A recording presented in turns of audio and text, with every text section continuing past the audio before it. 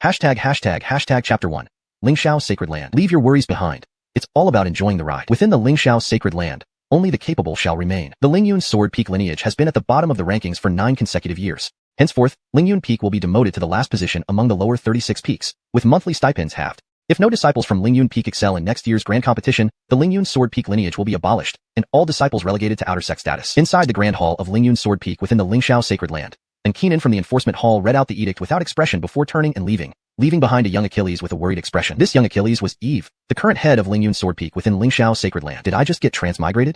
And I'm now the head of Lingyun Sword Peak? But why does this plot feel so different from those Invincible protagonist novels? As the Peak founder, shouldn't I have imperial servants and empresses massaging my shoulders? And then sweep through various experts, transforming Lingxiao Sacred Land and becoming its ruler? Why am I starting off on the verge of being demoted to an outer sect disciple? This makes no sense. Eve frowned deeply. He wasn't from this world but had suddenly found himself transmigrated into this world of immortals and martial artists upon waking up one morning. The world he was in was known as the Z-Wei Star Domain, which encompassed 3,000 Dao states, where immortals, demons, spirits, and gods coexisted, and countless races thrived. The Lingxiao Sacred Land where he resided was an unparalleled lineage located within Lixing State, possessing endless epics of heritage and having produced supreme emperors. Due to its top-tier nature, the hierarchy within was extremely strict, resembling a pyramid with intense competition for cultivation resources. The Sacred Land housed 45 main peaks, divided into the upper 9 and lower 36, each representing a unique lineage. An annual grand competition determined their rankings. This time around, Lingyun Sword Peak had again come in last place, teetering on the brink of abolition. It was worth noting that thousands of years ago, Lingyun Sword Peak was once among the upper 9 peaks. However, over time, it had declined and become one of the weakest among the lower 36 peaks. He had taken over as the head of Lingyun Sword Peak 9 years ago. At that time, his master, Abram, along with Achilles' Lingyun Sword Peak disciples, were involved in a major battle while on an expedition, resulting in numerous casualties. Abram sacrificed himself to save him by self-destructing his essence core, causing his soul to dissipate. Although Eve Achilles aged to survive, he was gravely injured. Despite receiving assistance from the Sacred Land, his injuries hindered further progression in cultivation, even causing him to regress to a semi-crippled state. Hiss. Good grief. Master's death, taking over his head, severe injuries, and regression in cultivation. All the misfortunes seemed to concentrate on him, maxing out every debuff. This was clearly the start of a cliché, waste material, protagonist reversal. Eve, a veteran reader from his previous life, instantly recognized the typical trope of a weak protagonist in a novel. Typically, such stories would involve a sudden awakening of some sort of golden finger, leading to a dramatic comeback and achieving ultimate glory. But what exactly was his golden finger? Hey, Pierre, are you there? Yao Lao. Deep Blue. Little green bottle? Eve called out tentatively, but received no response, nor did any magical artifact respond. Now, he was utterly confused. Didn't all transmigrants come with some sort of golden finger like a mystical grandfather ring? Why not him? Ding. Asterisk host. Stop shouting. Your golden finger is this system. Asterisk. Just as Eve felt lost, a notification sounded in his mind. System brother. Eve paused, then realized, his eyes brightening. Right, how could he forget the system? Compared to some old grandfather spirit, the system brother was much cooler. Simply put, off the charts awesome. Great system, let me sign in. Sorry, this system doesn't have a sign-in feature. A gacha system? Fine. Then let me draw a card. Give me something epic like an SSR Divine Treasure, Imperial Grade Cultivation Potential, or something like Heterochromia Eyes or Primal Sage Body. Failing that, give me an Extremity Emperor weapon. Sorry, this system doesn't have a drawing function. Eve fell silent, feeling as if time itself had frozen. Then what can you do? Detected host's current identity. Activating Divine Master Apprentice System for the host. Asterisk Divine Apprentice Recruitment System. Recruit apprentices to earn rewards. Additionally, whenever an apprentice breaks through in cultivation or gains enlightenment, the host receives corresponding benefits. Asterisk. Requirements for recruiting apprentices must possess a destiny seal. What? Divine Master Apprentice System? But this system seems quite who Achilles-ized, adapting functions based on my needs.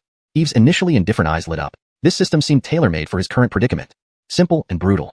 Recruiting apprentices earns rewards. Cultivating apprentices earns rewards. Even when apprentices progress, more rewards. Perfect. The only downside was the requirement that apprentices must possess a destiny seal, which left him puzzled. Without further ado, he opened the system interface. Host, Eve. Bone age, 32. Talent, A. Cultivation, Golden Core Path, Pseudo. Title, Head of Lingyun Sword Peak, Lingxiao Sacred Land. Cultivation Technique, Lingyun Transformation Technique, Fragmentary Immortal Technique. Mystic Arts, Lingyun Sword Intent, Heavenly Rank, Cloud Stepping, Heavenly Rank. Destiny Seal, none. Items, 2 Heavenly Rank Magical Artifacts, 5 Earthly Rank Magical Artifacts, various Spiritual Stones, Elixirs, and Treasures. Disciples, none. Asterisk System Task, Recruit the First Disciple. Reward, Enlightenment Tea Tree Asterisk. Asterisk Summary, appears ordinary, but this Earthling transmigrant is far from simple. Do not provoke him. Asterisk. Seeing his attribute panel, Eve smiled faintly. Excellent. Just the vibe he needed. Seemingly ordinary. But with the system in hand, destined for a spectacular journey filled with fireworks and lightning. Excitement subsiding, Eve steadied his emotions, gaze drifting towards the distant horizon. In the original occupant's memories, there was a lingering obsession to revive and expand the Lingyun Sword Peak lineage, never allowing it to fall under his watch. Since Eve now inherited these memories, it was his duty to fulfill this mission. Lingyun Sword Peak is my foundation in this world. I must protect it. Since the grand competition has just concluded, the Sacred Land should be actively recruiting new disciples. I'll go and see if there's anyone suitable to take on as an apprentice. With that thought, he moved with a flash of colorful light, dashing out of Lingyun Sword Peak. Outside, white clouds swirled around, immortal cranes danced gracefully, and the scene resembled a celestial realm. As a top-tier lineage in Lingxiao State, Lingxiao Sacred Land spanned a vast territory, covering hundreds of square miles, complete with mountains, lakes, pavilions, and terraces. These mountains and landscapes were all holy grounds with underlying spirit veins, meticulously transported from across Lingxiao State, using powerful techniques and fortified with arrays to enhance their power, transforming them into true paradises. Such was the might of an unparalleled lineage, listing resources beyond imagination. Standing high in the sky, Eve marveled at the grandeur of Lingxiao Sacred Land, silently impressed by its scope and power. Indeed, this was a magnificent world of immortals and martial artists. As a Chinese person, Eve, like Achilles and others, harbored a dream of immortality and martial prowess. Realm levels: Chi Practitioner, Foundation Establishment, Mystic Entry, Yin Yang, Golden Core Path, Essence Core Unity, God Soul Cave Heaven, Nirvana Rebirth, Celestial Perfection, Immortal Platform, True Saint, Celestial Lord, Quasi-Emperor, Supreme Emperor. Note asterisk: the chapter retains the original paragraph structure and line breaks for continuity. Chapter 2. The Sacred Learning Hall recruits apprentices. Not long after, Eve arrived by flight and came to the Sacred Learning Hall. This place was very close to the main gate. It was where the sanctuary recruited disciples. Whenever Lingxiao Sanctuary opened its gates to recruit new members, talented youths from all over Lizen would flock here, gathering to compete in assessments. Those who were finally chosen would become disciples of Lingxiao Sanctuary, with limitless prospects. Therefore, it was no exaggeration to describe the vast square outside the Sacred Learning Hall as packed with people. The moment Eve landed, a disciple from the Sacred Learning Hall immediately greeted him at the side entrance. "Greetings, Bear. Are you here to select disciples?" The disciple clasped his hands and bowed respectfully. "Exactly. Take me to the viewing platform," Eve said calmly. Although Mount Lingyun Sword Peak had declined and only he remained, Eve was still the chief of one peak and held a high status within Lingxiao Sanctuary. Ordinary disciples had to treat him with respect upon seeing him. "Yes, please follow me, Bear." The disciple nodded and led Eve into the Sacred Learning Hall. The Sacred Learning Hall had 5 levels, clearly graded. Level 1 was for ordinary disciples' viewing stands, Level 2 for core disciples' exclusive seats. Level 3 was reserved for the Holy Maiden and Guillermo. Above that was the viewing platform for the 36 Peaks Chiefs and other prominent figures, while the 5th and highest level was reserved for the 9 major Peaks Chiefs, the head of the Sacred Master, and the senior Keenans. Eve went to the 4th level, where quite a few people had already gathered, about 100 or so, chatting amongst themselves. Most of these cultivators were chiefs of their respective peaks, discussing whether there would be promising candidates emerging this year during the recruitment ceremony. Eve's arrival did not attract much attention. After all, Mount Lingyun was not outstanding among the Achilles major peaks, and was even on the verge of being abolished. He casually found a corner to sit in and looked down at the square below. Hundreds of jade pillars stood within the square, inscribed with countless runes that emitted a faint glow. In front of each pillar stood a person undergoing testing. At a glance, these people appeared to Eve as panels filled with information, making him feel dazzled. Halfway through scanning, he suddenly felt enlightened. Golden legend. He saw an impressive young Achilles emitting golden sunlight-like radiance, entering his field of vision. Name: Gerald. Cultivation: Chi condensation 10th layer. Endowment: Tess. Insight: outstanding. Talent: Blue Lotus strange fire. Constitution: Great Sun spirit body. Summary: a rare talent, destined to become a great power in the cultivation world. Seeing the system's evaluation of the young Achilles, Eve couldn't help but raise an eyebrow slightly. This boy had excellent talent and a special constitution, undoubtedly a heaven-defying prodigy. However, it was a pity that he lacked a destiny trait and seemed unable to meet the system's requirement for a disciple. System: what will happen if I take on a disciple without a destiny trait? Eve couldn't help but ask the system in his mind. Ding. If the host recruits a disciple who does not meet the system's requirements, they can only be an ordinary disciple, unable to complete system tasks or receive system rewards. Eve clicked his tongue. Even such a heaven-defying prodigy didn't meet the system's requirements. This was a bit too much. Host needn't feel regret. Although this kind of heaven-defying prodigy is rare, they are not yet qualified to be your disciple. As a protagonist with a cheat, the host should aim higher and broaden your horizons. Hearing the system's ridicule, Eve was momentarily speechless. But on second thought, it made sense. Since he had cheats, what was there to fear? He could have whatever kind of disciples he wanted. Then he could simply cultivate a few empresses to warm his bed and enjoy his cheated life lying down. While he was pondering, the test results for the youth named Gerald were already out. Immediately, several figures flew down from the 5th level viewing platform, encircling the young Achilles, arguing over him. These were the chiefs of Lingxiao Sanctuary's 9 major peaks, now attracted by the young Achilles' revealed talent and vying to take him as a disciple. Eve shook his head in frustration. What was nothing significant to the system became a precious gem in others' eyes, becoming a focal point of contention. Such contrast couldn't help but make him sigh. Eve didn't dwell on it further, and continued searching for someone who met the system's requirements. Yet, scanning the entire square revealed no one meeting the criteria, causing him some melancholy. It seemed that those with the system's mentioned destiny trait were indeed rare gems. However, he wasn't anxious, continuing his search since the recruitment ceremony had just begun, and only a fraction of the total participants had entered the square. Bear, why are you here? Just then, Eve heard an astonished voice and saw a familiar face approaching him like a gentle breeze. Chief Zhao. Eve smiled and nodded. The middle-aged Achilles before him, Xenon, was also the chief of one of the 36 subordinate peaks, Heavenly Star Peak, like him. Bear, it's been a long time. You look radiant. Your injuries must be almost fully recovered. Xenon smiled, his gaze sweeping over Eve a few times. Thank you for your concern, Chief Zhao. My injuries are healed, and I've come to the Sacred Learning Hall specifically to choose disciples to continue the lineage of Mount Lingon Sword Peak. Eve clasped his hands. This Chief Zhao was a close friend of his late master Anwar. At the time of Anwar's death, Xenon was grief-stricken. After Eve took charge of Mount Lingon Sword Peak, Xenon had always taken care of him. Haha, that's great news. In recent years, due to your severe injuries and seclusion, I watched my old friend's lineage gradually decline. Seeing you rejuvenate fills me with relief. Xenon patted Eve's shoulder heartily, his eyes filled with emotion. He had always had high hopes for his old friend's disciple. Years ago, Eve was a naturally gifted talent, reaching the golden core stage at a young age. If not for the accident 9 years ago, he would likely be a nascent soul cultivator by now. Chief Zhao, rest assured, Master entrusted me with Mount Lingon Sword Peak, and I won't let it easily cease. Eve replied with a smile. Had things proceeded as before, Mount Lingon Sword Peak would indeed have ceased. However, circumstances had completely changed now. Having traveled through time and possessing a cheat, Eve naturally planned to revive Mount Lingon Sword Peak. Moreover, this matter concerned the resources he could obtain within the sanctuary. How could he ignore it? While they were chatting, a sarcastic voice suddenly interrupted them. Haha, not letting the Mount Lingon Sword Peak lineage die out? If your master were alive, Bear, he might have more credibility saying such words. But now, I wonder who gave you the courage to speak such grandiose nonsense? The voice was mocking, drawing everyone's attention. They followed the sound and saw a middle-aged Achilles slowly walking toward them, his face revealing arrogance and disdain. The newcomer was the chief of the Xianxia Peak, Demon. ##### Chapter 3, the Empress candidate, Yasmin. Huh. Aryant's brows furrowed as he heard the words. Could this really be one of those cliched, drama-filled scenarios from trashy novels? Eve had some vague recollections of this person in his memory. The Xianxia Peak under his comic hills once ranked mid to lower among the 36 peaks, alongside the Lingyun Sword Peak. Conflicts inevitably arose between them over competition for main peak rankings and resources. This made every encounter between disciples from the two peaks a verbal battleground. Given the situation, Eve knew he had to rise to the occasion. This was a golden opportunity to flaunt and humiliate his opponent. As heads of their respective peaks, who would back down first? He approached Demon with a slight curl of his lips. Oh? Director Prince thinks that Lingyun Sword Peak is no longer fit to be among the 36 peaks? Humph, naturally not, Demon retorted without hesitation. Lingyun Sword Peak has been at the bottom of the rankings for 9 consecutive years. With only 1 year left and no capable disciples, do you really think your half-disabled self can bring Lingyun Sword Peak back to glory? Eve did not lose his temper, but instead smiled mockingly. He tapped a finger against Demon's chest, leisurely saying, How about this, Chief Prince? Let's make a bet, shall we? A bet on what? Demon squinted, a cold smile playing on his lips. How about betting that Lingyun Sword Peak will win over Xianxia Peak in the ranking competition next year? If you win, I'll hand over our legacy treasure, the Lingyun Sword, to you. If you lose, let me think. I've heard you have a 10,000-year-old red peach tree on Xianxia Peak. That sounds quite appealing. Eve said calmly. Demon was taken aback for a moment, then burst into laughter, surprised by Eve's audacity. Huh, then you'd better prepare to give up that legacy treasure. Demon didn't take Eve seriously. A half-disabled body could hardly achieve much. Moreover, he coveted the Lingyun sword for quite some time. How could he refuse such an offer?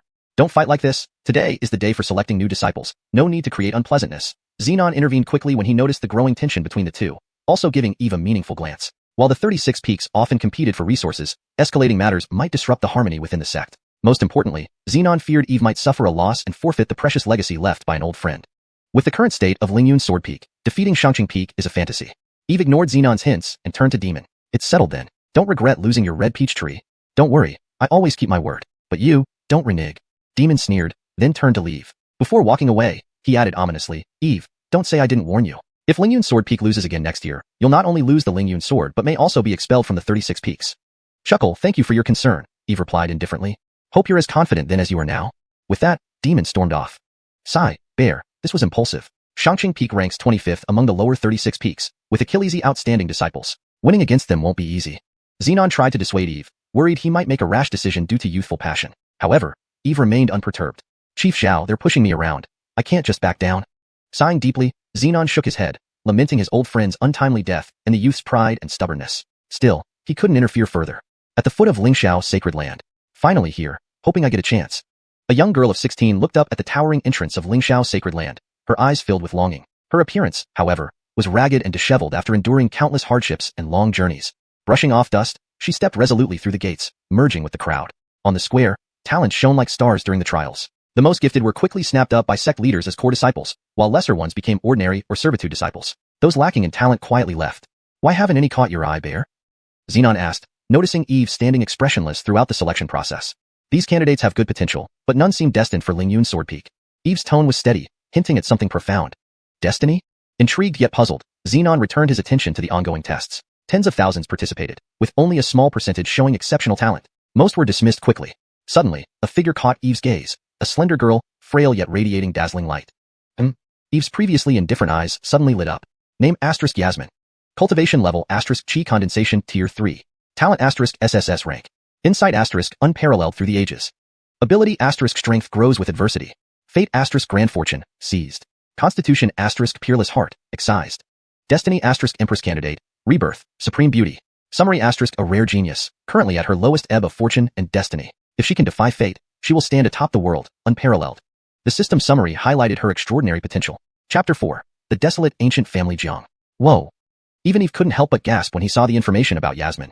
This girl actually has the destiny of an empress, as well as a lustrous supreme heart and unmatched intelligence. She's simply a rare jade that's unseen in eons. Eve's heart pounded wildly. But what does it mean that her fortune was stolen and her constitution was extracted? Eve frowned and asked the system with doubt. Ding. It means that at birth, someone used forbidden methods to forcefully strip away her fortune and constitution, grafting them onto another person. Eve was suddenly enlightened. So it turned out she had her heart extracted at birth. Who could have done this? How cruel. Through memory, Eve knew that one's constitution is bestowed by heaven. If it were taken away, one would suffer extreme pain and might even die on the spot, with very little chance of survival. This girl survived despite having her lustrous supreme heart extracted. It was indeed a miracle. If the host can successfully take this girl as a disciple, you will receive special rewards, a reversal life elixir, a phoenix essence, and supreme true phoenix blood. Can these items help the girl change her fate and fill in the deficiencies in her body? Hearing the sudden addition of special rewards from the system, Eve instinctively asked.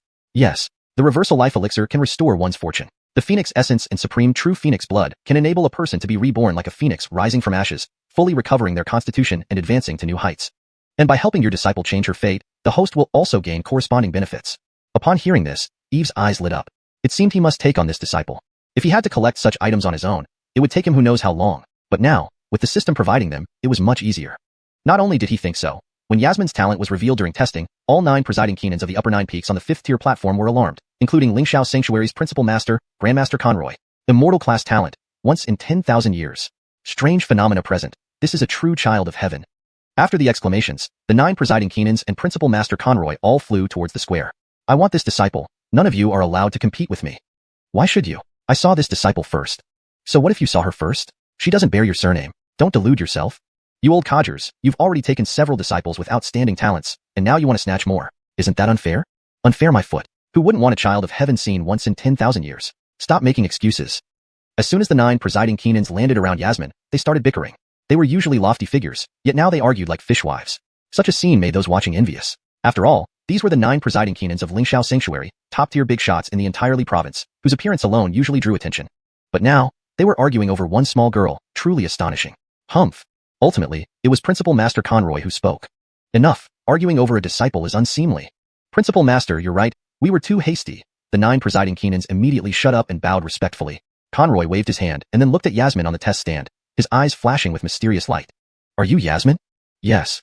The girl nodded, neither humble nor haughty, showing no sign of panic despite facing the head of the sanctuary. Very good. Come here and let me see. Conroy's expression softened as he kindly beckoned her. Yasmin hesitated for a moment, then walked over, instantly enveloped by a huge golden light emitted by Conroy. Huh? That's not right. Next moment, Conroy showed surprise, his expression changing. Principal Master, what's wrong? Could there be a problem with this girl's talent? The 9 presiding Keenans sensed something amiss and frowned. She indeed has an extremely rare immortal class talent, but, unfortunately, she has a congenital bodily deficiency, depleted blood chi, weak foundation, and will probably find it difficult to make progress in cultivation. Conroy shook his head and sighed, seemingly regretful. What? The other 9 presiding Keenans' expressions changed drastically as they hurriedly examined Yasmin closely. Indeed, as Conroy said, although her talent was astonishing, her body was deficient, and her blood chi severely depleted, with little remaining lifespan. Her frail body couldn't support the consumption of spiritual energy. For a moment, a look of regret appeared in their eyes. No wonder, despite having an immortal class talent, she only had 3rd stage cultivation, as the issue lay here. They were all great powers in the cultivation world, having seen various kinds of prodigies, but this situation was unprecedented, truly unbelievable. Such talent was monstrous, belonging to the core geniuses of any sect or force, but sadly, such a gifted individual had a bloodline injury and short lifespan, unsuitable for cultivation. How ironic. Seeing this, Yasmin's face paled, stepping back a few steps. Do you still want to fight over taking her as a disciple? Watching their expressions, Conroy chuckled. This? Forget it. A congenital deficiency and limited lifespan block her future path. Her talent is useless. I've taken several excellent disciples today and won't compete with my fellow masters. I agree. I've already reaped benefits and won't join the fray either. You want to take her? Go ahead. The 9 presiding Keenans, who just wanted to take Yasmin as a disciple, now shook their heads like rattles and collectively declined. A congenital deficiency cut off her roots, her short lifespan breaking her future path. Unless miraculous treasures could compensate for this, she had no hope of resurgence. But such miraculous treasures were exceedingly hard to find in the world. Suddenly, everyone watched Yasmin, who had been pursued like a star moments ago, become an ignored nobody. Though they felt Achilles' emotions, it was only regret, without any compassion. In a dog-eat-dog world, strength decided everything, a truth unchanged since ancient times. Meanwhile, Yasmin remained calm, displaying maturity and resilience beyond her years, as if she expected this outcome. Yet, a trace of gloom flashed in her eyes, dissatisfaction and sorrow. But just as the whole place fell silent, a figure flew in from afar, accompanied by hearty laughter. Since the presiding Keenans don't wish to take this girl as a disciple, I happen to quite like this girl. I'll reluctantly take her under my wing. Everyone looked to see Eve. His feet lightly stepped on the air as he slowly descended. The 9 presiding Keenans looked at Eve, their eyes filled with confusion. Even Principal Master Conroy showed some anomaly. He naturally knew Eve's identity, the disciple of Sword Daorian, the new presiding Keenan of Cloud Peak Sword Peak. But he didn't understand why anyone would still want to take Yasmin as a disciple, considering she was clearly incapacitated. Greetings, Principal Master. Eve ignored everyone's astonished gazes, bowed to Conroy, and walked straight towards Yasmin. Just a moment ago, the 9 presiding Keenans were vying to take Yasmin as a disciple, and he had been worried about not being able to compete. Now that they had abandoned her after detecting her true condition, how could he possibly miss this opportunity? Seeing the Achilles approaching her, his robes billowing and demeanor radiant like an immortal descending from the heavens, Yasmin's previously dull eyes suddenly lit up, and her entire being emitted a dazzling glow. She tightly pressed her lips together, her gaze burning into the Achilles as if she were waiting for something significant. I am Eve, the presiding Keenan of Lingyun Sword Peak, one of the lower 36 peaks of Lingxiao Sanctuary. Are you willing to become my disciple? The next moment, Eve's calm voice resonated in her ears, melodious and enchanting like celestial music. Yasmin's slender body trembled slightly. She lifted her head and looked at Eve, speaking with deliberate emphasis on each word. I am willing. Without any hesitation, she knelt down hurriedly, bowing with trembling excitement. Good, since that's the case. Eve nodded in satisfaction, preparing to accept this disciple. But before he could finish his sentence, a thunderous voice, filled with overwhelming momentum, echoed from outside the sanctuary gates, resounding throughout the entire Lingxiao sanctuary. Hold it. Yasmin is a descendant of the desolate ancient family Jiang, and cannot join Lingxiao sanctuary. ##### Chapter 5. I will take her as my disciple. As this voice echoed, a magnificent chariot pulled by 3 majestic golden lions burst through the clouds and arrived at the gate of the mountain. The chariot shone with resplendent gold, showcasing its noble status. It was clearly a powerful treasure. On top of the chariot stood a figure in a green robe, standing proudly with his hands behind his back. His long robes fluttered in the wind, and his eyes exuded arrogance, resembling a royal lord surveying all beneath him. House Jiang? Could it be the ancient family line of the Jiang clan from Dongzhou? This is no less than one of the top families on par with the holy sects, with countless formidable experts who rule an entire region. Why would they come here? Those who had come to participate in the trial gasped in surprise at the sudden arrival of the chariot. Though none of them knew anyone from the Jiang family personally, they could not mistake the symbol of the ancient Jiang family, because atop this carriage was inscribed an ancient and robust Jiang character. Seeing that familiar Jiang character, Yasmin slightly raised her head. A trace of mockery appeared on her lips, just as she expected. People from the ancient house Jiang? Eve's brows furrowed. He hadn't anticipated someone interrupting at such a crucial moment, and it was obvious they were here for Yasmin. Not only him, but the 9 grandmasters also wore grave expressions. The Jiang clan was among the most elite forces within the entire Ziwei Star region. Even the holy sects had to give them respect. Of course, if that were all, it wouldn't be much of a problem. The truly terrifying thing was the rumor that a great emperor ancestor still lived within the Jiang clan, making everyone wary of them. The chariot came to a stop, and the green-robed Achilles leaped down, respectfully greeting Hiroshi with a fist salute. Ardelng of the Jiang clan, greetings to Lord Lingxiao. Hiroshi nodded slightly, glancing at Ardelng indifferently, and asked calmly, what brings the ancient Jiang family to our Lingxiao Holy Land?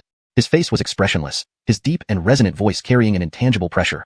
Ardelng's brow furrowed slightly, but soon smoothed out into a calm demeanor. He glanced at Yasmin, a shadow crossing his eyes.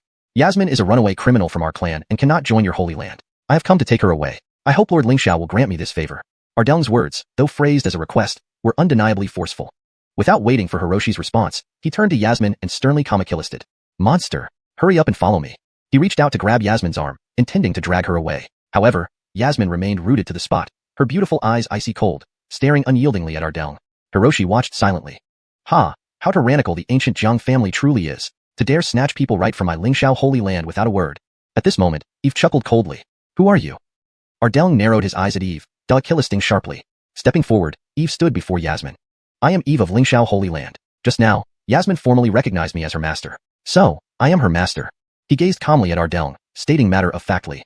After searching so hard to find someone with a destiny mark, he couldn't let Ardeng take her away. Regardless of the ancient family or any top power, today, he was determined to take Yasmin as his disciple. After all, missing this opportunity might mean never getting another like it. Moreover, for someone to dare act recklessly within the Holy Land was outrageous. Master? Ardeng laughed disdainfully, sizing up Eve with contempt. Do you think you're worthy? A mere Yin-Yang realm cultivator daring to become a master for one of the Jiang clan's offspring? Utter nonsense. I tell you, no matter what, I must take Yasmin with me today. His words were filled with arrogance and defiance, showing no respect for the insignificant Yin-Yang realm cultivator. Oh, really? Eve's expression remained unchanged. Whether I'm worthy or not, I've decided to take this disciple. If you want to take her, forget it. Besides, Yasmin herself may not even wish to go with you. Isn't that right, little girl? Turning his head, Eve looked at the pale-faced Yasmin beside him and softly asked, Little girl, don't be afraid. Since you've already acknowledged me as your master, even if the sky falls, I'll carry the burden for you. Hearing Eve's words, Yasmin was momentarily stunned. Her usually resilient eyes welled up with tears. She didn't expect this Achilles to be so decisive, completely disregarding the threats and power of the Jiang clan. For years, she had visited countless immortal sects, yet without exception, no one wanted her because of her bloodline injury. Or due to the Jiang clan's interference, nobody dared to accept her. Now, someone not only wanted to take her as a disciple but also defied the Jiang clan's threats. This act left her astonished. Taking a deep breath, she looked intensely at the Achilles before her, nodding vigorously. She then turned coldly to her supposed clan's Achilles. Ardeng, I've already chosen my master, and I won't return with you. Her gaze was resolute, her pretty face displaying unwavering determination. Bastard, how dare you defy the Jiang clan?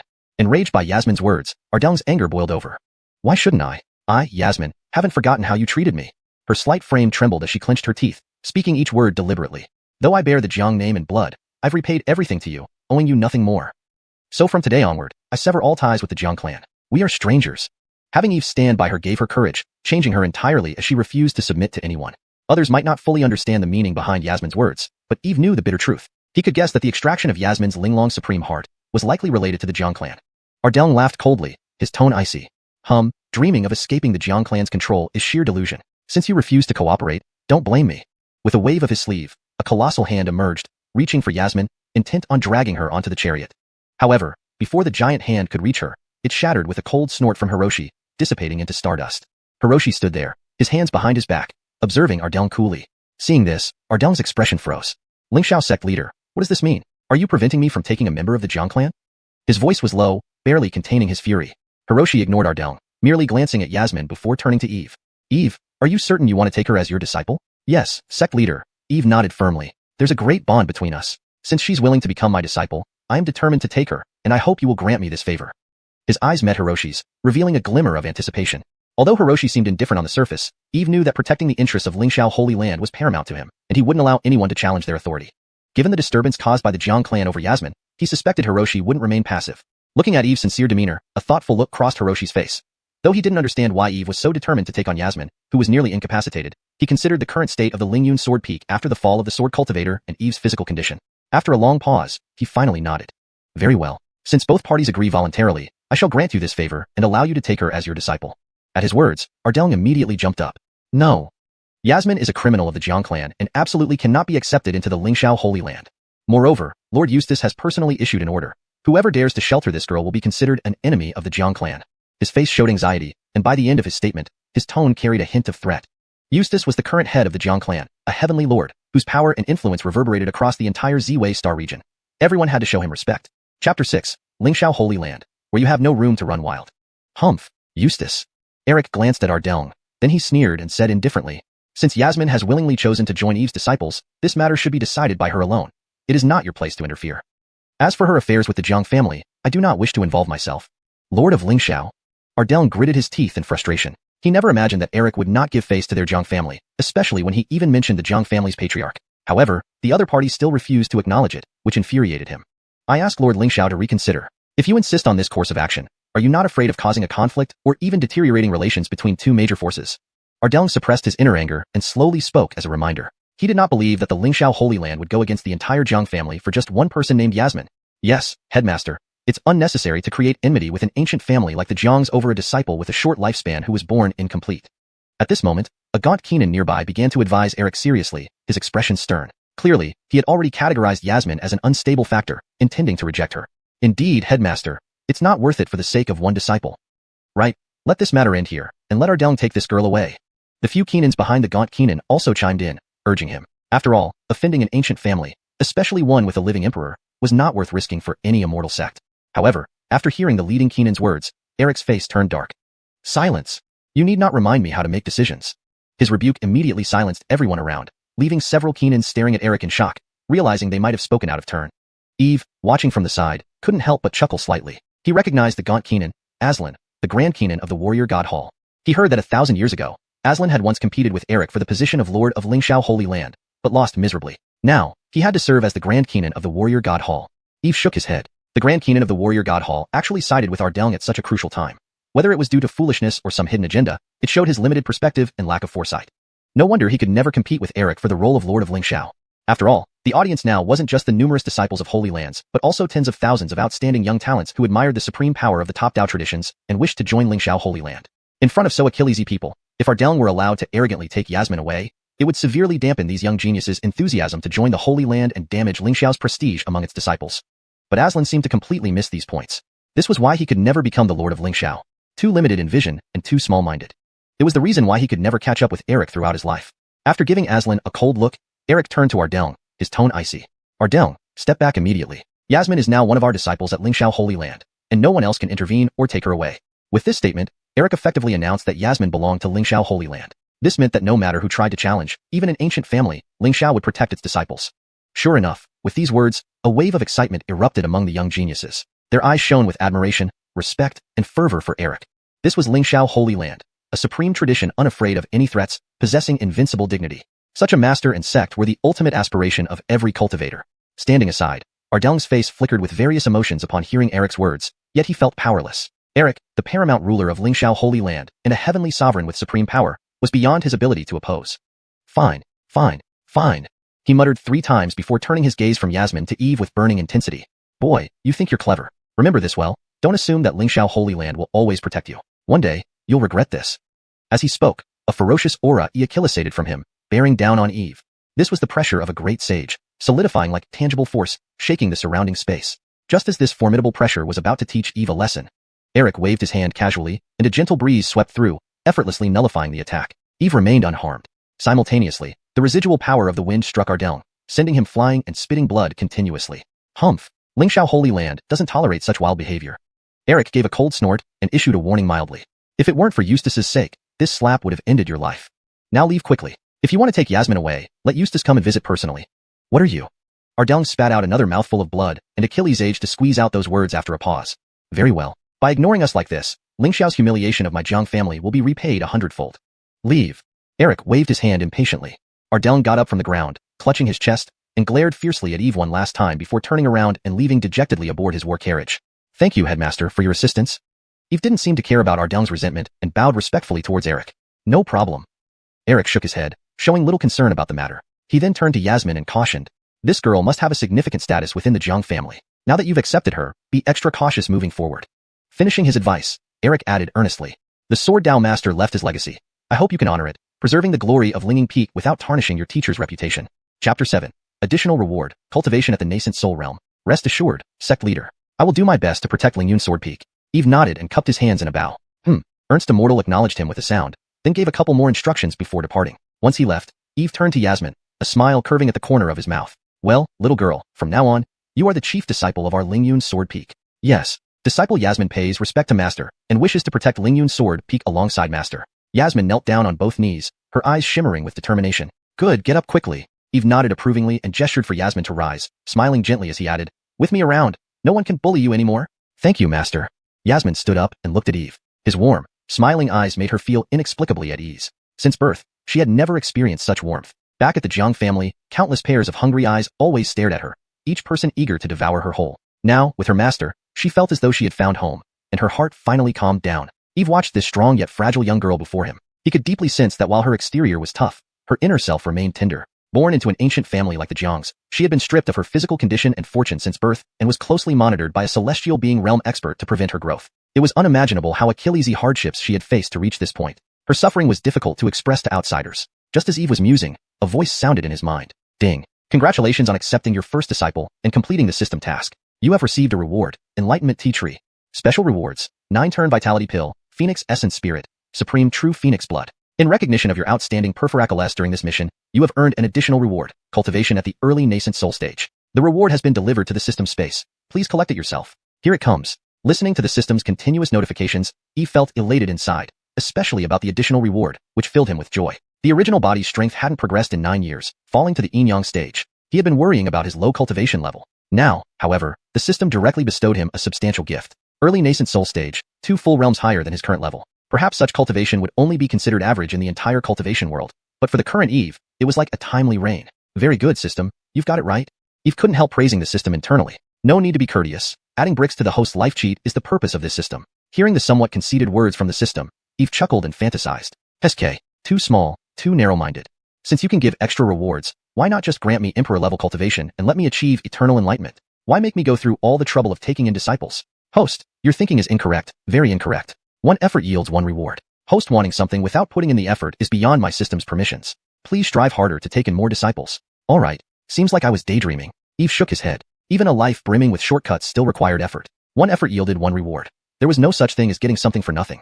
That statement by the system was indeed correct, and he agreed with it wholeheartedly. However, his gains were far more than 1 for 1. 1 effort brought 100-fold, even 10,000-fold rewards. Just from gaining 1 disciple, he received so Achillesy treasures others could only dream of. What if he gained a few more disciples? Satisfied with this thought, Eve said, Disciple, come along. Master will take you to register at the Sacred Learning Palace. From now on, you officially join Lingyun Sword Peak, becoming part of Lingxiao Holy Land. Eve called out to Yasmin, and the two headed towards the distant palace. Watching Eve and Yasmin leave, Aslan and the Keenans nearby exchanged complex looks. Was it worth causing such a commotion just to accept a half-crippled individual?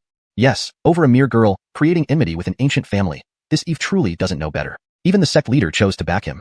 Just wait and see. Given the way Ardong left, the Jiang family won't easily drop this matter. We'll see how Eve deals with it then. We might even have to intervene and resolve it for him. What a hassle. They grumbled openly, clearly blaming Eve for Ernst Immortal's repria kills. In their eyes, although Eve was a fellow Holy Land disciple, his strength was too weak, lacking the power to confront an ancient family. Challenging the Jiang family and forcibly choosing to take in Yasmin was undoubtedly a foolish decision. Enough, Elder Wei Qi since sect leader has decided. It's not our concern. Abdullah, the seat holder of Dujua Peak from the Upper 9 Peaks, intervened diplomatically, laughing amiably. Seat holder Du Yi is correct. Another Upper 9 Peak seat holder, Raphael from Tai Peak, added, there's no need to worry about such a trivial matter. Would the Jiang family really become enemies with our Lingxiao Holy Land over that girl? And even if they did, would our Lingxiao Holy Land fear them? His tone was haughty, dismissing Ardong's threats entirely. He believed that regardless of any issues Yasmin had, once she entered the Lingxiao Holy Land, she belonged to the Holy Land, and no one could take her away at will. Aslan said no more after hearing the 2 senior seat holders, and turned to leave. Seeing the matter settled, the 9 seat holders flew towards the 5th floor viewing platform, casually discussing as they went. Do you think there's anything special about Yasmin beyond her potential? Special? She's just born with a defective body, severe blood qi deficiency, and short lifespan. I don't see anything else. Not that, but a semi-disabled child should have been left to fend for herself. Logically, the Jiang family didn't need to send a celestial being realm powerhouse to guard her, right?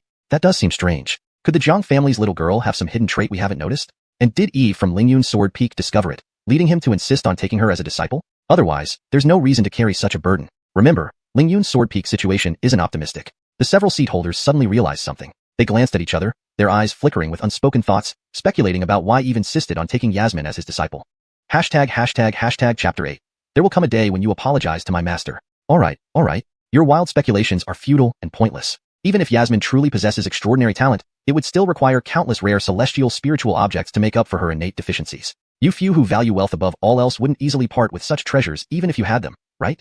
Brayden's lips curved into a smile as he continued, moreover, when there was an opportunity to take that girl as a disciple earlier, you all turned her away because of her nearly crippled body. Now, with her already accepted into Lingyun Sword Peak, you suddenly start to think about her again. Tiske, how shameless. Upon hearing this, everyone's faces flushed with embarrassment, as if Brayden had exposed their hidden thoughts. Forget it, don't think about it. Perhaps Eve just saw someone like him and felt a mutual admiration. Ahead Keenan waved his hand stubbornly. He knew Eve's circumstances all too well. Once an outstanding figure, now struggling due to a weakened foundation caused by an accident, his cultivation stunted, gradually distancing himself from past glories. Seeing someone in the same predicament, he naturally felt sympathy. The other Keenans nodded in agreement, thinking it plausible. They wouldn't admit to their own oversight. Eve couldn't possibly imagine the heated discussions among the top-ranking figures at the Holy Learning Hall after he left. Now, he and Yasmin had arrived at the identification registration area of the Holy Learning Palace, where representatives from each peak were gathered. Demon from Xianxia Peak was among them. Behind him followed over a dozen newly recruited disciples, all carefully chosen by him during the grand recruitment ceremony. A few of them showed exceptional aptitude, already reaching the 10th level of qi condensation despite their young age. Seeing Eve approach, Demon squinted his eyes. Noticing that only Yasmin followed him, a smirk spread across his face, and he swaggered over confidently. Head Elderly, is this your new disciple? Just one? Looks a bit meager. Since he had left early from the Holy Learning Hall Plaza, Demon wasn't aware of what had happened there. Eve gave Demon a sardonic glance and retorted, what do you think? This show-off appeared wherever he went. Eve could guess what Demon was about to say, so he let him perform freely. Sure enough, Demon, fully cooperating, scanned Eve mockingly and said coldly, well, I'd say it's because your Lingyun sword peak is too weak, known to be on the verge of extinction. Naturally, no one wants to join you. Look at me. This trip has been incredibly fruitful, not only receiving several direct disciples, but also a practitioner with the 5 elements constitution who insists on joining my Xianxia peak. Ha ha ha. Demon threw his head back in laughter, clearly delighted with himself. Eve also wanted to laugh. It was just a 5 elements constitution, ranking low on the list of superior physiques. Was it worth bragging about? But he maintained a smile, saying, congratulations, Head Elder Prince. With so Achillesy talented disciples and a 5 elements constitution, the future looks bright for your peak. Who knows, you might lead Xianxia peak into the top 10 of the 36 peaks. Of course. Demon remained unreserved, oblivious to Eve's sarcastic tone. Turning to his disciples, he called out animatedly, come here. Let me introduce you. This is Head Elderly from our Holy Loft, Sacred Lands Lingyun Sword Peak. You should bow respectfully and address him as Head Elderly. Haha, almost forgot. Lingyun Sword Peak might not last much longer, and next year, Head Elderly will likely become an outer sect disciple. Demon ridiculed mercilessly. His disciples, though respectful, couldn't hide their smirks. Eve paid it no mind. Without someone like Demon causing trouble, life would be too dull. Standing behind him, Yasmin frowned, clenching her fists, her eyes burning with anger. What, little girl, you want to stand up for your master? Demon mocked upon seeing Yasmin's expression. Haha, little girl, did you know Lingyun sword peak ranks last, and is nearly extinct? Your master is only at the Yin-Yang realm, unable to teach you much. As for you, while it's not too late, I advise you to join another peak to avoid wasting your time. Humph, Yasmin snorted. My affairs are none of your business, and stop insulting my master. To her, her master was the best, intolerable to insult. TSK, quite a temper you've got there. Demon looked at Yasmin's indignant face and chuckled. Since you're Achillesist about joining Lingyun Sword Peak, let's settle this with a bet. In a year's time, at the sect-wide competition, both sides' disciples will compete. If you want to defend your master, you must defeat our Xianxia Peak disciples. Otherwise, you might end up being demoted along with him. Without hesitation, Yasmin blurted out, don't worry, I'll beat your Xianxia Peak disciples until they can't find their teeth. Make you apologize to my master today. Haha, you naive little girl. Demon laughed heartily, mocking Yasmin. I hope you try your best. Wouldn't want your master to lose too badly. With that, he strutted away with his disciples without a second glance at Eve, satisfied with humiliating him in front of the new disciples. His goal was accomplished. There was no need to engage further with a mere girl. Chapter 9. Defying Fate. Remolding the Supreme Heart. Demon left, but Yasmin still simmered with resentment. She glared at his retreating back, muttering a couple of curses before turning around and respectfully bowing to Eve. Master, your disciple was too rash just now. Please punish me. Haha, it's fine. Eve laughed, waving his hand dismissively. He's merely a jumped-up clown. People like him are everywhere. Don't take them seriously. Just let them jump around for now. When we step on them, it will be far more satisfying. Eve wasn't worried about the bet with Demon. After all, if he couldn't handle a small sect like Xianxia Peak, what use would this hang be? Understood, master. Yasmin nodded half-comprehendingly. In the past, she had usually endured such insults silently, as she was no stranger to ridicule within her family. But Demon's arrogant demeanor was too repulsive, especially since he disrespected her master, which made her finally lose her temper. Eve smiled, not saying much more. He took Yasmin to the registration office to complete their entry formalities. After obtaining identity tokens, they returned. Master, is this our Lingyun Sword Peak? Yasmin looked around at the abundant spiritual energy, but desolate and bleak surroundings. That's right. Eve nodded, walking towards the main hall. Now that you've joined my sect, I'll explain the situation here. Lingyun Sword Peak is one of the 36 peaks under our Holy Land. Due to certain reasons, currently, only you and I reside here. You're my first and only disciple. Only 2 people on the entire peak? Yasmin felt the gravity of the decline firsthand after hearing from Demon in the Holy College. Why doesn't Master recruit more disciples? She asked curiously. Eve smiled. I value affinity in my disciples. Not everyone has the qualifications to be my disciple. Over the years, only you have shown this connection. If not for that, I wouldn't have made an exception for you. Yasmin understood. She was fortunate to be the first disciple. Eve continued, as a disciple of Lingyun Sword Peak, there aren't Achillesy rules. Just remember 2 things. Please speak. Your disciple listens attentively, Yasmin said seriously. Climb straight up, moving forward without hesitation. Act based on your true self, and don't be constrained by rules. Remember, no matter what happens, I will always support you.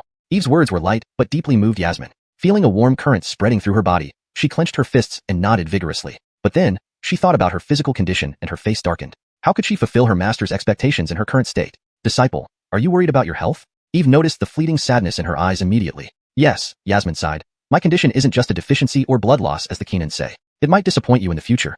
For years, she struggled to cultivate due to her physical limitations. Reaching Qi condensation level 3 was hard-earned. Don't be disheartened. Eve reassured her. It's just your heart being taken out and your luck being stolen. As long as your spirit remains, you can defy fate. You know about my condition? Yasmin was astounded.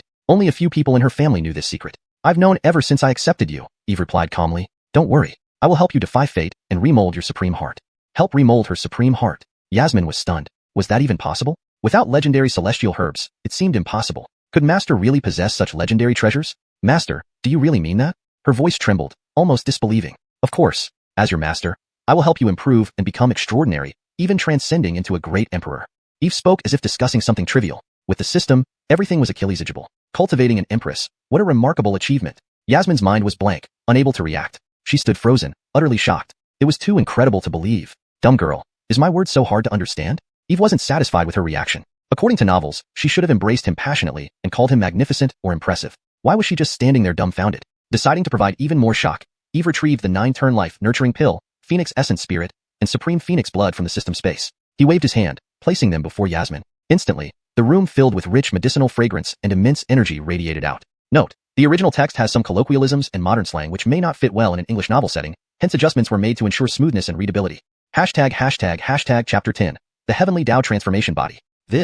At this moment, Yasmin finally reacted, her eyes filled with shock. Just by looking at the 3 treasures before her, she could sense their extraordinary nature. These were undoubtedly rare and precious items. Each one of them, if revealed, would cause a huge stir and unleash bloody conflicts. Moreover, she had an intuition that using these treasures would definitely allow her to reforge her supreme heart. Her master had said that he could help her change her fate against all odds. Initially, she harbored some doubts, but now it was clear that her master's words were true. The 3 treasures before her would not only allow her to reforge her supreme heart, but also bring benefits beyond her imagination. Thank you, Master, for bestowing these treasures upon me. Your disciple will never forget your great kindness.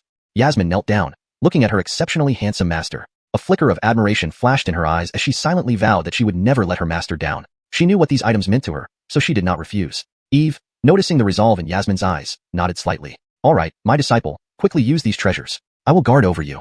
Yasmin respectfully acknowledged and immediately sat cross-legged on the ground, closing her eyes and swallowing the 9-turn vitality pill first. The moment it entered her mouth, she felt an overwhelming surge of medicinal power coursing through her body, causing the surrounding heavenly laws to fluctuate continuously. Her originally dim aura began to strengthen gradually, giving off an inexplicable yet profound sensation. Aura is intangible and elusive, invisible and untouchable, yet extremely powerful because it determines a person's future, their potential height, success, and overall prosperity. It holds significant influence over one's destiny. Now, Yasmin was blessed with this enhanced aura, appearing more radiant and full of limitless potential for the future. Eve watched beside her and saw that Yasmin's aura had already begun to recover.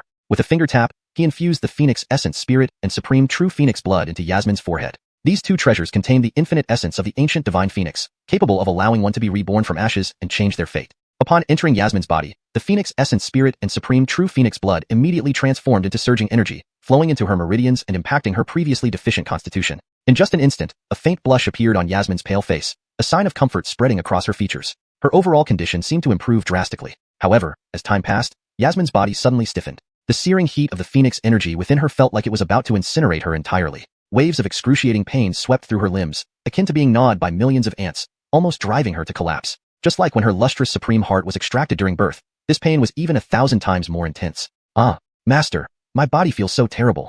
She couldn't help but moan softly, beads of sweat pouring from her forehead, her lips bitten until blood trickled down her chin. Endure it. There can be no transformation without destruction. Only after breaking apart can true rebirth occur.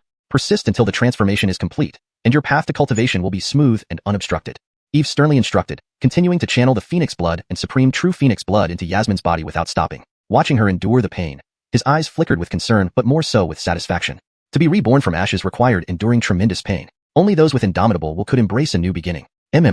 Yasmin's heart jolted upon hearing his words. She clenched her teeth and endured the intense agony. At this moment, she felt as if her body were placed in a furnace, her internal organs on the verge of melting. Her bones trembled uncontrollably. Memories of her past continually replayed in her mind.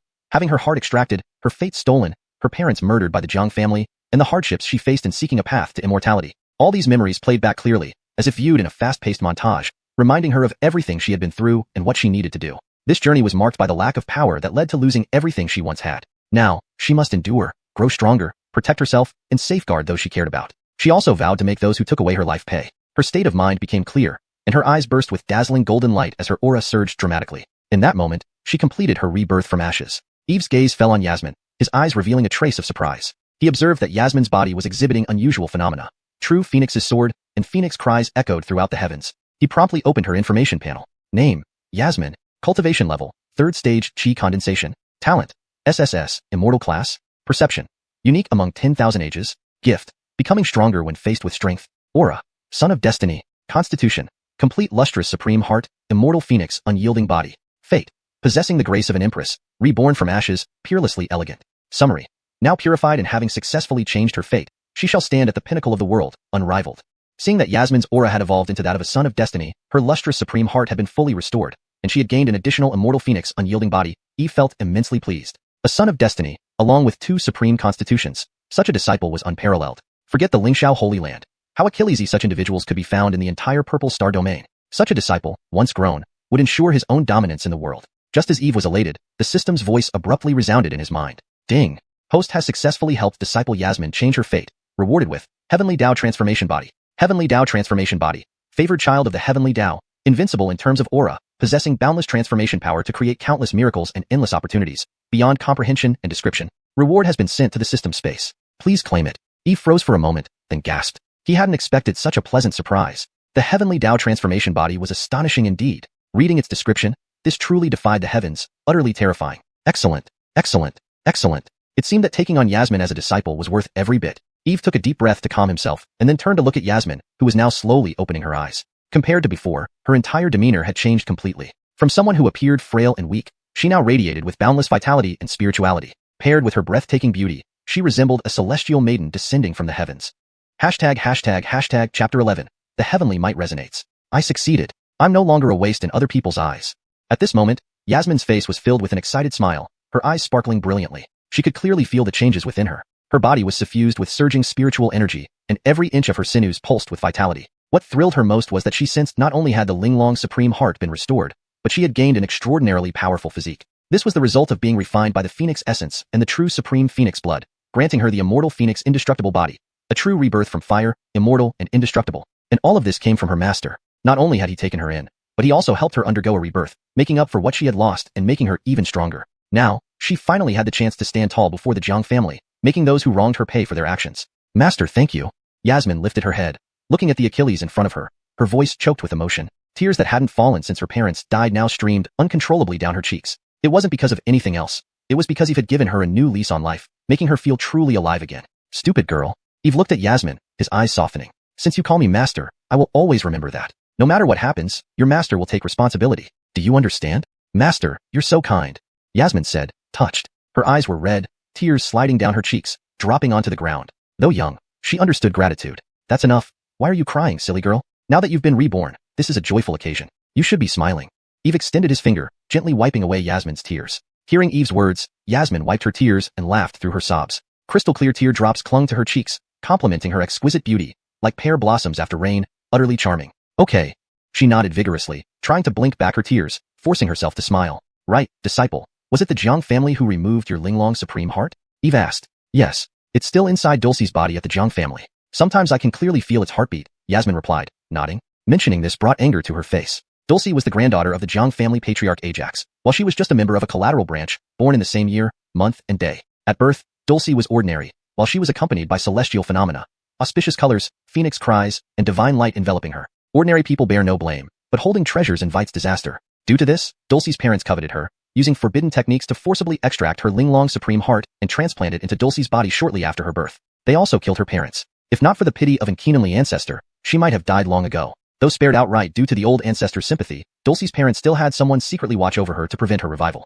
Humph, the Jiang family. Eve scoffed, a cold glint flashing in his eyes. Since that's the case, disciple, focus on cultivating. When you grow strong, your master will accompany you back to the Jiang family and let you personally slay Dulcie. Eve said solemnly. Yes, master. Yasmin nodded, determined. One day, she would reclaim what was hers with her own hands. Very well. Now I will pass on our Lingyun sword peak cultivation technique, the Lingyun transformation art. This technique is formidable, and you should practice diligently. Eve explained slowly. Despite being incomplete, with only the first 5 levels available as the last 4 had been lost, it was still a treasure sought after by countless cultivators. Without further ado, he flicked his finger, sending a jade slip flying towards Yasmin. Master, rest assured, I will practice diligently. As soon as Yasmin received the jade slip, numerous unfamiliar characters appeared in her mind, containing profound and mysterious content. Eve casually waved his hand. Lingyun Sword Peak has Achillesy idol caves and courtyards. You may choose one to cultivate in. With your talent, mastering the Lingyun transformation art should be swift. If you have any questions, come find me anytime. Yes, I won't disturb Master's meditation. Yasmin respectfully replied, bowing slightly before turning to leave the hall. After Yasmin left, Eve casually cast a spell, activating the protective array around Lingyun Sword Peak. From the outside, the entire peak seemed shrouded in mist, indistinct and hard to see. Having done all this, Eve submerged his mind into his consciousness and Kamakilisted the system. Tongzi brother, receive the Tao manifestation body. Boom. In an instant, a mighty force surged, like 10,000 galloping horses or rivers spilling over, boundless and infinite. Simultaneously, a brilliant purple-golden glow ejaculated from between his eyebrows, dazzling and magnificent, like a radiant sun hanging high, illuminating the sky and the universe. Just as Yasmin stepped out of the hall, she suddenly stopped, her pupils contracting sharply. What's happening? She felt the change in the surrounding spiritual energy, gazing at the hall in shock. Endless heavenly might was gathering there, like the Milky Way bursting forth. Is Master cultivating? Yasmin murmured to herself, her face filled with awe. Under this heavenly might, she felt immense pressure, almost finding it difficult to breathe. Moreover, the heavenly might continued to surge wildly, rushing into the heavens, stirring the clouds in all directions. Chapter 12. The Era of Immortal Tao, the Descent of the Primordial Sky List. At this very moment, amidst the infinite chaos above the 9 heavens, boundless golden light, inexhaustible fortune, and limitless creation descended, illuminating the entire world. In an instant, all living beings in the Z-Way star domain, from those in the northernmost Jizhou to the central Zhongzhou, witnessed the sky filled with colorful rays of light, numerous auspicious signs, and myriad phenomena, as if a divine miracle had descended upon the world. The grandeur of this scene was overwhelming, causing all creatures to tremble. Such a magnificent spectacle. It must be the birth of an unparalleled constitution, resonating with the heavenly Tao. Many ancient titans opened their eyes, watching the 9th heaven with awe. They immediately began using various divine arts and secret techniques to trace the origin of the celestial phenomena, but found nothing substantial. Only traces of heavenly Tao power were revealed, yet they were obscured by fate, making it impossible for ordinary beings to discern its source. The heavenly phenomena grew more intense until they reached a peak, at which point all the boundless golden light, inexhaustible fortune, and limitless creation split into 3 parts. One part transformed into supreme treasures and world-defying constitutions, scattering like starlight across every corner of the Z-Way star domain. Another part became a massive golden scroll spanning the sky, with 4 ancient characters inscribed in bold strokes, Primordial Sky List. The final part condensed into an elusive, dazzling beam of golden light that vanished into Lizhou territory. The world is shaken, creation descends, the Primordial Sky List appears. The era of great contention is upon us. A mighty being gazed up at the sky in astonishment. With these heavenly signs, heroes will emerge, and the world will be in turmoil. I must seize this opportunity to rise.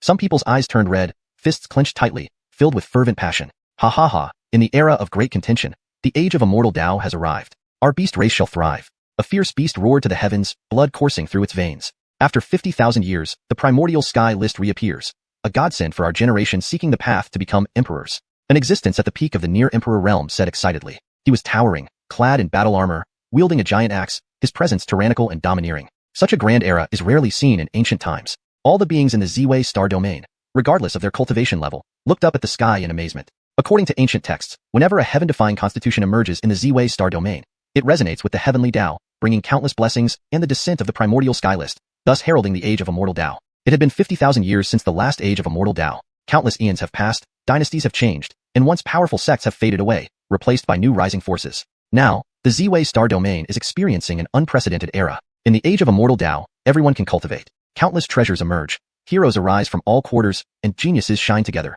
This is the era where immortals strive for glory, an eternal era of great contention. This is an opportunity for prodigies to rise, but also a graveyard for the weak. With the arrival of the age of immortal Tao, the Primordial Sky List slowly unfurls in the heavens. It reflects the heroes of the world, and anyone who enters it can obtain limitless blessings and become an unrivaled emperor. However, entering the list is not easy. One must possess heaven-defying talent, an extraordinary constitution, or supreme combat power. Essentially, be an ultimate in some field, to claim the top of the Primordial Sky List, to become a revered existence, famed throughout the entire Z-Way star domain. So, those whose names are on the Primordial Sky List are top-tier beings among billions, any one of whom can cause bloody storms when they emerge. Yet, no one was willing to fall behind. At this moment, the entire Z-Way star domain erupted in celebration. Countless strong individuals began preparing eagerly, vowing to vie for supremacy, aiming for the top of the list and dominance overall. As the phenomena disappeared, the heavens gradually returned to peace, except for the Primordial Sky List hanging silently in the sky. Outside the Lingyun Sword Peak Hall, Yasmin stood dumbfounded. Those outside might not know what happened here, but she saw everything clearly from outside the hall. The blessings from the heavenly Tao actually landed in the hall before her. Although her cultivation was still shallow, as a member of the ancient Jiang family, she had read some ancient scriptures and knew what the opening of the immortal Tao era meant. And now, it was caused by her master inside the hall, truly astonishing. What kind of master did I bow to? Yasmin murmured to herself, her eyes filled with awe and reverence. At this moment, she couldn't help but think how foolish head elder prince from Qingqing Peak had been, saying her master was merely a Yin-Yang realm cultivator and incapable of teaching her. Was that possible? Yasmin shook her head decisively. He had failed to recognize true greatness. Think about it. Someone who could receive 1/3 of the blessings from the immortal Tao era, Someone who could instantly change her destiny in such a heaven-defying Achillesner. How terrifying must they be? Even ancient titans could not achieve this. How could they be merely a yin-yang realm cultivator? Moreover, she had witnessed everything with her own eyes. It wasn't just rumors. Everything pointed to one fact. Her master was undoubtedly a hidden powerhouse who preferred staying low-key. Considering this, Yasmin felt deeply moved. Master is master, incomparable to ordinary people. I need to improve my cultivation quickly. Otherwise, I won't be able to keep up with master. Without further hesitation, Yasmin headed swiftly toward a nearby courtyard. Inside the hall, Eve slowly opened his eyes. A faint heavenly Tao aura achillisated from them, permeated with creation energy, enveloping the entire palace in boundless pressure. He did not realize that he had activated the heavenly Tao constitution, triggering the immortal Tao era and affecting the entire Z-Way star domain. Eve only felt that the world seemed different to him now. There was an inexplicable pattern, as if the universe was responding to him, giving him a sense of invisible confidence, as if everything was within his control. So this is the heavenly Tao constitution? Cheating really is incredible. Eve sighed, finally experiencing the joy of a life blessed with shortcuts. He almost couldn't resist shouting dramatically. The vast universe, myriad paths contend. I am the great sovereign, comachillisting all directions. None dare disobey. Although it sounded boastful, it fit the current context perfectly. Chapter 13. Advancing while lying down. System. Claim the cultivation of the nascent soul unity stage.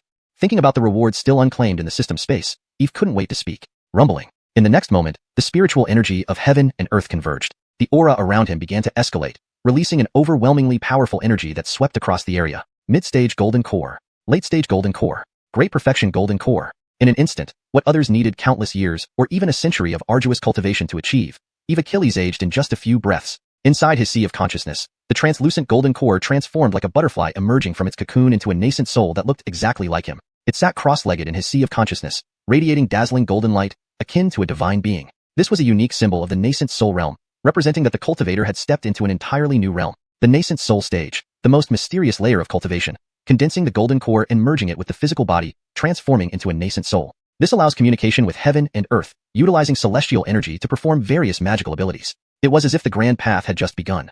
The nascent soul would not perish, and the spirit would remain immortal. Although this realm wasn't considered extremely profound in the entire cultivation world, it certainly wasn't within reach of ordinary people. Moreover, Eve's nascent soul wasn't comparable to others. Just in size alone, it was several times larger than average, easily matching seasoned cultivators who had been in the nascent soul unity stage for Achilles years. But this wasn't the scariest part. His nascent soul shimmered in gold, brilliant like a solar deity, emitting a mighty and awe-inspiring presence that subdued all directions. This was bestowed by the heavenly Tao alchemy body, making it unique and unmatched. No other cultivator could transcend it, no matter how extraordinary they were. Haha. Eve threw back his head and let out a long cry, feeling elated beyond words. A beaming smile spread across his face. A single word, delighted, wasn't enough to describe his mood. System. Show me my attribute panel. Host. Eve. Bone age. 32. Talent.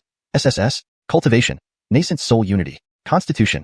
Heavenly Tao alchemy body. Title. Chief of Lingyun Sword Peak. Celestial Altitude Sanctuary. Cultivation technique.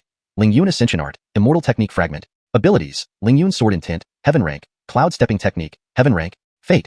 None. Items. 2 Heaven rank magic tools. 5 Earth rank magic tools. Various spirit stones, pills, and treasures. Disciple. Yasmin. System task. Accept a second disciple. Reward. World-defying insight. Summary. He may seem ordinary, but he is actually a cheat from Earth. Don't provoke him. Perfect. Very perfect indeed. Seeing the changes on the system panel, Eve felt exceptionally pleased. With the heavenly Tao alchemy body, not only had his damaged foundation been repaired, but his talent rating had also become 3 prominent S's. This was a mortal-grade talent, a once-in-10,000 years phenomenon in the entire purple microcosm star domain, truly unparalleled and epic-making. Not to mention, there was the transcendent heavenly Tao alchemy body enhancing him. Eve believed that with such advantages, effortless cultivation would turn him into a great power in the future. However, cultivation wasn't something he needed to do himself anymore. With the system's assistance, he just needed to keep taking on disciples and gain rewards from their cultivation, rapidly boosting his strength without needing to cultivate personally. This was another way of putting in effort. Next, Eve claimed the last reward, the Enlightenment Tea Tree. Enlightenment Tea Tree. One of the innate spiritual roots between heaven and earth, born in the chaos. Every certain era, it grows tea leaves imbued with dense Tao essence. Drinking it can immediately put one into a state of enlightenment, greatly aiding in comprehending the various cosmic truths. Additionally, even daily cultivation under the Enlightenment Tea Tree can enhance one's understanding, increasing the insight into cultivation. Truly a blessed land for cultivation, an exceedingly rare treasure. Sensing the immense power described by the Enlightenment Tea Tree, Eve felt slightly moved. He immediately took it out. The Enlightenment Tea Tree was lush and full of life, with emerald green leaves floating in midair, emitting a soft green glow. Eve gently plucked a leaf and placed it under his nose. The immediate fragrance filled the air, soothing and refreshing, pulling him into a profoundly enlightening state. TSK Tisk. Indeed worthy of being an innate spiritual root. Such efficacy is truly world-defying. Eve smacked his lips and praised. One must understand that great truth refers to the universal order between heaven and earth, following natural laws and self-operating. To comprehend them, one must have a deep understanding of the cosmos and exceptionally high insight. Otherwise, one might never reach that level even after a lifetime of effort. But with the Enlightenment tea tree, even someone with poor insight could easily grasp those vast cosmic principles, a dream for countless cultivators. I'll plant this thing in the center of the plaza for my disciples to use for enlightenment and cultivation, Eve thought. Of course, if it were anyone else, they would undoubtedly treat the Enlightenment tea tree as a supreme treasure, perhaps even keeping it hidden and forbidden from others. However, Eve had no such concerns. For him, it was just a tree, nothing particularly rare. With the system at his disposal, he had everything he could ever want. Nothing was out of reach. Just that carefree. Said and done, Eve left the hall and came to the Lingyun Square. After some digging with a hoe, he planted the Enlightenment tea tree. Subsequently, he took out a set of finely crafted wooden furniture from his bag of holding, arranged the teaware, and picked some tea leaves. He then leisurely sat down, brewing tea and enjoying the sunset, creating a beautiful picture of serenity. Looking at the flying cultivators and mythical creatures within the sanctuary, Eve felt extremely relaxed and content. Experiencing such a world, witnessing various wonders, made this life worthwhile. Having accepted his first disciple, everything was progressing smoothly towards better outcomes. Though this was just the beginning, for him, the hardest part was starting. Now that he was on the right track, a wide and open road lay ahead. He eagerly anticipated the journey ahead. It was a vast and unknown frontier as boundless as the starry seas. Among the 3,000 Dao prefectures and myriad races contending, he would traverse and dominate, standing atop the pinnacle. As he was daydreaming, he suddenly felt a surge of spiritual energy within him. Then, without warning, his cultivation advanced to the mid-stage of nascent soul unity. Can this happen? Advancing while lying down? Eve was somewhat dazed. Before he could comprehend what was happening, the system's voice echoed in his mind. Ding. Disciple Yasmin has advanced to the Foundation Establishment stage. Host receives cultivation return. Chapter 14. Heaven's Dao Foundation Establishment. So soon? Already broken through to the Foundation Establishment stage? Listening to the system's notification, Eve was somewhat astonished. It had only been a few hours, and she had already broken through to the Foundation Establishment stage? Eve clearly knew that just before, Yasmin had only been at the third level of Qi practitioner, barely stepping onto the path of cultivation. Yet, in just a few short hours, she had advanced 8 minor realms, reaching Foundation Establishment. He couldn't help but marvel. Truly worthy of having the Empress destiny, her speed of breakthrough was simply astonishing, almost as if she had a cheat code activated. However, this was for the better. The faster his disciple cultivated, the more cultivation he would gain. What a thrill. Who wouldn't be thrilled with such a way to advance effortlessly? Eve chuckled softly and continued savoring his tea, immersing himself in the miraculous effects of the Dao Enlightenment tea, thoroughly indulging in its comfort. Inside the room, Yasmin sat cross-legged on the bed, emitting a faint white glow. Her eyes tightly closed, spiritual energy around her gathered into misty clouds swirling around her. At this moment, within her body, a massive surge of spiritual energy emerged, transforming into a golden red flame that burned fiercely, radiating intense warmth. Meanwhile, golden patterns appeared within the flames, faintly containing some kind of great Dao principles, causing one to become lost and entranced. Yasmin slowly opened her eyes, a sharp glint flashing across them like a piercing sword. Standing up, the surrounding spiritual energy instantly dissipated, and her entire aura drastically changed. Early stage foundation establishment. And it's the Heavens Dao Foundation Establishment refined by Phoenix Divine Fire. Yasmin clenched her fists, her delicate face filled with excitement. She had finally taken the most crucial step, becoming a true cultivator. Heavens Dao Foundation Establishment was the pinnacle method of foundation establishment, with immense potential far surpassing ordinary innate talent methods. She felt a terrifying force flowing within her, every gesture seeming to carry a destructive aura, thrilling her immensely. Lifting her hands slightly, fingers spread. A cluster of vermilion golden flames danced, its scorching heat distorting space itself. This was the Phoenix Divine Fire she had mastered after achieving Heaven's Dao Foundation Establishment, a power capable of burning mountains and boiling seas, unmatched in might. Even a cultivator one realm above her would die instantly upon contact. Huff. Yasmin calmed herself, inhaling deeply to suppress the agitation in her heart. She knew her strength was still weak. Heaven's Dao Foundation Establishment was just the beginning, and there was a long road ahead requiring hundredfold, thousandfold effort. After all, Ajax was a celestial lord who struck fear across an entire region. Dulcie, backed by the entire Jiang clan, had access to countless resources from childhood. With the enhancement of the Peerless Heart of Perfection, she had reached the Essence Infant realm 3 years ago when Yasmin left. Now, after 3 years, her strength could easily be at the Transformation Spirit stage or higher. If she wanted to defeat Dulcie, she must work even harder. I need to focus on cultivating. With this thought, Yasmin immediately sat cross-legged, entering a meditative state to regulate her true yuan fluctuations and cultivate the Lingyun Feather's Ascension art. Elsewhere, after finishing a pot of Dao Enlightenment tea and noticing it was late, Eve was about to prepare for bed when the system's voice sounded again. Ding. Disciple Yasmin successfully cultivated the first layer of the Lingyun Feather's Ascension art. Host receives the complete version of the Lingyun Feather's Ascension art. Boom. The next moment, his internal spiritual energy surged again, several times more concentrated than before, surging tumultuously. His aura abruptly soared, breaking through the middle Essence Infant stage and stopping only at the late Essence Infant stage. Eve's eyes widened in shock, dazed for a moment before coming to his senses. Holy crap. Another breakthrough? How is this even possible? From Yin-Yang boundary to late Essence Infant in a day? If others knew this, wouldn't they be envious and furious enough to faint dead away? Is this what having a cheat code feels like? It's completely unreasonable. Calm down. I must remain calm. After calming down, Eve began examining what happened during the advancement. If his disciple's cultivation breakthroughs granted him return cultivation, he could understand that. But the system's prompt indicated he merely received the complete Lingyun Feather's Ascension art. Yet his cultivation suddenly increased, leaving him puzzled. Sinking his mind into his sea of consciousness, he saw that the previously learned 5 layers of the Lingyun Feather's Ascension art were now fully complemented with the remaining 4 layers. But these last 4 layers weren't just added. It was as if he had truly spent over 100 years diligently cultivating the Lingyun Feather's Ascension art to the 9th layer. Ah, I see. Eve understood. It seemed that through the system's return, it was equivalent to him cultivating the Lingyun Feather's Ascension art to the 9th layer, thus elevating his cultivation. System, will all returns from my disciple's cultivation eliminate the need for me to practice? Eve asked inwardly. Yes. Any cultivation, divine abilities, or Tao principles returned by your disciple can be directly mastered by the host without needing comprehension. Excellent. Very excellent indeed. What a marvelous experience. My dear disciple, you keep practicing hard, so your master can enjoy the benefits too. Eve mused with a smile. A life with cheat codes is truly simple and straightforward, though somewhat boring. However, due to the rapid increase in cultivation and enormous true yuan fluctuations, they surged wildly within him. It seems I can't completely lie around like a lazy fish. To wear the crown, one must bear its weight. Eve sighed, feeling as if a volcano inside him was spewing spiritual energy uncontrollably. Thankfully, his Heaven's Tao creation body was extremely strong. Otherwise, anyone else would have exploded under such massive spiritual energy fluctuations. He hurriedly guided his mind method to stabilize the chaotic spiritual energy within, gradually returning it to normal. Having done all this, he floated back into the grand hall and blissfully drifted off to sleep. The night passed quietly, and the next morning, awakened by the system's notification, Eve, upon regaining clarity, checked his cultivation and found it had improved slightly, reaching the peak of late essence infant stage. Without doubt, it was once again returned by Yasmin. Thus, he opened the system interface to check Yasmin's information. What he saw surprised him greatly. Chapter 15. The Way of the Sword.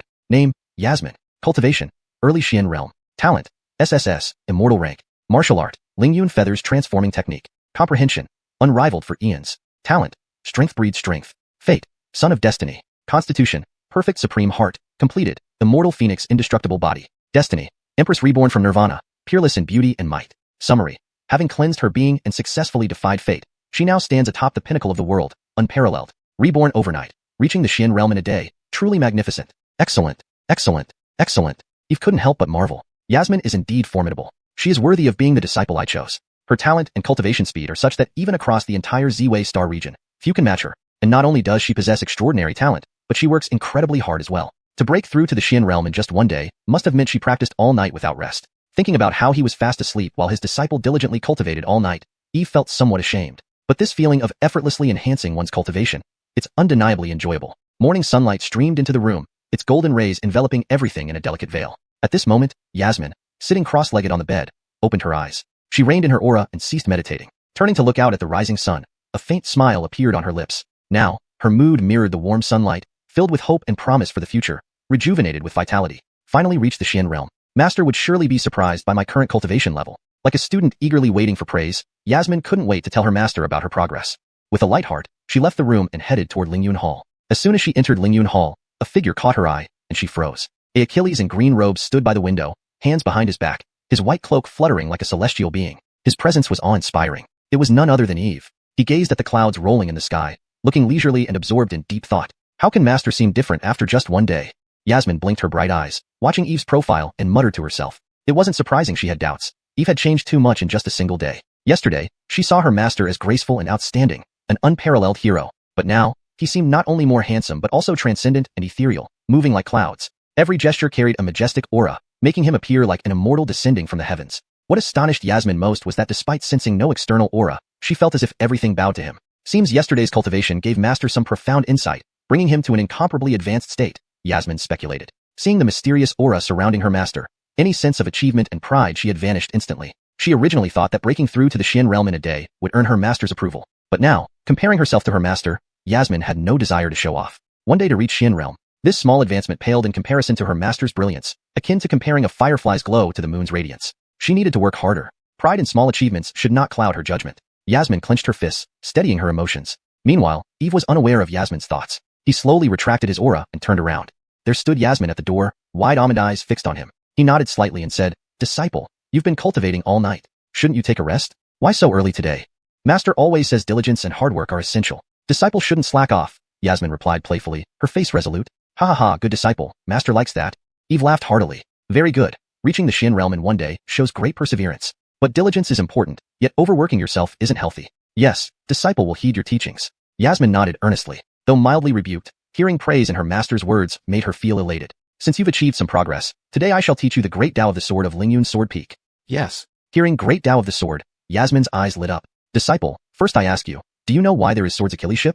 Eve asked calmly. Truthfully, he didn't deeply understand Sword's Achilleship, but felt it crucial to maintain authority before his disciple, especially regarding something as lofty as the way of the sword. His question caused Yasmin to ponder. It seemed simple but contained profound meaning, far deeper than surface-level concepts like, the sword is the king of weapons, or, nothing can withstand a sword's path. It had to encompass the essence of Sword's Achilleship. After some contemplation, her unparalleled comprehension led her to a realization. Heart is the Great Tao of the sword. What the heart desires, the sword follows. This phrase surfaced in Yasmin's mind, and she blurted it out. Eve paused, taken aback. Indeed, possessing unmatched comprehension allowed her to grasp the essence of Sword's Achilleship from a simple question, truly extraordinary. Seeing her master silent, Yasmin worried her answer was unsatisfactory and continued. The universe is the Great Tao of the sword. Heaven is the sword. Earth embodies the Great Tao. Eve's mouth twitched in surprise. The universe as the Great Tao of the sword.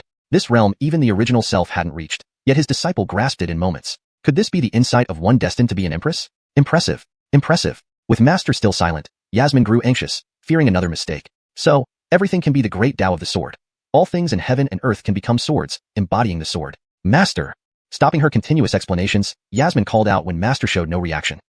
Very good, very good. Hearing her call, Eve snapped back, nodding approvingly, relieved. Seeing her master's expression, Yasmin finally relaxed. Master, about my answer. Note, maintain paragraph structure and line breaks as requested. ##### Chapter 16.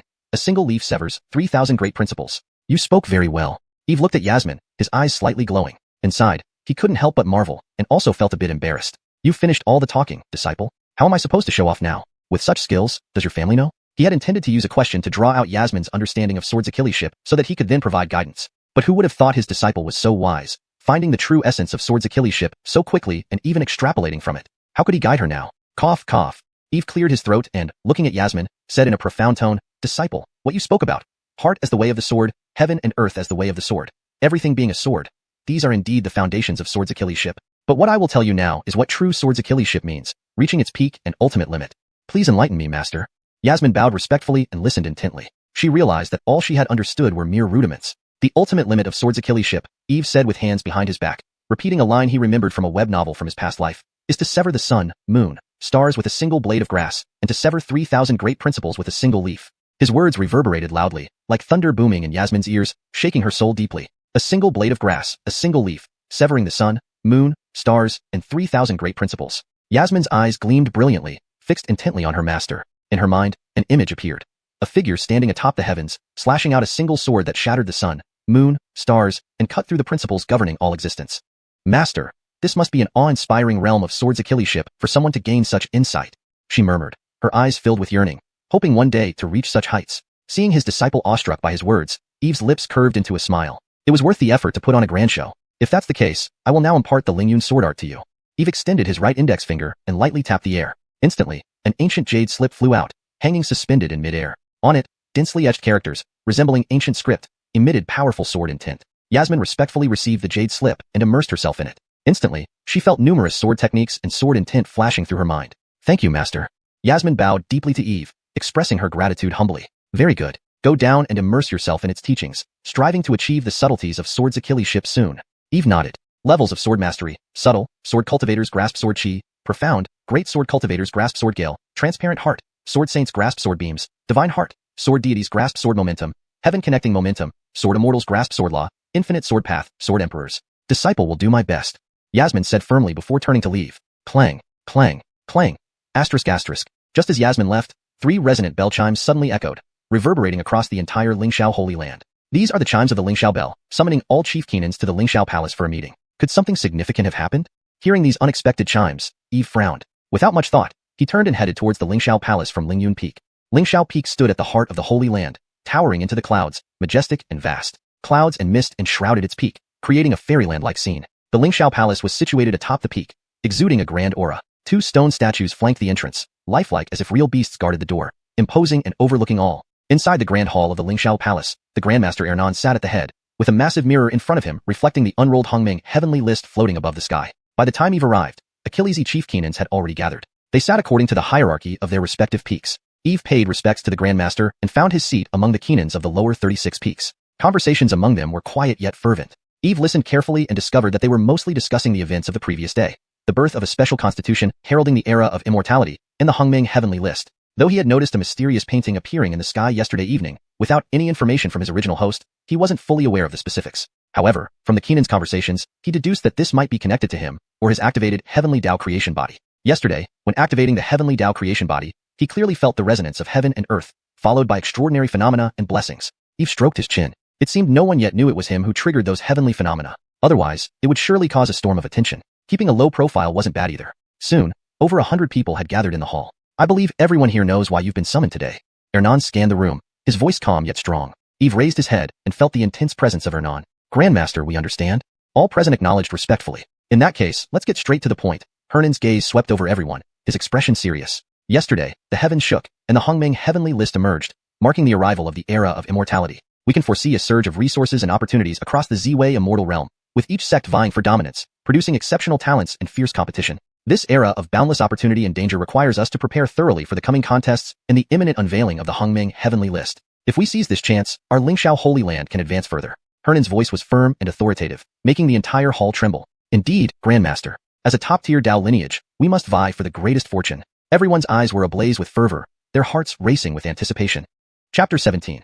Swords Achilles ship proficiency skyrockets. The era of immortal Dao has arrived. During this era, ancient legacies and transmissions that have remained hidden for millennia will emerge as the heavens and earth are stirred. Encountering treasures on a casual walk or comprehending the Dao while sleeping may become common occurrences. Even those with mediocre talent might seize heaven-defying opportunities to soar skyward, becoming supreme powerhouses. Thus, as long as there are opportunities, everything is possible. This is an era of great destiny and also an age where myriad paths compete. However, to gain these opportunities, one must contend with heaven, with people, with all things, and with fate. It's likely that countless powerful forces like the Z-Wei star domains, eternal divine mountains, holy sects, noble families, and royal dynasties will rush out in droves to vie for supreme destiny and the ranking on the Hongming heavenly list. Seeing everyone's hearts surging with excitement, the great alchemy master Graham nodded approvingly and continued. To prepare for the impending era of immortal Dao, starting today, each peak's monthly cultivation resources will be doubled. Additionally, within the Holy Land, all kinds of techniques, spiritual herbs, elixirs, divine weapons, treasures, celestial realms, secret dimensions, any cultivation resources can be exchanged by all disciples, including Outer Gate disciples, as long as they have sufficient contribution points. Simultaneously, the contribution points earned from completing tasks at the Flame Hall will also be doubled. We aim to quickly enhance every disciple's strength to vie for immortal Dao opportunities. Hearing this, everyone's eyes brightened. Lingxiao Holy Land, being a top-tier Dao tradition, possessed abundant resources and didn't need to worry about a lack of materials or celestial treasures. Previously, obtaining these resources was extremely difficult, and each treasure had to be exchanged according to one's status within the sect. For instance, only disciples from the upper 9 peaks could exchange for top-grade treasures. Each item required an enormous number of contribution points, making them accessible only to a few wealthy elite. But now, everything has changed. All resources are open to all disciples, and task contribution points are doubled. This means anyone who completes sect missions can easily exchange for what they need, even high-grade elixirs and immortal weapons. This would likely lead all Lingxiao Holy Land disciples to go crazy doing missions, striving for a place and resources. Great. The sect leader's decision gives all disciples an opportunity. Indeed, with such an opportunity, how can we not give it our all? An era of immortal Dao truly sounds exciting. Eve's peers, seated around him, were all excited because the new policy was most beneficial for the lower 36 peaks. Everyone began rubbing their hands eagerly, ready to take advantage of this opportunity to elevate their peak strength and gain more cultivation resources. However, Eve showed little reaction. Compared to other disciples across the 36 peaks, he only had one disciple under his guidance. Even with double the contribution points, it was still minimal. Instead of competing for resources, it would be better to focus on the various imminent immortal Dao opportunities outside. Alright, if anyone has any suggestions for the benefit of the Holy Land, feel free to speak up, said Graham, surveying the crowd with a calm tone. Sect leader, since the Hongming Heavenly List competition is about to commence, we should allocate substantial resources to our holy sons and holy daughters so they can rapidly grow and vie for rankings on the list. We must also consider the Keenans within the Holy Land. Their strength is unrivaled, but their lifespans are nearly depleted. We should spare no effort to find elixirs that extend their lives, allowing them to continue protecting the Holy Land during this era of immortal Dao. Not just the holy sons, holy daughters, and Keenans. I suggest prioritizing exceptionally talented disciples with outstanding aptitudes. Furthermore, we should increase the number of new disciples recruited annually, as the current quota is too small. Many heads of seats and Keenans stood up one by one to voice their opinions. Most comments related to their own interests, yet Graham felt reassured by their passionate attitudes. He understood that everyone had personal agendas, but as long as they united towards a common goal without petty disputes, it was acceptable. Well said, very well done. You've thought through these matters deeply, which is commendable. Since everyone has ideas, let each of you offer a suggestion. If reasonable, they will be implemented. Yes, sect leader. Various heads stood up to present their thoughts. Eve listened quietly, feeling somewhat idle. Just as it was about to be his turn, he suddenly froze. A surging sword intent surged within him, as if the yellow river's floodwaters had burst their banks, rushing forth with overwhelming force, trying to break through his body and surge into the sky, shattering the heavens. Eve closed his eyes, sinking deep into his inner world. He sensed that his sword's Achilles ship proficiency was showing signs of breaking through. He had already reached the peak of Zhixian level, Grand Sword Cultivator, just a step away from the Mingxin stage, Sword Saint. Suddenly, the immense sword intent within him surged like tidal waves. This was an extraordinarily unique condition. Without hesitation, he realized that Yasmin must have comprehended numerous sword intents, which triggered this return effect. Sure enough, moments later, the system notification rang in his mind. Ding! Disciple Yasmin has comprehended 81 sword intents, advancing to Grand Sword Cultivator. Host receives a corresponding boost, elevating his sword's Achilles ship. As the system message faded, Eve's sword's Achilles ship directly advanced to the Mingxin stage, reaching the Sword Saint realm. And it didn't stop there. The sword intent within him continued to grow rapidly, accumulating hundreds of intents with each breath. In an instant, his aura surged to the middle stage Sword Saint level and kept climbing. Goodness me, my talented disciple, you're simply amazing. Feeling his continuous improvement in sword's Achilles ship, Eve was overjoyed. Just as he was immersed in this exhilarating experience, a voice echoed from the Lingxiao palace. Eve, it's your turn. What suggestions do you have? Speak up. The speaker was none other than Graham himself. However, lost in the sea of sword intent, Eve hadn't noticed Graham calling for him. Hashtag chapter 18. My disciple, keep it up. Your master's path to becoming a sword god lies with you. At that moment, the entire Lingxiao palace fell silent. Everyone stared at Eve, who seemed lost in thought, feeling utterly baffled. What was going on? Wasn't this supposed to be a serious occasion? To daydream here was outright disrespectful to the patriarch. Who is he? Such audacity. He's completely ignoring the patriarch. Indeed, he's quite bold. I think he's from the Lingyun Sword Peak, Eve. Oh, it's him. No wonder. I've heard that under his leadership, the Lingyun Sword Peak has nearly come to an end. He used to be somewhat of a figure in Sword's Achilles ship. Who would have thought his disciple would turn out so incapable? The chief Keenans began whispering amongst themselves. Previously, it was rumored that the head of Lingyun Sword Peak wasn't serious about cultivation. Not only did he have low cultivation but also neglected teaching his disciples. Now, it seems these rumors were true. Humph. No discipline at all. No wonder things have turned out this way. With his personality, he'll likely achieve nothing significant in his life. The Lingyun Peak left by Sword Daoist might as well be gone. For the better, too. A Lingyun Sword Peak led by such a person deserves to be abolished. The Keenan sighed regretfully for the future of Lingyun Sword Peak. Xenon beside them looked equally exasperated. Yesterday, when he saw Eve suddenly taking on disciples, he had hoped that Eve had changed and intended to revive the Lingyun Sword Peak. But now, it seemed he remained unchanged. Sigh. Xenon shook his head bitterly, casting a glance at Fred. Though Graham hadn't spoken, there was a noticeable hint of displeasure on his face. Xenon suspected an outbreak was imminent. Haha, this will be good entertainment, Demon sneered, gloating over Eve's predicament. Having always been at odds with Eve, Demon found immense satisfaction in his embarrassment. Huh? Eve, didn't you hear the patriarch asking you a question? At this point, Jonathan Israel from the Wuxian Hall finally could not bear it any longer. He stood up and rebuked Eve angrily. However, Eve showed no reaction, as if he were asleep. Seeing this, Israel felt his anger rising. He had already disliked Eve after the Jiang family incident yesterday. Now, for him to space out during this important meeting was beyond impudent. With a slight gesture, a powerful aura burst forth from Israel, sweeping toward Eve to wake him up. But before the aura could reach its target, Fred spoke. Elder Weiqi, wait a moment. Fred glanced coldly at Israel and stopped the attack mid-air with a wave of his hand. Patriarch, this Achilles is incredibly arrogant, showing you no respect. Such insolence must be punished to prevent others from following his example. Israel said with a frown, puzzled why the patriarch would intervene. Yes, patriarch, this disciple must be severely punished. Another Keenan added. Please, calm down everyone. Fred cast a look at the gathered crowd, then turned back to Eve. He seems to be in a state of enlightenment. Let us not disturb him for now. Everyone was taken aback. Enlightenment? How could that be possible? Could Eve really be enlightened? What a joke. Many knew Eve's background. After being gravely injured 9 years ago, his cultivation had plummeted and stagnated. Had it not been for the sacred ground providing ample elixirs, he would have died long ago. Yet now, Fred claimed Eve was experiencing enlightenment. How could they believe it? Ahaha, Patriarch, are you joking? Indeed. How can Eve possibly be enlightened? Patriarch, perhaps you're lenient with him because of his Master Sword Daoist's influence, sparing him punishment. But we know Eve well. Forget enlightenment, steady cultivation would be considered a miracle for him. Everyone mocked, clearly disbelieving Fred's words. I am not joking. He is currently in a unique state. Do not disturb him. Fred smiled faintly, shaking his head. Initially, he too had found Eve's behavior rude. But upon closer observation, he realized Eve was not merely daydreaming but immersed in a profound state of enlightenment. As a seasoned celestial lord, he recognized the signs. Eve seemed to have entered an enlightened state, a rare phenomenon indeed. Since Patriarch insists, I'd like to see what kind of enlightenment Eve has reached, Israel scoffed, looking at Eve with disdain. Others shared similar skepticism. After all, those present were all high-ranking cultivators, far surpassing Eve in cultivation. Enlightenment was rare even among them. Why would it happen to Eve? Despite Fred's statement, Achilles doubted its validity. Enlightenment was extremely difficult to attain, and Eve, who was half-wrecked, seemed an unlikely candidate. Thus, the Keenans who had gathered to discuss matters in Lingxiao Palace now shifted their focus to Eve, eager to see what he was doing. Time passed slowly. Unbeknownst to the outside world, Eve was submerged in an ocean of sword intent. Internally, he was elated. His disciple continued to return to him the essence of sword intent she had comprehended, flooding his mind sea with rich sword energy. These streams of sword intent surged and roared within him, vast and boundless. Though initially grasped by Yasmin, through the system's transference, they became holy Eve's. This time, it wasn't a simple transfer but rather an exponential gain in understanding. Eve felt as if he had devoted hundreds of years to sincere practice, dedicating his entire life to Sword's Achillesship. Eve sensed that his sword path had almost reached a critical point. If he gained just a few more streams of sword intent, his comprehension would advance significantly. My disciple, keep it up. I have great hopes for you. My becoming a supreme sword god depends on you. Eve focused inward, continuing to immerse himself in this profound state, unaware of the outer turmoil. Chapter 19.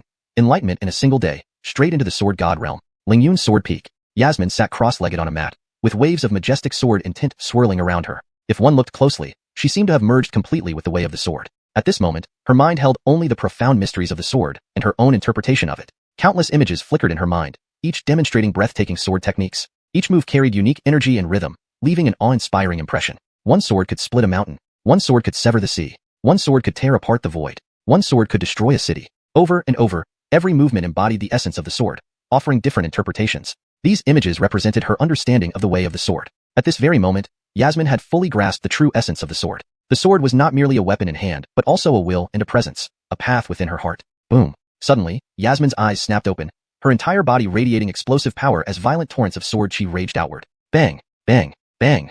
The sounds of colliding sword chi echoed as the walls nearby were torn apart, sending dust flying everywhere. Now, I have comprehended 981 strands of sword intent, and my sword mastery has reached the great sword cultivator realm. A single sword strike can obliterate a small mountain. Yasmin's face was filled with excitement, her beautiful eyes sparkling like brilliant jewels. Within just a few hours, she had advanced from a novice sword cultivator to a great sword cultivator, a terrifying speed that attested to her exceptional talent, marking her as a once-in-a-millennium prodigy in the way of the sword. But even so, I am still far from what my master described. Cutting through sun, moon, and stars with a single blade of grass or severing all 3,000 great principles with a single leaf. I must keep striving.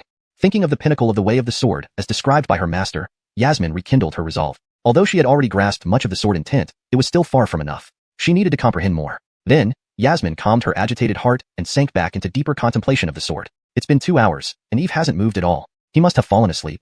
Yes, he doesn't look like someone who is enlightening himself at all. Meanwhile, within Lingxiao Palace, another scene unfolded. Everyone watched Eve in the arena, shaking their heads. Even some Keenan suggested to Ernst Junren that they shouldn't wait any longer and should wake him up to avoid wasting everyone's time. Ernst Junren also began to doubt whether he had misjudged the situation. Normally, when someone entered a state of enlightenment, they would gradually resonate with the great truths, resulting in the appearance of Tao around them. However, there was no such reaction around Eve, which was quite peculiar. Another half hour passed before someone finally couldn't wait any longer and decided to wake Eve. However, as soon as he approached Eve, he felt an overwhelming wave of sword intent rushing towards him, like an unstoppable flood. He quickly stepped back, but even then, he was sent flying. Everyone witnessing this was stunned. No one expected Eve to suddenly emit such powerful sword intent. Not even a late-stage soul transformation realm leader could withstand it. Immediately, all eyes turned to Eve. Hiss, hiss, hiss. A series of gasps spread like the sound of vacuum cleaners whirring one after another. Eve was surrounded by swirling sword intent, each strand taking form as if countless sharp blades were converging, threatening to shred anything that came near. Buzz buzz.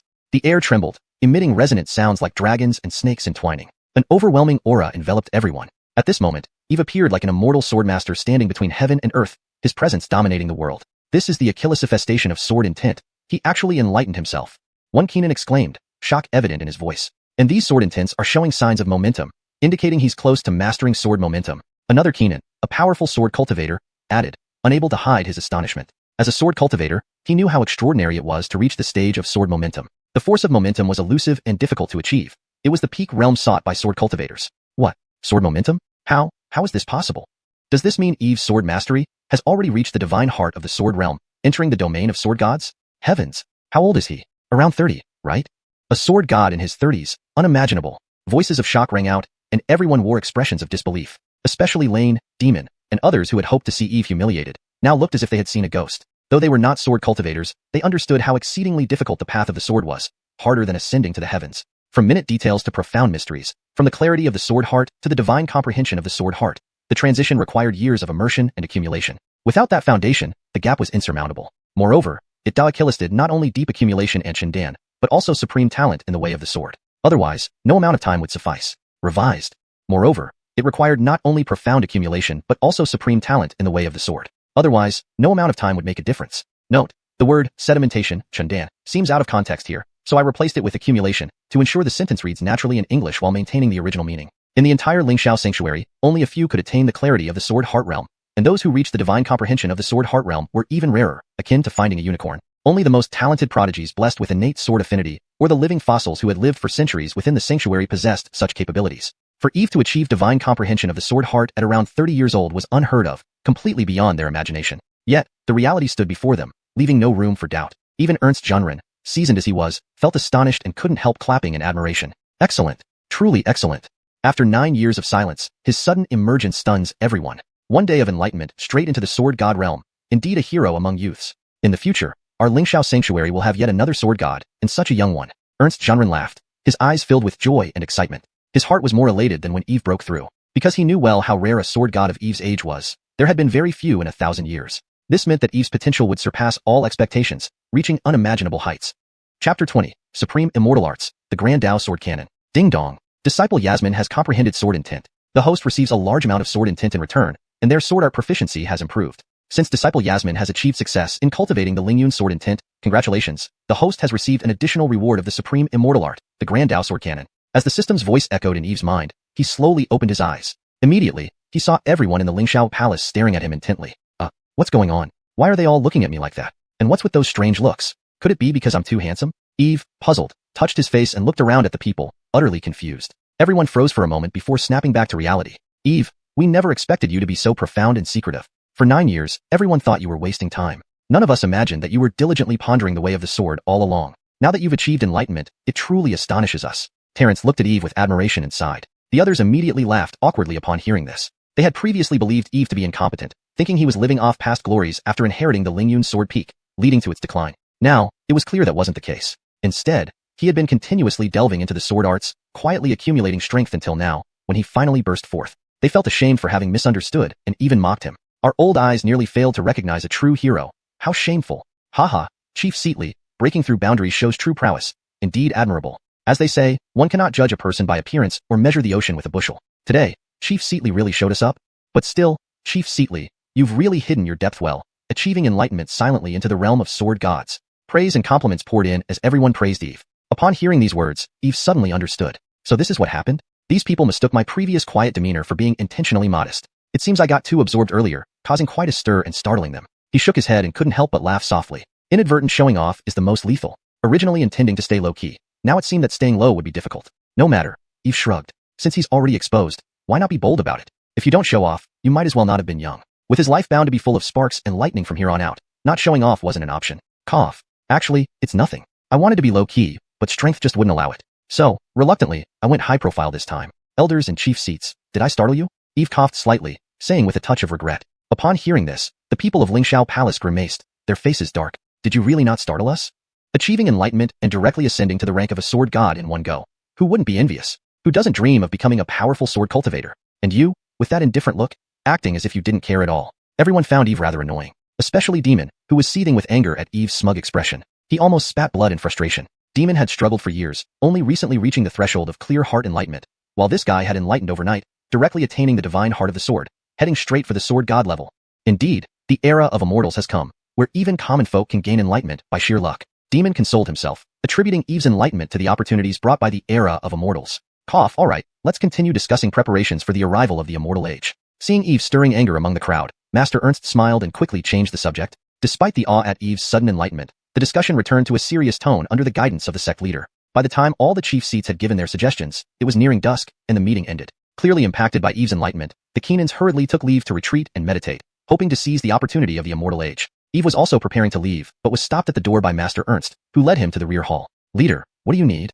Eve asked respectfully. Master Ernst appraised Eve and nodded approvingly. Yes, very well done. Your achievement in the sword god realm does not tarnish your master's sacrifice to save you. He can rest in peace knowing this. Stroking his beard contentedly, he continued. The divine heart of the sword was a higher realm of swords Achilleship.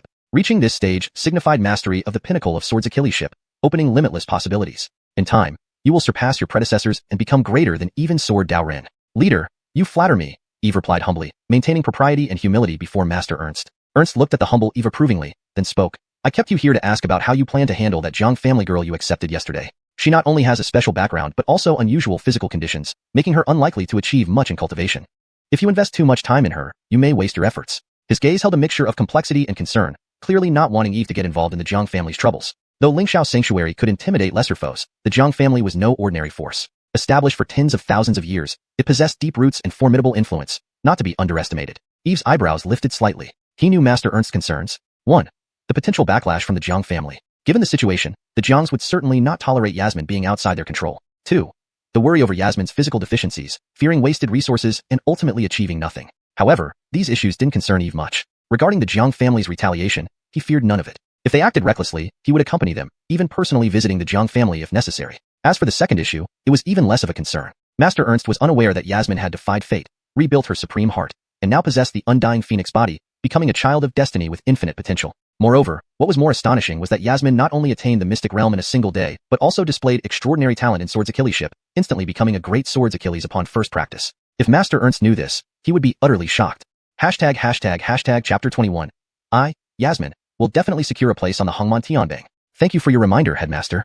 Eve calmly said, since Yasmin has joined under my tutelage, she is one of us from Lingyun's Sword Peak. I will naturally cultivate her to the best of my ability. As for other matters, you needn't worry. I have everything under control. His tone was composed yet firm, as if nothing could sway him. Hearing this, Grandmaster Ernst was taken aback, unsure where Eve's confidence came from. However, seeing the determination in Eve's eyes, he merely sighed. Well, our Lingxiao sacred grounds do not fear trouble from the Jiang family. Since you insist on it, so be it. But there is something I must advise you in advance. Grandmaster Ernst suddenly grew serious, his expression turning grave. Headmaster, please instruct. Eve responded earnestly. The age of immortals is upon us, filled with countless powerful beings and outstanding talents. Do not let pride cloud your judgment due to achievements in Swords Achilleship. Instead, remain humble and dedicate yourself to cultivation. Otherwise, your arrogance will eventually lead to your downfall.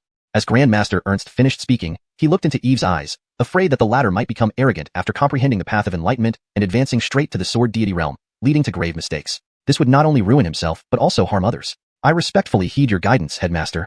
Eve bowed deeply, repeating his words with solemnity. Indeed, during the age of immortals, the world was teeming with strong cultivators and Achillesy geniuses. The slightest mistake could lead to irreversible disaster. Although his current strength was formidable compared to ordinary people, he still needed time to grow further. I hope you can continue to uphold your Chushin, original aspiration. Grandmaster Ernst patted Eve on the shoulder, a trace of satisfaction flashing in his eyes. Note, Chushin is better translated as original aspiration, in this context to maintain fluency and natural reading in English. Then, as if remembering something, he added, now that you have entered the sword deity realm, advancing further will require Achillesy opportunities and divine blessings. In the sacred grounds, there stands a Haotian sword tower, containing profound sword principles. Take this sword Talus Achilles. It allows you unlimited access to the tower at any time for cultivation. I hope this opportunity helps you break through to the sword immortal realm sooner, allowing your Swords Achilleship to surpass all others. With that, he flipped his right hand, and a token floated in the air towards Eve. He reached out and grasped the token, noticing it was made of jade and had an ancient sword symbol engraved on the back. Thank you for the gift, Headmaster. Eve expressed his gratitude. He knew about the Haotian sword tower. It had 9 levels, each imbued with deep sword principles and legacies left by past sword adepts of the Lingxiao sacred grounds. It was every sword's Achilles' dream to train there. Entering the tower usually required substantial contribution points, calculated by time spent inside. Most people lacked the means to accumulate enough points. But now, Grandmaster Ernst handed him this Talus Achilles, granting him unlimited access to the Haotian sword tower, clearly showing high hopes for him. It's true. Once you show your worth, you gain importance. Eve smiled slightly, put away the Talus Achilles, thanked Grandmaster Ernst again, and left the Lingxiao palace. Upon returning to Lingyun's sword peak, Eve found Yasmin still diligently practicing. He couldn't help but marvel at how valuable his disciple was. She had remarkable talent and such diligence. He coughed lightly, and Yasmin immediately opened her eyes to see a handsome face before her. Master! Yasmin called happily, standing up. Good disciple, how are you progressing with the Lingyun sword technique? Are there any difficulties? Eve nodded slightly, asking casually. Previously, he wouldn't have dared to judge Yasmin's proficiency in Swords Achilleship, but now he was a sword deity, having attained mastery in sword techniques. Understanding sword techniques was effortless for him. Master, I've already achieved entry-level proficiency in the Lingyun sword technique and successfully advanced to the Great Swords Achilles realm. However, I'm still far from cutting the sun, moon, and stars with a single blade of grass as you described. Yasmin respectfully replied, sounding quite humble. Haha, silly disciple, what I described is the pinnacle of Swords Achilleship. You're doing great for now. You've already reached the sublime realm in just one day, surpassing what I did back then. Really, Master?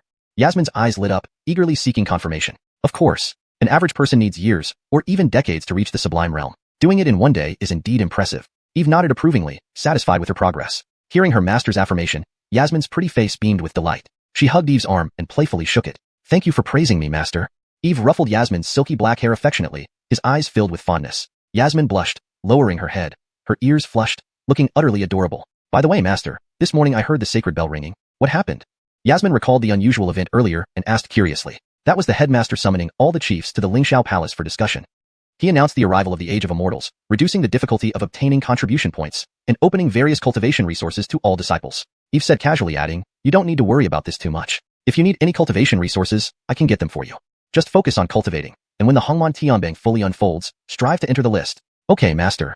Yasmin nodded vigorously, indicating she understood. The Hongman Tianbang, huh? Yasmin, will definitely secure a place on the Hongman Tianbang. I won't disappoint my master. Chapter 22.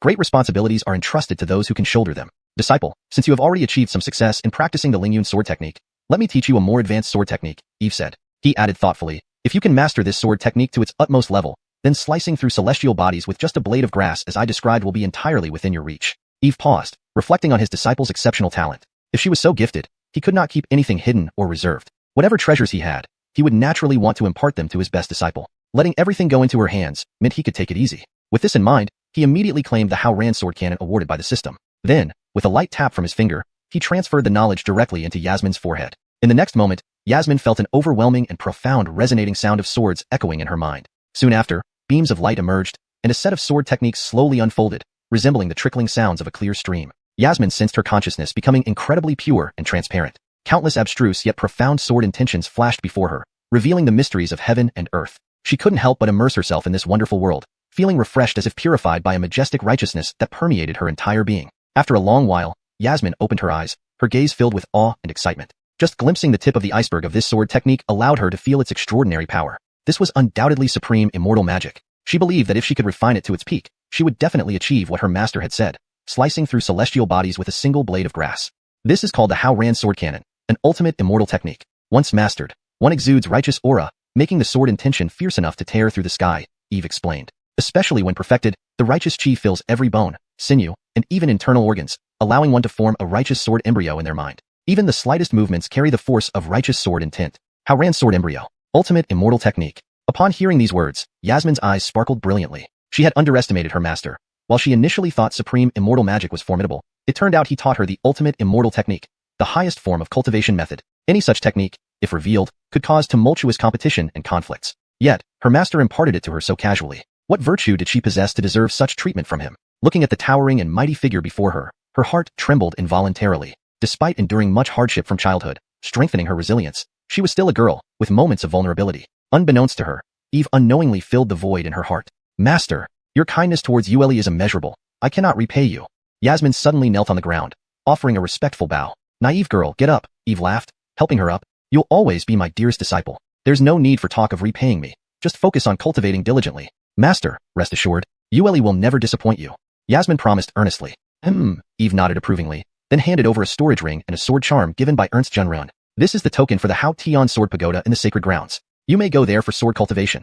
The environment inside enhances progress immensely. Additionally, there are medicinal pills and spirit fruits to aid your practice and recovery. Cultivating diligently is important, but don't forget to rest properly.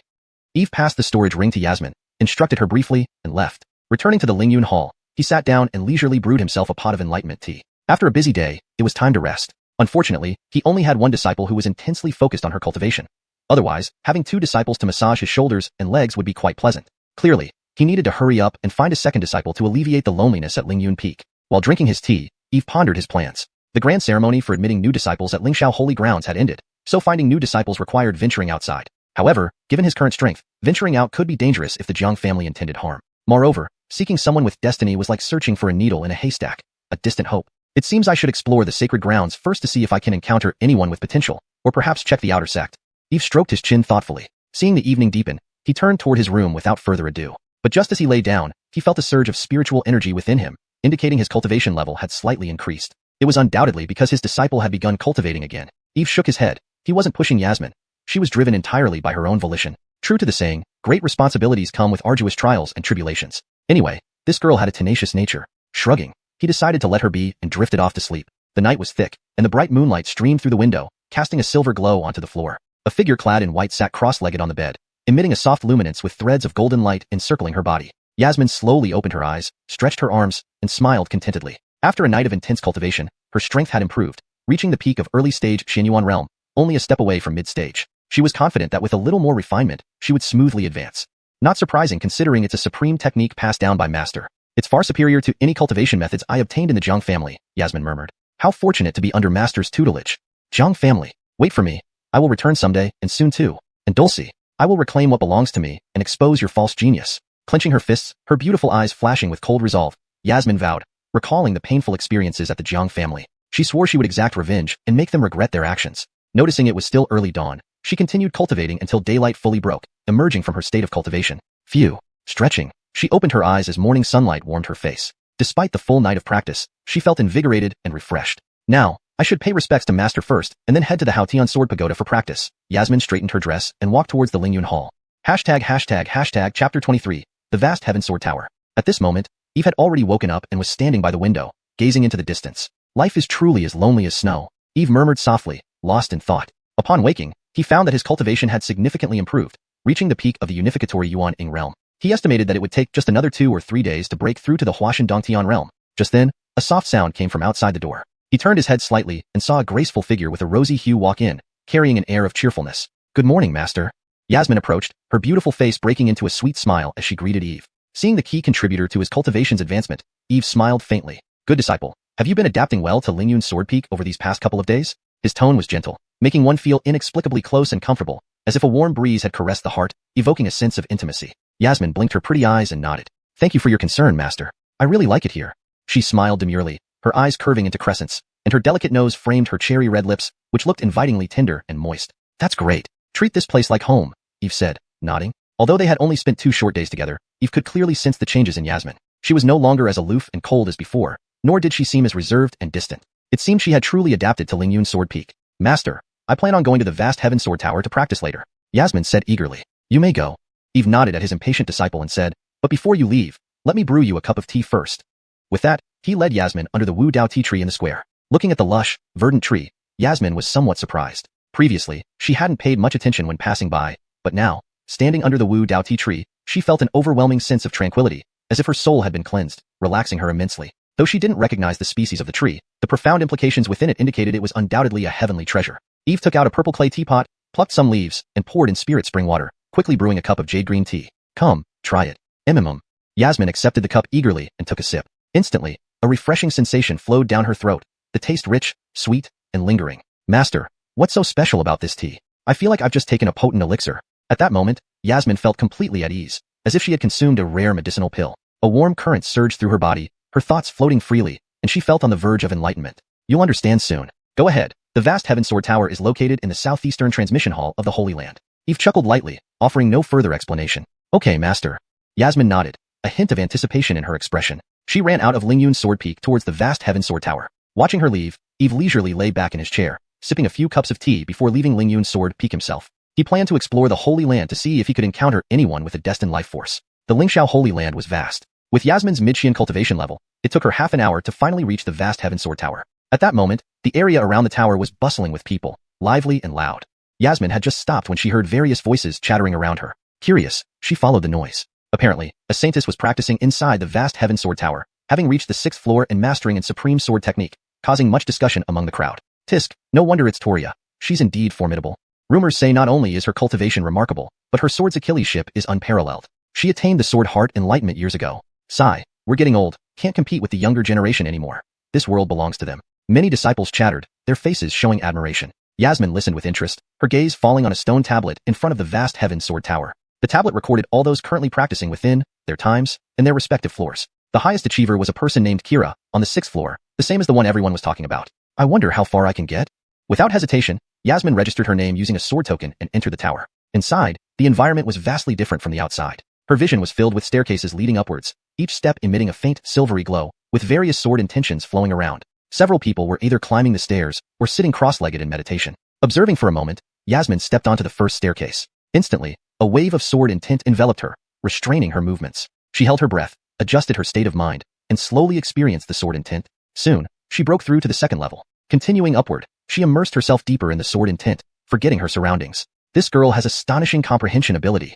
Indeed, she grasped the essence of each level's sword intent in less than a breath. Impressive. Disciples whispered in awe as they watched Yasmin pass by. Breaking multiple levels within a short time deserved praise. Yasmin ignored the comments around her, feeling as though she had entered a profound state. Narrowing her eyes, she focused all her energy on the surrounding sword intent, sensing its fluctuations and contemplating its patterns, integrating it into her own sword's Achilleship. Step by step, each time she climbed a level, her understanding of sword intent grew, enhancing her sword's Achilleship. Her steps became more determined, reaching the 30th level in less than half an incense stick's time. Chapter 24. I, Eve, have always acted without asking for help. This place truly is a holy land for cultivating the way of the sword. Yasmin marveled as she felt the changes within herself. Before, her comprehension of sword intent was rapid, but it never reached this level. Here, not only did she grasp sword intent more quickly, but the sword intent here was purer and stronger. Under this abundant influence of the way of the sword, she gained new insights into its principles. Not only that, but she also felt the benefits brought by the tea her master gave her. She could now enter a state of emptiness and clarity at any time, comprehending Achilles' profound secrets of the way of the sword that were previously unreachable. That tea must surely be some kind of miraculous substance no less wondrous than an elixir. Yasmin couldn't help but marvel, admiring her master's methods even more. She slowly exhaled, bringing her thoughts back to focus on the steps ahead. The vast Heaven Sword Tower has 9 levels, each with vastly different sword intents, growing stronger the higher one goes. The first level sword intent is merely ordinary, equivalent to just scratching the surface. To understand deeper sword intent, I need to keep moving forward, Yasmin thought, and then immediately ascended to higher levels without delay. The first level sword intent presented no obstacles to her. She absorbed all the sense sword intent. She continued upward smoothly, reaching the 59th level without hindrance. At this point, a huge gateway appeared before her, faintly radiating a more intense sword intent. Her eyes sparkled as she stepped through without hesitation. Instantly, she was struck by the splendor of the second level, which was entirely different from the previous one. This space stretched endlessly, with the air's sword intent now taking physical form, like countless sharp blades hanging in the void, their edges gleaming. Yasmin had just taken in her surroundings when an ill-timed voice came from the side. Isn't that a disciple of Lingyun's sword peak? A blue-robed youth pointed at Yasmin, speaking to a young Achilles beside him. The latter, around 25 or 26 years old, wore white robes with an extraordinary demeanor. Hearing the blue-robed youth, his lips curled up slightly as he raised an eyebrow. A disciple of Lingyun's sword peak? Could this be the same Lingyun sword peak our master wants us to thoroughly defeat in the next Holy Land competition? Yes, senior brother, it's them. The blue-robed youth nodded. The girl in front of us even bragged about making us crawl and whine. With her? To think she dares to claim victory over us. Truly a pipe dream. After hearing their conversation, Yasmin frowned. She remembered the blue-robed youth from 2 days ago, when she encountered him at the Holy Learning Hall. He was a disciple of Supreme Clarity Peak's leader Prince Shozhua and seemed to possess a 5-elements constitution. Ignoring their taunts, she lifted her right foot and proceeded forward. Seeing her actions, the distant young Achilles mocked. She dare move forward without understanding the surrounding sword intent. No wonder she spouts big talk. She's just a reckless brat who doesn't know what she's dealing with. Others laughed quietly as well. It's clear this is her first visit to the vast Heaven Sword Tower. Who knows what stroke of luck allowed her to reach the second level? What a novelty. The second level of vast Heaven Sword Tower is very different from the first. On the first level, if you hadn't comprehended the surrounding sword intent, your body would be suppressed, preventing further progress. However, on the second level, without comprehending the surrounding sword intent, rash advancement would result in attacks from invisible sword intent. Without sufficient strength to resist, one could either be forced to retreat and be ejected from the tower or sustain severe injuries. Hence, everyone chose to remain and meditate to avoid such outcomes. But as the Supreme Clarity Peak disciples eagerly anticipated watching Yasmin fail, they saw her strides become increasingly steady without stopping. The surrounding sword intent did not attack her but flowed into her body, granting more insights. Yasmin's eyes narrowed, shining with newfound comprehension as her pace quickened. This can't be happening. Impossible, absolutely impossible. The Supreme Clarity Peak disciples gaped in disbelief. They rubbed their eyes, thinking it was a mirage. Yet the fact stood before them, undeniable. Could it be, she already understood the surrounding sword intent? This thought terrified them. Even seasoned sword cultivators spent considerable time comprehending the second-level sword intent. Yet, the new Lingyun sword peak disciple moved effortlessly through their sight, leaving them astonished. Meanwhile, while Yasmin was cultivating in the vast Heaven Sword Tower, Eve returned to the Holy Learning Hall. Looking at various system panels flashing before him, he shook his head helplessly. System, having me find someone with destiny traits in this vast sea is like fishing for a needle. Can't you give me a hint? Eve complained.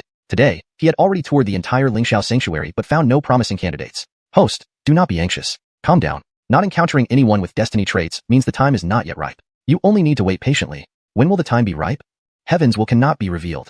Eve rolled his eyes at this response and continued questioning, but the system chose to ignore him. Fine. You missed your chance. If today you ignore me, tomorrow you'll find yourself out of reach. Eve's pride was piqued. Relying on heaven and earth is inferior to relying on oneself. I, Eve, have always acted without asking for help.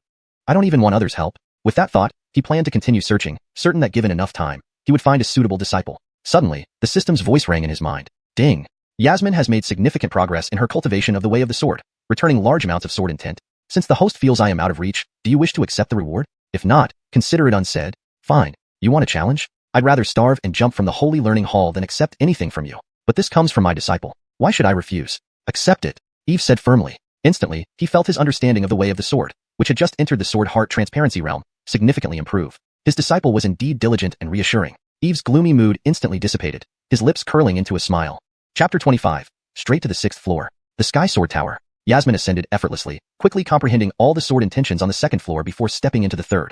The sword Dao intent on the third floor was completely different from that of the second. The pressure of the sword intent here was much more intense. If an ordinary person with average comprehension were here, they would not last even an incense stick's time before being transported out. However, no matter how formidable the sword intent was, it did not hinder Yasmin's steps in the slightest. With every step she took, she comprehended the surrounding sword intents entirely, causing her clothes to flutter ceaselessly, making her resemble a fairy walking along the path of the sword Dao. Before long, she swept through the fourth floor and then the fifth. At this moment, someone who was meditating diligently on the fifth floor suddenly felt a breeze pass by them. What's going on? Did I see wrongly? How did I feel someone just pass by? The crowd opened their eyes in shock. As they focused their gaze, they noticed a figure swiftly passing by them. But before they could discern who it was, the figure had already disappeared into the sixth floor. What's happening? Has another holy maiden or divine son come to cultivate in the Sky Sword Tower? A disciple murmured, his face full of surprise and confusion. Hearing this, others nodded, evidently agreeing. After all, one who could glide so effortlessly past the fifth floor and enter the sixth floor for cultivation must either be a grandmaster who had immersed themselves in Sword Dao for years or a saint-level figure within the Holy Land. And the figure seen earlier didn't seem particularly high in cultivation, so it couldn't be those grandmasters. Therefore, the only possibility left was one of the young generation's saintly sons within the Holy Land. After all, every individual who becomes a Holy Land saint son possesses a heaven-defying constitution and supreme comprehension. In the Sky Sword Tower, what mattered most was comprehension. As long as one's comprehension was high, they could easily ascend higher floors. As for cultivation, it wasn't so important. Meanwhile, outside the Sky Sword Tower, people noticed someone had entered the sixth floor, which immediately caused a stir. Yasmin? Who is she? I've never heard of such a figure in the Holy Land. Yeah, someone who can enter the sixth floor should be quite famous within the Holy Land. Why do I have no recollection? I've never seen her either. People discussing before the stone tablet were bewildered. None of them recognized Yasmin, nor had they even heard of her name. But whoever she is, someone who can enter the sixth floor for cultivation must be an elite genius of our Holy Land, worthy of befriending. Right? Her sword Dao talent must be extremely high, probably a 1 in 10,000 existence. Everyone looked at the stone tablet with admiration and respect. Although everyone entering the Lingxiao Holy Land were top geniuses, few could cultivate in the sixth floor of the Sky Sword Tower. Therefore, a sixth floor cultivator was immensely awe-inspiring to them. Unaware of the attention she garnered for entering the sixth floor of the Sky Sword Tower, Yasmin continued forward. Upon arriving at the sixth floor, she found herself in an illusory realm without any sword intent. However, a massive sword hovered in the void, exuding immense power as if to suppress the universe and shatter the heavens. Whoosh! Seeming to sense someone arriving, the giant sword trembled slightly before erupting with blinding light, turning the entire space into daylight, forcing everyone to shield their eyes.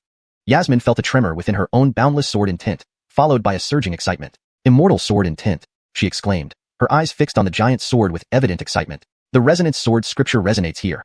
It's perfect for me to cultivate my boundless sword intent. Yasmin sat down cross-legged, activating her technique to absorb the surrounding sword intents, refining the boundless sword scripture within her body. Initially, upon entering the Sky Sword Tower, she had comprehended over 1,000 sword intents, barely entering the profound realm of Sword Dao. After comprehending over 1,000 more from the first 5 floors, she still needed to understand tens of thousands more to reach the lucid sword heart realm. Now, each immortal sword intent on this 6th floor equated to 100 regular ones. To break through, she needed to fully comprehend these intents. Immersed in the immortal sword intent around her, Yasmin fell deep into meditation. Rumble. Her sea of consciousness stirred intensely, seemingly responding to her. The resonance sword scripture rapidly activated, continuously condensing and refining the immortal sword intent she comprehended, merging it into her scripture. Buzz. As Yasmin delved deeper into comprehension, her whole body hummed like a resounding sword cry, echoing across the sky. In another part of the 6th floor of the Sky Sword Tower, Achilles quietly sat in meditation, comprehending the immortal sword intent, enveloped in a lustrous golden glow. Clad in snow-white attire, she was breathtakingly beautiful, her skin translucent, features delicate and dreamlike, captivating anyone who beheld her. This Achilles was Ursula Saintis, Larissa. Originally in deep concentration, she seemed to sense something unusual and abruptly opened her eyes.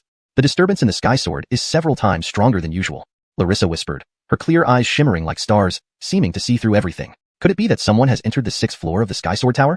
She murmured, a hint of surprise flashing in her eyes. Rising to her feet, she scanned the surroundings, quickly identifying a direction and dashing towards it.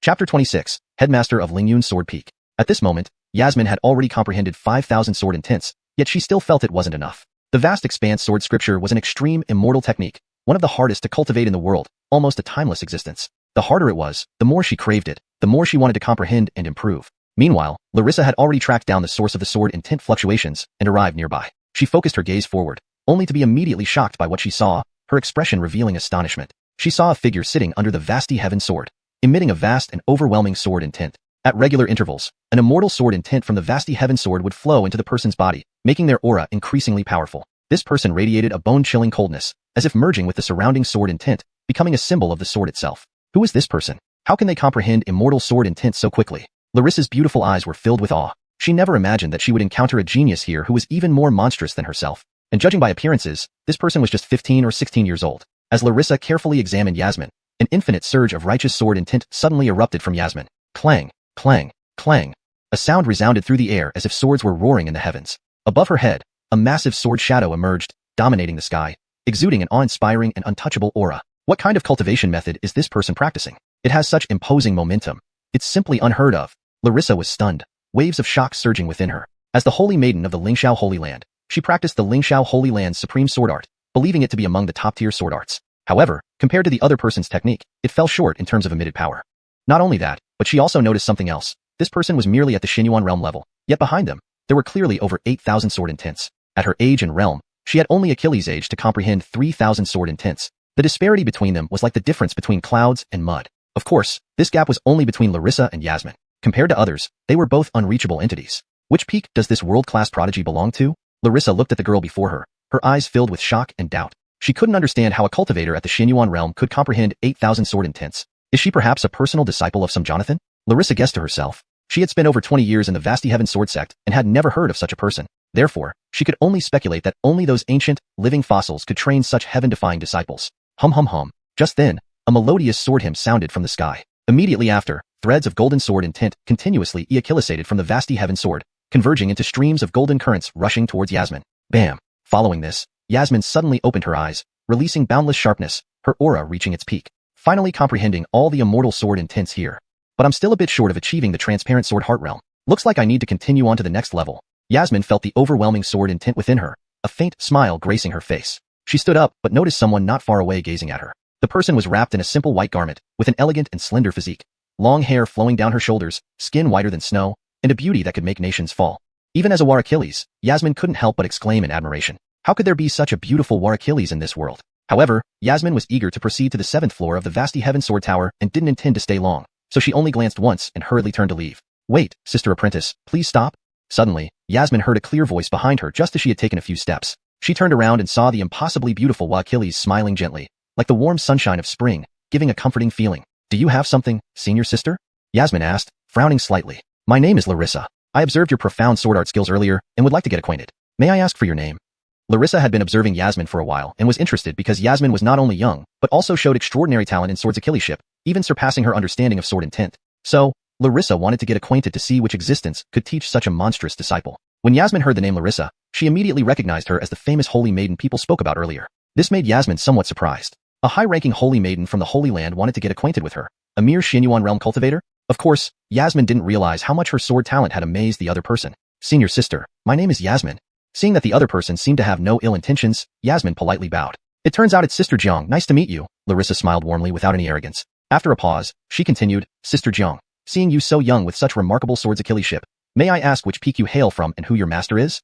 I am a disciple of the Lingyun Sword Peak, and my master is the headmaster of the Lingyun Sword Peak. Yasmin answered without reservation when she heard Larissa's question. Mentioning her master, her tone revealed a slight pride. Hearing Yasmin's words, Larissa raised her eyebrows, momentarily stunned. Lingyun Sword Peak? Does such a legacy main peak exist within the Holy Land? Why do I have no impression of it? She pondered for a moment, but couldn't recall any of the 9 major peaks being named Lingyun Sword Peak. She thought Yasmin might be a closed-door disciple of a Jonathan. Unexpectedly, Yasmin came from some obscure Lingyun Sword Peak she barely remembered. Since she had no impression of it, the Lingyun Sword Peak must probably be among the lower 36 peaks within the Holy Land, an obscure lineage. Senior sister, do you have anything else? If not, I need to continue my cultivation. Yasmin frowned as Larissa remained silent for a while. Watching Yasmin turn to leave, Larissa asked in surprise, Sister Jiang, are you heading to the 7th floor? Yes. Yasmin nodded calmly and continued walking, as if the Vasti Heaven Sword Tower was her own backyard, going wherever she pleased. Hearing this, Larissa was startled again. The 7th floor? That was a level she hadn't reached yet. Looking at Yasmin's back, her eyes sparkled with intrigue. Lingyun Sword Peak. One completely unknown main peak producing such a prodigious disciple, and the sword technique they practice is incredibly heaven-defying. It's really astonishing. I should find an opportunity to visit this Lingyun Sword Peak someday. Larissa murmured to herself. Her thoughts moved, and she resumed her meditation under the Vasti Heaven Sword. If a Xianyuan realm cultivator could enter the 7th floor of the Vasti Heaven Sword Tower, she, as a holy maiden, couldn't fall behind. Chapter 27. The Star of Destiny, the second disciple appears. Elsewhere, Eve wandered around the Lingxiao sacred land once more, but still could not find anyone with a destiny. Disappointment crept into his heart. Ah! Eve sighed, shaking his head in helplessness. Just as he was about to return, the system's voice suddenly resounded in his mind. Ding. Friendly reminder. This system has detected a star of destiny shining nearby. A star of destiny is nearby. This one sentence from the system instantly uplifted Eve's spirits that were just moments ago feeling disheartened. Has it finally come? My precious disciple. System brother, hurry. Tell me exactly where. He said excitedly. Host, this system can only assist you up to this point. Whether or not you can find them depends on your own destiny. Oh, Eve was speechless. Is system brother getting coquettish now? Fine. You're amazing. If so, he would have to find it himself. Eve looked around, pondering which direction he should go. Suddenly, his eyes lit up. He noticed not far away, there was a main peak with figures moving about. But it wasn't the main peak inside the sacred land for tradition. Instead, it was a miscellaneous service peak, where all the servants' disciples were stationed. After searching for him 1,000 times, could my second disciple be right here in the dim and quiet place? Today, Eve had walked back and forth near here Achillesy times, but hadn't thought about checking out the miscellaneous service peak, because he thought people who owned a destiny wouldn't degrade to being a nobody servant's disciple. But now, he was wrong, completely wrong. Had it not been for the system's reminder, he might have missed it. Without further ado, he turned into a streak of light and headed straight for the miscellaneous service peak. Meanwhile, on the miscellaneous service peak, a slender teenager was busy working beside a spiritual field. His clothes were extremely simple and shabby but washed cleanly, tidy and brisk, giving an incredibly comfortable impression. However, at this moment, he was drenched in sweat, having obviously worked for a long time. Phew. After a while, the teenager took 2 deep breaths, stopped his work, wiped the sweat from his forehead, sat down, and gazed at the sky. In the air, numerous sacred land disciples flew through, creating dazzling arcs in the sky, like a long dragon soaring in the vastness. This scene contrasted sharply with the hustle and bustle on the miscellaneous service peak. Looking at those high-ranking cultivators, a flash of endless envy flickered in the teenager's eyes. Talent? Do I really need talent to become a cultivator? The corner of his mouth showed a trace of bitterness, followed by lowering his head, determination flashing in his eyes. Grandpa, hold on. I will definitely advance to an inner disciple of the Lingxiao sacred land. He murmured to himself. Since he had already decided to embark on the path of immortality, he mustn't give up. Otherwise, his family's crisis could never be resolved, let alone did he want to remain an ordinary person. His eyes closed tightly, then slowly adjusted his state of mind. When he opened his eyes again, his face had returned to normal, clear, and transparent, as if he had transformed into another person. He stood up, tidied up the spiritual field, then picked up the spirit-catching net and started catching pests on the spirit rice. All this, he handled with ease. As soon as Eve landed on the miscellaneous service peak, Achillesy busy servants noticed him and looked over respectfully. Although they didn't know what Eve's identity was, by his snow-white outfit and extraordinary demeanor, they could confirm he was undoubtedly a big figure within the sacred land. So they all knelt to pay their respects. Greetings, Lord Immortal Master. Eve nodded slightly. Get up. The servants rose but remained respectfully. At this moment, a fat middle-aged Achilles rushed over, recognizing Eve immediately and quickly greeted with respect. Head Seatly, what wind brought you here? If there's anything you need, just give a word. Why come in person? The middle-aged Achilles smiled broadly, rubbing his hands, treating Eve very warmly. Then, he turned around and shouted sternly at the servants. Can you gaze upon Head Seatly's celestial form? Get back to work. Hearing the order, the servants immediately resumed working, but their gazes still secretly glanced this way, filled with astonishment and awe. Head Seatly? This unique immortal master is actually the chief seat of a peak? This is a top existence in Lingxiao sacred land. How could such a person personally visit this miscellaneous service peak? Seeing the middle-aged Achilles, Eve frowned slightly. He knew this person, Cohen, the Akilsager of the miscellaneous service peak. After scolding the servant disciples, Cohen smiled at Eve. Head Seatly, what do you need? I'll get it done right away. Eve waved his hand without speaking. His gaze swept over all the disciples on the miscellaneous service peak and finally settled on the teenager holding the spirit-catching net. In his eyes, this teenager was enveloped in brilliant golden light, incomparably dazzling. It's him. Eve's eyes brightened. Noticing Eve's gaze fixated on Heron in the spiritual field, Cohen, quick-witted, immediately stepped forward and pointed to the teenager. Head Seatly, that is our miscellaneous service peak disciple named Heron. His parents used to be outer disciples of Lingxiao sacred land. They passed away 3 years ago while competing for a treasure. Out of consideration for his parents, the sacred land exceptionally accepted him, but unfortunately, Heron lacks talent and can only stay as a servant disciple. Chapter 28. The Great Dipper Emperor Star Heron. Hearing Cohen's introduction, Eve felt confident. Parents dead, mediocre talent, low strength, reduced to a menial disciple being bullied, only able to endure it silently. Finally, encountering an opportunity, rising up overnight, turning the tables on those who once humiliated him, trampling them underfoot. Perfect. This feels just right. A textbook protagonist template. Eve looked at Heron with a smile, and immediately the other's attribute panel appeared before his eyes. Name, Heron. Cultivation. First, most importantly, Heron had the destiny of the Great Dipper Emperor Star, destined to be supreme. Since he lacked an opportunity to rise, Eve would provide that chance for him. Such a powerful prospect. No, such an excellent seedling, if not taken in, would be a sheer waste. Ding. If the host takes Heron as a disciple, an additional reward will be granted. Supreme Immortal Technique.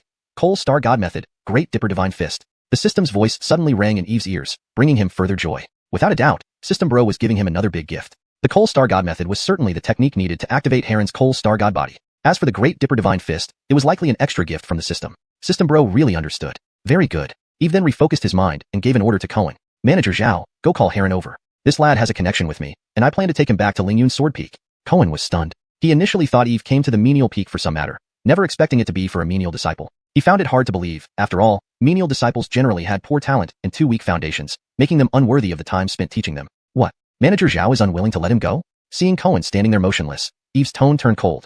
Head Seatley misunderstood. How dare I not let him go? I'll go get Heron right away. Cohen shivered with fear and hurriedly walked toward Heron. Before long, Cohen brought Heron over hastily. After bowing respectfully to Eve, he introduced Heron. Heron, you're lucky today. This is Head Seatley from our Lingxiao sanctuary. Hurry up and pay respects. Cohen said urgently. Heron's mind went blank, staring at Eve in a daze. He didn't understand what Cohen meant by lucky. Before he could react, Cohen pulled him along and bowed respectfully to Eve.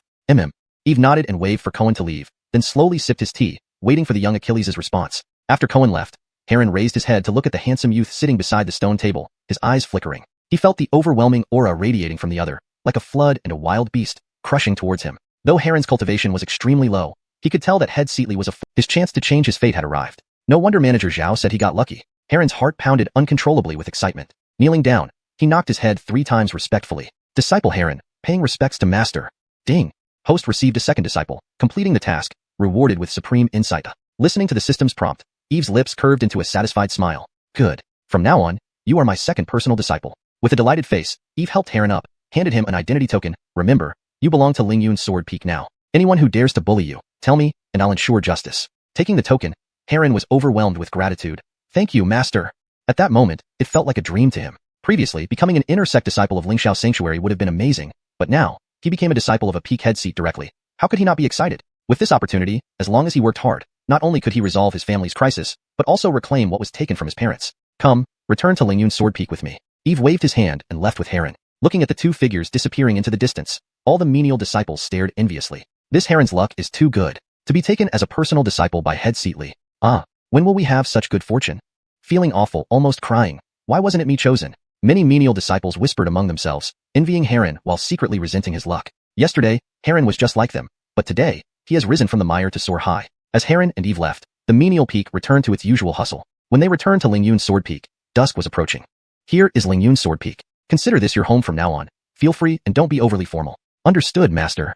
Heron nodded. He looked at the Lingyun Sword Peak surrounded by spiritual energy, feeling nothing but awe. The spiritual energy here was incredibly dense. Compared to the menial peak, it felt like heaven and earth, not even on the same level. Especially the central palace, where the flow of spirit energy was dazzlingly bright, catching his eyes multiple times. After surveying Lingyun's Sword Peak, Heron followed Eve into the hall. Disciple, currently, I have 2 disciples. Besides you also have an Keenan sister who is currently cultivating in a secret realm. She will probably return after some time. Eve explained as he sat down, poured himself a cup of Enlightenment tea, sipped it slowly, and continued. When you meet her in the future, I hope you can support each other and avoid any conflicts. In addition, let me tell you about the rules of Lingyun's Sword Peak. Eve briefly explained the situation of Lingyun's Sword Peak to Heron. Heron nodded respectfully, indicating he understood. Eve smiled slightly and said, Disciple, as you know, your talent is mediocre, so you must work hard. Only then will you not waste my expectations for you. Eve's words were powerful and stirring, making Heron become solemn as he pledged word by word, earnestly. Please rest assured, Master. In terms of talent and insight, I may not match others, but in diligence and perseverance, I will not lose to anyone. Heron knew well his mediocre talent, which could be considered extremely poor, hence his demotion to a menial disciple. But he firmly believed that hard work paid off, and with relentless practice, one day he could surpass everyone and stand at the pinnacle of immortality, overlooking the world. Hearing Heron's determined words, Eve was quite pleased and chuckled. As expected from someone I've chosen, this spirit is commendable. Cultivation requires this kind of unwavering determination and spirit to climb to greater heights. Eve felt very satisfied, believing he had found the right person worth grooming. Disciple, there's no need for you to worry too much about your mediocre talent. Although your talent is ordinary, you possess something unique that others don't. Eve changed the subject abruptly. Something unique? Heron was taken aback, looking puzzled. Could it be that Master, with his keen eye, saw through my extraordinary qualities, leading to my acceptance as his disciple? Indeed. Eve smiled faintly and continued, mediocre talent is no problem. You possess the Coal Star God Body, an extremely rare supreme divine body found among billions, ranking within the top 10 out of the 3,000 constitutions in the purple-violet star domain. Note, purple-wave-violet seems to be a mistranslation or OCR error. It should be consistently translated as purple-violet for fluency and accuracy. Hearing this, Heron was utterly stunned. 2 Achillesy surprises had come his way today. He felt dizzy, as if it were all just a dream. First, he bowed to a peak head seat as his master, and now his master informed him that he possessed a special constitution, the Coal Star God Body, an extremely rare supreme divine body. This was something only the greatest geniuses could possess. Could he really have it too? Master, are you sure? You haven't made a mistake? Heron still couldn't believe it. Why have I never felt the presence of the Coal Star God Body? Ha ha, disciple. Since your Coal Star God Body hasn't been activated, naturally, you wouldn't feel its presence. Eve laughed loudly. Is that so? Heron suddenly realized. But how do I activate this special constitution? If it isn't activated, then I'm no different from an ordinary person. Realizing this, he calmed down from the overwhelming joy, becoming somewhat anxious. Eve noticed Heron's troubled expression and smiled. Don't worry, disciple. Since I pointed out that you have the Coal Star God body, I naturally have a way to help you activate it. As he spoke, before Heron could react, Eve waved his hand, taking out 2 palm-sized jade slips emitting a radiant light and handed them to Heron. Master, what are these? Faintly, Heron seemed to see images inside the jade slip, like a vast cosmic starry sky with countless stars twinkling brightly. These contain 2 supreme immortal techniques. One is called the Coal Star God method. By practicing this technique, you can activate your Coal Star God body and set foot on the path to invincibility. The second is called the Great Dipper Divine Fist. With one punch, you can draw upon the power of the celestial stars, unleashing terrifying strength. Heron's heart pounded wildly. He was incredibly excited, almost unable to breathe. Supreme immortal techniques. The most advanced cultivation methods in the world. Eve watched Heron's reaction with satisfaction, knowing he had made the right choice. Chapter 29, Mystic Heaven Treasures, the All-Heaven Star Flag. Master.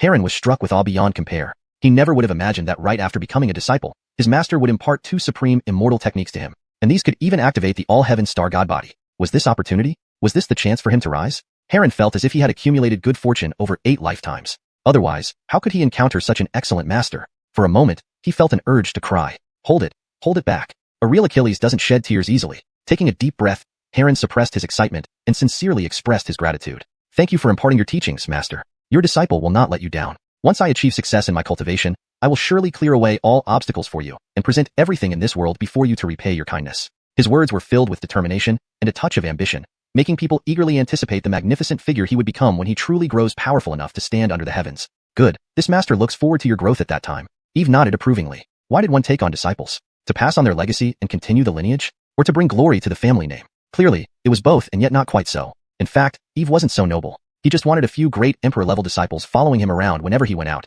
Anyone who saw them would have to give way. Just thinking about it made him feel incredibly cool. Alright, my disciple. The Lingyun Sword Peak has Achillesy courtyards. Choose any place you like and begin your cultivation. Eve waved his hand. Yes, master.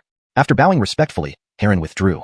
Finding a courtyard randomly within Lingyun Sword Peak, Heron couldn't wait to start cultivating according to the incantations of the All-Heaven Star Great Art inscribed in the jade slip. As soon as he began the cultivation technique, Heron felt strands of All-Heaven Star power descend from the heavens and surround him. These star powers entered his body through his breathing, surging throughout his meridians and flesh, ultimately condensing into a star in his sea of consciousness. Every time he completed a cycle of the All-Heaven Star Great Art, a new star condensed in his sea of consciousness. This was the profound secret of the All-Heaven Star Great Art. The practitioner could condense the stars within their body. Each star corresponded to a real one in the sky, possessing infinite power. When cultivated to its peak, one could create a universe within the body, accommodating countless stars. Each star contained mysterious and immeasurable power, not only providing spiritual energy continuously, but also allowing cultivators to use star power to perform various powerful techniques. Time passed slowly. When Heron had condensed 36 stars within his body, buzz. Suddenly, his entire body trembled, followed by emitting a dazzling starlight. The stars inside his body began driving his blood, bones, meridians, and dantian to form a circulating system. The starlight around Heron grew increasingly brilliant and concentrated.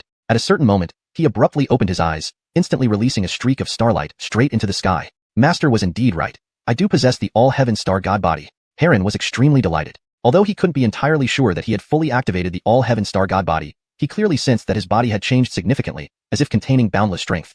Moreover, what was even stranger was that his pores opened up, swallowing and exhaling heavenly and earthly energies to temper his physical body, making him even stronger. This All-Heaven Star Great Art lives up to being a supreme immortal technique, truly profound.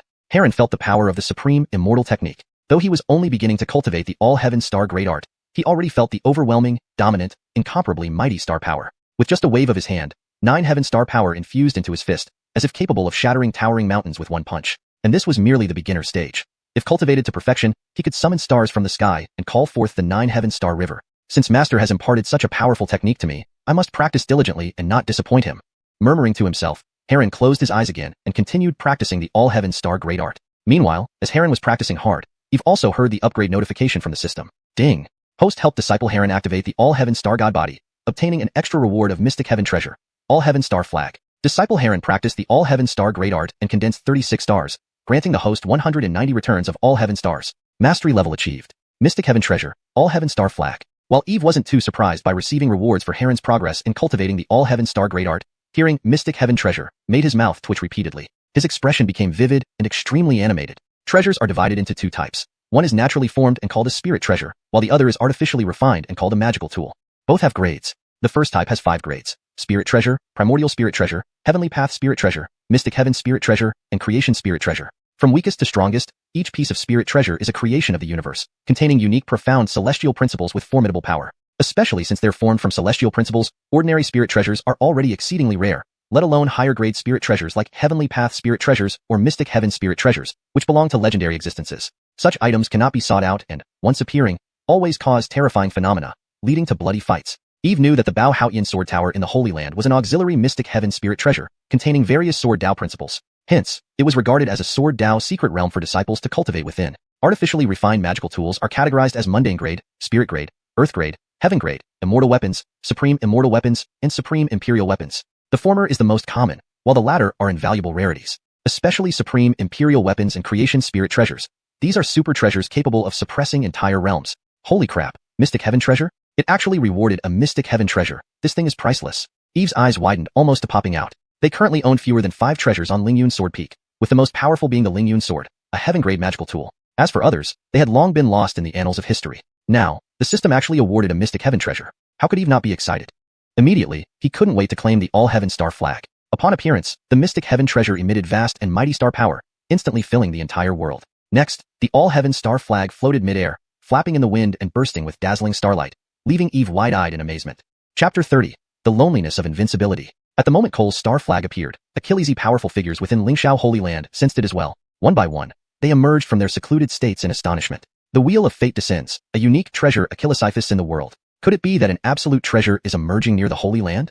Indeed, this is the era of immortality, a time where opportunities explode and myriad treasures emerge. An incredible opportunity has descended. All the great ones were filled with awe. Immediately after, they released their divine consciousness to scan the vicinity around Lingxiao Holy Land. However, the next moment, they froze in place. For that aura had vanished in the blink of an eye, disappearing without a trace as if it were merely an illusion. What happened? I clearly felt the emergence of a unique treasure, so why did it disappear? Moreover, just now this old Achilles could distinctly feel strong fluctuations of spirit treasures. It certainly wouldn't be wrong. It was indeed the aura of a spirit treasure.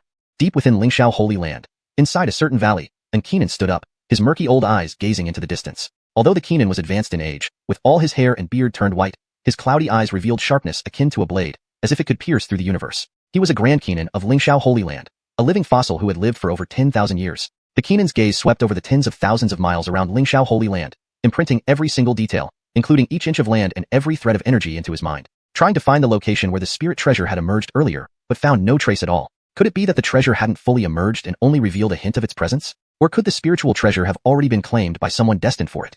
The Kenan muttered to himself, frowning in deep thought. Based on his experience, this spirit treasure wasn't an ordinary one but rather a high-level spirit treasure, at least a level equivalent to the heaven-communicating spirit treasure. Since it was of such a high level, logically speaking, its emergence should cause significant commotion, perhaps lasting several days. But now, that aura disappeared in an instant. Forget it. Let Ernst thoroughly investigate, paying attention to any recent abnormalities near the Holy Land.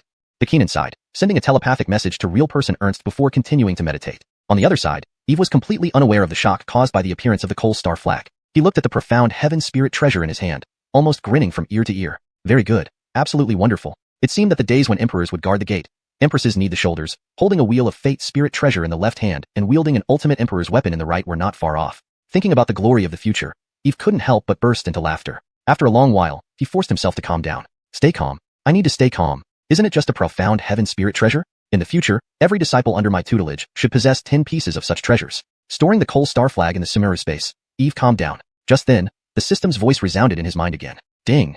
Disciple Yasmin's sword's Achilles ship has broken through. The host receives a large amount of sword intent return. Following the system's voice, the next moment, Eve's sword's Achilles ship, which had only recently entered the godlike sword heart stage, received another massive boost, directly advancing from the initial stage to the intermediate stage. Don't underestimate this small realm's advancement. After reaching the divine realm, each minor realm is a qualitative change, and its power cannot be overstated. Moreover, each improvement is extremely difficult, requiring at least the comprehension of tens of thousands of sword intents. For a normal person, it would take at least a century to accumulate this much. Yet, he Achilles aged to accomplish in one day what others needed 100 years of diligent practice to achieve. My goodness, what exactly did you comprehend inside? One can imagine how unimaginable Yasmin's future achievements will be given her young age and this achievement. Better still, the higher his disciples' achievements, the more benefits he, as a master, would naturally gain.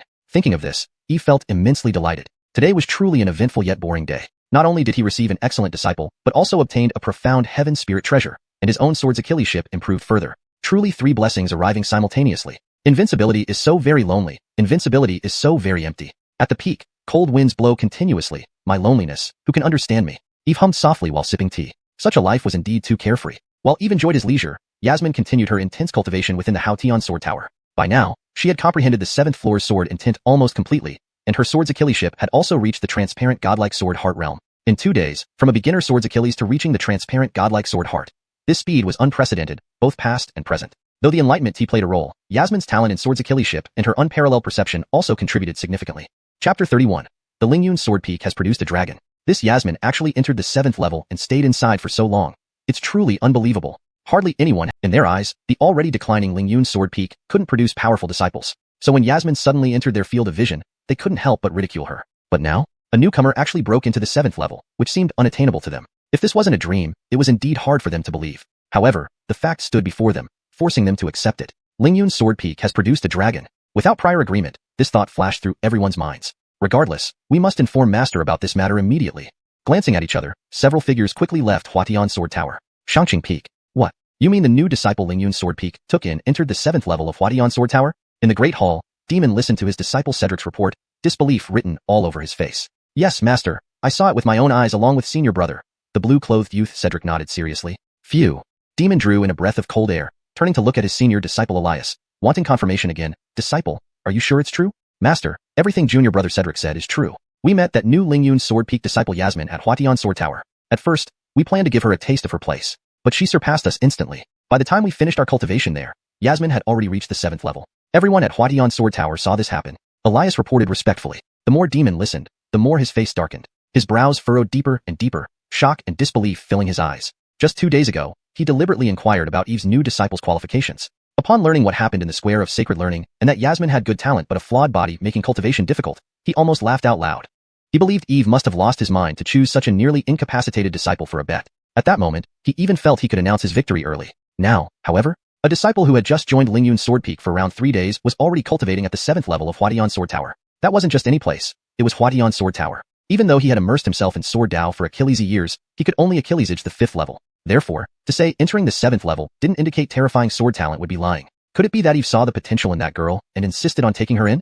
Demon muttered to himself, myriad feelings surging in his heart. If that was true, Eve's luck was simply too good. First, his lucky breakthrough into sword godhood, then taking in such an outstanding sword disciple. Indeed enviable. Master, what do we do? Yasmin will likely be a formidable opponent in the competition next year. Elias looked at Demon's expression, hesitating before asking. Don't panic. It's just the 7th level of Huatian Sword Tower. What's so amazing about it? Demon gave a cold snort, trying to stay calm despite feeling somewhat shaken. Even with superior sword talent, she's still a half-disabled person. Do you think she can surpass you in cultivation within a year? As long as you cultivate diligently and aim to break through to the Yuanying stage before the competition, fear not taking down a mere novice girl.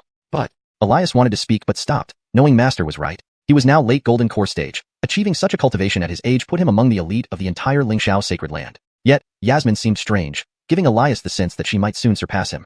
Enough, stop worrying. Demon waved away Elias's concerns, a hint of confidence returning to his face. Rest assured, since your master promised to win Eve, I am certain. From today onwards, all peak cultivation resources are open to you. If you need anything and your contribution points are insufficient, come directly to me. So strive, and ensure you win against Lingyun Sword Peak in the competition. Yes, master.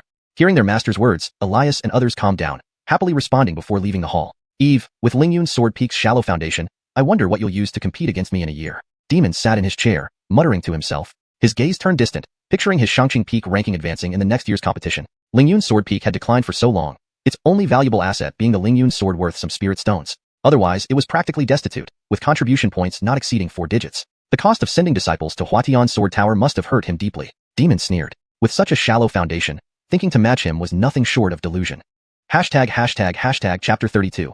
Breakthrough to the Divine Soul Grotto. Master truly is a sage. Yasmin had no idea just how much of a stir she had caused. At this moment, she was still practicing the Great Integrity Sword Cannon, having already transformed all the sword intent she had comprehended into Great Integrity Sword Intent. This made her entire person exude an aura of sharpness, as if she were a razor-sharp blade. Phew. After a long while, Yasmin sighed deeply, slowly opening her eyes. Her beautiful eyes sparkled with radiance. The 7th layer's sword intent has been fully understood by me. I've entered the sword heart enlightenment realm, taking another step toward the state master spoke of. She slightly lowered her eyelids, gazing at her own transformation, a look of awe and joy in her eyes. But judging from my current situation, it will probably be difficult for me to cultivate at the 8th layer, and the 9th layer is even more out of reach. Moreover, the effects of the tea master gave me seem to be wearing off.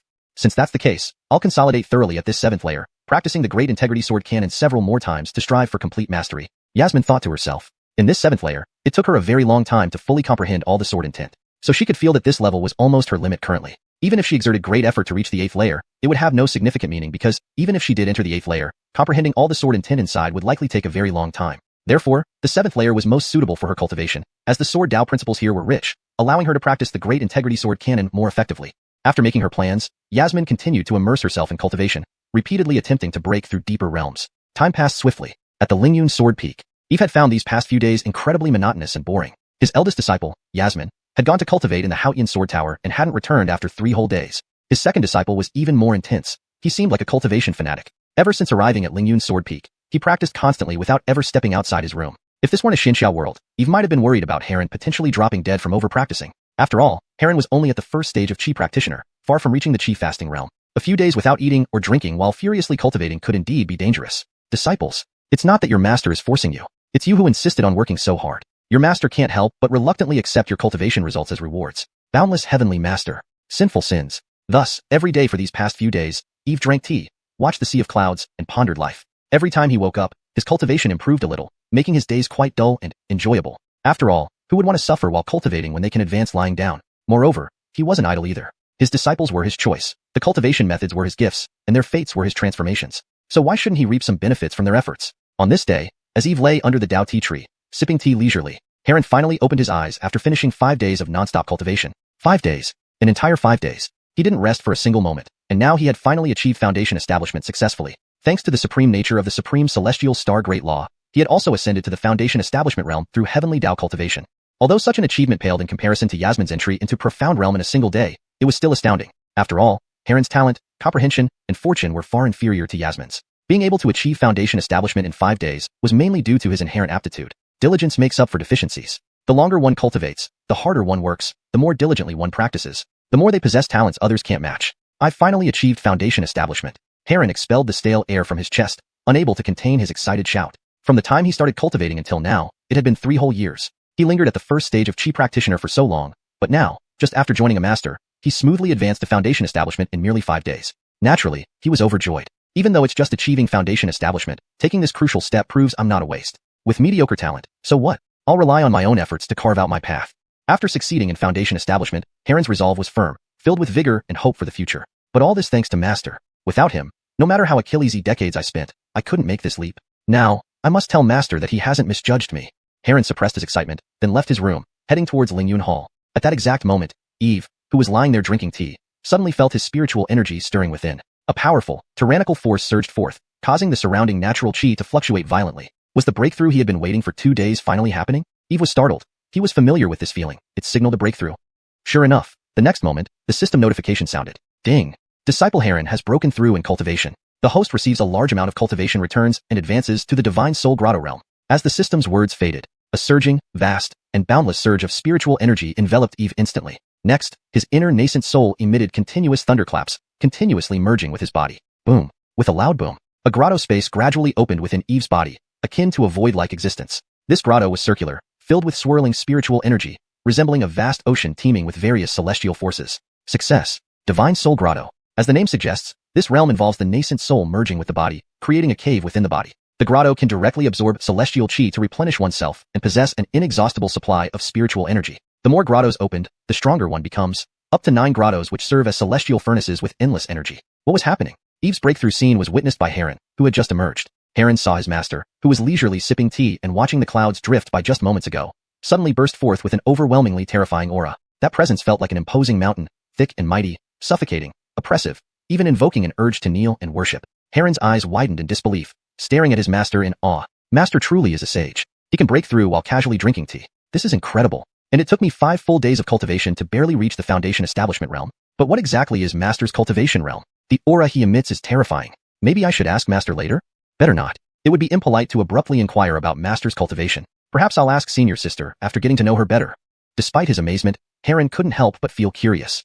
Hashtag chapter 33. Born with the fate of ox and horse. Master could casually boost his cultivation. It was terrifyingly impressive. No wonder people say there's always someone better out there. It's absolutely true. Heron's reverence for his master deepened. Eve's aura gradually faded. He slowly opened his eyes, a faint smile on his face. Looking at Heron, who stood stunned nearby, he chuckled, "Disciple, have you finally completed your cultivation?" Hearing his voice, Heron snapped back to his senses and greeted him with a slight bow. "Congratulations, Master, on your further advancement. It's just a minor breakthrough, nothing worth mentioning. Eve waved it off, nonchalantly adding, but you've done well. In merely 5 days, you've advanced to the early foundation establishment stage. Not bad for someone I've chosen. None of this would be possible without Master's guidance. Heron bowed respectfully, looking at Eve with deep admiration. He knew very well that everything he had achieved was due to his master, so he harbored no pride or complacency. You created your own fortune, Eve said earnestly. I only guide you on the path. Whether you reach the peak depends entirely on your own efforts. Your disciple will always remember Master's teachings. Heron nodded seriously. The Master shows you the door, but the cultivation is up to you. What Master said was correct. Your journey must be walked alone. No one can help you in this. This truth has remained unchanged since ancient times. Enough cultivation for now. It's time for a rest. Disciple, come sit down and have some tea. Eve pointed to the stone table, inviting Heron to sit. How could he not feel pained by his disciple's relentless effort over the past 5 days? Of course, Eve was concerned. If his disciple wore himself out, who would return the cultivation to him? Thus, balance was the best approach. Thank you, Master. Heron nodded and took his seat. He looked at the teapot in front of him, clearly sensing the fragrant aroma wafting from it. Without a doubt, this was spirit tea with remarkable benefits, far superior to ordinary earthly teas. Heron picked up the teapot and poured 2 cups. One he respectfully handed to Eve, and the other he held, taking a sip. As the tea slid down his throat, Heron froze, his expression filled with disbelief. He could feel that this tea was extraordinary, but he never imagined it would be thousands of times more potent than he thought. Suddenly, every pore in his body relaxed, and his mind became exceptionally clear, as if his soul had been purified. The once obscure and profound concepts in the 2 supreme immortal techniques his master taught him suddenly seemed clear and understandable. This realization sparked an intense urge to cultivate immediately. He felt that practicing now would surely bring twice the results with half the effort. Master, this tea! Heron shouted excitedly, unable to control his emotions. So, you find this tea quite exceptional? Eve smiled gently, having anticipated this reaction. Yes, Master. Heron nodded vigorously. After drinking this tea, I feel my vision cleared and my mind washed, as if I've been enlightened. It truly is miraculous, Eve agreed. Drink more if you like. Seeing Heron's enthusiastic response, Eve couldn't help but chuckle. Heron gulped down the tea in one go, then sprang up, his brows furrowed with excitement. Even Eve was startled. Before he could speak, Heron eagerly blurted out, Master, I can't wait. I suddenly feel enlightened and want to go into seclusion to cultivate. I'm afraid I won't be able to join you for tea. Without waiting for Eve's response, Heron dashed toward his quarters.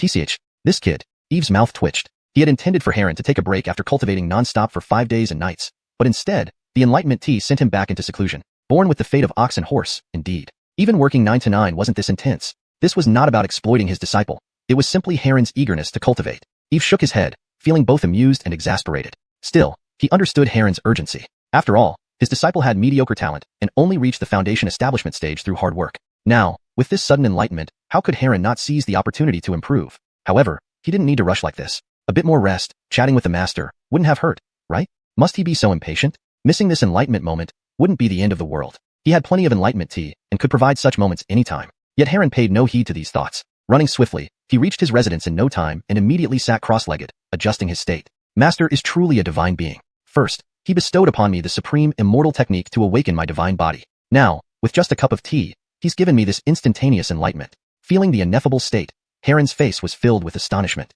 Without further ado, he dismissed all distractions and focused on his cultivation. Indeed, this time he felt as though he saw through everything, gradually losing awareness of the outside world, completely absorbed in his practice. Soon after, under the Enlightenment tea tree, Eve heard the system's notification sound. Ding. Disciple Heron has gained insights from practicing the great heavenly star technique. Host gains 81 stars in return. Sigh. Just like climbing the ranks, good perforacoles is less important than being paired well. With such a diligent disciple, why would he need to cultivate himself? Eve sighed, deeply moved. If he had more disciples like this, becoming invincible would be easy. Meanwhile, Yasmin, who had been cultivating inside the vast Heaven Sword Tower, suddenly gasped. Above her, the vast Heaven Sword displayed lines of text before her eyes. Asterisk, I am Emperor Timothy of the Lingxiao Sacred Land. On the 518,000th year of the Purple Way era, before my death, I recorded the sword technique, Eternal Blade, that I created in my lifetime within the vast Heaven Sword, awaiting the worthy one to understand it. Asterisk, whoever inherits my legacy must protect the Lingxiao Sacred Land, or I shall never rest in peace. Asterisk, may you become a peerless sword cultivator, fulfilling my legacy. Emperor Timothy of the Lingxiao Sacred Land. Asterisk. Hashtag Chapter 34. The Sword Emperor's Legacy, One Sword Eternal. Staring at the line of text that appeared in the void, Yasmin was deeply shaken. She knew this was the legacy left by a sage land's great power within the Hao Tian sword, and it was no less than the legacy of one generation's sword emperor.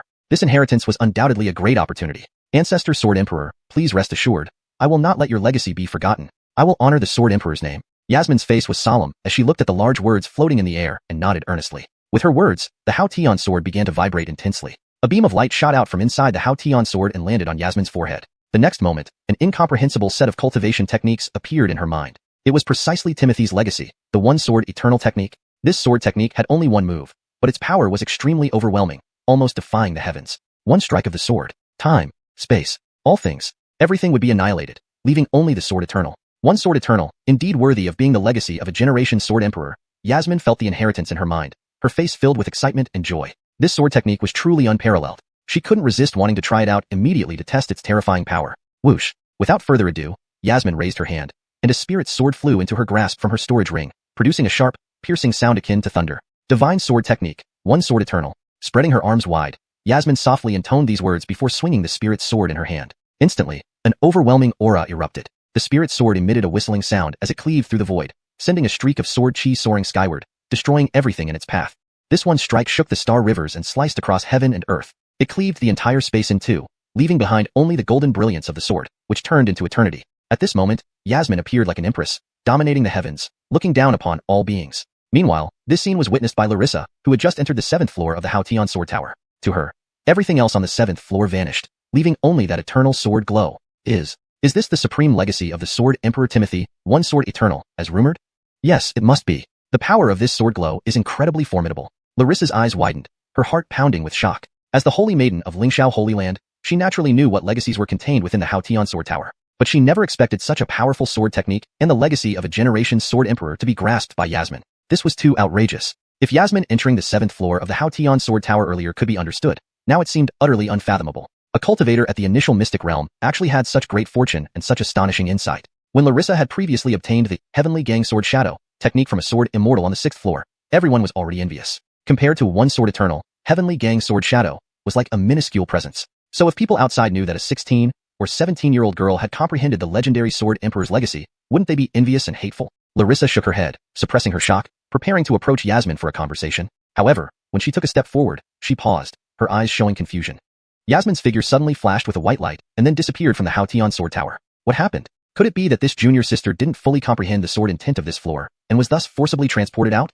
Larissa speculated, but soon shook her head, rejecting that thought. Someone who could understand a sword emperor's legacy, how could their comprehension be lacking? As she examined the area, she saw Achilles' spatial cracks where one sword eternal had struck, making the surrounding space extremely unstable, almost collapsing. It appears that junior sister Zhang's sword caused the Haotian sword tower's rules to fluctuate and started rejecting her, hence she was forcibly transported out. Larissa quickly figured out what had happened after observing the surroundings. Still, even so, it left her astonished. After all, such occurrences were rare and shocking. The Haotian sword tower was one of the treasures of Lingxiao Holy Land.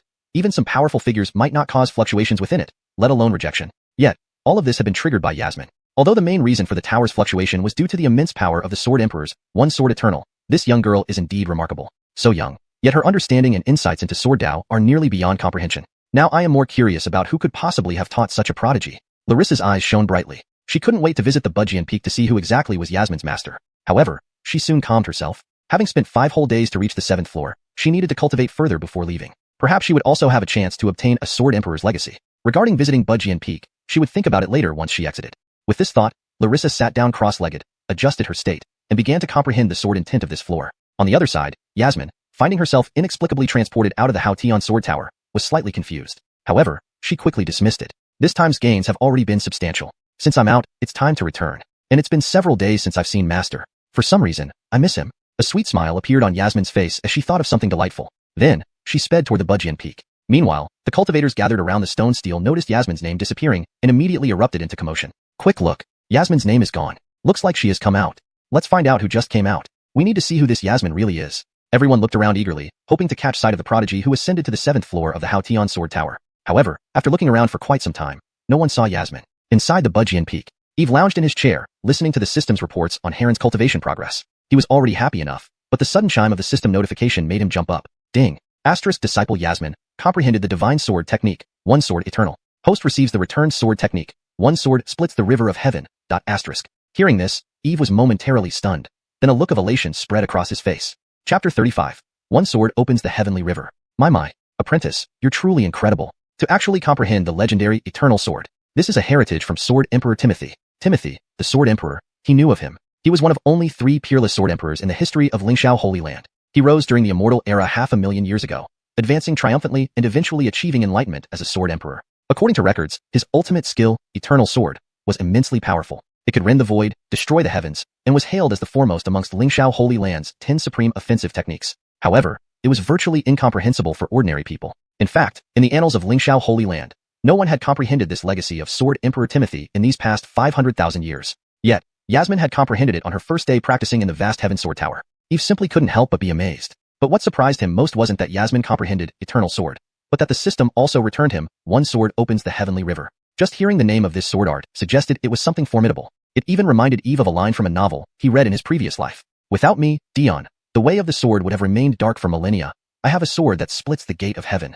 How overwhelmingly majestic. It was utterly awe-inspiring. Haha, good apprentice, you truly are my lucky star. Eve laughed heartily, satisfaction filling his face. Unable to contain himself, he shouted at the system.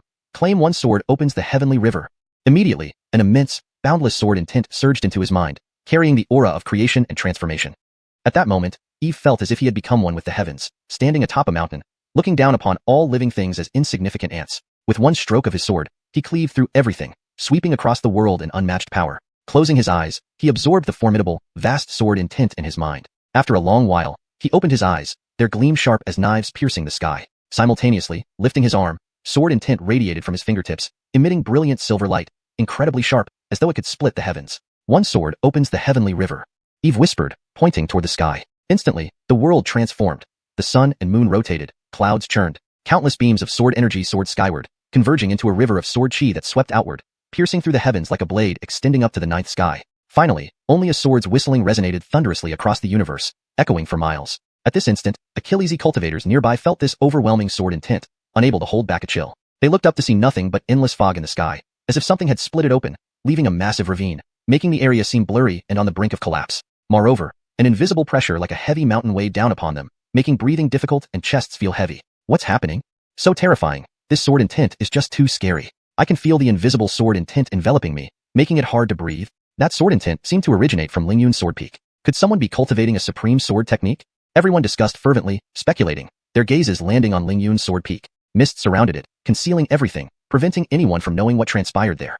Though they couldn't see inside, Yasmin knew well that if it came from Lingyun's sword peak, it must be her master's doing. Seeing the river of sword chi appear, she stood frozen, awestruck. Master really is master, bringing awe in everything he does. Yasmin was deeply impressed once more. A river of sword chi was enough to make any cultivator look up in reverence. Especially its overwhelming might left her in awe. Truly worthy of being master. Initially, when she comprehended Eternal Sword, she thought it was probably the strongest sword technique in the world. But now, seeing the river of sword chi, she understood her shallowness and insignificance. Although Eternal Sword, as a sword emperor's legacy was formidable, she felt it was still inferior to that river of sword chi. What realm of Sword's Achilles ship has Master reached to unleash such a stunning strike? Yasmin marveled. When Master spoke of the peak of Sword's Achilles ship before, although she was astounded, she could only imagine what that realm entailed. But today, witnessing the river of sword chi piercing the heavens, stirring stars, she finally grasped what Master meant by the pinnacle of Sword's Achilles ship. Indeed, even a blade of grass could cleave the sun and stars, a single leaf slicing through the myriad truths. Watching the lingering sword intent in the sky, Yasmin's understanding of the way of the sword reached a new level,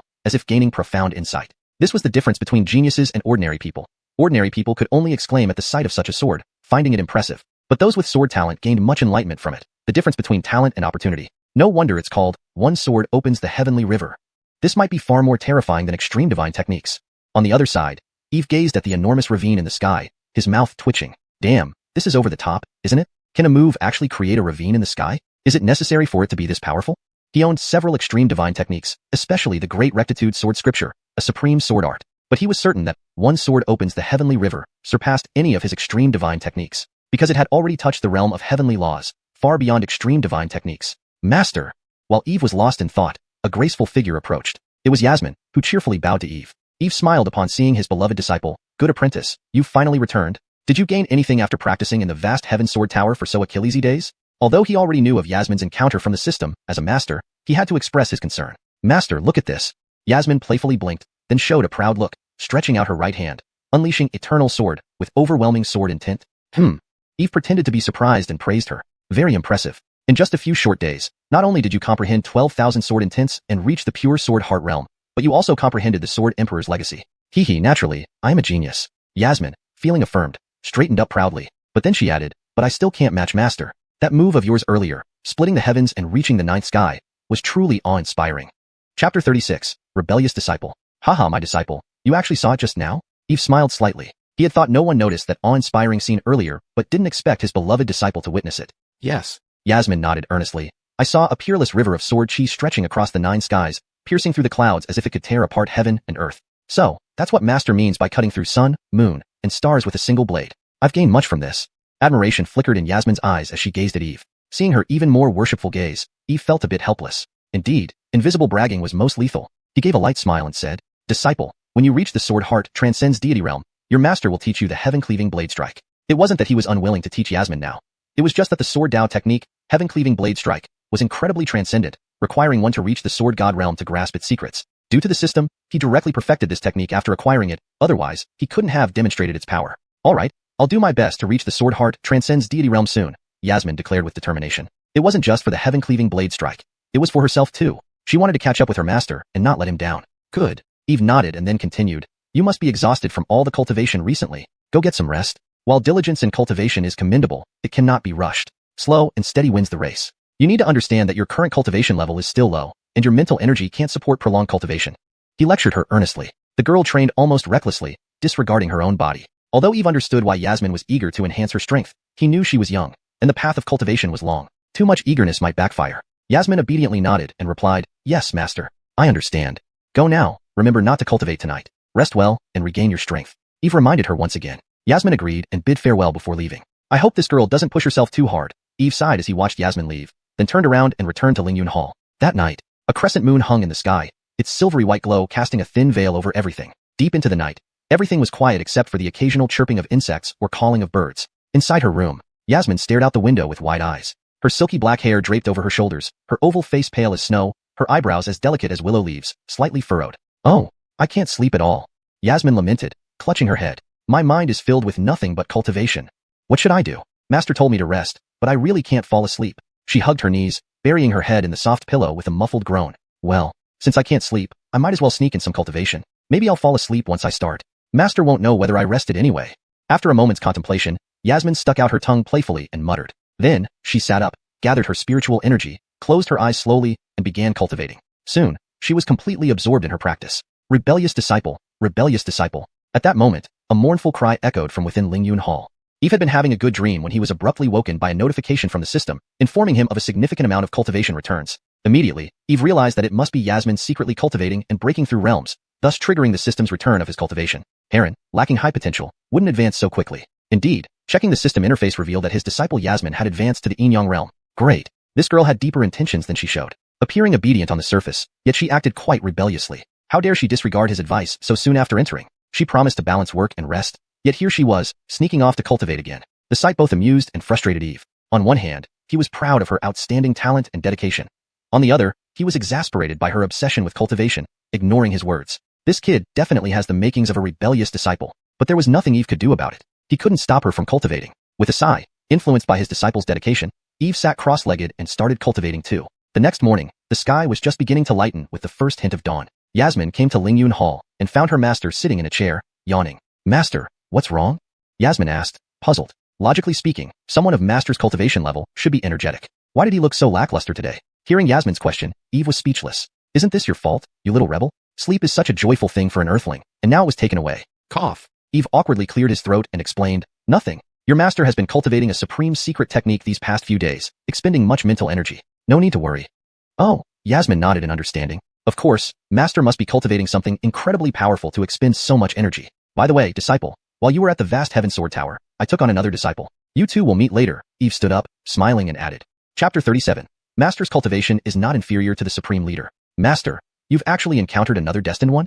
Yasmin blinked her eyes, somewhat surprised. She remembered that master only accepted disciples based on fate, so it was unexpected that he had taken in a new disciple after just a few days. "Indeed. In the future, you will be in Keenan's sister. Set a good example." Eve nodded. Hearing this, Yasmin appeared quite excited. "Elder sister, I'm actually going to be in Keenan's sister." She patted her chest with small hands, resolutely saying, "Don't worry, master. I'll definitely be a competent Keenan sister." Good. Master believes in you." Eve chuckled. "Let's go.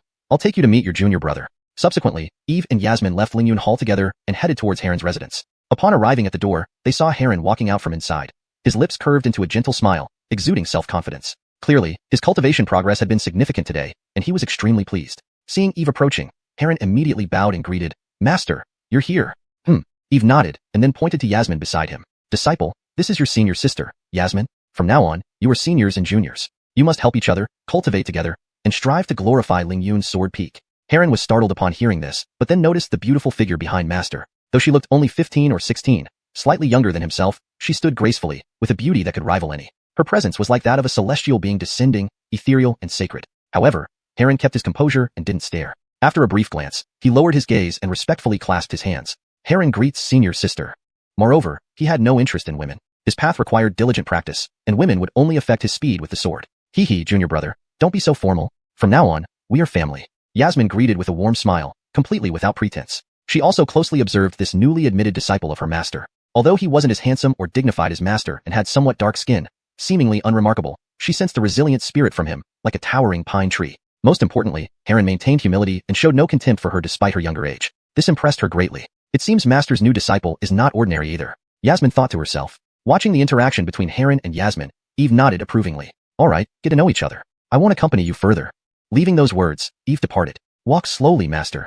Both called out in unison and then sat down at the stone table in the courtyard. Yasmin looked at Heron curiously and asked, Senior brother, you've just joined. Did Master teach you any cultivation methods? Master imparted me 2 supreme immortal techniques, the Great Heavenly Star Method and the Northern Dipper Divine Fist. Heron didn't withhold anything from senior sister Yasmin. As expected, Master teaches us supreme immortal techniques. Yasmin seemed unsurprised, as if she had anticipated this. So, does senior sister also practice supreme immortal techniques? Heron felt doubtful when he heard her use, also. Yes, I practice the vast virtue sword scripture. Yasmin nodded. But since my method is sword-focused while yours is fist-based, otherwise I could have shared cultivation insights with you.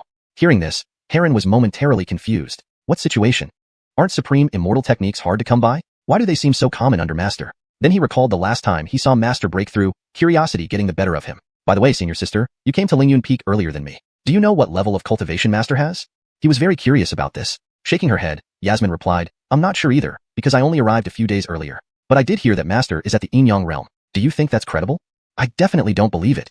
Heron vehemently denied. Yin-Yang realm? Impossible. How can Master's cultivation be so low? I agree. It doesn't match Master's stature.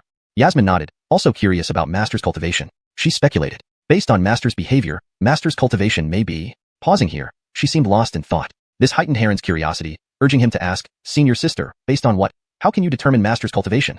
Although this is just my speculation, there are some points that support it. Firstly, maybe you haven't seen any Heaven Monarch level giants like the Supreme Leader, so you might not know. But I have met several such figures. They all share one trait. Their bodies emit an invisible yet powerful pressure, making people feel suffocated. At first sight, one knows they are unparalleled powerhouses. Yasmin paused before continuing. However, Master is different from these Heaven Monarchs. Master emits no pressure. But there is a certain aura, giving a sense of deep unfathomability, untouchable majesty, as if standing at the apex of the heavens.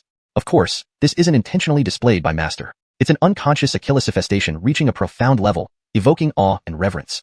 Yasmin spoke very seriously, with a hint of admiration in her tone. Indeed. Heron nodded involuntarily. When I look at Master, I also feel this, as if facing heavenly destiny, filled with a sense of insignificance.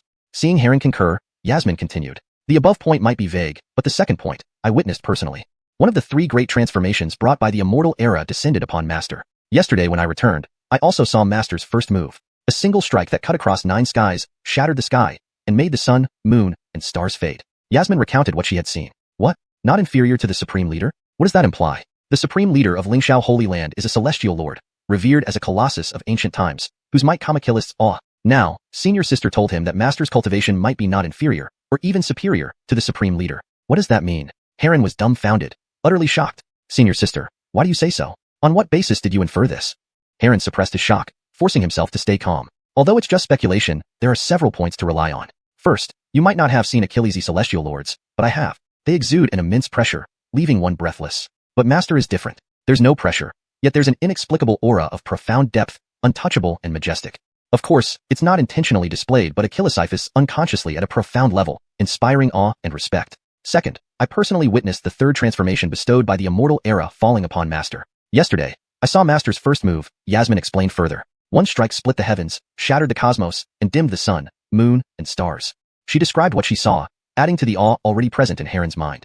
Chapter 38, Master's Power, All Imaginable. A single sword stroke spanning the 9 heavens, shattering the firmament. What kind of strength could this be? Heron was stunned, but he also had some questions, so he asked, Right, senior sister, what exactly is this Immortal Dao era you spoke of? And what did the 3 great fortunes refer to?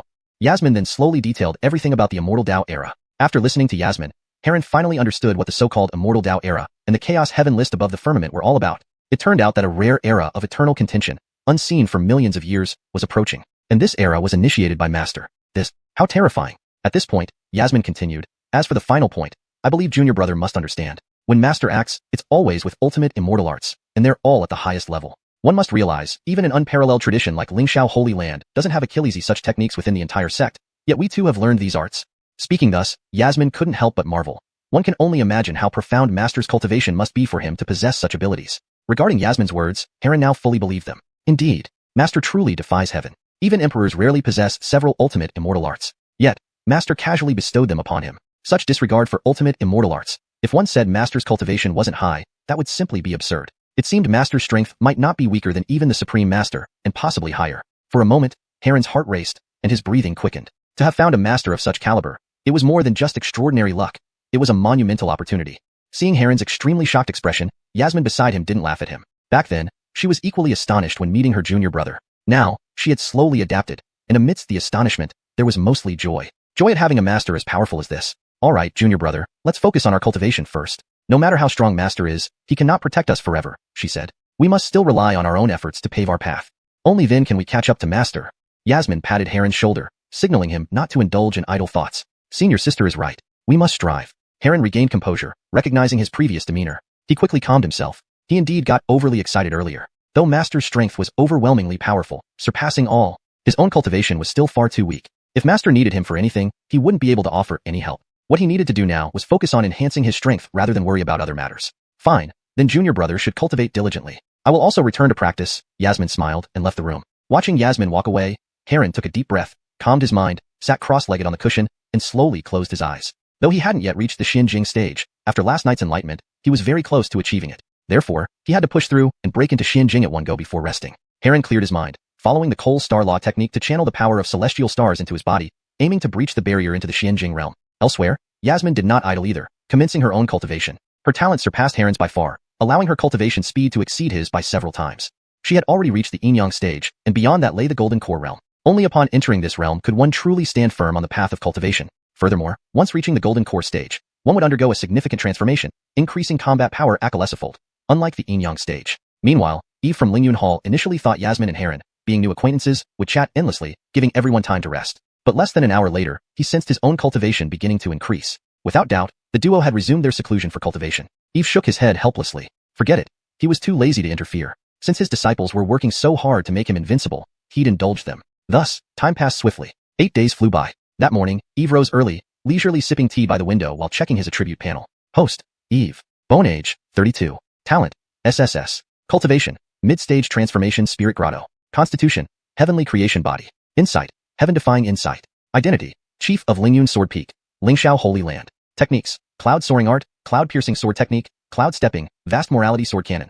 One sword opens heavenly river, Coal Star Law, northern dipper divine fist. Fate, none. Items, 1 profound heaven magic treasure, 2 heaven grade magical weapons, 5 earth grade magical weapons, numerous spirit stones, pills, treasures. Disciples, Yasmin, Heron. System task, accept a 3rd disciple, reward, 1 supreme emperor weapon. Summary, seemingly ordinary, actually a B grade cheat from Earth. Don't provoke him. Excellent, very excellent. Eve looked over his attribute panel, nodding approvingly. Thanks to his disciples' diligence and occasional self-cultivation, his cultivation had advanced from initial transformation spirit grotto to mid-stage, with 2 spiritual grottos opened inside him. From Yin-Yang stage to mid-stage transformation spirit grotto in half a month. If others knew about this rapid progression, they would surely envy and hate, even become mad with frustration. After all, every stage in cultivation was incredibly challenging. Without sufficient opportunities or accumulation, one could be stuck at a bottleneck for life, unable to advance further. However, for Eve, in just half a month, he achieved what others spend a lifetime accomplishing. Excellent. Indeed, effort brings good fortune and rewards, Eve mused while sipping tea. As for who put in the effort, whether it was him or his disciples, was unimportant. Moreover, accepting a 3rd disciple was pressing since the reward was a supreme emperor weapon, a peerless treasure. Eve pondered how to recruit the 3rd disciple when suddenly Heron rushed into the hall, looking flustered. Master? Hearing this, Eve frowned slightly and replied, no need to panic, disciple. Whatever happens, your master is here. Chapter 39. The Yi family in Linen City. Master, something has happened at home, and I may need to rush back immediately, Heron said anxiously. Today, while he was practicing cultivation, a message suddenly came from home. So, he immediately stopped his practice and rushed over to find his master. Something happened at home? Eve frowned slightly and asked, tell me what happened that makes you so worried? Heron took several deep breaths before explaining clearly. It turned out he came from the Yi family, a cultivator clan in Linen City. The family had been established for centuries and was one of the 2 prominent families in Linen City, equally powerful as the Song family. However, the two families have always been fiercely competitive with each other. When Heron's parents were still alive, their status as outer disciples of Lingxiao Holy Land allowed them to firmly suppress the Song family. But 3 years ago, they died in an attempt to snatch a treasure. This event broke the balance between the two families. Furthermore, the eldest son of the Song family was exceptionally talented and had recently been accepted as a personal disciple by the patriarch of the Demon Sword sect. With the backing of the Demon Sword sect, the Song family's power had surged rapidly and now aimed to swallow up the Yi family. The Demon Sword sect also had a complicated history with the Yi family. Heron's parents' deaths were linked to this sect, and the ancient relic they obtained ended up in the hands of the Demon Sword sect. The Demon Sword sect? Eve raised an eyebrow, having heard of this sect. While it might not be a top-tier sect across Li province, it was undoubtedly a dominant force in the Linen area. With the Demon Sword sect supporting the Song family, conquering the Yi family would indeed be simple, which explained why Heron was so anxious. So, you're going back to help the Yi family resist the Song family? Eve understood Heron's thoughts after hearing him. Yes, master. As a member of the Yi family, I cannot just watch my family be destroyed. I understand your loyalty, but with your current strength, it might be difficult to change the situation. I know my strength is insufficient, but I must return. Even if it's just a small effort, I must try, Heron replied. All right, since you are determined, I won't stop you. Eve nodded, then paused thoughtfully. However, with the Song family backed by the Demon Sword sect, returning alone will be extremely dangerous. How about this? I'll accompany you. Since the Demon Sword sect has chosen to interfere with Yi family affairs, letting Heron return alone could lead to unforeseen circumstances. After careful consideration, Eve believed it would be safer if he accompanied Heron. Despite the potential backlash from the Jiang family, he decided to take the trip. After all, Heron was his prized disciple and couldn't be left at risk. Moreover, his heavenly Dao creation body could conceal his presence and abilities, giving him the confidence to protect himself should the Jiang family seek trouble. Thank you, master. Heron was momentarily stunned. Then his face lit up with joy at the unexpected assistance. He initially feared that his identity as a Lingxiao Holy Land disciple might not be enough to intimidate the Song family, but now, with his master accompanying him, even the Demon Sword sect support wouldn't matter. No need for formalities, my disciple, Eve chuckled. Let's go tell your senior sister, and then we can leave. Okay. Heron eagerly agreed and followed Eve out of the main hall towards Yasmin's residence. After briefly explaining the situation to Yasmin, Eve instructed her. While I'm away, continue your cultivation on Mount Lingyun. If you tire during practice, you can pick tea leaves from the square and drink them. Understood, master. I'll stay on Mount Lingyun until you return. Yasmin responded obediently. Eve nodded and then took off into the sky with Heron on his sword, flying toward Linen City. Meanwhile, thousands of miles away in Linen City, Song Manor was filled with guests, bustling with activity. Haha, Booker, congratulations indeed. That's right, for your esteemed son to join the Demon Sword sect is truly an honor. He is destined to achieve greatness.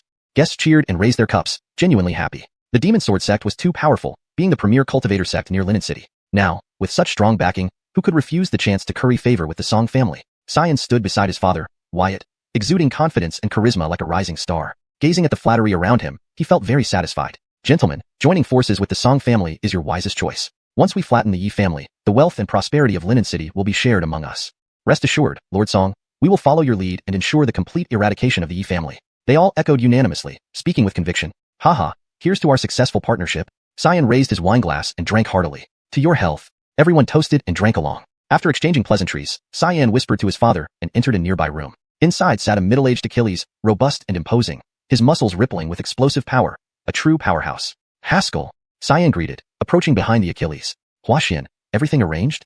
Haskell's voice was low and calm, yet authoritative.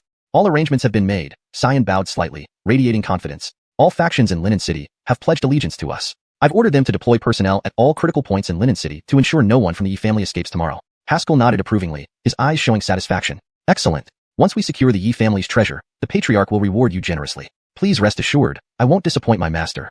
Xian's eyes flashed with determination. But the Yi family seems to have 2 golden core experts. We might need your assistance to take them down. Haskell waved his hand dismissively, a sneer forming on his face. Don't worry, mere golden core cultivators are insignificant. They can be extinguished with a snap of my fingers. His tone was full of disdain for golden core cultivators, as if they were nothing before him. Chapter 40. No one can harm the Yi family. Amidst the festivities at the Song family residence, a starkly different scene unfolded at the Yi family Accolation in Linen City. In the grand hall, Achilles' senior members of the Yi family sat restlessly, the atmosphere heavy and oppressive. The thought that a family with centuries of history could be destroyed in their generation weighed heavily on everyone, stirring both urgency and despair. Soon, the arrival of an individual brought some semblance of calm to the hall. This person was Inkinenly Achilles with white hair, none other than Tyson, the patriarch of the Yi family and Heron's grandfather. All eyes turned to him, filled with hope. Father, what's the situation? Has the Song family agreed to reconcile? A somewhat agitated voice broke the silence. It belonged to Second Master Deshan of the Yi family. Seeing Deshan's anxious face brimming with anticipation, Tyson sighed and shook his head. Even if we were willing to withdraw from Linen City, the Song family is relentlessly aggressive, unwilling to back down. They have even threatened to wipe out our entire family, ensuring we never rise again. What? Destroy our entire family? The Song family is far too arrogant. Just because they have the backing of the Demon Sword sect, do they think they can bully us however they like? Let's fight them.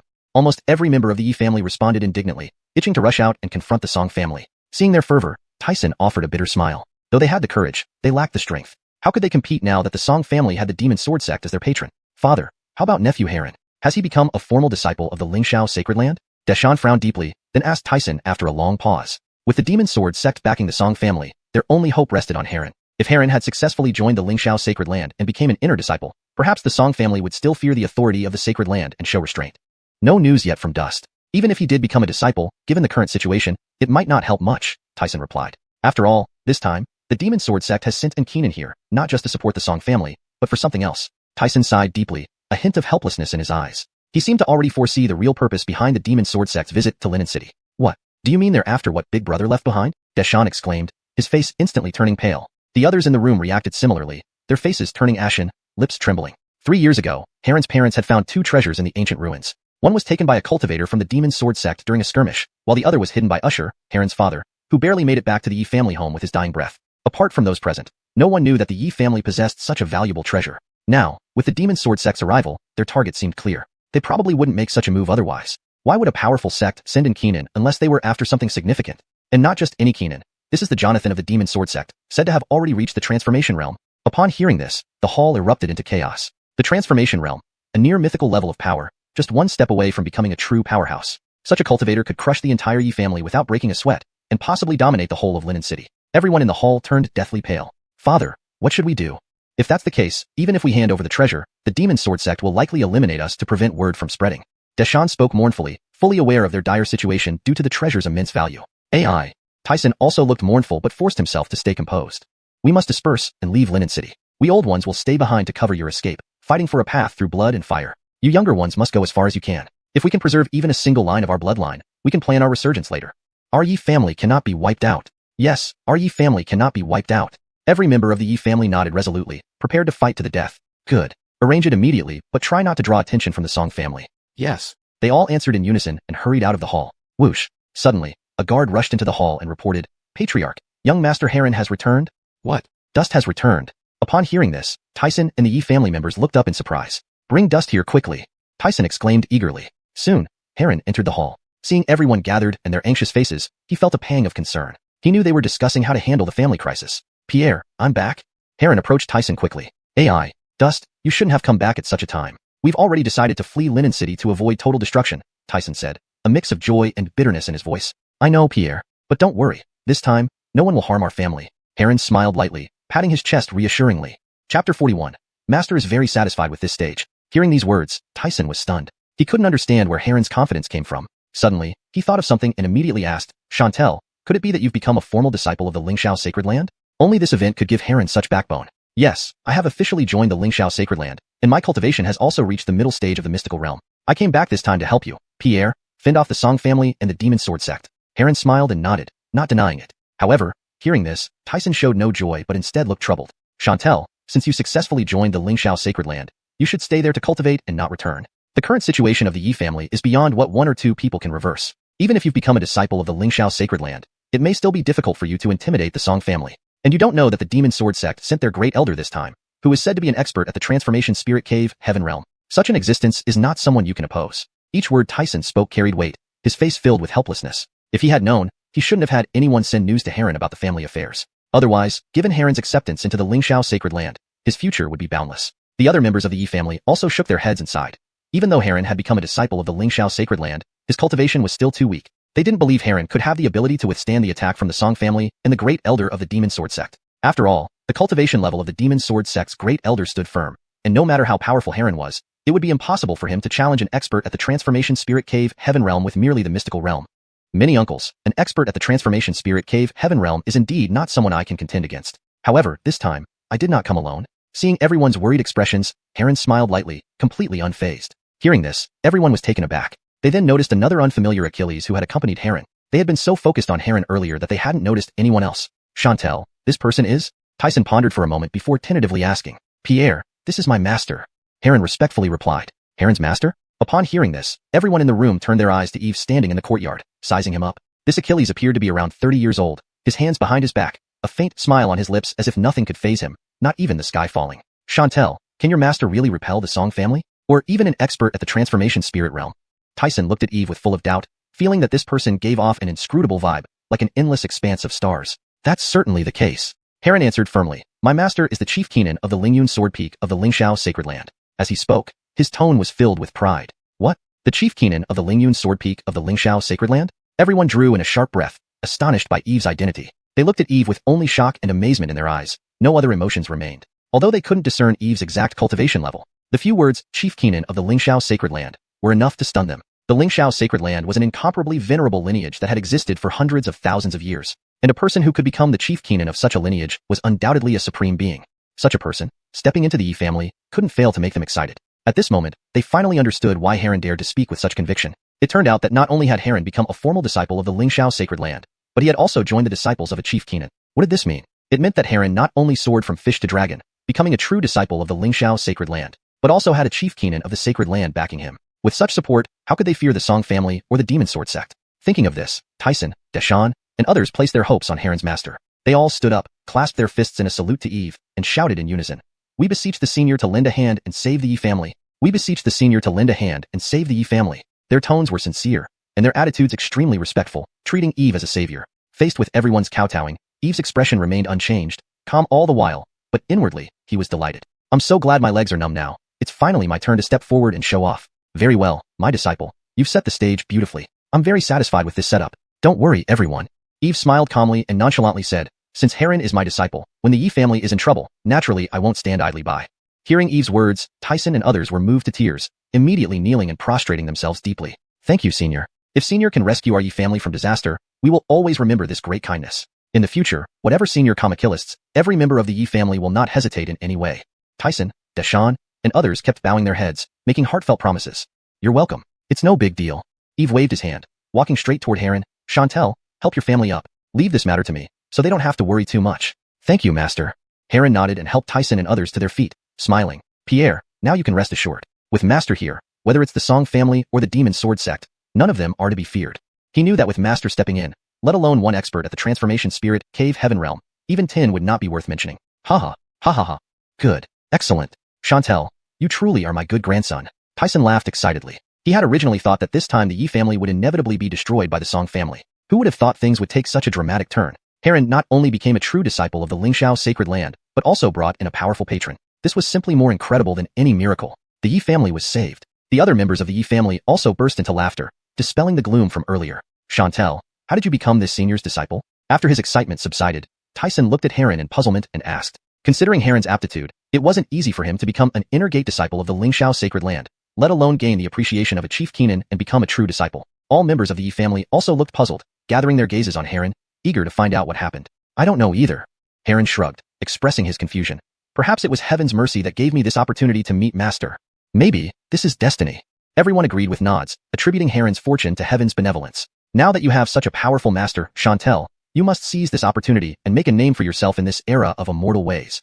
Tyson advised, his eyes filled with anticipation for Heron. Previously, the most promising member of the Yi family was Heron's father, Usher, but unfortunately, talent was envied by heaven. Fortunately, Heron had made great efforts, gaining the recognition of the Lingxiao Sacred Land's chief Kenan at such a young age. As long as he continued to work hard and receive the guidance of the chief Kenan of the Lingxiao Sacred Land, his future was bound to be bright. Pierre, rest assured, Chantel will strive hard and lead the Yi family to a stable footing in this world. Heron promised solemnly. Not only did he intend to carve out a place for himself, but he also wanted to make the Yi family stand tall at the pinnacle of the world, drawing all eyes upon them. Very good, you have ambition. Tyson praised. Chantel truly lives up to being a descendant of the Yi family, with backbone and courage. The descendants of the Yi family praised Heron, one after another. They believed that Heron would certainly accomplish it. Tyson nodded in approval. Seeing the confident demeanor of his grandson, he felt a surge of pride and hope for the future of the Yi family. ####Chapter 42. The combat power of the Coal Star God Body. The next day, at the Yi family estate, Tyson had gathered all the family members at the martial arts arena, fully prepared for battle. Heron sat on a chair nearby, leisurely drinking tea with Eve. Master, should we just wait like this? Heron looked up and asked Eve, who was sitting beside him. Yes, let's be patient. Eve nodded slightly. His divine sense covered the entire Linen City, sensing a large number of people rushing towards the Yi family to besiege them. However, Eve had no intention of stopping them and allowed the enemies to come. As time passed, despite knowing that Heron's master was present, the Yi family members could not help but feel tense. After all, among the attackers were divine transformation cultivators, existences they only heard about in legends. Old Achilles of the Yi family, where's Tyson? Hurry up and come out to face your death. Suddenly, A voice broke the silence and echoed throughout the Yi family estate. Immediately after, over 100 figures landed in the Yi family martial arts arena, each radiating arrogance and madness. Among them were Wyatt and Conley standing at the front. Behind them were over 10 black-robe cultivators, each emitting formidable auras, clearly Yin-Yang realm cultivators. These clearly belonged to the Demon Sword sect, although Haskell did not show up. Wyatt gave a cold laugh as he looked at the well-prepared Yi family members. Hee Tyson, don't tell me you're still trying to resist? I'll tell you straight, today my Song family has descended, and your Yi family is destined for destruction. I advise you to surrender quietly. Otherwise, not even a fly from your Yi family will survive. Wyatt was overwhelmingly domineering, completely disregarding Tyson. With so Achillesy Demon Sword sect cultivators backing him, this force was enough to crush any small family. The Yi family only had 100 or so people, mostly Qi condensation cultivators. Even with 2 golden core experts, how could they resist such a powerful lineup? Humph. Wyatt, don't think you can run wild in our Yi family just because the Demon Sword sect backs you. Let's see what you've got. Tyson coldly snorted, glaring defiantly at Wyatt. With Eve, who was calmly drinking tea, supporting him, he wasn't worried at all. Tyson, after fighting for so Achillesy years, you still dare to defy us. Wyatt sneered disdainfully. He pointed at the Demon Sword sect disciples behind him. See, every one of these people is at least at the Yin-Yang realm. What do you have to fight back with your tiny force? With that said, Wyatt waved his hand, signaling the Demon Sword sect cultivators to attack and massacre the Yi family. Master, I want to try my hand. Looking at the dozen Yin-Yang realm cultivators, Heron was eager. His eyes filled with battle lust as he asked Eve for permission. Go ahead. It's been a while since you've practiced. This is a good opportunity to test your progress. Eve waved his hand, his expression indifferent yet hiding deep anticipation. Although Heron was only at the middle stage Profound Mysteries realm, he possessed the unparalleled Coal Star God body and had cultivated 2 supreme immortal techniques taught by Eve. His combat power would surely be terrifying, easily surpassing an ordinary Yin-Yang realm cultivator. After bowing respectfully, Heron leaped forward, landing before the dozen Demon Sword sect disciples. A mere Profound Mysteries cultivator dares to challenge us from the Demon Sword sect? You are asking for death. Seeing Heron walk toward them recklessly, the Demon Sword sect cultivators sneered. Instantly, more than 10 flying swords flew out. Swish, swish, swish. Countless flying swords rained down upon Heron like a storm, their fierce attacks sending shockwaves through the air, causing everyone to tremble. Even the Yi family members held their breath, beads of cold sweat forming on their foreheads. But facing such a ferocious onslaught, Heron remained calm, showing no signs of panic. Break it! He roared, channeling celestial star energy into his fists, unleashing a powerful punch. Instantly, a dazzling star appeared, forming a massive fist of radiant light, sweeping away with destructive waves. Boom, boom, boom. The star-powered fist collided with the rain of flying swords, producing explosive sounds like thunderclaps. The flying swords shattered like tofu, easily destroyed by the star energy. Pft, pft, pft. In a blink, fragments of the broken flying sword shot in all directions, wounding the Demon Sword sect cultivators. How? How is this possible?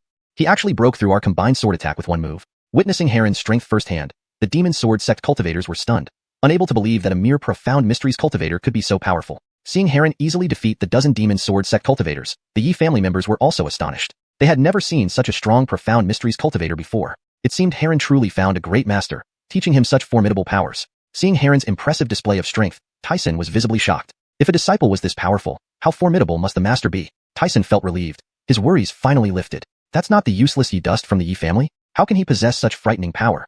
Wyatt's face darkened. Heron's appearance surprised him, making him very puzzled. He knew Heron was mediocre, and everyone in Linen City knew that. But now, Heron was incredibly strong, defeating a dozen Demon Sword sect cultivators and shattering their combined sword attack. It was unbelievable. What happened to you? Don't worry, father. Let me kill Yi dust and then we'll massacre the entire Yi family. Conley coldly huffed and rushed forward. Despite being surprised by Heron's newfound strength, he believed his peak Yin-Yang realm cultivation would easily suppress Heron. Ha, Conley, you came just in time. Let's settle old scores today. Seeing Conley charging towards him with killing intent, Heron laughed excitedly. He had been waiting for this day for a long time. Growing up together in Linen City, their families were rivals, leading to frequent conflicts. Each time, Heron had always been at a disadvantage due to his mediocre talent, while Conley excelled in cultivation. Waste remains waste. Even if you got lucky, so what? I can still stomp you underfoot like before. Conley grinned viciously. Stepping forward, thick spiritual energy surged, forming a long sword in his palm that emitted a piercing chill. Ye dust die. Conley thrust the sword towards Heron's forehead. Not so easy.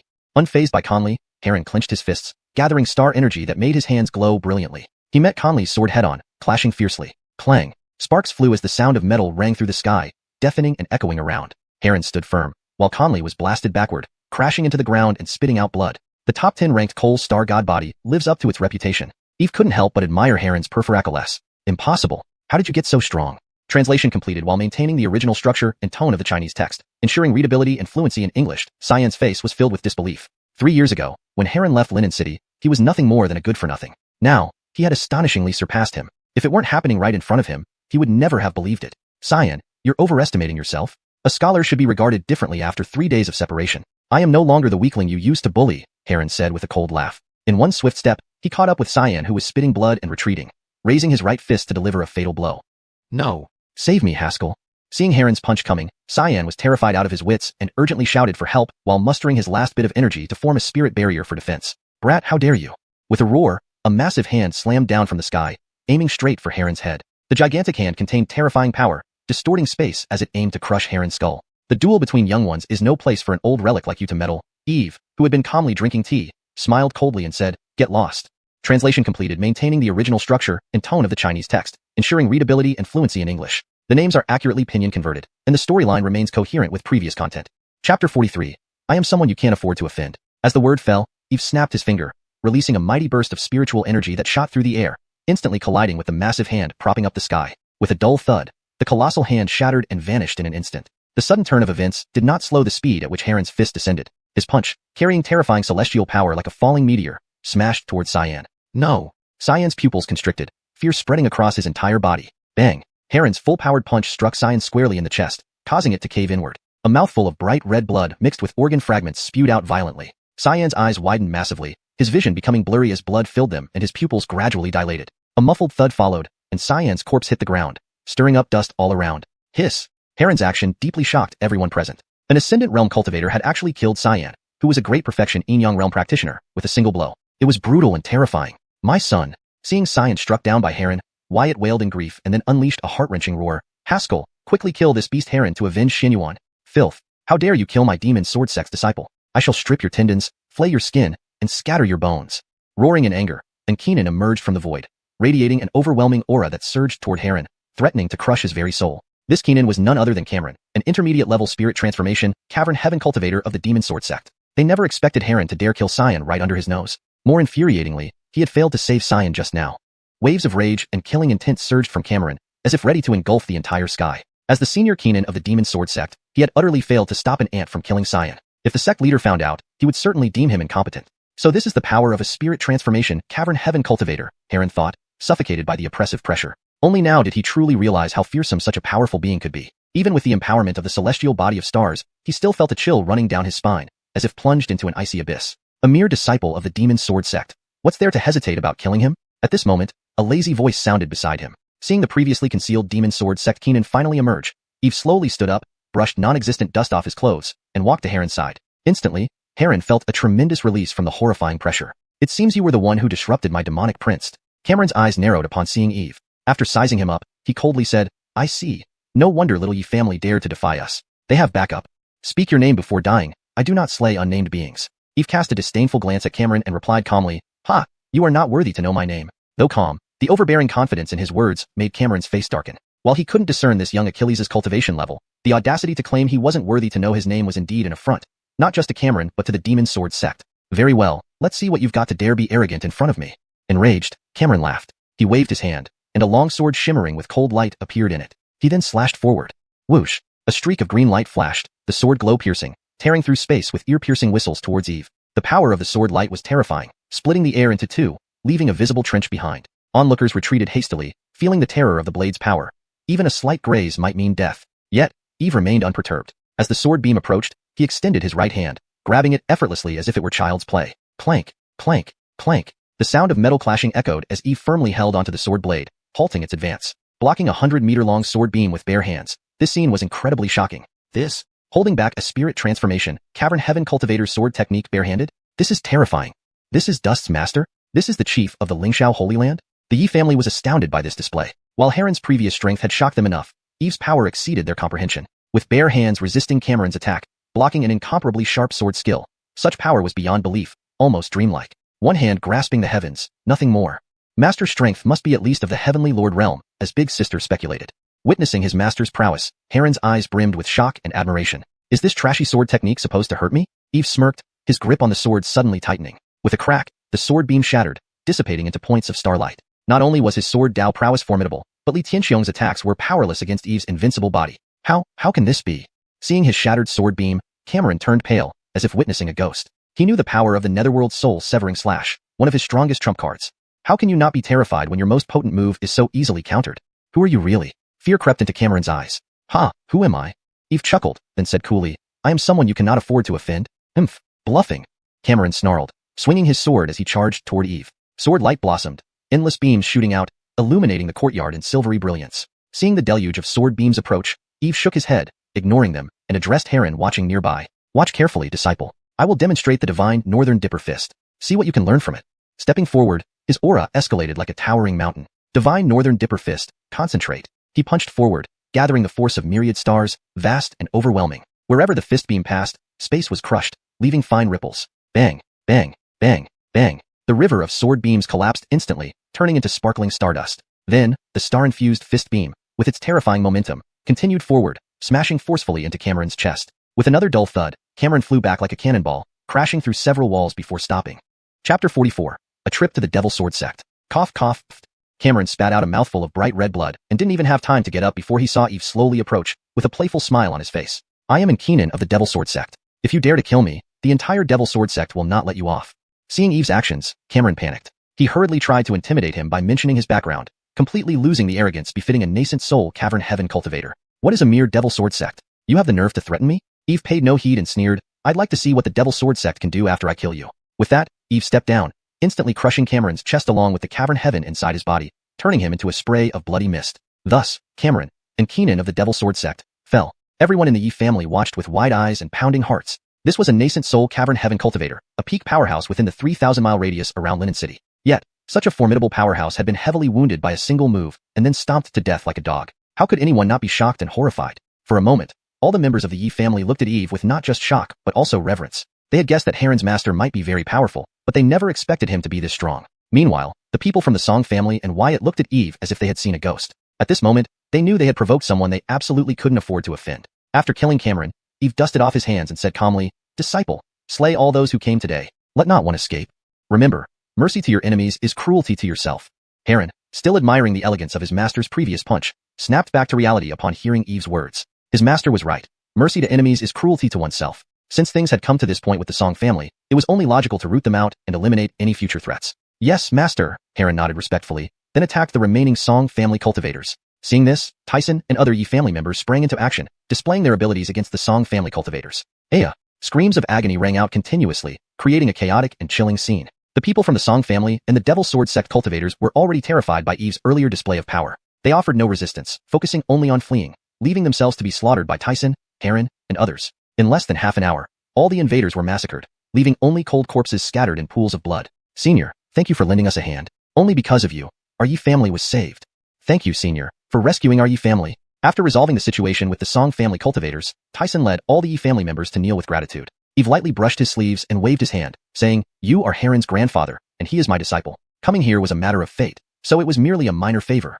For Senior, it may be a minor favor, but to our Yi family, it is an immense kindness. This favor cannot be repaid easily, so please accept this gift. Tyson, full of gratitude, took out a jade talus Achilles from his storage bag and presented it to Eve. This is. Upon seeing the jade talus Achilles, Eve raised an eyebrow. This talus Achilles was entirely light purple, enveloped in faint purple light, and depicted an immortal abode, clearly no ordinary item. This item is called the Great Primordial Immortal Order. It was obtained by Qin's father 3 years ago from an ancient ruin. According to legend, it is the key to the Great Primordial Immortal Abode from ancient times. Tyson explained its origin. Now that the Devil Sword Sect knew about this item being in their Yi family's possession, word would eventually leak out. This could lead to unnecessary trouble, or even bring disaster to the Yi family. It was better to offer this item to Eve now, hoping to secure his protection for the Yi family with his formidable strength. Great Primordial Immortal Abode. Eve's eyes lit up. He had heard of this place before. Legend has it that the Great Primordial Immortal Abode was the residence of an ancient great sage, filled with countless secrets, treasures, and opportunities. However, over time, the Great Primordial Immortal Abode had vanished into the annals of history. Who would have thought that this Great Primordial Immortal Order would reappear now? By the way, didn't I hear from Heron that his father's treasure was stolen? How did the Great Primordial Immortal Order remain in your possession? Eve asked casually. Even Heron beside him was puzzled, clearly unaware of this fact. Senior, you may not know that year, Qin's father obtained 2 items. Tyson slowly recounted the secret of 3 years ago. Oh, I see. Eve nodded in realization, then continued, So, the Devil Sword Sect came here for this item? Yes, they must have found the location of the Great Primordial Immortal Order from the other treasure, which is why they sent in Keenan at the nascent soul cavern heaven stage. Tyson nodded slightly. Hearing this, Eve understood why Tyson wanted to give him this item. Likely, he anticipated that the Devil Sword Sect wouldn't leave it at this and feared future troubles. However, while the Great Primordial Immortal Order was considered priceless by others, Eve didn't find it particularly useful. Since this Great Primordial Immortal Order was obtained by Heron's father, risking his life for it, I won't take it from you.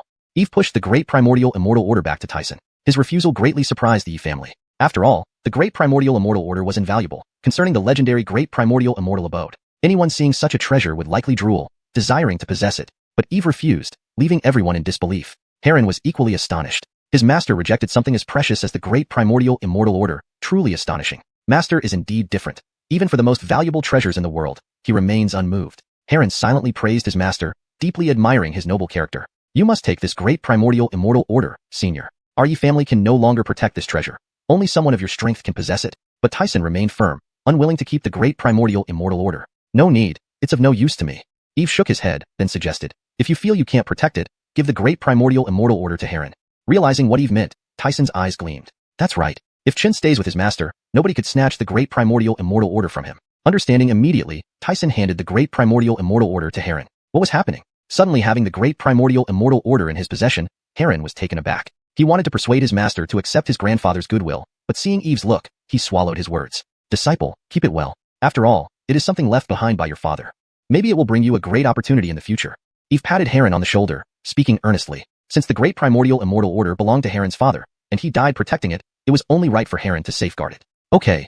Heron felt warmth in his heart, unable to find the right words. Eve nodded slightly. All right, disciple, tidy up. Master will take you to the Devil Sword Sect. Master, why are we going to the Devil Sword Sect? Heron was puzzled. Didn't your father leave another treasure behind at the Devil Sword Sect? Don't you want to reclaim it? Eve chuckled and asked in return. I do. I dream of doing so. Heron clenched his fists tightly and gritted his teeth as he replied. Haha. Eve nodded approvingly. Since that's the case, let's set off then. By killing the Grand Kenan of the Devil Sword Sect, they had now incurred a feud. Given this, it would be better to resolve the matter thoroughly by paying them a visit, thus preventing any future trouble when Heron was not at home. After all, if you don't pull out the root, the grass will grow back when the spring breeze blows. Eve understood this principle well. Chapter 45. The Sacred Maiden's Visit. Let us split the story into two threads and follow each one separately. While Eve was at Yi family in Linen City, a rare visitor appeared outside Lingyun's Sword Peak, a place seldom visited by outsiders. She stood gracefully on the peak of Lingyun Mountain, gazing at the distant clouds with mesmerizing beauty, her figure slender and elegant, her skin as smooth as congealed fat, and her face one of breathtaking loveliness. This person was Larissa, the holy maiden of Lingxiao Sacred Land. Ever since witnessing Yasmin's extraordinary swords Achilleship talent at Haotian Sword Tower, she had been eager to pay a visit to Lingyun Peak. Desiring to see who could cultivate such a young and powerful swords Achilles, she made inquiries about the location of Lingyun Sword Peak immediately after her training at Haotian Sword Tower and came here promptly. It's said that this Lingyun Peak was one of the top 9 peaks in the Sacred Land thousands of years ago. Indeed, it appears quite remarkable, rich in spiritual energy and tranquil, making it an ideal place for cultivation, she murmured to herself while scanning the mist-covered Lingyun Sword Peak. Then, she floated towards the summit of Lingyun Sword Peak. The peak was enveloped in an array formation, preventing outsiders from entering. However, as the holy maiden, Larissa needed no concern over being impeded by the array, and she moved unobstructed. In no time, she landed on the square of the Lingyun Hall. What met her eyes left her momentarily stunned. Though grand structures were present inside the peak, the area was eerily quiet and desolate. If not for the characters Lingyun Hall, inscribed on the main hall before her, Larissa would have thought she had come to the wrong place. That sword prodigy Yasmin hails from here? Looking at the unusually quiet Lingyun Sword Peak, Larissa was taken aback. This differed entirely from her expectations and even surpassed them. She had imagined that a place producing a monstrous-level sword genius like Yasmin must be filled with formidable cultivators and disciples covering the entire mountain, each outstanding and proud. Instead, there was not a single soul in sight. The place seemed abandoned and lifeless. However, having come this far, Larissa didn't dwell on her astonishment. Gracefully stepping forward, she walked toward the Lingyun Hall. But halfway across the square, she paused, her gaze fixed on a verdant ancient tree ahead. The tree had dense branches and leaves, its bark rugged and sinewy like dragons, bearing leaves without blossoms. The leaves numbered in the thousands, exuding a faint tea fragrance that induced a tranquil state of mind. More importantly, the leaves shimmered emerald green, ethereal and dreamlike, subtly radiating Taoist rhythms and heavenly melodies. Could this be the legendary Enlightenment tea tree? Seeing this, Larissa's eyes widened in awe. As a holy maiden, she was well aware of the legends surrounding the Enlightenment tea tree. Yet, the Enlightenment tea tree, a predestined root of enlightenment, was exceedingly rare, existing mostly in legends. Now, one stood on Lingyun Sword Peak, with its sprawling foliage suggesting an age of several thousand years. How could she not be astonished? This Lingyun Sword Peak seems unremarkable and desolate on the surface, but unexpectedly harbors the world-renowned Enlightenment tea tree, a genuine marvel. It seems one cannot judge by appearances. No wonder this peak can produce an exceptional sword prodigy like Sister Yasmin. Her master must indeed be a sage. Larissa marveled inwardly. Witnessing the Enlightenment tea tree, Lingyun Sword Peak suddenly seemed profound and enigmatic in her eyes, cloaked in a mysterious allure. Meanwhile, in a courtyard on Lingyun Sword Peak, wonderful, finally mid-stage Yinyang realm, Yasmin exhaled, slowly opening her eyes, excitement visible on her face. After days of relentless cultivation, she finally advanced smoothly to the mid-stage Yinyang realm, significantly enhancing her strength. She stood up, preparing to step out for a walk, always mindful of her master's teachings. Cultivation required balance between effort and rest, gradually advancing. After achieving a minor breakthrough, it was only fitting to take some time to relax. Phew. Opening the door, a gentle breeze tousled her fine strands of hair. Clouds rolled lazily in the sky, cranes danced gracefully, and an ethereal aura wafted around, resembling a traditional ink painting. Yasmin stretched lazily, lifting her head to admire this picturesque scene, instantly reminded of her master. Her master often enjoyed gazing at the clouds, contemplating the principles of heaven and earth. I wonder how master is doing. When will he return? She silently wondered, feeling inexplicably homesick despite only 2 days passing. Shaking her head, she dispelled her thoughts and stepped toward the Lingyun Hall. Upon reaching the square, Yasmin noticed a silhouette standing in the middle, seemingly lost in thought. Isn't this the holy maiden I encountered at Haotian Sword Tower? Approaching closer, she recognized the figure as a breathtakingly beautiful Wa Achilles standing under the ancient tree, her back turned. Her flowing robes accentuated her graceful figure, her skin snow-white, her features exquisitely delicate. She looked like a celestial being descended from the heavens, emitting an elegant and detached charm. Despite seeing the holy maiden for the second time, Yasmin couldn't help but be captivated once more. Seemingly sensing someone approach, Larissa turned around and saw Yasmin, breaking into a smile. Sister Jiang, we meet again. Yasmin nodded at Larissa, then asked curiously, Senior Sister Murong, why are you here at our Lingyun Sword Peak? I came specifically to pay respects to your master and seek guidance in Swords Achilles' ship. Larissa smiled gently, explaining briefly. To pay respects to master? Yasmin realized the reason and apologized with a smile. Senior Sister Murong, you chose an unfortunate time. Master is not currently at Lingyun Sword Peak. Not at Lingyun Sword Peak? Larissa raised an eyebrow, surprised. Yes, Master left the Sacred Land 2 days ago due to some matters. Oh, do you know when Master will return? I'm unsure. He didn't specify a time. It could be tomorrow or much later. Yasmin shook her head, answering regretfully. Chapter 46, Quench Thirst with Enlightenment Tea? So that's how it is. It seems I won't have the chance to meet your esteemed teacher today. Larissa seemed somewhat disappointed. After a brief moment of pondering, she said again, since that's the case, Sister Jiang, as fellow sword cultivators, last time I saw your astonishing prowess in Swords Achilles' ship. How about we exchange insights on the way of the sword? Upon hearing this, Yasmin was taken aback for a moment before quickly reacting and waved her hands hurriedly. Sister Murong, you're making fun of me. I've just started cultivating the way of the sword. How can you say my skills are astonishing? How could I possibly exchange insights with you? Although she wasn't clear about the exact level of cultivation Sister Murong possessed, for her to be able to become a holy maiden of the sacred ground, she must at least have reached the late-stage nascent soul realm or even higher. And she herself was only at the yin-yang boundary, barely stepping into the path of cultivation, let alone compare with such powerful practitioners. Moreover, she had only practiced Swords Achilles' ship for 10 days or so. Where would she get any insights from? Sister Jiang, that's too modest of you. Your current achievement in Swords Achilles' ship has already reached an initial mastery stage. In the entire sacred ground, few can match you. Given time, you'll surely glimpse the divine realm of Swords Achilles' ship, or even transcend and reach sainthood. Larissa looked at Yasmin seriously and remarked, Sister Murong, you flatter me too much. I really can't. Hearing Larissa's compliment, a flash of delight appeared on Yasmin's face, but she still waved her hand to decline. Sister Jiang, don't belittle yourself. Although my cultivation is higher than yours, when it comes to the way of the sword, I believe I'm inferior to you. I think if I could exchange ideas with you, it might deepen my understanding of Swords Achilles' ship. Larissa spoke sincerely, her eyes shimmering like stars. She wasn't exaggerating Yasmin's proficiency in Swords Achilles' ship. She had never seen anyone comprehend the vast Heaven Sword Tower so quickly. It was terrifying and awe-inspiring. If she could discuss more with Yasmin, perhaps she could advance further in the way of the sword. Well, okay. Then let's exchange some ideas. Yasmin hesitated for a moment before nodding her agreement. She hadn't expected Larissa to view her so highly and felt awkward refusing further. Please take a seat, sister. Yasmin led Larissa to a stone bench under the Enlightenment tea tree nearby and invited her to sit down. Then she looked up at the Enlightenment tea tree overhead, recalling what her master had told her before leaving, that if she got tired from cultivation, she could pick some leaves and drink them to relieve fatigue. Thus, Yasmin stretched out her hand, ready to pluck some leaves from the Enlightenment tea tree. However, as soon as she extended her hand, she heard Larissa's surprised cry. Sister Jiang, what are you doing? Larissa watched Yasmin's actions in shock. Just plucking some leaves to quench my thirst. What's wrong? Yasmin looked at Larissa in confusion, not understanding why her reaction was so intense. Oh. Hearing Yasmin's words, Larissa was stunned. Use the Enlightenment tea to quench thirst? This was the world's supreme treasure, the Enlightenment tea, which grew only one leaf every 100 years. Each leaf contained profound truths of the universe and could put one into an enlightenment state, greatly accelerating the understanding of various principles. Such a precious thing should be used when encountering bottlenecks in cultivation to facilitate enlightenment, not for quenching thirst. It was sheer extravagance. Sister Jiang, do you know what kind of tree this is in front of you? Larissa suppressed her inner shock and asked Yasmin gently. No, I only know it's very powerful.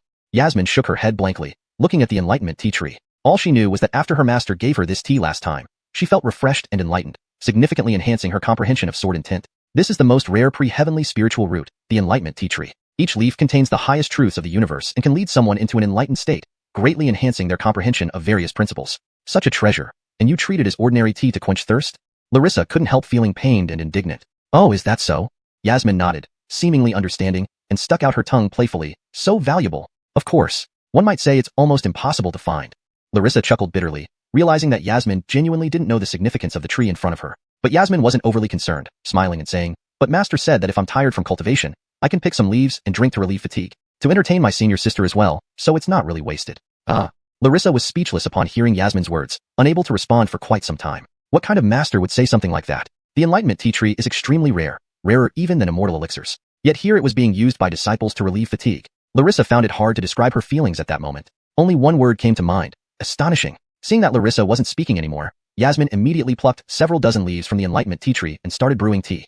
They then drank the Enlightenment tea and exchanged insights on the way of the sword. For the most part, Larissa did most of the talking while Yasmin listened quietly, occasionally interjecting with questions. Moreover, Larissa, already possessing extraordinary talent and keen intuition, became even more proficient in comprehending various sword principles after drinking the Enlightenment tea. After 2 hours of discussion, they didn't stop but entered an enlightened state, closing their eyes to meditate further. Elsewhere, thousands of miles away in the main hall of the Demon Sword sect, a roar suddenly echoed. "What? You're telling me Haskell and Xuanyuan's life lanterns are extinguished?" Inside the grand hall of the Demon Sword sect, a formidable middle-aged Achilles glared furiously at the disciple kneeling on the ground, his teeth clenched, wanting to tear someone apart. This Achilles was none other than Vinny, the sect leader of the Demon Sword sect. Yes, sect leader. When checking the daily life lantern status earlier, we found that Haskell and Booker's lanterns were already extinguished long ago. They must have met with misfortune. The disciple cowered as he reported timidly. Damn it, the Yi family of Linen City. Vinny's eyes turned bloodshot, his aura exploding outward, distorting the surrounding space, revealing his intense anger. To ensure success in capturing the treasure, he had sent Haskell along with over a dozen elite disciples, all reaching the nascent soul realm, including Haskell who had attained mid-stage transcendent spirit realm. With such overwhelming strength, it should have been easy to handle the Yi family. How could it fail? Did they encounter something unexpected? Very well, dare to kill Keenan of our Demon Sword sect. Once I find you, I'll tear you limb from limb and extract every bit of your bones. Vinny roared to the sky, his voice echoing for hundreds of miles around the Demon Sword sect. After venting his anger, he prepared to depart for Linen City but was interrupted by a robust voice from outside the sect. "There's no need to search. I'm already here." The voice carried infinite power, passing through layers of mountain gates and reaching Vinny's ears.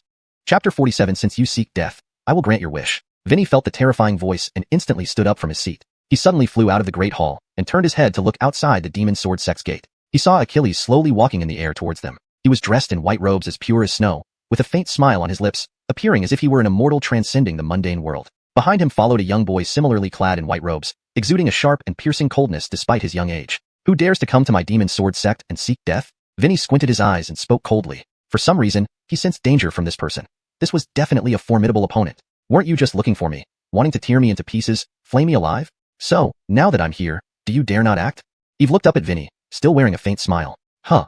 Upon hearing Eve's words, Vinny immediately turned red with rage, releasing a wave of violent killing intent. "Wasn't it you who killed Haskell and ruined my plans?" "Indeed, it was me," Eve nodded calmly. "Very well. Heaven has left you an open path, but you choose to barge into hell instead. Since you've delivered yourself here, you won't leave alive." Vinny laughed achillesiacally. He had planned to personally kill everyone in the Yi family in Linen City, but now the enemy had delivered himself to the doorstep. Though he did not know how strong Eve was or how he had killed Haskell, this was the Demon Sword sect stronghold, protected by powerful formations. He wasn't worried at all. With his order, the Demon Sword sect's experts guarding various parts of the sect simultaneously took to the sky, activating the protective formation. "Haha, are you sure you want to fight?" Eve raised an eyebrow, a hint of mockery in his tone. "I came here knowing full well that you might fear my background and get yourself into trouble." He wanted to see if the other party would act sensibly. If they handed over the treasures of the Yi family, he might let them off. But Vinny scoffed upon hearing his words. I don't care who you are. Daring to kill one of our Keenans, even if your background is as powerful as heaven, you must die today."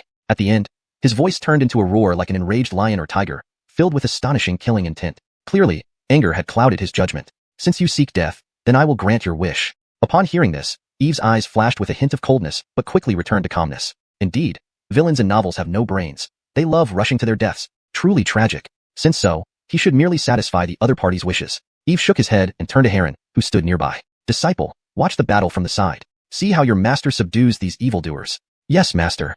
Heron nodded obediently and retreated to a distance. Is master about to show off his prowess? Looking forward to it. At this moment, the Demon Sword sect's protective formation had been activated, black sword shadows coalescing in the air and slicing toward Eve. Each strike contained extremely fierce offensive power, causing space to crack and storms to reverse. Trifling tricks. Eve shook his head and stomped the ground with his right foot. Amidst the rumbling sound, the earth violently shook, spreading out ripples from him that destroyed all the flying sword shadows. The next moment, Eve stomped again, the ripples spreading faster, carrying overwhelming power that shattered the Demon Sword sect's protective formation. Pooh! Dozens of cultivators affected by the ripples spat blood and fell to the ground, with several dying on the spot. Is this all the Demon Sword sect's protective formation can do? Eve stood proudly in the air, displaying a domineering stance. Bastard! Seeing the protective formation destroyed, Demon Sword Sect's leader Vinny shouted angrily, his eyes turning bloodshot red, emitting murderous intent. I'll see if you can withstand my Demon Sword/Sky. Vinny's body trembled as immense spiritual energy surged into the demon sword. Instantly, the sword hummed intensely, pouring out infinite spiritual energy. He slashed fiercely with the sword. In an instant, a streak of brilliant black light shot through the sky, as if tearing it apart. Vinny was a rebirth realm cultivator. Each move had earth-shattering power, capable of annihilating a city with a single slash. However, Eve always wore a smile. His aura climbed gradually, releasing power at the initial soul formation stage. Against a mere Vinny, he didn't need to use full strength. Sure. As the black light cut down, he acted at the critical moment, unleashing the Northern Dipper fist with boundless star force concentrating in his fist. A dazzling array of stars appeared around Eve, making him shine like the sun, impossible to ignore. Break it!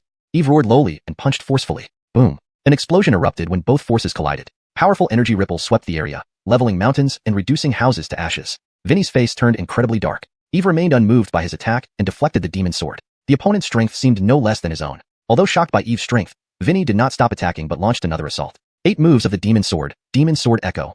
Vinny soared across the air, raising the demon sword overhead and slashing down. Instantly, countless black sword beams appeared in the air like raindrops, bringing intense sword energy. Break! Eve stood still, staring at the endless sword rain, uttering a single word while using the Northern Dipper fist to punch forward. The punch shone brilliantly, starlight converging into a stamp that met the endless sword rain. Pa. Immediately, a furious gust spread, shattering the endless sword rain and forcing Vinny back a few steps. Damn, how is this possible? Vinny stabilized himself, his face full of shock. He hadn't expected to be suppressed within moments of the battle. He clearly felt that Eve displayed only early soul formation power, yet Vinny, as a Nirvana stage expert, lost the upper hand against Eve, which was incomprehensible. With such weak strength, how dare you covet the Taiyuan Immortal Order? Eve sneered, his voice resonating throughout. Boy, don't be arrogant. Once I get my hands on you, I'll make you beg for death without mercy. Vinny spoke maliciously and urged the demon sword to hum. 8 moves of the demon sword. Second move, demon sword slays immortals. Third move, limitless demon sword. Fourth move, heavenly demon dance. Chapter 48. What is true sword's Achilles ship? Vinny unleashed all 8 techniques of the demon sword sect in one breath. An endless torrent of spirit energy surged forth, spreading like an overwhelming tide. The terrifying sword aura permeated the entire heavens and earth, causing storms and thunder to erupt above the demon sword sect. Die, you insignificant ant. Vinny's eyes bulged, his face contorted in a ferocious roar. This move was his ultimate skill, which had defeated Achilles' cultivators of the same realm before, establishing him as unmatched in the vicinity of Linen City. He firmly believed that with his opponent's age and strength, there would be no way to resist. This is the true power of the sect master? So frightening. It feels like even a celestial who Achilles' realm powerhouse would struggle against this move. Venerate the sect master's might. Slay this arrogant brat. Disembowel him. Let him learn the power of the demon sword sect. Just a mere ant daring to cause trouble at the demon sword sect, truly asking for death. The disciples of the demon sword sect were highly excited, shouting their approval. Heron stood calmly on the side, his expression unchanged and unworried. He knew his master's strength well, and was certain he wouldn't fall to such a small sect leader. Sure enough, his master's next words sent a shiver through him. Daring to show off your meager sword skills before me? Truly laughable. Now, I shall show you what true sword's Achilles ship is. Eve stood proudly, emitting an imposing sword intent that pierced the sky, transcending all beings, seemingly ready to tear apart the heavens. In truth, Vinny's 8 demon sword techniques were not without merit. They were high-level supreme arts. However, his misfortune lay in facing Eve, the legendary sword god. Despite being one realm lower than Vinny, Eve possessed the Tao manifestation body, rendering the cultivation gap insignificant. Moreover, his sword's Achilles ship far surpassed Vinny's.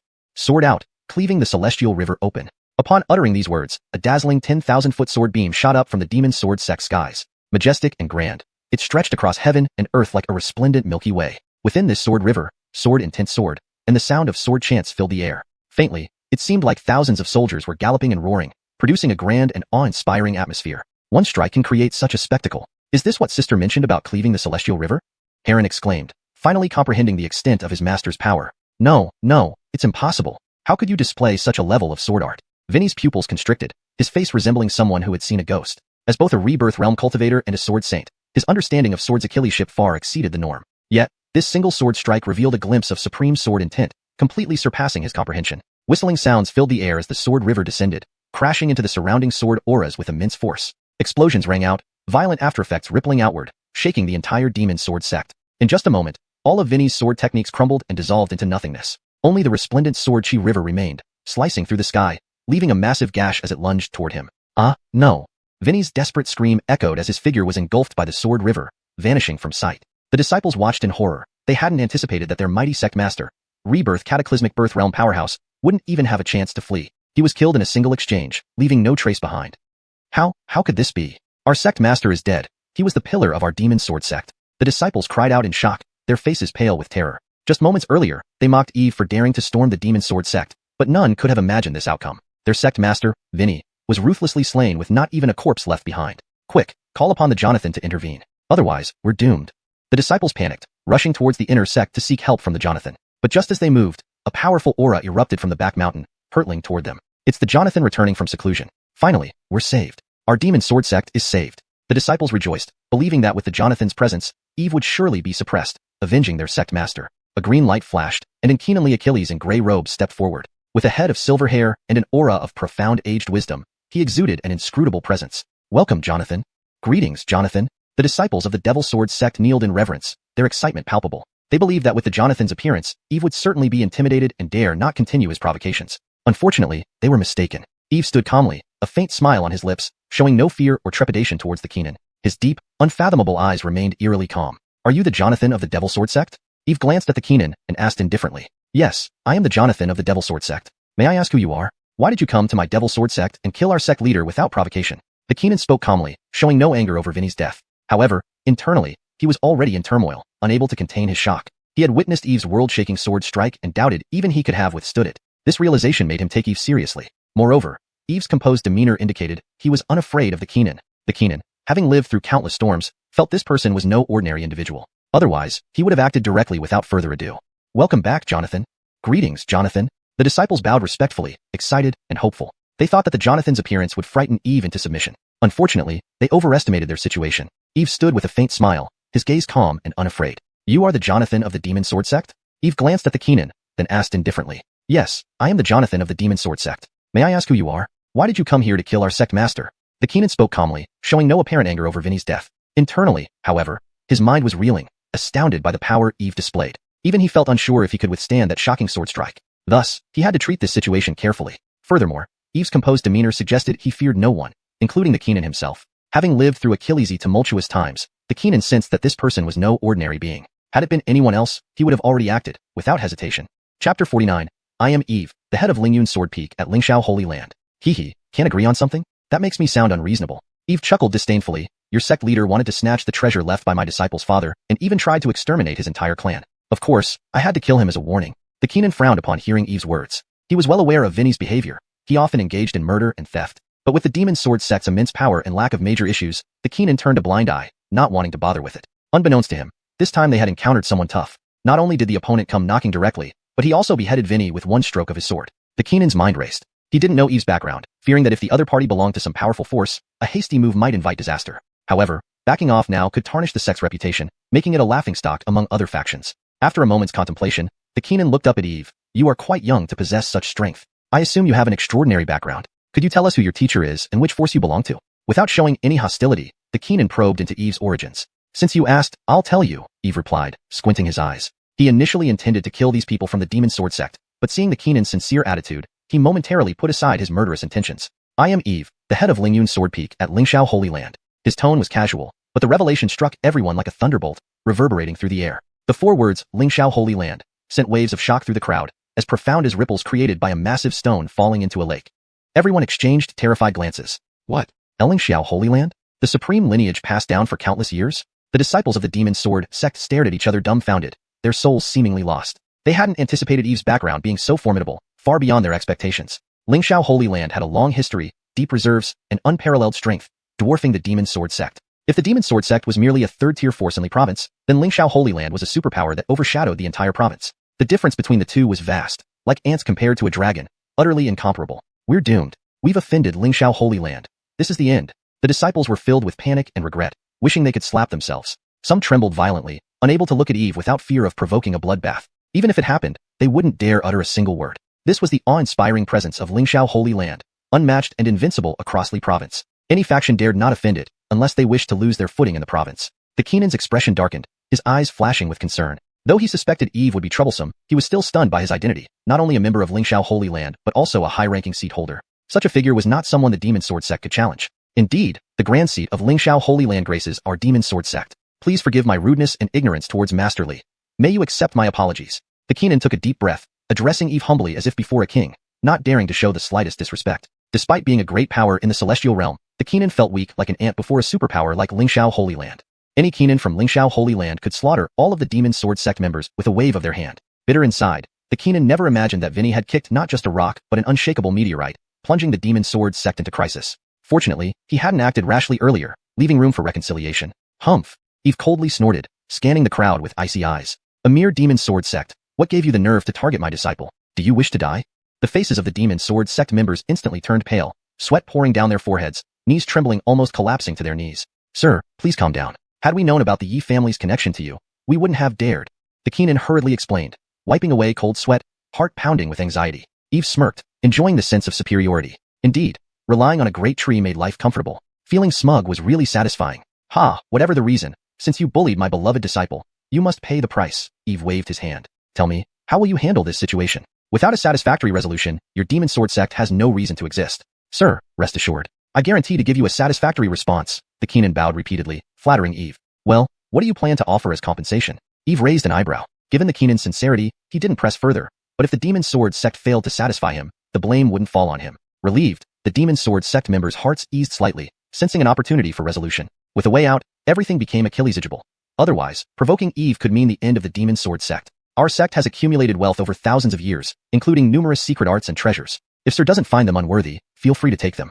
The Keenan cupped his hands and produced a storage ring, a prized possession of the Demon Sword sect, too valuable to part with under normal circumstances. Its wealth could sustain a small sect for a century. However, Eve couldn't help but sneer upon hearing this. For others, such riches might be impressive, believing the Demon Sword sect's centuries-old hoard to be vast and invaluable. But to Lingxiao Holy Land, these resources were insignificant, barely noticeable.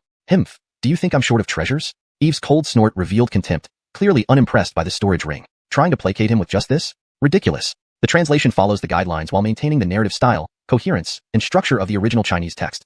Chapter 50, The Life and Death Demon Pool. This? The Keenan's face flushed red, embarrassed by Eve's words. Indeed, as the head of Lingxiao Holy Land, he would not be interested in the meager wealth of the Demon Sword sect. Other disciples of the Demon Sword sect also showed awkward expressions, a sense of frustration growing within them. What they considered to be a powerful sect was, in front of Lingxiao Holy Land, as insignificant as dust, incomparable. Seeing Eve about to tear off his facade, the Keenan became anxious. Suddenly recalling something, he quickly said, Sir, if you find these items unappealing, our Demon Sword sect possesses an ancestral treasure that might interest you. An ancestral treasure? Eve asked with curiosity, what is it? It's a demon sword that has been with us since the founding of the Demon Sword sect. However, this demon sword has always resided in the life and death demon pool, and no one has Achilles' age to retrieve it over the years. The Keenan paused for a moment, then continued. According to legend, this demon sword is the soul of an ancient fierce beast, possessing immense power, making it hard for even great beings to approach it. He spoke slowly, his expression extremely serious, seemingly fearful of the demon sword. After listening, Eve's face revealed surprise, and he developed some interest. In that case, show me, Eve said indifferently. Then, turning to Heron, he casually added, Disciple, check if the treasure your father had, which was taken by the Demon Sword sect, is inside this storage ring. No wind leaves a trace. No goose flies without ruffling feathers. Even if Eve didn't need the treasures in the storage ring, his disciple did not necessarily have the same reservations. Once brought out, how could he let the other side take them back? All right, master. Heron nodded with a smile, instantly understanding what his master meant. He quickly walked up to the Keenan and looked at him meaningfully. Watching their conversation, the Keenan's lips twitched. He understood their intentions all too well. This was blatant extortion. They not only wanted the ancestral treasure, but also everything within the storage ring. However, circumstances left him with no choice. He blamed Vinny for provoking the Lingxiao Holy Land, a greedy and ruthless individual. True enough, inviting a god was easy, sending one away was not. With a bitter smile, the Keenan hurriedly handed over the storage ring to Heron. Bowing down now was the only option to prevent the annihilation of the Demon Sword sect. Himph, you know when to act sensibly. Heron coldly replied. Opening the ring, he inspected its contents. Inside were mountains of spirit stones and crystals, countless pills, vast quantities of rare materials, and various martial techniques and cultivation methods. Moreover, the treasure taken from his father was clearly among them. Satisfied, Heron nodded to his master. Eve smiled, then waved his sleeve dismissively and said, Lead the way. The Keenan respectfully acknowledged and led Eve and Heron deeper into the Demon Sword sect. Half an incense stick later, they arrived at the edge of a cliff, where a long staircase spiraled downward into a dark abyss. Sir, this is the forbidden area of our Demon Sword sect, the life and death demon pool. The demon sword resides within. The Keenan gestured towards the abyss. Eve asked, his gaze fixed on the darkness, piercingly bright. How deep is this abyss? We don't know, the Keenan responded. Over the years, Achilles have attempted to retrieve the sword but failed. Some even perished within. Therefore, this place is deemed a restricted zone.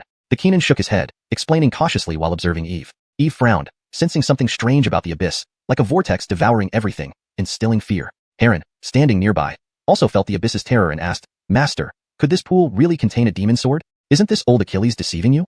He doubted the dangers inside, fearing a trap set by the enemy. Hearing this, the Keenan grew anxious, shaking his head and hastily assuring Eve, "Sir, I dare not deceive you.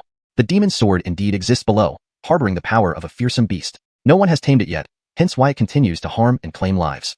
Though resentful of Eve, he wasn't foolish enough to lie. After all, Eve was the revered head of Lingxiao Holy Land.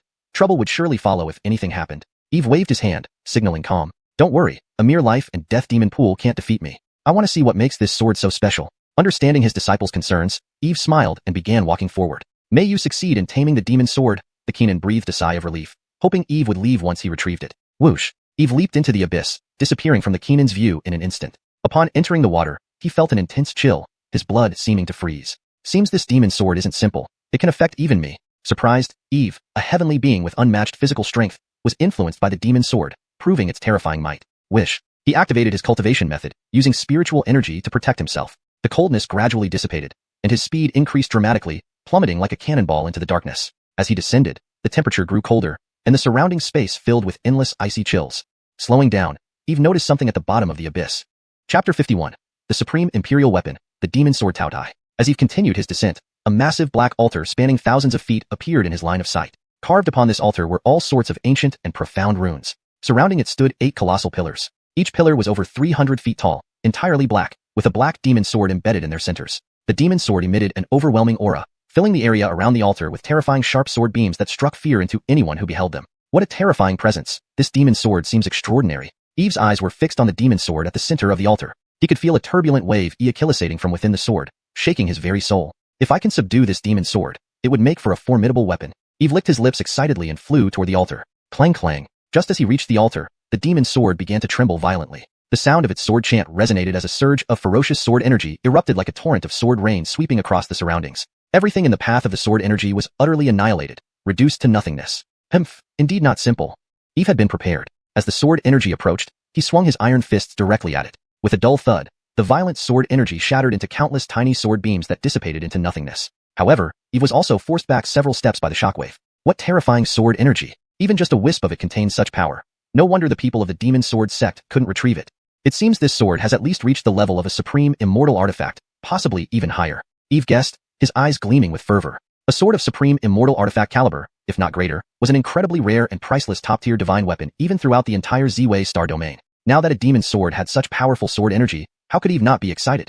Boom. The demon sword shook again, its released sword energy even more terrifying. Seeing this, Eve showed no signs of panic. He waved his hand, summoning the celestial star's banner into his grasp. This was the first time he was using this mystic heaven spiritual treasure. Holding the celestial star's banner, a vast star river appeared around him, as if containing all realms. Endless starlight descended, illuminating the entire life-death devil pool. Clank clank. The boundless sword energy collided with the stars, producing a crisp sound like metal clashing. However, the sword energy was blocked, unable to come near Eve. Eve stepped forward boldly, landing on the altar before reaching out with his right hand to press down on the demon sword, intent on subduing it. Whoosh. But the moment his palm touched the demon sword, it began to tremble violently, emitting a terrifying aura as if an unparalleled beast had awakened, causing space to shake. Suppress it. Eve roared. His arms spread wide, a star river swirling around him as countless stars converged behind him, ultimately forming a massive phantom figure. The phantom figure, draped in a star robe, with star charts flowing behind it, resembled the master of the universe's starry skies. It stretched out a huge hand, grabbing the demon sword and forcefully pulling it free from the altar. Ding! A deafening sword cry echoed, the demon sword trembling fiercely as sword energy surged, sweeping through all directions. The entire life-death devil pool shook violently as if the sky were collapsing, water splashing everywhere. And keenly Achilles standing on the shore saw this scene and couldn't help but narrow his eyes. Even though he was far away from the life-death devil pool, he could still sense the terrifying sword intent ejaculating from it. He felt that if he ventured into the life-death devil pool, he would likely be torn apart by such immense sword intent. The demon sword beneath the life-death devil pool is truly remarkable. Even a divine-level weapon would not be much different. I wonder if that being can subdue it. The Keenan sighed deeply, his gaze complex. Rushing waters surged in the abyss, waves crashing chaotically against the shores. Meanwhile, the sounds of roaring and screeching beasts echoed continuously, reverberating in all directions. Standing on the altar, Eve watched as the demon sword emitted a series of roars. Suddenly, a phantom image of a fierce beast emerged from the sword's surface, its savage and domineering aura radiating endless malevolence. Taotai. Looking at the phantom projected by the demon sword, Eve raised an eyebrow, somewhat surprised. Taotai is one of the 10 most fearsome beasts from ancient times, as large as a mountain, vicious and bloodthirsty. Legend has it that Taotai devours heaven and earth, capable of consuming an entire planet. Memories about Taotai flashed through Eve's mind, leaving him quite astonished. He hadn't expected that this demon sword was forged from a Taotai, which explained why it emitted such overwhelming ferocity. Roar roar. At that moment, the savage Taodai roared furiously, releasing endless ferocity, its blood-red eyes fixated intensely on Eve. In the next instant, it opened its massive mouth and pounced towards Eve, seemingly intending to devour him whole. Himph! Suppress it! Eve growled. As he shook the Celestial Stars banner, starlight rained down, conjuring 36 Celestial Stars banners. Each banner contained an immense aura and star power, resembling stars themselves. Boom! The 36 Celestial Stars' great banners danced, forming a grand Celestial Stars formation that tightly imprisoned the savage beast Taodai. Roar! The beast Taodai roared wildly, attempting to break free from the confines of the Celestial Stars formation. However, it was trapped inside, unable to escape, only able to keep roaring and screaming. Seeing that Taodai was still resisting, Eve sneered. With a wave of his right hand, the Celestial Stars' great banners shimmered with piercing starlight, illuminating the pitch-black abyss like a descending star river. Submit to me, Eve growled. Roar. Endless starlight enveloped the savage beast Taodai, its ear-piercing screams echoing throughout the abyss. Bang bang bang bang. Explosive sounds resounded as the body of the savage beast Taodai was finally crushed by the starlight, disintegrating into a thick mist. Seeing the savage beast Taodai completely obliterated, a satisfied smile crept onto Eve's face. Then, he shouted dramatically, "Come, sword." In the next moment, the demon's sword at the center of the altar trembled violently. With a whoosh, it shot through the air, instantly appearing before Eve. Without hesitation, Eve extended his left hand to grip the demon's sword. Instantly, an overwhelming sword intent enveloped him, as if a sword god had descended, looking down upon the heavens. Haha, demon sword Taodai, this is actually a supreme imperial weapon. Feeling the ferocity and sharpness ejaculating from the demon sword, Eve burst into laughter. Chapter 52. Vinny, you unfilial son. This demon sword is named Taodai. Eve originally thought it was merely an extreme Dao immortal weapon, but never did he imagine it to be an extreme Dao imperial weapon. This was the pinnacle treasure in this world, capable of being forged only by great emperor-level beings. Any cultivator wielding an extreme Dao imperial weapon could dominate and stand proudly at the pinnacle of all heavens. How wonderful. This trip to the demon sword sect has truly paid off in a grand way. Eve gazed at the Taodai demon sword in his hand, feeling incomparably elated. But just as he was exulting, the altar below suddenly started shaking violently, countless Dao patterns surfacing, emitting brilliant light. Boom. The next moment, a thunderous sound reverberated. Eve looked down to see the altar beneath him slowly sinking. In no time, the massive altar had completely vanished as if it had never appeared at all. If not for the Taodai demon sword still in Eve's hand, he might have thought that what happened earlier was nothing more than a dream. It seems there are other secrets buried beneath this life and death demon pool besides this Taodai demon sword. A thought flashed through Eve's mind, and immediately he released his divine sense to explore the area below. However, his divine sense seemed blocked by some strange force, preventing him from detecting any secrets beneath. Seeing this, Eve swung the Taodai demon sword, releasing an extremely sharp beam of sword light. Whoosh! A sharp, ear-piercing whistle sounded in the void. The terrifying beam of sword light slashed into the abyss below like a stone into the sea, stirring not a single ripple. Strange. Eve murmured with a furrowed brow, a grave expression on his face. Indeed, there are secrets below. Not only was there a mysterious extreme Dao imperial weapon, but now this bizarre scene. Eve muttered to himself, scanning the bottomless abyss below with narrowed eyes. His mind raced, contemplating whether to investigate further. However, he soon shook his head. Obtaining an extreme Dao imperial weapon was already a significant gain. There was no need to delve deeper. Moreover, Eve sensed that even with his current strength, it would be difficult to uncover much more. It was better to leave while ahead. With this thought, Eve stamped his foot and swiftly ascended. On the shores of the life and death demon pool, how come there's no more commotion? Did he succeed in taming the demon sword, or did he fail? The Keenan watched as the life and death demon pool gradually calmed, muttering to himself. He was conflicted. He hoped Eve could obtain the demon sword and quickly leave the demon sword sect. But if Eve failed, worry filled his heart since he was the one who urged Eve to go down. Should anything happen to him, their entire demon sword sect would perish. Thinking of this, he shuddered involuntarily, looking at the tranquil life and death demon pool with a complicated gaze. Meanwhile, Heron remained perfectly calm, not worried about his master encountering any mishaps. To him, his master was omnipotent. A mere demon sword would be easily tamed. Just as the Keenan was fretting, ripples began to appear on the surface below, and then a figure emerged from the water. Seeing this, the Keenan hurriedly approached. "Sir, how are you? Have you successfully obtained the demon sword?" He was very concerned about this matter. If the mission failed, he really didn't know what treasures he could offer to appease this powerful figure. Eve glanced at the Keenan, a playful smile curving his lips. "Guess." "Sir." Upon hearing this, the Keenan was speechless, a pained look crossing his face. Was this person playing hardball? Was he trying to extort him? But he truly had nothing else valuable to offer. Old Achilles, isn't it obvious? Seeing the Keenan's distress, Heron strutted forward confidently. "My master must have successfully tamed the demon sword. Haha, my disciple understands me indeed." Eve chuckled, patting Heron's shoulder before addressing the Keenan calmly. "No need to worry. I am quite satisfied with the sword. We can consider our business settled." Hearing this, the Keenan's heart finally eased. Heaven, earth, ancestors be praised. They finally rid themselves of this troublesome presence. The demon sword sect was not destroyed under his watch. Overwhelmed with relief, the Keenan vowed to seal the sect for 100 years once Eve left, forbidding any disciples from going out. Otherwise, if they provoke someone again, the demon sword sect could truly be ruined. "May I ask what the demon sword looks like?" Could I have a glimpse? Unable to resist, the Keenan asked. After all, the sword in the life and death demon pool had been part of the demon sword sect for millennia, yet no one had ever seen it in its entirety. Now that it was suddenly taken away, he felt an inevitable sense of loss. This feeling was akin to watching a goddess he had long pursued suddenly couple with someone else. It hurt. Therefore, he wished to see the true form of the demon sword, even if it was just a fleeting glance. Here it is. Eve casually flicked his right hand. Instantly, the Taotai demon sword appeared in his hand. As soon as the sword materialized, overwhelming power surged out like an unstoppable river, unrelenting. At this moment, everyone in the demon sword sect felt an imperial aura overwhelming them, causing trembling hearts and involuntary prostration. Looking at the black as ink sword emitting a suffocating aura, the Keenan's pupils dilated sharply, revealing a look of astonishment as if witnessing something unbelievable. Hiss. Such immense pressure. See, could this be an extreme Dao imperial weapon? The Keenan's throat bobbed as he swallowed hard, his voice quivering. The terrifying pressure ejaculating from the sword was distinctly that of an extreme Dao imperial weapon. Though he was a great celestial realm powerhouse practicing exceedingly powerful cultivation techniques, he could not withstand the pressure from the demon sword. Heron was similarly stunned. But compared to the pressure of the demon sword, he was even more thrilled to discover that his master was powerful enough to tame an extreme Dao imperial weapon. Indeed, this sword is called Taodai, an extreme Dao imperial weapon. Seeing the Keenan's shock-stricken expression, Eve smiled faintly. Then, turning nonchalantly, he led Heron away gracefully, leaving behind a cool, indifferent voice. I'm taking the demon sword. Perhaps we'll meet again someday. The words lingered in the Keenan's ears, refusing to dissipate. Only after a long time did the Keenan snap back to reality, bursting into a heart-wrenching roar. Vinny, you unfilial son. How shameful to the ancestors. May I grind your bones to ashes to serve as a warning.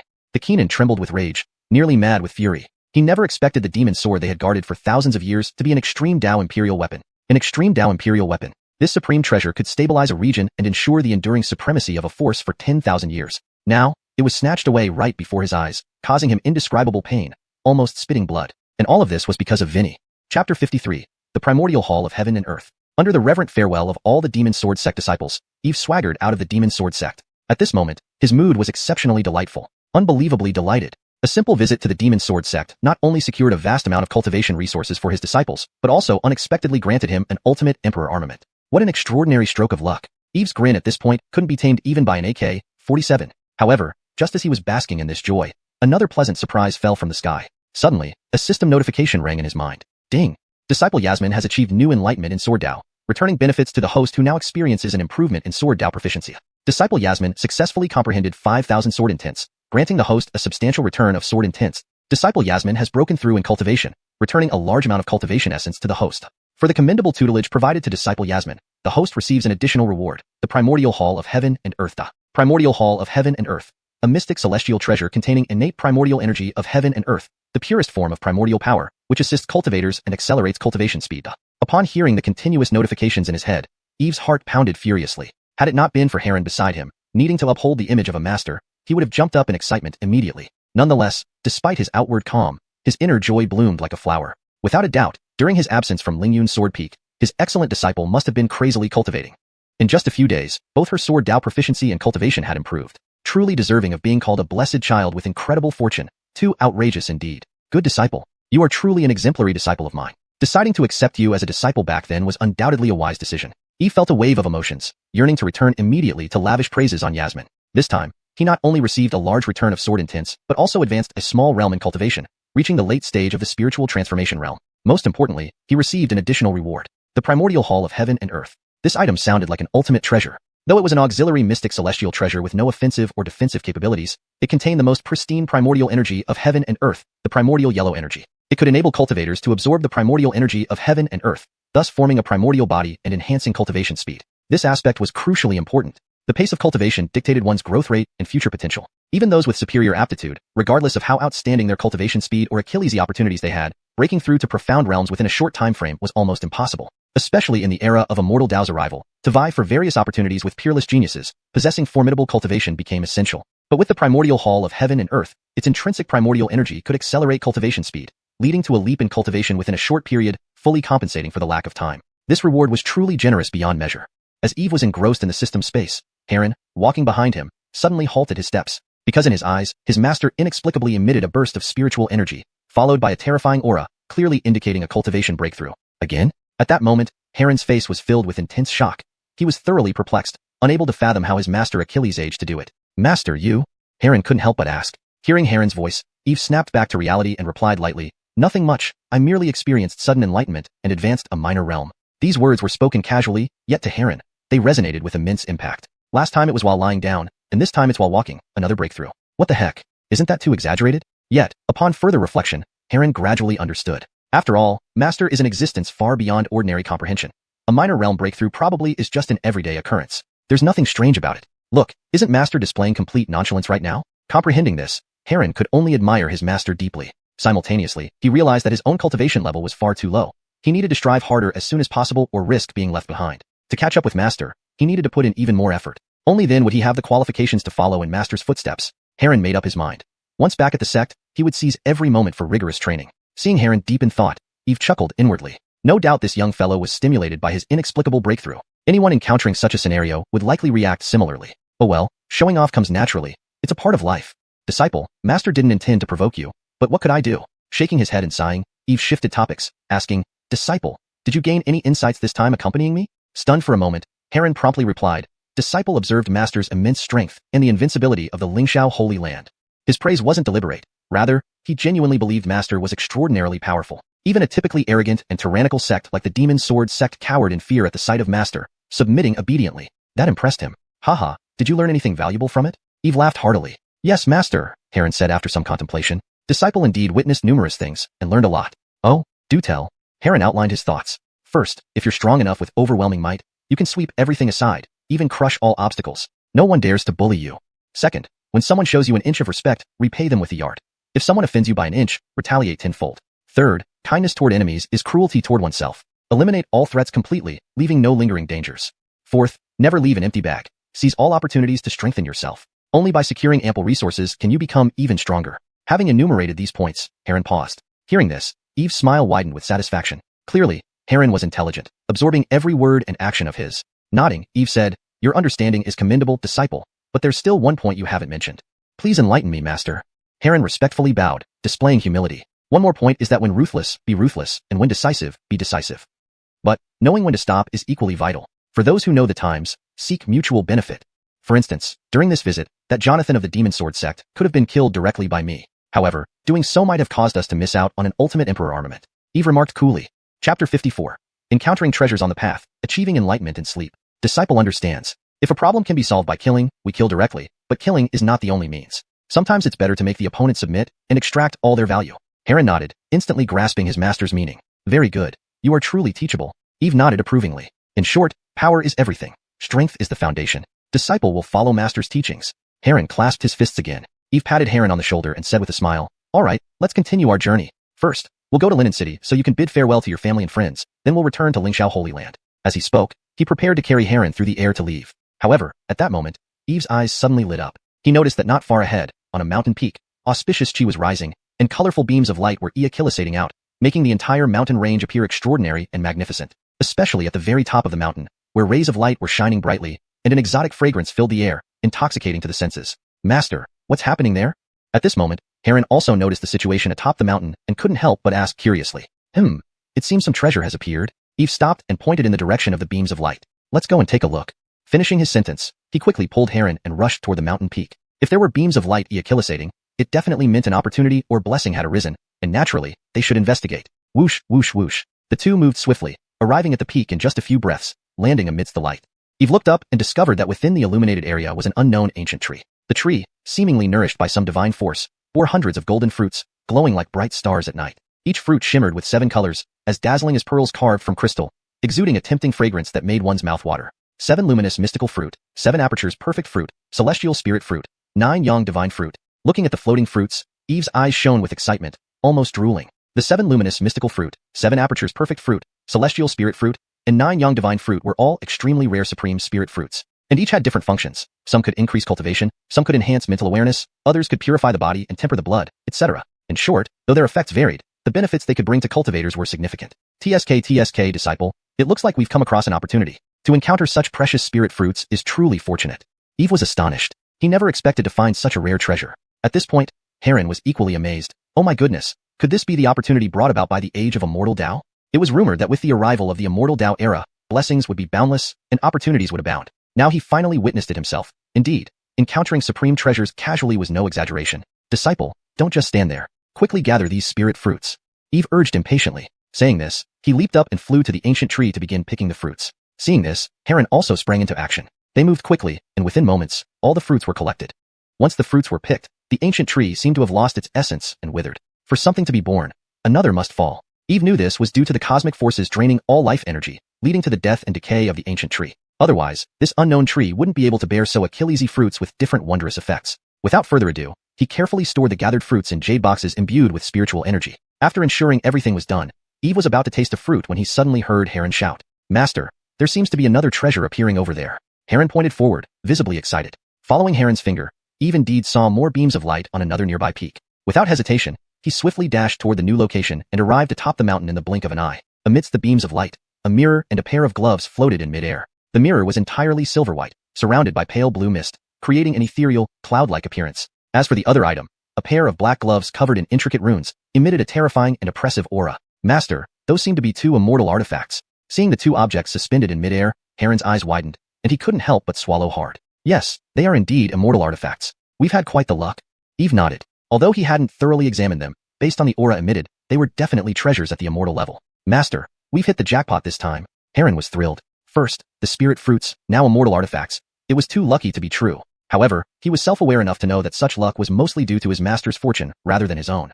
Walking into treasures or achieving enlightenment while sleeping, these things usually didn't apply to him. Eve smiled but said nothing, turning his attention to the two immortal artifacts. With a wave of his hand, he grabbed the silver-white mirror and inspected it closely. The mirror, called the void-penetrating immortal mirror, could reveal illusions and uncover countless secrets. Moreover, it could emit a beam of void-piercing light, which could tear through space with considerable power. As for the gloves, named Sky-Shaking gloves, they were offensive-type artifacts that could drastically increase the wearer's strength, granting the power to shake the heavens. "Disciple, these Sky-Shaking gloves are yours. They will perfectly complement your Big Dipper Divine Fist, enhancing your combat power even further." Eve put away the mirror and handed the Sky-Shaking gloves to Heron. "Thank you, Master."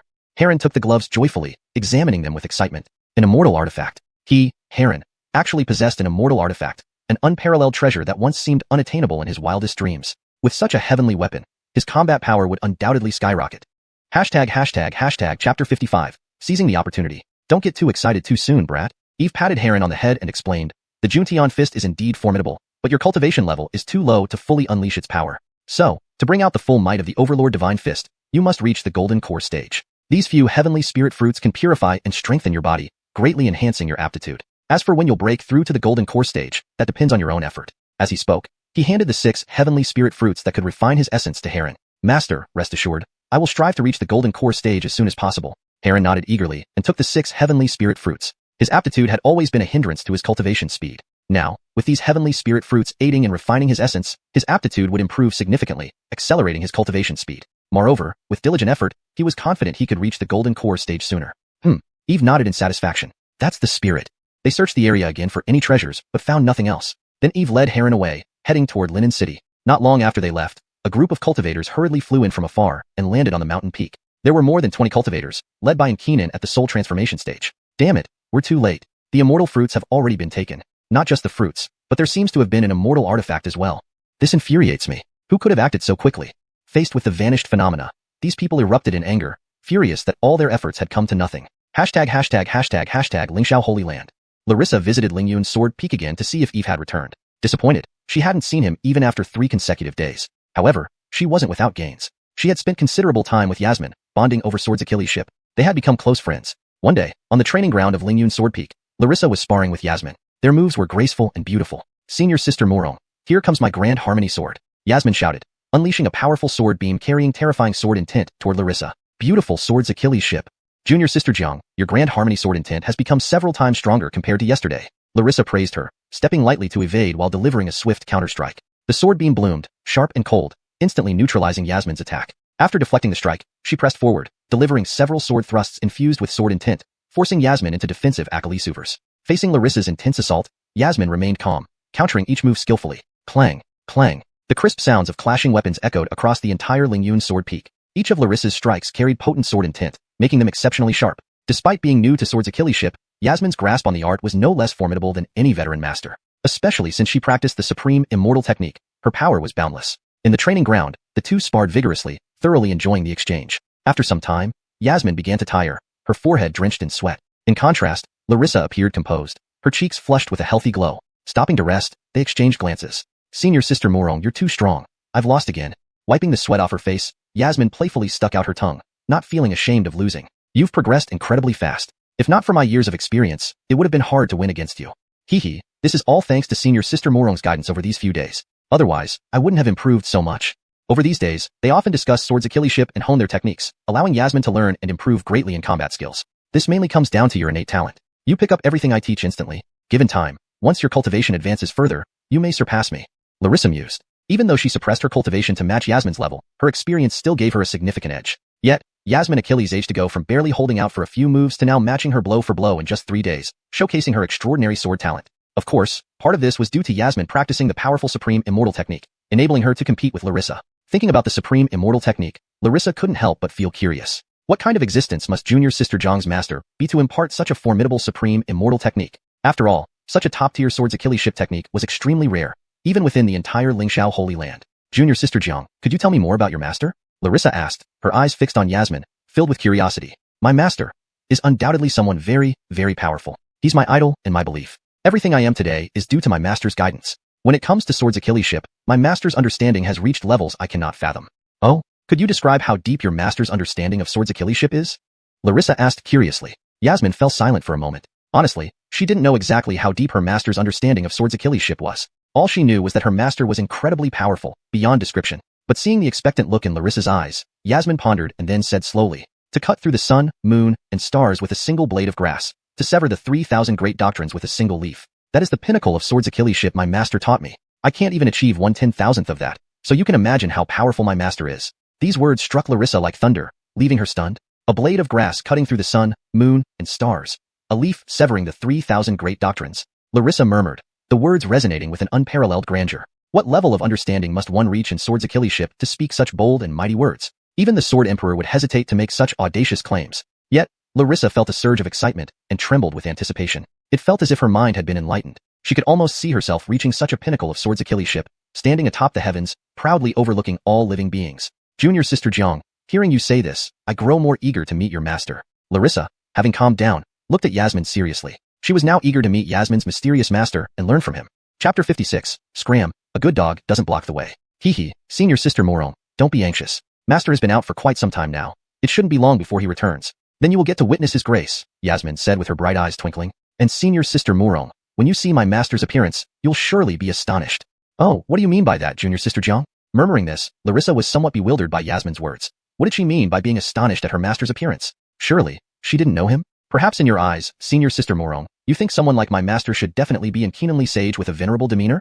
Yasmin playfully stuck out her tongue. Isn't that the case? Larissa slightly froze, somewhat perplexed. That's certainly not the case. Yasmin shook her head and continued, my master is very young, probably around your age. What? Your master is about my age? Larissa widened her beautiful eyes in shock, unable to believe it. How could this be possible? She had joined Lingxiao Holy Land at 12, and had only been cultivating for less than 20 years, a truly young age. Compared to the long lifespan of cultivators, her age was but a speck in the sea. Her achievement of great perfection in the soul transformation stage was because she was the holy maiden of Lingxiao Holy Land, with a superior status and infinite resources at her disposal. Coupled with her exceptional talent, she had advanced rapidly to her current realm. But, Yasmin claimed her master's age was similar to hers, which left her incredulous. How could someone who had become the peak leader and had profound cultivation and unparalleled sword skills only be so young? Shouldn't such people have cultivated for hundreds or thousands of years? It didn't make sense, leaving her puzzled. Junior sister Zhang, are you sure you're not joking? Larissa asked again, still harboring doubts. Hee, senior sister Morong, why would I lie to you? Yasmin smiled. My master isn't one of those ancient-looking old sages. He's not only young but also exceptionally handsome, dignified, and exudes an extraordinary aura like a celestial being descended from the heavens. As she spoke, an image of her master's handsome face surfaced in her mind, eliciting a faint smile at the corner of her lips. Listening to Yasmin's description, even Larissa couldn't help but show a trace of amazement. She had always thought Yasmin's master would be in Keenan with white hair and a long beard. She hadn't expected him to be around her age. This was indeed surprising to Larissa. No wonder she had never heard of Yasmin's master within the Holy Land. It seemed he was too young to have much renown. Suddenly, her curiosity about this young leader of Lingyun's sword peak grew significantly. After all, she was also a sword cultivator and held deep admiration and respect for powerful swordsmen. Understanding this, Larissa didn't say much more and began discussing sword arts with Yasmin once more. They talked happily until evening and decided to meet up the next day to cultivate at Hao Tian Sword Tower, hoping to reach its 8th level to validate their recent discussions. The next morning, Yasmin left Lingyun's sword peak early, heading toward Tradition Peak. However, as she landed on Tradition Peak, she encountered a familiar group. Aren't you junior sister Zhang from Lingyun's sword peak? What a coincidence. A few disciples in blue attire approached, blocking her path. The leader was Elias, the senior disciple of Xianxia Peak, who looked at Yasmin with an ambiguous smile. How come I run into these pests every time I step out?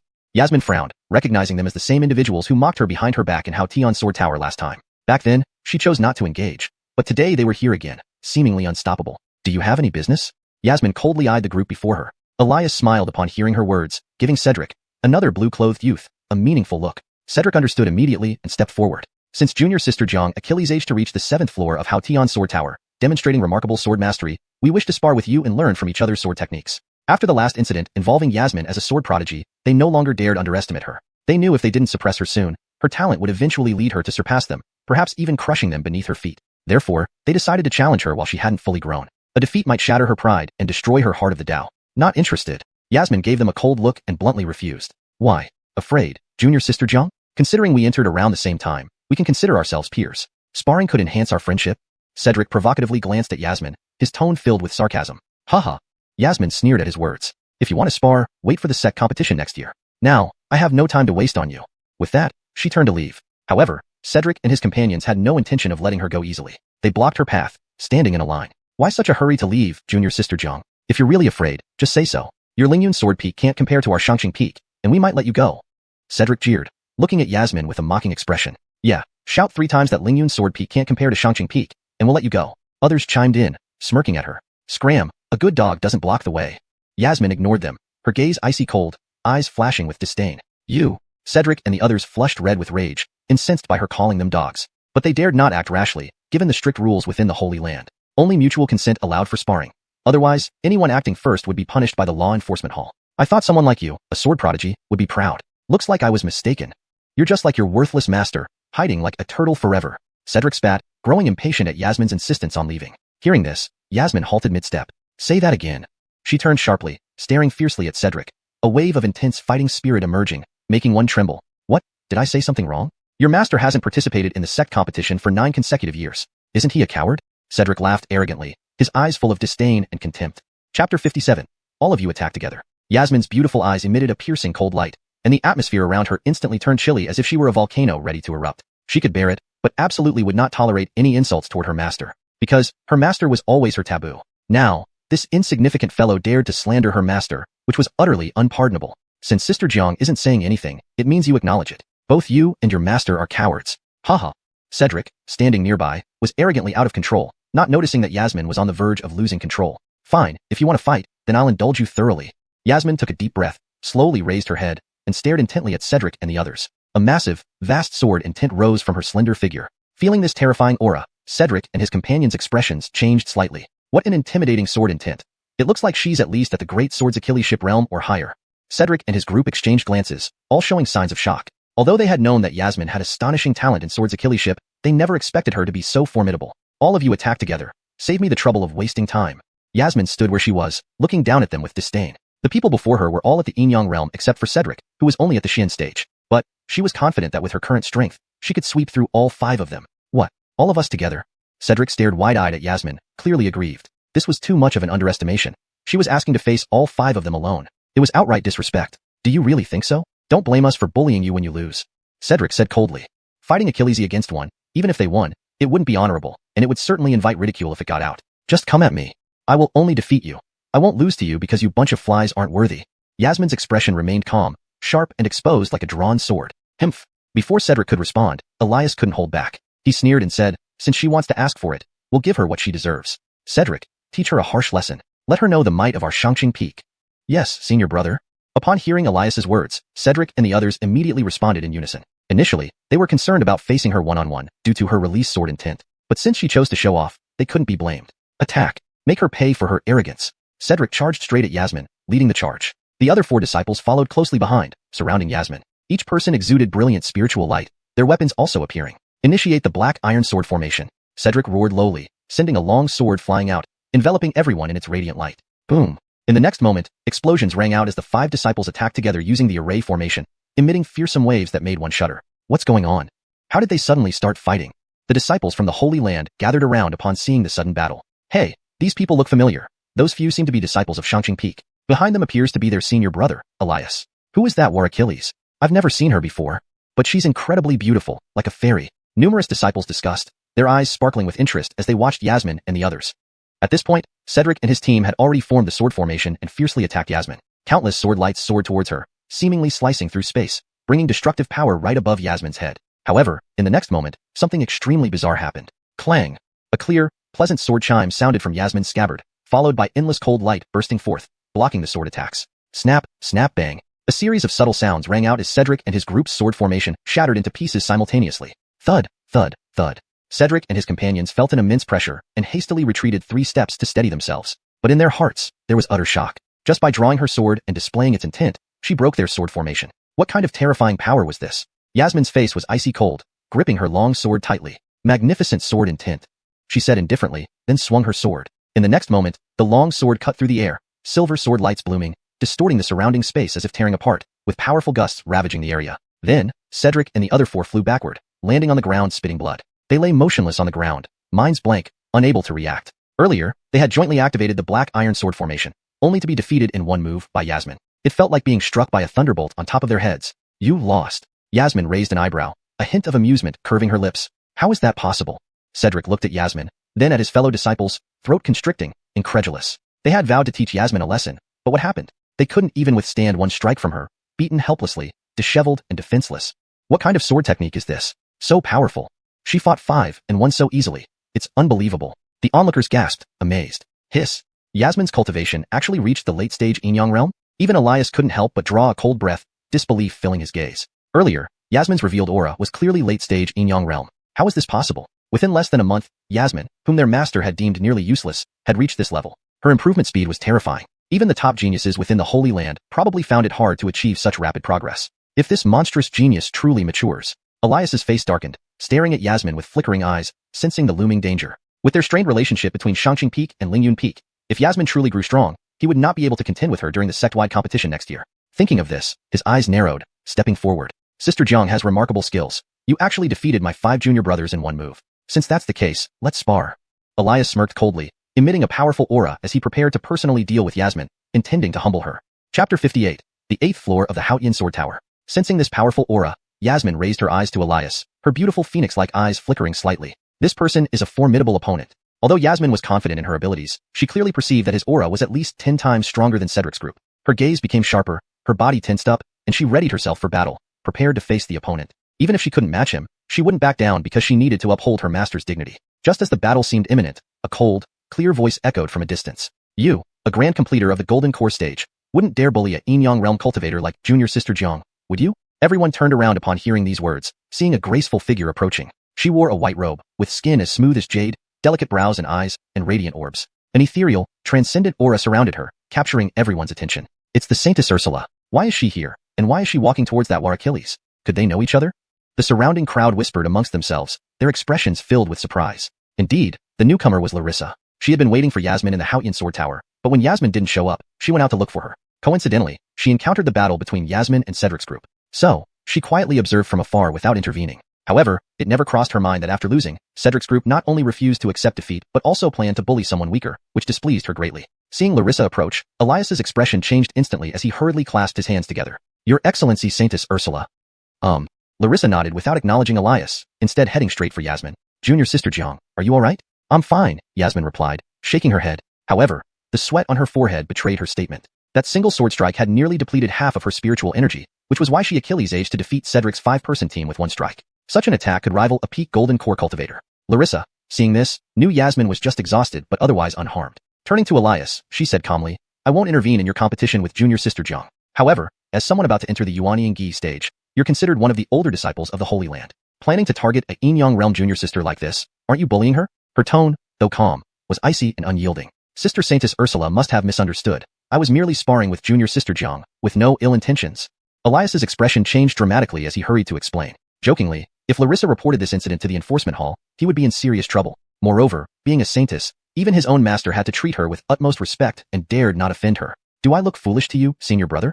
Larissa's lips curled in a mocking smile. If it were truly a friendly spar, it should be a fair one-on-one fight, not ganging up after realizing 5 people couldn't win. Is this how you treat fellow disciples? Feeling embarrassed by Larissa's rebuke, Elias's face flushed alternately red and pale. Sister Saintess Ursula speaks wisely. It was indeed impulsive of me. I swear such an incident will not happen again. Please do not hold it against me. He lowered his head, bowing respectfully as an apology. After all, given Larissa's status, he not only couldn't afford to provoke her but also didn't want to. Thus, he chose to submit. You should know better. If you ever act so rashly again, don't blame me for not showing mercy. Larissa glanced coldly at Elias before turning to Yasmin with a warm smile. Junior Sister Jiang, if anyone dares to bully you in the future, tell me, and I'll help teach them a lesson. Yes, thank you, Senior Sister Morong. Yasmin gratefully nodded toward Larissa. All right, let's go to the Haotian Sword Tower. Larissa smiled and took Yasmin's hand, flying towards the tower. Watching Saintess Ursula dote on a new disciple, the surrounding crowd was taken aback. Especially regarding Yasmin, who combined beauty with strength, people couldn't help but speculate about her identity. Do you know who that were Achilles is? And they seem quite familiar with each other. Yeah, despite looking young, her strength isn't trivial. Could she be a hidden disciple of some Kenan? Or perhaps a candidate for a new Saintess of the Holy Land? That's entirely possible. I heard Awa Achilles named Yasmin once reached the 7th floor of the Haotian Sword Tower. Perhaps she's the very Junior Sister Jiang mentioned by Saintess Ursula earlier? The crowd speculated unanimously, as Larissa and Yasmin's behavior suggested the most plausible answer. Only those of the Tianjiao level, akin to a chosen one, could ascend to the 7th floor of the Haotian Sword Tower. Saintess Ursula seems to be going there to cultivate. Let's follow and see. Yeah, sure, we're bored anyway. Might as well tag along and witness her grace. Agreed, let's hurry. Upon the suggestion, everyone excitedly followed suit. As for Elias, watching the two being pursued like stars, his expression remained grim. He hadn't expected Yasmin to have such close ties with the Saintess. Larissa ranked 6th among numerous saints and saintesses, excelling both in power and status. She rarely appeared in public. Today, her sudden appearance, especially to protect a newly admitted disciple, baffled him.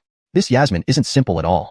Elias furrowed his brows, pondering how a new disciple could end up under Larissa's wing. Enough, I should focus on cultivating. If I lose to Lingyun's sword peak during the sex competition, Master will skin me alive. Shaking his head, Elias dismissed his thoughts and led Cedric's group back to Xianxia Peak. On the other side, Larissa and Yasmin headed straight for the 8th floor of the Haotian Sword Tower. With prior experience, their speed was astonishing. In less than 2 hours, they stood at the entrance of the 8th floor, leaving the onlookers speechless.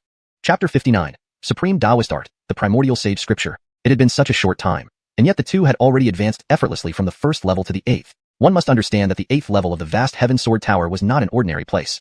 Even Achilles' Kenans dared not claim they could breezily penetrate it. Some Kenans spent decades or even centuries before they could barely step into the 8th level. Truly, Holy Maiden Ursula lives up to her name. Indeed a prodigy blessed by heaven. Yes, Yasmin is formidable too. To reach the 8th level at such a young age, she's definitely the material for the next Holy Maiden. Oh, such an extraordinary genius. How can we even compare?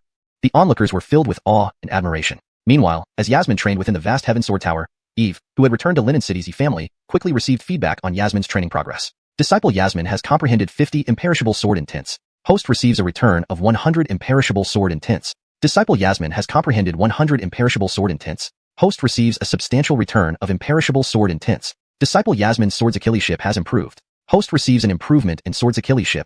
Listening to the system notifications, Eve had planned to get a good night's sleep before setting off back to the Lingxiao Sacred Land in the morning. But now, his drowsiness vanished instantly. His diligent disciple was still training so late at night. It truly made him, as a master, proud. At this moment, he felt hundreds of sword intents flood into his body, pushing his Swords Achilleship another notch higher to the later stage of the Sword God realm. To have returned so Achilles-y imperishable sword intents, has this girl already reached the later stage of the transparent sword heart?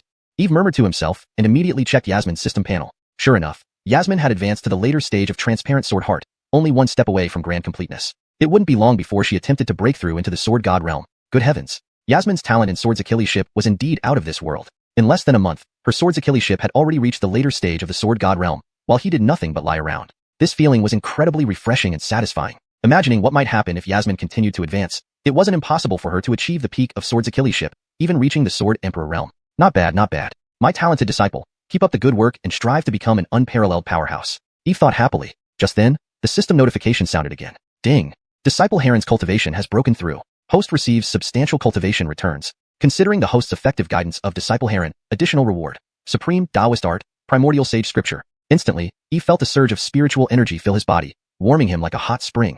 Extremely comfortable. 2 more caverns had opened, continuously absorbing heavenly spiritual energy. He nodded slightly, realizing that Heron's cultivation speed had increased due to consuming the heavenly spirit fruit. Moreover, Heron's breakthrough had earned him an additional reward, a Supreme Taoist Art. Immediately, he accessed the Primordial Sage Scripture, and its contents appeared in his mind. Primordial Sage Scripture.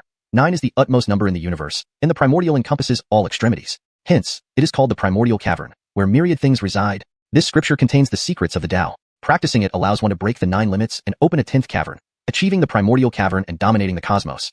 Eve was stunned upon finishing it, breaking through the limit to open a 10th cavern and achieve the Primordial Cavern. Bloody hell, this is simply amazing. His eyes widened with joy. He knew that cultivators who reached the cavern transformation realm would open internal caverns to absorb celestial chi.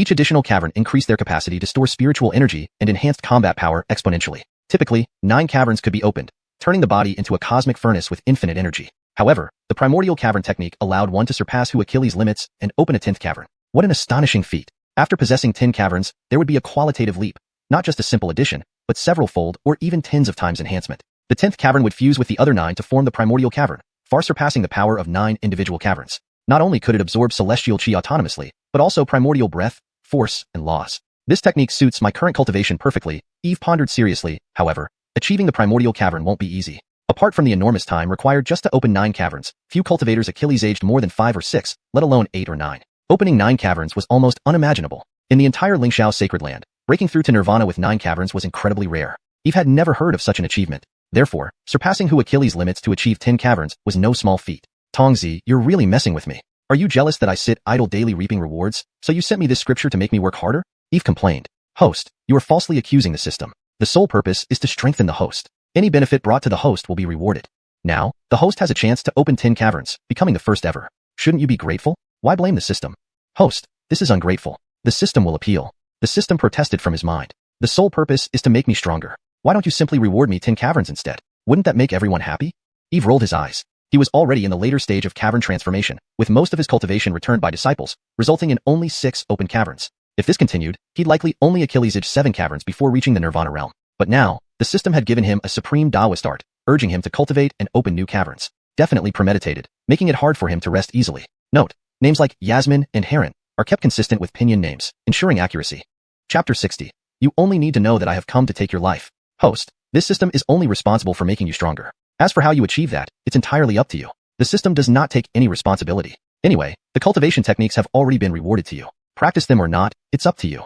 The system said with a touch of arrogance and then fell silent. Sigh. Life is unpredictable. The large intestine wraps around the small intestine. It seems impossible to just lie back and relax now. If that's the case, I'll just focus on cultivating. To become stronger, one must endure hardship. I must strive to break through the shackles before reaching the nirvana tribulation realm and attain the legendary supreme state of primordial extremity. Eve sighed and immediately sat cross-legged, following the description in the primordial immortal scripture, beginning to try to cultivate. A profoundly mystical incantation flowed deep within his mind. Primordial unity, yin-yang harmony, inversion of heaven and earth. The primordial immortal scripture continuously revolved, releasing boundless, vast power from Eve's body, gathering in his dantian to start forming the inner world. Before long, the night passed, and the dawn's light bathed the room in warmth. Eve slowly opened his eyes, exhaled a turbid breath, looking somewhat weary. Having gotten used to idleness, he found even occasional efforts slightly challenging. Indeed, people should not be too relaxed. However, last night's cultivation was not futile.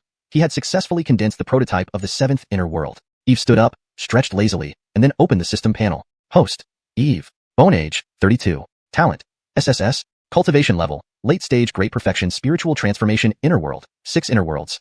Constitution, heavenly Tao creation body. Insight, peerless insight. Sword Tao, late stage sword heart communication. Identity, head of Lingyun sword peak at Lingxiao Holy Land. Cultivation techniques, Lingyun feather transformation technique, Lingyun sword art, cloud treading steps, vastly righteous sword scripture. 1 sword opens the Milky Way, all heaven star formation grand method. Northern Dipper divine fist, primordial immortal scripture. Fate, none. Items, Tout Eye magic sword, extremely supreme imperial armament. Heaven Earth Yellow Hall, mystical heavenly treasure. All heaven star flag, mystical heavenly treasure. 1 immortal artifact, 2 heavenly grade magical artifacts, 5 earthly grade magical artifacts, several spirit stones, medicinal pills, and spiritual fruits. Disciples, Yasmin, Heron. System task, accept a 3rd disciple reward. 1 extremely supreme imperial armament. Summary. Though seemingly unremarkable, this individual is actually a cheater from Earth. Do not provoke him. Looking at his attributes, Eve nodded in satisfaction. He then left the room, finding Heron already waiting at the door. Without saying much, Eve called Heron and sped towards Lingxiao Holy Land. Meanwhile, inside the Skyblade Tower, Yasmin, who was meditating, suddenly opened her eyes, emitting piercing gaze, her whole body radiating an intense, sharp aura. Noticing Yasmin's movements, Larissa asked in surprise, Junior Sister Jiang, have you already comprehended all the sword intentions on the 8th level? That's right. Senior Sister Morong, what about you? Yasmin smiled and nodded. After a day and night of cultivation, she had comprehended 36,000 sword intentions, reaching the late-stage sword heart enlightenment realm. Now, she only needed to wait for the right time to challenge the sword heart communication realm. Junior Sister Jiang is indeed impressive. Larissa praised her and continued, I need a few more sword intentions, probably another half an hour. Her sword Dao talent was already heaven-defying, acclaimed as the strongest person in Lingxiao Holy Land in 10,000 years, but she still fell short compared to Yasmin. If so, Senior Sister Morong, please continue your meditation. I'll wait outside. All right, once I finish my cultivation, I'll find you.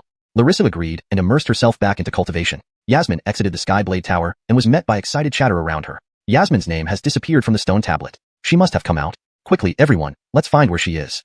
She's a world-class genius who can reach the 8th level, and they say she's a stunning beauty. We must see her appearance.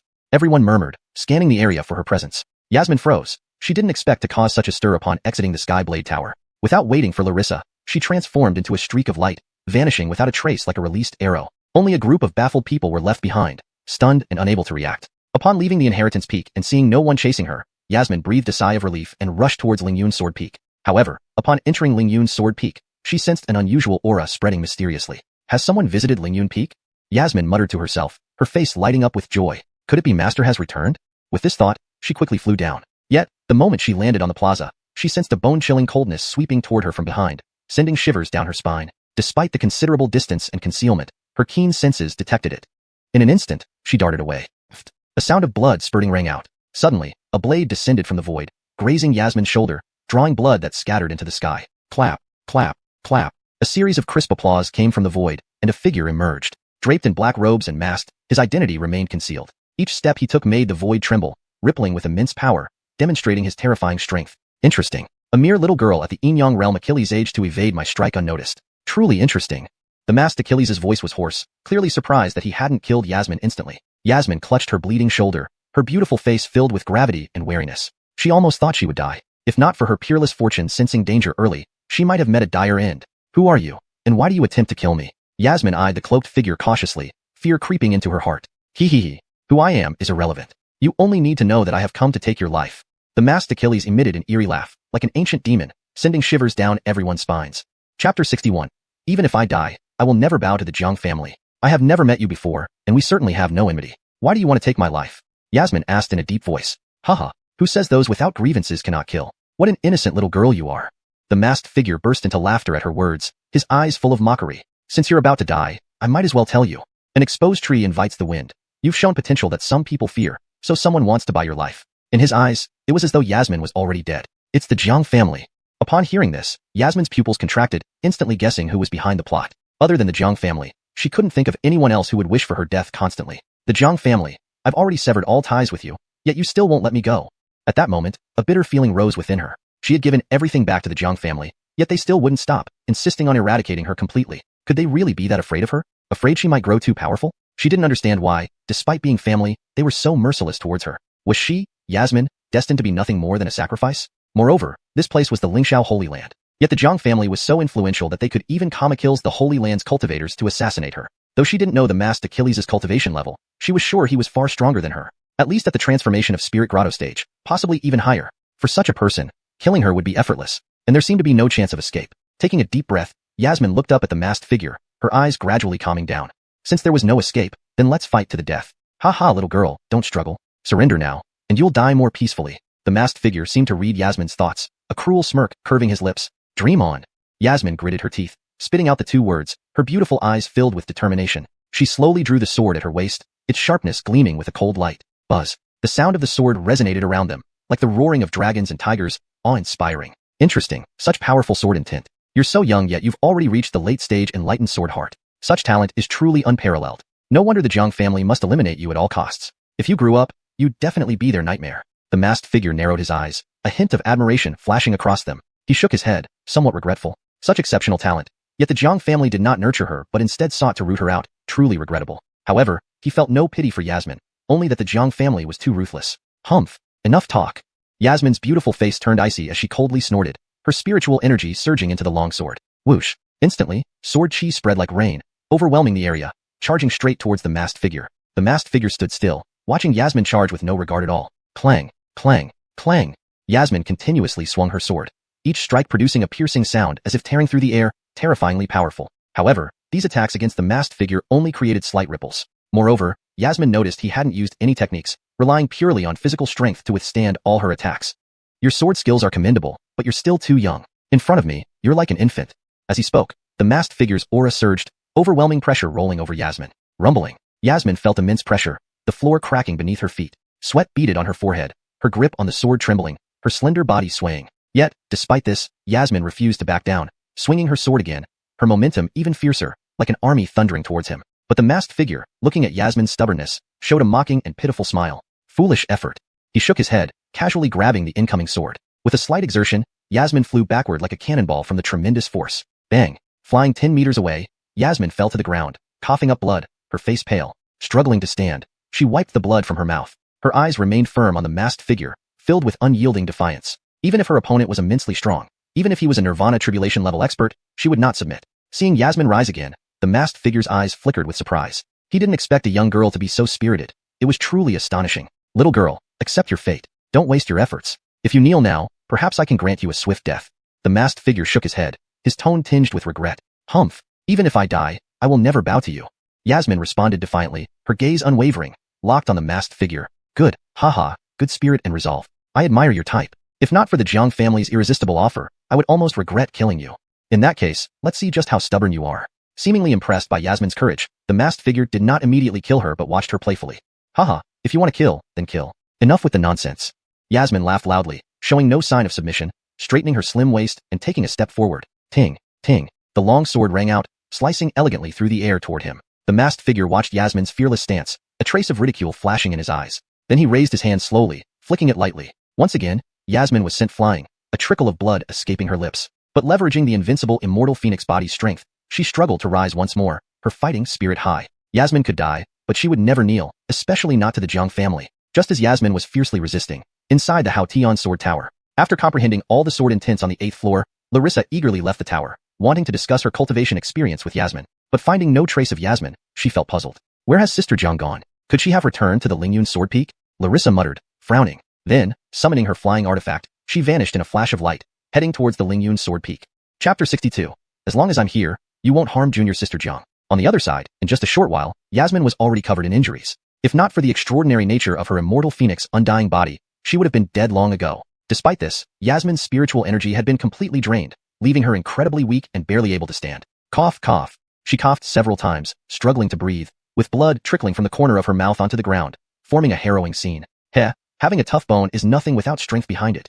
Everything is futile. The masked person walked up to Yasmin, crouching down next to her with a mocking gaze. Spit. Yasmin spat out the blood from her mouth, gritting her teeth. May you die an unnatural death. Even if you kill me, once my master returns, he will definitely avenge me. Oh, your master?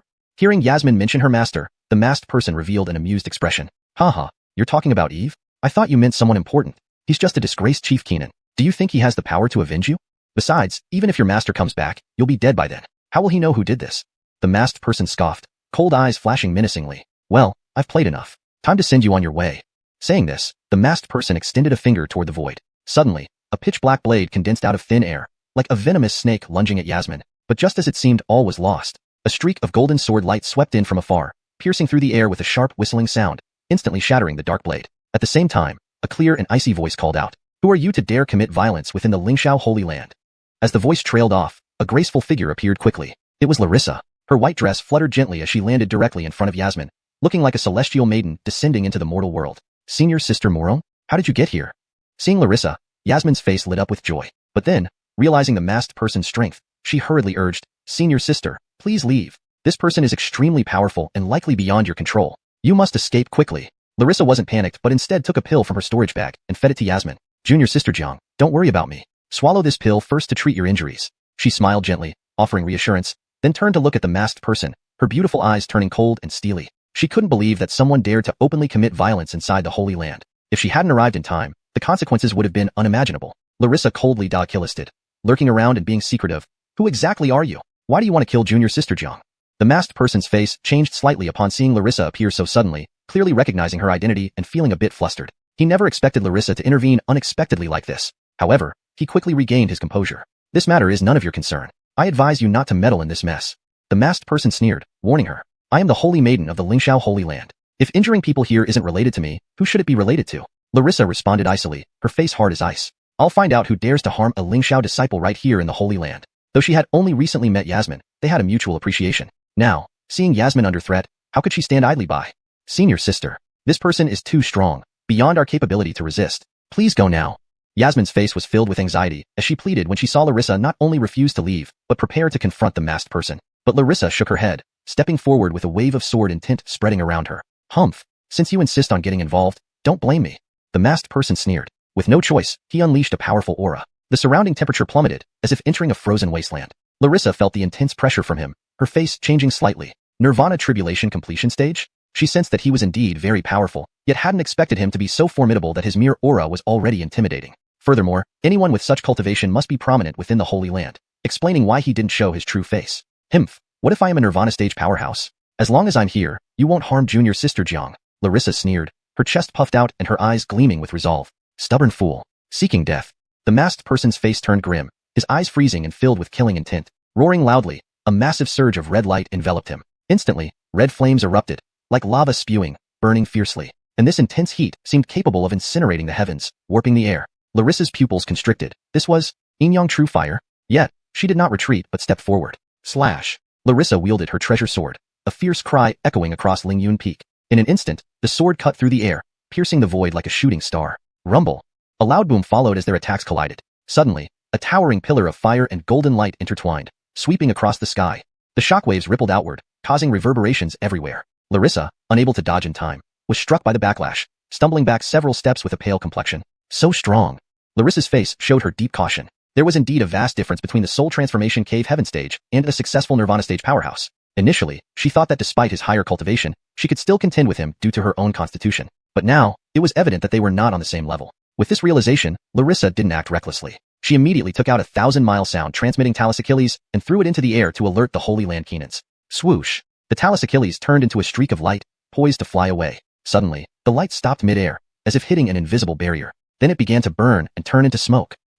This is a demon sealing boundary. Seeing this, Larissa was startled. The demon sealing boundary was an array that sealed space, isolating inside from outside and preventing any information or energy from escaping. Damn it! Looks like the opponent had prepared thoroughly. No wonder he acted so brazenly inside the Holy Land. Larissa's mood plunged instantly, her beautiful eyes focused heavily on the imposing figure before her. Chapter 63. Dare touch my disciple? Looking for death. Don't waste your efforts. I'm determined to kill this little girl today. The masked figure's lips curled into a cruel and merciless smile as he spoke coldly. If you want to kill junior sister Jiang, you'll have to step over my dead body first. Larissa's voice was firm, devoid of any fear. You refused the toast, so now you'll face the punishment. The masked figure let out a cold snort, his figure surging forward as he launched an attack directly at Larissa. Seeing the masked figure charging at her, Larissa didn't dare delay. She immediately turned her wrist, gathering sword chi, and slashed downward forcefully. Whoosh! The sword chi stretched out, transforming into a celestial sword that carried a terrifying aura and slashed down. However, the masked figure casually extended his right hand, waving it lightly as if swatting a fly, effortlessly shattering the sword chi. Immediately after, he delivered another punch. Boom! A thunderous explosion echoed, distorting space with fierce winds sweeping through, and shockwaves rippling outward. Larissa gasped, her body retreating as if struck by lightning. At the same time, she felt her blood boiling and her meridians tearing apart in pain. Your strength among your peers can be considered unmatched, but before me, you are still lacking. I'll give you one last chance. Move aside. Otherwise, don't blame me for being impolite. The masked figure said solemnly. He seemed to still harbor some wariness towards Larissa's identity. After all, if a saintess were to suddenly die, the entire Lingxiao Holy Land would go into a frenzy, sparing no expense to capture and dismember the murderer. Larissa wiped the blood from the corner of her mouth, her eyes still bright and unyielding. Unless I am dead.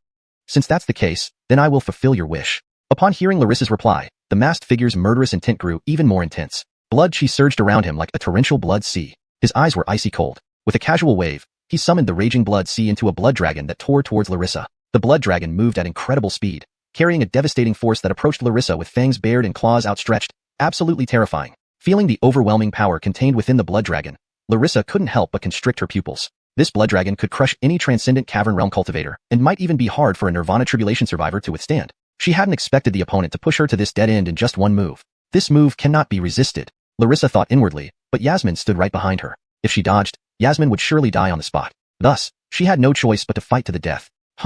Larissa raised her delicate hands, and the long sword in her grasp burst forth with 10,000 feet of golden radiance, dazzling and magnificent. Rumble! The void behind her trembled, accompanied by faint thunderclaps. In the next moment, the long sword emitted blinding golden light, shining like a blazing sun in the sky. Sword shatters 9 heavens.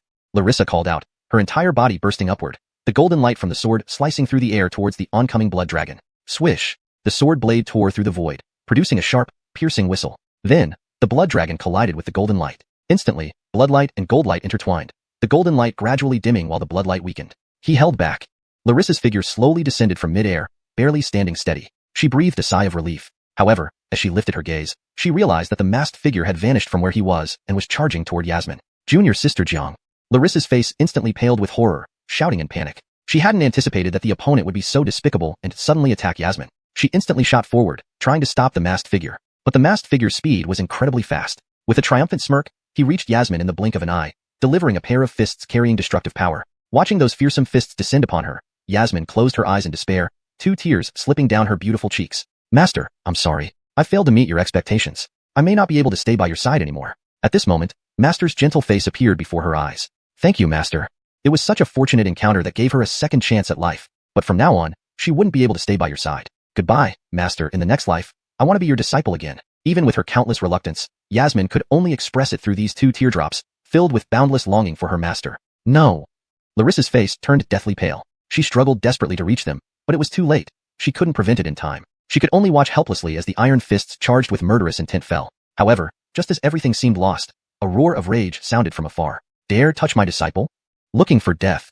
Accompanied by the roar, a dazzling beam of light illuminated the distant horizon, as if a star from the heavens had fallen. For a moment, it felt as if all things between heaven and earth had ceased to exist, leaving only that beam of light. Witnessing this, Larissa's pupils constricted. What exactly is that? She closely examined the streak of light and saw a river of tens of thousands of feet of sword she gathered from countless sword intents, stretching majestically across the void as if crossing through time. Standing atop this river of sword chi was a tall figure enveloped by countless beams of sword light, appearing like a supreme sword deity ruling over all. The overwhelming sword intent made one feel suffocated and trembling with fear. The sword river charged relentlessly, swiftly closing the distance. It hurtled towards the masked figure, carrying the force of total annihilation, intent on exterminating him. The masked figure's eyes widened with intense horror. The sword river was far too fast, catching him completely off guard. What kind of existence possesses such astonishing power? At this moment, he no longer cared about killing Yasmin, hastily gathering all his spiritual energy to form a gigantic shield to resist the massive river of sword chi. Unfortunately, he underestimated the power of the sword chi river, or perhaps the person on the river. Bang! A tremendous explosion resounded, silencing the heavens and the earth. Before the river of sword chi, the masked figure's defenses crumbled like tofu, easily torn apart. Then, the river of sword chi, carrying apocalyptic power, penetrated the masked figure's chest, shredding him into pieces. Blood misted the air. Just before dying, the masked figure's eyes widened, filled with regret and disbelief. He couldn't believe that he had died so easily. Larissa stood dumbfounded, silent for a long time, only the throbbing heart confirming that what happened was real. That was a peak Nirvana tribulation survivor who had been so effortlessly killed. It was almost unbelievable. More importantly, who was the ethereal figure standing atop the river of sword chi? Completely unfamiliar. How had she never seen such a powerful person in the Holy Land before? Chapter 63. Dare touch my disciple? You're looking for death. Humph. Don't waste your time. I'm going to kill this little girl today no matter what. The masked figure curled his lips into a cold and cruel smirk, speaking indifferently. If you want to kill junior sister Jiang, then you'll have to step over my dead body first. Larissa's tone was resolute, showing no hint of fear. You refuse the offer of wine, so be it. The masked figure sneered, his figure swelling as he charged directly at Larissa. Seeing the masked Achilles lunging at her, Larissa did not dare to hesitate. She flicked her wrist, gathering sword chi which she swiftly brought down. Whoosh! The sword chi sword, transforming into a celestial sword carrying an ominous aura as it cleaved downwards. However, the masked Achilles casually extended his right hand and swatted the sword chi away with a single palm strike, destroying it effortlessly as if brushing away a fly. Then, he threw another punch. Bang! An explosive roar echoed, warping space, with fierce winds rampaging and aftereffects spreading outwards. Larissa grunted, her body recoiling as if struck by lightning. At the same time, she felt her blood boiling and veins tearing painfully. Among your peers, you can be considered unmatched, but in front of me, you are still inadequate. I'll give you one last chance, move aside. Otherwise, don't blame me for being impolite. The masked Achilles said in a grave voice. He seemed to still hold some apprehension regarding Larissa's status. After all, if a holy maiden were to suddenly die, the entire Lingxiao sanctuary would go into a frenzy, sparing no effort to capture the killer and tear them apart limb from limb. Larissa wiped the blood from the corner of her mouth, her eyes still bright, refusing to yield. Unless I am dead? Since that's the case, I will grant you your wish. Hearing Larissa's response, the killing intent on the masked Achilles' face intensified. His blood surged like a tidal wave. His gaze turned icy, and with a casual wave, the sky filled with a sea of blood that roared and twisted into a blood dragon lunging toward Larissa. The blood dragon moved extremely fast, charging towards Larissa with a destructive force, its mouth wide open, radiating terror. Feeling the terrifying power within the blood dragon, Larissa's pupils constricted sharply. This blood dragon could crush any core formation or sky grotto cultivator, and even a Nirvana stage expert might find it hard to resist. She hadn't expected that a single move would force her into such a desperate situation. This attack cannot be met head-on, Larissa thought to herself. However, Yasmin was behind her. If she dodged, Yasmin would likely be killed instantly. Therefore, she had no choice but to fight back with everything she had. Larissa lifted her delicate hand, her long sword emitting a brilliant golden glow. Boom! The void behind her trembled, and faint thunder rumbled. In the next second, the long sword emitted blinding golden light like a blazing sun illuminating the heavens. Sword piercing the 9 heavens. Larissa shouted, launching herself forward, her sword glowing with golden radiance as it sliced through the air toward the oncoming blood dragon. The sword tip cut through the void, producing a sharp, ear-piercing whistling sound. Next, the blood dragon collided with the golden light. Instantly, blood and golden lights intertwined and struggled against each other, both gradually dimming. It held up. Larissa slowly descended from mid-air, barely maintaining her footing, sighing in relief. But just as she raised her gaze, she realized the masked Achilles had vanished from his original spot and was rushing towards Yasmin. Junior sister Jiang. Larissa's face paled abruptly, panicking as she shouted. She didn't expect the opponent to be so despicable, suddenly attacking Yasmin. Her body shot forward immediately, trying to stop the masked Achilles. But the masked Achilles' speed was astonishing. With a victorious smile, he appeared before Yasmin in a blink, his fists carrying destructive force descending upon her. Seeing the menacing fist falling towards her, Yasmin closed her eyes in despair, 2 tears rolling down her beautiful cheeks. Master, I'm sorry. I've let you down and won't be able to stay by your side anymore. At that moment, her master's gentle face appeared before her eyes. Thank you, master. I'm so fortunate to have met you, giving me a second chance at life. But from now on, I can't be by your side anymore. Goodbye, master. I want to be your disciple again in the next life. Despite her myriad regrets, they could only achillesifist as these 2 teardrops, brimming with boundless longing for her master. No. Larissa's face turned deathly pale. Desperately trying to reach Yasmin, it was already too late. She couldn't stop the masked Achilles in time. She could only watch helplessly as the fists filled with murderous intent came crashing down. Suddenly, a roar of fury echoed from afar. Dare touch my disciple? Looking for death. With this roar, a dazzling light emerged in the distant sky, akin to a star plummeting from the heavens. For a moment, it felt as if all life in the universe ceased, leaving only this streak of light. Seeing this, Larissa's pupils narrowed. What was that? Carefully observing the light, she saw it was a river of sword chi formed by countless sword intentions, stretching thousands of feet, majestic as if spanning the ages. Standing atop this river of sword chi was a towering figure surrounded by countless sword lights, appearing like a supreme sovereign of the sword path. The intense, suffocating sword intent made one's heart tremble. The river of sword chi surged forwards, reaching them almost instantaneously, aiming straight for the masked Achilles with a force capable of annihilating all. The masked Achilles' eyes widened in shock. The river of sword chi was too fast, catching him completely off guard. What kind of being possessed such terrifying power? At this moment, he no longer cared about killing Yasmin. Hastily gathering all his spiritual energy, he formed a giant shield, trying to withstand the overwhelming river of sword chi. Unfortunately, he underestimated the power of the river of sword chi, or perhaps he underestimated the figure atop it. Bang! A deafening explosion, and the world went silent. In front of the river of sword chi, the masked Achilles' defenses crumbled like tofu, easily shattered. Next, the river of sword chi, carrying destructive power, pierced through the masked Achilles' chest, tearing him into pieces. Blood mist spread everywhere. The masked Achilles' eyes bulged in his final moments, filled with regret. He never imagined he would die like this. Larissa stared blankly at the scene, unable to speak. Her racing heart confirmed the event's reality. That was a peak Nirvana stage expert who was so effortlessly killed. It was unbelievable. Most importantly, who was that person standing majestically atop the river of sword chi? She had never seen such a powerful figure in the sanctuary before. Completely unfamiliar.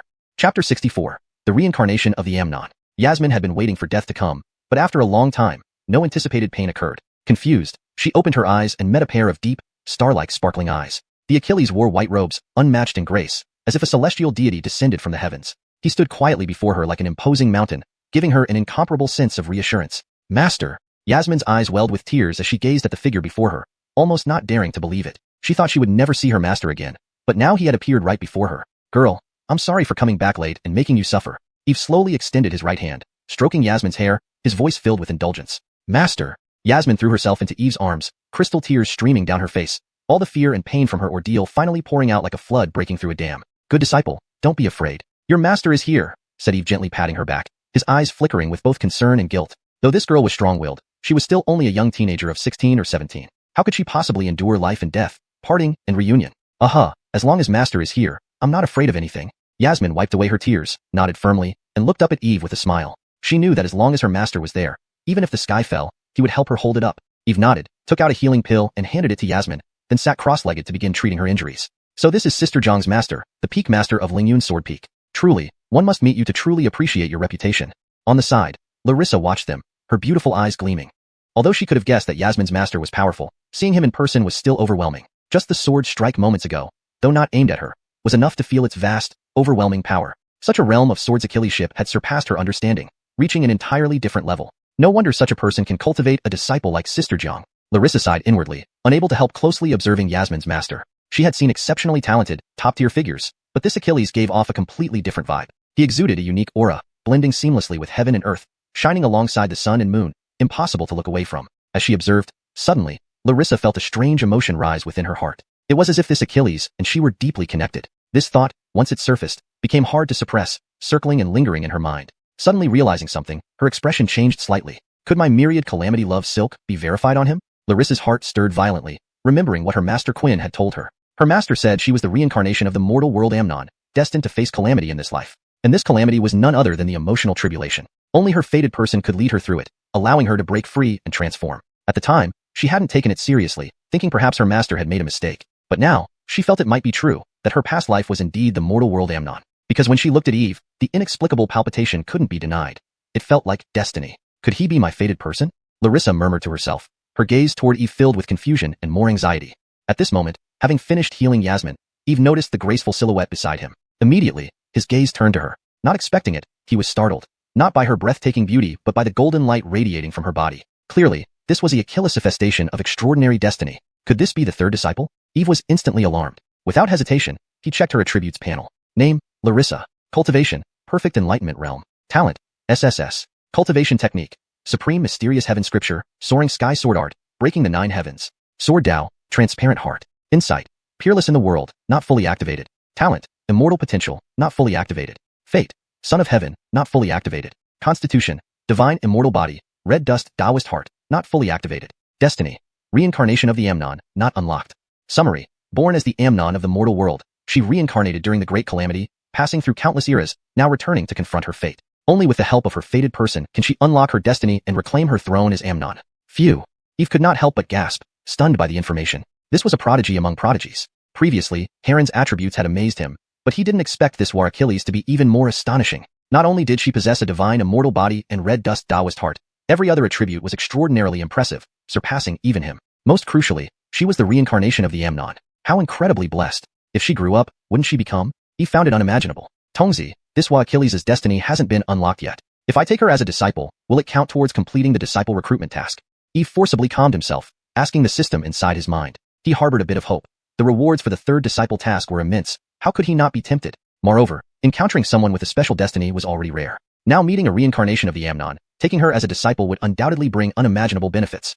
Chapter 65. The Chosen One. As long as you accept a disciple who possesses a fated attribute, even if it hasn't been awakened, the mission can be completed. The system confirmed. Before Eve could ask anything further, the system's voice sounded again. Ding. If the host accepts Larissa as a disciple, additional special rewards will be granted. Emperor Technique of Ultimate Tao. Worldly Emperor Scripture. Myriad Tao Sword Cannon. Ultimate Tao Emperor Weapon.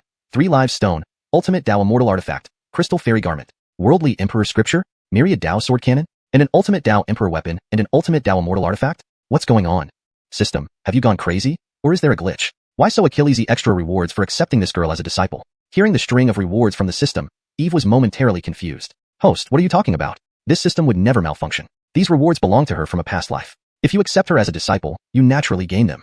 Additionally, rewards are issued based on the difficulty of the task. The higher the difficulty, the greater the reward. If the host performs excellently in this mission, more additional rewards will be granted. Oh, Eve suddenly understood. An incarnation of an Amnon indeed stood out, directly allowing the system to offer such numerous rewards. Amazing, just amazing. The Chosen One really is something else. At that moment, he saw it all clearly. If Yasmin was the blessed one of this life, capable enough to become an empress, then Larissa was the Amnon carrying the weight of myriad lifetimes, even more formidable than Yasmin. All these opportunities were destined from the beginning. At this point, Larissa noticed Eve staring at her with astonishment. She couldn't help but feel flustered. Could it be he detected something unusual? Or perhaps she felt the same destiny-like tremor as he did, leading to this expression. Larissa thought to herself. Though she didn't understand the reason, she knew that if he were truly her destined one, everything would make sense. Eve was unaware of Larissa's thoughts. Now he looked at her as if she were a treasure, a gaze that inevitably caused misunderstandings. Even Yasmin beside them was bewildered. What's going on? Why do Master and Senior Sister Morong look at each other so strangely? It's as if their gazes carry sparks, ready to ignite at any moment. If she didn't know they were meeting for the first time, she might think they had known each other for ages and had a story behind it. Master!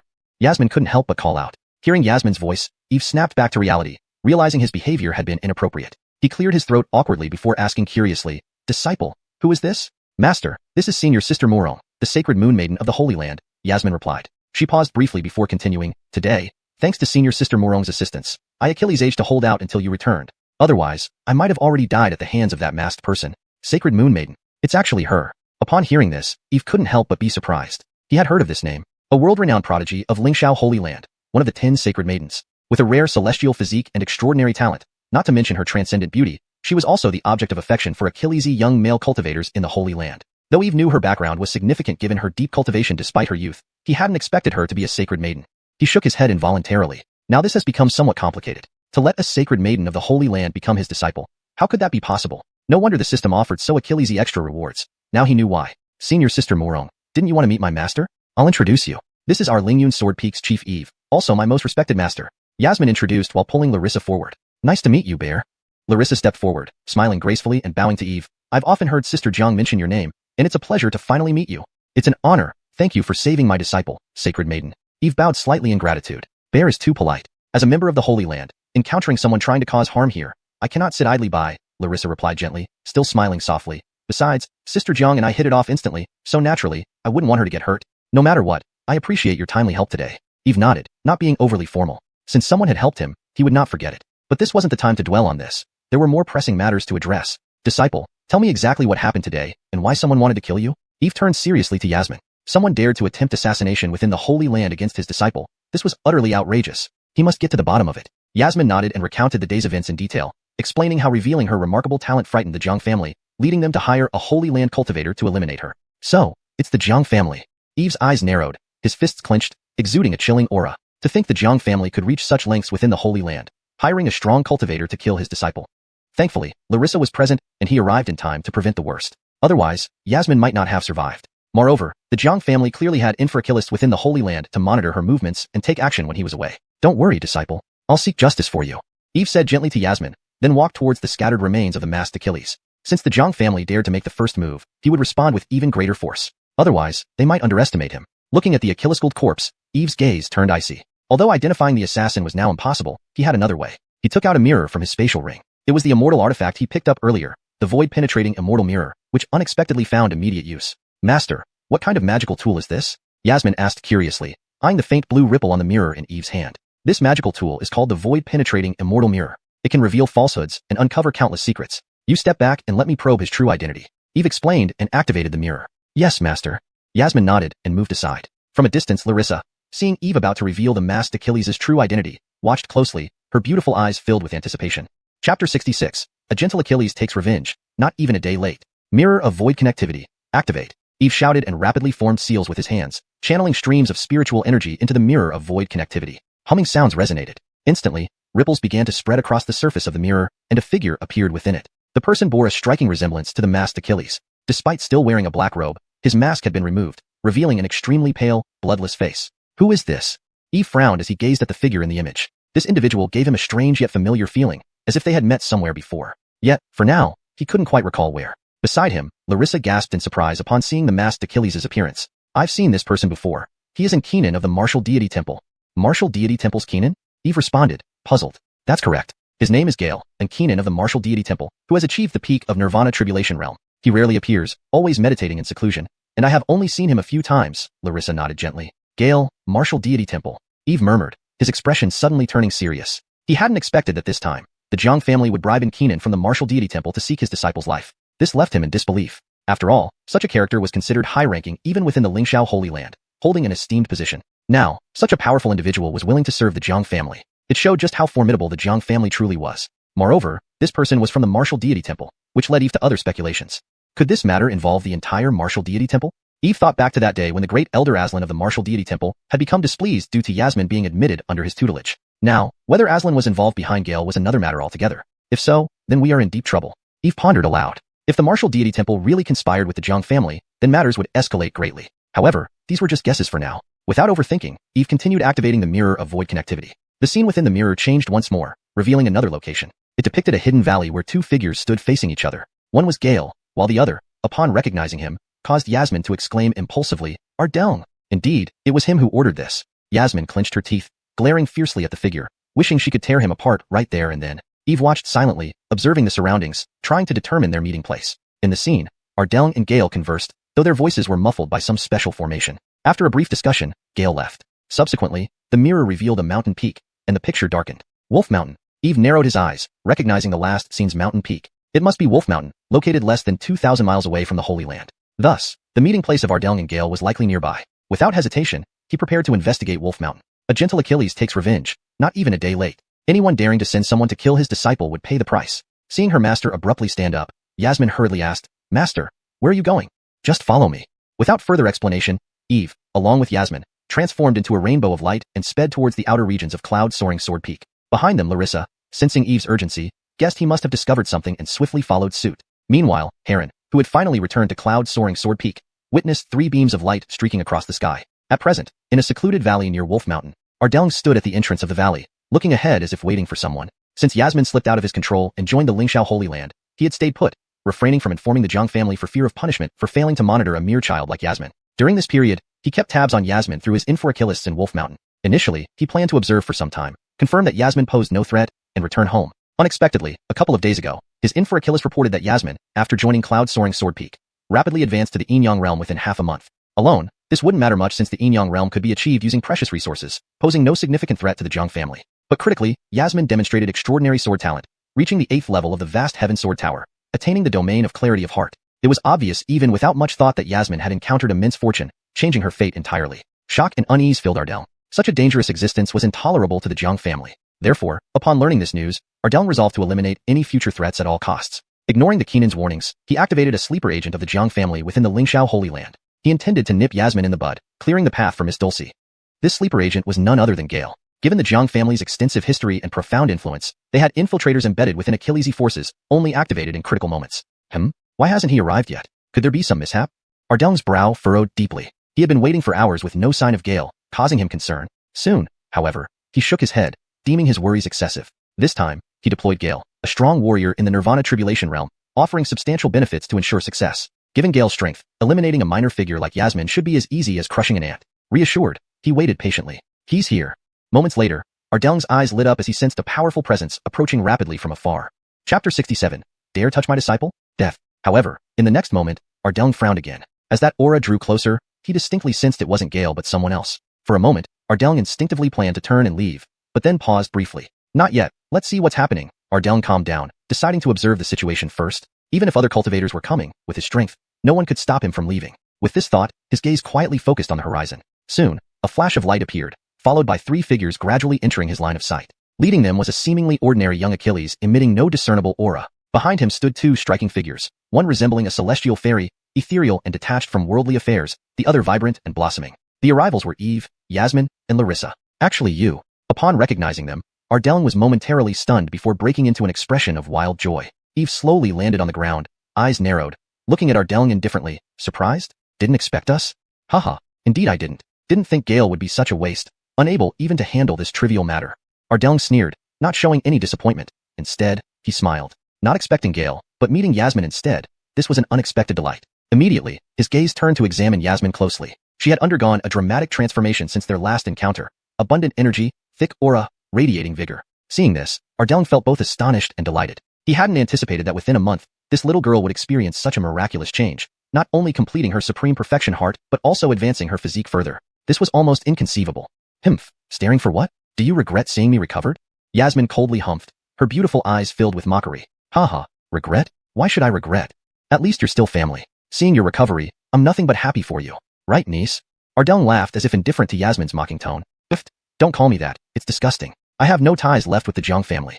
Yasmin's face showed disgust at Ardong's words. Haha, after just a few days, you've certainly grown bold, daring to speak to me like this? Hearing her words, Ardong wasn't angry but found her defiance intriguing. Someone who had been crippled had now miraculously turned their fate around, clearly from consuming some extraordinary immortal medicine. Princeing her over to the family patriarch would surely gain significant merit.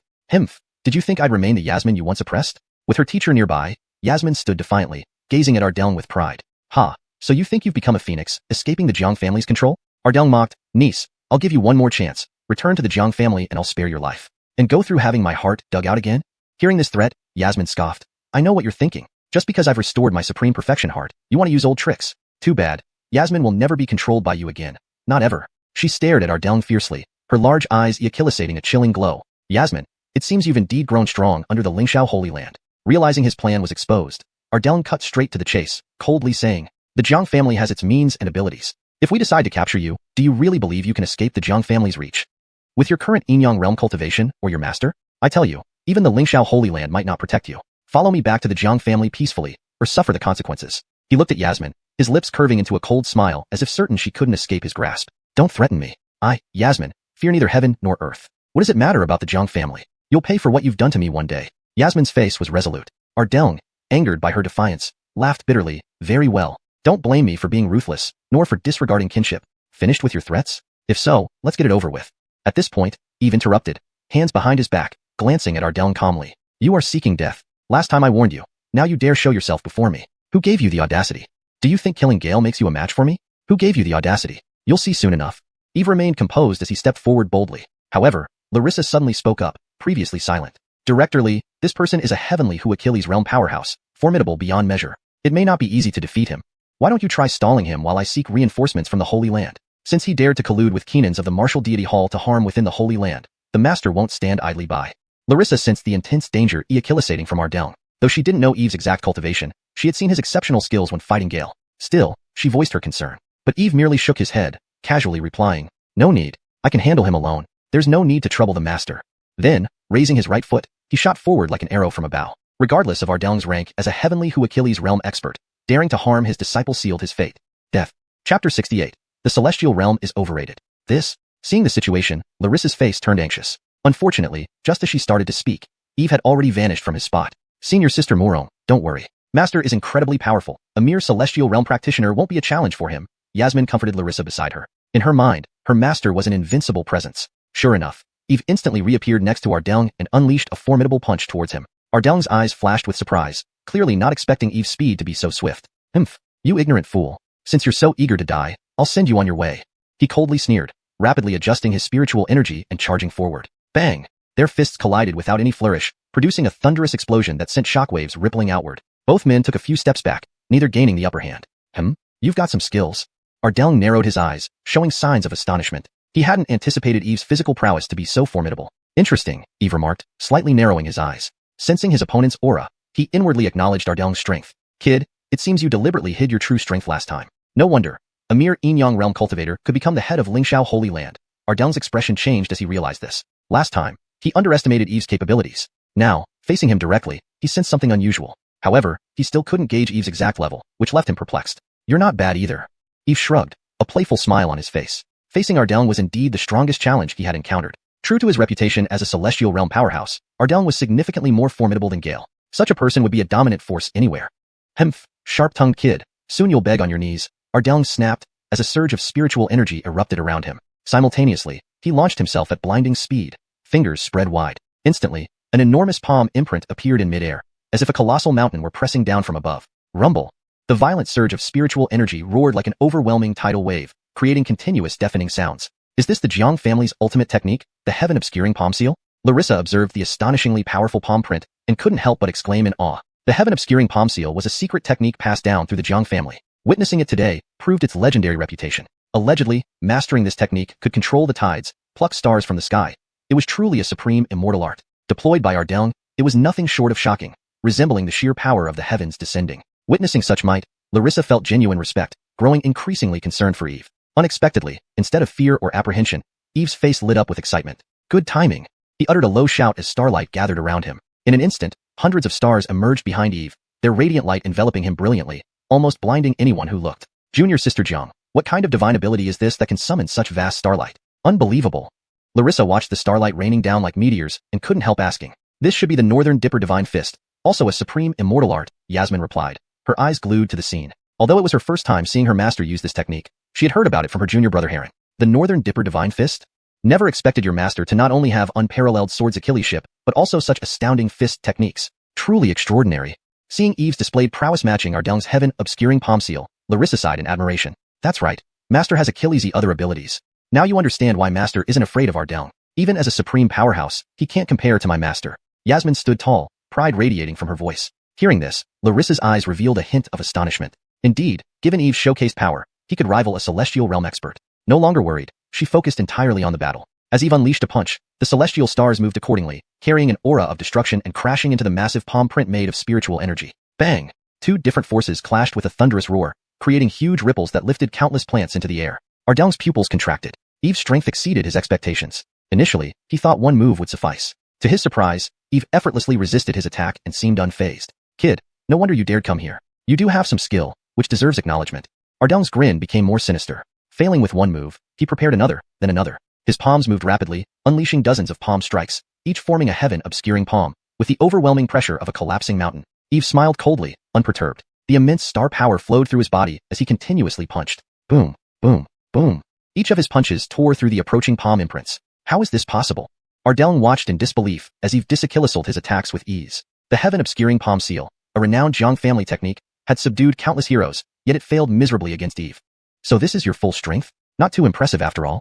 After crushing all the palm seals, Eve raised an eyebrow, revealing disdain. Initially, he thought Celestial Realm experts were exceptionally powerful. Now, they seemed overrated. Of course, the heavenly Tao creation body, blessed with a third of the grand blessings from the era of Immortals, played a significant role. Otherwise, despite his advanced cultivation, even with supreme immortal arts, he wouldn't stand a chance against the Celestial Realm cultivator. After all, the gap between realms was insurmountable. Ardelng's face darkened upon hearing Eve's words, anger welling up inside him. Well, kid, you forced my hand.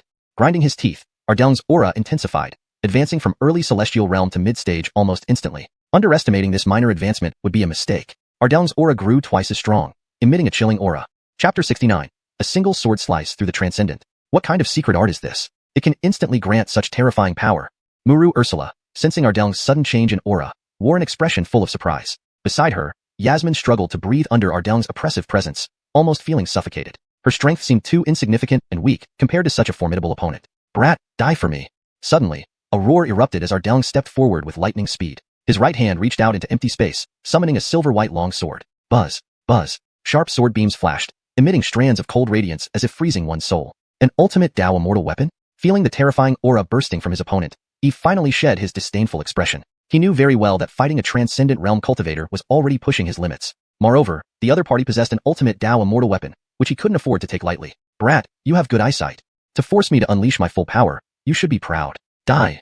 Ardelng's entire aura skyrocketed as he roared, slashing through the void with his long sword. Swish. The sword beam tore through the sky like a streak of the Milky Way, pouring towards Eve. The storm it ripped apart was overwhelming and fearsome. Do you think only you have an immortal weapon?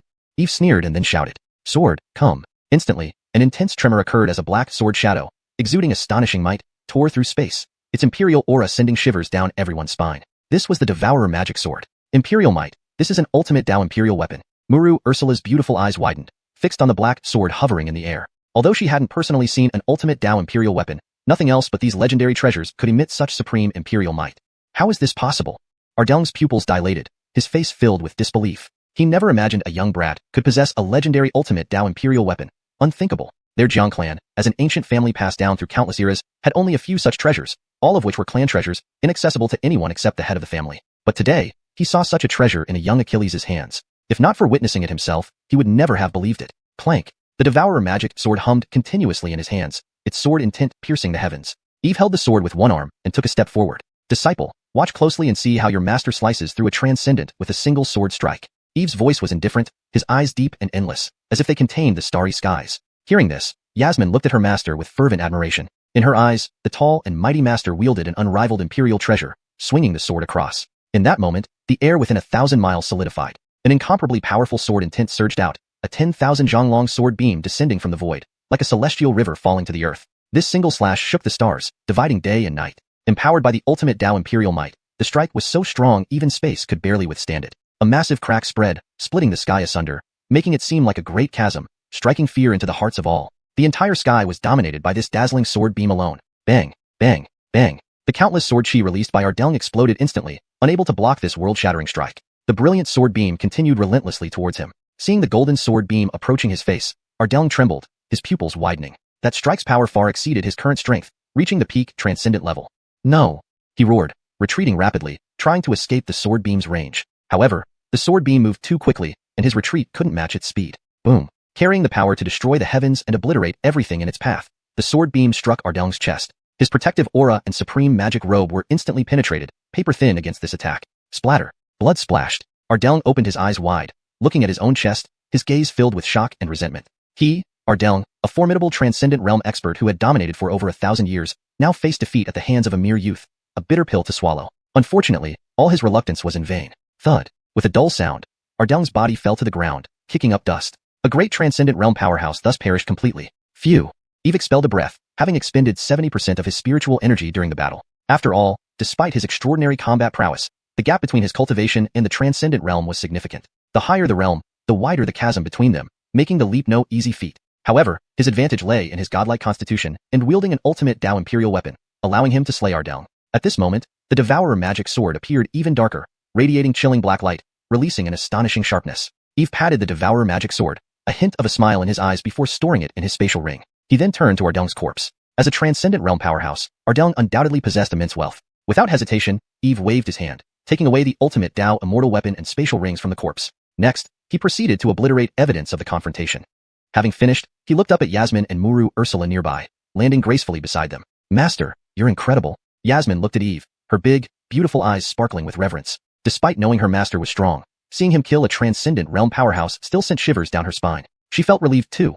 Ardung, the spy sent by the Jiang family, was dead, easing her mind considerably. As for Muru Ursula, although she didn't show much outwardly, her beautiful eyes sparkled when looking at Eve. She had never seen anyone casually slay a transcendent realm powerhouse before. Even more astonishing, he was about her age. An absolute genius among geniuses, surpassing any young elite in the entire Lingxiao region. To find such a dazzling figure matching her prophecy was both thrilling and nerve-wracking for Muru Ursula, who wouldn't wish for their destined partner to be awe-inspiring. Thus, Muru Ursula's feelings towards Eve became increasingly complex and subtle. Sigh, don't fall for me. I'm just a legend. Seeing their adoring gazes, Eve chuckled inwardly, shaking his head, then handed the ultimate Dao immortal weapon obtained from Ardung to Yasmin. Master, is this for me?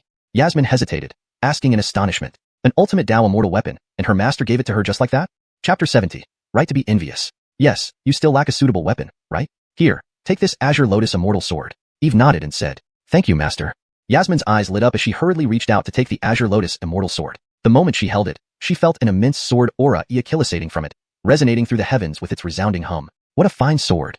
Admiration was evident on Yasmin's face as she tenderly caressed the Azure Lotus immortal sword. On the side, Larissa watched in astonishment as Eve casually bestowed an extreme-grade immortal artifact to his disciple. She couldn't help but be surprised. While Yasmin might be new to cultivation and unaware of the value of such artifacts, Larissa knew all too well how precious and rare they were. Such treasures possessed unfathomable power, capable of sparking intense rivalry among countless sects and great families. It was almost impossible for anyone below the Supreme Being realm to possess such treasures. Even as a holy maiden of the sacred land, the highest grade treasure she owned was merely a lower grade immortal artifact. Yet Eve had unhesitatingly given an extreme grade immortal artifact to Yasmin, who was only at the Yin-Yang realm. This act could not help but astonish Larissa. However, she was more amazed than envious. She only thought that Eve was incredibly generous to his disciple, bestowing such a high-grade treasure so easily. Eve noticed Larissa's reaction and couldn't help but smile. He intentionally bestowed the extreme-grade immortal artifact to Yasmin right before her eyes to achieve this effect. Do you feel envious? Do you think I, as a master, am completely unselfish? If that's what you think, then join our Lingyun Sword Peak. Eve naturally had his considerations.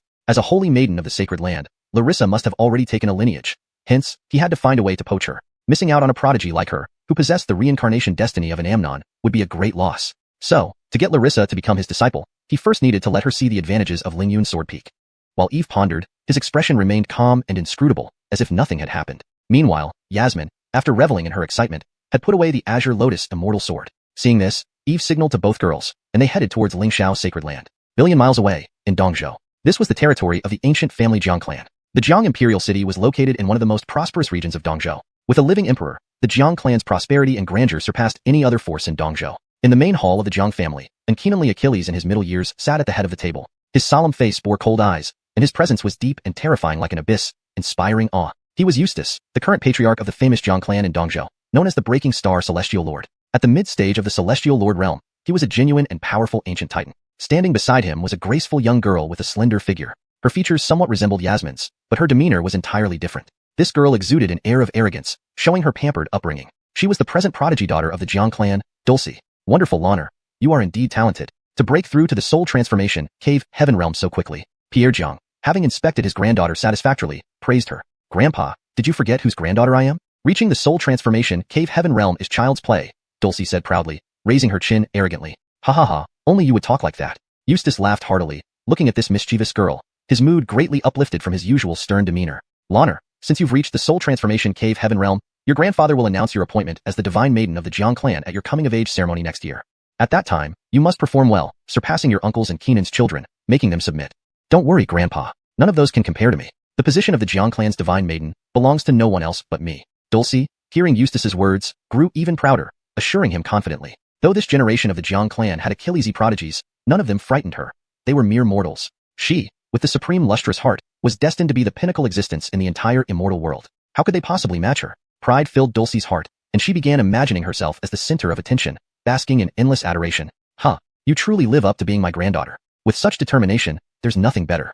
Eustace stroked his beard approvingly. But their heartwarming conversation was interrupted by a rushed Jiang clan member barging in. Lord, something's terribly wrong. The Jiang clan member panted heavily, his face full of panic. Seeing this rash junior, Eustace's face darkened instantly. You fool, what kind of appearance do you have running around like this? Having held a high position for long, he naturally carried an intimidating aura. A wave of pressure descended upon the Jiang clan member without a word. Feeling the oppressive weight, the member bowed his head apologetically. Eustace grunted and retracted his pressure, but kept his grim expression. What has happened for you to lose composure like this?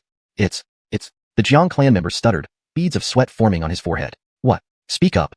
Eustace Dalkilisted sternly. It's Senior Ardell. His life-bound jade pendant broke. Finally, the Jiang clan member blurted out, breathless.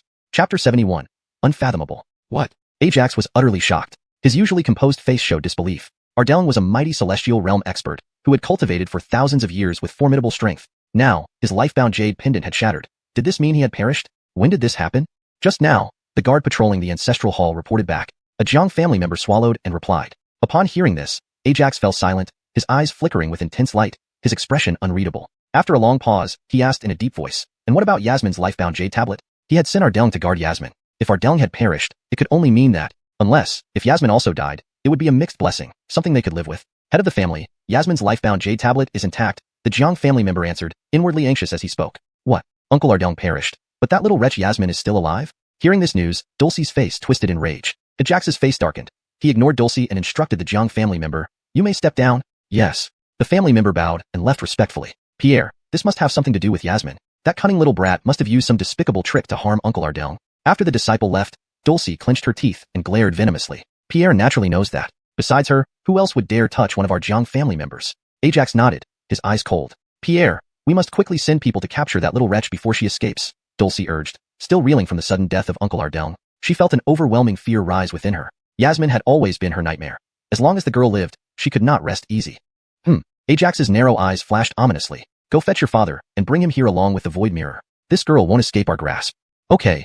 Dulcie immediately turned and left the room. Soon after, she returned with a middle-aged Achilles. Father, I heard from Lonner that Ardell has perished and Yasmin has vanished. Ardell, Dulcie's father, rushed in and said as soon as he entered. Yes. How could anyone hurt Ardell? He was at the celestial realm. Ardell frowned, deeply puzzled. The power of a celestial realm expert was terrifying. It was an existence already in the higher echelons of immortality. Aside from the truly ancient monsters, no one could easily defeat Ardell. Moreover, Ardell possessed an ultimate divine artifact. Even against some ancient beings, he should have been able to flee if necessary. This matter requires deeper investigation. Whoever did this, it must involve that girl. Ajax's voice was calm, but laced with ruthlessness. With Ardell's inexplicable demise, an ominous feeling gnawed at him. Yasmin must have encountered some extraordinary good fortune or had powerful backing. Otherwise, Ardell wouldn't have let her escape. If only we had exterminated that girl earlier, this wouldn't have happened. Ardell thought grimly. Enough. Speculating now won't help. We need to get to the bottom of this. Ajax waved his hand. Tell me, when was the last time Ardell communicated, and where was he? The last message was about a month ago. They seem to have entered Lizho territory. Ardell paused, pondering before giving his answer. Lizho? The Lizho where Lingxiao sacred land is located. Ajax was somewhat surprised. Lingxiao sacred land was an unparalleled legacy, its foundation no less solid than their Jiang family. Yes, at the time, Ardell reported that Yasmin wanted to participate in Lingxiao sacred land's disciple recruitment ceremony. We don't know what happened after that. Ardell nodded and asked, Father, do you think Ardell's death might be related to Lingxiao sacred land? It's possible. Otherwise, ordinary people have no capability to kill Ardell. Ajax's face darkened. Give me the void mirror. I need to see who dared to harm someone from our Jiang family. Ardell retrieved a golden mirror from his storage ring and handed it over. This artifact, the void mirror, could connect the Yin and Yang realms, discern the past, and unveil countless secrets. Even across vast distances, it could sense what it sought. Ajax infused spiritual energy into the mirror without delay, seeking to uncover who had killed Ardell. However, he found the mirror unresponsive. How can this be? Surprised, Ajax tried again, pouring more spiritual energy into the mirror. But the surface remained a chaotic blur, revealing nothing. Pierre, what's wrong? Dulcie, noticing his unusual behavior, approached and whispered. Some mysterious force has shielded the heaven's secrets from the void mirror, making it impossible to identify the murderer. Ajax looked extremely unhappy. He had hoped that using the void mirror would reveal Ardell's cause of death, yet it had been blocked by an unknown power. What? This kind of thing is possible? Dulcie exclaimed in shock, staring at the void mirror, unable to accept the result. As a mystic celestial treasure, the void mirror was one of the family's greatest heirlooms. How could someone block its power? It seemed Yasmin indeed had a powerful benefactor behind her scenes, Ardell speculated. Ajax's face remained stoic, but his thoughts were stormy. If this were true, things would become quite troublesome. Dad, what do we do now? Ardell probed cautiously. Ajax pondered for a while and then spoke. You personally lead a team to Lizho. Investigate thoroughly, and make sure whatever force backs Yasmin pays the price. All right. A spark of determination flashed in Ardell's eyes as he immediately agreed. Father, make sure to bring back that little wretch Yasmin. Dulcie added sternly. Rest assured, I will clear all obstacles on your path so you can ascend to greatness without hindrance. Chapter 72.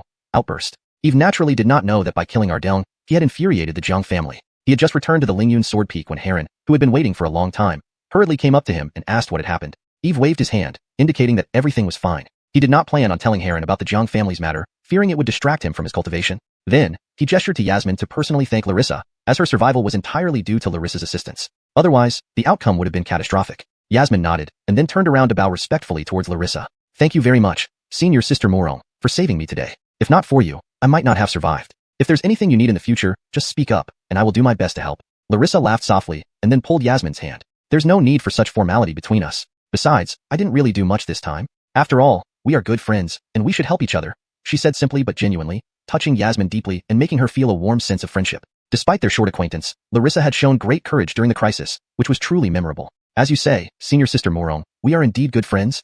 Yasmin nodded with a smile. Eve looked at Yasmin, then at Larissa, raising an eyebrow in surprise. He hadn't expected them to form such a close bond in just a few days. This was excellent, very good indeed. His disciple needed to cultivate a good relationship with this holy maiden, as it might be instrumental for him to take her as a disciple. After some more pleasantries, Larissa turned to Eve and bowed. First, elderly, given the significant events today, I must report to the Patriarch and take my leave now.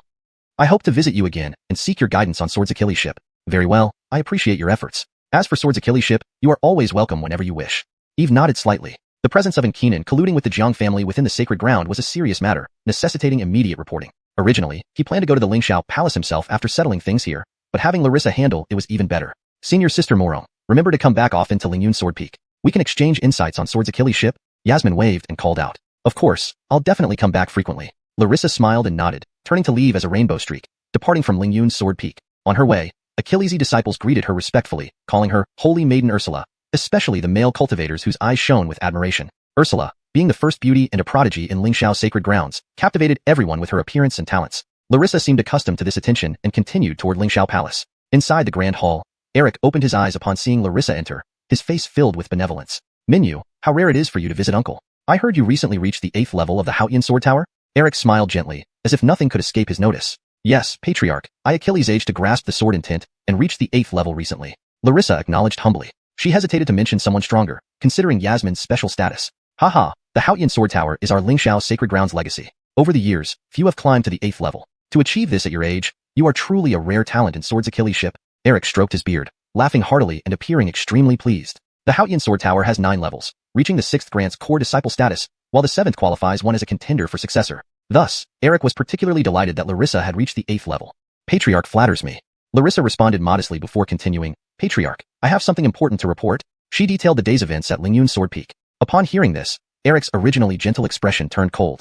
Humph, these people have become utterly lawless, daring to plot against our disciples so openly. His voice was low and grim. Eric had long known about the infiltration of spies from other factions within the sacred grounds, but previously deemed the matters trivial. However, this bold move by the Jiang family, involving a Wu Shan Hall Keenan and nearly implicating Larissa, clearly challenged the authority of Lingxiao sacred grounds. It appeared his leniency had emboldened these nefarious individuals. Immediately, Eric ordered the gathering of Keenans from Wu Shan Hall and Law Enforcement Hall. This issue elicited serious investigation and severe punishment. Meanwhile, Eve gave instructions to his 2 disciples. For the next few days, both of you stay on Lingyun Sword Peak and focus on cultivation. Try not to go out unnecessarily to avoid drawing attention. Following this incident, even within Lingxiao sacred grounds, Eve felt uneasy. The Jiang family's intent to kill Yasmin remained, and they wouldn't give up easily after this failure. Protecting his treasured disciples was paramount. Don't worry, Master, we will listen carefully. Yes, we won't cause any trouble for you. Yasmin and Heron promptly complied. Come with me. I've recently obtained a supreme treasure where you can cultivate peacefully. Eve nodded, leading them southward across the plaza. Master, what kind of treasure is it? Yasmin asked curiously, followed by Heron's puzzled look. Such a supreme treasure from Master must be extraordinary, befitting his rank and power. You'll see soon enough. Eve smiled faintly but gave no further explanation. They walked until they reached a clear area south of the plaza. Eve then summoned the Heaven-Earth Mystic Yellow Pavilion from the system space. Instantly, an immense wave of energy spread through the area, awe-inspiring and palpable. Chapter 73.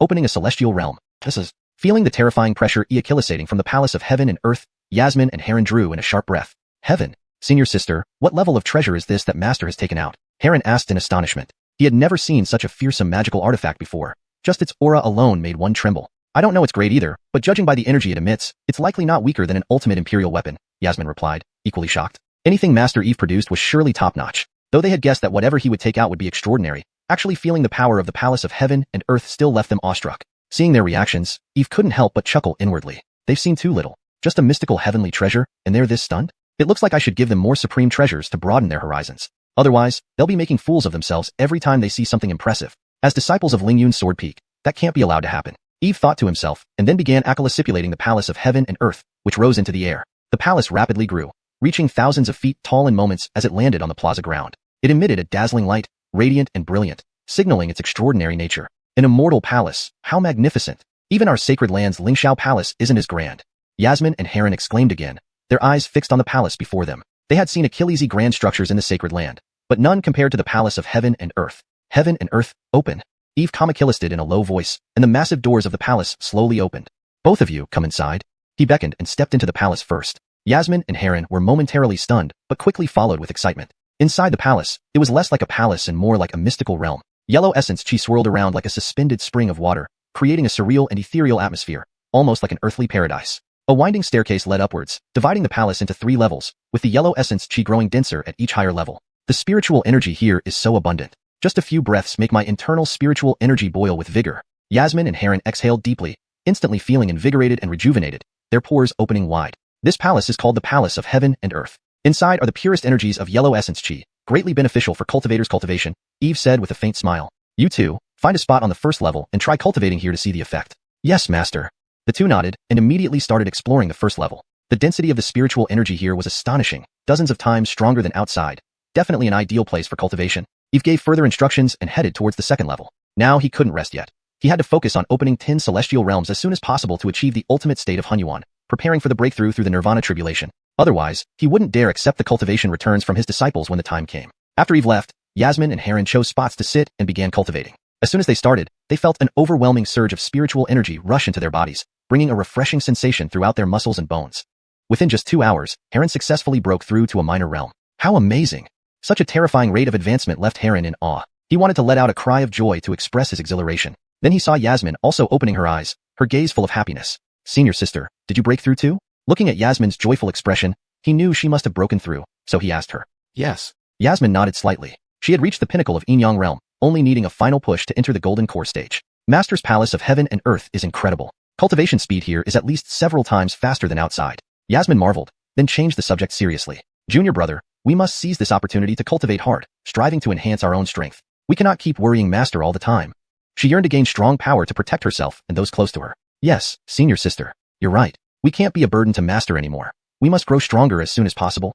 Heron nodded earnestly and returned to his cultivation. Their hearts were pure. To quickly advance in cultivation, they could practice day and night without any laziness. Moreover, they had another resolve, to not Fu Master's expectations. Master had helped them defy fate, taught them top-tier immortal techniques, and provided such a perfect place for cultivation. These kindnesses would always be remembered. Not knowing how to repay him, the only thing they could do was not disappoint him, enhancing their strength to share his burdens. Edit. Moreover, they had another resolve, to not Fu Master's expectations. Master had helped them defy fate, taught them top-tier immortal techniques, and provided such an ideal place for cultivation. These kindnesses would always be etched in their hearts. Not knowing how to repay him, the only thing they could do was not disappoint him, and strive to enhance their strength to help alleviate his concerns.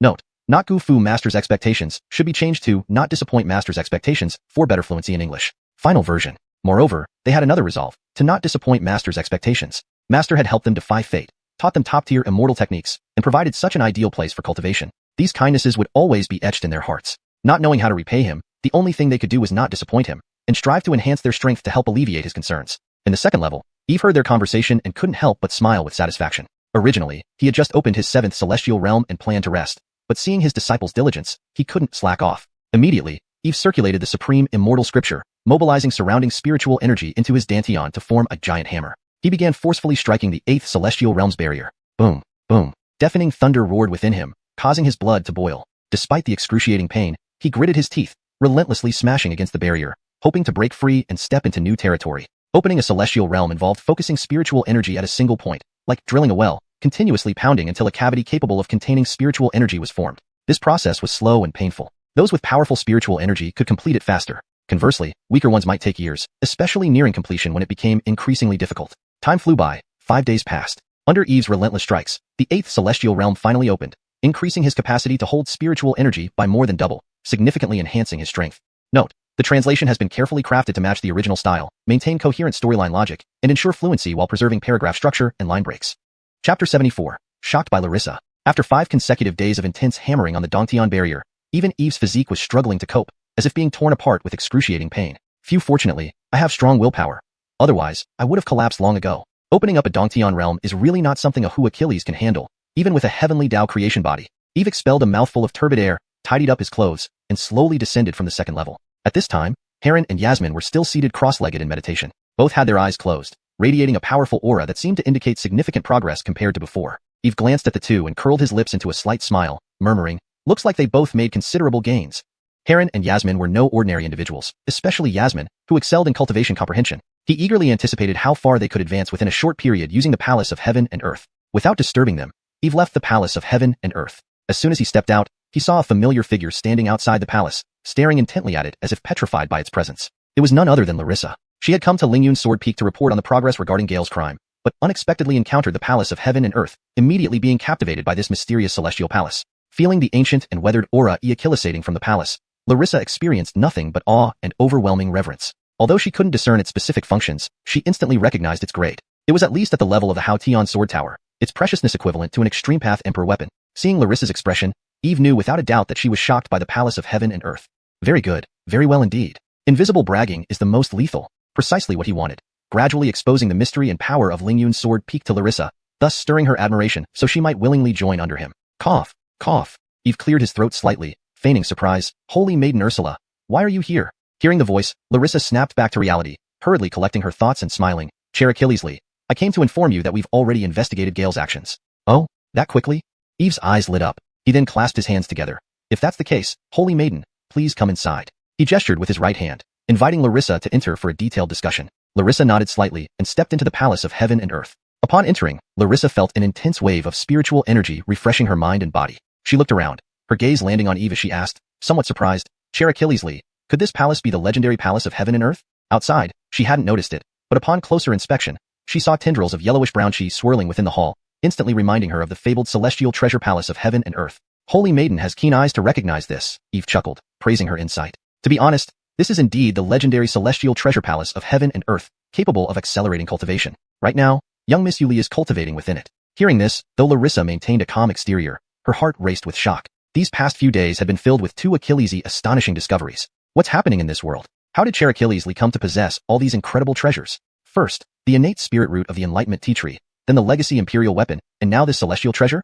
Larissa felt lost. Wasn't Lingyun's Sword Peak supposed to be a declining lineage? How could it own so Achillesy formidable treasures? Its foundation seemed richer than the top-ranked Deluo Peak of the upper 9 peaks in the Holy Land. Could it be that Chair Achillesley preferred a low profile, deliberately hiding his strength? Eve watched Larissa's changing expressions, but said nothing. Sometimes, leaving room for imagination worked better. So, he led the way forward while Larissa followed. However, just a short distance later, Larissa's eyes widened again with astonishment. She saw Yasmin deep in concentration, with boundless threads of yellowish-brown chi flooding into her body. Such powerful spiritual fluctuations. In just 5 days, junior sister Jiang has reached the peak initial golden core realm and is attempting to break through to the middle golden core stage. Larissa marveled inwardly. Yasmin's aura had reached the pinnacle of the initial golden core realm, just 1 step away from the middle stage. This is the effect of the Palace of Heaven and Earth? This cultivation speed truly defies reason. Larissa couldn't help but exclaim. It had taken her several months to reach the golden core realm from the Yin-Yang realm, which was already considered exceptional. But Yasmin had advanced to the golden core realm and was challenging the middle stage within just a few days. This monstrous cultivation pace left Larissa astounded. It was undoubtedly the power of the Palace of Heaven and Earth.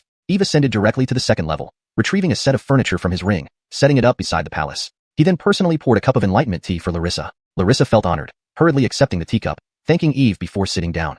Holy Maiden, I wonder how the Palm Leader handled the events from a few days ago, and what exactly is the relationship between Gale and the Jiang family? Why would a Wu Shang Hall elder serve the Jiang family? Eve sipped his tea and straightforwardly inquired about the previous incidents and the relationship between the Jiang family and Gale. According to our investigation, Gale was an internal agent planted by our Delng in the Holy Land years ago. His role was to act as the Jiang family's eyes, monitoring every move within the Holy Land.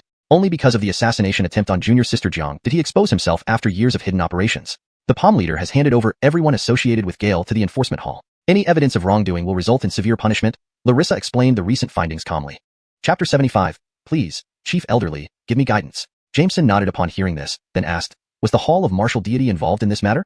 Currently, it seems the Hall of Martial Deity was not involved. Larissa slightly shook her head and continued. But since the insider came from the Hall of Martial Deity, the Jonathan of the Hall is blamed for negligence. The sect leader has punished him by making him guard the Baiming Sea for 30 years. Additionally, Achillesy insiders from other forces were exposed, including over 100 people connected to the Jiang family. They have all been dealt with. From now on, there should be no one in the sacred land who would harm Sister Yasmin anymore. Hearing this, Eve heaved a sigh of relief. They weren't afraid of enemies, but they worried about enemies hiding in some corner, ready to strike at any moment. After all, while one can be a thief for 1,000 days, it's impossible to guard against one for 1,000 days. He couldn't be by Yasmin's side all the time. Fortunately, this problem had now been resolved. I owe you a lot for your help this time. I don't know how to thank you.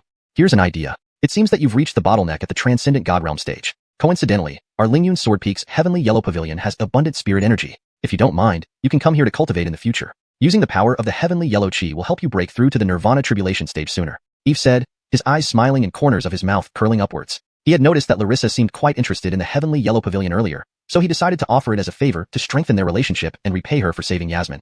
This is really true? Can I come to the Heavenly Yellow Pavilion to cultivate? As expected, Larissa's eyes lit up instantly upon hearing Eve's proposal. She indeed had reached the bottleneck at the Transcendent God Realm stage. While breaking through still required time and a favorable opportunity, which could take a few months or even years, she hadn't expected Eve to offer such an opportunity voluntarily. With the Heavenly Yellow Pavilion, breaking through to the Transcendent God Realm would be much easier, saving a great deal of time and cultivation resources. Although she was the Holy Maiden of the Sacred Land, holding a high status and having access to abundant cultivation resources and secret realms that accelerated cultivation speed, these places were far inferior compared to the Heavenly Yellow Pavilion. Like comparing heaven and earth, entirely different levels. The Heavenly Yellow Chi within this tower was comparable to divine medicine and might even surpass it. Staying here long-term would greatly benefit her cultivation. For any cultivator, this place was like a dream come true. Of course it's true. The Heavenly Yellow Pavilion is always open to you. You can come anytime to cultivate. This way, you can also spend more time interacting with Yueli. Eve spoke calmly with a slight smile, seeming extremely sincere. Thank you very much, Chief Elderly. Larissa smiled radiantly, looking at Eve with gratitude. Her charming appearance, like a blooming peony, was pleasing to the eye. Seeing this, Eve felt his heart skip a beat,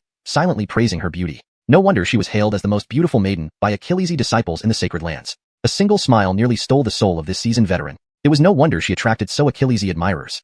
This made Eve think, if only he could have a stunning disciple serving him daily, fetching tea and rubbing shoulders, what a pleasant experience that would be. Cough, cough. Of course, he had no ulterior motives. Just admiring the beauty made him feel delighted. Chief Elderly, may I ask if you're available now? I've heard Sister Jiang often talk about your profound skills in Swords Achilleship, and I've always admired them greatly. Could you perhaps give me some guidance? Suddenly, Larissa asked, looking at Eve expectantly. Eve raised an eyebrow at this. Perfect. An opportunity to show off had arrived. Since the Holy Maiden is so humble and eager to learn, Li Mao shall humbly share some insights. That's wonderful. Larissa's face turned red with excitement upon hearing his agreement. She hurriedly stood up, bowed deeply, showing utmost respect. Eve couldn't help but chuckle seeing her excitement. He cleared his throat, lifted his chin, and adopted a mysterious expression. Holy Maiden, do you know what Swords Achilleship is? He paused briefly before slowly turning to Larissa. Last time, he Achilles aged to impress Yasmin with vague and profound statements. This time, he planned to use the same strategy to awe Larissa first. I am dull-witted, please enlighten me, Chief Elderly. Larissa looked at Eve earnestly, lowering her stance and maintaining a respectful attitude. Though she had her own understanding of Swords Achilleship, now was the time to humbly seek advice. The path of Swords Achilleship is vast and profound, but ultimately revolves around the word Dao. Eve lectured eloquently, appearing aloof and detached. Dao. Larissa murmured softly. She couldn't help but gaze at Eve, her eyes sparkling with admiration. Exactly, Dao. Our generation of sword cultivators always believe that comprehending the essence of swords is key to reaching the pinnacle of Swords Achilleship. However, it is not just about the essence of the sword. Larissa's pupils dilated, her heart racing with excitement. The pinnacle of Swords Achilleship is not just about the essence of the sword. Then what? Suppressing her inner excitement, she listened intently. The pinnacle of Swords Achilleship is not only about the sword, but also about Dao. Dao transcends form and rules. It is the embodiment of myriad laws of the universe, encompassing everything since the beginning of creation. To understand Dao and master the sword, both together, is true Swords Achilleship. Only then can one wield the sword to defy immortals, shatter the heavens, and achieve supreme Swords Achilleship. As he spoke the final words, a powerful sword intent erupted from him, sweeping around him in a terrifying wave. His robes fluttered wildly, making him appear like a sharp, shining sword, exceedingly keen. To understand Dao, master the sword, and use the sword to defy immortals, achieving supreme Swords Achilleship. Feeling Eve's intense aura, Larissa's heart churned. She realized that Swords Achilleship wasn't merely about the sword. It included Dao. The law of the sword and the law of Dao, they coexisted, forming the true essence of Swords Achilleship. Eve's few words gave her an epiphany, opening her mind and revealing the truth. Chief Elder Li's Swords Achilleship is truly extraordinary. I have gained a lot from this lesson, Larissa praised repeatedly, her tone filled with genuine astonishment and even reverence. Her admiration and respect were evident in her voice. Chapter 76. The Holy Maiden smiled at me. She must like me. Eve's eyes lit up with a triumphant smile upon hearing the response. Perfect. Absolutely perfect. He had successfully intimidated the other party. Without a doubt, he believed that Larissa must now be thoroughly impressed with him. However, What he had said earlier was not fabricated, but contained profound truths of Sword's Achilles ship. After all, he was almost at the sword immortal realm, his expertise in the art of the sword undeniably profound. His offhand remarks were what every sword cultivator dreamed of, supreme and divine principles akin to immortal arts. If heaven had not given birth to me, Eve, the path of the sword would have remained shrouded in darkness for eternity. Eve wanted to say this to show off, but he refrained after some thought, deciding instead to give Larissa another small shock. He stood with his hands behind his back and said casually, "Words alone are useless. Let me leave a trace of my sword art here for you to study. How much you can comprehend depends on your fate." "Thank you, Headmaster Li." Larissa listened, her heart surging with excitement. A powerful sword's Achilles willing to reveal his mastery of the sword was a rare opportunity. However, Eve did not act immediately. He closed his eyes and focused intently, as if meditating deeply. Larissa watched his composed form, slowing her breathing and waiting quietly for him to open his eyes. After a while, Eve suddenly opened his eyes, pointing forward, and a streak of sword energy floated in midair, frozen as if time itself had stopped. This streak seemed ordinary, but careful observation revealed a subtle rhythm hidden within it, hinting at some celestial law. Larissa carefully observed the streak, and it felt as though a storm raged in her mind as countless insights about Sword's Achilles ship flooded in. In the next moment, waves of energy surged from her body, sword intent radiating around her. Eve glanced at Larissa, raising an eyebrow slightly in surprise. He hadn't expected her to enter the state of enlightenment so quickly. Although she had drunk the enlightenment tea, grasping the intricacies of the sword mark so swiftly indicated her exceptional understanding of Sword's Achilles ship far beyond the norm. "Not bad for one reincarnated from an Amnon," Eve muttered, realizing her potential exceeded his expectations. Larissa's life destiny was yet to be activated, Achilles' potentials within her untriggered, and her current talent already rivaled Yasmin. What incredible potential she would have when her destiny was fully awakened. Goodness gracious. Eve silently decided that he must find a way to make Larissa his disciple. Missing out on such an asset would be against nature. However, he didn't rush, knowing haste would spoil things. First, he needed her to feel his prowess and admire Lingyun's sword peak. Then everything would flow smoothly. Thus, Eve left Larissa to her contemplation, departing from the vast heaven sword tower without disturbing her. Time flew, and 3 days passed in a blink. On this day, early morning, Larissa finally left Lingyun's sword peak. She felt elated.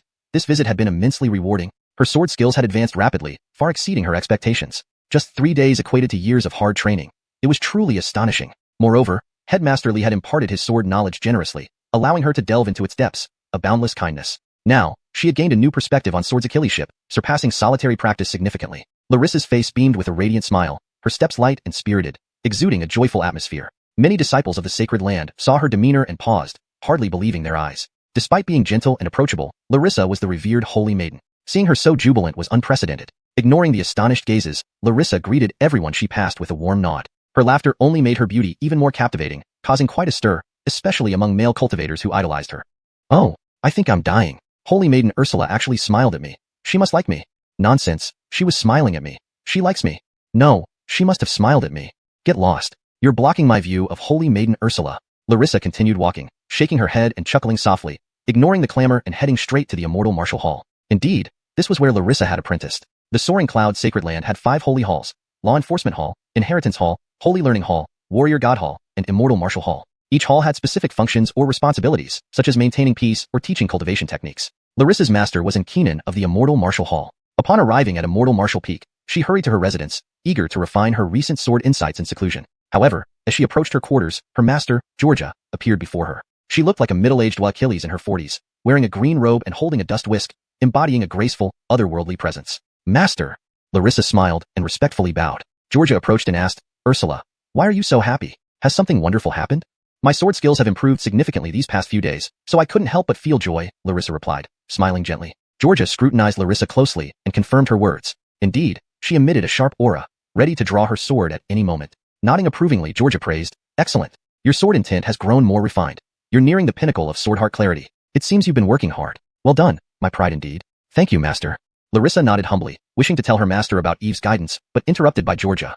"Ursula, during your absence, Holy Sun Dodge came looking for you twice. I sent him away both times since you weren't here." "Holy Sun Dodge?" Larissa frowned slightly at the mention of his name. Chapter 77. Which young maiden does not yearn for spring? Dodge Xianxia. This name resounded like thunder throughout the entire Lingxiao Holy Land, known by everyone. Not only was he exceptionally gifted, but his cultivation realm also far surpassed ordinary people. At a young age, he had already entered the Nirvana Tribulation birth realm. Among the several holy sons of the Lingxiao Holy Land, he ranked third and was a strong contender for the next Holy Lord. "Oh, why did he suddenly visit?" Larissa asked with a furrowed brow, her tone indifferent. It seemed she was somewhat cold towards Dodge Xianxia. Although the entire Holy Land praised them as a well-matched pair, she never paid attention to these rumors and maintained a certain distance from Dodge Xianxia. "Disciple, haven't you forgotten? In 1 month, it will be the time when the Lingxiao secret realm opens," Quinn reminded her, her tone slightly reproachful. Of course, this disciple remembers.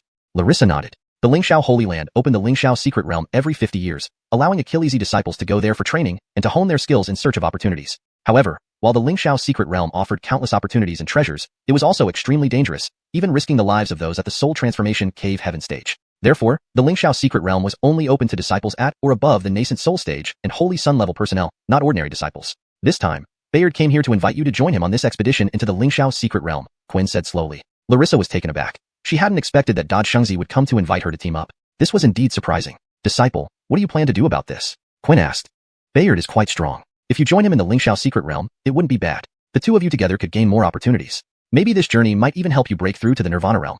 The Lingxiao Secret Realm was filled with various opportunities, and Achilles' disciples would do anything to enter it. Even if it meant taking risks, they wanted to seize this once-in-a-lifetime opportunity. If her disciple teamed up with Bayard, she would definitely gain more opportunities, which was what she hoped for most. Master, I wish to enter the Lingxiao Secret Realm alone, and do not plan to team up with anyone else. However, Larissa shook her head after hearing this, rejecting Quinn's suggestion. There were two reasons for this. First, she didn't want too much interaction with Bayard. Second, she could now cultivate inside the heavenly mystic yellow tower, so she wasn't worried about breaking through to the Nirvana Realm. With some effort, she might reach the Nirvana Realm before the Lingxiao Secret Realm opened, making it unnecessary to team up with others. HM? You don't plan to team up? Quinn was taken aback, her expression showing surprise. Ursula, this trip isn't just about entering the Lingxiao Secret Realm. It's also an important assessment among the Holy Sons. If you perform well, you might move up in the rankings, gaining more cultivation resources in the future. And you'll get a chance to enter the Holy Domain for cultivation. I naturally understand this. Larissa nodded slightly and continued, but since it's a trial, I believe it should rely on myself. Teaming up with others would only restrict my progress and affect my growth. I don't think I need any help to perform excellently in the Lingxiao Secret Realm. She raised her gaze and looked at Quinn intently, her face etched with confidence. Haha. Quinn laughed heartily, nodding in agreement. Well done. You truly are my good disciple, full of confidence. However, although you say so, remember, the disciples of those old fellows will all participate, especially the top-ranked few whose cultivation has improved greatly recently. Be prepared and don't be complacent. After a moment's thought, she added sternly. Don't worry, Master. I know how to handle it. Larissa nodded slightly, aware of the power of the other Holy Sons and not daring to underestimate them. Good. Have confidence in yourself. Quinn nodded approvingly. All right, if there's nothing else, go back to your cultivation. Larissa nodded and was about to return to her room when she thought of something. Master, there's something I'd like to ask you. She turned around and looked at Quinn, her eyes burning with intensity as if she had much to say. Oh, what is it? Quinn couldn't help but be curious. Larissa hesitated for a moment and then finally asked, Master, you once mentioned that my previous life was Isaias. Is this really true? HM? Why are you asking this now? Quinn's eyes flickered. Clearly, she hadn't expected this question. It's nothing, Larissa replied softly, shaking her head. I was just a little curious. Indeed, she was curious, but not about reincarnation. She wondered if Eve was really the fulfillment of her 10,000 tribulations affection. Ah, silly girl. Of course it's true, Quinn chuckled. When you were born, the sky displayed colorful clouds, and auspicious chi descended for 3,000 feet, indicating the birth of an immortal. When I saw this, I suspected you were the reincarnation of Isaias's remnant soul. Furthermore, I specifically asked an expert from the Destiny Pavilion to deduce your fate, and found that you are indeed the reincarnation of Isaias. Born to face calamities in this life, otherwise, how could you possess the same worldly heart as Isaias? I understand, Master. Larissa felt reassured by her master's definite answer, and turned to enter her room. Quinn watched Larissa leave, noting that her disciple had been acting strangely lately, but not overthinking it, assuming she was reflecting on her cultivation path. Meanwhile, after returning to her residence, Larissa sat cross-legged, intending to solidify her sword comprehension gained over the past days. However, she couldn't calm her mind. Although she had casually asked about it earlier, the confirmation from her master caused a handsome face to occasionally flash through her mind, no matter how hard she tried to dismiss it. Sigh. Larissa sighed, resting her chin in her hands as she stared blankly into the distance. Originally, she had never given aro-acolistic relationships a thought, but now, the so-called fated person had appeared unexpectedly, leaving her off guard. Translation ends here.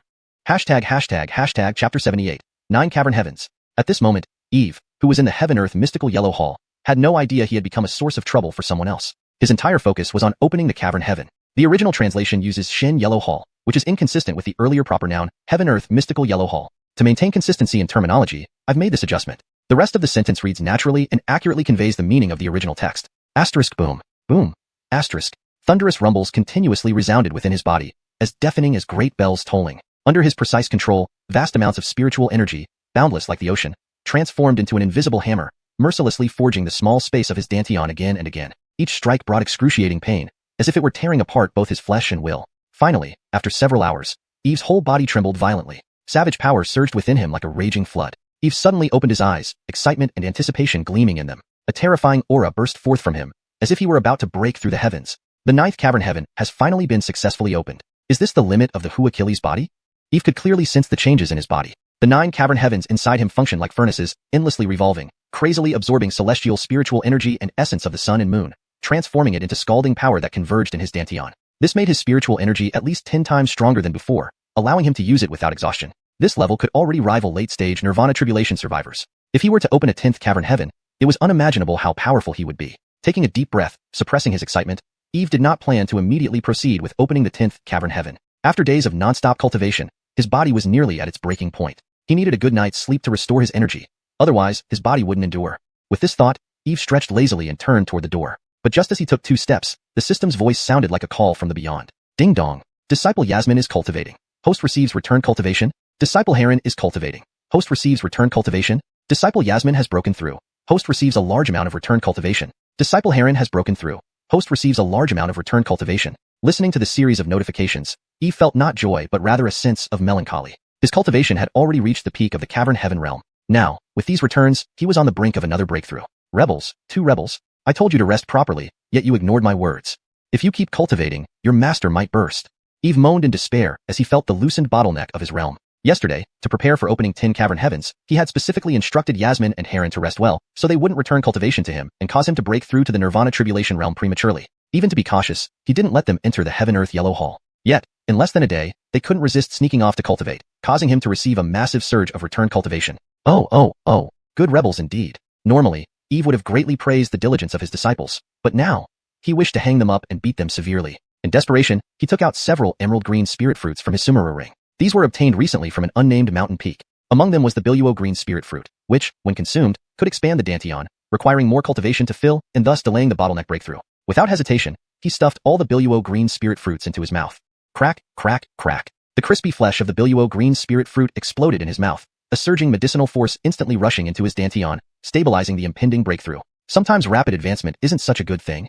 Shaking his head helplessly, Eve gave up resting and continued to seclude himself to open cavern heavens. Deep down, he harshly cursed the 2 rebels. Fortunately, he had stumbled upon the Biluo green spirit fruit.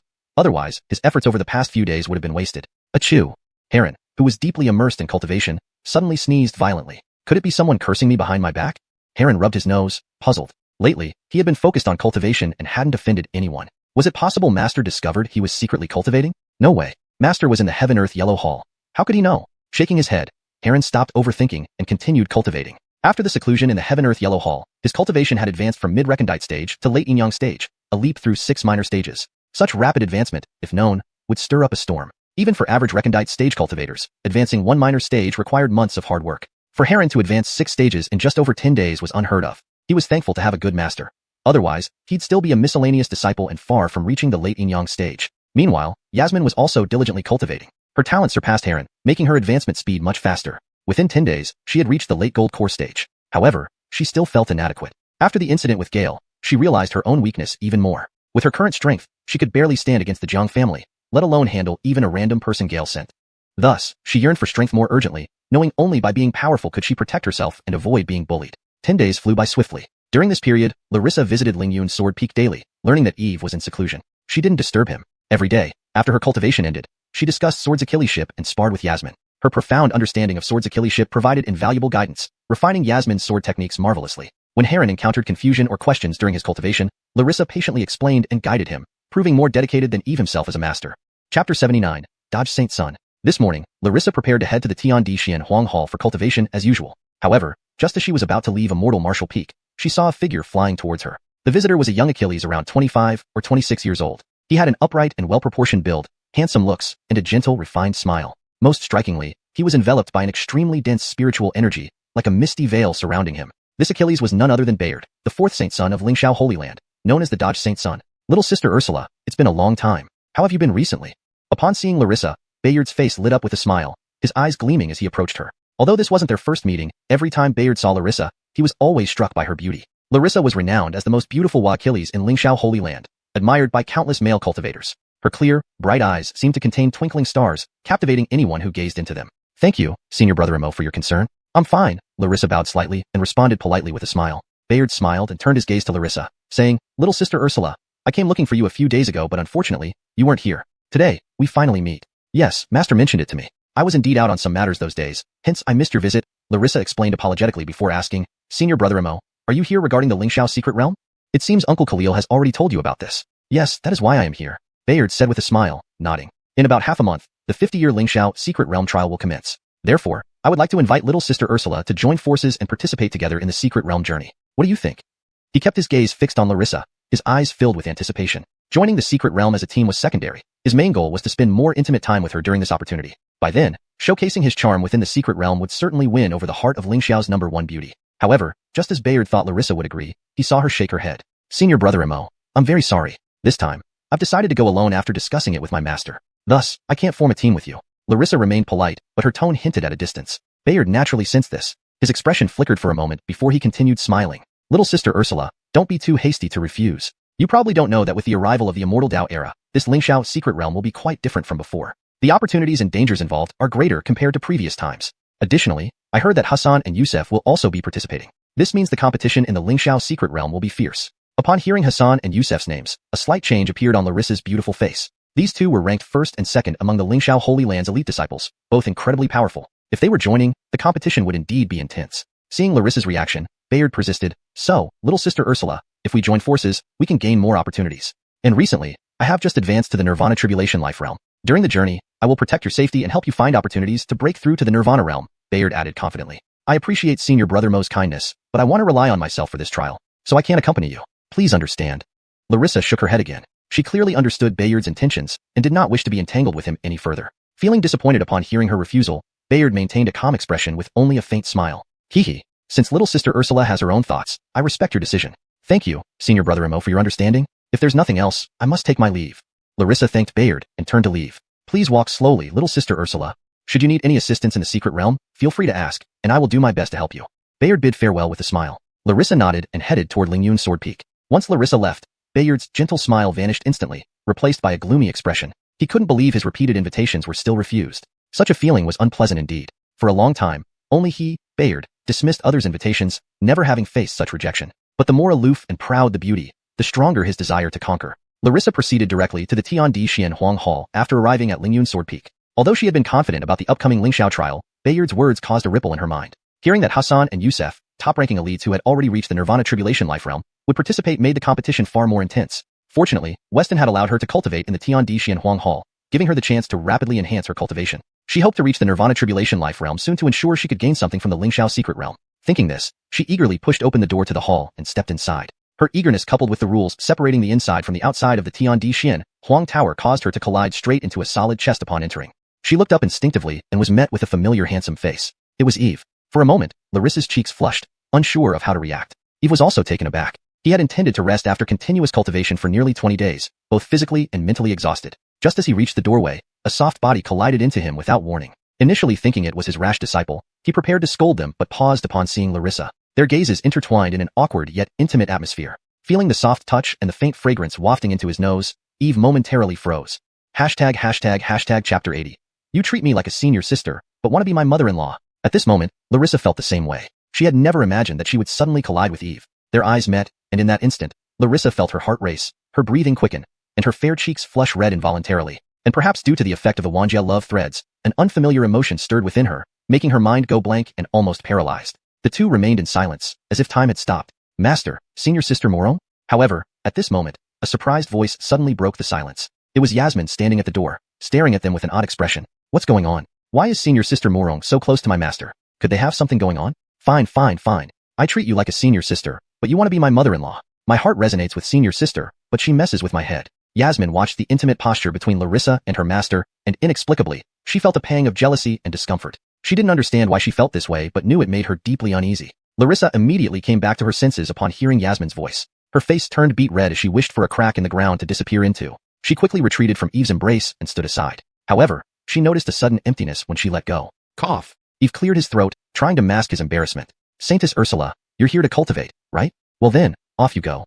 Larissa nodded, murmured lightly, and hastily left the scene, disappearing from view. Watching Larissa's retreating figure, Yasmin couldn't help but ask with a hint of jealousy. Master, you and senior sister Morong? Cough. Little girl, don't make wild guesses. I was just teaching Saintess Ursula a cultivation technique. Eve cleared his throat, pretending to be calm, though he failed to notice Yasmin's skeptical gaze and the cunning sparkle in her eyes. Cultivation technique? Does learning a cultivation technique require such close contact? And just now, she clearly saw some sort of intimacy between them, leading Larissa to blush and hastily flee. So master was teaching senior sister Morong a cultivation technique? Yasmin said with a mischievous smile. Then teach me too, master. I want to learn it. Eve was taken aback. This mischievous one wants to stir up trouble. Master, you taught senior sister Morong, so teach me too. I want it the same way. Nonsense. Aren't you embarrassed? If senior sister isn't embarrassed, why should I be? Eve was speechless. I'm your most obedient disciple, master. You can't favor others. Yasmin pouted and cooed. Before Eve could protest, she dashed into his arms, wrapping her arms around his neck and burying her head against his chest, mimicking Larissa's earlier actions, even more intimately. Eve's mouth twitched several times. This brat is getting bolder. She's definitely crossing boundaries. He knew she was deliberately teasing him, but looking at her innocent demeanor, he could only sigh and pat her hair. Feeling Master's touch, Yasmin smiled triumphantly. If others can have it, she must have it too. As she thought this, she tightened her grip, as if afraid he would escape. With her movements, Eve could feel the softness pressing against him. He marveled at how well developed she was for someone not fully grown yet. Even compared to Larissa earlier, there was no difference. Eve's thoughts wandered a bit, but realizing Yasmin's intention, he forced himself to suppress those feelings. Brat, get up or master will spank you, he said sternly. Okay, spank me then, but I'm not moving.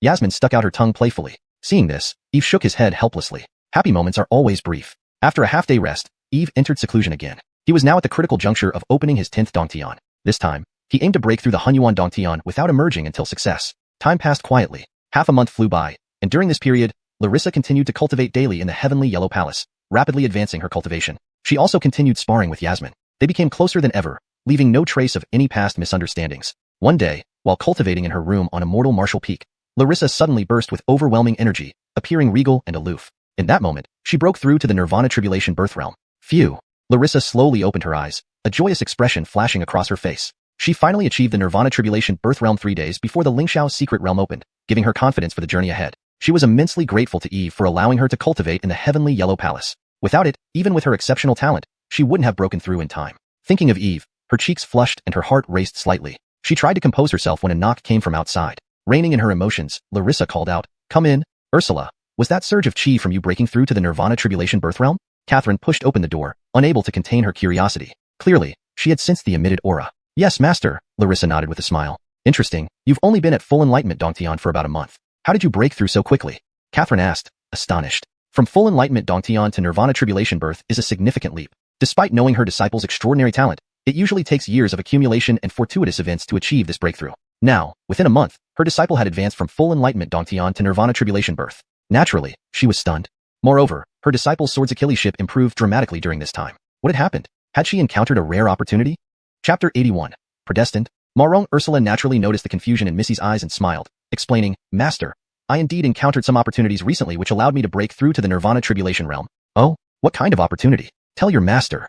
Missy, without much thought, asked out of curiosity. An opportunity that could help Morong Ursula advance so quickly must be extraordinary. She naturally wanted to hear about it. Upon hearing the inquiry, a hint of hesitation appeared on Morong Ursula's delicate face. However, remembering that Master would eventually know about it too, she decided not to hide anything any longer. She then bit her lip and said, "Master, I met someone recently." Someone? Could it be one of the secluded Keenans within the Holy Land? No. Missy was taken aback and immediately became interested, asking, "Not in Keenan? Then who? To have such capabilities?" She was curious as to what person could make her usually composed disciple become so bashful. Taking a deep breath, Morong Ursula slowly spoke. "To be honest with you, Master, I believe I've met the predestined person who fulfills the prophecy of the myriad tribulations love, Silk you mentioned." Upon hearing these words, even Missy, who usually remained calm, showed a trace of emotion on her face. Her eyes widened with intense surprise and shock. "What? You met your predestined person?" Missy looked at Morong Ursula, finding it hard to believe. "Master, you didn't hear wrong. I did indeed meet the person fulfilling the prophecy of the myriad tribulations love Silk." Seeing her master's expression, Morong Ursula nodded. "Sigh, this?" Missy took a deep breath and couldn't help but reveal a joyous expression. She knew very well what the myriad tribulations love Silk meant for her disciple. Reincarnated from the immortal Empress of Mundane world, Morong Ursula had this love silk entangled around her soul. Only by finding her predestined person could she unlock the sealed bloodline within her body, allowing all her previous incarnations' blessings to return to her. Therefore, the predestined person was crucial to her. And now, Morong Ursula had met this predestined person. How could she not be elated? "Tell me more. How did you meet him? Where?" Missy hurriedly probed further. "Within the Holy Land. It was just recently due to some events that I encountered him accidentally. So a few days ago, when I asked if I truly am the reincarnation of the immortal Empress of Mundane world, it was to confirm this matter," Morong Ursula explained. "Now I understand. No wonder you've been making rapid progress in cultivation. So, it is because of this predestined person." After hearing this, Missy's eyes shone brighter. No wonder her disciple had been absent lately, often gazing into the distance, lost in thought. It must be due to meeting her predestined person. Thinking this, she asked urgently, "Ursula, the predestined person you speak of, is he one of the young talents in the Holy Land?" "Not one of those young talents, but Colby, the head of Lingyun Sword Peak. Has Master heard of him?" Marong Ursula slightly lowered her head and replied softly. As she mentioned his name, a rosy flush spread across her cheeks, seemingly reminiscing about their encounter. Head of Lingyun's Sword Peak? Missy was momentarily stunned, surprise flashing in her beautiful eyes. She knew Lingyun's Sword Peak.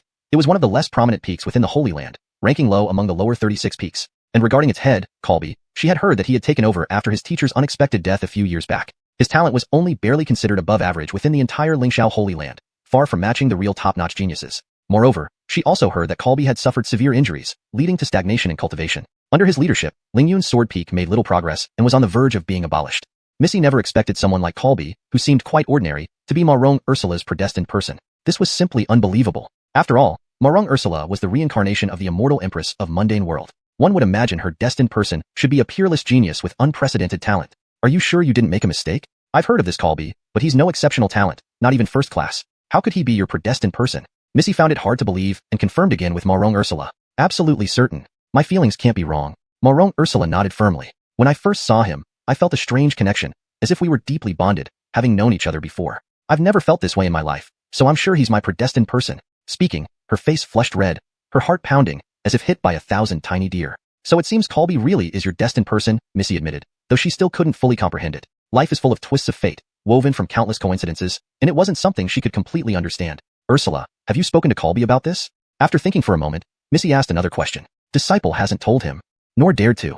I'm afraid that if I do, I might scare him off. Marong Ursula shook her head, her face tinged with shyness, answering softly. After all, such things are too bizarre. Even if I tell him, he might not believe me. At the end of her sentence, her face carried a tinge of distress and worry. She wasn't sure why she felt this way. She had never been troubled by anything before. But now, Achilles caused her such concern, something entirely new to her. Foolish girl, there's nothing to fear. Missy shook her head and said gently. Fate is paramount. If he is your predestined person, it is the will of heaven, something unavoidable.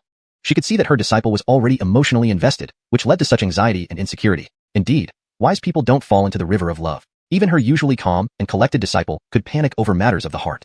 ##### Chapter 82. 10 Cavern Heavens. Master. Upon hearing these words, Larissa felt a sense of unease. Her master was right. What was fated could not be changed. However, she didn't know how to explain this situation. Ursula, your master understands your concerns, but you must face this bravely. Quinn sighed gently, her tone filled with affection. Since you find it hard to speak up, let me help you explain it. I can even arrange for Eve to join our Immortal Warrior Hall directly. After all, I heard his Lingyun Sword Peak is about to be disbanded, so why not have him join us as an elder? This way, you two can nurture your feelings and perhaps fully unleash the potential within you. Ah, master, that might not be appropriate, and Headmaster Lee isn't really. Before Larissa could finish, Quinn interrupted her. There's no need to hesitate, just do as your master says. Quinn waved her hand, indicating that Larissa should not worry, leaving everything to her. Although Eve's cultivation seemed insignificant to her, she was naturally more concerned about matters involving her disciple. After all, if Larissa could activate the hidden potential within her body, her aptitude, physique, and comprehension would all reach a higher level, making her the brightest star in the entire Lingxiao sacred land in the future. Moreover, with the advent of the Immortal Era and the approaching Hungming heavenly list, they needed to be prepared. That's fine then. Seeing her master's insistence, Larissa reluctantly nodded in agreement. Don't worry, everything will be handled by your master. Quinn nodded and said, let's go. Take me to meet this Eve. With that, the two transformed into a streak of rainbow light and headed towards Lingyun's Sword Peak. Meanwhile, on another side, Eve sat motionless inside the heaven-earth black-yellow palace, his eyes closed tightly. Like a statue, he emitted a powerful aura, strong enough to split the void. At this moment, 10 celestial cavern heavens resembling constant stars were spinning non-stop at his dantian, radiating immense power. These forces were gradually merging together. Indeed, after these days of effort, he had finally surpassed the 9-fold limit and opened 10 celestial cavern heavens. Now, he only needed to merge these 10 into one to achieve the Hunyuan celestial cavern heaven, becoming the first person in history to reach this ultimate realm. The thought alone made his heart race. This is Lingyun's Sword Peak? About an incense stick's time later, Quinn looked at the scene before her, her eyes flashing with surprise. Yes, master, this is Headmaster Eve's Taoist temple. Larissa nodded. But why are there no disciples here? Quinn frowned, puzzled. The scenery at Lingyun's Sword Peak was beautiful, abundant with spirit chi, and well-equipped with various cultivation facilities. Yet, it was deserted, lacking vitality. Larissa explained, Lingyun's Sword Peak originally has very few people. Including Headmaster Lee, there are only 3 individuals in total. Just 3? How did this lineage fall to such a state? Quinn shook her head in disappointment. In her view, despite its decline, Lingyun's Sword Peak, backed by the immense support of Lingxiao Sacred Land, shouldn't have deteriorated to this extent. To know that other main peaks of Lingxiao Sacred Land had hundreds or thousands of disciples made Lingyun's Sword Peak seem particularly desolate. Larissa remained silent. When she first visited Lingyun's Sword Peak, she too found it eerily quiet. But she knew there was more to Lingyun's Sword Peak than met the eye. She believed her master would soon discover the secrets hidden within.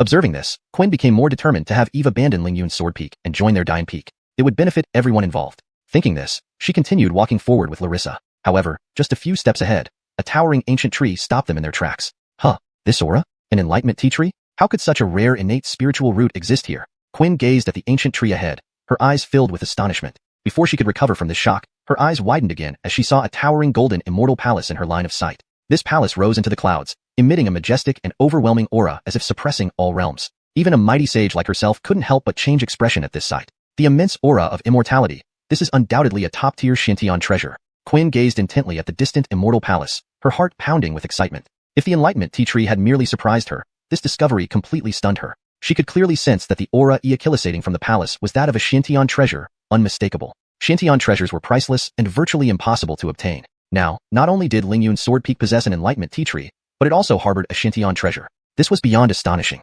Master, aren't you astounded? Beside her, Larissa couldn't help but smile, recalling her initial shock when she first saw the Enlightenment tea tree in the Heaven-Earth Black-Yellow Palace. Indeed, it's hard to believe that a small Lingyun sword peak could have such treasures. Quinn took a deep breath, trying to calm her astonishment before turning to Larissa with a hint of reproach. Ursula, you've known about this all along but deliberately kept it from me. Did you want to make me look foolish? I wanted to tell you that Lingyun's sword peak isn't as decrepit as rumored, but you didn't give me the chance, Larissa admitted sheepishly. Chapter 83, Heaven and Earth Phenomenon. So, you're saying it's all my fault? Upon hearing Larissa's words, Quinn feigned anger. You little girl, why do I feel like your loyalty is shifting? Now starting to speak up for that, Eve? Master, don't misunderstand. This disciple certainly hasn't. Larissa hurriedly denied it, but inwardly chuckled. Observing her disciple's Achillesner, Quinn let out a faint snort. Humph, if I had to say, Eve probably isn't much. Having such a great treasure, he still hasn't developed Lingyun's sword peak at all, truly disgracing the lineage. Though she was amazed, in her view, an inheritance possessing both a Dao Enlightenment tea tree and a supreme, heavenly mystic treasure should have thrived. This indicated its leader lacked capability. Hearing this, Larissa couldn't refute it easily. She now realized her master didn't think highly of Eve. However, she understood as well. Given past situations, Lingyun's sword peak's position among the 36 lesser peaks indeed wasn't optimistic. But she believed that after Master met Bear, everything would change. Just then, Yasmin and Heron exited the courtyard, having just finished their cultivation. Spotting Larissa from afar, they approached and greeted her before curiously asking Quinn, Sister Morong, who is this? Larissa smiled, introducing, This is my master, Quinn. Oh, so it's Elder Khalil. Yasmin and Heron of Lingyun's sword peak greet you, Elder. Yasmin and Heron respectfully clasped their hands. Quinn nodded indifferently without speaking. Yet, her gaze fixated on Yasmin and Heron, growing more astonished with each look. They appeared merely 16 or 17 but already reached the Golden Core realm, a level Quinn found unimaginable for someone their age. More crucially, it was their physiques. As a mighty immortal platform realm cultivator, she instantly noticed their extraordinary qualities. The young lady not only possessed unparalleled talent, but also harbored the immortal phoenix body and supreme precious heart. And the boy, despite average potential, had the supreme celestial star body, a physique ranked top 10, brimming with boundless potential. Once mature, he'd be incredibly formidable. At this moment, Quinn felt puzzled. When did the sanctuary produce such prodigies, especially as disciples of Lingyun's sword peak? Such exceptional geniuses usually took centuries to appear. Yasmin and Heron naturally noticed Quinn's scrutiny and became puzzled. Are you both Eve's disciples? After some time, Quinn asked calmly. Yes. They exchanged glances and replied simultaneously. Hearing this, Quinn fell silent. Her curiosity towards Eve deepened. How could such a minor peak leader attract these world-shaking geniuses and become Larissa's destined one? Without further delay, she motioned Larissa to lead her to Eve. Larissa nodded and guided Quinn towards the Heaven-Earth Yellow Hall. Suddenly, the heavens stirred. Multicolored clouds gathered above, emitting brilliant light, while celestial energies rushed towards Lingyun's sword peak from every direction. What is this? Larissa and Quinn stopped, stunned by the sight. The converging energies evolved into various phenomena. Mountains, rivers, suns, moons, dragons ascending to the ninth heaven, immortal phoenixes soaring, divine birds dancing. A series of awe-inspiring spectacles unfolded. Lingyun's sword peak's cultivators sensed it. What's happening? Heaven and earth phenomena everywhere, with sky-piercing light. Is someone breaking through realms? It seems so. Legends say powerful figures create such phenomena when they break through. Many cultivators were awestruck. Even secluded Keenans opened their eyes, staring in shock. What realm are they breaking through to cause such phenomena? At least a celestial lord. SSSH. Impossible. Celestial lords are akin to sect leaders. Few possess such power within the sanctuary. A bit exaggerated. Perhaps true saint or immortal platform wouldn't be far off. Not at all exaggerated. Who has seen such terrifying phenomena during breakthroughs? This surpasses even a celestial lord. Perhaps only Heaven Man realm. Given the location is Lingyun's sword peak, a lesser 36th peak, there can't be anyone stronger than a Heaven Man realm here. Cultivators speculated based on experience. Boom. As they guessed, the phenomenon intensified. Great Dao lotuses blossomed amidst resonant sounds echoing profoundly. Even Quinn gasped, admitting this spectacle surpassed her own ascension to the immortal platform. Such phenomena signified the breakthrough exceeded her realm, reaching an extremely profound level. Larissa, likewise, was profoundly shaken. It looks like Master has advanced again. Yes, I wonder what level Master has reached, causing such a phenomenon. Yasmin and Heron, however, remained relatively calm. Having witnessed their master's strength firsthand, the phenomenon no longer shocked them, seeming entirely natural. Chapter 84. The Primordial Chaos Grotto Heaven, the Nirvana Tribulation Realm. At this moment, inside the Firmament Palace, Eve sat cross-legged, his entire body radiating brilliant golden light that made him appear like an imperial deity descending, exuding a dignity that forbade any infringement and instilled awe. This was due to a grotto heaven suspended in his dantian. This grotto heaven resembled a celestial furnace, emitting an overwhelming aura. More importantly, it continuously spun, swallowing all surrounding anomalies of heaven and earth. Thunderous sounds echilisated from within the grotto heaven, as loud as thunderclaps, causing hearts to tremble. This was Eve's result of merging 10 grotto heavens into one primordial chaos grotto heaven. Though only one grotto heaven remained, this primordial chaos grotto heaven was hundreds of times more terrifying than the combined power of the original 10 grotto heavens. If the 10 grotto heavens were a great river, then Eve's newly condensed primordial chaos grotto heaven was an ocean, granting him inexhaustible spiritual energy, allowing him to always remain at his peak. Additionally, even if he didn't cultivate, simply through breathing, the primordial chaos grotto heaven could autonomously absorb heavenly chi and assist in enhancing his cultivation. This was the transcendental nature of breaking Achilles' limits and achieving the ultimate state of primordial chaos.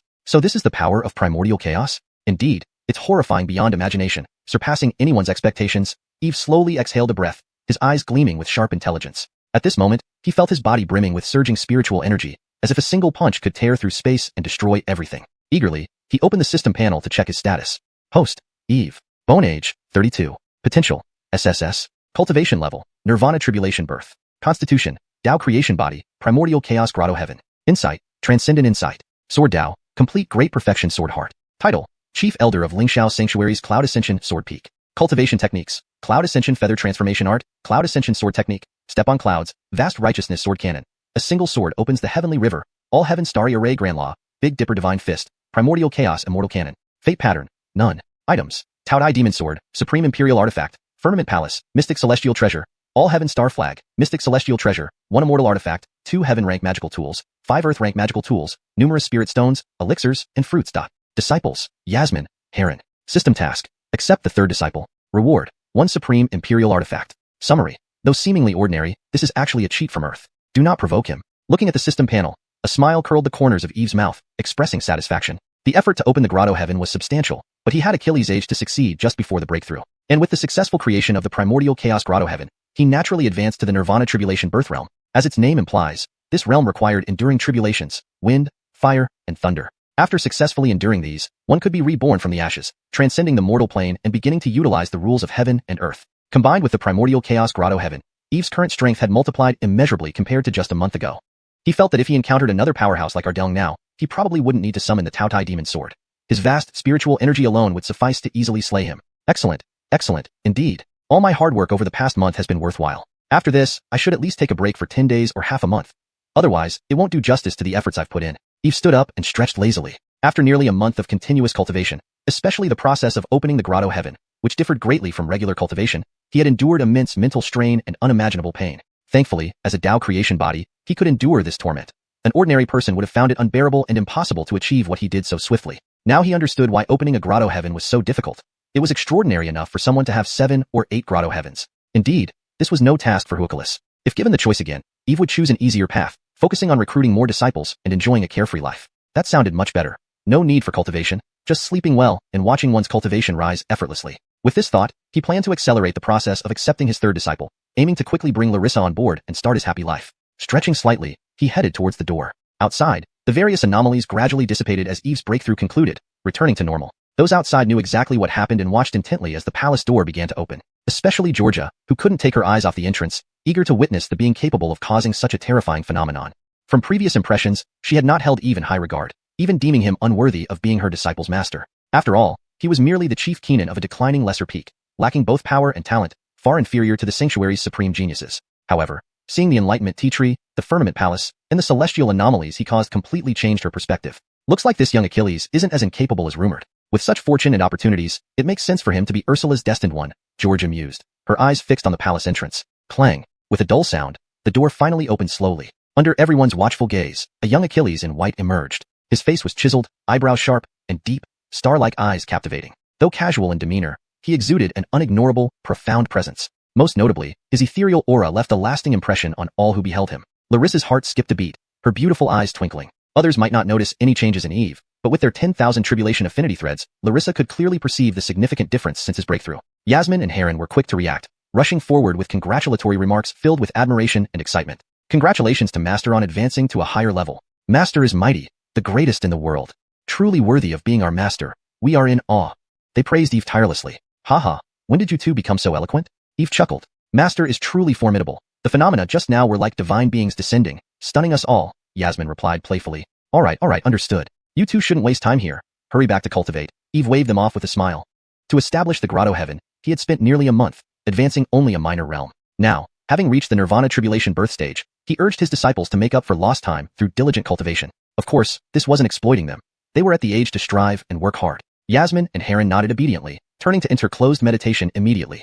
Chapter 85, 10,000 Tribulations of Love. After the two had left, Larissa regained her composure from her shock. She walked up to Eve, a gentle smile spreading across her beautiful face. Congratulations, presiding elderly, on your successful breakthrough. As she approached him, her eyes sparkled with admiration, like shimmering autumn water. Eve couldn't help but feel slightly disconcerted by Larissa's admiring gaze. However, he didn't overthink it, assuming that she was still in awe from witnessing his breakthrough. He smiled, thanked her, and then noticed Sheila standing beside her. From the aura radiating off the person, Eve sensed that this was at least an immortal platform realm powerhouse, possibly even a giant who had nearly reached the true saint realm. Before he could speak, Sheila spoke in a composed tone. You are Eve, I presume? I am Ursula's master, Sheila of the Immortal Martial Hall. While speaking, she scrutinized Eve carefully. Admittedly, the young Achilles before her was extraordinarily handsome, especially with the presence that calm Achilles did attention. He seemed to be among the most outstanding of all the young elites in the Holy Land. No wonder someone as discerning as her disciple was smitten by him. More astonishingly, even with her cultivation, she couldn't fathom the youth's realm, which indeed surprised her. Indeed, this is Immortal Method Elder. Greetings from Eve of Cloud-Soaring Sword Peak,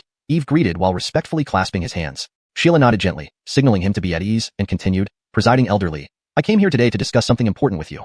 Her tone carried a hint of seriousness. Important matter? Eve was taken aback, unsure what such an important thing could be concerning him. After a brief pause, he replied, In that case, please follow me to my humble abode for a more detailed discussion. Though puzzled internally, he maintained his composure. After all, Sheila was a revered Keenan of the Immortal Martial Hall, holding a high position in the Holy Land. Even as the peak head, he couldn't afford to be rude. Very well.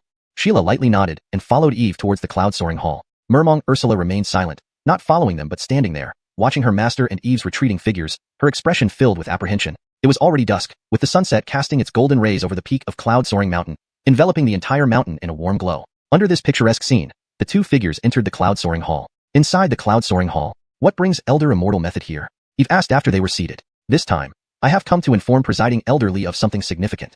Sheila pondered briefly before solemnly speaking. Please proceed, Elder. Eve's eyes focused intently. He could sense that this matter was indeed important. Have you heard of the 10,000 Tribulations of Love? Sheila asked seriously. The 10,000 Tribulations of Love? Eve shook his head.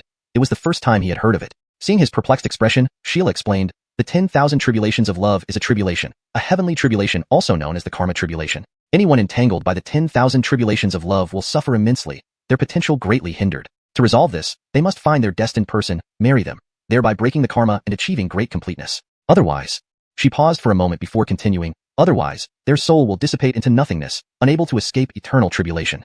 Oh, I see. Eve suddenly understood. Such tribulations were life-threatening and could lead to complete obliteration. But how did this relate to him? He asked curiously, why are you telling me this, Elder Immortal Method? Without hiding anything from Presiding Elderly, Larissa has been entangled by the 10,000 Tribulations of Love. To resolve it, we must find her destined one. Larissa was entangled by the 10,000 Tribulations of Love? Eve froze, sensing impending trouble. What situation was this? Why was Sheila telling him this? Could it be? Suddenly, he realized and hesitantly asked, Elder Immortal Method, you wouldn't mean that I am the one to fulfill the prophecy of Saintess Larissa's 10,000 Tribulations of Love? Sheila nodded straightforwardly. Yes, the 10,000 Tribulations of Love prophesied by Ursula falls upon Presiding Elderly. You are Ursula's destined one. Is this even possible? How melodramatic. This scenario felt more science fiction than any domestic idol drama. Eve's expression turned incredibly colorful as he realized Larissa's 10,000 Tribulations of Love really did predict him. No wonder she looked at him like that before. This was the reason. Elder Immortal Method, what exactly do you intend by telling me all this? Eve asked cautiously after a moment's thought. I hope Presiding Elderly will join our Immortal Martial Hall as in Keenan, then form a Tao couple with Ursula, jointly enduring the love tribulation to resolve the 10,000 Tribulations of Love. Sheila's eyes shone with a keen light as she expressed her purpose slowly. Well, join the Immortal Martial Hall? Become a son-in-law and form a Tao couple with Larissa? This was absurd. Originally, he intended to poach talent from them, only to find out they wanted him to join the Immortal Martial Hall, truly turning the tables. Cough, cough. Eve cleared his throat and responded formally, Elder Immortal Method, you jest. As the head of a peak, I bear the legacy left by my predecessors. How can I join the Immortal Martial Hall? He politely declined. Setting aside other considerations, the inheritance of Cloud-Soaring Sword Peak was too precious for him to abandon. This was the foundation of his rise in this world. Moreover, he intended to take Larissa as a disciple, not form a Dao couple with her. Even if forming a Dao couple was necessary, it should be Larissa joining them at cloud-soaring Sword Peak, not the other way around. Although the Immortal Martial Hall held a unique status beyond the Holy Land's 45 main peaks, it offered no substantial appeal to him. He only needed to secure his own territory, take on good disciples, and develop steadily. Chapter 86. A row-access between master and disciple? Directorly, there's no need to rush into rejection. Quinn gave a light laugh. She had anticipated Eve's response and continued. Directorly, while you bear heavy responsibilities as the head of your peak, given the current status of Lingyun Sword Peak being at the bottom of the lower 36 peaks, it might soon be replaced by a new main peak in the lineage. Instead, why not join the Immortal Martial Hall? There, you will receive top-tier treatment, which can not only enhance your realm but also provide abundant cultivation resources for your two disciples. And besides, Ursula is the sacred maiden of the Holy Land. Forming a Dao couple with her would be advantageous for you in every way. If she ascends to become the Supreme Saint, reviving Lingyun Sword Peak among the upper 9 peaks won't be difficult. Quinn's words were full of temptation. She believed no Achilles could resist such an offer. Indeed, hearing those descriptions, Eve couldn't help but be moved. After all, joining the Immortal Martial Hall offered various benefits, including becoming a Dao partner with Larissa, the first beauty of the Lingxiao Holy Land, who was not only exceptionally beautiful, but also had the potential to become its supreme leader. Who wouldn't like such a beautiful war Achilles? If anyone else heard they could win the heart of such a beauty, they would surely be ecstatic and accept without hesitation. However, Eve shook his head. Who was he? A protagonist blessed with a system that could overturn the heavens. Joining the Immortal Martial Hall, just for these reasons, seemed too trivial. Moreover, he didn't know how to make Larissa become his disciple before. But now, after hearing Quinn's words, he had an idea. Smiling slightly, he said, Elder Khalil, I understand everything you've mentioned. But joining the Immortal Martial Hall is absolutely out of the question. Hearing this, Quinn frowned. She hadn't expected Eve to refuse so decisively, without even considering it for a moment. What was going on? Was the Immortal Martial Hall really that unattractive? Or was it because her proposal wasn't compelling enough? Directorly, think carefully. This decision won't harm you in any way and could even bring great fortune, Quinn urged, still hoping to persuade him. You are mistaken, Eve replied calmly. To me, Lingyun Sword Peak is the most important thing. And if I want to glorify Lingyun Sword Peak, I don't need external help. I, Eve, accomplish anything I set my mind to through my own efforts. His voice was firm and resolute. You. Quinn was instantly furious. She felt she had given Eve enough face and offered excellent conditions, yet he dismissed her proposal outright, refusing to show her any respect. But she had no means to force him. Eve didn't agree. She couldn't bind him and take him to the Immortal Martial Hall. It was simply unrealistic. She thought offering these advantages would move him to abandon Lingyun Sword Peak and join the Immortal Martial Hall. Now it seemed she had underestimated the situation. Shaking her head, Quinn said helplessly, if that's the case, I won't force Director Lee to join the Immortal Martial Hall. However, there's something I believe you've noticed. Due to the 10,000 tribulations silk, Ursula has developed feelings for you. Can you bear to see her suffer from its torment? She asked directly, wanting to see what Eve would do. Eve narrowed his eyes. He knew well that Larissa had indeed fallen for him. Her gaze when looking at him was unmistakable. As for whether this was due to the 10,000 tribulations silk, he couldn't be sure. For a moment, Eve touched his nose, feeling somewhat helpless. It was hard to bear the grace of a beautiful war Achilles. Being too handsome, it seemed, brought unexpected challenges. However, he wasn't someone who maintained purity in the presence of temptation, nor was he overly protective of beauties. Who wouldn't like beautiful women? While he didn't dislike Larissa, he certainly didn't love her either. He had initially planned to take her as a disciple, not anticipating things would turn out this way. 10,000 tribulations silk. A row-access between master and disciple? This seemed a bit perverse, especially for someone as noble and untouchable as Larissa. If she called him master in public and then, the contrast was intense, even shocking for Eve, despite his experience. Cough. What was he thinking? Caught up in random thoughts, Eve quickly realigned his mindset. The most important thing now was to take Larissa as a disciple. The rest could be dealt with later. After a brief pause, Eve calmly spoke. Joining the Immortal Martial Hall and forming a Dao couple with Saintess Ursula is off the table. But I have a way to help Saintess Ursula overcome the effects of the 10,000 tribulations silk and even unlock hidden potential in her body. Quinn showed no reaction to the earlier part, but suddenly changed expression when Eve mentioned hidden potential within Larissa's body. You know about Ursula's constitution? Quinn looked at Eve in surprise. Yes, not only do I know about Saintess Ursula's constitution, but I also know her true identity. Eve nodded. That's impossible. How could you know? Quinn's eyes widened in shock. Besides her and Elder Tianji, no one else knew about Larissa's background. Bloodline secrets were never shared, and she had explicitly instructed Larissa never to reveal this information. Since I'm saying this, there's no reason to deceive Elder Khalil, Eve said composedly. Seeing his confident demeanor, Quinn remained skeptical but asked curiously, so tell me, Ursula's background. Note, I have retained the structure and style of the original text, translating character names using their pinyin forms and ensuring the narrative remains coherent and engaging in English. Chapter 87. Let the Erica become my disciple. Eve deliberately paused for a moment before saying, if I'm not mistaken, the Erica is the reincarnated body of the red dust Amnon, right? Her immortal Dao divine body and mortal Dao heart have not been fully activated due to her reincarnation. I wonder if what I'm saying is correct? After finishing, she stared at Real Man Khalil without shifting her gaze, eager to see her reaction. Sure enough, upon hearing this, Real Man Khalil's face showed shock and horror. How do you know that Moonlight is the reincarnation of the red dust Amnon? Her voice was filled with disbelief and trembled slightly. Eve smiled at this response. Perfect. This was exactly the effect he wanted. Then, maintaining his composure, he calmly said, since I am destined for the Erica, it's natural that I know some things. That's why I mentioned that I can help activate her physique. Upon hearing this, Real Man Khalil pondered for a moment and found it quite plausible. Given that Eve was Larissa's destined partner, it made sense for them to be connected in some way. She took a deep breath to suppress her shock and asked hopefully, so you really can activate the latent potential within Moonlight? Khalil naturally understood the implications of Larissa's physique. An Immortal Dao Divine Body combined with Immortal Dao Heart was an unparalleled combination. If activated, it would be unmatched, surpassing everyone in Lingxiao Sacred Land. But because its full potential hadn't yet erupted, even though Larissa was among the top geniuses in Lingxiao Sacred Land, she still lagged slightly compared to the elite Holy Sons. Otherwise, she wouldn't be ranked only 5th among the Holy Sons. Over the years, Khalil had tried various methods to stimulate Larissa's potential but made no progress. Now, if Eve could solve this, how could she not be elated? Yes, I can help Moonlight unleash her bodily potential, but I have one condition. Eve nodded slightly. Now it was time for him to take control. Name your condition. As long as you can activate Moonlight's physique, anything is negotiable. Real Man Khalil responded immediately, showing no hesitation. Forget one condition. 100, 1,000, or 10,000 were all acceptable. Seeing this, Eve smiled slightly. He placed his hand lightly on the table and gently tapped it. After a while, he looked up and said, it's simple.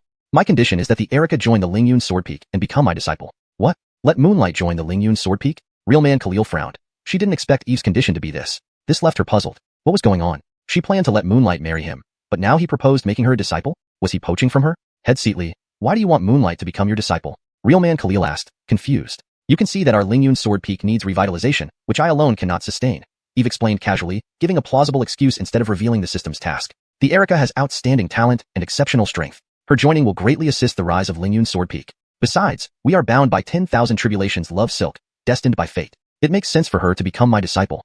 Eve spoke steadily and clearly, convincing enough. However, Real Man Khalil still felt something off. She sensed that Eve might be hiding something. Head Seatly. Real Man Khalil's expression was conflicted. Moonlight is our Lingxiao Sacred Land's holy maiden, revered and honored. The elders agreed collectively, and with the Saint Lord's consent that she would become my disciple. Wanting her to become yours goes against Sacred Land rules. Eve smiled lightly and said, Elder Khalil, there's always a way. Besides, you wouldn't want Moonlight's prodigious talent to go to waste, would you?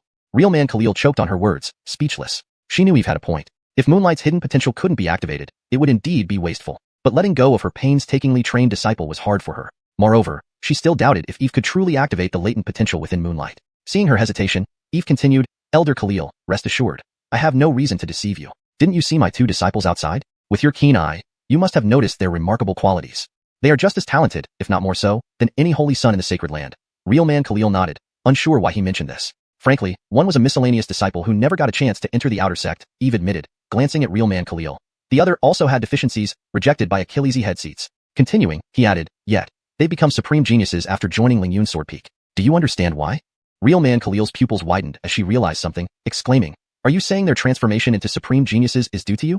Exactly. So you can verify this claim easily. There's no need for me to deceive you. Eve nodded with a smile, satisfied with her surprise, continuing, it's because of their unique conditions that I accepted them as disciples. Otherwise, such supreme geniuses would have been snatched away by other head seats long ago. This? Real Man Khalil opened her mouth, rendered speechless. Though she believed Eve, this sounded too incredible. One person possessed such extraordinary ability to reverse fate and drastically change someone's constitution. Anyone would be astonished by this. She finally understood why the once declining Lingyun Sword Peak had produced 2 geniuses unheard of in millennia. Seeing Real Man Khalil thoroughly stunned, Eve pressed on. Whether he could persuade Larissa today was crucial. Thus, as soon as the Erica becomes my disciple, I can activate all her hidden potentials within a day and grant her great blessings. Also, Elder Khalil needn't worry. Even as my disciple, she remains your student emotionally and spiritually. With this, Eve hoped to seal the deal. Chapter 88. Apprentice, come to the bowl. When Real Sage Khalil heard this, she felt slightly reassured. Indeed, the title of a junior brother is merely formalities. True friendship is eternal. Moreover, now that Larissa had reached the Nirvana realm, she had already learned everything she could from her. If this person truly could unlock Larissa's latent potential, Real Sage Khalil would be delighted to see it happen. Thinking this way, Real Sage Khalil's gaze once again appraised the young Achilles before her. No matter whether she used divine senses or secret methods, she couldn't discern his cultivation level, which indicated he was likely no weaker than herself. Furthermore, for him to possess treasures like the profound Heaven Spirit treasures and the Enlightenment tea tree demonstrated considerable depth. Ursula becoming an apprentice to such a person might not be a bad thing after all. Not only could it activate her potential, allowing her to gain stronger innate talents and capabilities, but it would also add another world-class prodigy to the Lingxiao Holy Land, benefiting the entire Holy Land. As Larissa's master, she stood to gain much in the future. Many thoughts raced through Real Sage Khalil's mind as she pondered deeply, finally lifting her head slowly. Berkeley, if you can indeed help activate Ursula's potential, I am not entirely opposed to letting her join your Lingyun Sword Peak. However, you must guarantee that she receives the best resources, treatment, and fastest possible advancement. She spoke solemnly to Eve, her expression serious. Eve smiled broadly, surprised by how straightforward real Sage Khalil was. He immediately expressed his sincerity. I can assure you of this. Once Saintess Ursula joins the Lingyun Sword Peak, I will spare no effort to cultivate her fully, ensuring her potential is fully unleashed. As for resources, Elder, rest assured, any disciple of my Lingyun Sword Peak, should they desire even the stars in the sky, I can pluck them down. Eve's tone was extremely domineering, as if the stars were within his grasp with just a word. Hearing his resolute declaration, real Sage Khalil was quite satisfied. Though she did not know much about Eve, inexplicably, she felt he was trustworthy. In that case, I will return and discuss this matter with the Keenans. However, one point remains. Whether Ursula wishes to join the Lingyun Sword Peak is ultimately up to her own will, and I cannot force her. Very well, thank you, Elder Khalil, Eve said, clasping his hands respectfully. He wasn't concerned about Larissa's personal willingness, as she already admired him greatly and yearned to join the Lingyun Sword Peak, evident from her daily visits. This effect was from when Eve displayed his prowess and extended the invitation some time ago. He believed that with his current cultivation conditions and benefits, he could easily persuade Larissa to join. Real Sage Khalil nodded slightly and was about to leave when Eve called her back. Elder Khalil, please wait. What is it? Real Sage Khalil asked curiously. On our first meeting, I have a gift for you.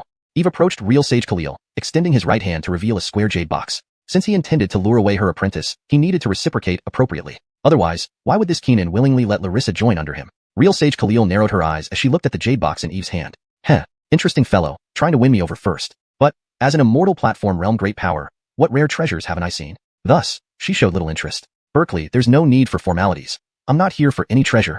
Before she could finish, Eve suddenly opened the jade box. Whoa.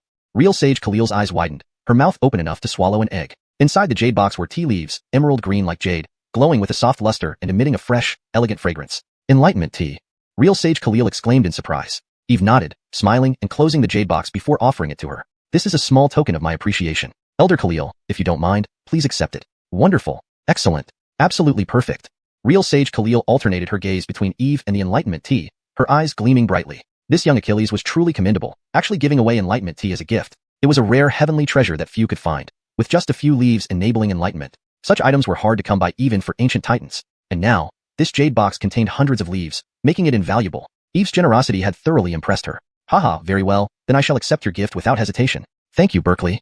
Real Sage Khalil laughed heartily, accepting the jade box and tucking it into her sleeve without a second thought, her tone towards Eve becoming warmer. After a brief conversation, Real Sage Khalil rose to leave. Watching her depart, Eve couldn't help but chuckle. Money, as they say, can make the devil grind. Even someone like Real Sage Khalil could not resist the allure of the Enlightenment tea. It hadn't been easy, using all sorts of inducements and persuasion, but he was nearly there. Now he just waited for this third apprentice to come aboard. With a sigh of relief, he turned and returned to his room. Exiting the Lingyun Hall, Real Sage Khalil still felt somewhat dazed, the events of today seeming almost surreal. Initially, she had planned to recruit Eve into the Immortal Martial Hall, but somehow ended up agreeing to let Larissa join the Lingyun Sword Peak. Suddenly losing her own disciple was strange indeed. What on earth happened? Ah well, done is done. At least joining the Lingyun Sword Peak was better for Larissa than staying at the Immortal Martial Hall. As a master, she couldn't hinder her disciple's path. With this resolution, she ceased worrying. Meanwhile, Larissa, who had been waiting outside the hall, hurriedly approached upon seeing Real Sage Khalil emerge. Master, what did you and Berkeley talk about? Her voice trembled with anticipation. We'll discuss it later. Real Sage Khalil glanced at her briefly before stepping off and turning into a streak of light. Seeing this, Larissa had no choice but to follow quickly behind. Chapter 89. As long as you are brave enough, a disciple can become a master's wife. Within Immortal Martial Peak. What? Master, you're saying I should join Tranquil Cloud Peak? Upon hearing her master's words, Larissa's expression turned extremely intricate, her face full of shock. She had not expected that after the conversation between her master and Weston, such an outcome would arise. Yes. Tamara glanced at her indifferently, speaking calmly. A whirlwind of complex emotions surged within Larissa's heart, reflecting on her face as inexplicable shock and bewilderment, like an overwhelming wave rising in her heart. Master, do I really need to become a disciple under Sect Berkeley? She bit her lip, her voice slightly trembling. Although she was surprised that Sect Berkeley could help her activate the latent power in her bloodline, it was too sudden for her to accept that her master wanted her to become a disciple under Eve. Tamara smiled gently, his gaze warm. Ursula, the path of cultivation is difficult. If you can awaken your hidden strength, you'll gain an advantage in future cultivation. Understand that this is a rare opportunity for you. Moreover, he is destined to be with you. Only he can alleviate the endless suffering caused by the 10,000 tribulations of love you bear within. I understand what you are saying, Master, but won't we then become a master and disciple relationship? Larissa lowered her eyes, her gaze flickering. Eve, the enigmatic young Achilles who was supposed to be her destined one. Now she had to become his disciple. What kind of destiny was this? If both of you have a predestined connection, there's no need to worry about this. Just become his disciple, and let fate take its course. Tamara paused before continuing. Besides, don't you want to get closer to him? Hearing this question, Larissa nodded. In her heart, Weston was like an invisible thread, pulling her heart towards him irresistibly. That's right. Since he is your destined one, you should be open with each other. Spending time together will naturally lead to affection. Tamara said with a smile, speaking like someone experienced. Larissa fell into deep thought. Her master was right. She needed to be brave enough to face and embrace this predestined relationship. As long as you are brave enough, even a disciple can become a master's wife, she thought. Who was she? The reincarnation of an immortal emperor and the first beauty of Lingxiao Holy Land. Did she believe she couldn't win over Achilles? Larissa quickly adjusted her mindset, firmly resolving. She looked at Tamara. Master, I've decided to follow your advice and become a disciple under Sect Berkeley. Tamara nodded in satisfaction, saying comfortingly, excellent. Ursula has grown up and knows what she wants. Larissa smiled, her eyes curving like crescent moons. But thinking about leaving immortal Martial Peak meant parting from Xinwu Hall, which made her melancholic. She grew up here and felt a deep sense of belonging. How could she bear to leave? Tamara saw through Larissa's thoughts and sighed as well. How could she not feel attached to this obedient girl? However, she knew only Eve could activate Larissa's latent powers, so she must seize this opportunity or risk losing it. Foolish girl, the path of cultivation is long, with different scenery at every stage. Previously, Xinwu Hall and I were your protectors. Now, Tranquil Cloud Sword Peak and Eve will be your protectors. Even if you leave Xinwu Hall, I will always be your master. No matter when or where, you are still my disciple. Whenever you wish to return, you can come back to Xinwu Hall, and I will visit you frequently. Hearing these words, tears welled up in Larissa's eyes, unable to speak through her sobs. She wiped away her tears and looked earnestly at Tamara, nodding gravely. Understood, master. I know what to do. Her voice was clear and determined, shining with newfound resolve. The uncertainty in her heart gradually dissipated, replaced by anticipation and a tingling excitement. Good. I'm glad you understand. Tamara nodded approvingly and said, now, I will go consult Supreme Elder to see how you can join Tranquil Cloud Sword Peak. Since Larissa was the Holy Maiden, changing lineage required permission from the Supreme Elder, something even her master couldn't decide alone. After Tamara left, Larissa gazed brightly into the distance, as if preparing for the new journey ahead. Meanwhile, elsewhere, a beam of rainbow light flashed toward Tranquil Cloud Sword Peak like a meteor. The figure that emerged was Inkinenly Achilles with white hair, youthful appearance, and rosy complexion. None other than Conroy Zhenren, the headmaster of Lingxiao Holy Land. He scrutinized Tranquil Cloud Sword Peak with sharp eyes. He had noticed the anomaly in the sky and rushed over after finishing his tasks. Upon arriving nearby, he heard everyone talking about someone breaking through to the Immortal Platform Realm or True Saint Realm on Tranquil Cloud Sword Peak, which left him stunned. He knew Tranquil Cloud Sword Peak quite well. Apart from Eve, only the Jiang family girl seemed capable of such a feat, while Eve's ability to enter the Sword Deity Realm proved his great talent. Breaking through to the Immortal Platform Realm or True Saint Realm was extraordinarily challenging unless they obtained some incredible fortune. Conroy Zhenren speculated. Although the possibility was small, it was plausible given the arrival of the Immortal Era. His mind raced, quickening his pace as he swiftly entered Tranquil Cloud Sword Peak, eager to find out who had caused such a terrifying anomaly. Eve, who was just about to rest, sensed a powerful aura descending upon the peak. Rising instantly, he stepped out of the main hall. Seeing Conroy Zhenren, his eyebrows raised in surprise. He hadn't expected the sect leader to suddenly visit, but greeted respectfully. Greetings, sect leader. Conroy Zhenren did not speak immediately, examining Eve closely, a hint of surprise flashing across his eyes. He felt that the young Achilles before him had undergone significant changes, becoming more elusive, with deeper, more contained power. So much so that even he found it hard to read. Translation completed while adhering to all provided instructions, ensuring natural flow and accuracy. Chapter 90. Could you have broken through to the true sage realm? Was the anomaly in the sky just now caused by you? Ernst Zhenren stared at Eve, his curiosity piqued. Yes, I had a minor breakthrough to a new realm. I didn't expect it to cause such an anomaly. I sincerely apologize for disturbing the Chancellor. Eve was momentarily taken aback but quickly regained his composure, smiling and speaking in a calm tone, devoid of any emotional ripple. Ernst Zhenren's pupils dilated as he looked at Eve with astonishment. Although he couldn't discern Eve's exact cultivation level, the profound aura ejaculatating from him suggested at least a Denung, great power, realm. Moreover, the anomaly just now was astonishing, covering a 100-mile radius. Only a Denung realm or higher could cause such an effect. Denung? Ernst Zhenren swallowed hard, his eyes fixed on Eve. He recalled that previously Eve was merely at the Yinyang realm, to now inexplicably become a Denung realm powerhouse. It was unbelievable. Good boy. You truly keep your depth hidden. First, you attained enlightenment and became a sword deity, and now your cultivation has reached such a terrifying level. Truly impressive. Ernst Zhenren chuckled, praising Eve continuously. Becoming the youngest sword deity in nearly 10,000 years of Lingxiao Holy Land was already remarkable. Now, silently becoming a Denung realm expert was even more astounding. This reaction left Eve bewildered. What's going on? I only broke through to the Nirvana Rebirth realm. Does the Chancellor need to be this excited? Moreover, the Nirvana Rebirth realm is barely a mid-tier cultivator. There are plenty like me in Lingxiao Holy Land. Is this excitement necessary? However, Ernst Zhenren remained oblivious to Eve's thoughts and continued praising him. Eve, you've given old Achilles this huge surprise. It seems everyone underestimated your potential all these years. Your comprehension and talent are extraordinary indeed. He found himself somewhat at a loss for words. It seemed the anomaly during his breakthrough had shocked Ernst Zhenren, leading to a misunderstanding. Still, he saw no point in explaining further. Bowing politely, he said, Chancellor, you're too kind. It was just a minor breakthrough, nothing significant. Humility and modesty. Excellent. Ernst Zhenren's appreciation deepened as he observed Eve closely before asking curiously, Tianyuan, what realm did you break through to just now? Could it really be the Celestial Being realm? Though he suspected Eve might have reached the Celestial Being realm, he wasn't entirely sure. Eve hesitated. Indeed, the Chancellor misunderstood. Shaking his head, he responded. Huh. Seeing this, Ernst Zhenren frowned. thinking his guess might be off. If not the celestial being realm, then could it be the immortal platform realm as those outside speculate? Eve shook his head again. Not even that? Ernst Junren's expression turned perplexed. Then, could it be the true sage realm? What extraordinary opportunity did you encounter? Has the age of immortals arrived where anything is possible? He murmured in disbelief. Cough. Eve almost choked on his own saliva. True saint realm? He thought, Chancellor must be really overthinking this. True saints are titans of history, incredibly rare. Even within the entire Purple Weishan year, they are top-tier fighters who can secure the rise and fall of sections. For Ernst Junren to think I might be a true saint is far-fetched. Note, Purple Weishan year seems like it should be Purple Weixiaoyu or Purple Weishanyu, but without context on the proper name in English for Weishan year, I've left it partially untranslated. For a more fluent read, Eve almost choked on his own saliva. True saint realm, he thought, amused yet exasperated. Chancellor must be really overthinking this. True saints are legendary figures, exceedingly rare. Even within the entire Purple Star Immortal domain, they are top-tier fighters who can secure the rise and fall of sections. For Ernst Junren to think he might be one was far-fetched. Sighing inwardly, Eve understood the misunderstanding stemmed from the unprecedented nature of his breakthrough. No one had ever surpassed the ninefold limits before, hence the extraordinary anomaly. Really? Seeing Eve's silence and odd expression, Ernst Junren looked skeptical. Cough, Chancellor, you're overthinking it. My cultivation isn't that high.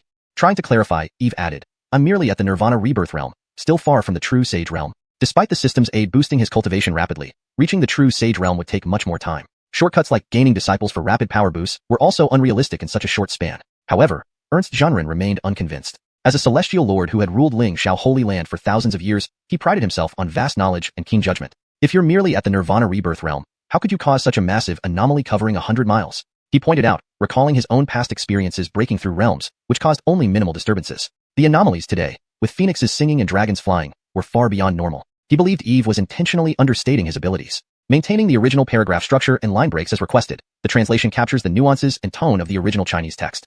Chapter 91. I really am only at the Nirvana realm. Well, perhaps it's because of the unique cultivation method I practice, causing such an unusual phenomenon. Eve hesitated for a moment and told a partial truth. He wasn't exactly lying. It was indeed due to cultivating the mystic origin scripture. However, he did not mention anything about the mystic origin cave heaven. Additionally, he hadn't expected that the immeasurability of the Tao creation body would be so powerful that even an esteemed heavenly ruler like Eric couldn't discern his true cultivation level. A cultivation method's effect? What kind of technique could be so incredible? Even though Eric had extensive knowledge, he still found it hard to believe. One should be humble and I understand this. But excessive humility is just showing off, Eric said earnestly, patting Eve's shoulder as if he were a senior mentor. Ha ha, sect leader speaks wisely, Eve replied with an awkward smile. Now that you understand, don't lie to me anymore. What's your current realm? Celestial deity or immortal platform? Or are you really a true saint? Eric asked intently, staring at Eve. The anomaly caused by Eve earlier was truly terrifying. He couldn't help but consider more exaggerated possibilities. Moreover, Eric knew about Eve killing Ardell. Although Ardell was merely an initial celestial deity realm cultivator, he was still a celestial deity realm practitioner. To slay him suggested that Eve was at least above the celestial deity realm, making it impossible for him to be just at the Nirvana rebirth realm. Cough cough, sect leader, I'm really just at the Nirvana rebirth realm. There's no need to lie to you. If you don't believe me, check yourself. Eve didn't know what else to say. Normally, he would boast about his strength to strangers, but facing Eric, he felt there was nothing worth hiding. Really? Absolutely. More real than gold. Eve answered resolutely, but Eric still shook his head and sighed. If you're unwilling to say, then it's fine. I won't force you. I know you've endured Achillesy hardships and criticisms over these past 10 years. You've gotten used to it, and choosing to endure further is understandable. After all, in the world of cultivation, dangers abound. Showing too much brilliance may invite jealousy and disaster. Choosing to hide one's strength can make enemies underestimate you, which might be a good strategy. You have reached a state of equanimity and calmness, which is commendable. Your teacher would be very proud to see you now, Eric continued, seemingly deeply moved. Eve was stunned. He never expected Eric to interpret things this way. His imagination was remarkable. Previously, he thought Eric was a stern, decisive figure who rarely smiled. His handling of events involving Yasmin proved this perception. However, now he finally realized another side of Eric. His imagination. This refreshed Eve's worldview. To Eric, Eve's silence meant tacit acceptance. Boy, can you tell me how you concealed your cultivation? It's quite amazing that even I couldn't detect it. Eric asked curiously. After all, as a heavenly ruler, being unable to discern Eve's true cultivation was surprising. Well, Eve scratched his head, unsure how to explain. After all, this involved the Tao creation body, something he couldn't easily reveal. Sect leader, this is a secret. Just take it as my unique method. Can't spread it around. Just asking out of curiosity. Eric waved his sleeve casually. If it's a secret, forget it. Everyone has secrets. Even close ones don't always share everything. It was clear that Eve had gained some extraordinary fortune. Otherwise, it would be impossible to achieve such formidable strength in such a short time. By the way, Ursula reported the matter concerning Gale. Do you have any suggestions on the handling result? Eric suddenly recalled Yasmin's previous attack and inquired. I am satisfied with the handling. It's fine. Eve smiled faintly, though he was enraged that his disciple nearly died within the Holy Land. Since Yasmin was safe, and the Zhang family's moles were cleared out, it was enough. Good. Eric nodded slightly and added, but from this incident, it seems the Jiang family harbors deep hatred toward your disciple. And since you killed our Dong, they won't let it go easily. So, what do you plan to do? Eric paused before continuing. Let's handle each issue as it comes. If the Jiang family targets my disciple again, I won't mind giving them a bitter lesson. Eve responded coldly, unafraid of the trouble ahead. Eric frowned slightly. While he expected this, Eve's unwavering determination still surprised him. From a broader perspective, he hoped Eve wouldn't keep Yasmin, as protecting a disciple against a huge entity like the Jiang family was dangerous. But he knew Eve wouldn't listen. As Yasmin joined their Lingxiao Holy Land, anyone targeting her must weigh their actions carefully. I heard Yasmin showed remarkable sword talent and reached the 8th floor of the vast Heaven Sword Tower recently? Eric brought up Yasmin again, looking at Eve. Yes, sect leader even knows about this. Eve nodded. This girl has extraordinary sword talent and has already reached the Clear Heart Realm. Speaking of Yasmin, Eve was quite proud. Really? Already reached the Clear Heart Realm? Eric narrowed his eyes, surprised. I thought although she had good potential, her incomplete bloodline wouldn't allow cultivation. Who knew she had other great opportunities? So it seems this girl has some good luck. No wonder you insisted on taking her as a disciple. Did you see this coming? Eve chuckled, sort of. He couldn't directly say he discovered Yasmin's uniqueness through the system. Come, let's see this girl, Eric said suddenly, curious about why someone considered almost crippled succeeded in reaching the Clear Heart Realm. Sure, follow me, sect leader. Eve led Eric towards Yasmin's courtyard without hesitation. Upon arriving at the courtyard gate, they heard clashing sword sounds and the clash of fists and feet. Moving closer, they saw Yasmin and Heron sparring. Huh. The power of this skill, the aura of this move? Additionally, he hadn't anticipated that the unfathomable aspect of the Heaven Dao creation body would be so powerful that even a celestial lord like Eric couldn't discern his true cultivation level. A cultivation method? What kind of method could be this extraordinary? Even though Eric was knowledgeable, he found it hard to believe. Humility is good, which I understand, but excessive modesty is just showing off, Eric said in a serious yet earnest tone, patting Eve on the shoulder, embodying the demeanor of a senior cultivator. Haha, you're absolutely right, sect leader. Eve gave an awkward laugh. Since you understand, don't deceive me any longer. What is your current realm? Celestial deity or immortal platform? Or perhaps truly true sage? Eric stared intently at Eve as he continued to ask. The phenomenon Eve had previously caused was terrifyingly powerful. Eric couldn't help but think it might be something even more exaggerated. Moreover, he knew that Eve had killed Ardell. Although Ardell was only an early-stage celestial deity cultivator, killing him indicated that Eve must be at least above the celestial deity realm, making it impossible for him to be merely at the Nirvana Rebirth realm. Cough, sect leader. Actually, I'm really only at the Nirvana Rebirth realm. There's no need to deceive you. If you don't believe me, you can probe me yourself. Eve didn't know what else to say. If he were dealing with outsiders, he would definitely brag about his strength. But facing Eric, he felt there was no point in hiding anything. Really? 1,000 times true, truer than gold. Eve stated firmly. However, Eric still shook his head and sighed. If you're unwilling to say, then never mind. This seat won't force you. I know you endured much disdain and criticism during your 10 years of hiding your light. You've gotten used to it, so choosing to remain concealed is understandable. After all, in the world of cultivation, danger lurks everywhere. Too much brilliance easily invites jealousy and trouble. Choosing to hide your strength to make enemies underestimate you can be a good strategy. You have achieved a serene and calm state of mind, and I am greatly comforted by this. Your master would be proud if he saw you today. Eric continued, seeming rather moved by his own words. Eve was stunned by Eric's remarks. He hadn't expected him to interpret things this way. It was almost as if Eric had an overactive imagination. In the past, having had little interaction with Eric, Eve had always thought of him as someone who kamakilisted awe, acted decisively, and rarely smiled. His handling of events involving Yasmin reinforced this perception. Now, however, he finally realized another side of Eric. One that loved to imagine scenarios. It completely refreshed his understanding of him. Eve's silence made Eric take it as agreement. Kid, can you tell me how you conceal your cultivation? Such a powerful technique that even this seat couldn't detect it is quite impressive. Eric asked curiously. After all, he was a celestial lord, and not being able to discern Eve's cultivation was indeed astonishing. Well, Eve scratched his head, unsure how to explain it. After all, it involved the Heaven Dao creation body, and he couldn't easily reveal it to anyone. Sect leader, it's a secret. Just consider it my unique skill. It's not suitable for widespread dissemination. Oh, this seat was just asking casually, Eric waved off, saying nonchalantly, if it's a secret, that's fine. Everyone has secrets, even from those closest to them. Eric could see that Eve had undoubtedly gained some extraordinary opportunities. Otherwise, it would be impossible to reach such formidable strength in such a short time. By the way, Mingyu reported on Gale last time. Do you have any suggestions regarding the handling of the matter? Eric suddenly remembered the incident involving Yasmin and asked, I'm satisfied with the outcome. There's nothing amiss. Eve smiled slightly. Although he was furious about his disciple nearly being harmed within the Holy Land, now that Yasmin was safe and all Jiang family infiltrators had been cleared out, it was enough. That's good. Eric nodded slightly and then added, however, based on this incident, the Jiang family seems intent on eliminating that girl from your discipleship. And since you killed Ardell, they likely won't give up easily. Pausing for a moment, Eric continued, so, what do you plan to do?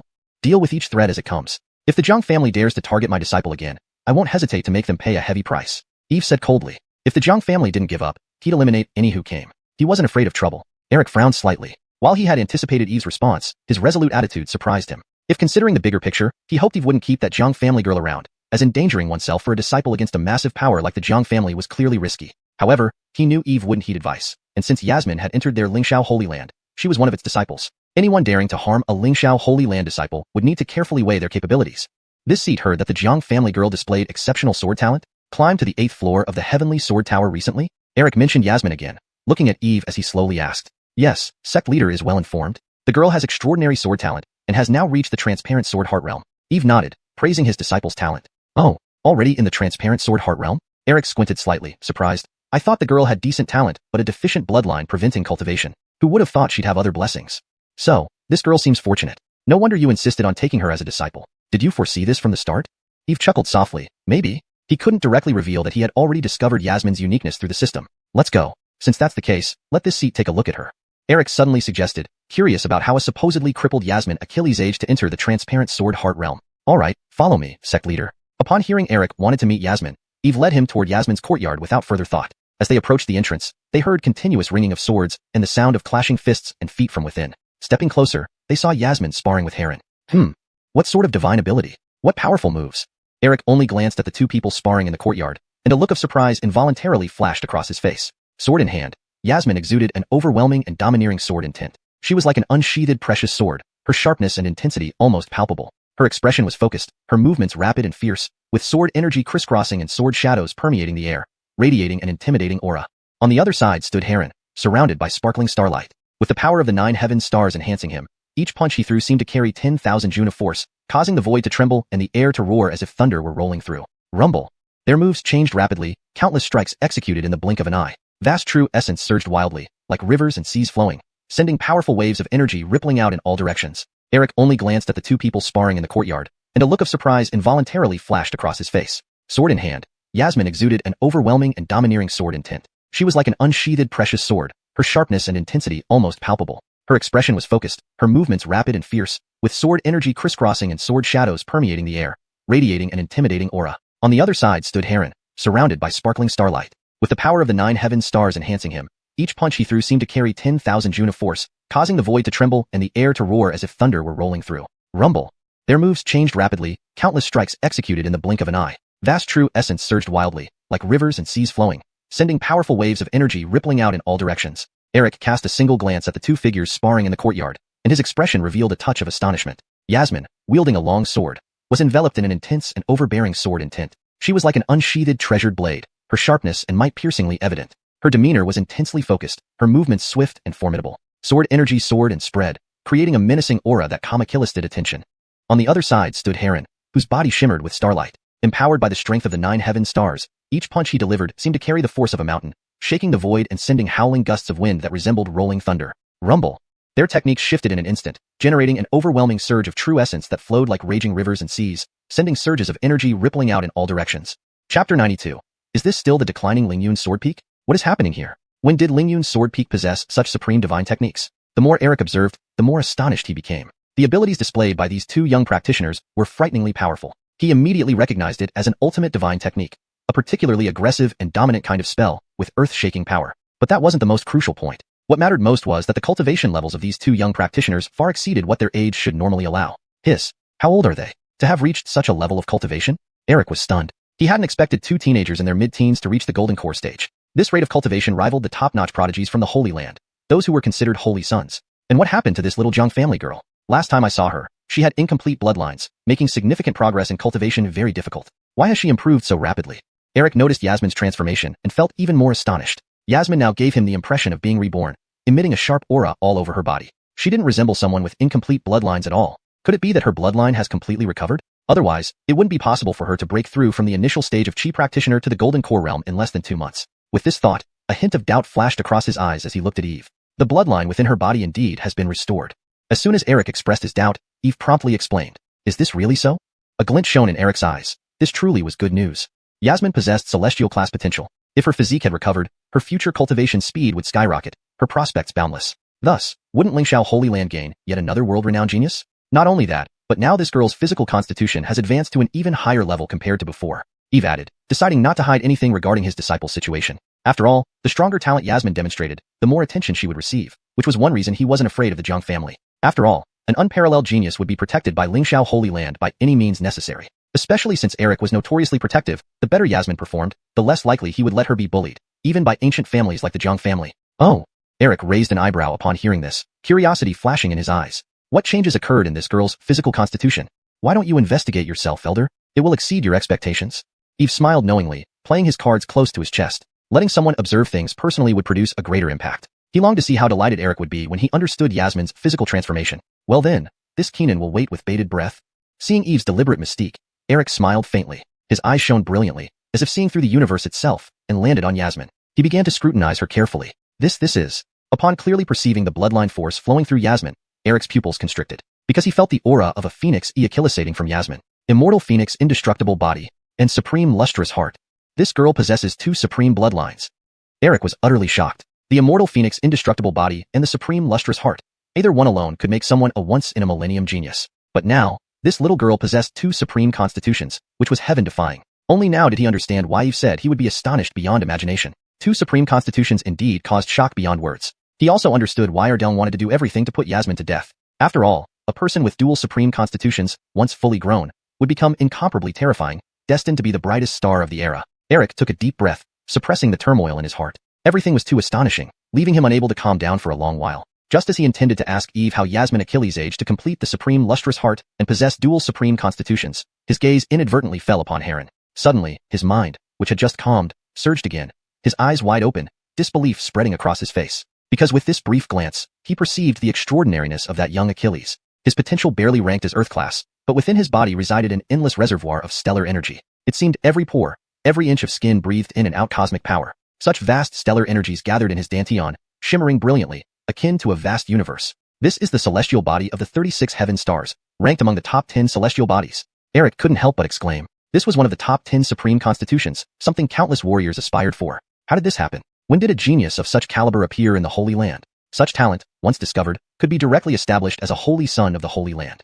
Why didn't he, as the Keenan, know about this? For a moment, Eric felt that this visit to Lingyun's Sword Peak was like a dream. First, he was shocked by Yasmin's dual supreme constitutions. Then he witnessed the extraordinary celestial body of the 36 heaven stars. Even more astounding, Eve, whom everyone deemed almost crippled, had broken through to the great sage realm. Combined, these events were shockingly unbelievable and hard to digest. What exactly happened to Lingyun's Sword Peak? Was this still the weak, declining Lingyun's Sword Peak they remembered? Note. In translation, some names have been kept in pinyin as requested, such as Yasmin, Eve, etc. Chapter 93. Are you going to take Larissa as your disciple? Eve, can you tell me what's going on here? Great Taoist Ernst remained silent for a long time before finally speaking slowly. Hee, Patriarch, it's like this? Upon hearing Great Taoist Ernst's question, Eve chuckled and said, Yasmin was born with the supreme crystal heart, but it was removed by her family. Fortunately, I have some methods, so I helped her be reborn, reversing her fate and granting her two supreme constitutions. He spoke casually, but it caused an uproar in Great Taoist Ernst's ears, making his heart pound. The ability to help someone reverse their destiny. This required incredible power, something even an emperor couldn't achieve. Such methods were practically miraculous. Now, how did Eve Achilles age to do this? And judging by his tone, it seemed these feats were trivial, not worth mentioning. Though filled with doubt and astonishment, Great Taoist Ernst understood this might be Eve's secret and didn't pry further. What about the Coal Star body? I haven't heard of this talented disciple being admitted by the Sacred Academy. Ah, this person is called Heron. Previously, he was a disciple from the Labor Peak. Labor Peak? This kid was actually a disciple from the Labor Peak? Great Taoist Ernst was stunned again. He never imagined that a supreme divine body could end up as a labor disciple. What was the Sacred Academy doing? He remembered that disciples from the Labor Peak were mostly descendants of sect members, mostly ordinary, with no potential at all. How could such a talented one emerge from there? Eve saw through Great Taoist Ernst's confusion and explained how he discovered Heron and activated his constitution. Of course, this was only partly true, hiding Achilles' details. In short, he boasted of his keen eye, finding two gems from garbage. Through meticulous cultivation, they had been transformed into exceptional talents. After listening to Eve, Great Taoist Ernst felt like he was listening to an incredibly bizarre story. He couldn't imagine how such extraordinary geniuses were overlooked by everyone and deemed as useless until Eve recognized their potential. It was indeed unexpected. At this moment, Great Taoist Ernst felt myriad emotions, sighing deeply. As the two conversed, Yasmin and Heron, who were sparring, noticed them and intended to stop to pay respects. However, a voice stopped them. You two continue practicing. Ignore us. Eve shook his head, gesturing for them to carry on. Heron and Yasmin exchanged glances, nodded, and continued sparring. Seeing them immerse themselves back into practice, Eve led Great Taoist Ernst out of the courtyard. Great Taoist Ernst now looked at Eve as if he were a priceless treasure. Before, he considered Eve a young prodigy with remarkable swords Achilleship and decent cultivation, whose future was boundless. But after witnessing how Eve turned two individuals deemed worthless into exceptional geniuses, he gained a new perspective. Eve possessed the power to turn dross into gold, transforming the mundane into the exceptional. For a lineage, such a person was indispensable. The entire sect should support him to cultivate more exceptional disciples for the Lingxiao Holy Land. Patriarch, why are you looking at me like that? I should clarify that I prefer women.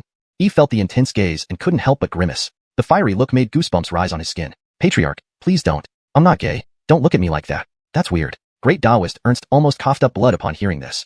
This brat is imagining what nonsense. Who the hell wants to do something dirty with you? What's wrong with your brain? Cough, cough. Clearing his throat, Great Taoist Ernst suppressed his urge to lash out and said sternly, Eve, since you have such a keen eye and excel at cultivating disciples, have you considered taking more disciples to glorify the Lingyun Sword Peak? If you wish, I can let several hundred qualified disciples from the Sacred Academy join Lingyun Sword Peak. What? Is he thinking of making himself a workhorse just because of Yasmin and Heron? Eve was bewildered. While he was willing to take more disciples, he couldn't or wouldn't take those without the proper fate. So he replied, Patriarch, I want to take more disciples, but I believe in destiny. Only those fated to be my disciples can join Lingyun Sword Peak. Otherwise, even if they are talented, it would be futile. Hearing this strange condition about destiny, Great Taoist Ernst was flabbergasted. Is this brat deliberately finding excuses to avoid it? However, he didn't call him out but continued. Since you value destiny, fine. I'll grant you a privilege. From now on, you have priority in selecting any disciple from the Sacred Academy. As long as you deem them destined, regardless of who they are, you can accept them without limit. Moreover, all cultivation resources for Lingyun Sword Peak will be provided by the Holy Land. Anything you need is available. His tone was very serious, emphasizing that as long as Eve took more disciples, he didn't need to worry about resources, as everything would be taken care of. Since Patriarch has said so, I will try my best to take more disciples and cultivate more outstanding talents for the Holy Land. Eve agreed readily. Why not seize a good deal when offered? The Holy Land would provide resources anyway. Regarding taking disciples, it was ultimately up to him, and Great Taoist Ernst wouldn't force him. Speaking of disciples, he remembered something and said, Patriarch, I found someone fated to be my disciple, and I want them to join Lingyun Sword Peak. Oh, who is it? Great Taoist Ernst asked eagerly, wondering if this person deemed fated by Eve was extraordinary. Eve laughed and said, Larissa. Hearing Larissa, Great Taoist Ernst froze. He thought Eve had found some excellent talent, but it was Larissa. He wanted to say, you're dreaming. Larissa was one of the holy maidens of the Holy Land, with unparalleled talent and beauty, revered as the most beautiful Wuxias in the current generation and adored by countless youths. He suspected Eve admired Larissa and claimed fate to get closer to her. Young men, always succumbing to the charm of a beautiful Wuxia. After pondering, Great Taoist Ernst shook his head. Larissa is a holy maiden and already has a master. Don't think about it. Even if I agree, she and her master won't. What if they agree? Both agree? Yes, both agree. Can I take her as a disciple? Eve nodded curiously. Great Taoist Ernst was surprised, unsure if Eve was joking, but seeing his earnest expression, he replied, yes, it can be done. But as a holy maiden, Larissa can't change her lineage easily. She needs to pass an evaluation proving her strength is sufficient. Chapter 94. Lingxiao Secret Realm. Oh, I see. Eve nodded in sudden realization. He had thought there would always be a way. It turned out that changing the lineage just required participating in the master trial. With this in mind, things became much easier. A master trial shouldn't be difficult. With Larissa's strength, she could easily pass it. If not, he could find a way to help her. Thinking of this, Eve couldn't help but smile. Now he just needed to wait for Larissa to complete the trial so he could take on his third disciple. Eric saw Eve's enthusiastic expression and his lips twitched. He felt that Eve hadn't taken his words seriously and was still harboring unrealistic expectations. However, he didn't say anything more, instead remembering another matter. Right, 3 days from now, the Lingxiao Secret Realm will open. Are you interested in having your 2 disciples participate? Lingxiao Secret Realm. Upon hearing this, Eve's eyes lit up. He knew about it. It was a blessed land of the Holy Land, opening every 50 years. During that time, any disciple of the Holy Land at or above the nascent soul stage could enter the Lingxiao Secret Realm for training. It was said that within the Secret Realm, opportunities were everywhere. Various precious treasures, elixirs, and legacies were abundant. Any who entered would surely gain some benefits. So, are you interested? Even though your 2 disciples are only at the Golden Core stage, which is below the standard for entering the Lingxiao Secret Realm, I can make an exception for them to join the training and compete with other outstanding talents in the Holy Land. Great, then I'll have my disciples enter the Secret Realm for training. Thank you, Grandmaster. Without hesitation, Eve agreed. The Lingxiao Secret Realm not only offered countless opportunities, but more importantly, it would bring together all the top young talents of the current generation. Sending Yasmin and Heron there to train and improve their combat skills would be beneficial.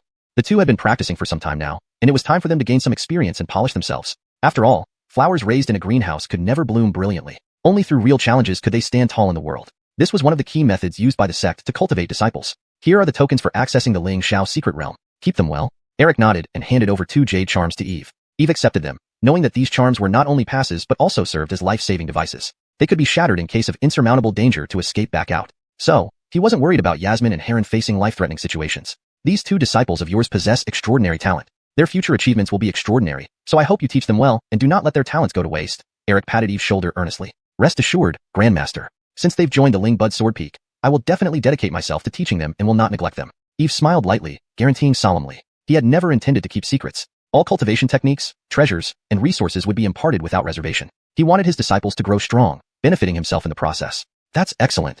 Hearing Eve's response, Eric nodded approvingly and continued.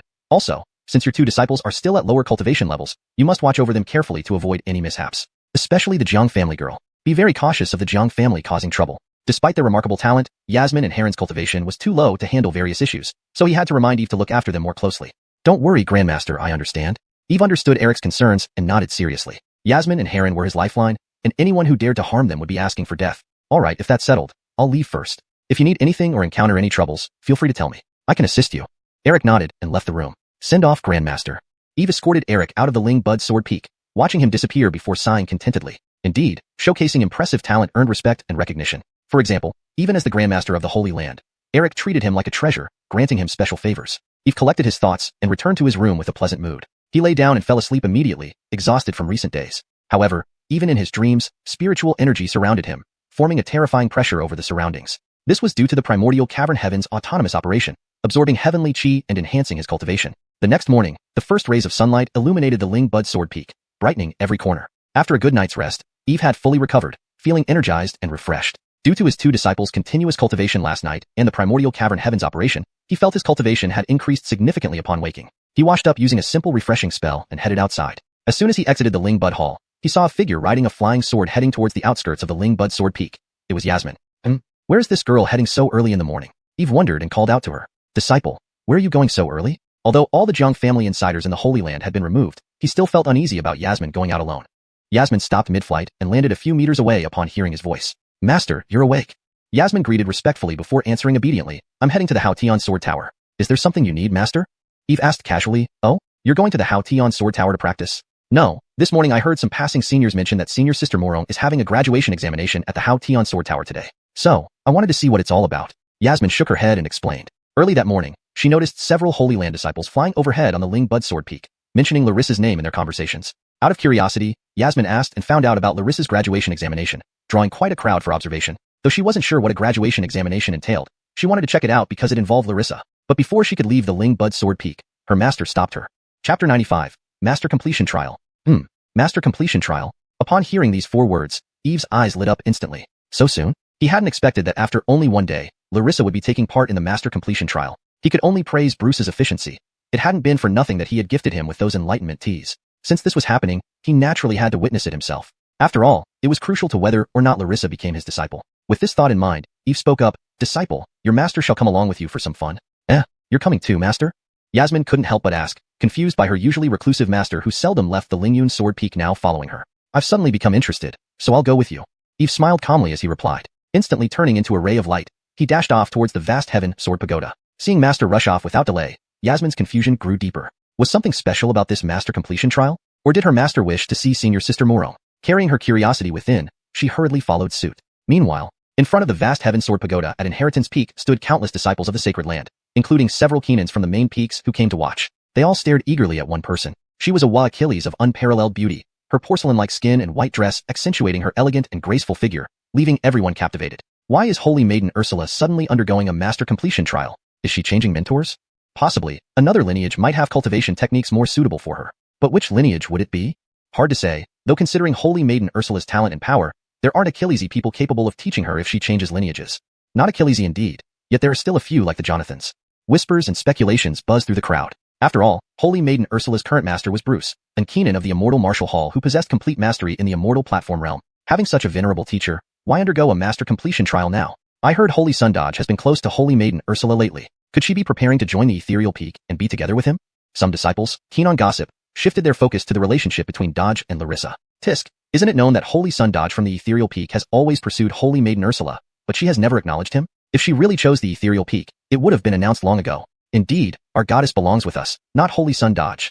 Immediately, a supporter of Larissa disagreed. That may not be true. What if Holy Maiden Ursula has fallen for Holy Sun Dodge? After all, he is young, handsome, and powerful, a perfect match. This trial may be just to be together with her love. See, even Elder Supreme Law stands nearby. It means she supports Holy Maiden Ursula in pursuing her own happiness.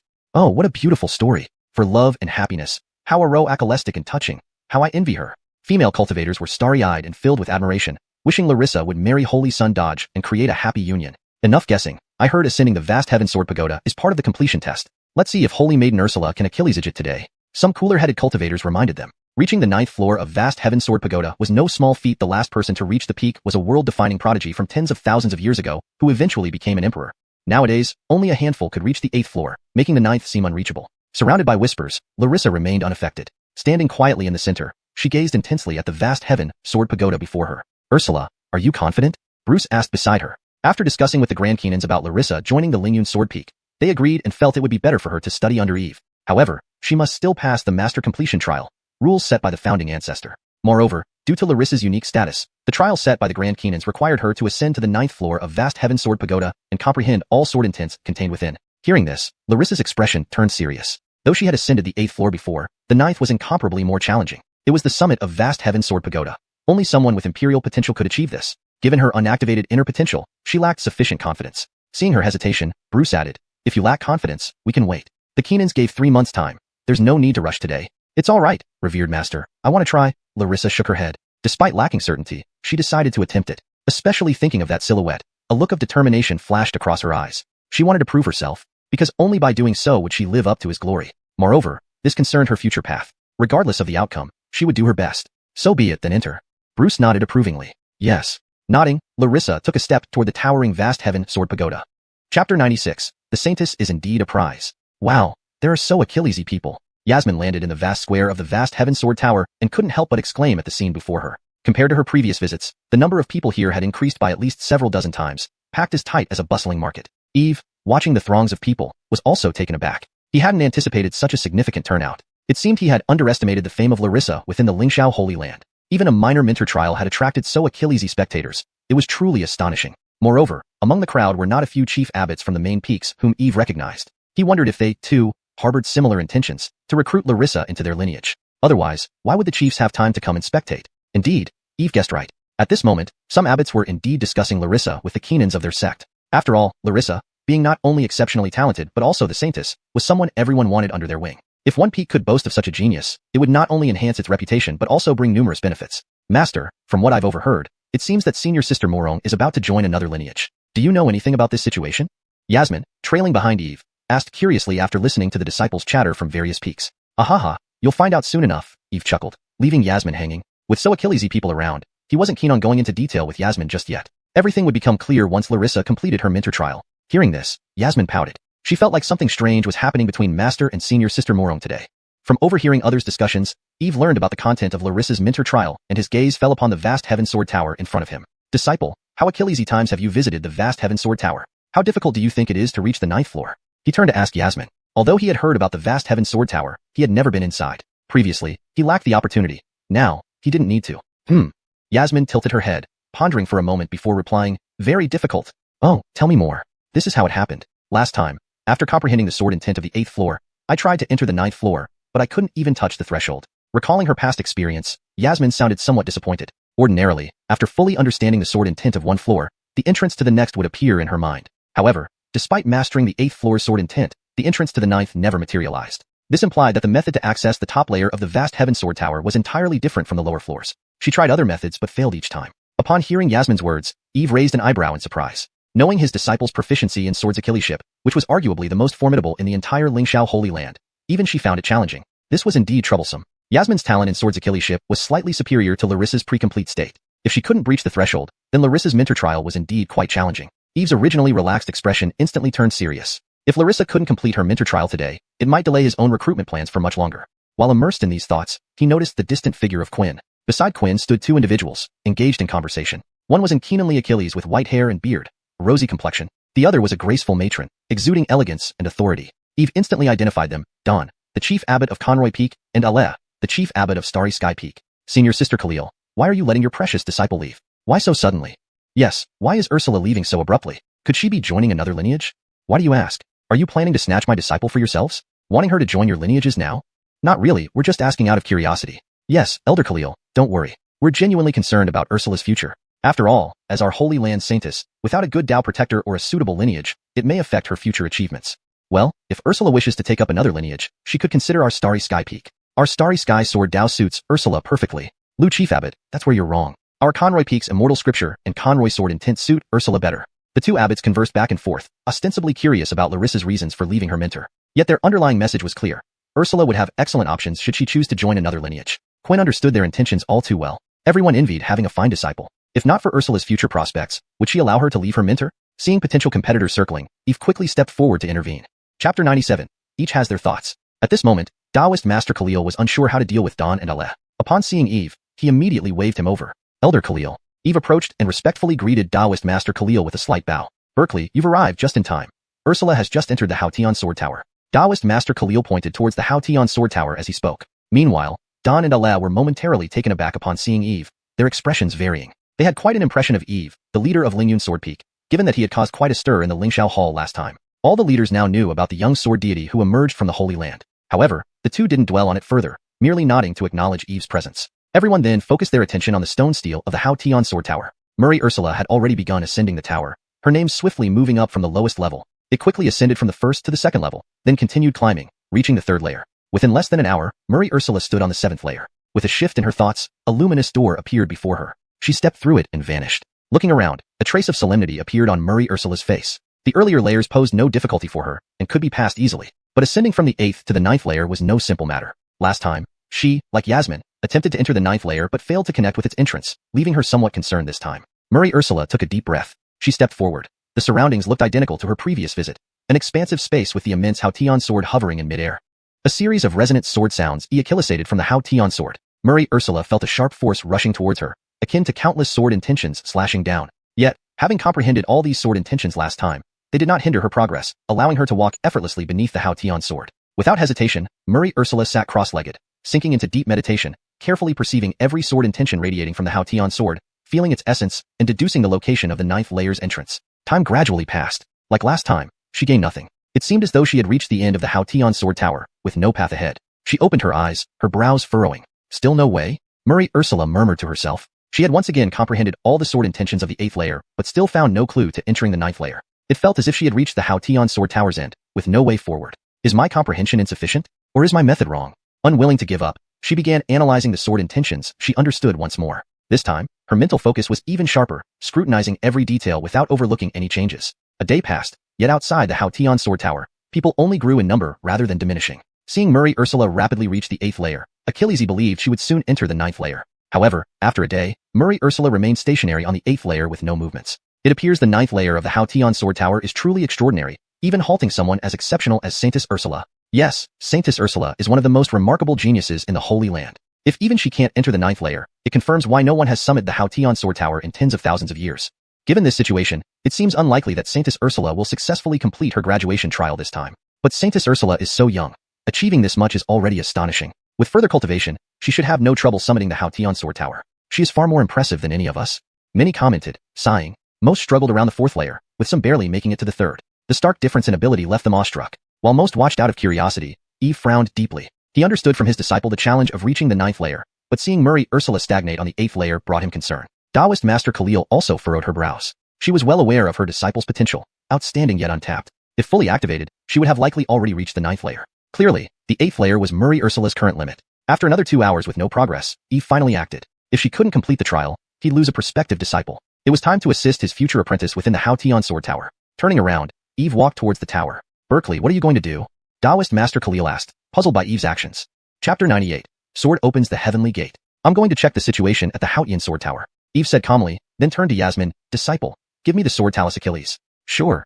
Upon hearing this, Yasmin promptly handed over the sword Talus Achilles in her hand without hesitation. Eve took the sword Talus Achilles and walked straight toward the registration desk at the entrance. After a quick inspection by the guard disciple, he entered the Haotian sword tower. Originally, the guard wanted him to leave his name on a stone tablet for record-keeping purposes. However, Eve shook his head. Leaving his name would draw attention once he reached the 9th level of the Haotian sword tower. Ordinarily, he wouldn't mind basking in the spotlight or showing off. But today, Larissa was the star. He could be the supporting cast. This is the interior of the Haotian sword tower? Indeed, it's an excellent place to cultivate sword arts. Entering the tower, Eve felt the surrounding sword intent and couldn't help but praise it. The profoundness and depth of sword arts filled him with an enlightened feeling, as if his own sword intent had become more vibrant. As expected of a celestial spiritual treasure on par with his heavenly yellow tower, it truly was extraordinary. With a casual glance around, Eve proceeded forward. With his current sword cultivation, the first floor's sword intent posed no challenge. He easily passed through. Just as he took his first step, the surrounding sword intent surged toward him and converged into his body. In the blink of an eye, he appeared on the 2nd floor of the Haotian sword tower.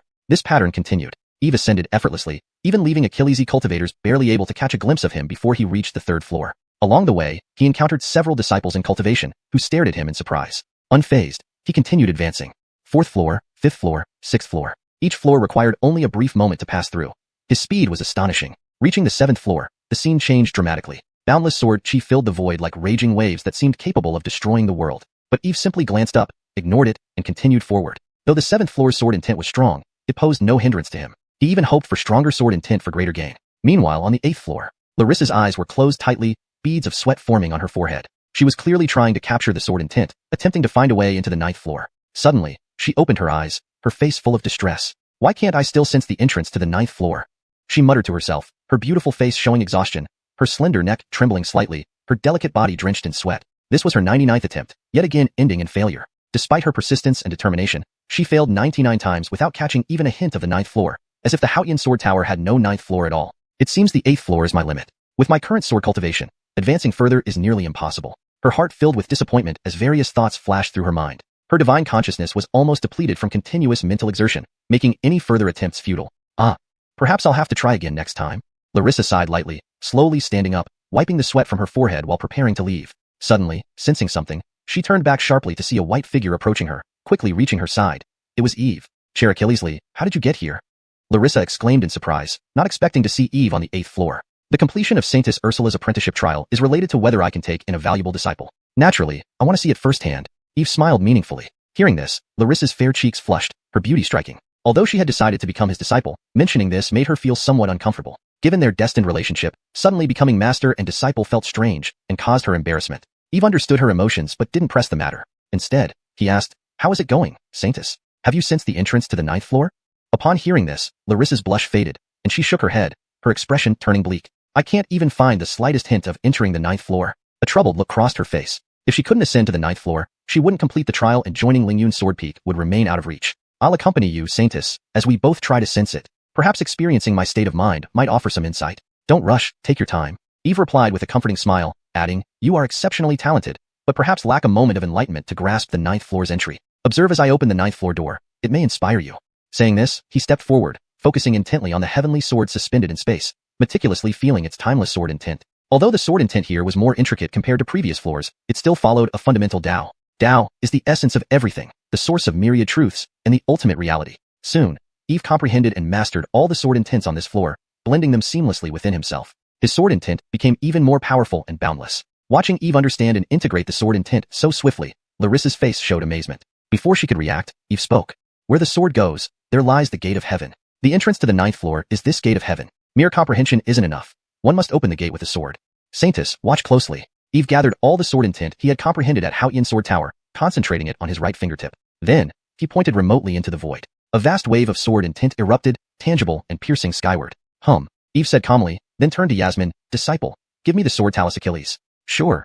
Hearing this, Yasmin promptly handed over the sword Talus Achilles she held. Eve accepted it and headed straight for the registration area at the entrance. After a brief inspection by the guarding disciple, he walked into the Haotian Sword Tower. The guard had wanted him to leave his name on a stone tablet for record, but Eve shook his head. Leaving his name would surely draw attention if he Achilles aged to reach the 9th level today. Normally, he wouldn't mind showing off, but today's star was Larissa, so he was content to play the supporting role. This is inside the Haotian Sword Tower? Indeed, it's an excellent place for cultivating swords Achilles ship. Stepping into the tower, Eve felt the ambient sword intent and couldn't help but admire it. The vastness and profundity of the sword path struck him. It felt as if his own sword intent surged. True to its reputation as a mystic treasure on par with his heaven-yellow pagoda, the Haotian Sword Tower was extraordinary. With a casual glance around, Eve proceeded. At his current level of swords Achilles ship, the first floor's sword intent posed no challenge. He could pass through effortlessly. As expected, upon taking his first step, the surrounding sword intent flowed into him naturally. In an instant, he appeared on the 2nd floor. The pattern repeated. After just 2 steps, he ascended to the 3rd floor without anyone even noticing his appearance. Along the way, he encountered several disciples who were training and cast puzzled looks at him. He paid them no mind, continuing forward. 4th, 5th, 6th. Each floor passed in the blink of an eye, his speed astounding. By the time he reached the 7th floor, the scene changed drastically. Endless sword chi churned in the air like violent waves capable of destroying the world. Yet Eve simply glanced up and moved forward, unimpeded. Although the 7th floor's sword intent was strong, it posed no hindrance to him. In fact, he hoped for stronger sword intent to gain more insights. Meanwhile, on the 8th floor, Larissa's eyes remained closed, beads of sweat forming on her forehead. Clearly, she was still trying to grasp the sword intent and find a way into the 9th floor. Suddenly, she opened her eyes, her face filled with worry. Why can't I sense the entrance to the 9th floor? She whispered to herself, her beautiful face etched with fatigue, her delicate collarbone trembling slightly, her body drenched in sweat. This was her 99th attempt, yet again unsuccessful. She had thought that persistence and determination would eventually lead her to the 9th floor. But now, after 99 failures, not even a hint of the 9th floor existed, as if the Haotian sword tower truly lacked it. It seems the 8th floor is my limit. With my current level of Swords Achilles-ship, advancing further is nearly impossible. Her thoughts swirled, leading to a wave of disappointment.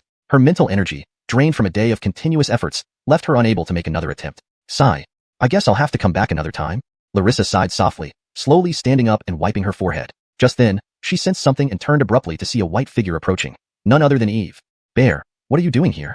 Larissa exclaimed in pleasant surprise. She hadn't expected to see Eve on the 8th floor. The Holy Maiden's final trial concerns whether I receive a treasured disciple, so naturally, I must watch. Eve smiled meaningfully. Hearing this, Larissa blushed beautifully despite having already decided to become his disciple. Aware of her emotions, Eve didn't press the issue and instead asked, How are you doing, Holy Maiden? Have you sensed the 9th floor yet? Larissa wiped away her blush and shook her head, her expression darkening. I haven't even glimpsed a hint of the 9th floor. Frustration showed on her face. Without reaching the 9th floor, she couldn't complete the trial or join Lingyun's sword peak. Then let me accompany you in sensing it. Perhaps observing my process might help, Eve suggested. Don't worry, take your time. He reassured her with a smile. Holy Maiden.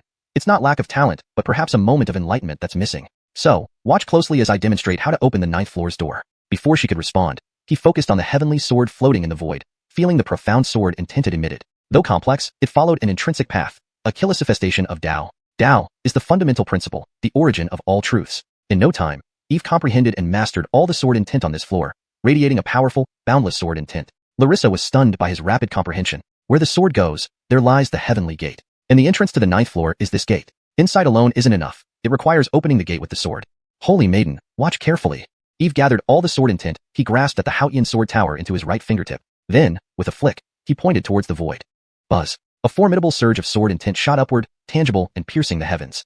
Chapter 99. Entering the sword immortal realm. Heaven and earth as the gate. Open for me.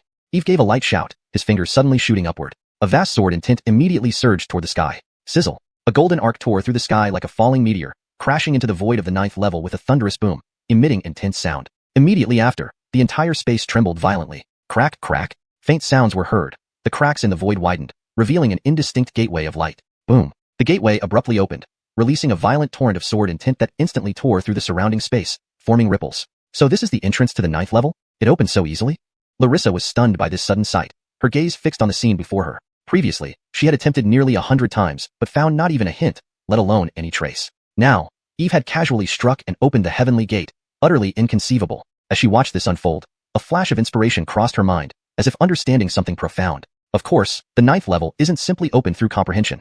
It requires a powerful enough sword intent. Amidst her astonishment, Larissa felt more excitement and agitation. She had been puzzled. Why couldn't she find the entrance despite comprehending all the sword intents in the 8th level? Apparently, to reach the 9th level, one must converge all sword intents understood from the Huatian sword to pierce the void, thus opening the heavenly gate. Eve floated mid-air, carefully sensing the aura inside the gateway. Indeed, it was different from the 8th level, a smile curling at the corner of his lips. Of course, he didn't rush in but turned to look at Larissa, who hadn't yet recovered.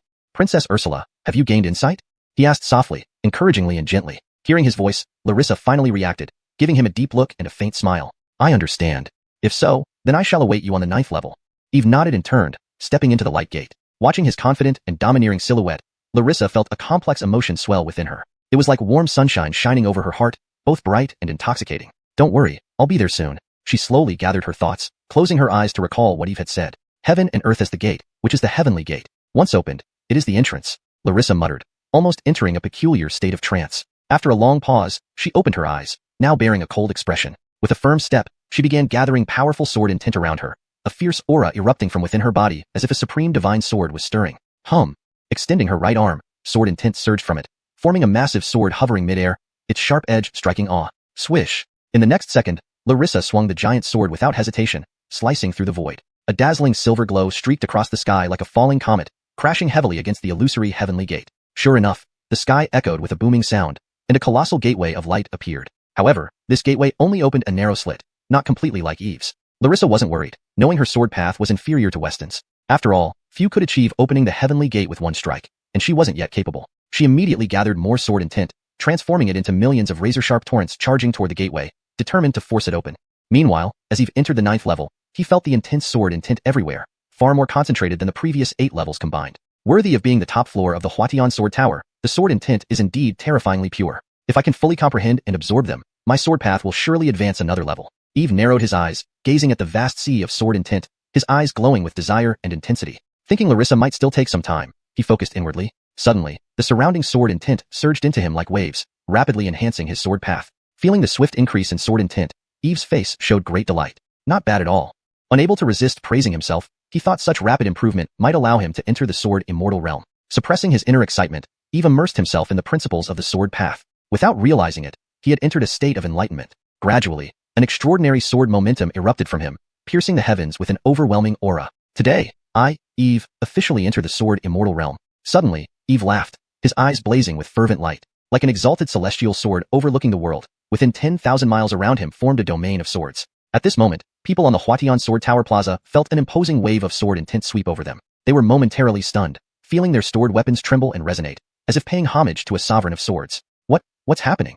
People on the plaza were bewildered, unsure of the cause. How could there be such a powerful sword momentum? Who could have caused this? Could it be?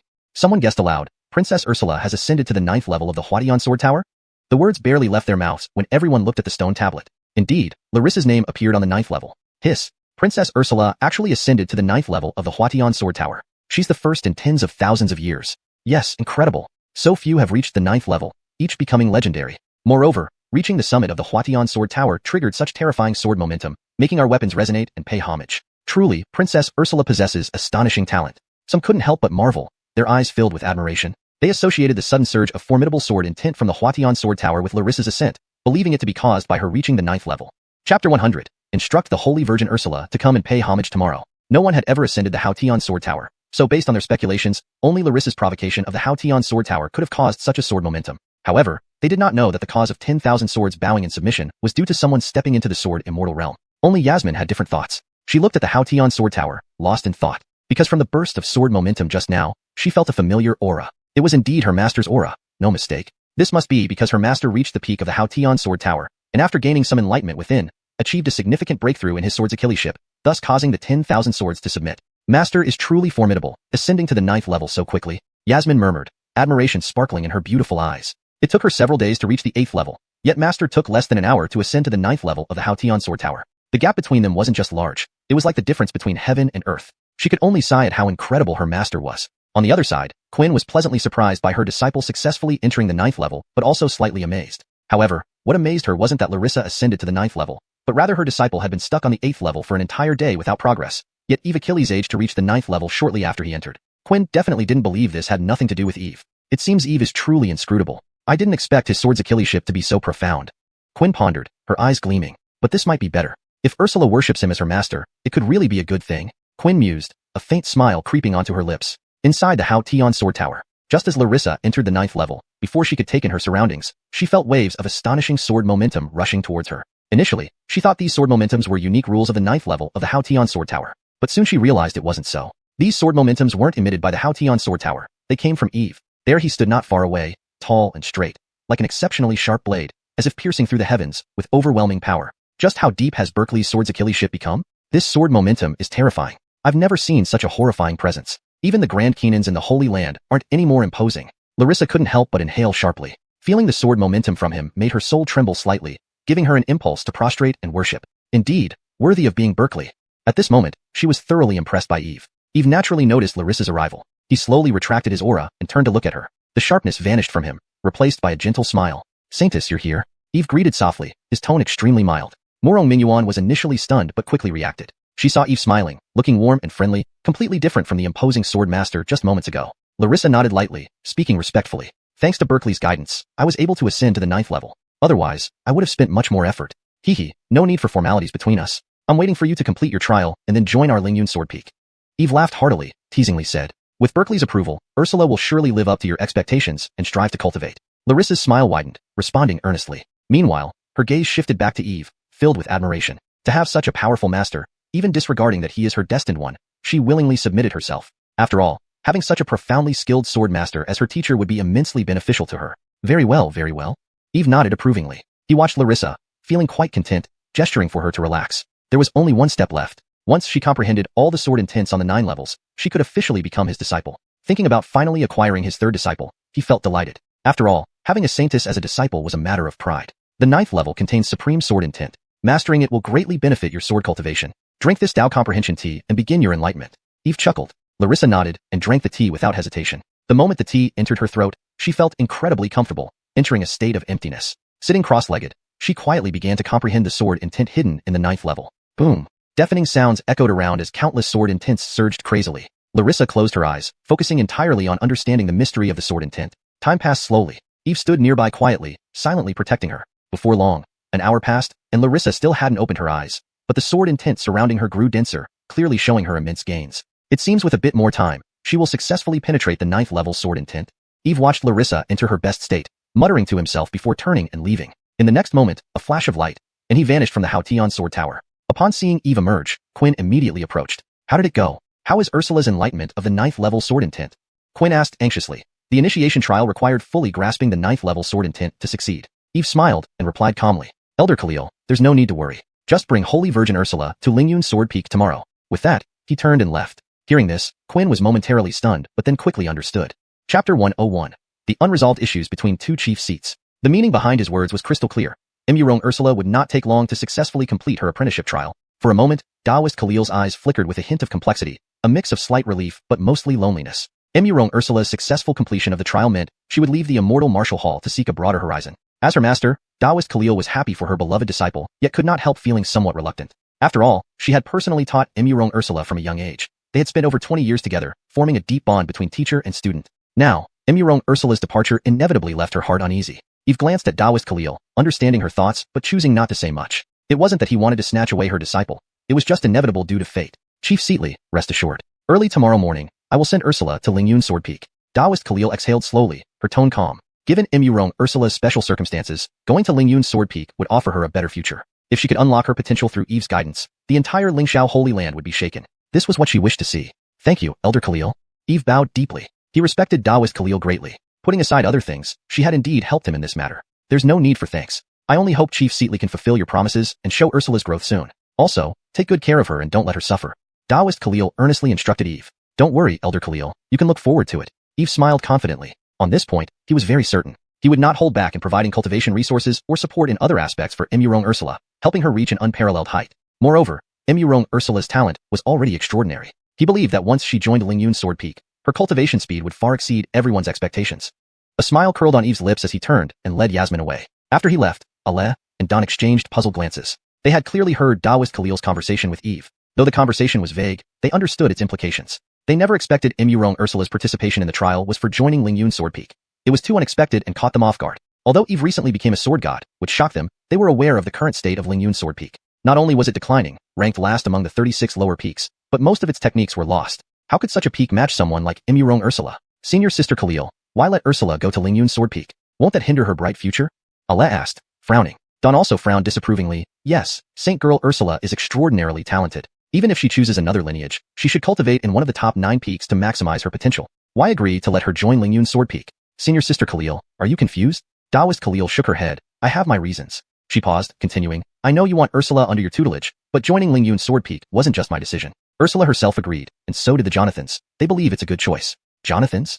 Ale and Don exclaimed simultaneously. The Jonathans thought joining Lingyun Sword Peak was a good choice? What was going on? They looked at each other, both full of confusion. They knew well that the Jonathans of Lingxiao Holy Land were terrifying existences standing at the pinnacle of the purple microstar domain. For these Keenans to think this way suggested something unique about Lingyun Sword Peak. But a declining lineage, how could it have anything special? Even if it did, it wouldn't rank last among the lower peaks. Though perplexed, knowing the Jonathans approved, they dropped any plans to recruit Emurong Ursula. They sighed, watching a world-class genius slip away. The next day, Eve woke up early, refreshed after a peaceful sleep filled with pleasant dreams. In his dream, Emurong Ursula and Yasmin massaged his back on either side after becoming his disciples, quite comfortable. He stretched, sat up, and checked his body condition. His cultivation, having broken through the Nirvana realm only 2 days ago, had significantly improved. One of his disciples must have made a breakthrough, returning energy to him. Feeling content, he got up and headed to the Lingyun Hall. Upon arriving, he saw Yasmin, Heron, and Emurong Ursula gathered there, somewhat unexpectedly. His 2 disciples wore their usual white Lingyun robes, but their gazes seemed unusual. Yasmin pouted upon seeing him, almost resentfully. Emurong Ursula wore a pink dress, her glossy black hair tied up, with strands framing her delicate face. Though her gaze seemed normal, deeper within held a trace of complexity. Master, you kept it from us. You didn't tell me yesterday that Senior Sister Ursula was joining Lingyun Sword Peak, Yasmin complained, puffing her cheeks. Chapter 102. Supreme Imperial Weapon, 9 Secret True Words. Originally, when she saw Larissa early that morning, Yasmin thought the latter had come for practice as usual. However, it turned out that she was here to pay respects and become a disciple. This left Yasmin somewhat bewildered. After asking around, Yasmin finally understood the situation. For a moment, she felt both happy and resentful. She was happy because Larissa would now be part of the Lingyun Sword Peak. This meant they would be sisters of the same lineage and naturally grow closer. She was resentful because their master had apparently been in contact with senior sister Murong for some time now, and she only found out today. Beside her, Heron didn't find anything odd about this situation. Instead, he was preoccupied with a single question. What should he call senior sister Murong after she becomes a disciple under their master? Should he continue calling her senior sister like before, or should he start addressing her as junior sister? This question stumped him. Seeing Yasmin's pensive expression, Eve couldn't help but laugh heartily. He gently patted Yasmin's head and smiled warmly, saying, Master has his own plans. Once Saintess Ursula joins the Lingyun Sword Peak, I will certainly inform you both. That's enough. Saintess Ursula is here to join us today. No need to be jealous like a little girl. Himph, who said I'm jealous? Yasmin huffed cutely, though her cheeks turned slightly red. Eve gave a helpless smile, then turned to look at Larissa, smiling and asked, Saintess, have you made up your mind? Are you willing to join our Lingyun Sword Peak? Larissa nodded respectfully and bowed, saying, Presiding Elderly, I am willing.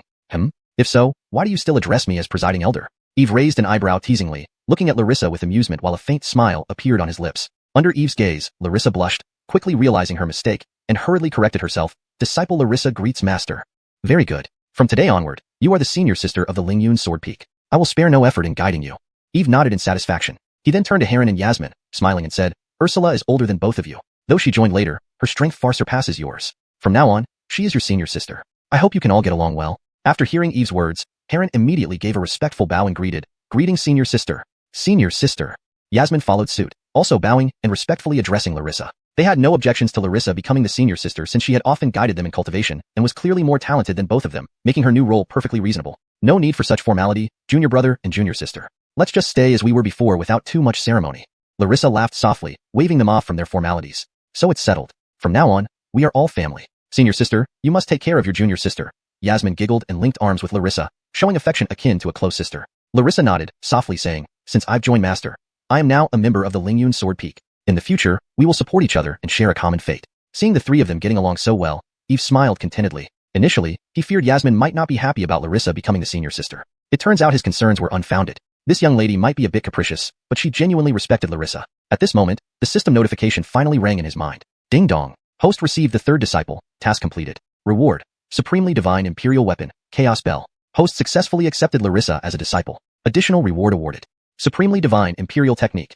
Mundane Imperial Scripture. Myriad Dao Sword Cannon. Supremely Divine Imperial Weapon. Life Stone. Supremely Divine Immortal Artifact. Crystal Immortal Garment. Given hosts outstanding completion of the task. Additional reward. 9th Secret True Word. Do. Rewards have been sent to the system space. Please check accordingly. Listening to the string of rewards, Eve was overjoyed. All his efforts in recruiting Larissa paid off, and the discipleship mission was finally completed. Moreover, apart from the Supremely Divine Imperial Weapon Chaos Bell, there was even the 9th Secret True Word. This was an unbelievable bonus. The 9th Secret True Word sounds powerful indeed. Immediately, Eve entered the system space and studied the 9th Secret True Word closely. The 9 secret true words were formed naturally when the universe was born, embodying 9 true word principles: Lin, Bing, Do, Zhe, Jie, Zhang, Lai, Qin, Xing. Each character contains different laws of power, making them forbidden techniques whose power transcends supremely divine imperial techniques. However, due to being forbidden techniques, these true words are infinitely harder to master. Even to fully grasp one word could take a millennium. Eve had obtained the Do word, which, when mastered, allowed control of the battle law, instantly enhancing combat power tenfold.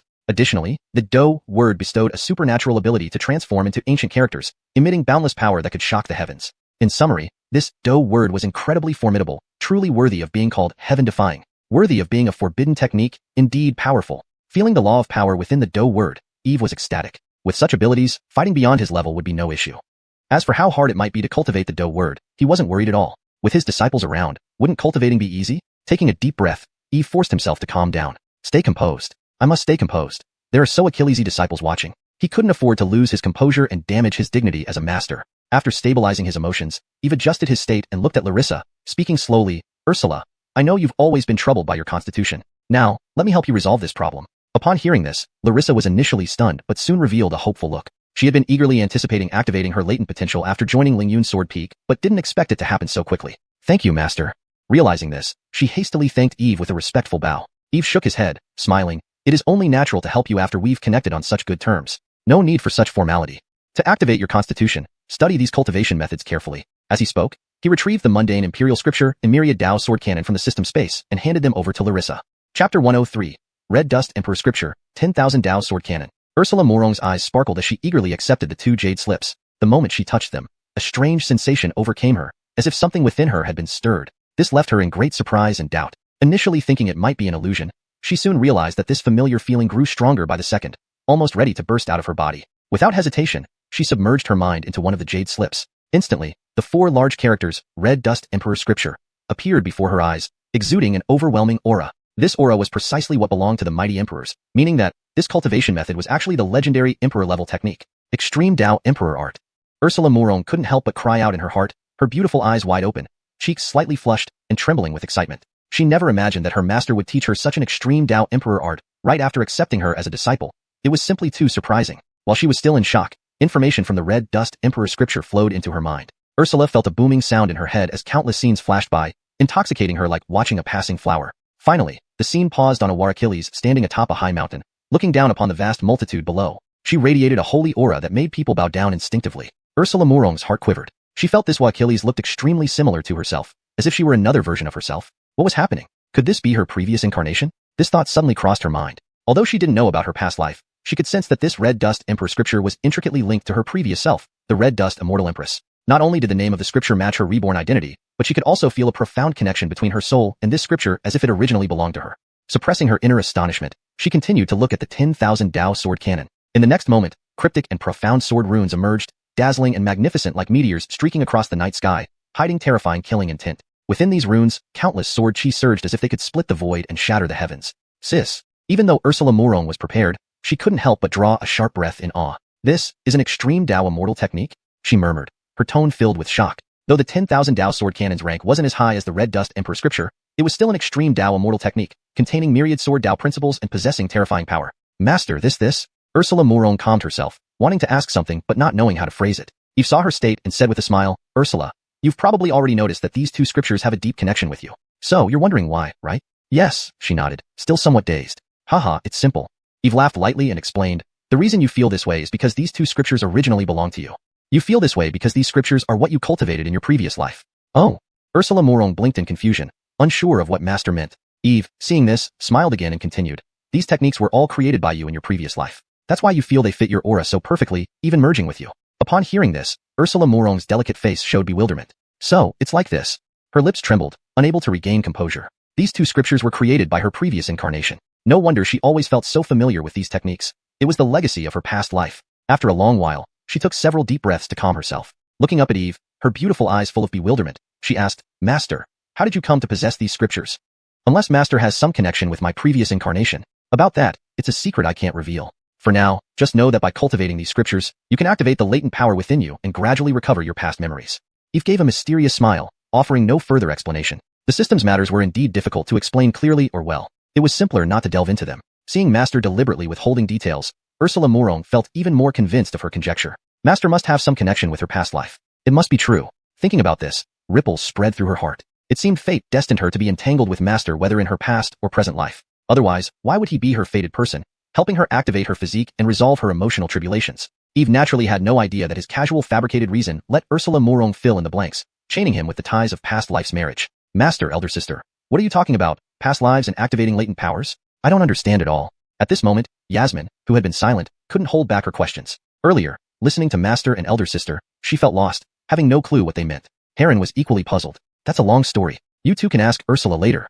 Eve laughed, waving his hand. Yasmin and Heron reluctantly put away their curiosity for the time being. Well, there's something important I need to discuss with you 3. Eve paused, his expression turning serious, gazing earnestly at his 3 disciples. Seeing Eve so solemn, Yasmin and Heron immediately stopped smiling and became attentive. Eve focused on Ursula Morong and continued, Ursula, tomorrow is the day the Lingxiao secret realm opens. As a sacred maiden, you should participate, right?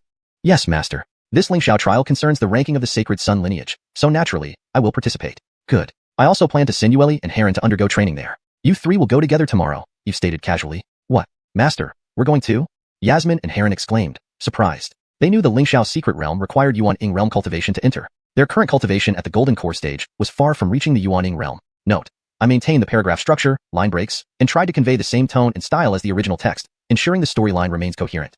Chapter 104, Bestowing Treasures. Ursula Morong was somewhat surprised that her master actually allowed the younger disciples to join him in the Lingxiao realm. One must know, within the Lingxiao realm, there lay countless dangers. Even though the Holy Land distributed life-saving tokens to those who entered, accidents still occurred and some disciples perished. With Yasmin and Heron's cultivation level, they would likely be eliminated quickly after entry. Moreover, a golden core cultivator didn't have the qualification to participate. Yes, you two will also go. Eve nodded and said, your master obtained 2 tokens from the chief instructor these past few days, which can allow you two, as golden core cultivators, to exceptionally enter the realm. As for the danger inside, you don't need to worry. I'll bestow you with secret techniques and magical treasures for self-defense. As he spoke, Eve did not wait for Morong, Yasmin, or Heron to think more about it. He stretched out his hand and tapped each of their foreheads. Immediately, the 3 felt an obscure great Tao heavenly sound reverberating in their hearts. Soon after, they saw a new character had appeared within their dantians, a place in the body believed to store chi energy. This character shone purple-red, emitting a gentle luster like an ancient character. Moreover, it possessed a vast aura, as if it could crush 10,000 mountains and rivers. Whoosh! Morong opened her eyes first, filled with awe. If receiving the red dust imperial scripture and the myriad Tao sword technique from her master earlier left her shocked, seeing just this ancient character already thoroughly stunned her. This was definitely a stronger skill than the red dust imperial scripture. Master, what is this? At this moment, Yasmin also opened her eyes, furrowing her delicate brows, face full of confusion. Eve chuckled softly and replied, this is the struggle character technique, one of the 9 secret mantras. Hearing this, Yasmin became even more confused. What exactly was the struggle character technique? What function did it have? Senior sister, do you know what the struggle character technique is? Heron scratched his head, asking Morong. I don't know either.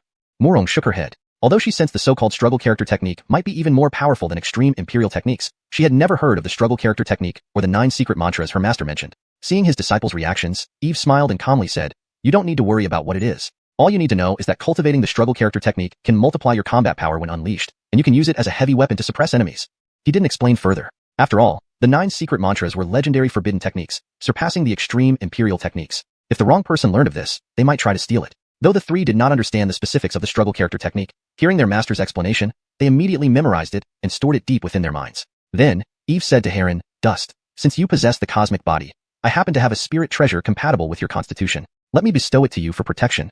With a large wave of his hand, he took out the Cosmic Stars banner and handed it over, saying, this item is named the Cosmic Stars banner, a high-grade profound heaven spirit treasure. Use it well. Cosmic Stars banner? Profound heaven spirit treasure? The instant Eve took out the Cosmic Stars banner, Yasmin and Morong's eyes widened, hardly believing what they saw. Who would have thought that something their master casually took out was actually a profound heaven spirit treasure? Such a treasure was often used as a symbol by top-notch sections. Yet here it was, being casually given to a disciple. Feeling the enormous power within the banner, Heron's mouth hung open in excitement. With this profound heaven spirit treasure, Heron was confident he could contend with a nascent soul realms cultivator. Overwhelmed with gratitude, he hurriedly thanked Eve. Thank you, Master. Master, I want treasure too. Seeing Heron receive the Cosmic Stars banner, Yasmin felt envious and jumped up excitedly. Eve laughed, girl, why are you in such a hurry? Didn't I give you an extreme immortal weapon before? Oh right, I have the Green Lotus sword. Realizing this, Yasmin's pretty face lit up into a radiant smile. That's right, the Green Lotus sword suits you very well. It's not inferior to a profound heaven spirit treasure. When you grow stronger in the future, I'll give you other treasures. Eve couldn't deny that he wished to give Yasmin another profound heaven spirit treasure. Unfortunately, he only had the Tao Dai demon sword and the recently acquired chaos bell now. As for the 3 live stone and jade glass immortal garment, they belonged to the red dust Amnon and were thus unsuitable to bestow on Yasmin. Yasmin giggled and said, all right, Master. Eve nodded and turned to Morong. Ursula, I have 2 treasures to bestow on you. Ah, Master, I get them too. Morong's beautiful eyes sparkled with delight. Initially, she thought her master would only bestow treasure on junior brother Heron due to his lower cultivation level, but hadn't expected anything for herself. The Lingxiao trial is extremely important for you. Therefore, I've specially selected 2 treasures suitable for you. With a light laugh, Eve then brought out the 3 live stone and jade glass immortal garment. Humming, the 2 items floated mid-air, shining brilliantly, turning the entire Lingyun Hall into a dazzling, dreamlike world. This scene left everyone mesmerized, especially Morong, who stared at the 3 live stone and jade glass immortal garment in disbelief, unable to react for a long time. She couldn't believe that her master not only gave her an extreme immortal weapon, but also an extreme imperial armament. This was too shocking. Master, you're giving these to me. Regaining her senses, Morong still gazed at Eve in surprise. Since you are my disciple, shouldn't I give you good things? Eve waved his hand seriously and said, moreover, as the senior sister of Lingyun Sword Peak, without excellent treasures, how can you have sufficient strength to protect your juniors for me? Chapter 105. The Stone of 3 Lives, the Crystal Immortal Robe. Morong Ursula fell silent. She knew her master was right, but to suddenly receive an ultimate imperial weapon and an ultimate immortal artifact left her stunned. These were things that cultivators dreamt of, not to mention as a holy maiden. Even some great existences within the academy did not possess such treasures. Yet today, she obtained 2 in one go. This made Morong Ursula sigh with amazement. It was too sudden. Autumn saw Morong Ursula standing there dumbfounded, so she tapped her on the shoulder and laughed. Elder sister, you should quickly thank Master for these treasures. Ah! Shaken awake by Autumn's shout, Morong Ursula hurriedly stepped forward, clasped her fists respectfully, and bowed. Thank you, Master. Well, no need for formalities between master and disciple. Colby smiled faintly and then said, put away the treasures first. I'll now help you assimilate them. He waved his hand, and the Stone of 3 Lives and the crystal immortal robe slowly floated over to Murong Ursula, releasing a gentle force that wrapped around her, aiding her in assimilating both items. A moment later, Murong Ursula had completely taken control of the Stone of 3 Lives and the crystal immortal robe. She also comprehended their profound functions. As an ultimate imperial weapon, the Stone of 3 Lives was indeed terrifying. It contained the power of reincarnation, past life, present life, future life. And when activated, it could sever the river of fate, reversing the cycle of rebirth. The crystal immortal robe not only provided formidable defensive effects, capable of deflecting attacks, but it could also temporarily Achillesifus the crystal imperishable golden body, achieving invulnerability to all forms of attack. In other words, this golden body bestowed the power of immortality and indestructibility. Even if the enemy possessed world-defying abilities, they would find it difficult to harm Murong Ursula, who wielded the crystal imperishable golden body. Such overwhelming power, truly beyond imagination. Murong Ursula took a deep breath to suppress her excitement. She believed that with the Stone of 3 Lives and the crystal immortal robe, she could sweep away any rival of her generation. Do you like the 2 treasures I prepared for you? Colby asked, looking at Murong Ursula. Murong Ursula nodded. Master, the treasures you prepared are incredibly precious. How could Ursula dislike them? It's good then. Colby nodded slightly and continued. You should prepare for tomorrow's Lingxiao secret realm trial and aim for excellent results. Rest assured, Master, Ursula will do my best. Murong Ursula's tone was resolute. She understood how crucial the Lingxiao secret realm was for her. Thus, she would spare no effort, allowing no room for negligence. Colby nodded and then turned to Autumn and Devon, instructing them, most participants in the Lingxiao trial will have higher cultivation levels than you two, so don't worry about your Perferaculas. Treat it as an experience to gain insight. Understood, Master. Autumn and Devon solemnly nodded. They bowed and departed from the Hall of Soaring Clouds. Outside the hall, Autumn couldn't help but ask Murong Ursula, elder sister, what did Master mean by reincarnation and activating Constitution earlier?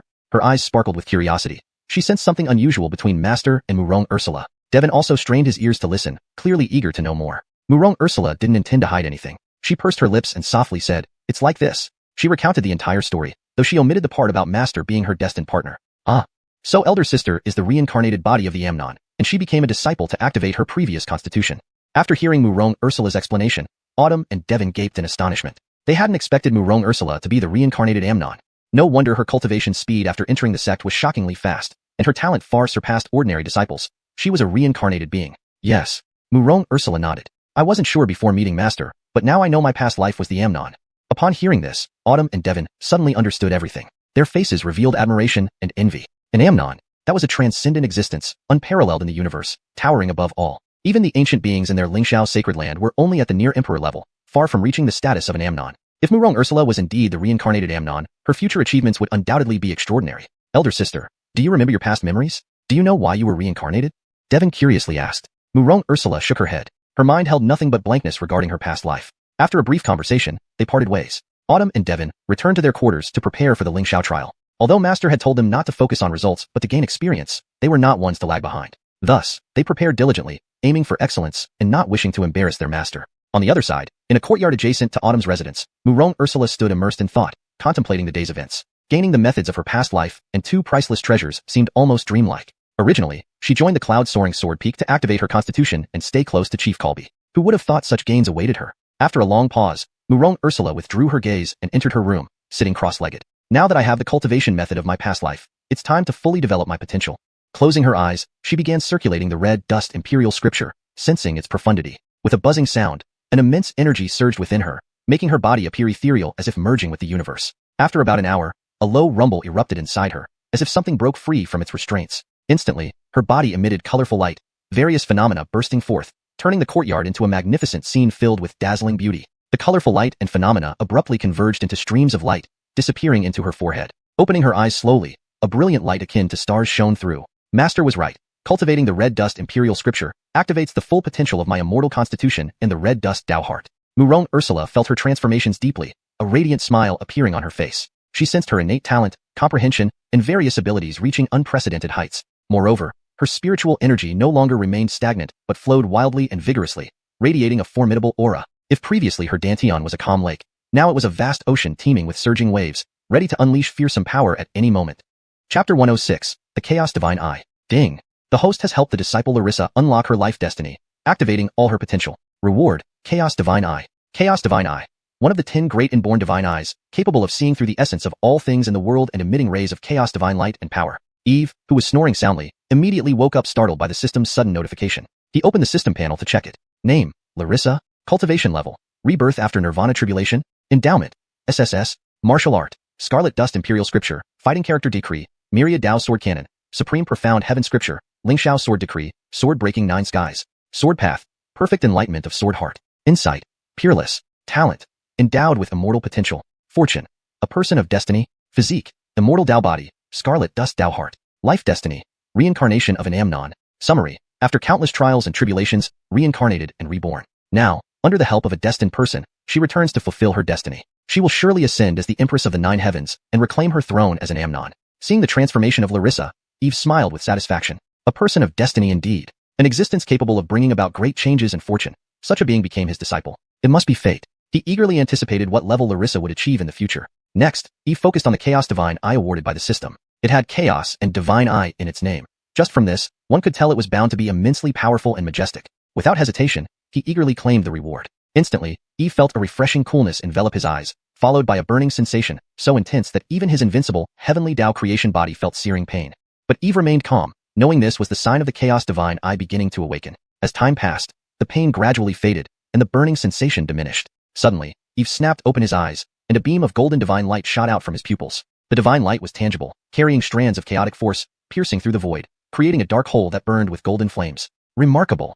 Eve marveled at the power of the divine light. Just a glance could pierce through the void, a truly terrifying force. Then, looking elsewhere, he felt his vision transform drastically, becoming clearer and more penetrating, as if it could see straight into the primordial cosmos. He could clearly perceive every corner, every space, every grain of sand, every wisp of spirit energy, along with their essential composition, properties, and special effects. Systems creations are indeed top-notch. This Chaos Divine Eye is indeed extraordinary. Eve felt immensely pleased by the significant changes brought by the Chaos Divine Eye. Being able to see through the essence and attributes of all things was incredibly practical. In future battles, no matter how secretive or hidden an opponent might be, even if they vanished into the void, he could easily locate their essence and destroy them. Furthermore, for arrays, barriers, restrictions, and such, the Chaos Divine Eye possessed unparalleled abilities. It could easily penetrate any barrier, find weaknesses, and break them. This ability was almost like having an X-ray vision, granting him supreme advantages. Small advantages aren't advantages at all. Though his current body was already formidable, a heavenly Tao creation body with the opening of the primordial void realm, and now the Chaos Divine Eye made him nearly invincible, Eve still felt it wasn't enough. If only the system rewards included items like Supreme Bones, Inborn Tao Fetus, Qilin Arm, Dragon Blood, to craft an invincible physical body. Things like X-ray vision, defense buffs, aim assist cheats, unlimited firepower. Having all these cheat-like abilities would make him truly invincible. Tubbrother, what's the next disciple recruitment task reward? Thinking of this, Eve enthusiastically asked the system. Considering the host has recruited 3 disciples, the next disciple recruitment reward will be doubled, granting an immortal elixir and a profound heaven spirit treasure. Hope the host strives further to recruit the 4th disciple sooner. Immortal elixir. That sounds valuable. Regarding the profound heaven spirit treasure, while Eve thought it was decent, he didn't get overly excited since he already had 2 such treasures. However, the immortal elixir piqued his interest. Who can escape death? No matter how splendid or beautiful one may be, death eventually comes. No matter how mighty or dominant, it all ends in emptiness. Even an emperor has a lifespan of merely 20,000 years. But with an immortal elixir, one could live another lifetime. Moreover, for someone whose breath had ceased, as long as their soul hadn't dissipated, the immortal elixir could bring them back to life. Thus, the immortal elixir is one of the most coveted supreme treasures in the Purple Star region, surpassing even the value of extreme imperial weapons. Each time such a treasure appeared, it would lead to bloody wars among the top sects in the Purple Star region. Although we've had plenty of life left and didn't need the immortal elixir, having such a treasure at hand could be invaluable for emergencies. Chapter 107, Gathering of the Heavenly Pride. The next day at dawn, the entire Lingxiao Holy Land was bustling with activity, numerous figures speeding through the air. These individuals were all beaming with vitality and possessed unfathomable cultivation levels, clearly being the core true disciples from various peaks within the Holy Land. They all headed toward a mountain peak in the southeastern direction, where the entrance to the Lingxiao secret realm was located. Normally, the Lingxiao secret realm was sealed off by the Lingxiao peak, prohibiting anyone from approaching. However, today was different. It was the time for the once every 50 years opening of the Lingxiao secret realm. Almost all the geniuses who qualified from the entire Holy Land rushed over, preparing to participate in the Lingxiao trial. At the same time, 3 beams of light from Bujian Peak broke through the clouds towards the secret realm's location under the morning sun. These 3 were Larissa, Yasmin, and Heron. Senior sister, can you tell us more about the Lingxiao secret realm? I've heard it contains Achilles' precious treasures and opportunities. On the way, Yasmin suddenly spoke up, asking a question. She knew little about the Lingxiao secret realm but figured that as the Holy Maiden, senior sister Larissa should have a better understanding. Larissa smiled gently and said, the Lingxiao secret realm is an ancient paradise, filled with all sorts of treasures, miraculous fruits, wondrous herbs, cultivation techniques, profound abilities, and great legacies. We enter it for 2 reasons. 1, to compete and rank in the trials. 2, to seize these opportunities and transformations. If we can gain even a small fraction of the opportunities there, our strength will surge rapidly. Those with even better luck might achieve extraordinary enlightenment and rise to prominence.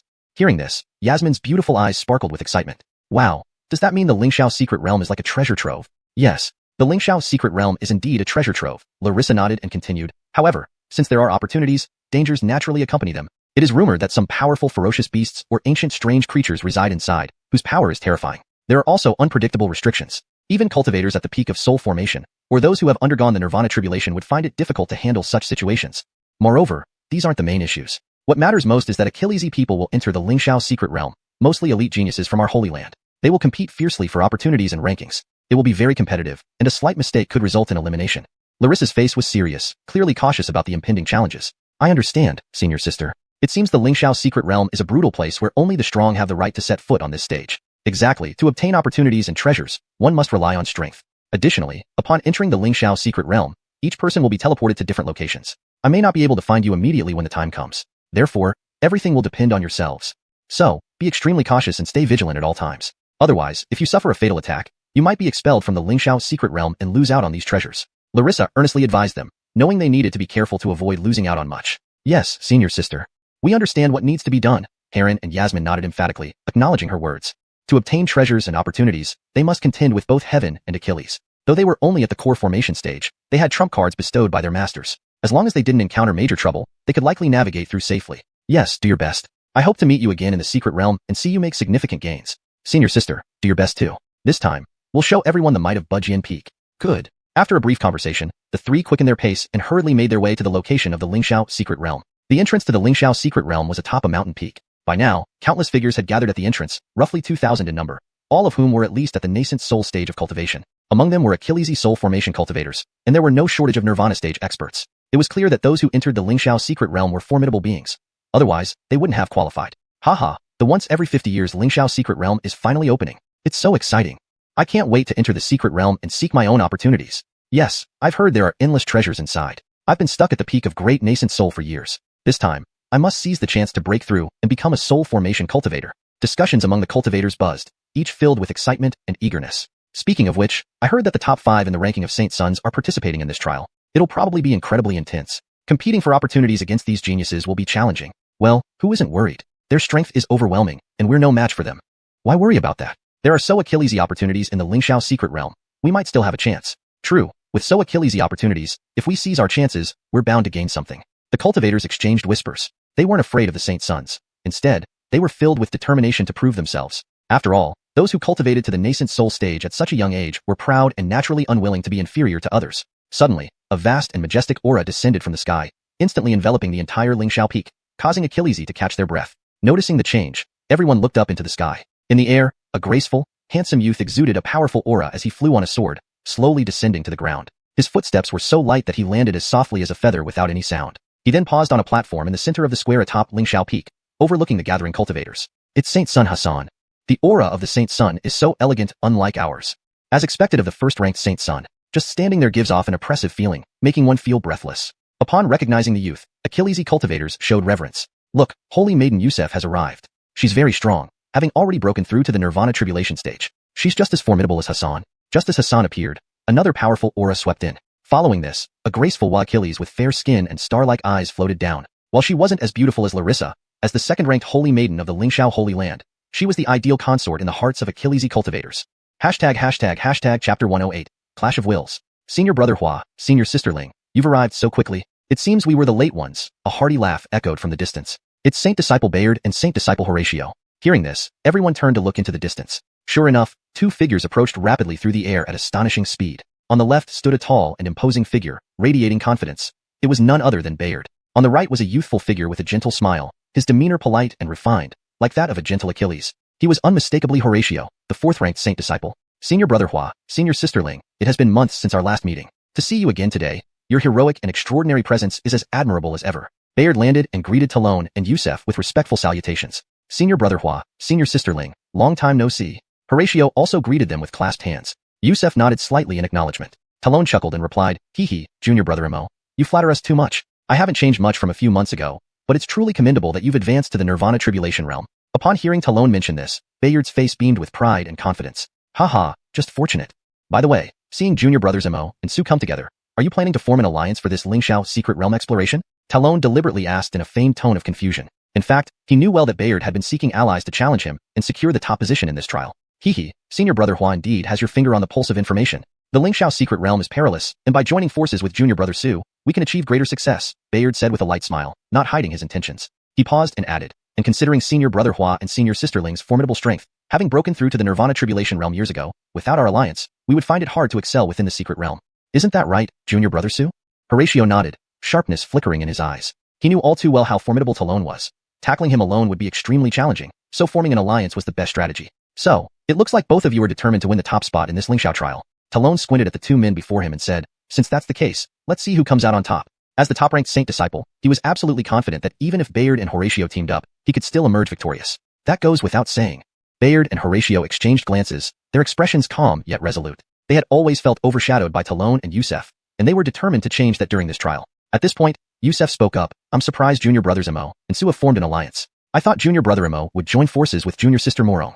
Her tone was calm, seemingly devoid of any emotional fluctuations, but one could sense a subtle undercurrent. Upon hearing this, though Bayard showed no outward reaction, a shadow crossed his eyes. Previously, he had indeed planned to invite Larissa to enter the Lingxiao secret realm with him. Not only would this increase their chances of gaining opportunities, but it would also bring them closer. However, she had outright rejected him, which still gnawed him. With whom I ally is none of Senior Sister Ling's concern. But you should take care of yourself during this Lingxiao secret realm trip, Bayard retorted coldly, glancing at Yusef. I heard you sustained serious injuries recently and haven't fully recovered. Wouldn't want you to get eliminated early in the trials.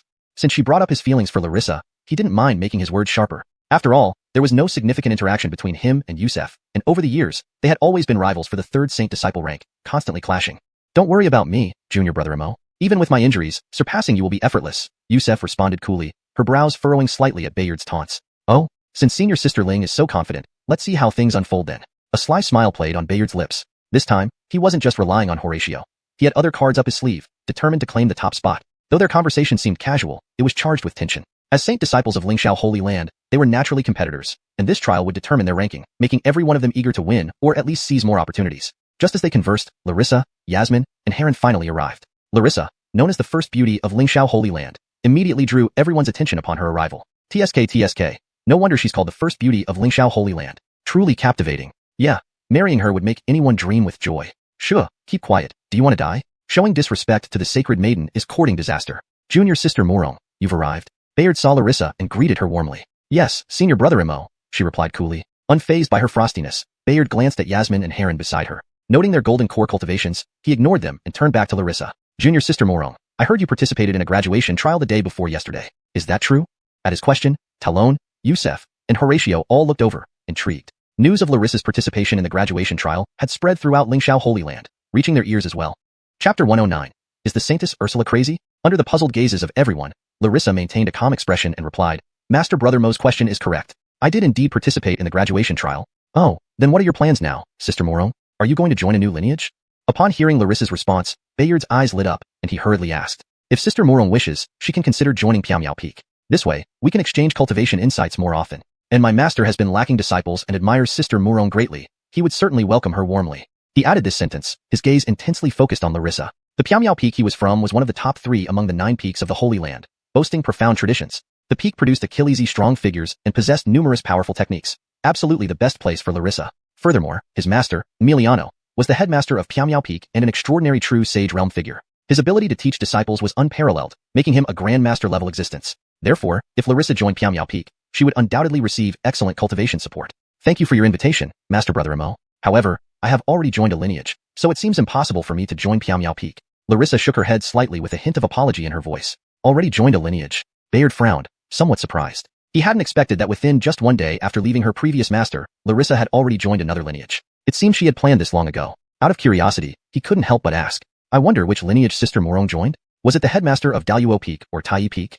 Given Larissa's current status and strength, only the top lineage headmasters, or those hidden Jonathans were worthy of her joining. Other lineages simply didn't match her identity and potential. Master Brother Mo guessed wrong. I did not join Daluo Peak or Tai Peak. Larissa shook her head and explained calmly, continuing, I have joined Lingyun Sword Peak. As she spoke, a faint smile appeared on her face, her beautiful eyes filled with pride.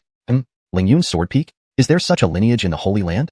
Lingyun Sword Peak. This doesn't seem to belong to the top 9 peaks, does it? Bayard was taken aback. In his memory, the top lineages of the Holy Land did not include Lingyun Sword Peak. Not just him, but Talon and Yusef glanced at each other, feeling equally surprised. What kind of lineage is Lingyun's sword peak? Why would Larissa choose to cultivate here? Do you know what Lingyun's sword peak is? I've never heard of it, Talon asked indifferently. Originally, when he heard that Larissa suddenly participated in the graduation trial, he thought she had found a better lineage than the Immortal Martial Hall. But who would have thought she ended up joining an obscure main peak like Lingyun's sword peak? This left him utterly confused. Even if not for her mention, he wouldn't have known about the existence of Lingyun's sword peak in the Holy Land. Yusef shook his head, indicating he had never heard of this peak either. On the contrary, Horatio, after some thought, showed a look of surprise and said, I have heard of Lingyun's sword peak. It seems to be one of the lower 36 peaks. What? The lower 36 peaks? Talon and Yusef both widened their eyes, completely unable to believe what they had just heard. Yes. Horatio nodded and explained, this Lingyun's sword peak is indeed a legacy of the lower 36 peaks. Furthermore, I've heard that this main peak has declined significantly and ranks at the bottom, with few disciples.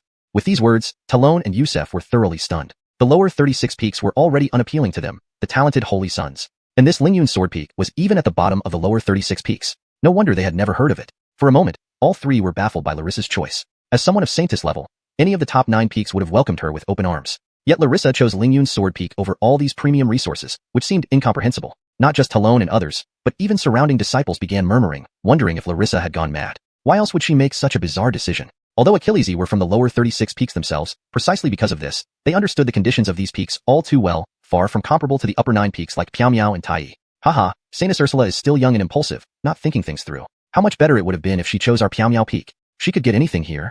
That's right. A mere lower 36 peak. What resources or foundation can it provide for Saintess Ursula? Exactly. I think Sister Morong must be losing her mind this time. Haha, I don't think so. If Saintess Ursula chose Lingyun's sword peak, it must mean it will benefit her future cultivation.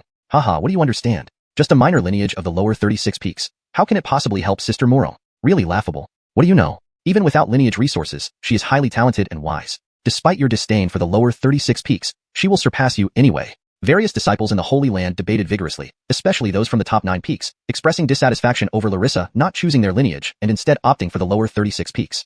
Little Sister Morong, this is too rash. What makes that tiny Lingyun sword peak special? Why is it worth your time to cultivate there?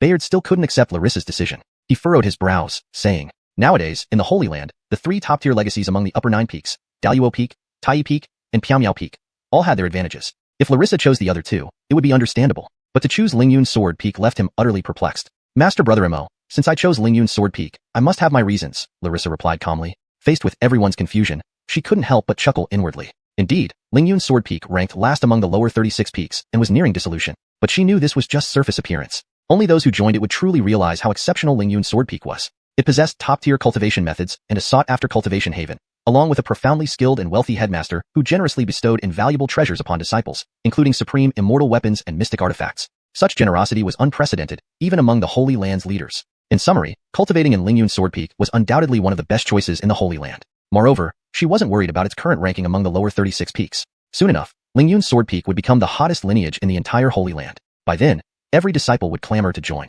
Translation notes. Maintained paragraph structure and line breaks as in the original text. Used pinyin names correctly, e.g., Larissa. Preserved tone and style while ensuring fluency and coherence. Provided clear and natural English translations without grammatical errors. Chapter 110.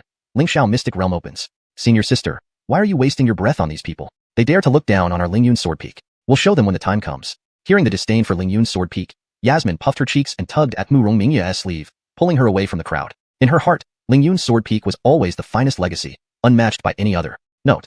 I've made slight adjustments to the sentence structure and wording to ensure it reads more naturally in English while maintaining the original meaning. Not just the upper 9 peaks. Even the Jonathans of the Holy Lands couldn't compare to it. Mayun Ursula nodded. She didn't bother explaining much either. Even if she told these people how advantageous cultivation conditions were at Lingyun's sword peak now, they would scoff and never understand. Anyway, her decision would eventually shock them all. They would certainly envy her at that time. Sister Mayun, I hope you won't regret this choice. Watching Mayun Ursula walk away, Bayard couldn't help but shake his head, a shadow crossing his eyes. Although he was angry at being rejected, what made him angrier was that she preferred a lower 36 peak over the peak where he resided, Piafeng. This humiliation left him feeling indignant. As for Kale, Yusef, and Horatio, although surprised by Mayun Ursula's choice, they said nothing. Unlike Bayard, who had an infatuation with Mayun Ursula and tried every way to get close to her, they simply viewed her joining Lingyun's sword peak as a spectacle, even harboring some schadenfreude. After all, competition already existed among Saint's sons and daughters. The weaker the opponent, the better for oneself. Moreover, Mayun Ursula was already weaker than them in strength. Choosing to join Lingyun's sword peak, which was about to be abolished, without the support of the Immortal Martial Hall's powerful background, she likely wouldn't pose any threat in this Lingxiao trial. While everyone chatted, 2 more figures arrived in the sequence of Saint's sons. Yi Haozong, ranked 7th. Clang, clang, clang. Suddenly, the sky echoed with a deafening bell sound, followed by a massive pressure surging from afar, instantly enveloping the entire mountain peak. Then, a huge light gate, 10,000 meters tall, rose in midair, creating an extremely heavy feeling. Boom! With a thunderous roar, the light gate suddenly erupted with dazzling divine radiance, transforming into a gateway to another world. Inside the portal revealed scenes from the mystic realm, a vast star river filled with countless stars, shining brilliantly. The Lingxiao mystic realm has finally opened. The mystic realm is open. Hurry inside to find opportunities. Everyone's gaze fell on the radiant light gate, their eyes filled with excitement and longing. Whoosh! As the words were spoken, a green streak of light shot through the sky with a blazing howl, heading far away. It was none other than Kale. He led the charge, moving as fast as lightning, dashing directly into the light gate and disappearing within moments. Humph! Yusef also let out a cry, leaping forward and darting into the mystic realm like a gentle breeze. Let's go! Swoosh! Swoosh! Swoosh! Immediately after, Bayard and Horatio did not lag behind. Figures one after another dashed in, turning into fleeting shadows entering the mystic realm. Junior sister Jiang, junior brother Yi, let's go. Seeing this scene, Mayun Ursula said softly. With her words, Yasmin and Heron nodded and followed suit, entering swiftly after. Meanwhile, in the Holy Lands Academy Square, several heads of the upper 9 peaks and dozens of Saint Sun Keenans gathered on the viewing platform, while Achillesy disciples of the Holy Land below fixed their gazes on a floating scroll at the center of the square. This scroll emitted profound vibes, displaying images of the Lingxiao mystic realm. Inside the mystic realm, multicolored beams of light burst forth, colorful and enchanting. At each spot where beams of light erupted, there were treasures, strange flowers and trees that had grown for tens of thousands of years, sharp weapons, colorful immortal fruits, and ancient steels inscribed with supreme immortality techniques. This was undoubtedly an extraordinary opportunity, unprecedented and rarely seen since ancient times. Each of these treasures alone could drive cultivators mad, leading to fierce competition. Now is the dawn of the Immortal Dao era. Opportunities in this Lingxiao trial are more precious than ever. If anyone can seize them, they will have a greater chance to reach the pinnacle in the future. The leader of Dao Yufeng, Abdullah, looked at the assembly with bright eyes and spoke solemnly. Yes, the times have changed. One must seize this chance to stand out, agreed those around him nodding. The arrival of the Immortal Dao era and the opening of the Great Strife brought more opportunities. And in the Lingxiao mystic realm, there were indeed opportunities everywhere, a grand era and the best chance for their disciples to rise. They were too old to pursue the pinnacle of Immortal Dao anymore, so their only hope was to see what their outstanding disciples would become. The Lingxiao mystic realm has opened. Who do you think will come out on top? Abdullah smiled at the others on the platform and asked curiously. Haha, no need to guess. It's naturally my disciple Kale, said the leader of Taiyafeng, Raphael, stroking his beard proudly. Currently, Kale topped the Saint Sun rankings. He firmly believed Kale would sweep aside the rest, securing first place in the Lingxiao trial and bringing glory to Taiyafeng. Chapter 111. If we're betting, let's go big. Hehe, not necessarily. Raphael, don't forget my Yusef from the Inheritance Peak. She is no less gifted than Talon and equally formidable in strength. The outcome remains uncertain. Vita of Inheritance Peak chuckled lightly, countering. Piao Peak's headmaster Christian also spoke up. Indeed, my beloved disciple Bayard is just as impressive. He has a solid chance to win the championship and may even surpass Talon. And I believe Horatio also stands a chance. They are all evenly matched in strength. Though Talon currently ranks first among the Holy Sons, that is only temporary. This Lingxiao trial might reshuffle the rankings. Correct. While Talon is strong, he isn't overwhelmingly superior to the others. Apart from him, there are several other talented disciples who are not to be underestimated. The other leading figures and Keenans shared their opinions about Talon, Yusef, Horatio, and others. The competition for Holy Sun status was different from ordinary contests. It wasn't just about honor but directly affected personal interests. Thus, they hoped their disciples or those from allied factions would take the lead, earning glory and enhancing their standing. Haha, since everyone believes so strongly in their own protégés, why don't we hold a bet like usual to see who will top this Lingxiao trial? Seeing the heated discussion, Grandmaster Dewey smiled heartily and proposed aloud. A bet? Then let's bet. If Brother Dewey wants to play, I'm happy to join. All the Grandmasters and Keenans responded collectively, agreeing to the bet. If so, let's follow the usual procedure. Each of us chooses a disciple we favor and stakes an artifact. The one whose chosen disciple accumulates the most points wins everything. Grandmaster Dewey continued calmly. Agreed. I'll go first. Raphael stepped forward first, waving his hand to reveal a jade box. Under everyone's gaze, he slowly opened it, revealing a crystalline, amber-like bead glowing with radiant golden light, beautiful and flawless, emitting dense spiritual energy. Primal Chi Pearl. Wow, Raphael, you must have immense confidence in Talon to stake such an item. Everyone's eyes were fixed on the object, unable to look away. The Primal Chi Pearl was a first principal level treasure, immensely powerful. It contained boundless primal chi, releasing terrifying force when activated and offering extraordinary defensive capabilities. Haha, if we're betting, let's go big. This Primal Chi Pearl was obtained by chance and is perfect for supporting Talon as a prize. I hope you can match its value, Raphael laughed, casually explaining while clearly showing great confidence in his disciple. Therefore, the higher the stakes, the better. Since Brother Raphael is so daring, Piao Peak is happy to accompany you to the end. Christian readily agreed, tapping his storage ring to reveal a green crystal floating in his palm. This is a clear water dragon scale, left by a true saint-level dragon. Its value should be on par with, if not greater than, your Primal Chi Pearl. Christian glanced at Raphael, adding a touch of boasting. The clear water dragon scale was invaluable, something Christian wouldn't normally use. That he offered it now showed his trust in his beloved disciple. What a gem! Truly impressive, worthy of Piao Peak's wealth. This is a top-tier defensive material. If used to forge divine armor, it could yield an exceptional divine artifact, perhaps even approaching the quasi-paramount level. Seeing Christian place the scale on the table, everyone couldn't help but exclaim in admiration.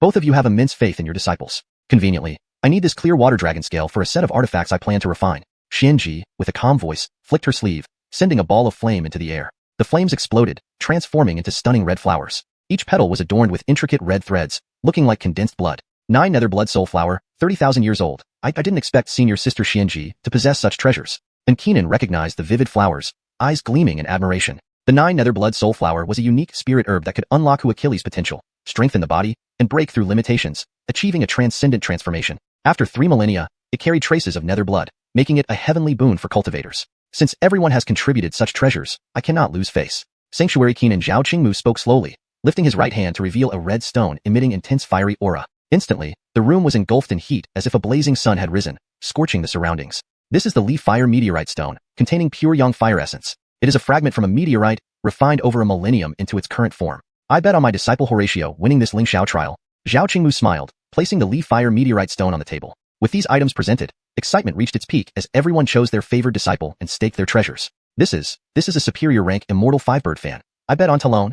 10 Hellfire Immortal Grass Plants. I bet on Yusef. A set of Immortal Grade Reversal Grade Array. I bet on Bayard. I bet. Numerous headmasters and Keenans placed their bets, creating a lively scene. The table became laden with dazzling treasures, shimmering brilliantly and captivating all present. Moreover, most items were at least Immortal Grade or even higher, some nearing the quasi-paramount Immortal realm. However, one person did not join the betting, Taoist Miaofa. Her keen eyes focused on the central screen, watching every move of Larissa. Hashtag chapter 112. The first opportunity.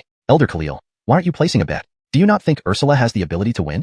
Taoist Master Lucian looked at Taoist Master Khalil, who had been sitting quietly, and could not help but speak up. That's right, Elder Khalil, don't you have confidence in Ursula? Although Ursula has graduated from your tutelage, she was raised by you. You should be very familiar with her abilities.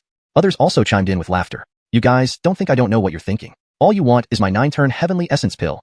Taoist Master Khalil retorted sharply, her eyes twitching. What are you saying, Elder Khalil? Why would we covet your treasures? We just feel that Ursula has a chance at winning the top spot in the Lingxiao trial. It's a pity no one is betting on her, so I couldn't help but feel for her. Raphael feigned concern and shook his head. He was confident in his disciple's abilities and naturally hoped more people would join the bet, so he could win more treasures. Exactly. We've heard that Ursula recently broke through to the Nirvana Tribulation birth stage. Surely, she has a chance to vie for the top spot in the Lingxiao trial. Why don't you add a little excitement for Ursula's benefit, Elder Khalil? Indeed, if Ursula can secure the top spot in the Lingxiao trial, it will indeed be a great honor for you, Sister Khalil. While others agreed, they secretly doubted Larissa's chances. After all, as the 5th-ranked Holy Sun, she had no advantage over those ranked higher. Taoist Master Khalil knew exactly why everyone was praising her. These cunning old foxes only wanted to pry treasures from her. She hadn't planned to place a bet, intending only to watch Larissa's Perfiracles in the Lingxiao trial quietly. However, being pressured like this, she would be laughed at if she didn't participate. Thus, after pondering for a moment, she slowly said, since that's the case, I'll add a little excitement. She then placed a jade vial on the table. Inside the vial was the 9-turn revitalizing pill, which could enhance physical strength and improve cultivation. It was an elite 8th-rank spirit pill, made exclusively by her within the entire Lingxiao sanctuary, underscoring its extraordinary value. Truly generous of you, Elder Khalil. Ha ha ha. Everyone's eyes lit up at the sight of the jade vial, and they couldn't help but look triumphant, already plotting how to divide the pill once they won. Taoist Master Khalil watched these old men, feeling a cold laugh rise within her. If they truly believed their disciples would win, in reality, with Larissa's current abilities, even having broken through to the Nirvana Tribulation birth stage, it was possible to place in the top 3 but not to win first place. Hassan and Yusef had both been at this stage for 2 years and possessed deep foundations, particularly Hassan, who successfully transcended the Wind Tribulation half a year ago. Larissa had only recently reached the Nirvana Tribulation birth stage. Although exceptionally talented and far superior to average cultivators at this stage, she still lagged behind Hassan. Moreover, these people wielded powerful magical treasures, backed by the tens of thousands of years history of Taishan Peak and Piao Peak. No one held high hopes for Larissa, and Taoist Master Khalil found it reasonable. However, these people did not know that her disciple had joined Lingyun's Sword Peak and, barring any accidents, had likely fully unlocked the potential of the immortal body and the mortal Dao heart. Her strength had surely transformed. Moreover, Taoist Master Khalil remembered Eve's promise in the Haotian Sword Tower. He told her to expect great changes from Larissa and assured her that one day he would take Larissa to the peak of power. Though those words sounded wildly ambitious, Taoist Master Khalil believed they were not baseless. She had seen the incredible treasures on Lingyun's Sword Peak, possessions not easily obtained by ordinary people. So Taoist Master Khalil thought that perhaps this time Larissa really stood a chance to win the Lingxiao trial and secure these treasures for her. Eve, I hope as you promised, I will witness Ursula's transformation. A spark of anticipation rose in Taoist Master Khalil's heart as she turned her gaze to the central painting, observing the situation inside the Lingxiao secret realm. Inside the Lingxiao secret realm, as soon as Larissa, Yasmin, and Heron entered the light gate, they felt as if the heavens were spinning, akin to traversing through space. Their figures quickly transformed into beams of light, shooting off in different directions. Soon, Yasmin opened her eyes to find herself alone in a vast valley. Her senior sister and junior brother were nowhere in sight. The valley was lush with green trees, colorful flowers in full bloom, birds chirping merrily, and abundant spiritual energy, making it look like a picturesque paradise. This is the Lingxiao secret realm? Yasmin marveled inwardly, her gaze fixed. She did not move immediately but scrutinized her surroundings carefully. Just entering the realm, she did not know its specific conditions and dared not act rashly. Looking around, she noticed the dense vegetation with towering trees over 1,000 feet tall, their branches sprawling and interwoven densely on the ground. Most stunning were several ancient pines emitting soft blue light from their branches, creating a dreamlike and mesmerizing atmosphere. These branches seemed to hold something. Yasmin observed closely and found Achillesy blue glowing fruits hanging from the trees, swaying gently in the breeze, exuding a rich fragrance. Could these be spirit fruits? Smelling the intoxicating aroma, Yasmin immediately associated them with various rare treasures. However, she did not immediately pick the fruit, but cautiously surveyed her surroundings. Confirming there was no one around, she approached the ancient pines and plucked a translucent spirit fruit. The fruit felt cool and smooth, invitingly aromatic, making her mouth water. This looks like a heavenly crystal spirit fruit, Yasmin smiled, her face filled with joy. The heavenly crystal spirit fruit was a rare and precious treasure, enhancing a cultivator's abilities and improving their sensitivity to spiritual energy, making it extremely valuable. Chapter 113. Everywhere I go, treasures await. However, the heavenly crystal spirit fruit is extremely rare, rumored to only grow on the snow plains of the northern state, and even then, its yield is pitifully low. Therefore, even when encountered, it's usually snatched up almost immediately. I wonder if my luck is just too good, or if treasures are strewn everywhere in this Lingxiao secret realm, allowing me to come across such a rare celestial treasure upon entering. Yasmin looked at the heavenly crystal spirit fruit in her hand with a radiant smile and immediately began harvesting the fruit before her. As she picked the fruits, the trial token on her person began recording points based on the quality of the spirit fruit she collected. After Yasmin had picked all the fruits, hundreds of them, her trial score reached over 1,000 points. The trial token was not only a life-saving tool but also recorded the participants' points for treasures found, opportunities seized, and beasts slain, thereby determining their ranking in the Lingxiao trial. Satisfied, Yasmin patted her hands clean after stripping the ancient pine bear and popped one of the fruits into her mouth. A burst of sweetness cascaded down her throat, and instantly, warmth surged throughout her body, making her feel as if she were soaking in a hot spring. She sat cross-legged on the grass, cultivating to absorb the essence of the spirit fruit. In the short span of an incense stick burning, her cultivation actually advanced significantly. No wonder so Achillesy cultivators rushed to this Lingxiao secret realm. These spirit fruits indeed contain formidable energy. Feeling the transformation within her, Yasmin smiled contentedly and prepared to continue searching for more spirit fruits. Roaming around the valley, she soon made another discovery. On a towering ancient tree, clusters of purple-red fruits resembling grapes hung, emitting a soft purple glow and a tempting fragrance. Violet vein fruits, Yasmin exclaimed in astonishment. Violet vein fruits were extremely rare medicinal treasures, possessing healing properties and granting temporary immunity to toxins. Without hesitation, she leaped up and harvested all the violet vein fruits. Having explored the entire valley and confirmed that there were no more treasures, she glanced around, contemplating where to go next. Soon, she saw a forest ahead, her eyes gleaming with anticipation. With a light step, she dashed towards it. In the forest, birds chirped and insects hummed, while occasional breezes blew through, adding to the tranquility and harmony of the surroundings. Our luck is so bad. We've seen nothing, not even a feather, of any treasure since we started. A voice complained from afar. Yeah, didn't they say this place is filled with treasures? Why haven't we found anything? We've been chased by vicious beasts instead. This is really our unlucky day. Another voice lamented, filled with frustration. It seems fortune depends on one's luck. Some people have already scored thousands of points according to the trial rankings, which means they've obtained a lot of treasures. Forget it. Let's keep moving forward. Perhaps there are fewer treasures here because it's near the edge of the Lingxiao secret realm. Deeper inside, we might find something valuable. Hopefully, we encounter fewer beasts. Otherwise, we might be eliminated without gaining anything. That would be truly embarrassing. With that, the two continued their journey, trying to console each other. Not long after they left, the rocky area they had stood in cracked open, revealing several pieces of treasure glowing brilliantly. If those two had witnessed this scene, they would have been furious. They had narrowly escaped beast attacks only to miss a rare opportunity. Yasmin noticed the anomaly as she arrived, stopping to investigate. Upon seeing the bright lights, her eyes widened in astonishment, and her breathing quickened. Heavenly spirit stones. Yasmin murmured in awe, her gaze fixed on the floating stones emitting potent spiritual qi. The stones caused a resonance in the surrounding environment, appearing sacred and ethereal. Heavenly spirit stones were a higher form of spirit stones. As energy crystals formed from heavenly qi, spirit stones were essential resources for cultivators' practices, battles, and transactions. They were categorized into lower, middle, upper, and supreme grades, with the latter containing the most energy and being the rarest. Heavenly spirit stones transcended supreme grade stones, sometimes considered the ultimate treasures of the universe. They contained immense amounts of spiritual qi, comparable to a 9th grade immortal pill, greatly aiding cultivators in advancing their cultivation. Thus, the value of a single heavenly spirit stone was immeasurable. If sold, it could cause chaos in the market. My luck is really this good? I can find treasures wherever I go. Yasmin smiled radiantly, filled with excitement and joy. These heavenly spirit stones were even more valuable than the previous treasures she had found. For someone at her initial golden core stage, they were incredibly beneficial. With them, She could easily break through to the nascent soul realm. Without delay, she pocketed all the heavenly spirit stones, planning to absorb them later in a safe location. Since this place is full of treasures, I should gather more to offer my master. Thinking about how her master had always protected, helped, and taught her, Yasmin felt grateful and wanted to present some treasures to him as a gesture of respect. With this thought, she ventured deeper into the forest. Her good fortune seemed to continue. Along the way, she frequently stumbled upon treasures, sometimes stepping on rare herbs, or having spirit fruits drop on her head, or even encountering celestial weapons falling from the sky, startling her. Ultimately, as she delved deeper, her collection of treasures grew, and her trial score skyrocketed. The power of destiny could turn secret realms into personal training grounds. Meanwhile, Heron, on the other side, did not enjoy the same luck.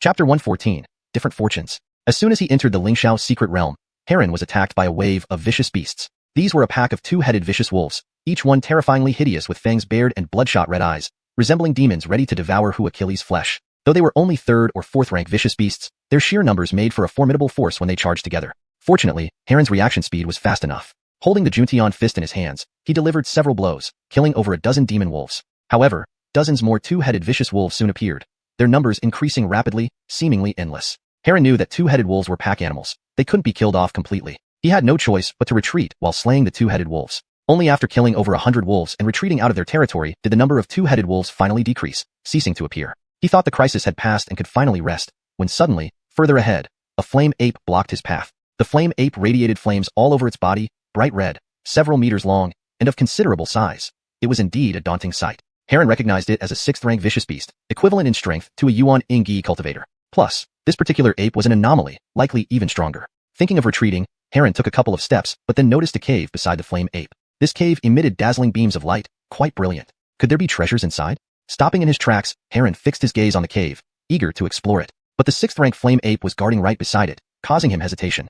In the Lingxiao secret realm, you must fight and challenge for opportunities if you want to gain any luck. After some pondering, Heron's eyes lit up with resolve. Without any hesitation, he dashed straight towards the cave. He understood that if he continually retreated, he would miss all opportunities and gain nothing. Only by striving and seizing chances would he have a shot at fortune. Even if he encountered powerful vicious beasts, he needed to move forward courageously, removing all obstacles to claim what was rightfully his. Though his current level was late-stage Golden Core Taoist, with the power of Coal Star Body and possessing the mighty supreme Immortal Law, he could match up with this 6th-rank vicious beast. The flame ape sensed Heron's approach and tilted its massive head, with its crimson eyes flashing cold light, locking onto Heron's figure. Wish. Heron remained calm, his right fist tightening, encircled by threads of starlight. Unafraid, he swung his left arm horizontally. Rumble. Powerful star energy exploded, meeting the flame ape's blow head-on. Heron stabilized himself with star energy, remaining unharmed. On the contrary, the flame ape retreated a few steps, its fiery coat broken by star energy, emitting wisps of white smoke. Being a 6th-rank vicious beast, it had formidable defenses. Heron's attack barely scratched it. Growling furiously once more, its anger burned brighter, its face filled with rage. Bang bang bang. Frenzied attacks followed one after another, shaking the surrounding air. Knowing how difficult the flame ape was to handle, Heron dared not underestimate it, using the Beidou Divine Fist to fend off its attacks. Whenever he saw an opening, he seized the chance to counterattack. After half an hour, the flame ape began to lose ground, ultimately getting hit squarely on the chest by Heron, flying backward. Heron didn't give the flame ape a chance to catch its breath. Leaping forward, he launched both fists simultaneously. Huge star energy gathered into 2 radiant orbs of starlight, containing shocking power. Bang bang bang. Consecutive punches struck the flame ape's chest. Screaming in pain, the flames on its body died down until it collapsed lifelessly. Heron removed the flame ape's inner core, then sat down cross-legged to recover his spent spiritual energy. This battle, though victorious, had taken a toll on him, costing much effort and energy. This Lingxiao secret realm is truly perilous. I've just entered and haven't gained anything yet, but already faced so Achilles-y vicious beasts. Who knows how Achilles-y powerful beasts exist deeper within? No wonder senior sister said even a minor mistake would lead to elimination. But it's good in a way. To advance far in cultivation, I must endure numerous dangers. Only through countless battles can I enhance my strength. If I retreat every time I face difficulties, I will never reach the peak of immortality. After recovering about 70% of his spiritual energy, Heron opened his eyes, stood up, and looked at the cave emitting dazzling light. What happened earlier taught him that only by advancing bravely could he obtain treasures or make progress. See? Now isn't he reaping rewards? With excitement, Heron walked toward the cave. Inside, peculiar stones dotted the landscape. Strange flowers and plants were everywhere, and occasionally, a 1,000-year-old ice ginseng could be seen. Moreover, the spiritual energy within the cave was overwhelmingly dense, enveloping the entire place like mist, giving a sensation of being in a fairyland. Seeing this, Heron's eyes flashed with surprise. There must be something valuable here. Otherwise, it wouldn't have such concentrated spiritual energy. As he ventured deeper into the cave, the sound of water droplets faintly echoed from within, melodious yet mysterious. Chapter 115. Bastard, you dare to slap me? Soon, Heron arrived at the deepest part of the cave. What caught his eyes was a naturally formed grotto, very spacious with water droplets occasionally falling from the stone walls. In the middle of this grotto, there was a small pond about half a meter wide, filled with milky white liquid. The dense spiritual energy surrounding it ejaculated from this pond. Spirit-gathering stone milk. Heron instantly recognized the pond in the center of the grotto as a precious and rare treasure of nature, spirit-gathering stone milk. This substance took a century to produce just one drop, each drop condensed with the essence of heaven and earth, possessing numerous miraculous benefits. Not only did it have the effect of cleansing the marrow and strengthening the physical body, but it could also instantly restore all consumed spiritual power, keeping one in peak condition at all times. What a find! This time I've really hit the jackpot. Heron was thrilled beyond words. Without hesitation, he immediately took out a jade bottle from his storage ring and collected all the spirit-gathering stone milk. This thing was priceless, an object that cultivators dreamt of having. One drop was enough to match some high-grade medicinal pills, yet here there was an entire pool, weighing at least several kilograms. Its value was simply immeasurable. Just as Heron finished collecting the milk and was about to turn to leave, he suddenly sensed an unusual movement coming from the entrance. Then he saw a Warakilles in a green robe rushing in. Looking at her attire, she was clearly a true disciple from the upper 9 peaks of Lingxiao Holy Land. Heron and the Warakilles exchanged glances, both slightly taken aback for a moment. After her initial surprise, the green-robed Warakilles glanced at the nearby pond and then at the jade bottle in Heron's hand, her face darkening instantly. She hadn't expected someone to arrive before her and take away all the treasures. "Leave the spirit-gathering stone milk behind and get lost," the green-robed Warakilles said coldly, looking down on Heron with great arrogance and rudeness. Moreover, she could see that Heron's cultivation was merely late-stage golden core great Dao, so she didn't even give him a second thought. Hearing her haughty and domineering words, Heron's brows furrowed deeply. Was this person's head not screwed on right? How dare she ask him to hand over the spirit-gathering stone milk? It was simply unreasonable. Shaking his head, Heron replied coolly, "Why should I hand over the spirit-gathering stone milk?" The Warakilles' attitude greatly displeased him, especially her arrogant and disrespectful demeanor, which infuriated him even more. "Why? Just because my strength at the nascent soul realm is far more deserving to take away the spirit-gathering stone milk. With your cultivation, you don't deserve such treasures. So, be smart and quickly hand over the spirit-gathering stone milk."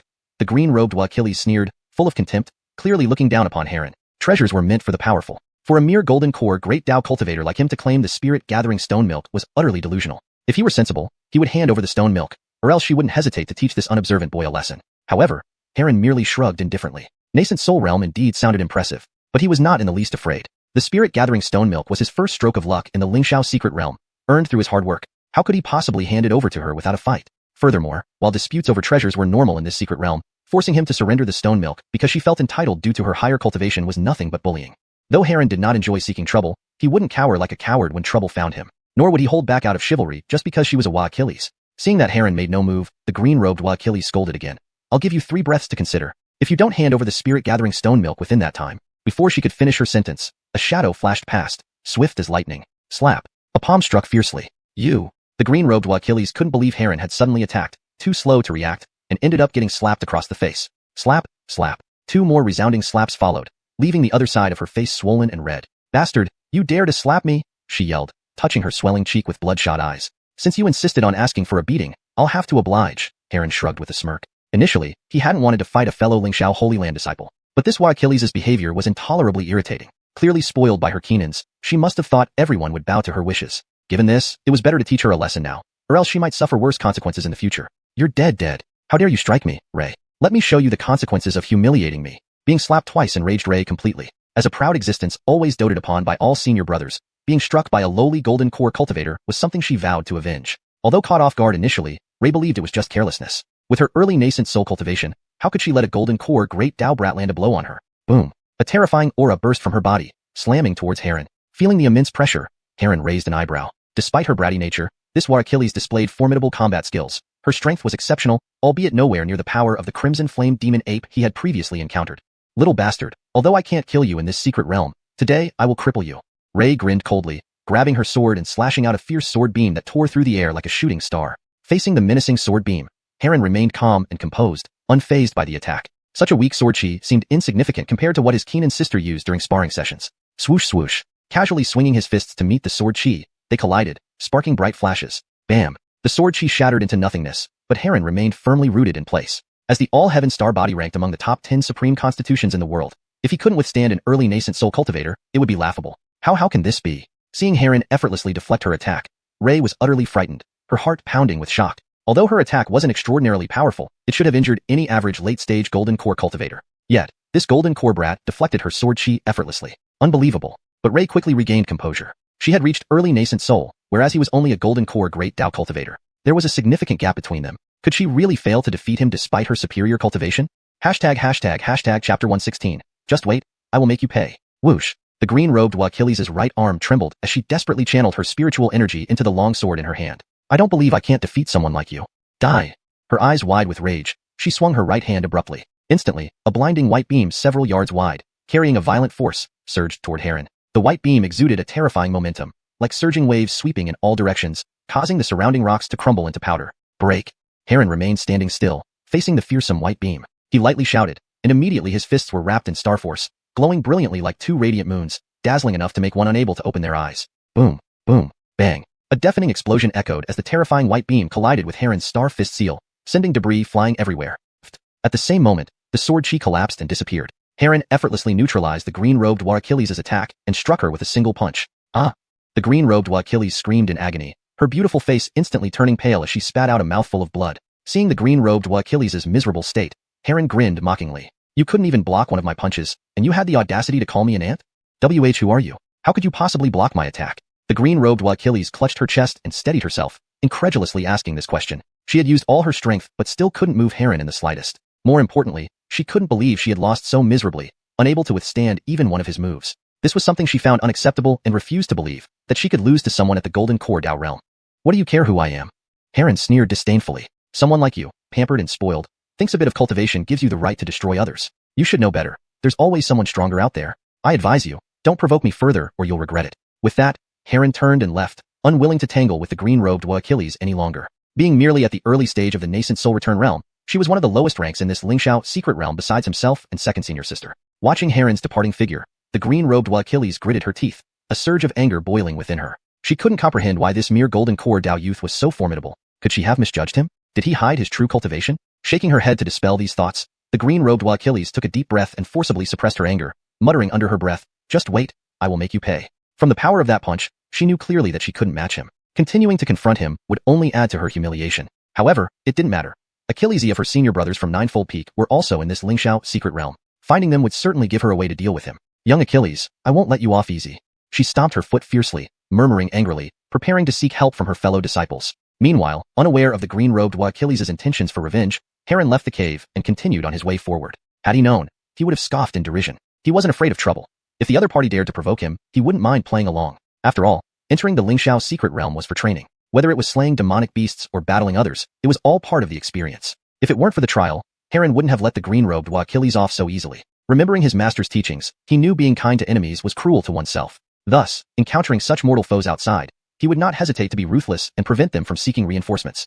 As he moved through the forest, Heron checked his trial token. The score recorded was over 7,300 points. These were earned from slaying dozens of dual-headed wolves and crimson flame demon apes, as well as acquiring the spirit stone milk. According to his current score, he ranked 36th in this Lingxiao trial. Although he hadn't gained Achilles' precious treasures, Heron was quite satisfied with his progress.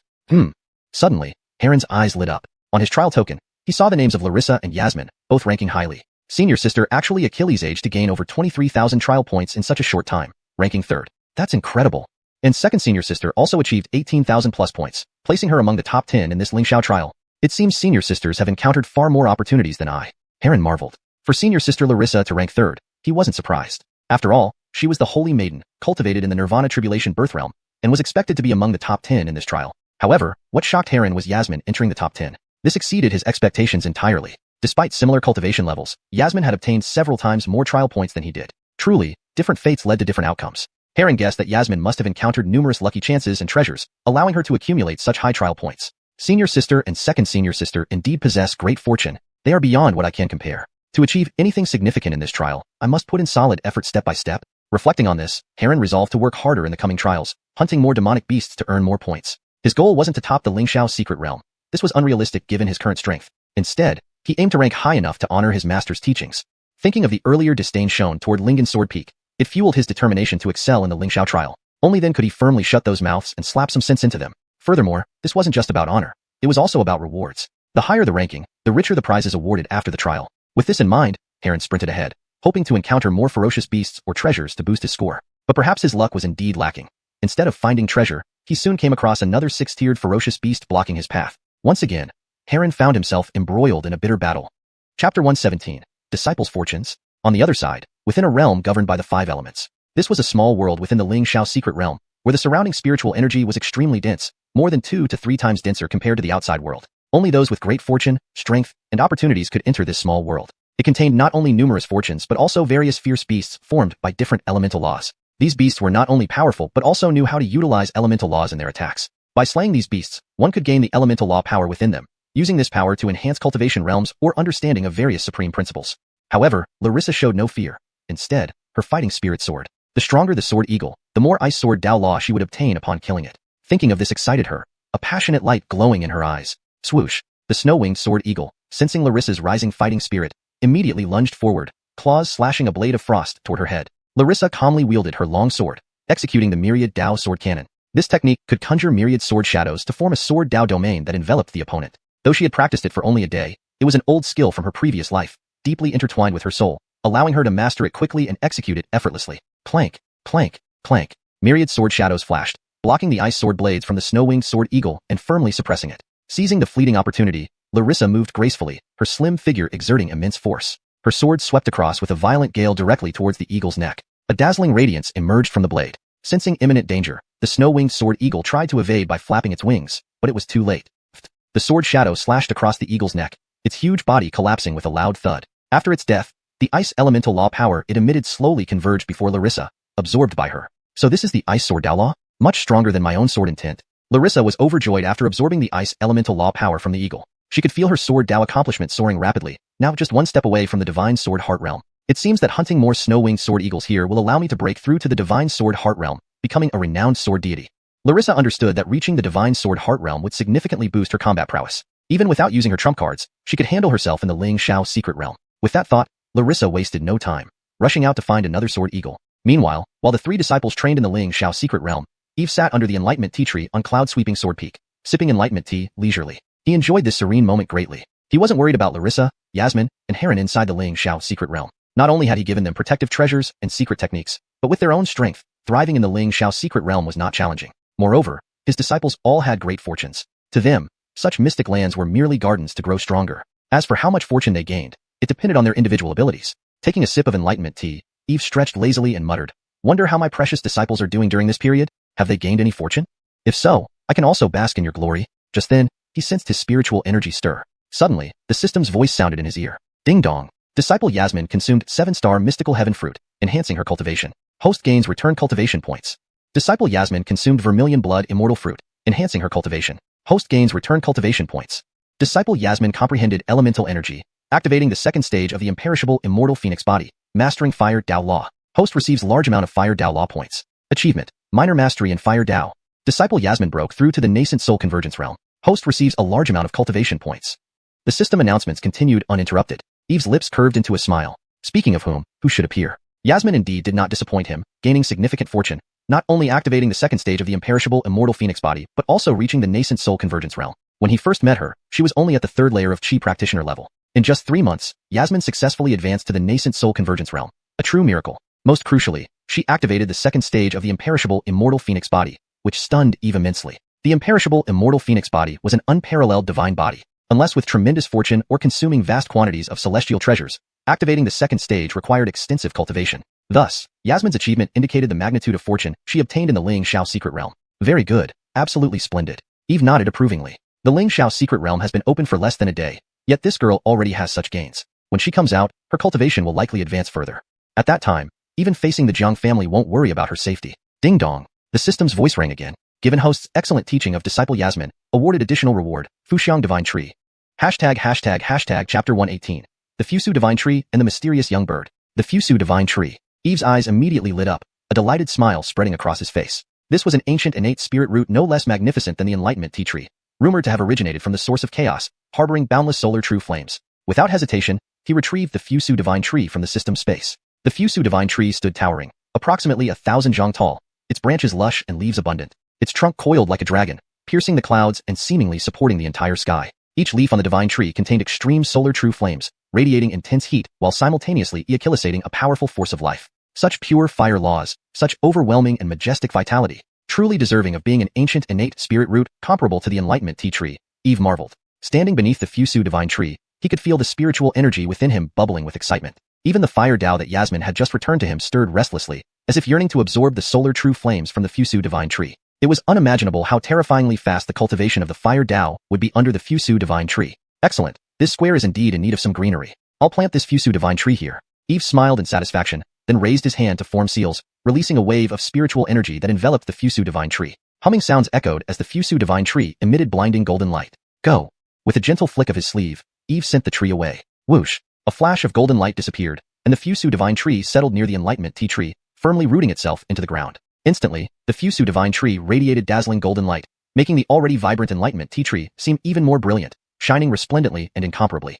Simultaneously, waves of Dao sounds resonated from the Enlightenment tea tree, clear and melodious, filled with indescribable rhythms that were utterly captivating. Eve closed his eyes, listening intently to the Dao sounds from the Enlightenment tea tree. His gaze grew brighter, feeling his comprehension of the great heavenly Dao deepen. The Fusu divine tree also seemed influenced by the Enlightenment tea tree's Dao sounds, emitting ever more brilliant golden light, looking extraordinarily mystical. This was the marvel of two innate spirit roots complementing and enhancing each other, increasing their power exponentially. Not bad, not bad. My Lingyun sword peak is starting to resemble a secluded sect. Eve laughed heartily at the sight of the Enlightenment tea tree and the Fusu divine tree. He had initially felt that having only one Enlightenment tea tree on the entire Lingyun sword peak square made it look too monotonous. Now, with the addition of the Fusu divine tree, the place instantly gained a grand and sophisticated aura. Few could imagine that a small Lingyun sword peak would house two extremely rare innate spirit roots. Moreover, they were treated as ornamental plants on the square. Anyone who saw this scene would surely drop their jaws in astonishment. Just as Eve planted the Fusu divine tree, about 5,000 miles away from Lingxiao Holy Land, atop a mountain peak, lay a dying crimson young bird on the ground.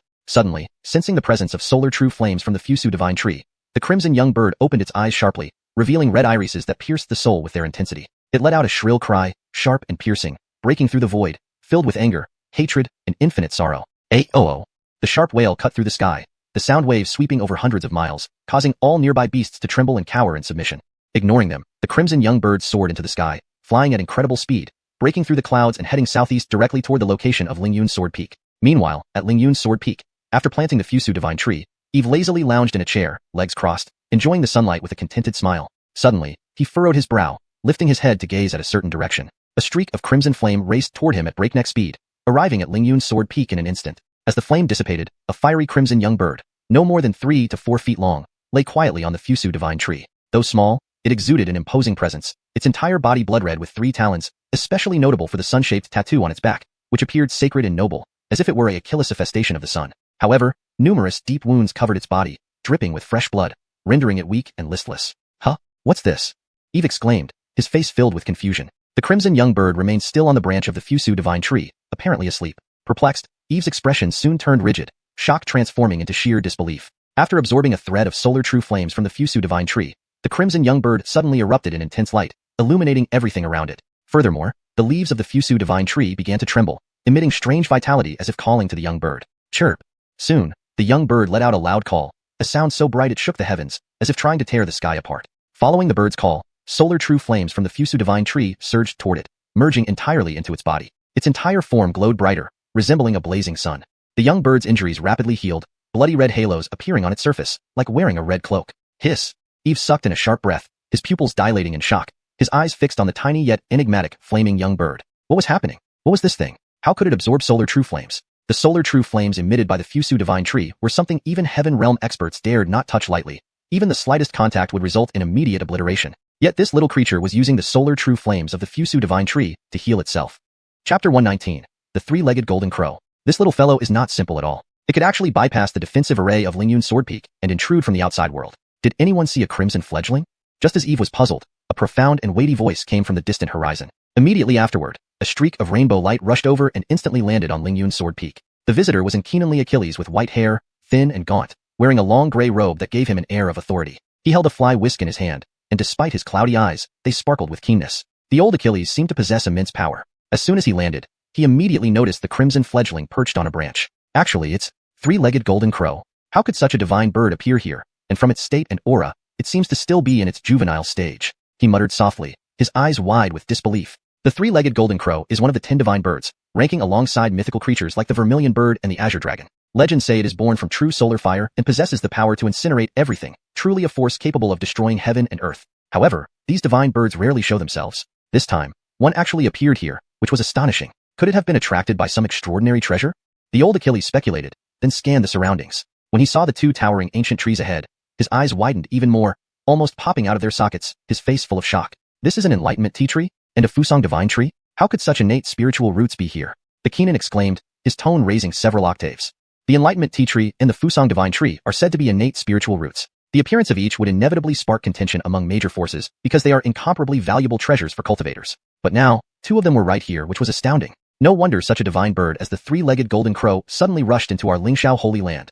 It must have been attracted by the Fusang divine tree. The patriarch suddenly realized. Earlier, he had been in seclusion when he suddenly sensed a massive aura approaching. This alarmed him, and he immediately released his divine sense. Upon detecting the crimson fledgling streaking across the sky and landing on Lingyun's sword peak, he hurried over, only to witness this scene. After a long while, the gray-robed Keenan finally suppressed his excitement. After observing the crimson fledgling for a long time, his gaze finally fell on Eve beside him. "You're Eve, the head of Lingyun's sword peak?" Eve nodded respectfully in response. Although he didn't recognize the old Achilles, the faint aura echilisating from him told Eve that this was an ancient colossus whose strength might surpass even Eric. "My name is Farrell."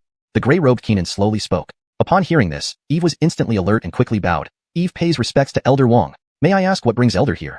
Farrell. This was none other than the supreme elder of Lingxiao Holy Land, a living fossil. No wonder his cultivation seemed even more terrifying than Eric. Farrell waved his hand, indicating Eve didn't need to be so formal. He then pointed to the crimson fledgling on the Fusang divine tree and said, "I sensed a massive aura approaching earlier and came out of seclusion. Turns out it's a three-legged golden crow that intruded into Lingxiao Holy Land." "Elder, you mean that crimson fledgling is a three-legged golden crow?" Eve was stunned, asking incredulously. "Yes," Farrell nodded and continued. "And judging from the solar patterns on its body, it carries the royal bloodline of the three-legged golden crow clan. It seems heavily injured and was attracted here by the Fusang divine tree." "Wow." Eve sucked in a deep breath, staring intently at the crimson fledgling on the Fusang divine tree. "So this is a three-legged golden crow. No wonder it can absorb the solar essence fire from the Fusang divine tree." In ancient times, the Fusang divine tree was said to be the three-legged golden crow's habitat. It seems the legend holds true. He never imagined that casually planting the Fusang divine tree would attract a three-legged golden crow, and not just any crow, but one with royal bloodline. This was significant indeed. Royal bloodlines, even among demonic beasts, were extremely rare, let alone a three-legged golden crow, a divine bird comparable to dragons and phoenixes. By the way, how did your Lingyun sword peak acquire innate spiritual roots like the Enlightenment tea tree and the Fusang divine tree? As far as I know, your ancestors didn't possess such treasures. At this moment, Farrell asked curiously. As the supreme elder of Lingxiao Holy Land, he had lived for over 10,000 years and was familiar with Lingyun sword peak's lineage and history. In his memory, even before Lingyun sword peak's decline, there were no records of treasures like the Enlightenment tea tree and the Fusang divine tree. These two innate spiritual roots were not passed down by my ancestors. I acquired them through a stroke of luck recently, Eve said, bowing. He understood that treasures like the Enlightenment tea tree and the Fusang divine tree would shock anyone who saw them, so he wasn't surprised by the other's astonishment. "Oh." Farrell raised an eyebrow again, a hint of interest flashing in his eyes. "Acquired by chance. What kind of fortune and fate must one have to obtain such heavenly treasures, and not just one but two?" It seemed this young Achilles indeed possessed great fortune. Otherwise, how could he acquire such treasures? Very good. Very good. To obtain innate spiritual roots like the Enlightenment tea tree and the Fusang divine tree, you must be blessed with profound fortune. Farrell laughed heartily, patting Eve on the shoulder, admiration evident in his eyes. He didn't press Eve further about how he obtained the treasures. After all, everyone has their secrets, and it was unnecessary to delve deeply into them. As long as these two innate spiritual roots remained within Lingxiao Holy Land, it would boost the Holy Land's fortune. With this thought, he felt no jealousy or intention to claim the trees for himself. Instead, he praised Eve for his strong destiny. "Elder flatters me," Eve replied humbly, maintaining his composure but feeling delighted inside. After all, this was the supreme elder of Lingxiao Holy Land, not only immensely powerful but also ranked above the Grandmaster. Gaining his favor would benefit the future development of Lingyun Sword Peak. Thinking of this, he smiled slightly and said, "Since Elder seldom leaves, and you've come to Lingyun Sword Peak today, why not join me in tasting the Enlightenment tea?" "Haha, excellent, excellent."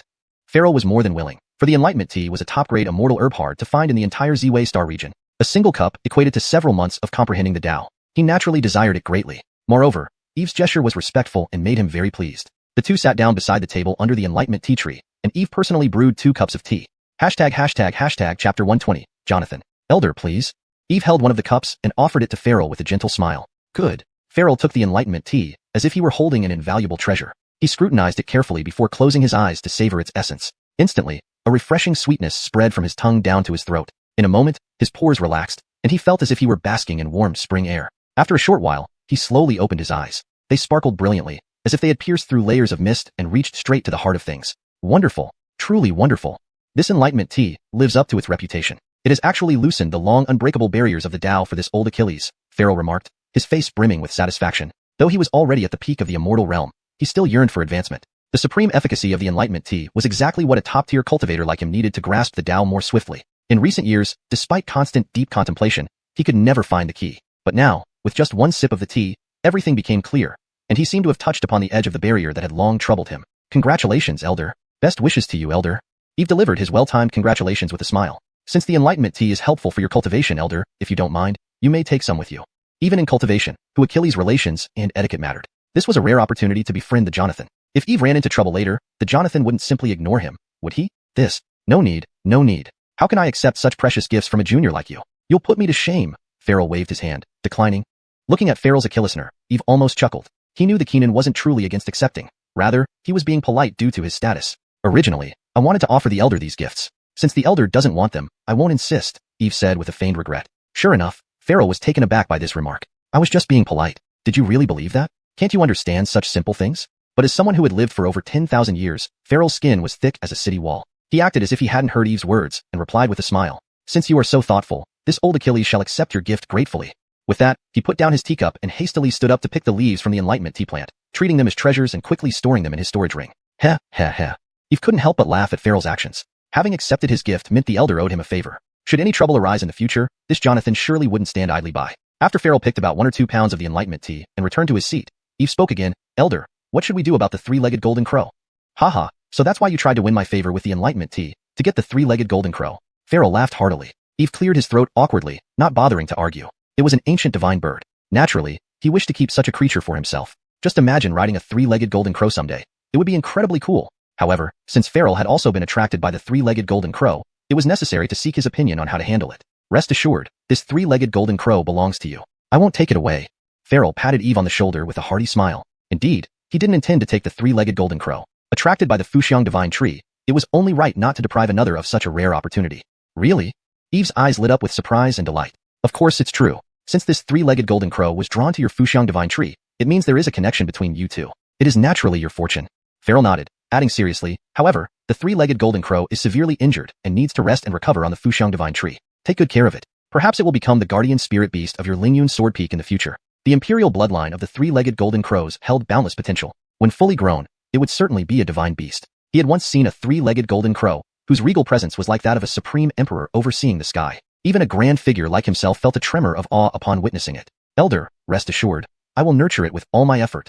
Eve nodded with a smile. He understood the value of the 3-legged golden crow. Moreover, its appearance was not solely because of the Fuxiang divine tree. It also indicated that the Lingyun sword peak's current fortune was soaring high, granting him this opportunity. Come, Elder, continue enjoying your tea. Eve gestured politely, his excitement unmasked. When luck comes, it cannot be stopped. Unexpectedly acquiring an ancient divine bird was incredible. Haha, very well. Farrell laughed and drank the remaining tea in one go. Just as they were enjoying their tea, Grand Master Graham suddenly descended from the sky and landed on the square. Seeing him, Eve immediately stood up and smiled. What brings the sect leader to our Lingyun Peak? I just heard that Elder Wang emerged from seclusion and seems to have come to Lingyun Sword Peak, so I came to see. Grand Master Graham smiled warmly and greeted Farrell respectfully.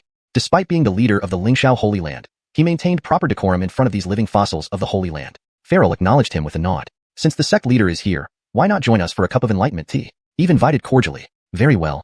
Grand Master Graham agreed readily. Last time, he had noticed the Enlightenment tea tree on the square but missed out due to his rush schedule. Now, he had the chance to taste this legendary heavenly root. Grand Master Graham sat down on the stone chair, and Eve personally brewed a cup of tea for him. Taking a sip, he exclaimed, "Excellent tea, excellent tea."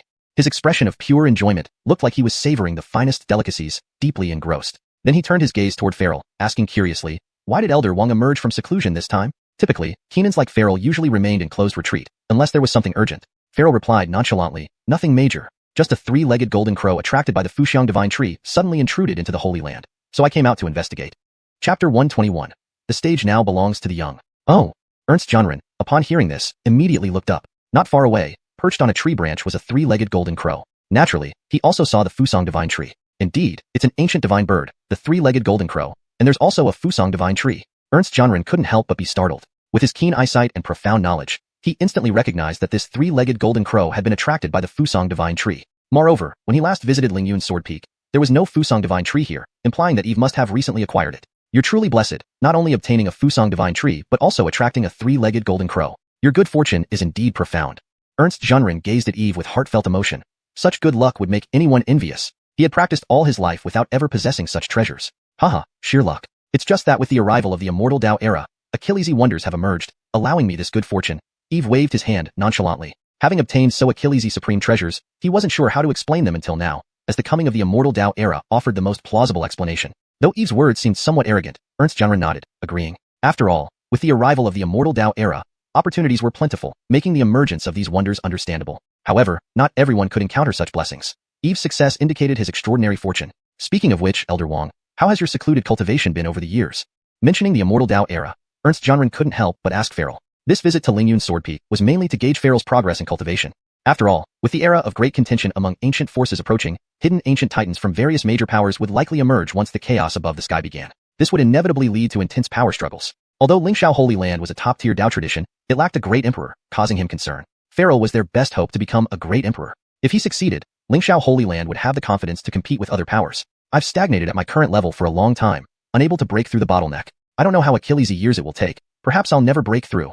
Farrell shook his head, speaking with a tone of resignation. Despite reaching peak quasi-emperor for over 1,000 years, he was still just a step away from becoming a great emperor. Yet, this one small step felt like an insurmountable gap. Alas, hearing this, Ernst Junren sighed. He understood how difficult it was for Farrell to make that leap, unless there was some great fortune or encounter. Otherwise, it was nearly impossible to break through. Still, he couldn't help feeling regretful. Without Farrell achieving enlightenment and becoming an emperor, Lingxiao Holy Land's progress during this Immortal Dao era might prove challenging. We're all getting old. We shouldn't worry about these things. This era belongs to the young, Farrell replied with a smile, seemingly unfazed by Ernst Junren's concerns. Our current saint sons and saint daughters possess the potential to challenge the great emperor realm. Their talents and potential match yours and mine. They are bound to achieve greatness. Ernst Junren nodded in agreement. Indeed, their several saint sons were all supreme divine bodies with exceptional talent. With the advantages of the Immortal Dao era, perhaps one day they would reach the great emperor realm and uphold Lingxiao Holy Land. By the way, calculating the time, the current session of Lingxiao Secret Realm should be open, right? Are those younger generations currently training within? Suddenly recalling this matter, Farrell asked. The Lingxiao Secret Realm was the foundation of Lingxiao Holy Land, where each generation's outstanding talents underwent rigorous training, seeking great opportunities. Among them emerged the future hopes of Lingxiao Holy Land. Yes, today is the day Lingxiao Secret Realm opens. Those young fellows are likely exerting all their efforts to seize opportunities. Ernst Junren nodded. So, who do you think will top this year's Lingxiao trial? Farrell casually asked. If nothing unexpected happens, it will be between Talon and Yusef. Ernst Junren pondered for a moment before giving an objective assessment. Out of the current Saint Sons, except for the last three who didn't participate for certain reasons, Talon, Yusef, Bayard, Horatio, and Larissa all joined this year's Lingxiao Secret Realm. Their talents and strengths were indisputable, especially Talon and Yusef, considered the two most outstanding individuals of this generation. Oh, Talon and Yusef. These two left a deep impression on me. One is a true spirit sacred body, the other a great Yin body. They are indeed the strongest of this generation's young elites. Farrell nodded. He was well aware of these two, not only because of their outstanding talents, but also because they were the leading figures among the Lingxiao Saint Sons. Yes, with these two present, it's unlikely others can snatch the top spot. Ernst Junren spoke admiringly, clearly favoring Talon and Yusef. Supreme Patriarch, I think this time the top spot of the Lingxiao trial isn't limited to just Talon and Yusef. Eve interjected. Oh, why do you say that? Both Ernst Junren and Farrell turned to look at Eve. Not Talon or Yusef. Could it be Bayard? Ah, right, I remember now. Isn't Larissa under your tutelage now? Could you be thinking she could win the top spot this time? Ernst Junren slapped his forehead as if suddenly remembering something, then looked at Eve. Originally, he found it absurd when Eve wanted to take Larissa as a disciple. After all, she was Quinn's disciple, and even as Supreme Patriarch, he wouldn't easily interfere to change her lineage. But soon after, he heard that Larissa passed the master examination and joined Lingyun's Sword Peak, which surprised him. Eve's ability to persuade both Larissa and Quinn amazed him. Chapter 122, Wait and See. Yes, I believe that Ursula can secure the top spot in this year's Lingxiao Secret Realm trial. Eve replied without hesitation. Do you really have that much confidence? Or are you just overstating it because Larissa is your disciple? You should know she currently ranks 5th among the Saint Sons. There's still a considerable gap between her and Talon, who holds the top position. Claude couldn't help but raise an eyebrow. Although he held Larissa in high regard, realistically speaking, it wouldn't be easy for her to win this year's trial. After all, Talon and Yusef were ranked 1st and 2nd among the Saint Sons, both having achieved Nirvana rebirth 2 years ago. Especially Talon. 6 months ago, he made that crucial step and passed the Wind Tribulation. After half a year, his prowess had undoubtedly grown significantly. Thus, Achilles' young disciples in the Lingxiao Sanctuary saw him as the surefire winner, with Yusef following closely behind in 2nd place. While Larissa was also exceptionally talented and formidable, she was clearly not on par with Talon and Yusef. Headmaster has misunderstood me. I haven't exaggerated at all. I truly believe that this time, my disciple Larissa will take the top spot in the Lingxiao trial. Eve continued sipping his tea calmly. Oh, are you so certain she'll come in first? Claude, intrigued by Eve's certainty, pressed further. Hee, naturally. My disciple can never be underestimated. Eve grinned widely. Beside him, Farrell, hearing Eve's confident words, suddenly thought of something.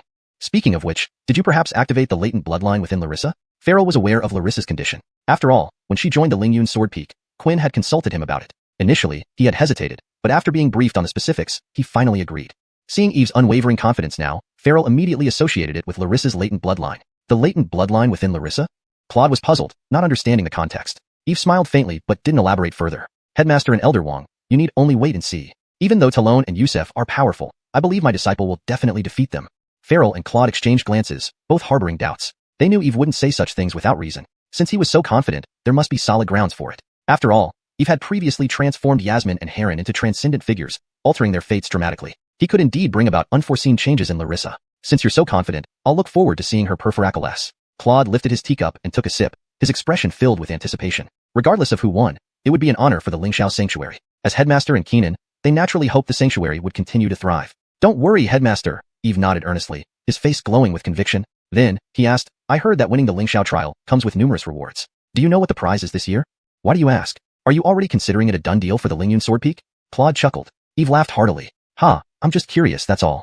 The top reward for this year's Lingxiao trial is a strand of Chaos Essence Spirit Chi, 10 Lingxiao Divine Fruits, and various elixirs and resources. Chaos Essence Spirit Chi?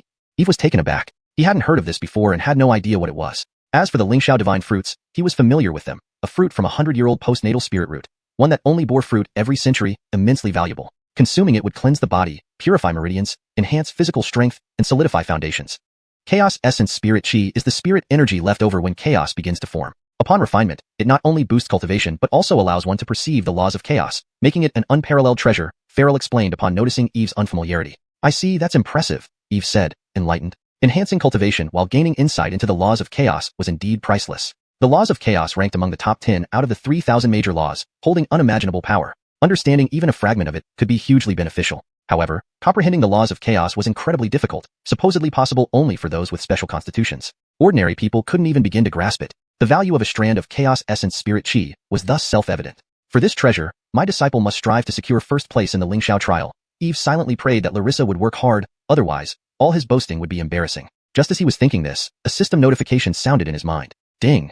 Disciple Heron has advanced in cultivation. Host receives return cultivation. Disciple Heron has broken through in cultivation. Host gains significant return cultivation, advancing to mid-nirvana stage. Disciple Heron consumed the Bodhi seed, activating the second stage of the celestial star body, mastering the law of stars.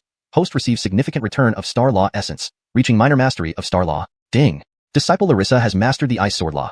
Host receives significant ice sword law essence, reaching minor mastery. Disciple Larissa has mastered the fire sword law. Host receives significant fire sword law essence, reaching minor mastery. Disciple Larissa has mastered the thunder sword law. Host receives significant thunder sword law essence, reaching minor mastery. Disciple Larissa has mastered the wind.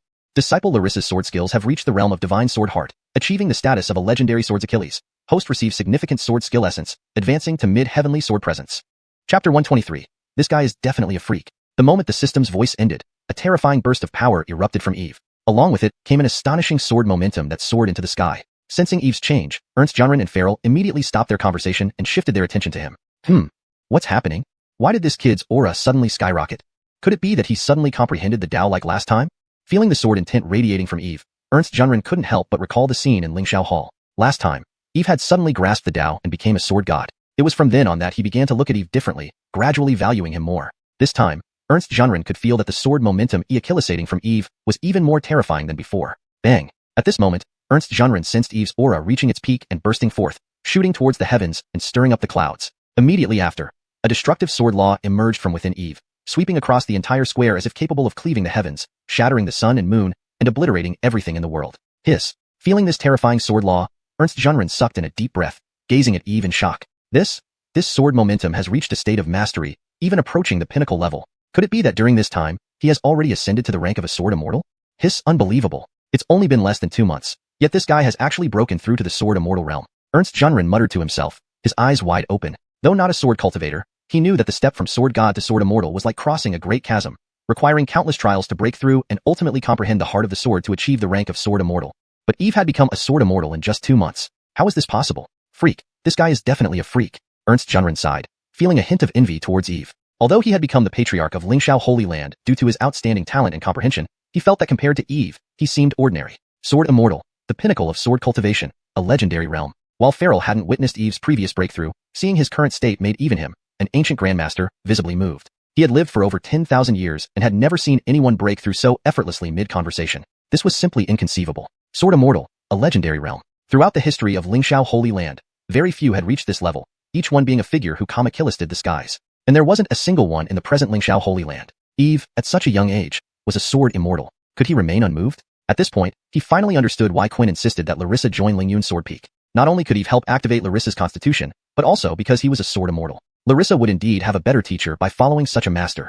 Eve opened his eyes, noticing Ernst Junren and Farrell's shocked expressions from his sudden breakthrough. He gave an awkward smile. Unconscious showing off is the most lethal. He didn't intend to be so high profile, but his disciples were too impressive, giving him quite a boost. Unable to resist, he decided to show off just a little bit. Cough, patriarch, elder. I suddenly felt inspired and need to consolidate my strength. I'm afraid I can't stay to accompany you any longer. Eve coughed dryly, then stood up. The cultivation returned by the system wasn't just added out of nowhere. It was through spirit chi enhancement, making his strength naturally increase as if he had practiced diligently. Thus, he still needed to transcend tribulations.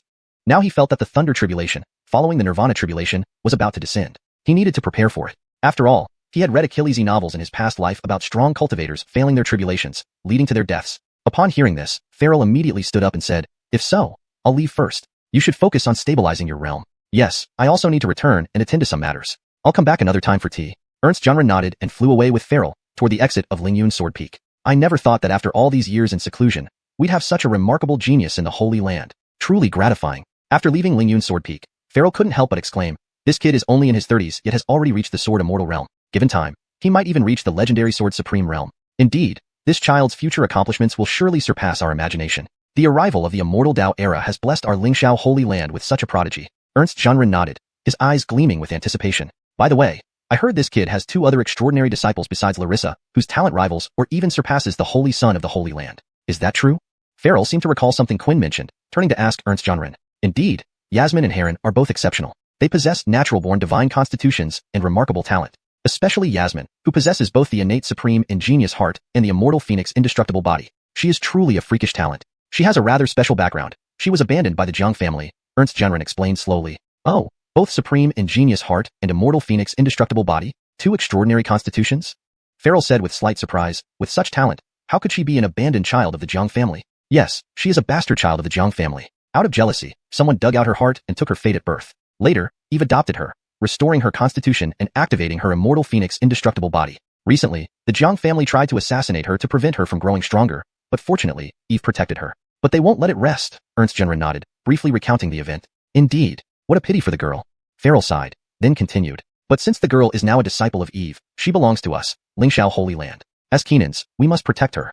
"That's right." Ernst Junren nodded in agreement. "By the way, why didn't I see Eve's 2 disciples this time at Lingyun Sword Peak? They went to Lingxiao's secret realm, it seems." "Ah, if so, if Larissa wins first place in this trial, add another 500,000 contribution points to Lingyun Sword Peak," Farrell suggested. "Lingxiao Holy Land is rich in resources. With so Achillesy geniuses emerging from Lingyun Sword Peak, more resources should be allocated to nurture them." "Good." Ernst Junren readily agreed without hesitation.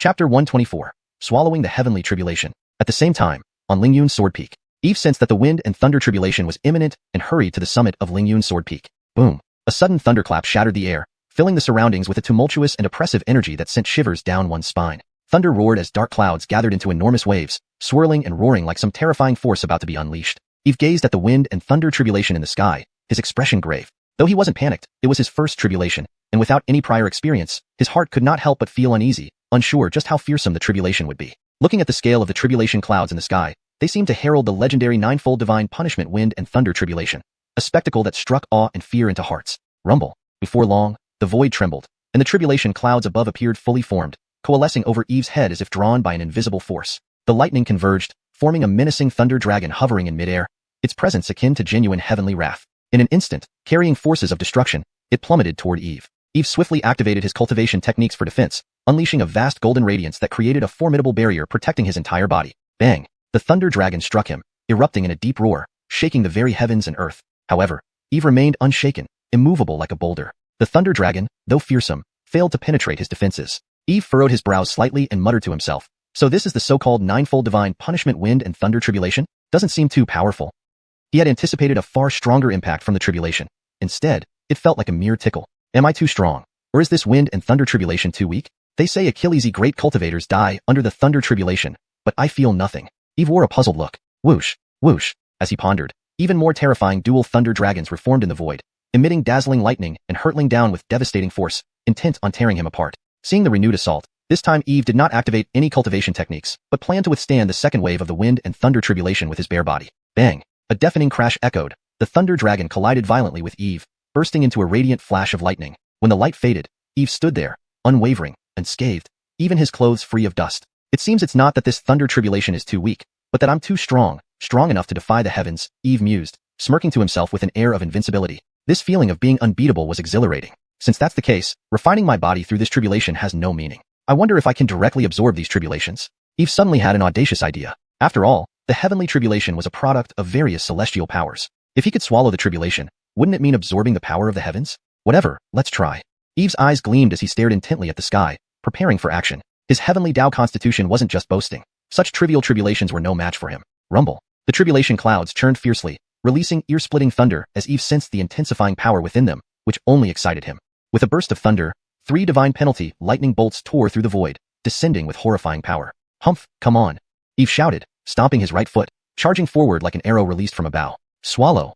He let out a sharp cry, opening his mouth wide, generating a powerful suction that engulfed all 3 divine penalty lightning bolts. Buzz. Immediately, his inner primordial void heaven rotated wildly like a furnace devouring the heavens, refining the lightning into pure energy flowing through his body, instantly cleansing every part of him. Eve felt his blood boiling as if ready to ignite, each cell filled with power. His flesh transformed, bones hardened, and internal organs altered. Ha ha ha, indeed effective. Eve laughed heartily, immensely pleased. Not only did he feel his physical strength increasing, but his cultivation was also rapidly advancing, showing signs of breaking through to the late-stage nirvana tribulation birth. Soon, the 4th fold of the wind and thunder tribulation descended from the sky. Hee, here we go again. Eve licked his lips, once more opening his mouth to swallow the lightning, absorbing the tribulation into his body. Instantly, his body crackled with lightning streaks surfacing on his skin like a reservoir of power. Awesome. So awesome.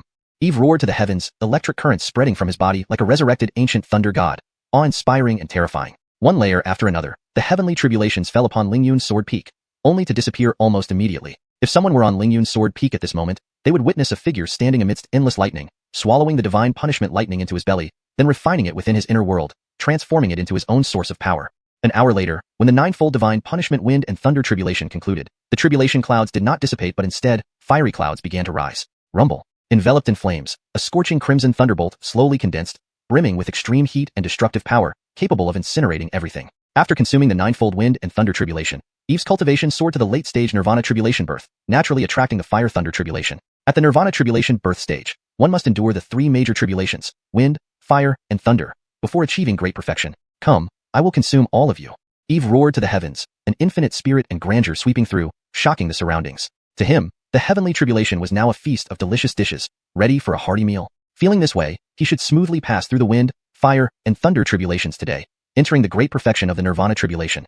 Chapter 125, 10,000 Calamity Lightning Body. Soon, wave after wave of heavenly tribulations descended upon the peak of Lingyun's sword peak, making lightning flash and flames surge, as if it were an apocalyptic disaster. However, every time the heavenly tribulations touched Eve's body, they were immediately absorbed and transformed into pure spiritual energy, merging into his dantian and causing his aura to soar once again. He continuously devoured the lightning tribulation, making his inner sky brighter and even more formidable power surging within him. This situation lasted for 3 hours before it stopped, having successfully passed through the wind, fire, and lightning stages. At this moment, Eve's cultivation had clearly advanced to the great perfection stage of nirvana tribulation birth realm. Haha, what a rush.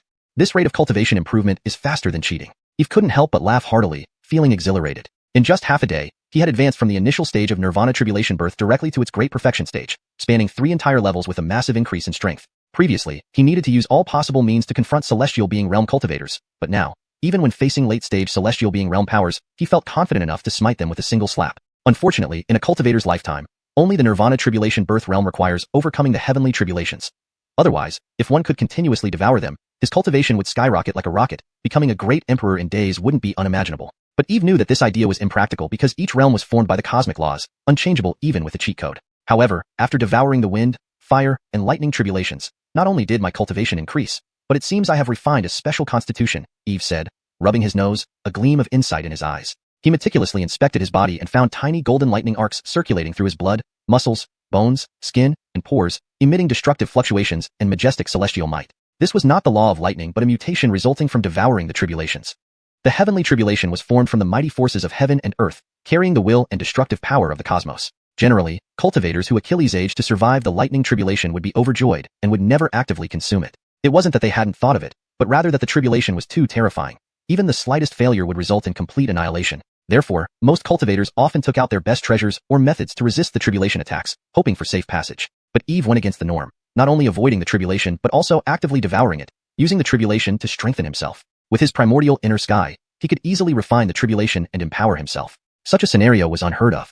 Now, after directly devouring the wind, fire, and lightning tribulations, not only did his cultivation improve, but it also caused a mutation, granting him another unique constitution that could harness the power of heavenly tribulations besides the heavenly Tao creation body. Since this constitution comes from devouring heavenly tribulations and can control tribulation forces, let's call it the 10,000 calamity lightning body. Eve grinned, stretching out his fists and gripping them tightly. Boom. Instantly, endless thunder roared, shaking the void. Gigantic thunderbolts coiled in the sky like dragons, exuding majestic celestial might and destructive power, instilling awe and fear. Eve's newly acquired constitution not only invoked divine retribution lightning, but also allowed him to acclisipulate heavenly tribulation forces, truly a heaven-defying and terrifying constitution. Brother Tongzi, open the system panel. Eve eagerly checked his changes. Host * Eve. Bone age * 32. Talent * SSS. Cultivation * Great Perfection of Nirvana Tribulation Birth Realm. Constitution * Heavenly Tao Creation Body, 10,000 Calamity Lightning Body, Primordial Inner Sky, Chaos Divine Eye. Insight * Heaven Defying Insight. 3,000 Laws * Minor Mastery of Fire Tao, Minor Mastery of Lightning Sword Tao Law, Minor Mastery of Ice Sword Tao Law, Minor Mastery of Fire Sword Tao Law. Sword Tao * Intermediate Sword Momentum, Sword Immortal. Identity * Headmaster of Lingyun Sword Peak at the Sacred Lingxiao Temple. Cultivation Techniques * Lingyun Transformation Technique, Lingyun Sword Technique, Stepping Cloud Step, Vast Sword Cannon. One sword opens the Milky Way. All Heaven Star Law, Beidou Divine Fist, Primordial Immortal Scripture, 9 Secrets True Word Battle Character Technique. Fate * None.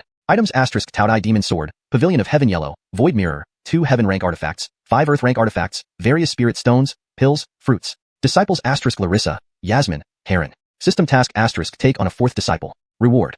Undying Immortal Herb, Supreme Imperial Weapon. Summary * Appears ordinary, but in fact, this person hails from Earth and has a powerful cheat ability. Do not provoke him. Looking at the system panel, Eve smiled broadly. Since achieving the primordial ultimate state, his progress had been immense, with his cultivation and sword Tao advancing rapidly, gaining 2 powerful constitutions. Whether it was the Chaos Divine Eye, the 10,000 Calamity Lightning Body, or the Heavenly Tao Creation Body, any one of these alone would be astonishing. Good, very good.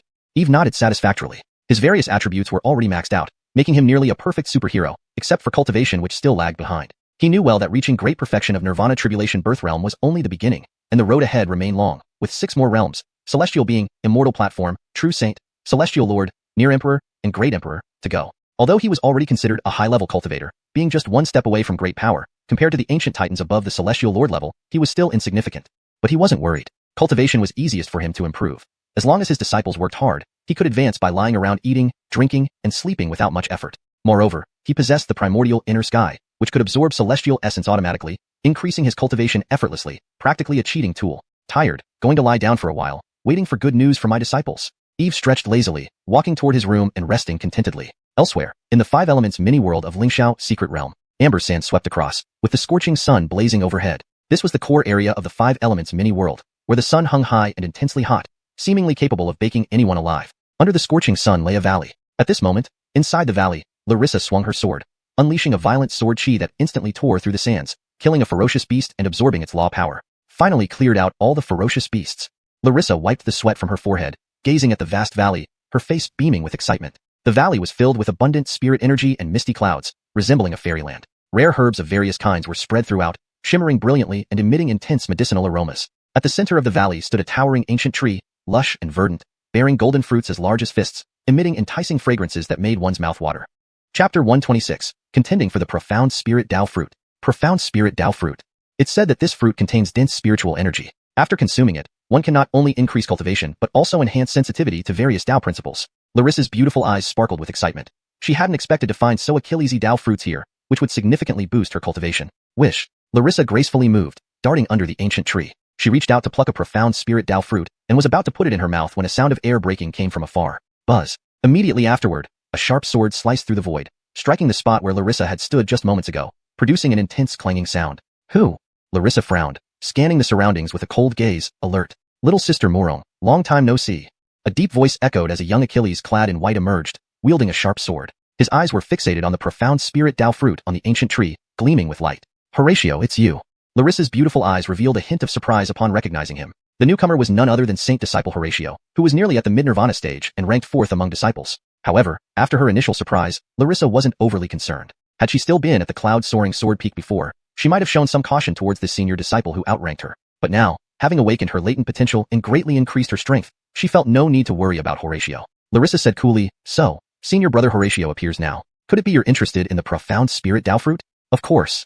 Horatio did not hide his intentions. Rare treasures should be shared by those who find them. Since little sister Morong knows my plans, you wouldn't mind sharing some with me, right? I'm not greedy, half will suffice. As he spoke, Horatio raised his right hand, pointing his sharp sword toward the profound spirit Dao fruit, looking determined to obtain it. In reality, he hoped Larissa would be reasonable and give up half the Dao fruits. That way, both could proceed without conflict, to their mutual satisfaction. Moreover, Larissa wasn't a competitor in this trial, so he didn't want things to escalate too quickly. However, to his disappointment, Larissa showed no intention of yielding. Sorry, I do mind. Larissa smiled coldly. Since I discovered these profound spirit Dao fruits first, they belong to me. Oh. Horatio's face flickered with a smile as he asked lightly, so, little sister Morong intends to keep all these profound spirit Dao fruits for herself? That's right. Larissa sniffed coldly, turning her wrist to reveal an ice blue longsword gleaming with cold light, its sharpness evident. In that case, let's settle this by force. Without further ado, Horatio lunged at Larissa like lightning, his sword waving wildly, sending chaotic sword chi swirling. Clank. The sword chi clashed, sparking brightly. Resonant clangs filled the air as terrifying sword chi swept through the area. Simultaneously, his wrist flicked, transforming the sword into several illusions, charging toward Larissa relentlessly. Ding ding ding. In the blink of an eye, Horatio executed 9 devastating sword techniques, each brimming with destructive power, suffocatingly overwhelming. Trivial skills. Larissa's lips curled into a mocking smirk. Gripping the ice blue sword, she shook it lightly, unleashing a brilliant blue light. Swoosh. The ice blue sword light surged upward like a ribbon, cutting through the air toward Horatio, blocking all his attacks. Hee. It seems little sister Morong's strength has improved recently. Seeing his attack intercepted, Horatio was surprised yet remained calm, saying with a smile, but little sister Morong, you know you're not my match. Princed over the profound spirit Dao fruit. There's no direct competition between us, so there's no need to make things difficult. Larissa laughed coldly, replying, senior brother Horatio, you're overestimating yourself. If you want the profound spirit Dao fruit, come and take it if you can. Since little sister Morong won't yield, don't blame me for being unyielding. Horatio's expression darkened. Retreating 100 meters instantly, he made a hand seal and uttered a 3-character incantation, infusing massive spiritual energy into his sword. Sky-cleaving sword. Roaring angrily, Horatio slashed down with both hands gripping the sword, releasing a destructive pressure that spread around. Gee, this strike was astonishingly powerful, the sword chi howling toward Larissa, sword breaking the 9 heavens. Unmoved, Larissa swung her arm, causing her ice blue sword to burst with formidable sword principles, transforming into a 10,000-foot-long sword light, suppressing the incoming sword chi forcefully. Boom. An earth-shattering explosion echoed as the sword light destroyed the sky-cleaving sword's chi and continued its advance toward Horatio. Such powerful sword principles. Sensing the terror of Larissa's strike, Horatio's face changed abruptly as he hastily dodged. However, Larissa's sword was extremely fast, catching up to him instantly. Bam! The next moment, it struck Horatio, making him grunt and fly backward. Horatio coughed, spitting out blood, disbelief etched on his face. How could he have lost to Larissa? How is this possible? She's barely past the Nirvana rebirth stage. How can she possess such terrifying strength? Senior brother Horatio, you lost? Larissa slowly retracted her sword, standing calmly, her tone indifferent. I refuse to accept this. Wiping blood from the corner of his mouth, Horatio stared at Larissa, gritting his teeth. He attributed his defeat to carelessness. He believed Larissa would be no match for him otherwise. Besides, he still had Achilles' hidden cards, and with only minor injuries, he could easily overpower her and seize this opportunity. Just as he was about to attack again, a mountain peak in the distance suddenly erupted with radiant light, like celestial traces descending upon the world, dazzling and splendid. Something extraordinary has appeared. Horatio's eyes lit up, glancing between the profound spirit Dao fruit and the distant phenomenon. He made his decision. Little sister Morong, my earlier carelessness led to this defeat. However, when we meet next, I won't make the same mistake because I'll defeat you wholeheartedly. He cast a cold glance at Larissa, then abandoned the grudge against her, flashing toward the mountain peak rapidly to seize the new opportunity. Chapter 127. Law Fragment. Mayan Ursula didn't take Horatio's words too seriously. She knew he still had trump cards but had only used 70% of her own strength. Even if Horatio revealed all his secrets, he wouldn't be a match for her. Moreover, she had the trump card bestowed by her master, so she was not in the least flustered. After Horatio left, Mayan Ursula immediately began to harvest the mystical Dao fruits. She moved quickly and gathered over a dozen fruits within moments. During this time, on the distant mountain peak, rosy clouds were becoming increasingly vibrant, with thousands of auspicious rays creating a spectacular and beautiful scene. This attracted Achilles' people nearby who rushed there, ready to participate in the competition for the treasure. But Mayan Ursula wasn't in a hurry. She knew it wasn't wise to abandon one thing for another. Furthermore, since the extraordinary treasure had yet to appear fully, she could seize the opportunity to refine the mystical Dao fruits to enhance her strength and better prepare for the coming trials. Mayan Ursula soon collected all the Xintian Dao fruits and other treasures from the valley, finding a secluded spot to begin the refinement process. As she swallowed the Xintian Dao fruits, their essence integrated into every part of her body, bringing an indescribable sense of comfort and joy. What pure spiritual energy! A pleased expression appeared on Mayan Ursula's face. She closed her eyes, activating the Scarlet Dust Emperor scripture to absorb the refined medicinal power. Under her refinement, the pure energy contained in the mystical Dao fruits flowed continuously throughout her body, finally converging in her dantian, gradually increasing her cultivation level. Though this seemed like a long process, it took merely a few breaths before the fruit was entirely absorbed. Mayan Ursula then took out more fruits to continue refining. Rumbling sounds filled the air as mist enveloped Mayan Ursula's body, making her appear ethereal. Time passed slowly, and her cultivation continued to rise, swiftly approaching the middle stage of Nirvana tribulation. She was just one step away from breaking through. Though I'm still one step away, it's enough. Mayan Ursula took a deep breath and stopped, sensing that continuing would invoke the heavenly tribulation. While she wasn't afraid of the tribulation, she was concerned about missing the trial, so she decided to wait until after the trial to make the breakthrough. At this moment, distant bell-like sounds, reminiscent of divine music, faintly reached her ears from the mountain peak. It seems the opportunities have fully emerged. It's time to head there. Mayan Ursula narrowed her eyes and looked towards the position. With a swift step, she flew towards the mountain top, reaching the foot of the mountain shortly thereafter. Glancing up, she saw frequent massive booms echoing from the mountain peak, as if the earth was splitting open. Upon closer inspection, it became clear that a sky-encompassing storm raged, with tornadoes wreaking havoc and scattering clouds in all directions. This was the elemental storm, a killification of the rules of the elemental small world, possessing terrifying power. Even Nirvana stage cultivators caught in it faced grave danger. Amidst the storm, dazzling beams of light and auspicious colors could be faintly seen. A flicker of excitement crossed Mayan Ursula's eyes. The appearance of the elemental storm indicated an extremely precious treasure had been born. Without hesitation, she flew directly towards the mountain peak. Approaching the storm, the power of the hurricane became even more terrifying, seemingly capable of tearing the sky apart.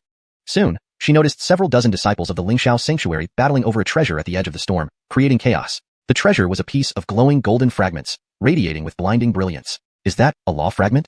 Suddenly, Mayan Ursula recognized the item everyone was fighting over. A law fragment is a killification of cosmic laws, harboring mysterious and formidable power. Refining it allows for profound insights into cosmic laws, an invaluable asset. As soon as the law fragment appeared, fierce battles erupted around it. This law fragment belongs to me now. Laughter echoed as a black shadow dashed forward, seizing the fragment and escaping rapidly. He vanished instantly, leaving others behind, frustrated. Mayan Ursula watched the vanishing figure without pursuing him. Since a law fragment appeared here, the core of the storm must contain even higher-level treasures. Moreover, Horatio likely already ventured into the heart of the storm. Understanding this, Mayan Ursula moved forward. The Lingxiao sanctuary disciples, recognizing her, promptly stepped aside, knowing they couldn't provoke someone at the sage child level. Upon entering the elemental storm region, Mayan Ursula felt an overwhelming hurricane surge toward her, powerful enough to shatter mountains and crush the sea. And this was just at the edge of the storm. Closer to the core, the hurricanes became even stronger, with more devastating power. For ordinary cultivators, enduring this was nearly impossible. However, Mayan Ursula remained confident. Enveloped in a soft white aura, the violent elemental hurricane failed to harm her. Her graceful figure left ripples with each step, moving steadily forward. Later, she encountered more Lingxiao sanctuary disciples, all proficient cultivators at least at the mid to late transforming god grotto stage, necessary for venturing deep into the elemental storm. The holy maiden Ursula. Seeing Mayan Ursula, these disciples grew alert, fearing she might attack them. But Mayan Ursula ignored them, passing by and continuing toward the core. They breathed a sigh of relief, understanding the gravity of provoking her. Can't believe holy maiden Ursula is here. The upcoming spectacle will be thrilling with sacred maiden Yusef and sacred son Horatio already inside. Sooner or later, these three supreme beings will clash in a grand showdown. Watching Mayan Ursula's retreating figure, the crowd whispered speculations. Soon, Mayan Ursula paused atop a hill, surveying ahead. The elemental storm appeared even more fearsome, resembling a roaring dragon across the void, inducing dread. Her gaze shifted to the core of the storm where flashes of swords and flames clashed amidst thunderous elements. Two figures engaged in intense combat, fiercely attacking each other. Clearly, Yusef and Horatio, both being prodigious beings at the sage child level, their strength was unparalleled. Their full power strikes sent shockwaves rippling through the sky, awe-inspiring. However, despite the ferocity of their battle, their equal strengths prevented a decisive outcome within the short term. Chapter 128. The Struggle for the Law Divine Stone. Mayan Ursula did not pay much attention to the intense battle between the two individuals. Instead, her gaze was fixed on a shimmering, rainbow-colored divine stone floating above them, her eyes gleaming with excitement. The Law Divine Stone. This stone was about the size of a palm, adorned with intricate and mysterious patterns that radiated an overwhelming aura of law, giving it an unfathomable and grand appearance. Actually, it's a Law Divine Stone. Mayan Ursula's heart raced, her eyes lighting up with anticipation. She had guessed that the center of the storm would harbor greater treasures, but she hadn't expected something as extraordinary as a Law Divine Stone. This was an ultimate treasure far more precious than 10 or 100 fragments of law. Once one thoroughly comprehended its true essence, they could obtain boundless power of law. Whoosh! Without hesitation, Mayan Ursula lightly tapped the void with her toes, transforming her delicate figure into a streak of light as she dashed towards the Law Divine Stone. At this moment, Yusef and Horatio seemed to notice Mayan Ursula's movements and simultaneously cease their fight. Yusef's eyes flashed with coldness as she stared at Mayan Ursula, saying icily, "Little sister Mayan, what are you planning?" Horatio's expression also darkened slightly, clearly not expecting Mayan Ursula to intervene and reap the benefits. Ignoring both of them, Mayan Ursula reached out to grab the Law Divine Stone, intending to take possession of it. However, just as her fingers were about to touch the stone, Horatio suddenly raised his hand, releasing a dazzling sword beam that slashed toward Mayan Ursula's arm. Yusef also unleashed a deadly move, condensing a purple-golden spear that pierced through the air and shot directly at Mayan Ursula. With such a supreme treasure before them, the two had finally revealed their true intentions. Boom! Everything happened so swiftly and unexpectedly. If this were anyone else, they might have been unable to withstand the attacks from both individuals and suffered severe injuries. But Mayan Ursula showed no fear. She wielded the 10,000 Dao sword cannon, creating a domain of sword beams enveloping the area around her, protecting her from their assaults. The domain of swords covered a radius of 10 feet, safeguarding her within and blocking the attacks from both parties. Bam! The sword beam from Horatio fiercely struck the sword domain, producing a harsh metallic sound and sparks flying everywhere, with sword energy surging in all directions. Not only did this attack fail to harm Mayan Ursula, but it was repelled back. Horatio's assault was also blocked, leaving him unable to cause even a scratch on Mayan Ursula. How is this possible? Seeing this scene, both Yusef and Horatio's expressions froze in disbelief. They had launched a powerful combined attack which, even if faced by Talon, might not have been easily countered. Yet, Mayan Ursula had resisted without sustaining any damage, which was incomprehensible. What's going on? Compared to the sect competition a few months ago, how has she become so powerful? Yusef frowned, remarking aloud. In her eyes, Mayan Ursula seemed like a completely different person now, with her strength increasing exponentially. She felt that Mayan Ursula had earned the right to challenge her, and possibly even surpassed her. Horatio shared the same sentiment. Although he had previously briefly engaged Mayan Ursula and knew of her prowess, he hadn't anticipated that she could respond so effortlessly. Despite their shock, determination flickered in their eyes. The Law Divine Stone was not only the world's ultimate treasure, but also represented an opportunity. Obtaining it would grant a substantial number of trial points, crucial for their ranking in this assessment. So today, they were determined to secure the Law Divine Stone. Mayan Ursula, you will not get away with taking the Law Divine Stone. Want to snatch the stone? You'll have to go through me first.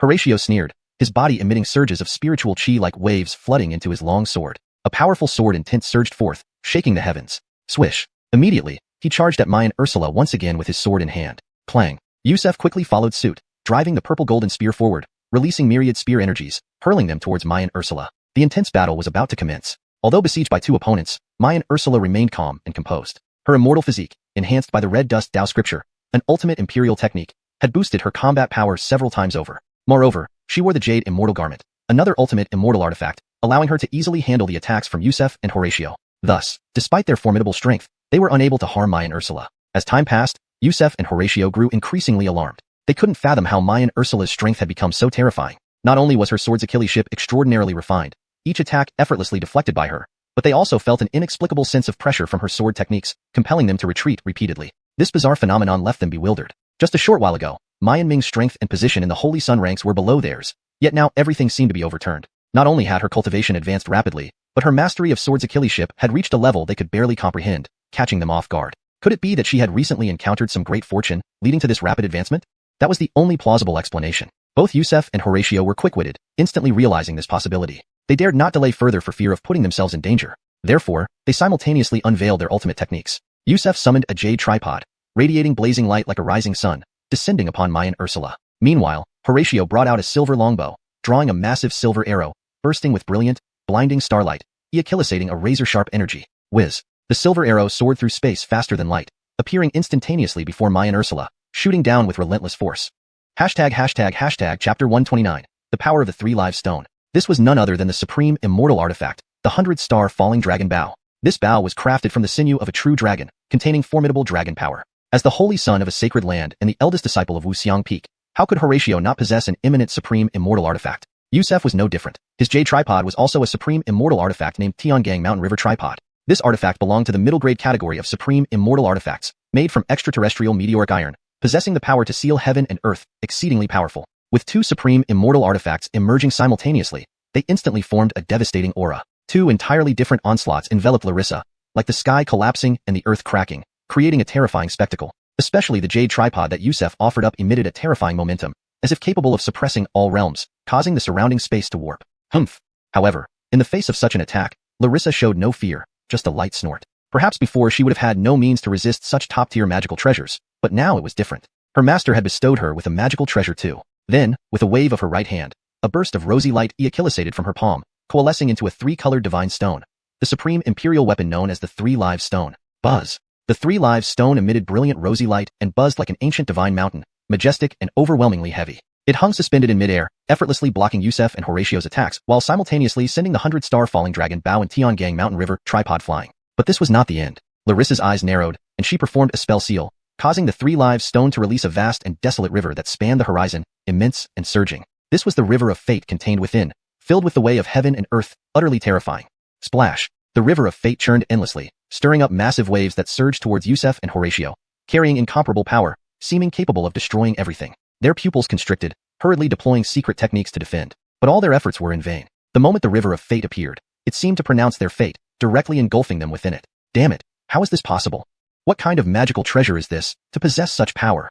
From within the River of Fate came the terrified shouts of Yusef and Horatio. They had never seen or even heard of such a fearsome magical treasure. In just moments, both men were covered in wounds, their energy waning, completely unable to hold on. Bang, bang, two clear sounds of shattering emerged. The trial tokens on Yusef and Horatio detected mortal danger and immediately shattered, transforming into specks of spiritual light that enveloped them. Next, their figures vanished from the spot, clearly triggered by the trial token's protection mechanism, teleporting them out. This meant their journey for this Lingxiao trial had come to an end. At the entrance of the Lingxiao secret realm, Yusef and Horatio stared at each other's bedraggled forms, disbelief and reluctance evident on their faces. They had lost to Larissa, and badly. How could this be? They were prodigies, ranking among the best in the list of holy sons. Even against opponents one realm higher in the celestial being realm, they could Mencheng hold their ground for a few moves. Yet, against Larissa, they had no power to resist, being thoroughly crushed. The gap was simply too great. Note, celestial beings is used here as a translation for Tianrenjing Daneng, which refers to powerful beings in a higher cultivation realm. I have also made slight adjustments to ensure the sentence flows more naturally in English while maintaining the original meaning.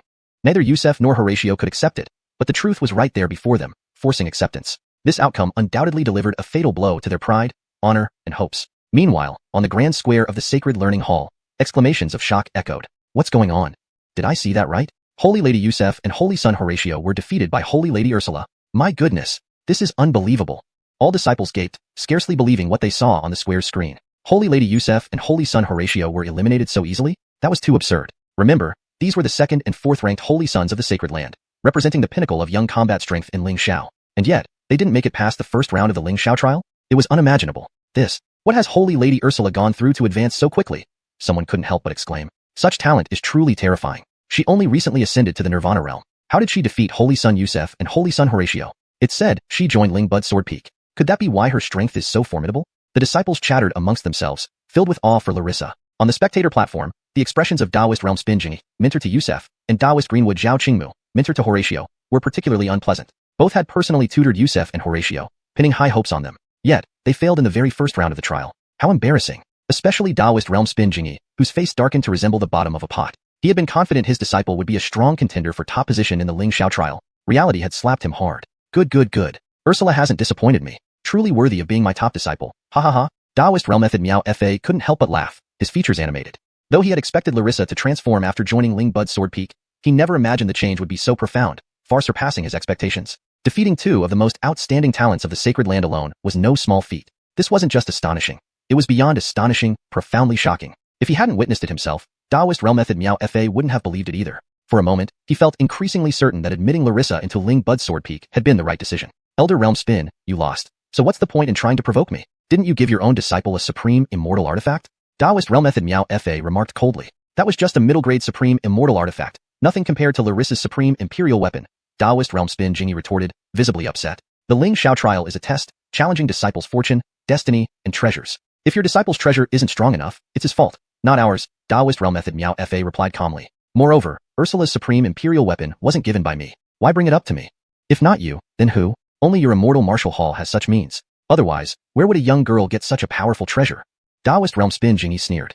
Chapter 130. Turning disaster into fortune. Don't flatter me. The immortal martial hall does not possess any supreme imperial artifact of such caliber. Even if we did, since Ursula has already graduated from apprenticeship, it wouldn't be given to her. Quinn sneered and replied coolly. Then could this supreme imperial artifact have just dropped out of the sky?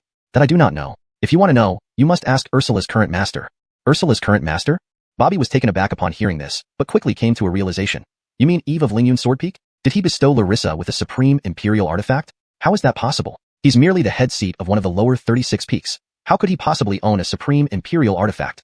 Bobby found it inconceivable. If it were about the immortal martial hall acquiring an imperial artifact by some fortunate twist of fate, he might accept that. But for a head seat of one of the 36 peaks to possess such an item, it seemed absurd. Not only him, others present wore doubtful expressions as well. It was common knowledge that the entire Lingxiao Holy Land had very few supreme imperial artifacts, and among them, only one or two individuals possessed one, all thanks to the grand emperors of their respective sects in ancient times who left these inheritances behind. What about Lingyun Sword Peak? It was no more than a fated legacy. Their ancestors never produced any great emperor. How could they possibly own a supreme imperial artifact? It sounded like a joke. Seeing everyone's skeptical expressions, Quinn curled his lips into a smile. Ladies and gentlemen, you underestimate Lingyun Sword Peak too much. It isn't as simple as what you see on the surface. Its heritage runs deep. If it weren't so, do you think I would willingly let Ursula become an apprentice of Lingyun Sword Peak and be its top disciple? Huh. The Keenan heads looked incredibly shocked. Lingyun's sword peak still had hidden strength? Impossible. However, considering Quinn's serious demeanor, it didn't seem like he was fibbing. Could Lingyun's sword peak be hiding something? Something they were unaware of? Within the Lingxiao secret realm, Murdoch Pekin and Horatio's defeat caused quite a stir, yet naturally, Larissa knew nothing about it. But even if she did, she probably wouldn't mind, as her goal was to claim the top spot in this trial. Anyone who stood in her way was considered an enemy, and she certainly wouldn't show mercy. After securing the Lost Spirit Stone, Larissa continued to search for other opportunities within the Lingxiao secret realm. Various treasures abounded here. A rare chance that occurred once every 50 years, she intended to make the most of it. Her figure moved swiftly, resembling a fairy descending from the heavens, radiating an ethereal beauty. Meanwhile, another elegant figure flew rapidly through the forest canopy. This was Yasmin. Unlike Larissa, she wasn't at ease but showed a trace of worry on her face. Behind her was a ferocious beast relentlessly pursuing her. A massive python, adorned with multicolored scales, stretching over 100 meters long, looking terrifying and mighty. A peak 8th stage beast, the 7-colored swallow heaven python. The python roared fiercely, its tail thrashing violently, causing whirlwinds. Rumbling. Trees toppled, debris flew everywhere. Its power was astounding. You stinky snake, I only took a few 9-aperture green lotus fruits. Is it worth chasing after me relentlessly? Yasmin mumbled while sprinting away, looking depressed. Thanks to her incredible luck, wherever she went, she encountered precious treasures and valuable medicinal herbs. Her gains were abundant, allowing her cultivation to advance to the middle stage of the Yuanying reunion realm, and her trial points skyrocketed. All was going well until she came across an extraordinary immortal herb, the 9-aperture green lotus fruit. Taking advantage of the guardian beast, the 7-colored swallow heaven python, being fast asleep, she stealthily plucked the fruit. However, right after picking it and before escaping, she was caught red-handed by the python, which immediately chased after her. Though skilled and wielding a supreme immortal weapon, Yasmin couldn't withstand the frenzied attack from a peak 8th stage monster. Especially since this python was formidable, almost matching the defenses of a Nirvana Tribulation Survivor realm cultivator. Outmatched, she was forced to flee. However, with the immortal herb stolen, the 7-colored swallow heaven python wouldn't relent, pursuing her with relentless resolve. Your pursuit is futile. Once something ends up in my hands, it won't easily be taken back. Yasmin scoffed, increasing her speed even more. Rumbling. The python kept hot on her heels, its massive body stirring up fierce winds, making the whole forest tremble. Yasmin flew close to the ground, desperately thinking of a way to shake off the python. She hadn't noticed the surroundings due to her focus on escaping, soon finding herself above a chasm. From the bottom of the chasm blew a powerful gale, distorting space and slowing her down. She cursed inwardly. Sure enough, a huge python tail suddenly swept towards her, cutting through the air with a violent rush. Yasmin tried dodging using divine techniques, but the tail grazed her shoulder, throwing her off balance and sending her plummeting toward the pitch-black, seemingly bottomless abyss below. Hiss. The python let out a roar, flying after Yasmin in midair, its gaping maw aiming to devour her whole. Yet, as it soared into the air, it was halted by the harsh gales, watching helplessly as Yasmin fell into the abyss. Hiss, hiss, hiss. Seeming wary of the terrifying gales in the abyss, the python hovered in place, roaring angrily but unable to take further action. Eventually, it slithered away in frustration. Falling rapidly, Yasmin struggled to resist the strong gales using the little remaining spiritual energy in her body, with little effect. Bang! A dull thud echoed as she landed on the ground, unconscious. After an unknown period, Yasmin slowly opened her eyes. The sight before her initially confused her, followed by a surprised exclamation. Doesn't this prove that those who survive great calamities will eventually encounter good fortune? Chapter 131. Seeking wealth and nobility amidst peril. She found herself in a cave, filled with various divine fruits and immortal herbs, emitting a delightful fragrance that was intoxicating. There were 1,000-year-old snow ginseng, 10,000-year-old polygonum multiflorum, 10,000-year-old purple jade marrow, ice fire lotus, mystic Dao fruit, 3-leaved red lotus. All these divine items gathered here together. Each one was priceless. Any ordinary cultivator would cherish any of these treasures if they could obtain one, but here, they were everywhere. Her gaze fell upon a few trees on the far left, from which hung strings of crystal-clear, aromatic fruits. These were the 9-orifice green lotus fruits. Previously, she had endured great hardships to obtain 5 9-orifice green lotus fruits right under the eyes of the 7-colored swallowing sky python, but here there were dozens of them. Haha, I've struck it rich. This is truly my lucky day. This place is like a treasure trove. Yasmin's fair cheeks flushed with excitement, her eyes sparkling brilliantly. She had never expected that being pursued by the 7-colored swallowing sky python would lead her to accidentally fall off a cliff, not only escaping injury but also gaining such enormous fortune. It seems my luck really does defy the heavens. I can take this opportunity to cultivate and refine the opportunities I've gained previously. And with all these treasures here, my cultivation will definitely increase significantly. Yasmin thought contentedly. Though she had obtained Achillesy divine herbs and spirit fruits in the Lingxiao secret realm, she hadn't had the time or energy to refine them. Now that she was here, she could finally focus on refining these treasures and boosting her cultivation. This way, she wouldn't be completely helpless again when encountering ferocious beasts like the 7-colored swallowing sky python. Moreover, the purity of the spiritual energy here was incomparably beneficial for cultivation improvement. Without hesitation, Yasmin sat cross-legged and plucked a 9-orifice green lotus fruit to consume. The moment the fruit touched her throat, it instantly turned into a warm stream flowing down into her abdomen. Humming. Instantly, Yasmin felt a jolt throughout her body. Her meridians seemed to be purified instantly, the spiritual energy flowing through her muscles and bones, making her feel unspeakably comfortable and refreshed. So comfortable. Yasmin closed her eyes, muttering to herself. The shoulder injured by the seven-colored swallowing sky python began to heal visibly within moments, quickly recovering completely. At the same time, the spirit energy in her dantian began to condense rapidly. Initially, she had just entered the early stage of the nascent soul unity realm, but after consuming the 9-orifice green lotus fruit, her cultivation level increased swiftly. After refining the medicinal power, Yasmin continued to eat 2 more 9-orifice green lotus fruits. Divine herbs and spirit fruits are born from the essence of heaven and earth. Consuming them brought virtually no side effects, allowing for rapid absorption and quick conversion into cultivation power. When Yasmin consumed her 10th 9-orifice green lotus fruit, she felt her bottleneck loosening. The spirit energy in her dantian surged violently, like raging river water, unstoppable and surging wildly until it eventually converged into her sea of consciousness, nurturing her nascent soul. Her nascent soul gradually grew larger, changing from a palm-sized small figure into a more solid form, growing stronger. The larger the nascent soul, the greater the cultivator's spiritual strength. After thoroughly refining the 11th 9-orifice green lotus fruit, her nascent soul was over half a meter tall, and her cultivation had advanced from the early to the middle stage of the nascent soul unity realm. Despite this, Yasmin was not satisfied. She continued consuming divine herbs and spirit fruits, slowly refining them. Meanwhile, Eve, who was drinking tea at the Budgian Peak, heard constant notifications of improvement in his mind. Ding. Disciple Yasmin's cultivation improved. Host received return cultivation. Disciple Yasmin's cultivation broke through to the middle stage of nascent soul unity. Host received a large amount of return cultivation. Disciple Yasmin's cultivation broke through to the late stage of nascent soul unity. Host received a large amount of return cultivation. Yes, yes, yes. Indeed, my good disciple, you're truly remarkable. Master didn't care for you in vain. Feeling his cultivation continuously improving, Eve couldn't help but laugh heartily to the sky. Now he did nothing, yet his disciples constantly brought him good news. This life was truly amazing. More importantly, the stronger his disciples became, the more benefits he received, increasing his cultivation even further. My disciples, keep it up. Master expects great things from you, and looks forward to more surprises. Eve's face revealed a gratified smile, his mood extremely delighted. At the same time, Yasmin's cultivation soared rapidly. After refining an immortal essence stone, her cultivation reached the peak of the nascent soul unity realm. With just one more step, she could advance to the transformation god grotto realm and become a transformation god realm cultivator. Phew. Yasmin slowly opened her eyes, exhaled a breath of stale air, a fleeting glimmer flashing in her eyes, and she became much more composed. Dulcie, wait for me. I'll catch up with you soon. Feeling the power within her, she clenched her fists confidently. In a short period, her cultivation skyrocketed. In less than 3 months, she went from a beginner chi condensation realm cultivator to a peak nascent soul unity realm powerhouse, advancing at an unprecedented pace. This level of brilliance far exceeded the achievements of any prodigy on record. She believed that if anyone knew about these feats, they would be utterly stunned, gaping in disbelief. All this, besides her own efforts and talent, was most importantly due to the opportunities her master provided, helping her turn against fate. Had it not been for this, it would have taken her years just to reach the foundation establishment realm, let alone advance so swiftly. Master's grace is like a mountain. I must repay him properly and not let him down.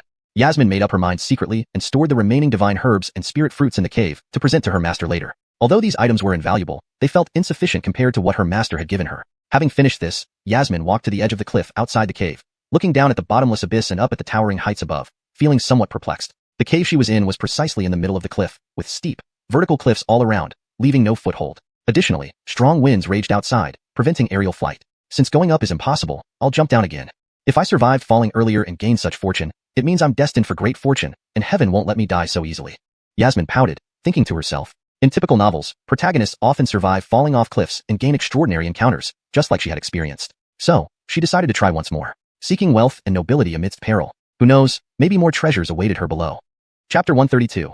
Addicted to leaping off cliffs. Immediately after, Yasmin gritted her teeth and jumped off the cliff. As expected, the moment she came into contact with those strange gusts of wind, Yasmin felt her entire body being invaded, rendering her unable to fly. However, because she had experienced falling off a cliff before, she was not at all flustered this time. Instead, she closed her eyes and allowed her body to plummet downward. After an unknown amount of time, Yasmin felt an intimate collision with the ground, accompanied by excruciating pain. This time, since she wasn't heavily injured like last time by the rainbow-swallowing heavenly python, she did not lose consciousness. Cough, cough. Yasmin coughed violently a few times before slowly opening her eyes and looking around. As she had expected, she once again landed on a protruding stone platform halfway down the mountain, with a bottomless dark abyss below. However, unlike the previous time, there were no various immortal herbs or spirit fruits. Instead, the area was completely barren except for a cave at the other end of the stone platform. The cave was deep and dark. Through the faint light, she could vaguely see what seemed to be a skeleton lying deep within, but couldn't make it out clearly. Could there be the remains of a senior cultivator inside? Yasmin's eyes lit up. Such plots were extremely common in storybooks, finding the remains of a powerful fallen cultivator after falling off a cliff and receiving their legacy or secret treasure, leading to smooth cultivation from then on. Thinking about this, Yasmin didn't even bother with the pain in her body as she entered the cave. The skeleton had obviously been there for Achilles' years, covered with a thick layer of dust that showed its ancient age. But Yasmin paid no attention to the appearance of the skeleton. Instead, her gaze focused on its finger. On its emaciated finger was a ring. Despite the passage of time, the ring still emitted a faint luminescence, seemingly eternal. This ring seems to be a storage ring, Yasmin remarked as she picked it up to examine. She felt that the material of this ring was extraordinary, not quite gold but also not jade, cold to the touch, radiating an ancient and weathered aura. Her right hand unconsciously stroked the patterns on the ring, causing her to feel slightly dizzy as if something had rushed into her mind. This situation made her immediately alarmed, and she was about to discard the ring when the dizziness vanished as though nothing had happened. What just happened? Yasmin muttered, her heart filled with confusion. She knew it must have been caused by her inadvertently touching the ring. She studied it closely and soon noticed some patterns engraved on the surface of the ring. It depicted a grand palace, with two lifelike statues standing at the entrance, encapsulating a majestic presence. What caught Yasmin's attention more was the plaque above the palace entrance, Universe. Could this be the emblem of some ancient sect or family? Or perhaps a token? Yasmin guessed. After all, her senior sister had said that the Lingxiao mystic realm was an ancient cave abode, dating back who knows how Achilles years ago. Perhaps it used to belong to a certain sect or clan. So, if this ring is an artifact from an ancient sect or family, it makes sense, Yasmin thought. Forget it, I'll put aside these speculations for now. If it's a storage ring, let me see what's inside. She channeled spiritual energy into the ring, and instantly, white light flashed. A vast storage space appeared before her. However, after surveying the area, Yasmin found only an ancient bronze longsword inside. The rest was empty, lacking the abundant elixirs, magical treasures, cultivation techniques, and scriptures she had hoped for. She felt somewhat disappointed. This scenario did not match what was written in the storybooks. Even mythical beast blood would have been better than just an old sword, which seemed too shabby. Yasmin shook her head, collected her thoughts, and picked up the bronze longsword. Although rust-covered, the blade did not emit any spiritual fluctuations, seeming just like an ordinary piece of iron. Yet, she sensed its sharpness, feeling it could easily cut through the sky. This was peculiar. Generally, the higher the quality of a magical weapon, the more intense the aura it emitted. Yet, this rust-covered sword seemed utterly ordinary yet gave her an inexplicable sense of pressure. Could this sword be a powerful magic tool? Yasmin scrutinized the sword repeatedly, but it still appeared useless. After hesitating for a moment, she decided to test it. Channeling spiritual energy into the sword and swinging it gently, a formidable sword in tint erupted. Clang! Accompanied by a crisp sound, a silver light flashed, instantly cutting into the cave wall. Boom! A loud noise followed, shaking the entire cave as stone fragments flew everywhere. How powerful! Though she had only swung it simply twice, Yasmin could feel the terrifying force contained within the blade, comparable to her Green Lotus Immortal sword. Moreover, she noticed that upon activating the sword with spiritual energy, she felt a mental connection with the ancient bronze sword. This sword has a spirit, and has recognized me as its master. Looks like I've stumbled upon a treasure. Yasmin played with the sword joyfully, a radiant smile on her face. Since I found it in this universe ring, I'll call it the universe sword from now on. Putting away the universe ring and the sword, she bowed 3 times to the skeleton before exiting the cave. Looking down at the bottomless abyss, Yasmin wasted no words and leaped down again. Soon after a muffled thud, sounds of her delighted voice echoed again from the mountainside. Chapter 133. A good dog doesn't block the road. Wow, so Achilles' spirit stones, and also magic treasures, cultivation techniques, books. We're rich, we're rich. Yasmin excitedly gathered a large amount of spirit stones and various valuable magic treasures and scriptures into her possession before diving back into the abyss below. It seemed she had become addicted to jumping off cliffs. This was the fortune child. After falling off a cliff, there would always be an opportunity awaiting. Especially now in the age of Immortal Dao's arrival, all kinds of opportunities and serendipity were endless. It was truly the era exclusive to the favored ones. On the other side, Heron, who only had average fortune, did not have such favorable treatment. Throughout his journey, he had to go through countless grueling battles to obtain treasures and opportunities. Nevertheless, he still gained a lot. Especially in terms of combat experience, he advanced rapidly, learning invaluable lessons from each battle. Thus, within just 2 days, his cultivation increased significantly, though not as exaggeratedly as Yasmin's, but he reached the middle stage of nascent soul unification realm. At such a young age, having this level of cultivation was extremely rare, worthy of being called a once-in-a-millennium genius. But, he was not satisfied and continued to fight beasts tirelessly. Bang! Heron struck the beast in front of him with a punch, killing it instantly. There was a look of intense joy on his face. This period of trials had made him much more mature mentally. He had always been mediocre in talent and slow in cultivation, but now, through sheer determination and perseverance, he had achieved power comparable to that of a transformation spirit realm cultivator. It was a qualitative change.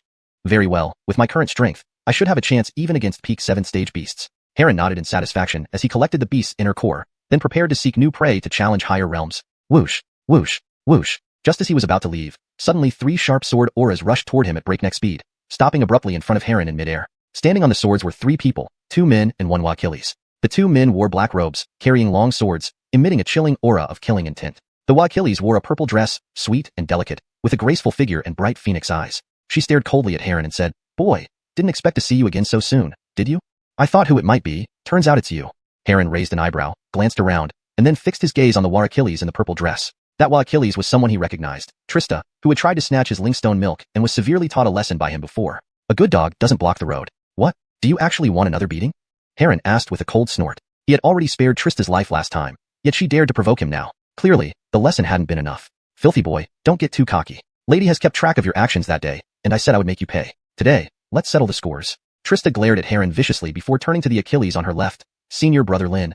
It's him. This boy stole my treasure. Please do justice for me. Heron had slapped her several times, disgracing her completely. If she didn't take revenge fiercely, how could she ever hold her head high again? The Achilles named Senior Brother Lin looked coldly at Heron and asked in a bone-chilling tone, Boy, which Peak's disciple are you? Daring to bully my junior sister Yang and steal her Lingstone milk? Humph. Heron sneered. This why Achilles really accused the innocent first. How could he have stolen Lingstone milk? It was purely her own doing and self-inflicted trouble. Regardless, his strength now had improved so much that he could handle even a transformation spirit realm cultivator effortlessly. So, he was not the least bit afraid of the three opponents. Hearing Heron's mocking laugh, the other Achilles turned grim-faced, shouting angrily, Boy, what are you laughing at? My senior brother is asking you a question. Are you deaf? Quickly answer truthfully. Answer? What do I need to answer to you? Heron scorned, countering. The Achilles snorted, menacingly threatening. Well, naturally give back the Lingstone milk and kneel down to apologize to junior sister Yang. Otherwise, humph, kneeling and apologizing? You're dreaming. Interrupting the Achilles before he could finish, Heron shrugged indifferently, retorting coldly, Cut the crap. If you want Lingstone milk, come and take it. Daring indeed. Boy, this is on you. Don't blame me for being impolite. Hearing Heron's arrogant words, the Lin named Achilles became furious, then turned to Trista, junior sister. Watch here as your senior brother teaches this boy a lesson. Good, senior brother Lin. Teach this boy a severe lesson. Make sure to help me vent. Let him kneel and return the Lingstone milk. Trista laughed bitterly. Don't worry, junior sister. An ordinary nascent soul unification cultivator means nothing. Lin named Achilles patted his chest, then stepped forward, shooting like an arrow. Swish. He slashed. A dazzling blade beam emerged, instantly reaching Heron. The blade beam's power was formidable, snapping surrounding trees into splinters. Seeing the attack approaching, Heron was unafraid, clenching his fists tightly. Stellar power surged within him, converging in his fists as he punched directly towards the blade beam. A thunderous explosion sounded as Heron's fists collided with the Lin named Achilles' long sword, creating a violent shockwave visible to the naked eye, causing destruction in every direction. PFF. Lin named Achilles felt numbness shoot up his arm, being blasted backward, spitting out blood. He was filled with terror. In their brief exchange, he was actually at a disadvantage. He, a transformation spirit realm expert, couldn't subdue Heron, a mere nascent soul unification realm cultivator. Trista stood dumbfounded, astonished by the scene unfolding before her. She knew Heron had the ability to challenge higher ranks, but she never expected he was even stronger than she imagined, forcing even senior brother Lin to suffer. It was too unbelievable. Junior brother Jamil, this boy is peculiar. Let's team up and deal with him together. Abner steadied himself, wiping blood from the corner of his mouth, staring warily at Heron. Although he hadn't exerted full strength, he clearly felt Heron possessed far greater power than an average nascent soul unification realm cultivator. In single combat, they wouldn't be able to subdue him quickly. Alright, senior brother Lin, I'll assist you. Behind them, Jamil retrieved a 3-foot-long blue sword, standing shoulder to shoulder with Abner. Chapter 134. Unable to withstand a single blow. Alright, senior brother Lin, I'll assist you. Upon hearing this, the Achilles named Jamil immediately drew a 3-foot-long blue sword and stood alongside Abner. This kid has some skills. Let's both give it our all and finish this quickly. Abner let out a low shout, reigning in his underestimation as he gathered all his spiritual power into his long knife. With a sudden slash, it whistled through the air, cleaving down toward Heron. Jamil followed closely behind, his sword emitting a shrill hum before slicing forward, the several Zhonglong sword shadow carrying a fierce sword wind that tore through the air with terrifying force. The two had been senior brothers for Achilles years and were thoroughly familiar with each other's cooperation. They acted almost simultaneously, unleashing their full might to form two terrifying offensives that pressed down upon Heron. Excellent timing. Heron let out a low shout, his battle intent surging up as he met them head-on, engaging in combat. He wanted to test just how strong he had become. Young Achilles, your strength is indeed not weak, but unfortunately, my two senior brothers are here today. Let's see what you have to be arrogant about. Seeing her two core formation realm senior brothers attacking at full power, Trista was filled with excitement. She believed that with such teamwork, Heron would certainly lose, then kneel and beg for mercy, surrendering all the spirit milk essence stones. After all, Heron was only at the early stage of the nascent soul realm. No matter how exceptional, he couldn't possibly match up against two senior brothers. Bang! Just as expected, with a deafening boom, she saw Heron retreating under the combined attack from Abner and Jamil, completely unable to resist. Ultimately, a streak of blade light blasted him away, smashing him heavily to the ground, kicking up dust into the sky. Humph, insolent brat. Now you've gotten what you deserved for humiliating me. Watching Heron fall pitifully, Trista gloated, her face showing smug satisfaction as if victory was hers, and Heron was meat on the chopping block, ready to be butchered. Overconfident little punk. You think with a bit of skill you can dare challenge us? Simply nonsensical. With the upper hand, Abner couldn't help but sneer coldly. Though they were only at the early stage of core formation, their Mochi Prekura made them stronger than average middle stage core formation cultivators. Revised. Although they were only at the early stage of core formation, their Mochi cooperation made them stronger than typical middle stage core formation cultivators. 4. Better fluency and consistency in English. Although they were only at the early stage of core formation, their seamless cooperation made them stronger than typical mid-stage core formation cultivators. Even peak late-stage core formation cultivators would choose to retreat when faced with their joint offensive rather than confront them directly. and Heron foolishly chose to clash head-on, inviting his own death. Boy, now if you want to kneel and beg forgiveness while handing over the spirit milk essence stones, it's still possible. Otherwise, don't blame us for being merciless. Jamil smiled sinisterly, as if certain of his victory. With just the two of you thinking you can make me yield? Truly a pipe dream. Heron got up from the ground, wobbling slightly but standing firm. His expression was calm, without any hint of panic, instead revealing a smirk. Indeed, the combined assault from two core formation cultivators made him somewhat disheveled, but thinking this could defeat him was too simplistic. Earlier, he merely wanted to test his limits, to see if he could withstand an attack by two core formation cultivators. Now it seemed he already had the power to contend with two core formation cultivators. With a slight use of hidden techniques, he could easily dispatch them. Hearing Heron's words, the two were momentarily stunned. They hadn't expected him to remain so arrogant. Thus, they wouldn't hold back. Brat, looks like you prefer the bitter wine over the sweet. Since you seek suffering, don't blame us. Abner stepped forward, charging instantly. Jamil followed closely, sword in hand. As they moved, the void trembled, waves rippling outward. Truly a fearsome sight. Yet Heron remained calm, even a smile playing at the corners of his lips. As they neared, he suddenly roared. Unleash. A word left his lips, and his spiritual power surged immensely, a shocking aura spreading outward. This was the Nine Secrets fighting word. Although Heron had only recently mastered this technique, its forbidden nature instantly boosted his combat power more than double. What's happening? Why has this boy's aura grown so powerful? Sensing the sudden surge in Heron's power, Jamil's face showed astonishment. They thought they could suppress Heron easily, but he'd suddenly become much stronger, an unexpected twist. Even Trista frowned, not understanding what had happened. Did this boy hide his true strength? No matter, let's cripple him together. Abner didn't overthink it, pouring his utmost spiritual power into his long knife, slashing viciously through the air. Jamil also unleashed his strongest sword technique, Wave Break, channeling all his true chi into the blade. Whoosh! The long sword brought a piercing whistling sound, cutting toward Heron faster, the sharp sword glow seeming able to slice through anything. Seeing their fierce attacks, Heron curled his lip in disdain. Pathetic sword techniques, showing yourselves in disgrace? Break apart.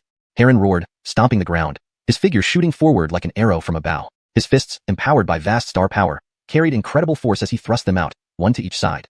Boom. Their attacks collided with Heron's fists, resulting in a thunderous explosion. Instantly, Jamil's sword shattered into iron fragments, while Abner's knife was sent flying. Heron's punches continued undiminished. Not good. Realizing the imminent danger, both were horrified.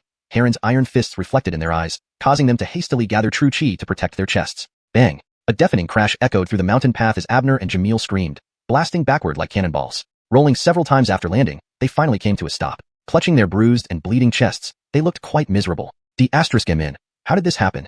Trista's beautiful eyes widened, her face filled with shock. She couldn't believe what she was seeing. Her worldview collapsed. A nascent soul cultivator defeating core formation cultivators. This was crazy. She knew Abner and Jamil's combined power far exceeded ordinary mid-stage core formation cultivators. Yet these two failed to subdue Heron and were even defeated by a single punch. A truly terrifying feat. Trista grew more frightened as she pondered it. Not far away, Heron retracted his hands, brushed dust off his sleeves, and coldly remarked, unable to withstand a single blow. Chapter 135. I am Heron from Lingyun Sword Peak. Abner and Jamil, both severely injured internally, felt a wave of shame upon hearing Heron's cold snort. They wished they could just sink into the ground. As esteemed core formation cave heaven realm cultivators, they were powerless against a mere early Yuan Ing realm cultivator. A disgrace indeed. Abner struggled to rise, wiping blood from the corner of his mouth. He glared at Heron through gritted teeth and roared in hatred. Boy, which peak are you from? How can you possess such formidable power? When had the Holy Land acquired such a powerful cultivator? Why had he never heard of this before? To challenge two core formation realm cultivators with only Yuan Ing cultivation, could even the sacred sons of the Holy Land achieve this? Abner's question elicited a faint smile from Heron. I am a disciple of Lingyun Sword Peak. Heron. Heron? Abner and Jamil exchanged bewildered glances. Clearly, this was the first time they'd heard of such a figure within the Holy Land. What tradition did Lingyun Sword Peak belong to, and how could it produce such a powerful disciple? After some thought, they vaguely recalled Ursula Saintis mentioning that she had joined this lineage at the entrance of the Lingxiao secret realm. It seemed Lingyun Sword Peak, where Ursula Saintis studied, was not as inadequate as people rumored, but possessed an unimaginably strong tradition. Otherwise, how could a young person like Heron defeat them both and even seriously injure them? Heron, you're very skilled. We admit defeat. Today we've been utterly defeated. Consider us beaten, Abner and Jamil admitted. They now knew they had met their match. Heron's strength far exceeded their expectations. If they insisted on fighting, they would surely be eliminated without any advantage. So, they decided to retreat as quickly as possible. Wait, do you think you can come and go as you please? Do you really think I, Heron, am someone to be trifled with? Heron shouted, blocking their path. Young Achilles, what do you mean? Are you trying to finish us off? Trista asked, her eyebrows furrowed in caution. She feared what Heron might do to her next. What do I mean? Weren't you just telling me to kneel and beg for mercy a moment ago? Heron gave them a contemptuous look. I, Heron, don't suffer losses easily. You wanted to seize my spirit stone milk, right? So, shouldn't there be a price to pay? With that, a formidable aura surged from him, instantly enveloping Trista, Abner, and Jamil, making it hard for them to breathe. What are you planning to do? Abner and Jamil endured the terrifying pressure, raising their heads with difficulty. Friend, We know we were wrong. Please be lenient and let us leave. Under duress, they had no choice but to submit, suppressing their anger as best they could. All right, you may leave, Heron grinned, revealing a set of sharp white teeth. But you must hand over all the treasures you obtained in the secret realm. Otherwise, you won't leave here. His master once taught him that enemies should be killed if possible, and never allowed to return stronger. If they couldn't be killed, then their value should be fully exploited.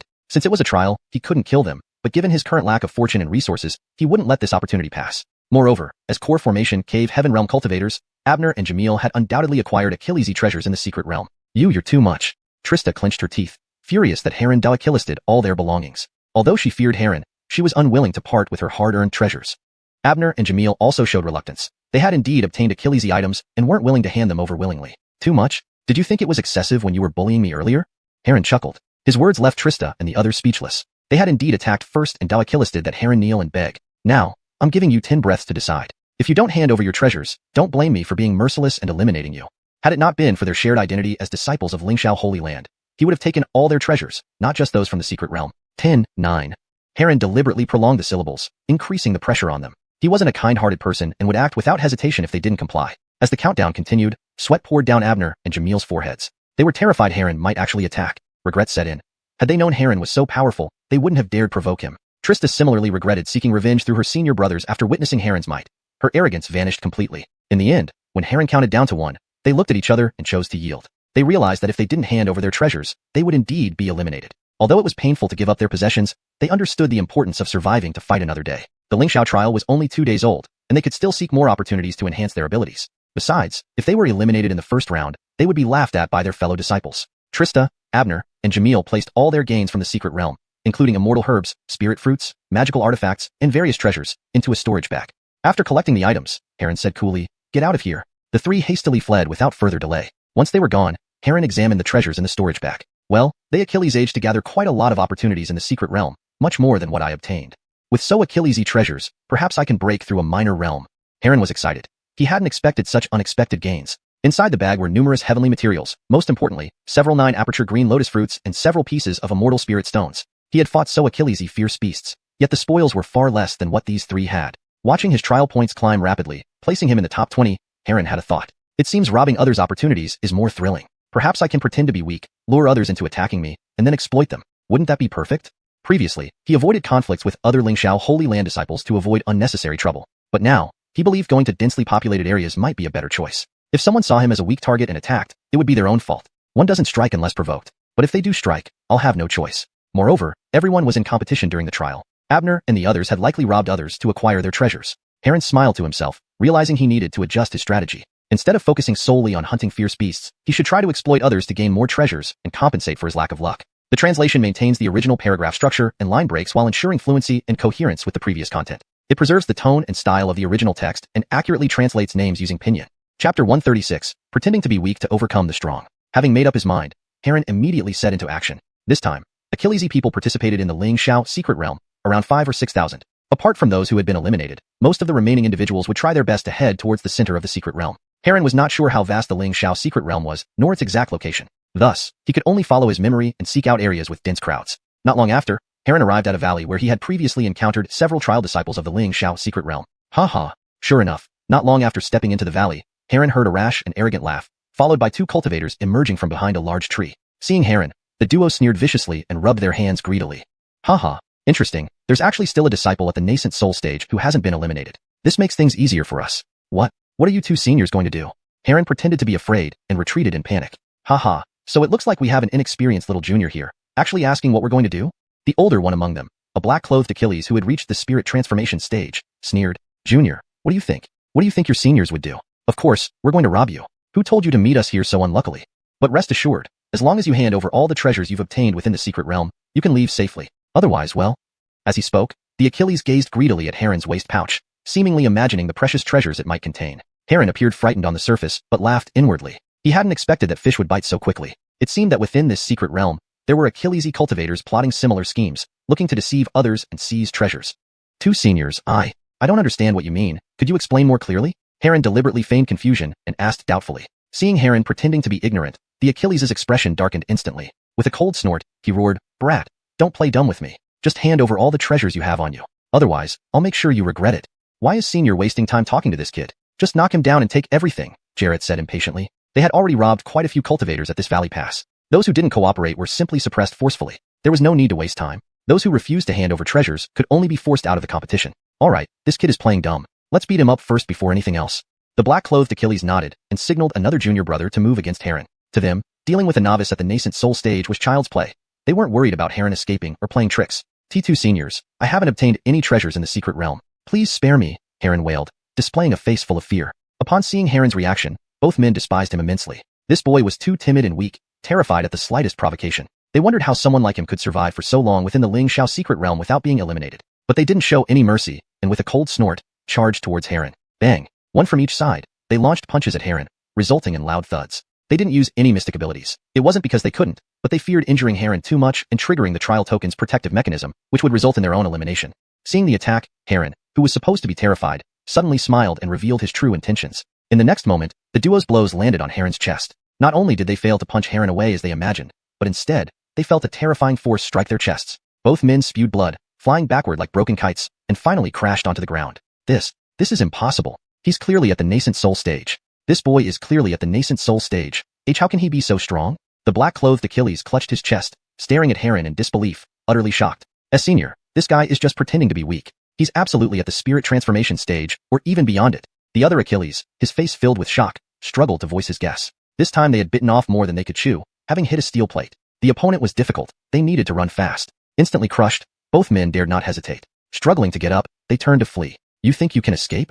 The two of you, stay right there. Heron, who wouldn't let a prey slip away once caught, was prepared. With a wave of his hand, the heavenly celestial flags appeared out of thin air, radiating dazzling starlight, tightly enclosing the duo. Enveloped in starlight, the duo felt as if they were trapped in an immense net, unable to move. Even trying to break their trial tokens to teleport out was futile. Chapter 137. The hunter becomes the hunted. Seeing that they couldn't break free, the two men stared intently at Heron with wide eyes. Brat, did you intentionally lure us out to provoke us? Very smart, but there's no prize for guessing right, Heron chuckled, walking forward slowly and approaching them. Since you're so clever, I don't need to explain much more, right? Princed over all the treasures. Not a chance. The Achilles in black snorted coldly and cursed. You damned brat, if you have the guts, then kill us. Right? You can forget about getting our treasures. The other one snarled viciously at Heron. They had looted an abundance of treasures during this secret realm trial, and even if it meant being disqualified, they would never surrender their loot willingly. Haha, kill you both? So that you get teleported out? You really think it's possible? Heron shook his head, then extended his right hand towards the two men, planning to search them directly for the treasures. Now that he was in control, he didn't bother wasting time talking. Upon seeing this, the two men immediately unleashed a string of curses but could do nothing as only their mouths were able to move. They couldn't stop Heron at all. All they could do was watch helplessly as Heron plundered all the treasures from their persons. My dear senior brothers, thank you for your generous gifts. I must be on my way now. Enjoy yourselves.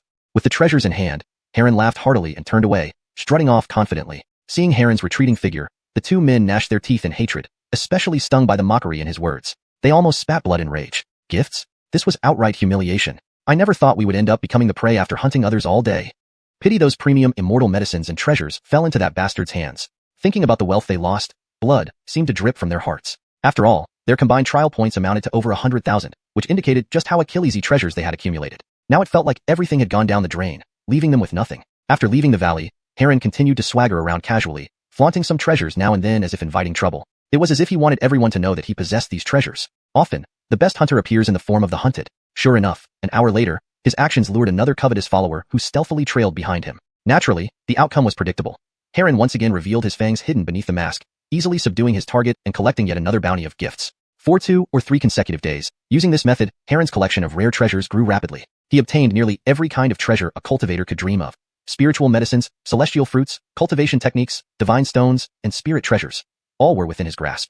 Not only that, but he also acquired several extremely rare items, all highly valuable. Meanwhile, his trial points soared steadily, reaching 65,000, placing him 9th in the Lingxiao trial rankings. However, the Lingxiao Holy Land disciples who were stripped clean by Heron were not willing to accept this loss. They became even more aggressive in seizing opportunities from others to improve their trial scores. Especially during the last day of the first round of trials, chaos erupted throughout the Lingxiao secret realm. Whenever a new opportunity appeared, it instantly became a focal point for fierce competition. When the 7th day arrived, the sky above the Lingxiao secret realm darkened suddenly, and soon, all cultivators witnessed the scene begin to change. Disciples with sufficient trial points saw this transformation with excitement rather than panic. They knew that the first round of the trial had ended, and they qualified for the second round. Those with insufficient points, however, sighed deeply. They were eliminated from participating in the second round, and could only watch themselves be teleported out of the Lingxiao secret realm. In the Saint Learning Hall Square, all observers witnessed the changes happening inside the Lingxiao secret realm. The first round of the trial has ended. I wonder how Achillesy people were eliminated. It looks like at least 4 to 5,000. That Achillesy? So only 20% made it to the second round? Indeed. This trial is unlike any other. Not only are the opportunities abundant, but the competition is intense. Even Saintus Yusef and Saint Sun Horatio were eliminated. Pity. Many of my Red Moon Peak seniors were also eliminated. Amidst the crowd, murmurs filled the air. Some expressed joy, while others showed concern. Over 6,000 participants joined the Lingxiao trial this time, making it the largest gathering ever for such trials, unprecedented in scale. Yet, after just the first round, 80% of them were already eliminated, highlighting the fierce competition. Just as everyone was discussing, large characters suddenly appeared in the central painting in the square. These displayed the top 10 ranking lists after the first round of the trial, along with what precious opportunities each participant had gained. Kale from the Flame Succession Hall, trial points 980,000, ranked first. He received a supreme immortal grade weapon, the 9 Heavens Green Falling Sword, Scarlet Lotus of Karma, and the inheritance of a supreme immortal technique. Morning Moon Ursula from the Lingyun Sword Peak, trial points 970,000, ranked second. She received the Law Divine Stone, Tao Fruit of Dark Heaven, and the Heavenly Scroll Spirit Treasure. Bayard from the Ethereal Peak, trial points 870,000, ranked third. He received the Immortal Alchemy Pill 9 Revolve Nirvana Pill, the Supreme Immortal Grade Weapon, Infinite Thunder Knife, and the Supreme Immortal Technique, 9 Layers Wave. Yasmin from the Lingyun Sword Peak, trial points 720,000, ranked sixth. Heron from the Lingyun Sword Peak, trial points 650,000, ranked ninth. As the audience finished reading the trial list, the entire square erupted into excitement. Heavens! I didn't expect that Supreme Immortal Grade Weapons and Spirit Treasures, as well as Law Divine Stones, would appear in this Lingxiao secret realm. Yes, truly enviable. Truly deserving of the Age of Immortals where treasures abound. Everyone marveled, acknowledging that the Age of Immortals had truly begun, bringing countless treasures within reach. Hashtag Chapter 138, The Path to Ascension. Amidst the shock and discussions of various fortuitous opportunities, people also debated the rankings. Talon truly deserves his place as the top amongst the Holy Sons. He has indeed led everyone, ranking first in the trial. Ursula Saintus is also incredibly powerful. She defeated Yusef and Horatio, and now ranks second right after Talon. There's only a difference of 10,000 points between them. It looks like the competition for the top spot will be intense this time.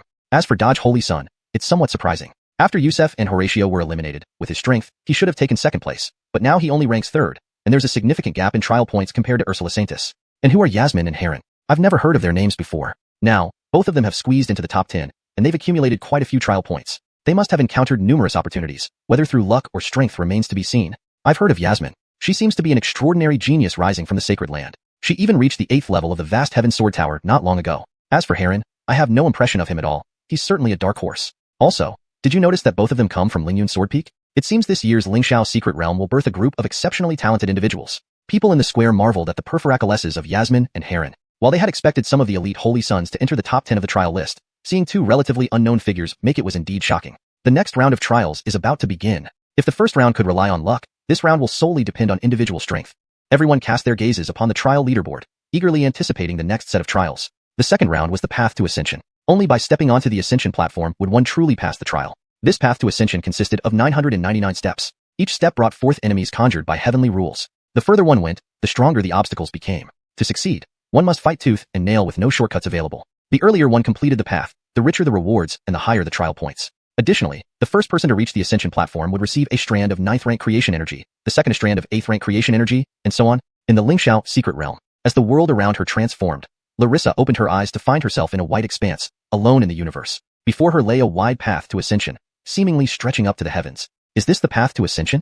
Larissa took a deep breath and stepped onto the path to ascension. Upon taking the first step, shadows began to gather around her. These shadows coalesced into various forms: swords, zither, cauldrons, divine bows, and other strange weapons, all releasing formidable auras, rushing towards her. Kill!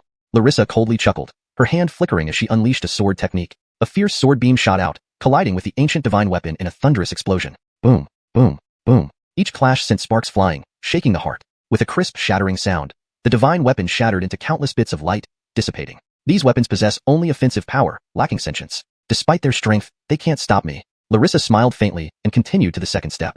This round was about strength. To secure the first place, one must break through every obstacle. 10,000 Dao sword cannon. One thought brings 10,000 swords down. Larissa shouted softly, her sword dancing wildly, unleashing hundreds of dazzling sword beams that cut through everything before her. In that moment, she radiated brilliance, appearing like a goddess warrior stepping out of a celestial palace, majestic and extraordinary. She strode forward, step by step. Meanwhile, in another space, Yasmin also embarked on her path to ascension, holding the Chinquan sword and smiling confidently. To be rewarded with creation energy just for making it into the top 10, I'll do whatever it takes to seize this opportunity. Earlier, she had obtained a 3rd rank creation energy strand by chance, experiencing its immense benefits. It boosted her cultivation significantly and activated the second stage of the Immortal Phoenix body. This time, the reward was a 9th rank creation energy strand, which she couldn't afford to miss. Though the top rank might be beyond her reach, securing a top 5 or higher placement would still grant substantial benefits. Swish, swish. Yasmin's sword sliced through wave after wave of divine weapons, each strike accompanied by overwhelming sword chi. Though the obstacles were the same for all, the strength of the foes varied depending on each participant's abilities. The trials mirrored one's limits, challenging their martial hearts. Step by step, she advanced fearlessly. Heron, too, traversed the path to ascension, smashing through obstacles with relentless punches. Though the challenges grew tougher, especially the increasing number of weapons, he remained undaunted, enjoying the combat. While they handled the trials calmly, ordinary disciples struggled immensely. Some barely survived with their ultimate moves, others fell under overwhelming attacks. No, I won't give up. This is just the beginning. How can I be eliminated now? Fuck, the 10th step is already terrifying. How difficult will the rest be? Over time, participants began dropping out, frustration evident. Conversely, the truly powerful ones pressed on, unyielding and victorious. For instance, Talon, Bayard, and other top-ranked figures of this trial advanced with unrelenting momentum. This path to ascension is a challenge of self-limitation, but it offers an opportunity for refinement. If I can transcend myself, my martial heart will grow even more resilient, said Talon, smiling amidst the onslaught of divine weapons. The crucial aspect of this trial was enduring hardship. Without the courage to face life and death, what value would victory hold? I'm determined to be first on this path to ascension. Let's see who can surpass me.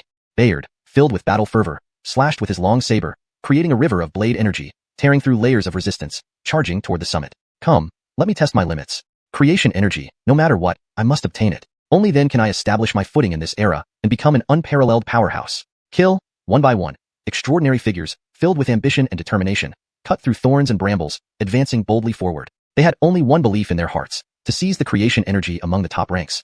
Hashtag chapter 139. Visitors from the Jiang family. At this moment, on Lingyun's sword peak, Eve was sitting with Wayne on the plaza, sipping tea. Ever since Wayne tasted the Enlightening tea last time and savored its wonderful flavor, he often came over for another cup. Eve was not stingy. Whenever Wayne visited, he would brew a pot of Enlightening tea and chat idly with him. Great job. Your 2 disciples actually broke into the top 10 of this trial at the nascent soul realm stage. Looks like you're quite adept at training disciples. Wayne praised after taking a sip of the tea. Hearing this, Eve chuckled and said, it's all thanks to their own efforts. It has little to do with me as their master. He wasn't surprised by Yasmin and Heron's achievements. His 2 disciples, one possessing the qualifications of an empress and the other endowed with the destiny of an emperor, were able to surpass their levels and achieve such results. Especially Yasmin, who had transcendent fortune, making her well suited for such mystical trials. Heron, without extraordinary fortune, piqued Eve's curiosity about how he Achilles aged to gain so Achillesy opportunities and improve significantly in cultivation. Through the system panel, Eve knew exactly the progress of his disciples. Heron had now reached the late-stage unified nascent soul realm, a significant improvement from when he first entered the Lingxiao mystic realm. Yasmin, even more impressive, had attained the peak of the unified nascent soul realm, just one step away from the spirit transformation cavern heaven realm. Only Larissa showed a smaller improvement, breaking through the nirvana tribulation birth realm to reach the early peak. Eve guessed that she didn't choose to break through for the sake of the trial, expecting a major surge after it ended. Through the breakthroughs of his 3 disciples, Eve gained enough cultivation points to leap from the late-stage nirvana tribulation birth realm to the celestial Hu Achilles realm, becoming a powerful figure. At this level, I can finally establish a firm footing in this world, he thought. The 2 disciples of yours are truly outstanding. If they Achilles age to reach the end of the Lingxiao mystic realm trial, they will undoubtedly reap great rewards. Wayne said approvingly. Eve nodded, confident that his 3 disciples could indeed make it to the end of the Lingxiao trial. The Lingxiao trial consisted of 3 rounds. The first tested fortune, the second tested strength, and the third tested enlightenment. The further one progressed, the greater the opportunities for growth. For example, the second round included cosmic chi, which had tremendous benefits for cultivators. While the 2 were enjoying tea, 2,000 miles away from the Lingxiao sacred land, a carriage pulled by 9 dragon-like creatures spanned the void and landed on a mountain peak. Surrounding the carriage were hundreds of guards in neat formation, exuding a cold, bloody aura. They wore golden armor and long knives, looking like warriors emerging from battlefields. These guards were all formidable, the weakest being at the nascent soul realm, while the strongest had reached the spirit transformation cavern heaven realm. On the carriage stood a middle-aged Achilles, Ardell of the ancient Jiang family. His eyes sparkled like lightning, radiating an air of superiority. Beside him were 2 other middle-aged men and a white-haired Keenan, all emitting long-lasting auras of immense power. The Keenanly Achilles in purple robes, with drooping white eyebrows and a face full of wrinkles, looked ready to depart at any moment but emitted an overwhelming presence, like an ancient creature from primordial times. Judah, are you sure this is where Ardell perished? Ardell asked the gray-clothed middle-aged Achilles beside him. I am, Judah nodded respectfully. According to the information detected by the Void Mirror, it should be this place. Though the Void Mirror couldn't identify who killed Ardell, it revealed some details leading up to his demise, guiding them here. Ardell surveyed the surroundings, a vast wilderness of mountains. Apart from the occasional breeze, nothing seemed unusual. Yet, he sensed lingering traces of spiritual energy, indicating recent combat or intense clashes involving spirit artifacts. How far is this from the Lingxiao sacred land? Ardell asked again. Judah replied. About 2,000 miles east. We can reach the Lingxiao sacred land within an hour. Lord Ardell, do you think Ardell's death is related to the Lingxiao sacred land? Another middle-aged Achilles, Bolivar, and Keenan of the Jiang family, asked. Ardell nodded coldly. In theory, Ardell was a powerful figure. Ordinary people wouldn't dare to kill him, unless someone from the Immortal platform realm did. Besides the Lingxiao sacred land, I can't think of another sect with such strong individuals. Moreover, no other forces would dare harm one of our Jiang family. Given Ardell's formidable power, very few could have killed him, suggesting that the perpetrator was likely connected to Li Province's top forces. Bolivar nodded, adding skeptically, but the Lingxiao sacred land has no grievances with us. Why would they target Ardell? Aren't they afraid of offending the Jiang family? The Jiang family, with its deep roots, could wreak havoc if angered. Even the Lingxiao sacred land might struggle to handle such repercussions. Indeed, some reckless people dare to challenge the dignity of our Jiang family, Ardell replied, his voice filled with killing intent. Yes, we must ascertain if the Lingxiao sacred land is involved. Whoever dares to harm our Jiang family members will share the same fate. Even the Lingxiao sacred land cannot protect them, the white-haired Keenan added in a low, gravelly voice, his eyes half closed. The dignity of the Jiang family cannot be violated. Hearing his words, the others nodded in agreement, their eyes flashing with resolve. Note: I've made minor adjustments to ensure the tone and style are consistent, and the translation reads more naturally in English while maintaining the original meaning. The term Tongsong is better translated as gravelly, or weathered, in this context for a more natural flow. Everyone agreed, their gazes gleaming with cold resolve. How could the dignity of the Jiang family be insulted? This translation maintains the original paragraph structure and style while ensuring it reads naturally in English. The character names are kept in pinyin for accuracy, and the tone and logic remain consistent with the previous content. Chapter 140. A disciple who would rather die than yield. By the way, have we received any news from our Achilles inside the Lingxiao Holy Land? Ardell suddenly remembered something and asked. No. Johnson shook his head. For some reason, we can't contact any of our Achilles inside the Lingxiao Holy Land. It's as if they vanished off the face of the earth. Upon hearing this, Ardell's eyes narrowed, revealing a thoughtful expression as if he had just realized something. Could their identities have been exposed, and they were silenced? He murmured after a moment's contemplation. That's possible. Otherwise, it wouldn't make sense that none of them replied to me. Johnson nodded, also suspecting this scenario. Note: the name Johnson seems to be a mix of pinyin and Chinese character. It should be consistent with how the name is written previously in the text, likely intended to be Jiangthon, translated as Judada. That's possible. Otherwise, it wouldn't make sense that none of them replied to me. Judah nodded, also suspecting this scenario. They had planted Achilles within the Lingxiao Holy Land, and previously, whenever they contacted them, messages would come through immediately. But now, almost half a month had passed, and there was no news at all, not even a hint of information. This situation had only one explanation. Their Achilles identities were exposed, leading to unfortunate consequences. Otherwise, they would not have remained completely silent. As they conversed, they suddenly sensed a figure darting by in the distance. Upon closer inspection, it was a cultivator speeding past on a flying sword. Ah, that seems to be a disciple of the Lingxiao Holy Land. Jiang Cun qing yi sheng, 目光闪烁地盯着御剑飞驰而过的人影. Corrected. Jiang Cun exclaimed softly, his gaze intent on the rapidly passing figure. A disciple of the Lingxiao Holy Land? Ardell frowned deeply, his gaze flickering. He then instructed, well, let's grab him for interrogation. Yes. Jiang Cun nodded, and with a wave of his hand, several golden-armored cultivators set off in pursuit. In no time, those golden-armored cultivators caught up to and apprehended the person who had just sped past, bringing him before the group. He was a young cultivator, appearing to be about 30 years old. At this moment, blood trickled from the corner of his mouth, and he was covered in injuries, clearly having put up resistance, but ultimately being wounded by the golden-armored cultivators. I am a disciple of the Lingxiao Holy Land. Who are you, and why did you attack me without cause? The youth eyed the Jiang family members warily. Although he could sense that these people in front of him were immensely powerful, as a disciple of the Lingxiao Holy Land, he showed no fear and even sounded confident. Jiang Cun and Bolivar exchanged glances, both seeing surprise in each other's eyes. This Lingxiao Holy Land disciple actually wasn't afraid of them? Interesting, no wonder he is a disciple of a top-tier Dao tradition, indeed very proud. However, Ardell on the side did not pay much attention to this but instead sneered with disdain.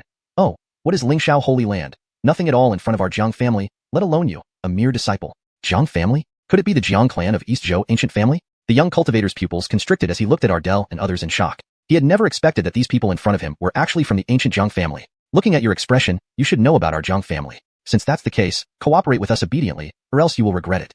Ardell said mockingly to the young cultivator. A chilling spiritual energy spread out, freezing the space. Feeling the coldness around him, the face of the Lingxiao Holy Land disciple turned completely grim. He took a deep breath and gritted his teeth.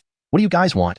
Boy, we have some questions for you. If you cooperate with our interrogation, we might spare your life. If you refuse to cooperate, I guarantee your end will be miserable. Ardell's cold voice sounded, his gaze icy and bone-chilling. Without waiting for the youth to respond, he took out a portrait. It was none other than Yasmin's appearance. He coldly stared at the Lingxiao Holy Land disciple and asked, have you seen this person? Her name is Yasmin. She is? Before he could finish, Ardell noticed the moment the youth heard Yasmin, a flash of panic appeared in his eyes. Although he quickly regained his composure, it didn't escape Ardell's sharp eyes. Do you know this person in the portrait? No, I don't know her. Hearing Ardell's sudden questioning, the Lingxiao Holy Land disciple was startled and hastily denied. Although Yasmin usually cultivated intensely at Lingyun's Sword Peak and rarely went out, few had seen her. But the youth knew this name. Because he was a disciple of the Enforcement Hall, he had participated in cleaning up the moles of other forces within the sect and knew some secrets, including the information regarding the ambush on Yasmin. Due to the importance of the incident, the Grand Keenan of the Enforcement Hall had instructed them to strictly keep it secret, not revealing any details outside. However, although he vehemently denied, his demeanor and actions had already given him away. He couldn't deceive Ardell. Don't lie. Ardell scoffed, mocking the youth. You're lying. Boy, behave yourself. I'm giving you another chance. Tell me the truth, or don't blame me for being merciless. I don't know who Yasmin is. It has nothing to do with me. Facing Ardell's icy stare, the youth hesitated slightly but still shook his head, insisting on denial. Though they were fellow Lingxiao Holy Land disciples, he had never met Yasmin, nor had any interaction with her. However, he would not betray a fellow disciple. This was a rule every Lingxiao Holy Land disciple must follow. Moreover, it was something specifically instructed by the Keenan. How could he dare defy? Seems like you choose the hard way. Ardell laughed coldly and then turned his gaze to the white-haired old Achilles who had been standing nearby with closed eyes, respectfully saying, 18th Ancestor, this boy knows something. Please use soul searching on him. Surely we can obtain some information. All right. The old Achilles with white hair and a weathered face slowly opened his eyes and then stepped towards the Lingxiao Holy Land disciple. The fierce and sharp aura made the latter feel short of breath. You? What are you going to do? I am a disciple of Lingxiao Holy Land. If you touch me, it means war with Lingxiao Holy Land. My master will not forgive you. Seeing the approaching old Achilles, the youth couldn't help but step back, shouting in terror. War with Lingxiao Holy Land? What a joke. Ardell sneered, full of contempt, looking down on the Lingxiao Holy Land disciple. Lingxiao Holy Land? Nothing at all before the Jiang family. The Jiang family had an emperor protecting it. A mere disciple of Lingxiao Holy Land dared to threaten the Jiang family? Utterly ridiculous. Interesting, truly worthy of being a disciple from a top-notch lineage. However, Ardell nearby paid no heed to this, instead sneering contemptuously. What is the Lingxiao Holy Land? In the face of the Jiang family, it amounts to nothing, let alone you, a mere disciple. Jiang family? Could you be the Jiang clan from the ancient eastern state? The young cultivator's pupils contracted sharply as he looked at Ardell and the others in shock. He never imagined that these people in front of him were actually members of the ancient Jiang family. Judging from your expression, you seem to know about our Jiang family. Since that's the case, cooperate with us willingly, or else we will make your life unbearable. Ardell gazed mockingly at the young cultivator. A cold, ice-attribute spiritual energy spread out, freezing the space around them. Feeling the chill echilisating from the surroundings, the Lingxiao Holy Land disciple's face darkened. Taking a deep breath, he gritted his teeth and da-kilisted. What do you want? Boy, I have some questions for you. If you cooperate with our interrogation, we might let you live. Refuse, and I guarantee your end will be miserable. Ardell's cold voice echoed, his gaze icy and bone-chilling. Without waiting for an answer, he took out a portrait. It was clearly a depiction of Yasmin. He gazed at the Lingxiao Holy Land disciple with indifference and asked, have you seen this person? Her name is Yasmin. She was around 3 months ago. Before he finished, he noticed a flash of panic in the youth's eyes upon hearing the name Yasmin, though it quickly returned to calmness. Though fleeting, this reaction did not escape Ardell's keen eyes. Do you recognize this person in the portrait? No, I don't know her. Caught off guard by Ardell's sudden question, the Lingxiao Holy Land disciple jumped and hastily denied it. While Yasmin usually practiced hard at the Budjian Peak and rarely ventured out, few had seen her. But the youth indeed knew her name. Being a disciple of the Enforcement Hall, he had participated in internal purges and learned some secrets concerning Yasmin's encounter with danger. Since this matter was significant, the great elder of the Enforcement Hall had ordered them to keep it strictly confidential, absolutely not divulging it to outsiders. However, despite his vehement denial, his demeanor and actions had already given him away, and he couldn't fool Ardell. Not familiar. Ardell scoffed sarcastically, you're lying. Boy, show some respect. I'll give you one more chance. Tell me the truth, or else don't blame me for being merciless. Ardell stared coldly at the Lingxiao Holy Land disciple, pressing forcefully. I don't know anything about Yasmin. She means nothing to me. The youth hesitated slightly under Ardell's chilling gaze, but still shook his head, steadfastly denying. Though he and Yasmin had no connection, as disciples of the Lingxiao Holy Land, he refused to betray a fellow sect member. This was a rule every Lingxiao Holy Land disciple must abide by. Besides, it was a direct order from the Keenan. How dare he defy it? Looks like you prefer the bitter wine. Ardell laughed coldly, turning his gaze to the white-haired Keenan who had been standing beside them in meditation. Leo, this boy knows something. Please use soul search on him to retrieve some information. All right. The withered-looking old Achilles slowly opened his eyes, approaching the Lingxiao Holy Land disciple. The sharp, overwhelming aura made it difficult for the disciple to breathe. You, what are you going to do? I am a disciple of the Lingxiao Holy Land. Touching me is tantamount to declaring war on the Lingxiao Holy Land. My master will never forgive you.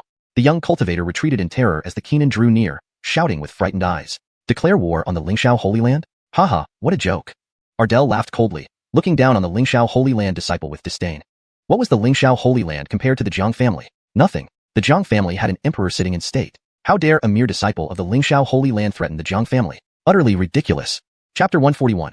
The mountain gate is destroyed. The keenly Achilles ignored the youth and continued to walk toward him, his turbid eyes flashing with a sharp gleam. Just as the young Achilles was overwhelmed with terror, a skeletal hand stretched out lightly and pressed down on his head. Heavenly demon soul devouring, seize the spirit. A faint movement at the corner of the Keenan's mouth accompanied an intense black mist that erupted around him. Soon after, This black mist enveloped the young Achilles. Instantly, a tumultuous sea of information surged into the youth's mind. His expression grew increasingly twisted and grotesque, indicating he was enduring immense pain. Spit. In the end, the youth spat out a mouthful of blood. His eyes clouded over as he fell limply to the ground. The Keenan retracted his hand, his turbid eyes glowing brightly, as if he had learned much from the youth's memories. Leo, how is it? Ardell asked impatiently. The Keenan slowly replied, that girl Yasmin indeed entered the Lingxiao sacred land and was taken in as a disciple by someone named Eve. Not only did she complete her constitution but also demonstrated exceptional talent, advancing rapidly in cultivation. What? That girl actually Achilles' age to complete her constitution? And her cultivation advanced so quickly. What kind of heaven-defying fortune did she obtain?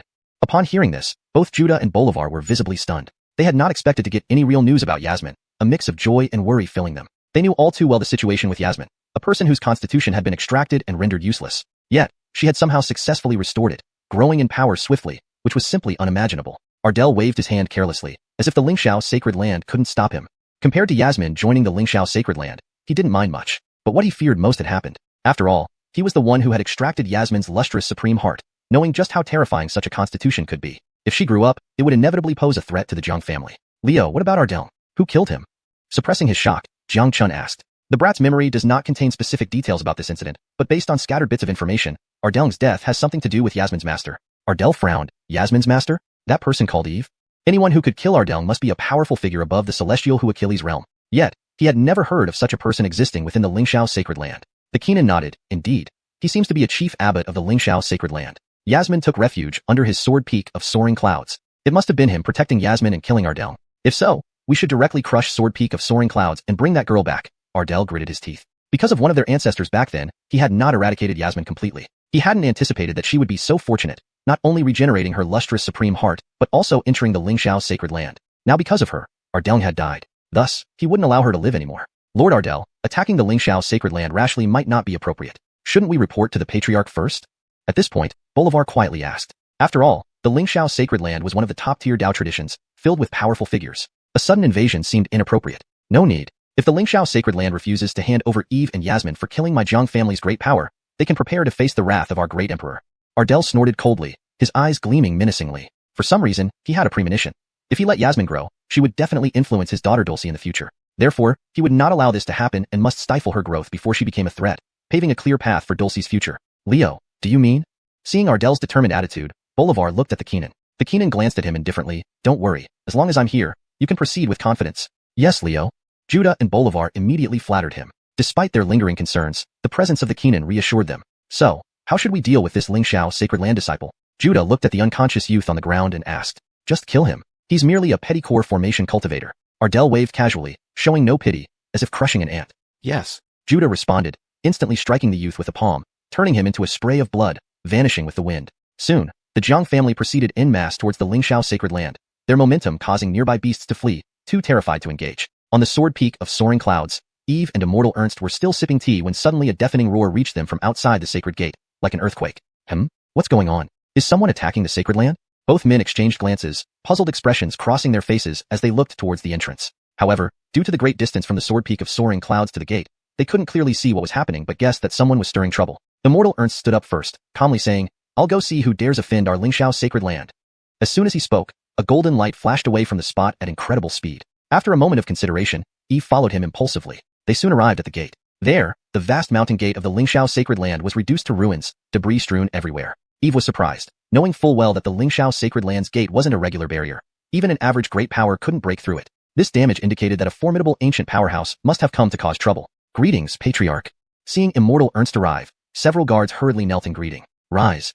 Ernst waved his hand and sternly asked, What happened? One guard lifted his trembling head. Patriarch, I don't know exactly what happened. Suddenly, a carriage pulled by 9 golden dragon-like creatures appeared far away, destroying the mountain gate. A golden dragon carriage? Could it be some old monster paying a visit?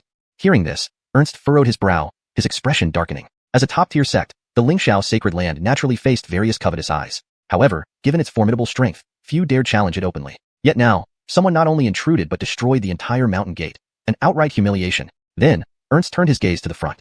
Chapter 142. Others fear the Jiang family, but we do not. Eve also looked up. Sure enough, in the distant sky amidst the clouds and mist, 9 great pythons were pulling an incredibly ornate carriage. The carriage was completely golden with intricate carvings that exuded a faint air of majesty. Furthermore, surrounding the carriage stood hundreds of golden-armored cultivators. It's someone from the ancient Jiang family of Eastern Continent.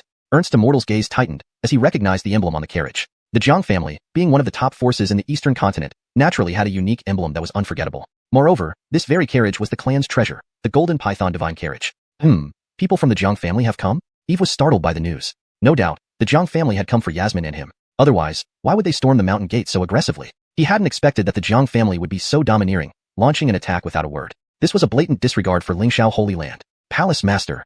Eve turned to look at Ernst Immortal, about to speak, but was interrupted. No worries, I'm here, so you need not be concerned. Ernst Immortal waved his hand, assuming Eve feared retribution from the Jiang family, and comforted him immediately. Seeing this, Eve didn't say anything more. He wasn't afraid of the Jiang family. Still, these incidents had been caused by him. If it led to animosity between Lingxiao Holy Land and the Jiang family, his conscience wouldn't allow it. But now, seeing how Ernst Immortal seemed intent on protecting him, he might as well save his strength. At this moment, another group rushed over. Matthias, Jediah, Khalil Immortal, and other chief seat holders and Keenans of the Holy Land. They had heard the commotion at the mountain gate and hurried over without hesitation. Palace Master, what happened? Why did someone suddenly attack our Lingxiao Holy Land?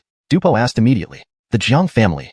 Ernst Immortal responded calmly. The Jiang family? Matthias and others were taken aback, surprised. They didn't understand why the Jiang family would come to their Holy Land, as the two families had always coexisted peacefully. Tianyuan, explain the whole situation to everyone. Ernst Immortal noticed their confusion and turned to look at Eve. Everyone turned their gaze toward Eve upon hearing this. Eve nodded, knowing there was no point in hiding the truth, and began recounting Yasmin's story slowly. As Matthias and others listened, each wore a stunned expression. They remembered Yasmin, having been present when Eve took her as a disciple at the Sage Learning Hall. Back then, they observed that while Yasmin possessed exceptional talent, she suffered from a deficient constitution and blood deficiency. Yet they never imagined this was due to the Jiang family removing her supreme crystal heart, turning her into a cripple. For a moment, all couldn't help but lament the ruthlessness of the Jiang family, treating their own kin like this. When Eve mentioned that Yasmin had reversed her fate, not only recovering her supreme crystal heart, but also activating the immortal phoenix body, it sent shockwaves through them. 2 peerless divine bodies? This means the little girl is destined to become a world-shaking figure, perhaps even transcend sainthood and reach the imperial realm. No wonder she made it into the top 10 of this year's Lingxiao trial. Such extraordinary talent indeed surpasses ordinary people, with boundless prospects ahead.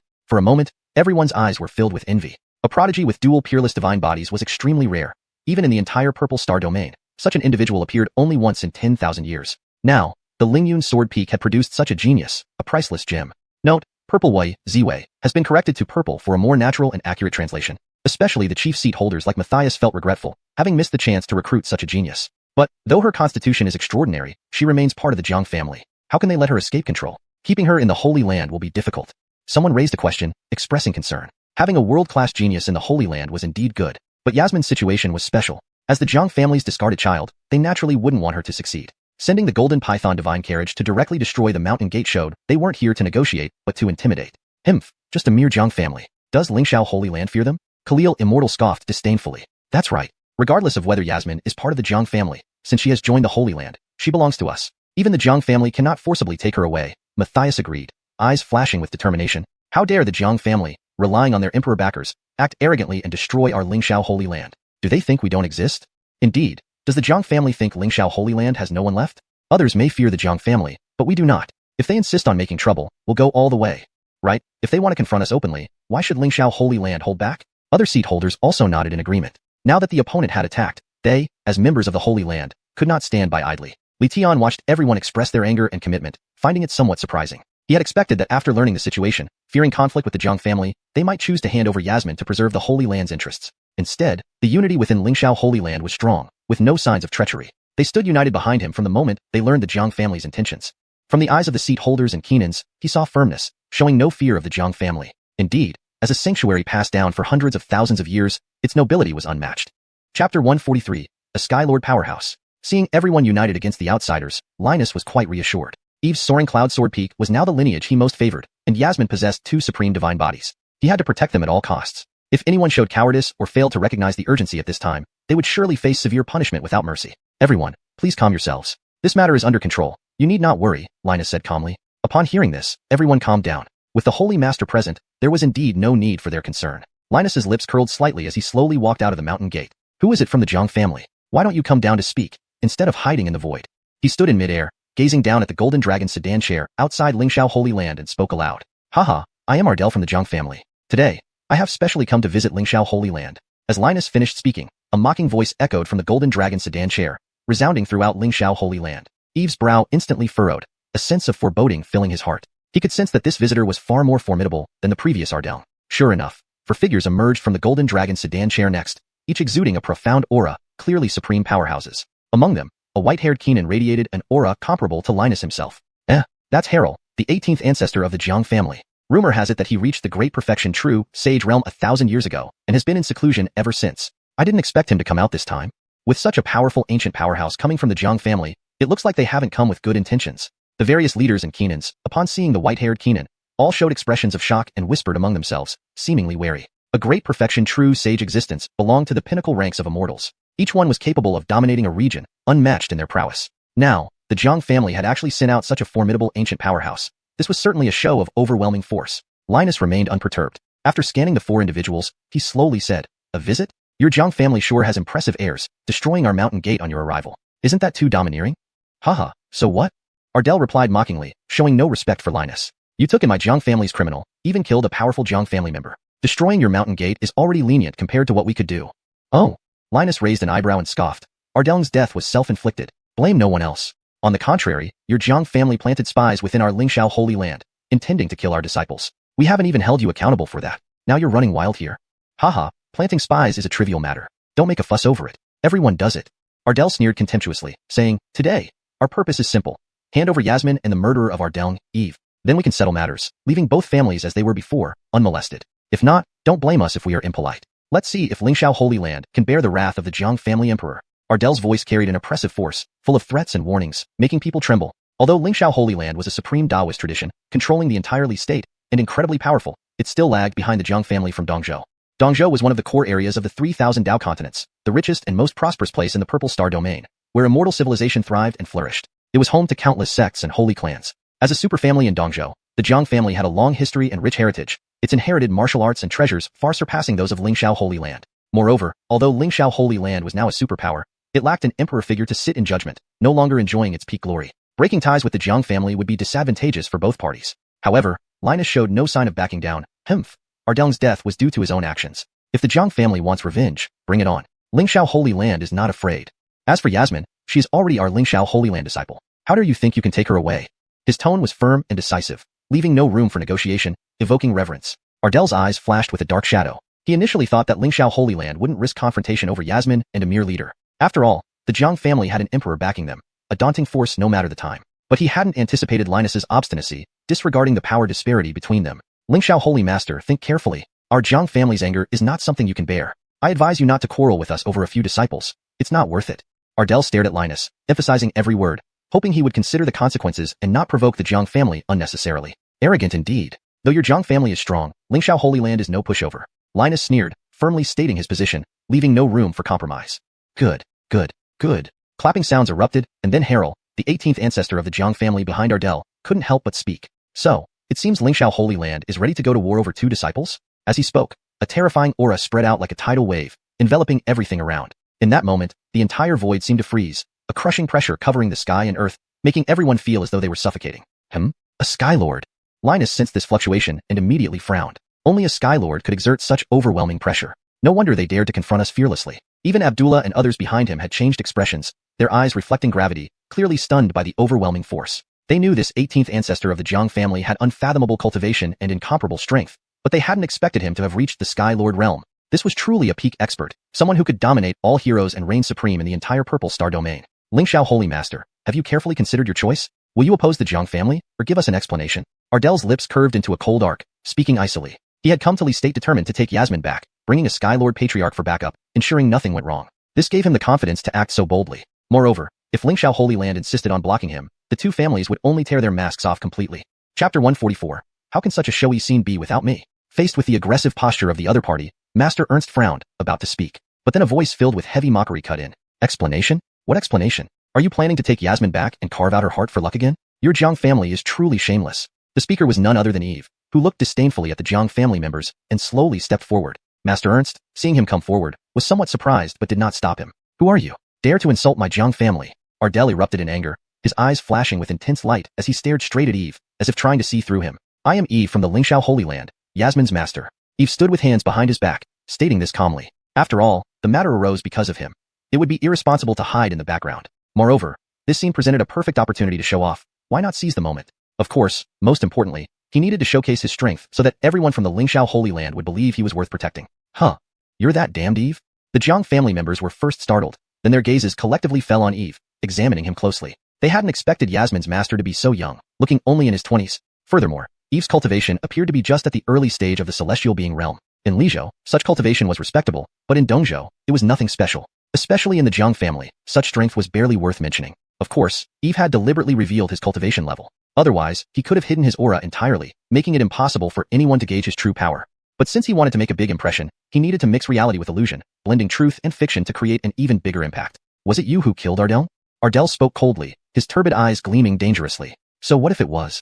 Eve strode forward confidently, staring fearlessly into Ardell's eyes, completely unafraid. Very well. I didn't expect you to dare to show yourself. I thought you'd be a coward and let the Lingxiao Holy Land handle everything. Ardell's eyes flashed with a fierce light, his laughter cold and continuous. He originally believed that with a heavenly lord of the Jiang family personally arriving at the Lingxiao Holy Land, the opponent would certainly be too terrified to appear. To think he actually came forward willingly, saving him the trouble. Why should I hide? This is the territory of the Lingxiao Holy Land. Why should I fear you? Eve smiled faintly, his hands still behind his back, appearing calm and composed. This was the Lingxiao Holy Land, after all. A mere heavenly lord wouldn't even cause a ripple here, let alone 10. Oh, really? Hearing this, Ardell laughed darkly. You really think that with the support of the Lingxiao sage, I can't touch you? If you know what's good for you, surrender quietly and follow us back with Yasmin. Don't drag the Lingxiao Holy Land into this, or else there will be unimaginable consequences. Huh. Eve snorted coldly, looking at Ardell with a mocking expression, as if viewing an idiot. He felt that the other party must be used to being superior, thinking they could act recklessly in Lingxiao. Seeing Eve dare to mock him, Ardell exploded in rage. Judah, take this boy down for me. With a roar, his eyes turned icy cold. A mere celestial being realm youth didn't require Ardell's direct involvement. Judah standing nearby was enough to handle it. Yes, Judah responded, his figure transforming into a blur as he rushed forward. A terrifying aura erupted, creating an intense pressure that made breathing difficult. Trying to act wild here, do you think our Lingxiao Holy Land has no one capable? Seeing the Jiang family dare to attack Eve without hesitation, numerous seat holders and Keenan shouted and rushed out. Eve was, after all, a key figure in their holy land, and they couldn't allow others to oppress him. But as they charged forward, they saw Master Ernst waving a hand. Don't worry, Eve can handle it himself. We don't need to interfere.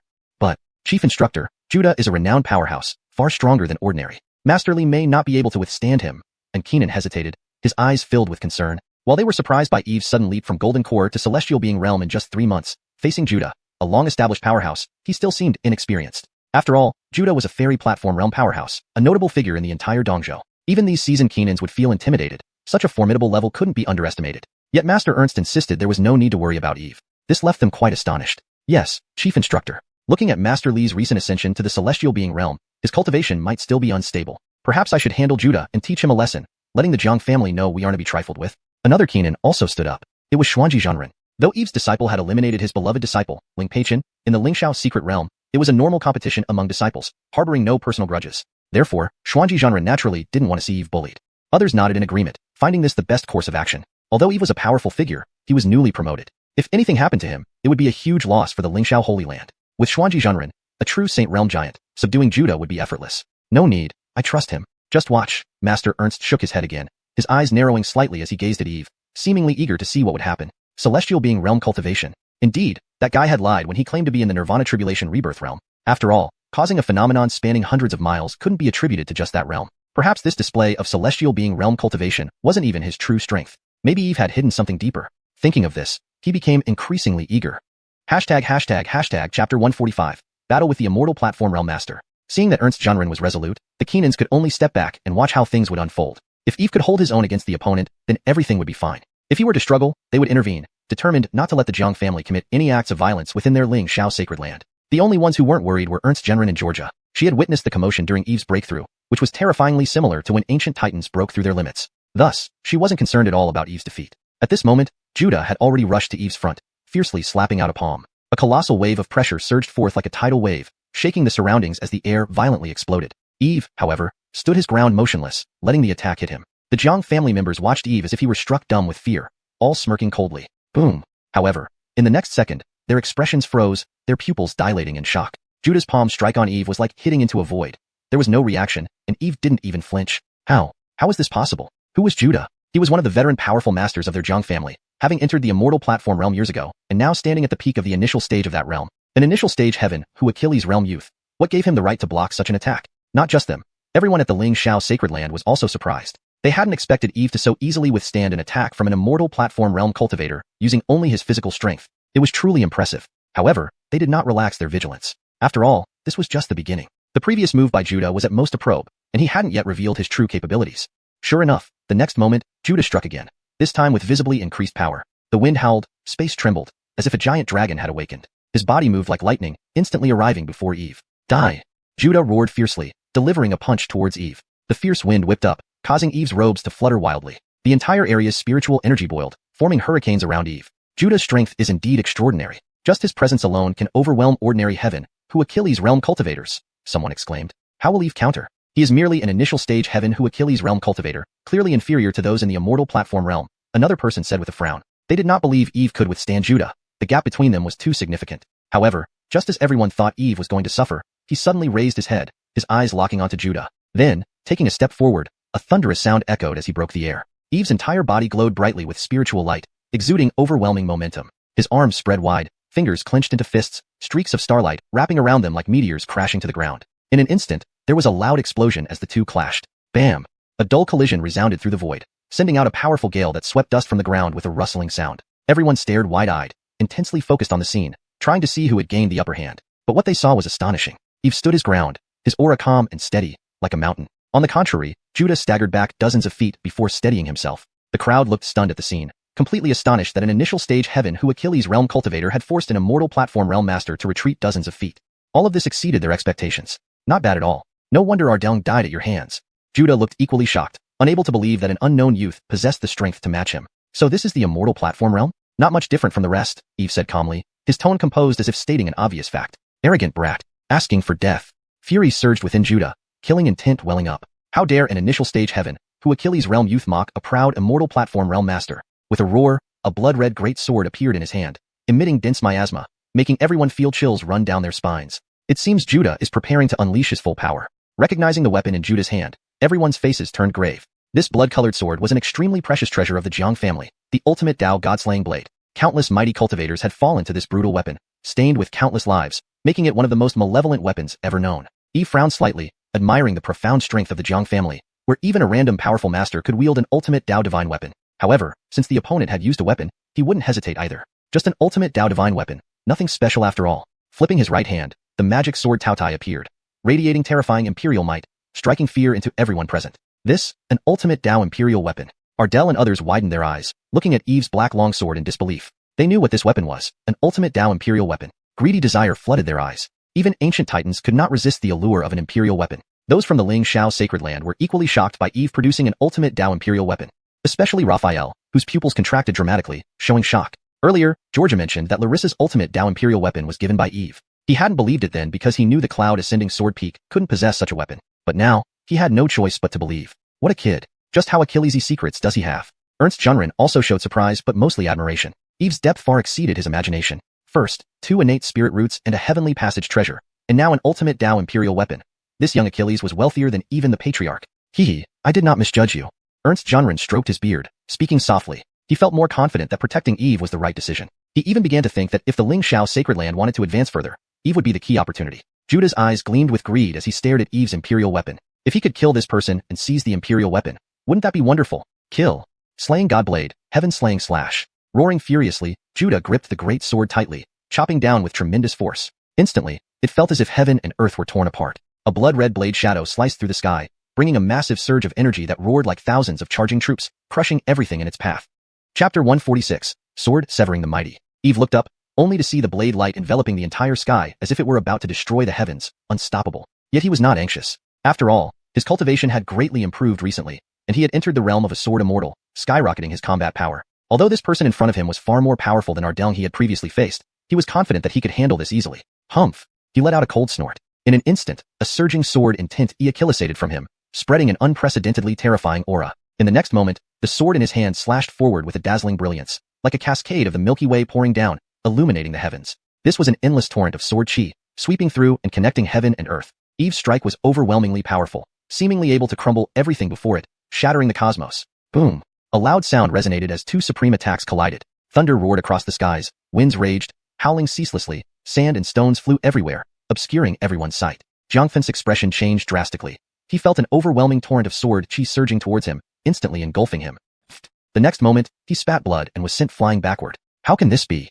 At this moment, his eyes were filled with shock, looking at Eve incredulously. How could this young Achilles have such terrifying power? Although the opponent possessed an ultimate imperial weapon, his own god-slaying saber was no less remarkable and reached the pinnacle level of an imperial divine artifact. How could he possibly be inferior? Not only was Xianxia stunned, but everyone from the Jiang family was also left gaping in disbelief, their mouths twitching. They stared at the scene unfolding before them, unable to react for a long time. Only great profound master knew the reason. Eve was a sword immortal, his sword's Achillesship unparalleled. With one strike, it was exceedingly sharp and menacing. The previous strike by Eve contained the profound essence of supreme sword Dao, making its power incomparable. With an ultimate imperial weapon in hand, its power was multiplied. The god-slaying saber could not match it, sufficient to suppress everything. Again, Xianxia's face was filled with reluctance. His fists were tightly clenched, the bones cracking as if they were about to break. Xianxia, return. You are no match for this kid. Note, Xianxia should likely be Xianxia, Judah, for proper name representation in English. The correct translation with the name properly represented would be, Judah, return. You are no match for this kid.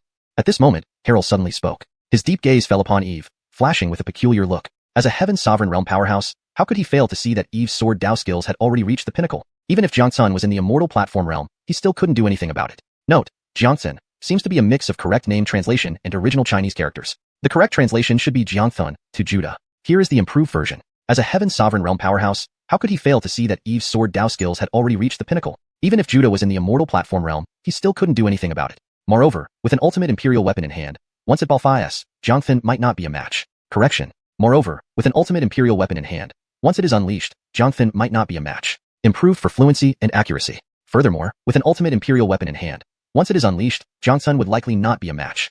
For consistency and natural flow in English. Furthermore, with an ultimate imperial weapon in hand, once it is unleashed, Xianxia would probably stand no chance. I refuse to admit defeat.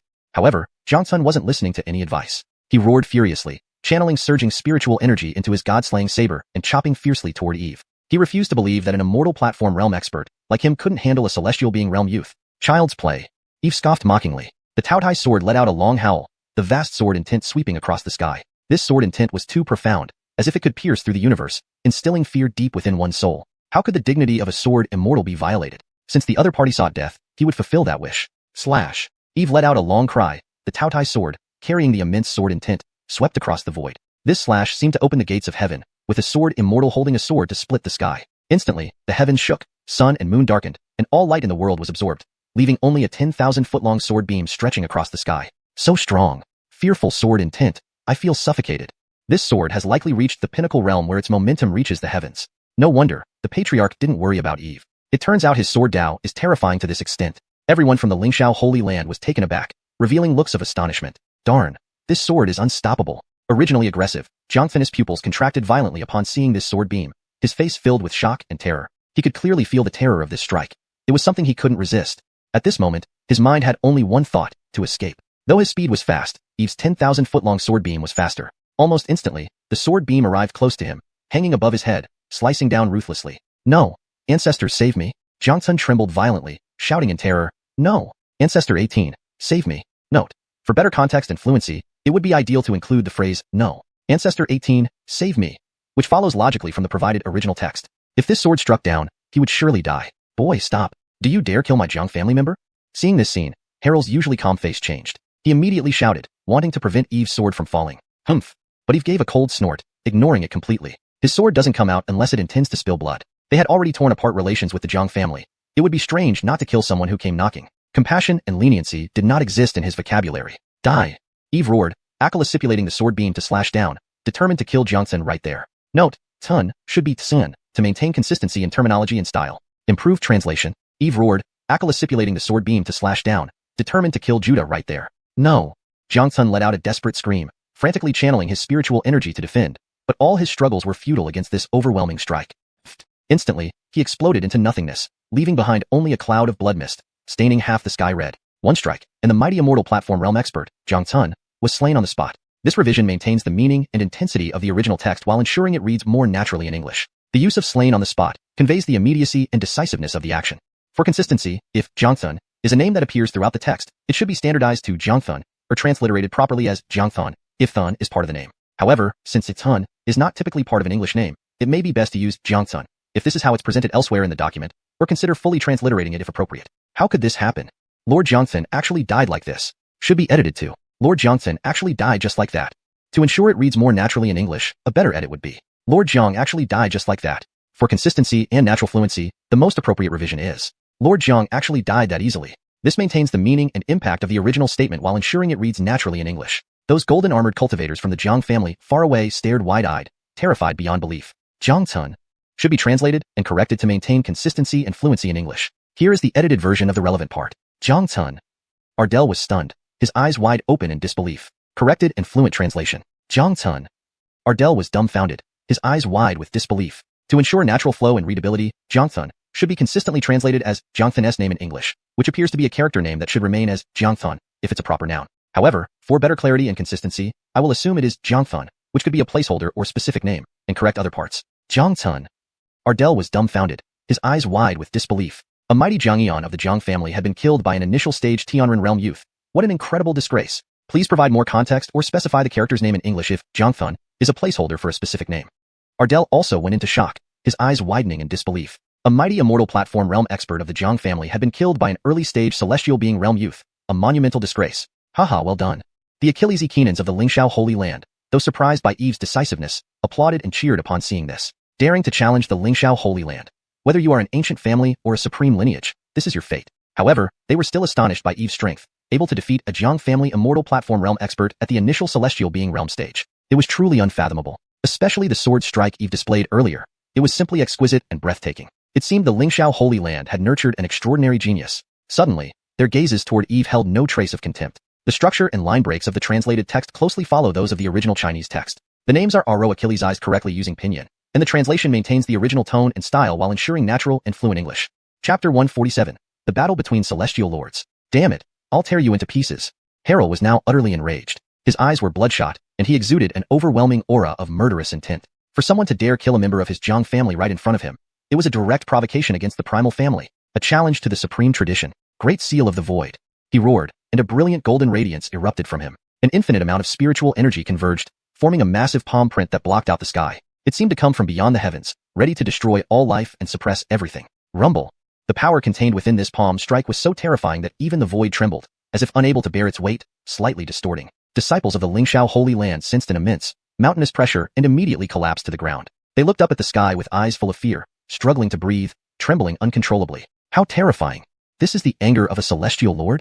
They couldn't help but swallow nervously, overwhelmed with shock. But in the face of such vast pressure, Eve remained calm, showing no signs of panic. He coldly watched the approaching palm imprint. In the Lingxiao Holy Land, it wasn't yet time for the other party to run wild. Since he dared to kill Judah, he naturally had powerful backing, and he wasn't worried about retribution. Sure enough, just as the palm imprint was about to press down on him, they heard the calm voice of Great Master Ernst. Immediately, Great Master Ernst waved the duster in his hand, sending waves of white mist sweeping away like a tidal wave, instantly dispersing Harrell's Great Seal of the Void. Lingxiao Holy Master, what do you mean? Are you going to stop me? Seeing Great Master Ernst's move, Harrell narrowed his eyes, emitting a dangerous aura. Harrell, it's quite shameless for a celestial lord to attack a young disciple. Great Master Ernst said sternly. Humph, don't try to provoke me. Since he dared to kill my Jiang family's people, let him pay the price. Harrell roared angrily, extending his right hand through the air, summoning another massive palm, slicing towards Great Master Ernst fiercely. Arrogant fool.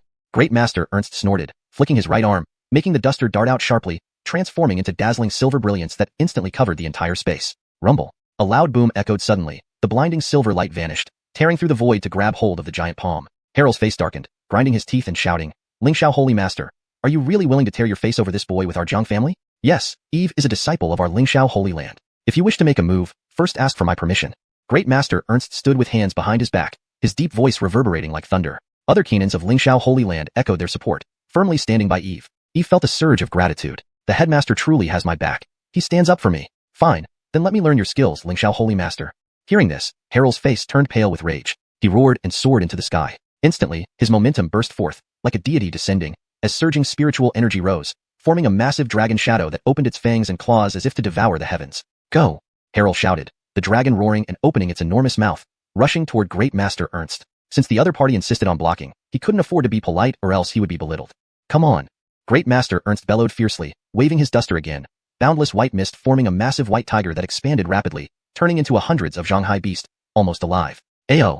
The white tiger roared, baring its fangs and claws, lunging at the dragon. The clash between two ancient titans erupted instantly, violent gusts engulfing the surroundings, destroying everything in their path. Bang! The white tiger and the dragon collided ferociously, like colliding stars, spreading horrific shockwaves, devastating winds raging. At this moment, the sky darkened as if the end times had arrived. Quickly retreat. This battle between celestial lords is not something we can withstand. Run. Get far away. Lingxiao Holy Land disciples quickly retreated. Other chief Kenans erected defensive barriers to fend off the terrifying shockwaves. Rumble. Two forces collided incessantly, each impact causing deafening explosions, fracturing the void inch by inch, with the air violently churning. Wow. The clash between celestial lords is truly terrifying. Yeah, we can't intervene at all. Truly worthy of being celestial lords. Every move stuns the world. Everyone took deep breaths, gazing at the two figures in the sky with awe. Eve also focused on the battle in the sky, excitement evident in his eyes. These were the most powerful beings in the world, capable of turning oceans upside down, annihilating mountains and rivers with just a gesture, destroying cities. This is what true power looks like. He muttered to himself, his eyes sparkling with fervor, feeling his blood boil as he wished to join the fray, battling foes in all directions. However, he clearly knew his own strength. Although he could suppress initial deities in the Immortal platform realm, he was still far from reaching the Celestial Lord level. Meanwhile, the battle in the sky continued intensely. Great Master Ernst and Harrell fought relentlessly, employing various deadly techniques. Seeing Great Master Ernst swing his duster, endless white spiritual energy poured out, forming white runes covering the sky. Boom, boom, boom. Great seals of the void kept exploding, creating ripples spreading outward like stones dropped into a lake, stirring up layers of waves. Eat my Conan heaven-smiting palm. Harrell roared, emitting intense golden light, crossing the void straight to Great Master Ernst's front. With one massive palm, a colossal golden palm appeared, obscuring the sky as if holding heaven and earth in its grasp, exuding a suffocating aura. Rumble. A deafening roar resounded through the heavens, shaking the 8 wildernesses. Just trivial tricks. Great Master Ernst sneered and flicked his finger, sending the duster flying out. It rapidly enlarged, becoming thousands of Xianglong, crystalline and radiant, glowing softly like a celestial sash falling from the moon palace, incredibly beautiful. Then, it lightly whipped toward the golden palm, like spring rain nurturing things, seeming effortless yet carrying irresistible force. Boom. Next, the golden palm imprint and white duster clashed loudly, golden light bursting forth, blinding everyone. Then, the golden palm was shattered into countless fragments, vanishing without a trace. Simultaneously, the white duster paused briefly, unharmed, and continued attacking Harrell without losing momentum. Seeing this, Harrell didn't dare slack off. He waved his hand, producing a gold sword, striking out vigorously, gold light filling the sky. Rumble. The golden great sword struck the white duster, erupting in a thunderous explosion. Frightful energy spread, warping the surrounding space, creating numerous microscopic black holes. Swoosh. Harrell used the force to fly backward, landing steadily on the ground. His face flushed slightly, panting, staring at Great Master Ernst with apprehension, lacking the previous ease. Harrell, having just entered the Celestial Lord realm, you're no match for me. I advise you to withdraw. Great Master Ernst put away his duster, standing leisurely with hands behind his back. Hashtag chapter 148. The Emperor's Shadow. Upon hearing this, Harrell's expression turned solemn. Indeed, he had just ascended to the rank of Heavenly Lord. He then turned his head and instructed Ardell, who was standing at a distance, bring out that artifact. Since the Lingxiao Holy Land insists on fighting, let's play a bit more seriously. Very well, Ancestor 18. Ardell nodded without hesitation and immediately crushed a jade token. Instantly, an overwhelming aura surged upward, tearing through the void and triggering fluctuations in the laws governing the entire area. What's that? SSS. How could there be such intense spiritual energy fluctuations? Feeling this presence, everyone furrowed their brows. This is... Even Fred's eyebrows shot up, his eyes flickering violently. He sensed an extremely powerful presence brewing within the jade token, even causing him to feel a sense of dread. In the next moment, the immense power contained within the jade token erupted. Everyone watched in shock as the power coalesced in midair, ultimately forming a towering Achilles-shaped shadow several hundred meters high. Dressed in golden robes, wearing a purple gold crown, with a square face radiating authority, the figure looked domineering and divine, as if a god had descended. The Emperor's Shadow. This is the Jiang clan's Emperor's Shadow. SSS. The members of the Lingxiao Holy Land exclaimed involuntarily, their eyes filled with astonishment. Despite the distance, they could still feel the terrifying aura ejaculate from the Emperor's Shadow, making them shudder involuntarily. They hadn't expected the Jiang clan to summon the immortal shadow left behind by an ancient emperor. Though not the actual emperor present, the formidable will contained within was still beyond their capacity to resist. This was the might of an emperor. No matter how great they were, they could only look up in awe. Haha, Lingxiao Holy Land, prepare to bear the wrath of my Jiang clan's emperor. Ardell roared with laughter, his eyes gleaming fiercely. Having dared to come to the Lingxiao Holy Land to Dalekill's justice so openly, he certainly had some leverage. This emperor's shadow was left by the current emperor of the Jiang clan, Jiang Xuanyang, used to protect the Jiang clan and its disciples. It contained about 10% of an emperor's strength and would not be easily unleashed under normal circumstances. However, today was special. To protect Yasmin and her father Harrell, and because Fred's attitude was too arrogant, they had no choice but to summon this relic. But now, to suppress Fred, Ardell hesitated not to activate this emperor's shadow. The emperor's shadow stood astride the heavens, gazing down upon the Lingxiao Holy Land, causing violent tremors in the surrounding space as if unable to withstand his majestic existence. Eve, witnessing this scene, blinked rapidly, his face turning serious. No wonder the other side was so brazen. They actually had this kind of ultimate trump card. Is this the foundation of an ancient noble family? F***CK. They casually summoned such a formidable emperor's shadow. This is too exaggerated. Saint Lord Lingxiao, this is your last warning. Hand over Yasmin and Eve. Otherwise, the Jiang clan will wage war on the Lingxiao Holy Land today. Ardell thundered sternly, a look of arrogance on his face. Humph. Just relying on an emperor's remnant shadow. Do you really think we Lingxiao Holy Land fear it? Fred shook his head with a cold laugh, his eyes flashing with intense light. While the emperor's shadow was astonishing, it was just a shadow after all, and did not represent the full strength of an emperor. The Lingxiao Holy Land had stood in Lichou for hundreds of thousands of years, not only because of its deep roots and long-standing traditions, but also because of its formidable array of powers. Let alone, it was simply wishful thinking to believe the Lingxiao Holy Land would surrender due to just this emperor's shadow. You. Ardell's complexion changed instantly, enraged. Fred, you brought this upon yourself. I hope you won't regret it. Rumble. As his words echoed, the emperor's shadow slowly raised its right fist. The massive fist carried astonishing force, crashing towards Fred. The moment the punch was thrown, space collapsed instantly, clouds dispersed hastily, revealing a black hole hundreds of feet wide. Fred's face paled slightly as he hurriedly activated the fly whisk in his hand, releasing myriad silver threads to counteract the blow. Boom, boom, boom. With a series of heavy impacts, Fred was forced to retreat repeatedly, his internal bloodline and spiritual energy surging, nearly spitting out blood. SSS. So powerful. Is this the power of an emperor? So terrifying? The Keenans and heads of various halls of the Lingxiao Holy Land looked grave, deeply shaken. That strike just now was not ordinary. It was the pinnacle technique of the Lingxiao Holy Land. At its peak, this technique reportedly possessed the power to break all laws and destroy everything. Yet before the emperor's shadow, it seemed ineffective, like mud entering the sea without a trace. Chapter 148. The Emperor's Illusion. Hearing this, Harold's expression turned solemn. Indeed, having just ascended to Celestial Lord, he was not in the same league as these seasoned Celestial Lords. However, today he represented the Jiang family. At this point, he would not retreat. Otherwise, the prestige and dignity of the Jiang family would be ruined.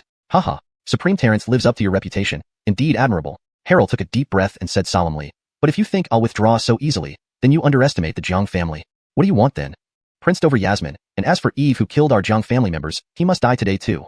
That's out of the question. I've already stated that Yasmin is now a disciple of Lingxiao Holy Land, and thus, cannot be taken by you. As for Judah, his death is due to his lack of skill, not anyone else's fault. Fred shook his head, his stance unwavering. So it seems the Lingxiao Holy Land intends to wage war against my Jiang family? Harold narrowed his eyes and asked, and what if we do? Do you think the Lingxiao Holy Land fears your Jiang family? Fred laughed coldly, giving no quarter to the other side. Who was he? A venerable leader of the Lingxiao Holy Land, reigning over the Li Prefecture for tens of thousands of years, unshaken by any storm. How could mere threats intimidate him? Moreover, the Lingxiao Holy Land was in no way inferior to the Jiang family, and they certainly wouldn't be pushed around. Very well, very well. Since that's the case, let you all witness today that the dignity of the Jiang family shall not be violated.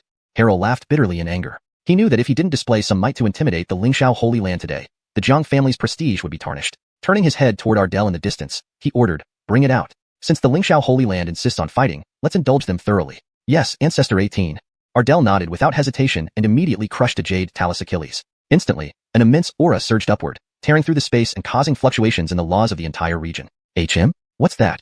SSS. How can there be such intense spiritual energy fluctuations? Feeling this power, everyone present frowned deeply. This is. Even Fred's eyebrows raised sharply, his eyelids twitching violently. He sensed an overwhelmingly powerful aura brewing within the jade talus Achilles, even making him feel uneasy. In the next moment, the formidable power contained in the jade talus Achilles erupted. People were shocked to see this force coalesce in midair, finally forming a Achillisoid shadow several hundred meters tall. Clad in golden robes with a purple-gold crown on his head, this figure exuded imposing majesty and awe-inspiring might, resembling an almighty deity descended from the heavens. The Emperor's Illusion.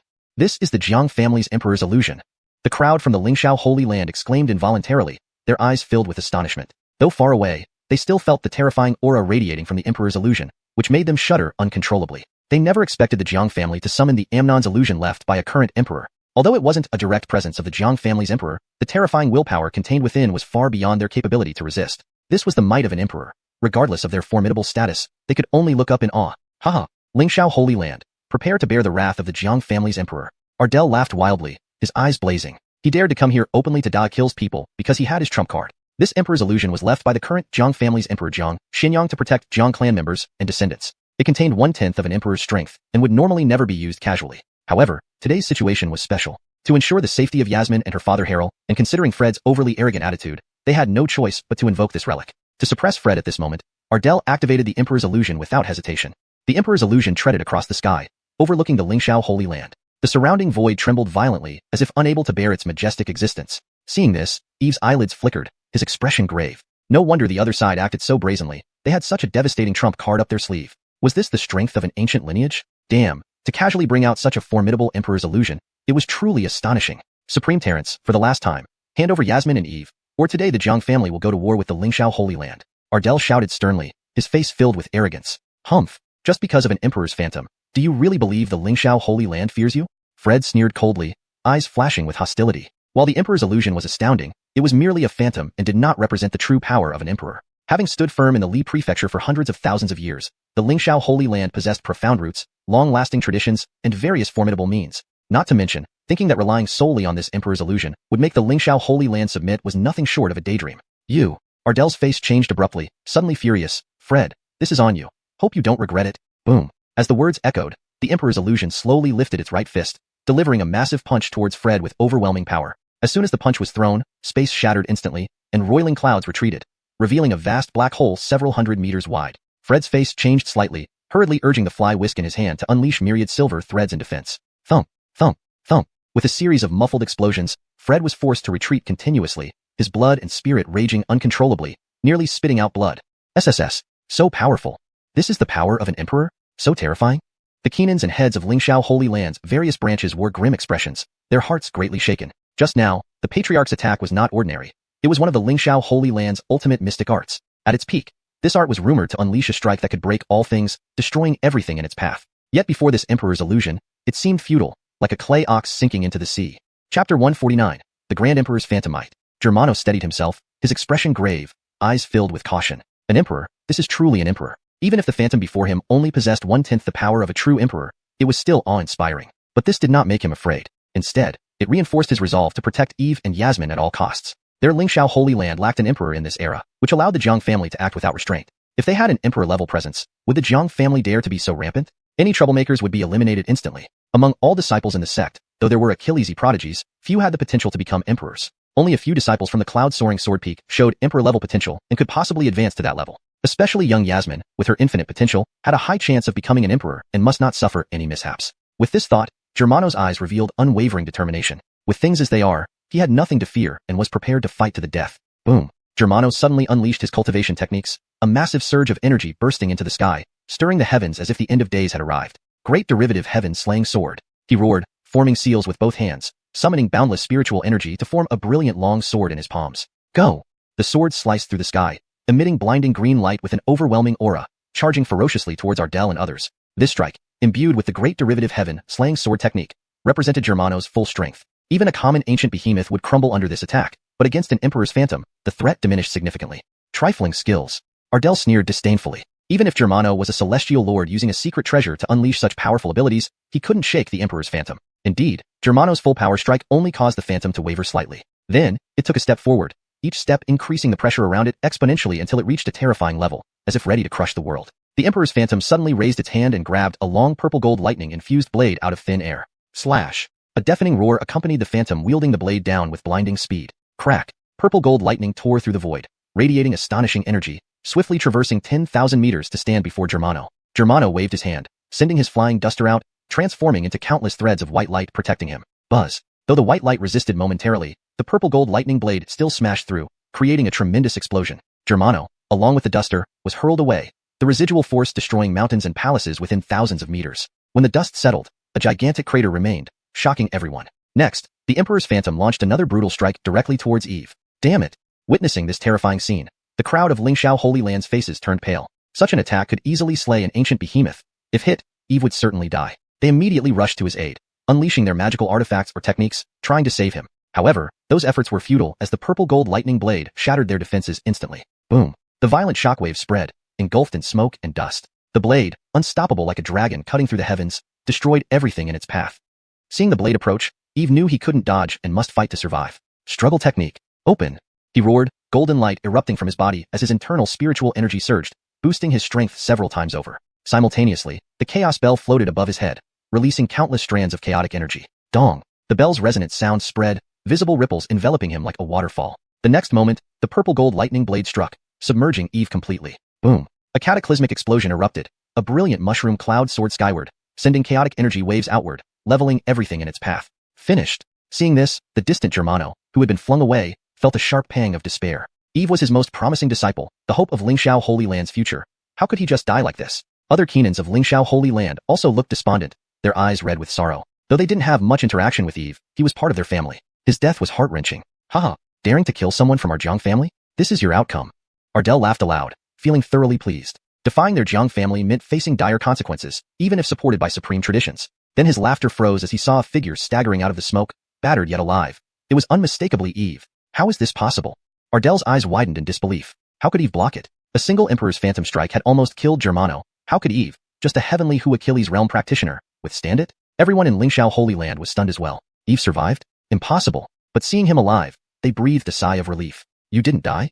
Through clenched teeth, Ardell spat. Eve straightened his messy hair and shrugged calmly. You think it's easy to kill Grandpa?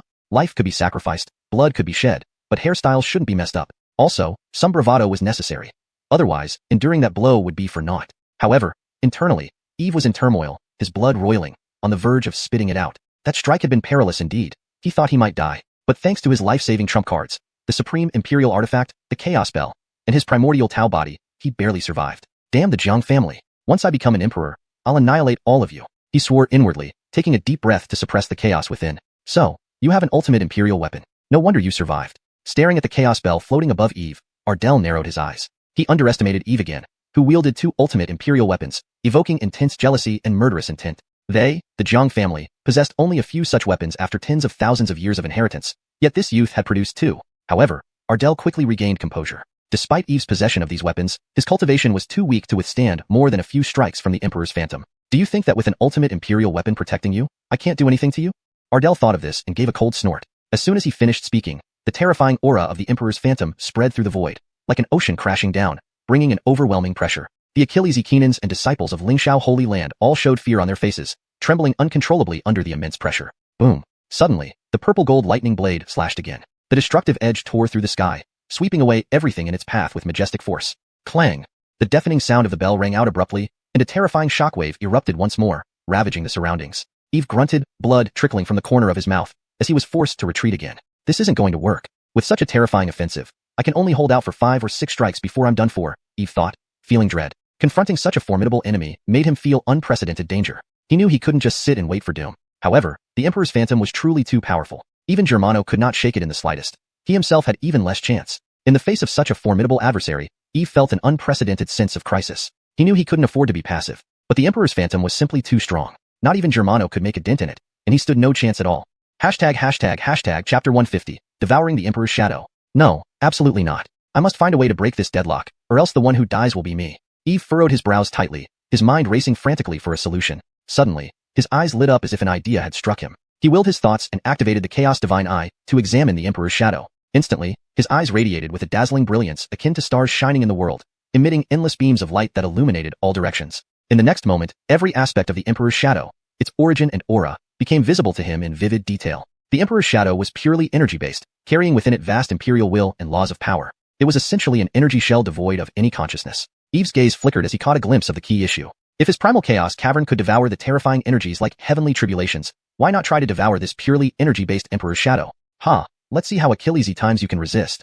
Seeing Eve being pushed back again, Ardell sneered. The strength of the Emperor's shadow was inexhaustible. He didn't believe Eve could hold out for long. Clang!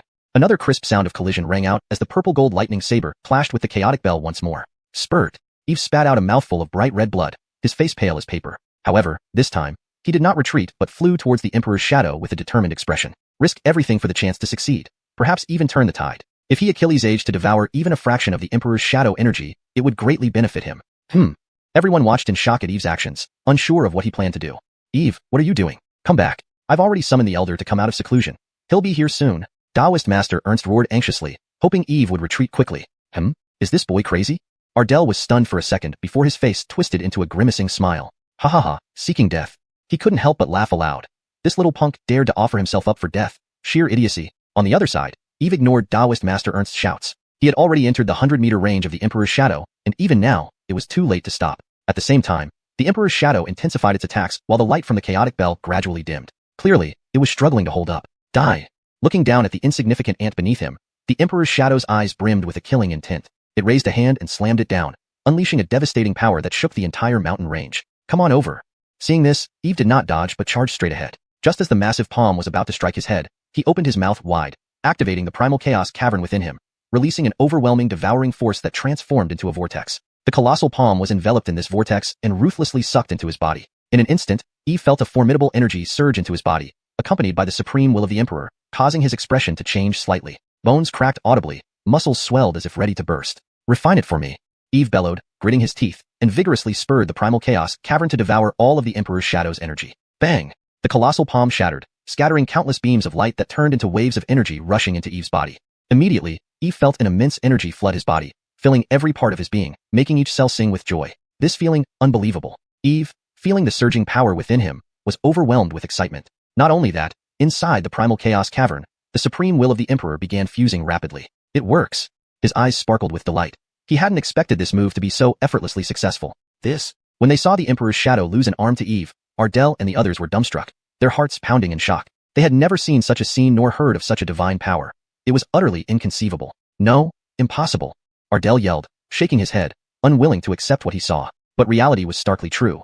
He could feel the terrifying presence of the Emperor's will after Eve had devoured an arm of the shadow. How? How can a mere celestial who Achilles stage insect possibly devour my Jiang family's Emperor shadow? Harrell was also filled with terror. The power of an Emperor was immensely majestic. Just brushing against it would cause instant disintegration. Yet Eve not only swallowed an arm of the Emperor's shadow, but also refined it into his own power. No one could fathom how Eve accomplished this. Even the Lingxiao Holy Land was left astounded by Eve's actions. Could this be done? This was too outrageous. What kind of constitution does Eve have, able to devour the Emperor's shadow?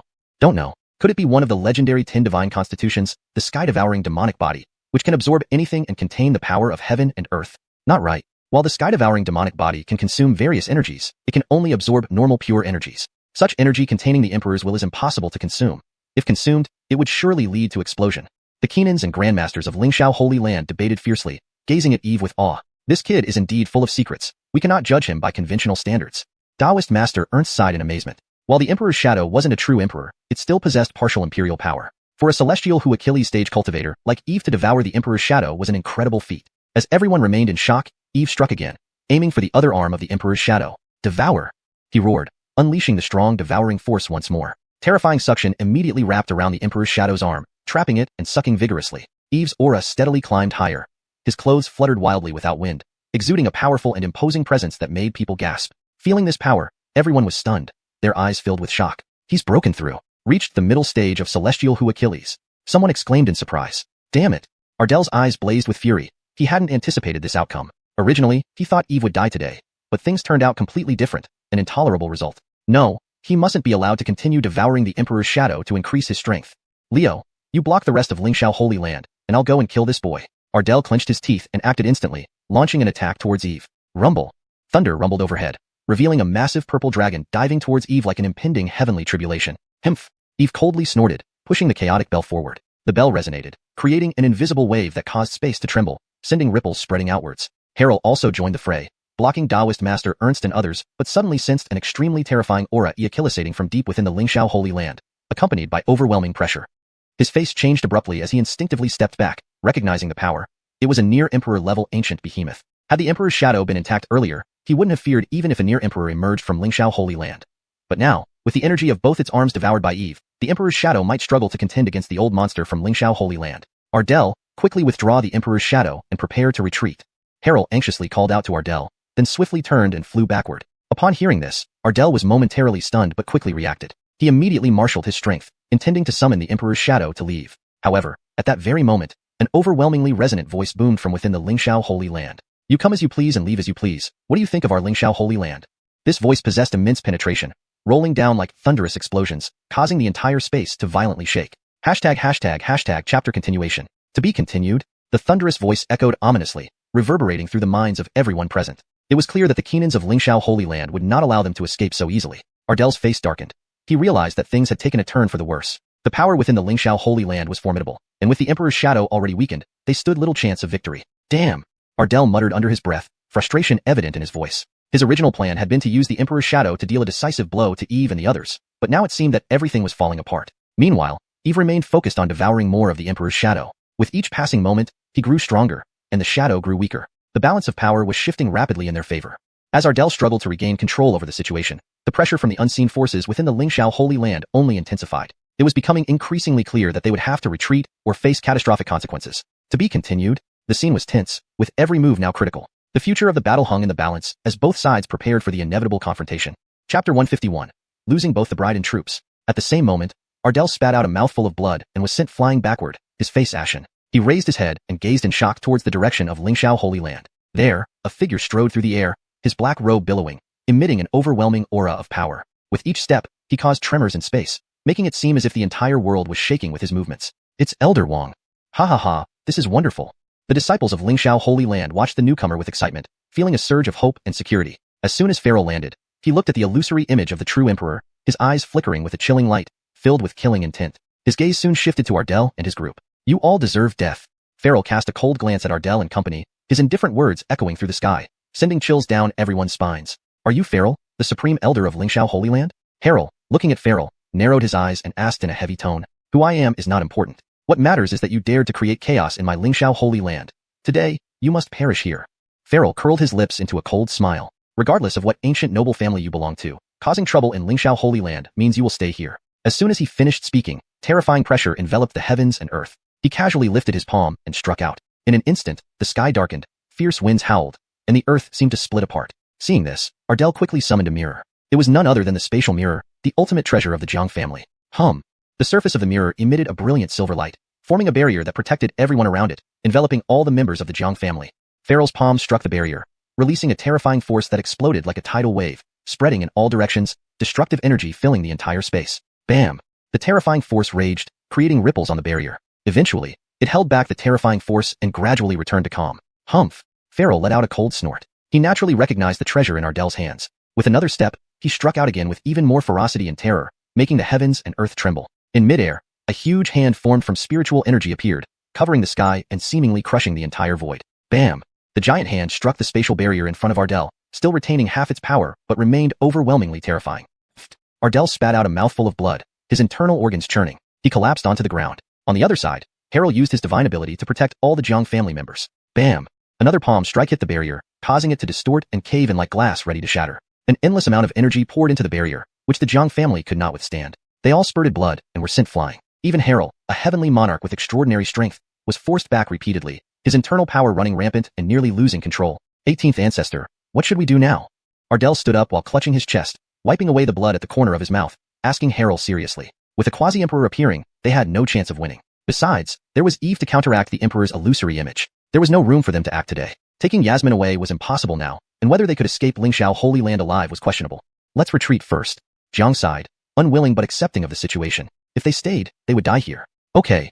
Ardell nodded without hesitation. Any further delay would only watch the emperor's illusory energy be consumed by Eve completely, leaving them with even less chance of escaping. They truly lost both the bride and troops. Immediately, he accolacipulated a series of runes and unleashed a stream of spiritual energy from the spatial mirror. Next, intricate patterns flowed over the mirror, and after absorbing the spiritual energy, the spatial mirror burst into dazzling light, encompassing the Jiang family members and the emperor's illusory image. Instantly, their figures vanished from sight, and the spatial mirror shot up into the sky and disappeared in a flash. Himph, they run quite fast. Pharaoh's eyes showed a hint of surprise, and he snorted coldly. Elder Wang, should we chase them? The spatial mirror can't teleport too far. Lingxiao Holy Land disciples watched the fleeing Jiang clan and others, discussing amongst themselves. No need, giving them a lesson is enough. If they really die here, the Jiang family's emperor might come seeking revenge. Pharaoh waved his hand indifferently. He was only trying to intimidate Ardell. If he killed them all, it would escalate to a life-or-death feud with the Jiang family. Everyone nodded in agreement. Indeed, if a heavenly monarch of the Jiang family died here, the Jiang clan would retaliate fiercely. The anger of an emperor was something they could not withstand. Meanwhile, after swallowing the other arm of the emperor's illusory image, Eve wanted to continue but saw the illusory figure vanish, feeling that Pharaoh arrived at a bad time. If only he had more time to fully consume the image. However, it was too late to dwell on it now. Ardell and the others teleported away using the spatial mirror, and he couldn't catch them anymore. Also, trying to absorb more of the emperor's illusory energy wouldn't help much now. Given his current realm, absorbing more might cause his body to explode, resulting in a loss. Sensing the vast amount of the emperor's illusory energy still within him, Eve felt content. He then ignored everyone and began to refine the energy within him using the primordial Dong Heaven technique. Correction. To maintain consistency in terminology and style, Yuandong Tanjia should be translated as primordial cave heaven technique, or simply referred to by a consistent English name if it has been previously defined in the story. Here is the improved version. He then ignored everyone and began to refine the energy within him using the primordial cave heaven technique. This energy was massive. If not for his monstrous physique, he might have exploded already. As he refined, his cultivation level rapidly increased. Time passed, and Eve's aura grew stronger and more formidable, the immense pressure extending outward, making everyone present gulp. He was a freak, clearly only at the celestial being stage, but with a combat prowess so extraordinary that he could kill Judah of the immortal platform stage. Moreover, He could absorb the energy of an emperor's illusory image to boost his own cultivation. It was shocking. Even Farrell, a quasi-emperor who had seen Achilles' battles, couldn't help but feel amazed. Before, he thought Eve was powerful, with great potential and fortune, but now he realized he underestimated him. Perhaps in the future, Eve would become someone even he needed to look up to. Farrell felt hopeful. If true, Lingxiao Holy Land would welcome new brilliance. The thought was exhilarating. Chapter 152. The struggle to ascend the heavenly platform. Phew. Half an hour later, under everyone's watchful eyes, Eve finally exhaled a deep breath and opened his eyes. His cultivation had advanced significantly from the middle stage of the celestial realm to the late stage. This was indeed a considerable improvement. At the same time, he ejaculated a grand imperial aura, like a lofty sovereign gazing down upon the world with unmatched power. This was the result of assimilating a thread of the great emperor's will. Even though it was only a trace, its power remained overwhelmingly formidable. It imbued him with an inexplicable sense of authority in everyone's eyes, especially after he concealed his cultivation once more. It felt as if a true great emperor had descended, instilling awe and respect in all present. Seems like I'll have to find a way to completely absorb the energy of the Jiang family's great emperor apparition. Eve murmured to himself, feeling the changes within him. He knew the Jiang family wouldn't let this matter rest and would eventually return. You truly are extraordinary, Achilles aging to devour even the shadow of a great emperor. How on earth did you Achilles age that? At this moment, Farrell approached with a smile, his tone full of curiosity. As he spoke, his gaze remained fixed on Eve, as if trying to uncover some hidden secret. Others, hearing this, also gathered around, staring at Eve curiously. Hee, just a good appetite, you know, eat whatever, feel great. Eve chuckled lightly. This was one of his trump cards, something he couldn't easily reveal, so he offered a vague response. Everyone immediately lost interest, their expressions conveying disbelief. Farrell had only asked out of curiosity. Seeing that Eve wasn't keen on elaborating, he didn't push further. Everyone has their secrets, after all. This time, thank you all for your help. I, Eve, sincerely appreciate it. Eve bowed respectfully, expressing his heartfelt gratitude. If not for everyone's assistance, considering how aggressively the Jiang family had attacked, he couldn't be sure he could have protected Yasmin unharmed. Especially Grandmaster Conroy, who had sustained significant injuries for him. He owed him a debt of gratitude.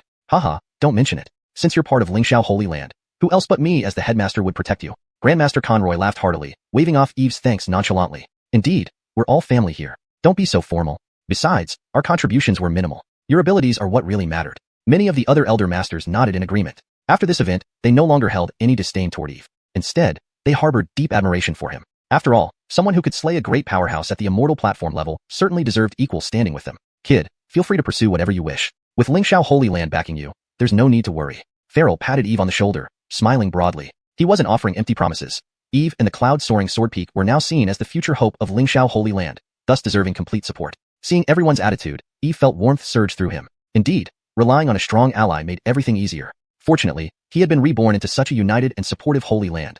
Otherwise, he wouldn't have had the courage to confront the Jiang family. Alright, let's repair the sect entrance and then disperse. Grandmaster Conroy scanned the area, noting the destruction wrought by the battle, and gave calm instructions. Yes, Headmaster.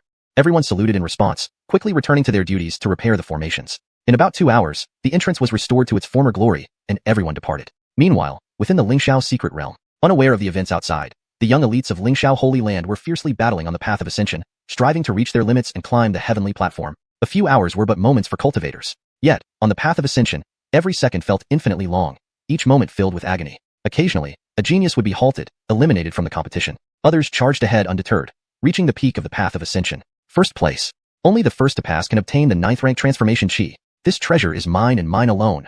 Talon radiated boundless fighting spirit, transforming into a sharp, invincible sword, exuding unmatched confidence. His combat prowess was terrifying, cutting through adversaries relentlessly, fearless against any foe. The 9th rank transformation chi is mine for the taking. Elsewhere on the path of ascension, Bayard looked towards the end, his eyes blazing with fervent desire. His ascent was swift, each strike opening a clear path ahead. I may not achieve first or third place, but securing a spot in the top 5 is essential. The transformation chi is crucial for my Nirvana stage advancement. I must secure it. On various paths, Achilles' geniuses exerted their utmost efforts, determined to reach the coveted prize. Though they weren't sacred sons, they were each peak talents of their respective peaks, all fiercely competitive and unwilling to lag behind. Boom! Thunder roared, shaking the heavens. Larissa had already unleashed the combat scripture, her combat strength reaching unimaginable heights. Enemies fell one after another, unable to hinder her progress. As she ascended higher, her limits were pushed further, entering a state of intense, focused combat. The Lingxiao sword art, the 9 heaven-breaking sword technique, the 10,000 Dao sword cannon. Sword energy surged across all directions. Larissa, wielding her sword, moved gracefully, like a celestial maiden dancing, her beauty breathtaking and shocking the world. Suddenly, a dazzling heavenly platform appeared before her eyes as she delivered a decisive strike. Success. She sheathed her sword, a smile of joy spreading across her face. Hashtag chapter 153, stunning all present. The sword chi soared into the sky, dispersing the guardians on the steps before him. Talon smiled faintly. He was almost at the top. After 10 more steps, he would reach the ascension platform. His breath was ragged from hours of relentless combat, but seeing the ascension platform right in front of him filled his eyes with uncontained excitement. 9-grade Nirvana Chi is mine and no one else's. Talon muttered to himself, not hesitating for a moment as he pushed harder with each step upward. The ascension platform was within reach, and he would not allow himself to fail at this final juncture. Bang! But just as he charged up the steps, only one step away from the ascension platform, an abrupt change occurred. He heard a loud bell ringing, echoing throughout the Lingxiao secret realm. This, Talon froze, his smile vanishing instantly, replaced by disbelief. It can't be. It's impossible. How could someone have reached the ascension road before me? Talon's expression grew increasingly frantic, fists clenched tightly as he shouted in denial, finding it hard to accept this reality. Just one step. One single step was all that separated him from reaching the ascension platform first, yet someone had beaten him to it, missing out on the 9-grade Nirvana Chi by such a slim margin. This disparity was unbearable for him. His mind nearly shattered under the strain. Who could it be? Is it Bayard or Larissa? Talon's face flickered with uncertainty, unable to settle on an answer. In his view, only Bayard and Larissa were worthy enough to compete with him. Everyone else was insignificant. But even these two shouldn't be able to surpass him. After all, they had just ascended to the Nirvana realm not long ago. Meanwhile, somewhere else on the Ascension Road, Bayard was also battling fiercely. Painful but exhilarating. Through this trial, my understanding of martial arts has deepened. Today, I will claim the top spot. The peak position on the Ascension chart must be mine. Bayard exuded boundless martial spirit, his combat prowess growing ever more refined, tyrannical, and fierce. The Ascension Road consisted of 999 steps, each completed step bringing an enhancement. Completing all 999 steps was a transcendent transformation. He could clearly feel that after this round of trials, the Ascension Road had brought him immense benefits. He now had confidence that even if he faced alone, he could stand against him in battle. Despite his thoughts, Bayard did not pause in his movements, pressing forward relentlessly. The Ascension platform was just ahead. First place was his goal. This wasn't arrogance, but confidence in his own strength. Buzz. However, just as he reached the 999th step, a bell rang loudly, reverberating through the heavens and earth, seemingly coming from the 9th heaven, shaking the entire realm. The bell made Bayard shiver. His eyes widened in shock. Could it be that Talon has already reached the top? Damn it, I'm still one step behind him. Bayard gritted his teeth, filled with bougon and anger. For better fluency and natural expression in English, it should be revised to. Bayard gritted his teeth, filled with resentment and anger. How is this possible? Only a few hours have passed, and someone has already reached the top. Indeed, we cannot compare to those holy sons. I wonder if it's Talon or Bayard. Only they possess such formidable combat power. Throughout different sections of the Ascension Road, all participants heard the resounding bell. Their reactions varied. Astonishment, envy, jealousy, and resentment. Regardless, everyone's mindset was shaken. Yasmin and Heron, however, remained calm upon hearing the bell. They weren't too fixated on being first. They knew their limits and understood that competing with seasoned holy sons was beyond them. Securing a top 5 position was enough for them. So, they continued their charge, hoping to reach the Ascension platform sooner. At the Holy Academy Square, the observers fell into an uproar when they saw the scene depicted in the scroll. I never thought Holy Maiden Ursula would be the first to reach the Ascension platform. It's simply unbelievable. Yes, considering the strength needed to win the Ascension Road Challenge, Saint Sun Talon was the obvious choice. Now, Holy Maiden Ursula has preempted him and become second in line. From this, it seems Holy Maiden Ursula has truly transformed. She eliminated Yusef and Horatio and now outperforms Talon, indicating significant changes in the rankings of the Holy Sons. The disciples from various sacred grounds were abuzz with discussion and amazement. The dozen grandmasters who had just returned to the viewing platform also looked surprised. Lingxiao Trial's second round was known for its fairness, adjusting difficulty according to the participants' strengths, purely evaluating by merit. Larissa's ability to be the first to ascend indicated a drastic improvement in her capabilities. All the grandmasters turned their gazes towards Quinn. Don't look at me. This girl's transformation is thanks to Supreme Master Li of the Lingyun Sword Peak. It has nothing to do with me, Quinn said with a smile. Hearing this, everyone realized Larissa had joined Eve's tutelage, which indeed had little connection with Quinn. However, while they acknowledged Eve's prowess, they were puzzled by Larissa's rapid improvement after joining the Lingyun Sword Peak, especially given that she had only been there for a day. Even with Eve's skill, it seemed too much of an exaggeration. Is the Lingyun Sword Peak truly so miraculous, capable of achieving such rapid advancement in a short period? Yes, Elder Khalil. Do you know what method Supreme Master Li used? Raphael and Xianxia Zhenren couldn't help but ask curiously. Initially, they thought this Lingxiao trial would be dominated by Talon and Yusef. Who would have thought that Larissa would emerge unexpectedly, startling them all and overshadowing their disciples? Hashtag chapter 154, Sovereign of the Universe Realm. Master Khalil smiled and said, you want to know? Seeing this, Farron and the others hurriedly nodded. Hee, if you wish to know, why don't you let your own disciples participate in the Master Acceptance Trial and join Lingyun Sword Peak? Then, you will be able to experience its wonders firsthand, Master Khalil said lightly. Given Larissa's current transformation, she could sense that not only had her potential been activated, but she must have also gained some opportunities that were beyond imagination. Farron and the others were first stunned, then their lips twitched. They weren't willing to hand over their beloved disciple so easily. No matter how good Lingyun Sword Peak was, it was absolutely unacceptable. Forget it. Old Achilles here will pretend he never asked. Farron waved his hand and continued to focus on the situation within the Lingxiao secret realm. At this moment, Talon was the second to step onto the ascension platform, followed closely by Bayard. Although both were reluctant about the outcome, they had no choice but to accept it. Meanwhile, Heron charged ahead at an incredible speed, finally reaching the end of the ascension path. Standing on the ascension stairs, he looked up and saw a towering white jade pillar stretching from earth to sky, as if trying to pierce through the entire world. Below the pillar stood an ancient sacrificial altar, radiating a sense of antiquity. This was indeed the ascension platform. Fourth place isn't bad. At least I can gain a strand of 6th grade creation aura. Excitement spread across Heron's face. He took a step forward and directly stepped onto the ascension platform. With the resonant sound of a bell, a beam of light descended from the sky, enveloping Heron, making him feel extraordinarily comfortable, as if he were soaking in a hot spring. This is the creation aura? What an immense power.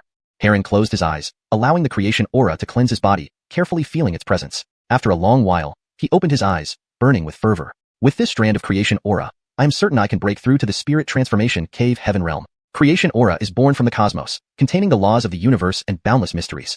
It is one of the most precious things in the world, extremely rare. Once absorbed and refined, these creation auras would benefit cultivators immensely, greatly enhancing not only their cultivation levels, but also their understanding of various cosmic principles. Heron took a deep breath, calmed himself, and sat cross-legged. He mobilized the spiritual energy within his body and began refining the creation aura he had just obtained. Meanwhile, Yasmin felt anxious as continuous bell sounds echoed around her. Her goal had been to be among the top 5, but now 5 bell chimes had already sounded, indicating that 5 people had reached the ascension platform. It seems that Lingxiao Holy Land hides Achilles' formidable beings. I shouldn't underestimate it. Yasmin muttered to herself, her figure flashing as she darted past obstacles, racing towards the peak of the ascension path. About the time of an incense stick later, she became the 6th person to step onto the ascension platform. Though she passed the trial successfully, there was no joy on Yasmin's delicate face. 6th place earned her only a strand of 4th grade creation aura, which was far below her expectations. She had hoped for a top 5 position to receive better creation aura, accelerating her cultivation. Alas. Sighing softly, Yasmin shook her head and prepared to receive the creation aura. Just then, a ring on her finger suddenly trembled and emitted dazzling golden light. What's happening? Yasmin was startled and immediately looked down at the ring. This was the universe ring she had found in a cave on a cliffside earlier. At the time, she had been somewhat disappointed because the ring contained no valuable treasures, but now the universe ring was exhibiting strange behavior. As Yasmin pondered, a golden glow flew out from the universe ring and transformed into a vague Achilles figure. After appearing, this figure glanced at Yasmin and then looked toward the ascension platform, murmuring, I am the sovereign of the universe realm, supreme of all. The universe realm is my life's creation. In the great calamity, it shattered. Since you have come upon a fragment of the universe realm and obtained my inheritance, you are my disciple. I hereby bestow upon you the supreme creation aura capable of reversing fate. I hope you will carry on my will and restore the broken universe realm, bringing it back to its former glory. The vague figure's voice grew softer and more ethereal until it finally dissipated into the air. Yasmin was thoroughly shaken by what the figure had said. Universe realm? Could the Lingxiao secret realm be a fragment of the universe realm? And who was the supreme of all? What kind of being could create an entire realm? An emperor? Or perhaps a legendary Amnon? Or something even more terrifying? Numerous questions flooded Yasmin's mind. She couldn't believe that a ring she had casually picked up was so extraordinary, containing the legacy left behind by the sovereign of the universe realm. This luck was unbelievable. Rumbling filled the sky as a terrifying aura descended, instantly permeating the entire Lingxiao secret realm. The aura was vast like the stars, incomprehensible yet carrying an overwhelming and dominating force, eliciting reverence from all present.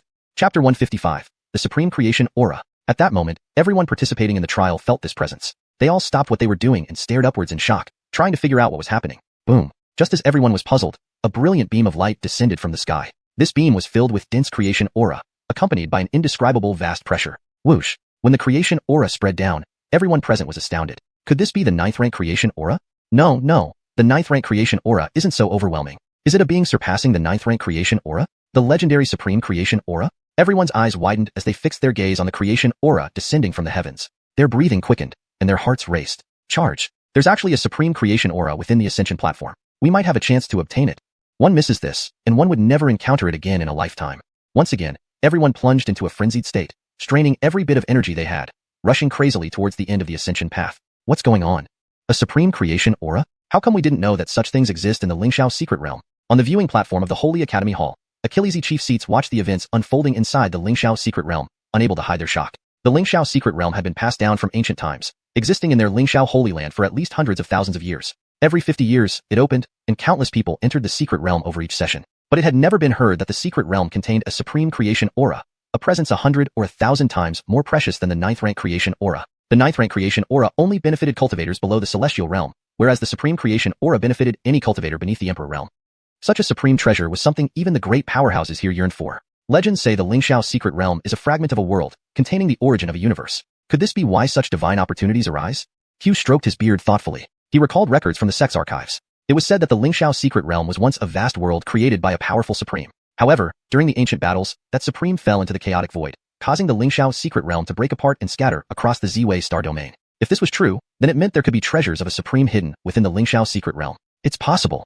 But it could also be due to the arrival of the Immortal era and the revival of myriad spirits, leading to changes in the secret realm where some heavenly laws merge with creation auras, producing a thread of supreme creation aura, Jediah speculated. Whatever the reason, it's good news. If any disciple can obtain a thread of supreme creation aura, it will benefit them for life. Indeed, obtaining the supreme creation aura ensures future entry into the great Tao realm, attaining enlightenment and becoming an emperor. Whoever has such good fortune must indeed be someone destined for greatness, ha ha ha. Various Keenans discussed animatedly, their faces showing excitement. Since the opening of the Lingxiao secret realm about 200 to 300,000 years ago, no one had ever obtained the supreme creation aura. Now that it appeared, it signified the current generation included someone of great fortune. Immediately, they looked at the central screen to see who had obtained the supreme creation aura. Huh, it looks like a little girl. Everyone squinted at the figure shown on the screen, raising their eyebrows. The supreme creation aura slowly descended and finally landed on a young girl. Seems to be Yasmin from Lingyun Sword Peak. Quinn recognized Yasmin and exclaimed in surprise. It's her. The Jiang family girl. Upon hearing this, everyone was stunned, their eyes wide with shock. If they hadn't known who Yasmin was before today, after the morning's events, almost everyone now understood who she was. It seems this Jiang family girl truly possesses extraordinary fortune, to be favored by the supreme creation aura.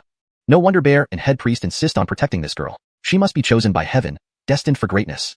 The supreme creation aura is the foundation of the supreme great Tao, producing unimaginable effects on cultivation. So, she's bound to rise rapidly. Her future achievements are limitless. Many Keenan sighed in amazement, casting envious glances at Yasmin. Previously, they were amazed when they learned Yasmin possessed two transcendent godly bodies, but they had underestimated her potential. Now, having obtained a thread of supreme creation aura, her future achievements would undoubtedly be extraordinary. Instantly, they felt protecting Yasmin was indeed a wise decision. For the Jiang family to discard such a prodigy is short-sighted. What a boon for our Lingxiao Holy Land. Hugh couldn't help but sigh with emotion, feeling a tinge of regret for missing out on recruiting such a genius.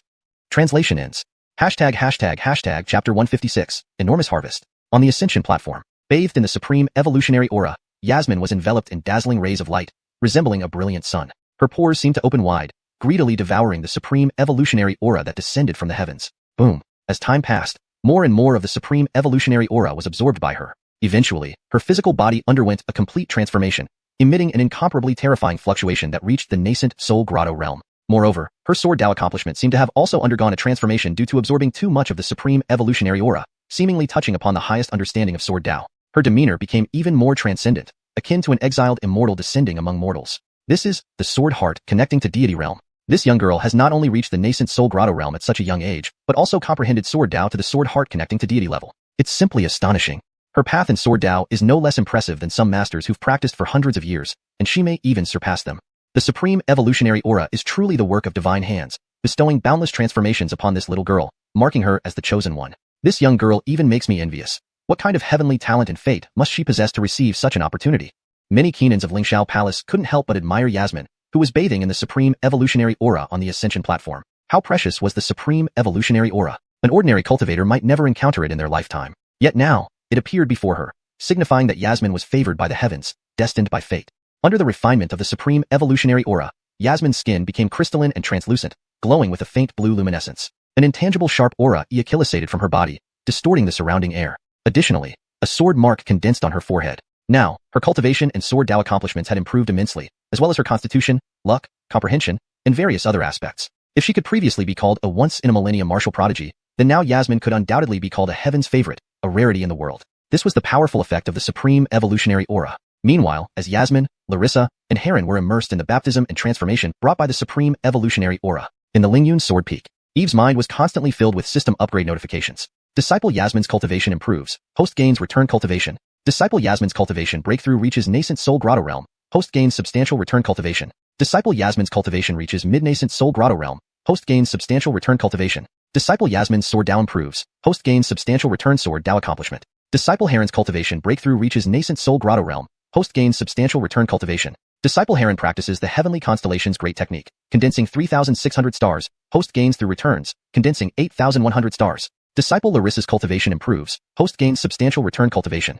Disciple Larissa comprehends substantial Sword Dao laws. Host gains substantial return Sword Dao laws. A series of system notifications caused Eve's surroundings to shimmer with spiritual light as vast amounts of spiritual energy gathered from all directions. His cultivation kept increasing while his Sword Dao accomplishments soared even faster. He felt like a razor-sharp sword, invincible and indomitable.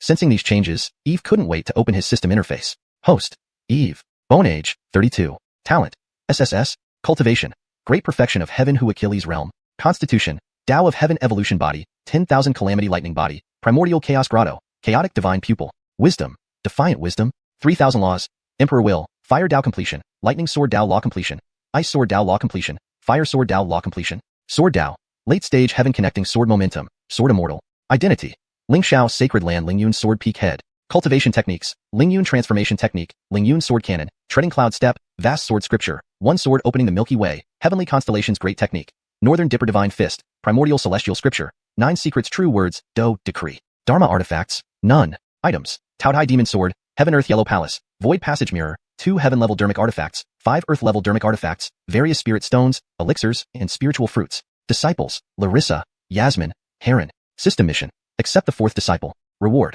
1 Undying Immortal Herb, 1 Extreme Imperial Weapon. Summary, seemingly ordinary, this Achilles hails from Earth and possesses incredible power. Do not provoke him. Looking at the system interface, Eve trembled with excitement, almost jumping up. My beloved disciples, what heavenly fortune did you gain?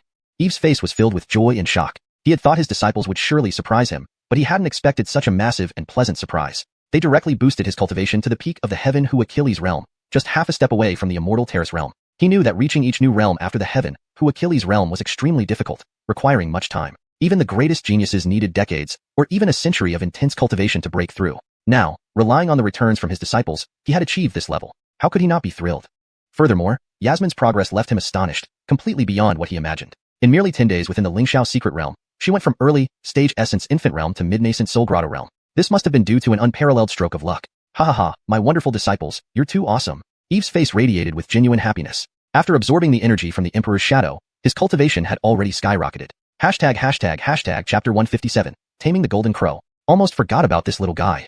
Eve slapped his forehead in realization and immediately walked towards the 3-legged golden crow. This young golden crow had been in a coma since it last came to Lingyun Sword Peak. During this time, he almost forgot about it. However, thanks to the special properties of the Fusang Divine Tree, it helped the young golden crow gradually regain consciousness. At the same moment, the golden 3-legged golden crow sensed Eve's presence and let out a series of cries, as if warning him not to come closer. Eve paid no attention to its warning and continued walking forward. The young golden crow, noticing that Eve was still approaching, emitted sharp, piercing cries. It flapped its wings, stirring up gusts of wind and spewing flames, as if attempting to incinerate everything around it. This little guy is quite the temper.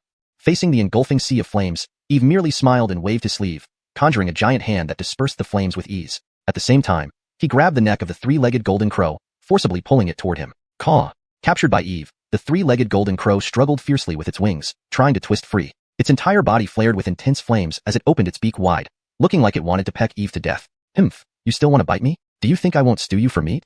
Eve laughed faintly. With his right arm easily holding the young golden crow's neck, the bird's struggles proved futile as it could not break free from the restraint. That's enough, stop struggling. I have no interest in your flesh. As long as you behave, I won't harm you. Moreover, you can live on the Fusang Divine Tree. Eve gently stroked the young golden crow and spoke in a gentle tone. Although the 3-legged golden crow was still a fledgling and couldn't speak, its intelligence was comparable to an ordinary Hu Achilles. Upon hearing Eve's words, it stopped struggling, its eyes filled with a hint of confusion. This puny Hu Achilles didn't intend to kill it, but wanted it to stay here? Could it be he intended to tame it? Hey, little one, did you understand what I said? Seeing the golden crow lost in thought, Eve tapped its forehead lightly and asked. The 3-legged golden crow snapped back to reality, raising its neck and glancing sideways at Eve, its eyes full of disdain. Eve shook his head.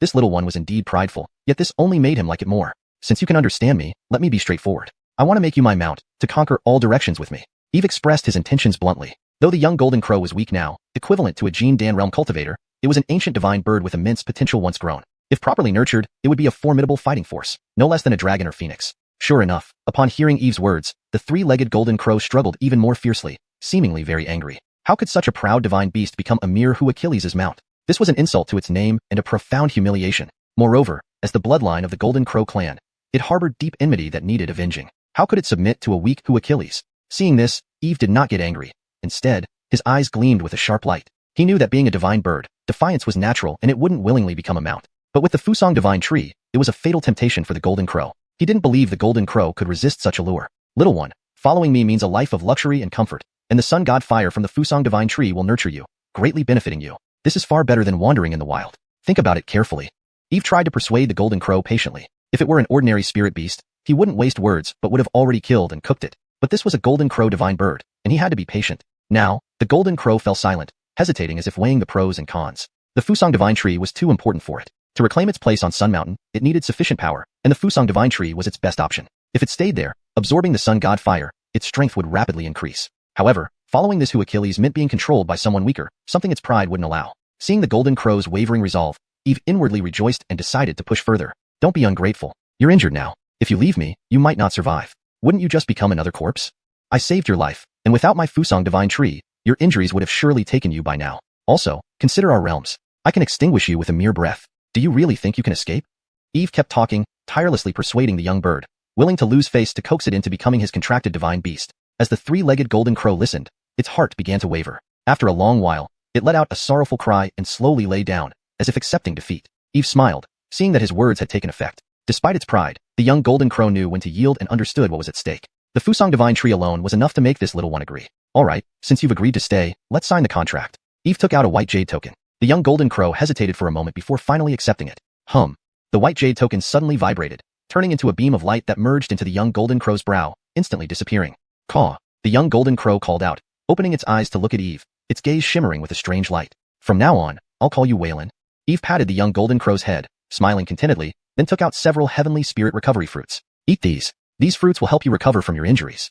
Chapter 158. The Great Dao Steel. The golden crow chick looked at the fruit emitting a strong medicinal fragrance in Eve's hand, its eyes flashing with intelligence. However, it didn't eat immediately, but cautiously glanced at Eve. Don't worry, I won't harm you, said Eve as if he knew what the golden crow chick was thinking. His tone was firm and left no room for argument. Hearing this, the golden crow chick hesitated for a moment before finally deciding to trust Eve. It opened its mouth and swallowed a few fruits. Chirp chirp. Closing its eyes, the golden crow chick absorbed the energy of the heavenly spirit revival fruit. A faint red glow emerged on its body, and its injuries gradually improved. Seeing this, Eve squinted slightly. He watched the three-legged golden crow hovering in midair, his eyes filled with surprise. He felt that as the chick's injuries continued to heal, its aura was rapidly rising and soon reached the peak late-stage golden core realm. Indeed, as an ancient divine bird, just one heavenly spirit revival fruit could achieve such results. Moreover, it showed no signs of stopping and kept improving. TSK, looks like I found a treasure. Eve's eyes lit up. If this ancient divine bird were to grow up, it would be awe-inspiring, dominating all directions. Thinking about this made him excited. In the future, riding this ancient divine bird would be truly impressive. A while later, the three-legged golden crow was almost fully recovered. Its golden feathers shimmered, radiating a gentle pressure that Kamakillis respect. With a flap of its wings, powerful golden flames swept through the surroundings, terrifying in power. After circling the air a few times, it landed on the Fusong divine tree. Beckham, from now on, guard Lingyun sword peak well. If any fool dares to enter without permission, burn them to death.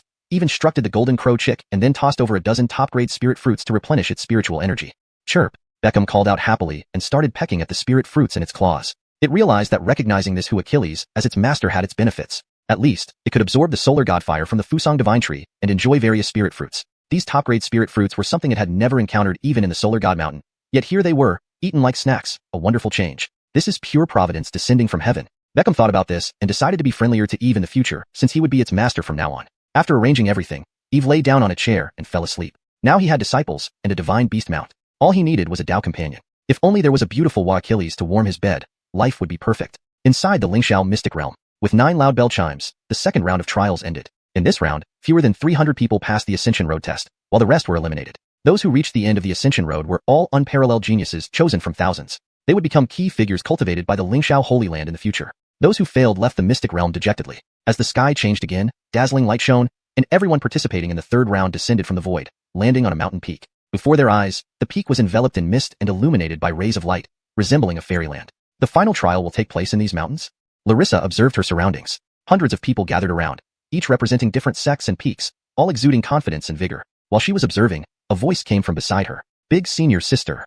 It was Yasmin and Heron pushing through the crowd toward her. Junior sister, junior brother, you both made it to the final round, impressive. Seeing them, Larissa's face lit up with surprise. She had been worried they would be eliminated early, but her concerns were unfounded. Yasmin blinked playfully. Hee of course. Such a small Lingxiao trial can't possibly be difficult for me. Her tone was proudly playful. Currently, her trial score ranked 5th among all participants. Given that all the prodigies from the entire Lingxiao Holy Land were present, placing in the top 5 was quite remarkable. Heh, just lucky. Heron modestly replied with a thick smile. It seems both of you have gained a lot during this Mystic Realm trial, Larissa noted, slightly astonished. Despite knowing her juniors were talented, she couldn't help being amazed by their current cultivation levels, which clearly exceeded the Transformation Spirit Grotto realm. Speaking of which, Yasmin suddenly became excited, pulling Larissa's arm eagerly. Senior sister, you won't believe what I encountered inside the Mystic Realm. Immediately, Yasmin recounted her experiences, causing Larissa to repeatedly exclaim in amazement, her eyes wide open in disbelief. She thought she had already had good luck, but Yasmin had somehow stumbled upon such heavenly opportunities. It was truly enviable. Not only Larissa but Heron was also astonished, silently marveling. Indeed, comparison could be deadly. He had worked hard and plundered Achilles' people to obtain a large number of treasures. Meanwhile, his senior sister casually strolled around and received rare treasures. It was an envy-inducing disparity. Yet despite his admiration, he harbored no jealousy but felt more elated for her success. Senior sister, how about you? Did you encounter any troubles? Yasmin asked. I was fine. Although I encountered some difficulties, fortunately, I had the treasures given by Master, which helped me overcome them easily, Larissa smiled. Apart from her extraordinary talent, she also relied on the treasures bestowed by her master to navigate through smoothly. Otherwise, defeating Yusef and Horatio wouldn't have been possible. Just as they conversed, the earth beneath them began to tremble violently. Then, beams of light descended from the sky, landing across the mountain peak. The lights transformed into stone steels of various shapes. Each steel bore lines of great Tao patterns, exuding a mysterious aura as if containing profound mysteries. The first round tested luck, the second round tested strength, and this final round tested insight. To pass this round, one must choose a Tao Enlightenment steel, comprehend, and deduce the great Tao within. Only those who could thoroughly understand and grasp all the subtleties could pass the test.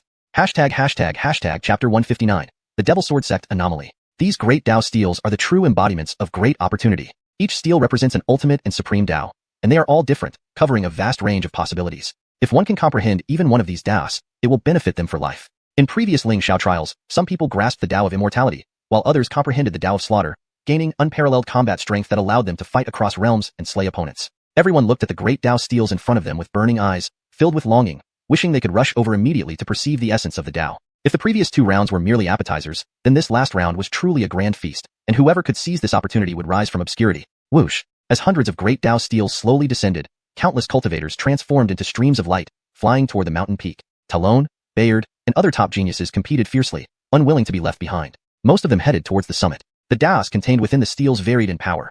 Those higher up on the mountain emitted the most concentrated Tao auras, their Taos profound and powerful. Therefore, without hesitation, they rushed toward the summit, seeking their own great Tao steels. As most people surged towards the summit, collisions inevitably occurred. Soon, some fought over the steels, causing chaos. Senior sister, let's hurry up. Seeing everyone scrambling for the great Tao steels, Yasmin could hardly contain her impatience. All right. Mai and Ursula nodded and cautioned, junior brother and sister, you need to be careful. While the best steels are higher up, the competition there is also fierce. There are over 1,000 great Tao steels on this mountain. Just find one suitable for you. Don't worry, senior sister. We'll be cautious. Yasmin nodded vigorously, and then the three separated to find appropriate steels for themselves. At the same time, miles away from the Lingxiao Holy Land, the void suddenly twisted, and a group of cultivators appeared. These were the Jiang family members who had fled from the Lingxiao Holy Land. They no longer carried the aggressive demeanor they had upon arrival. Instead, each bore wounds, appearing extremely disheveled. Especially Ardell, with blood trickling from the corner of his mouth, his old face pale and his energy weak. Damn Lingxiao Holy Land. I will never rest until I have my revenge. Ardell glared at the direction of the Lingxiao Holy Land. His eyes filled with cold killing intent as he gnashed his teeth in a low growl. He, a mighty powerhouse from an ancient noble family, had been forced into such a miserable state by the Lingxiao Holy Land. This disgrace would surely spread and invite ridicule. This bitter humiliation he could not swallow. Beside him, Harold's face was equally grim. He hadn't expected the Lingxiao Holy Land to protect Yasmin at the cost of war with the Jiang family. Nor did he anticipate that Eve, besides having transcendent power, could consume an emperor's phantom, resulting in the loss of a powerful level cultivator for the Jiang family. Ancestor number 18. If the Lingxiao Holy Land values Yasmin so much for her potential, what should we do?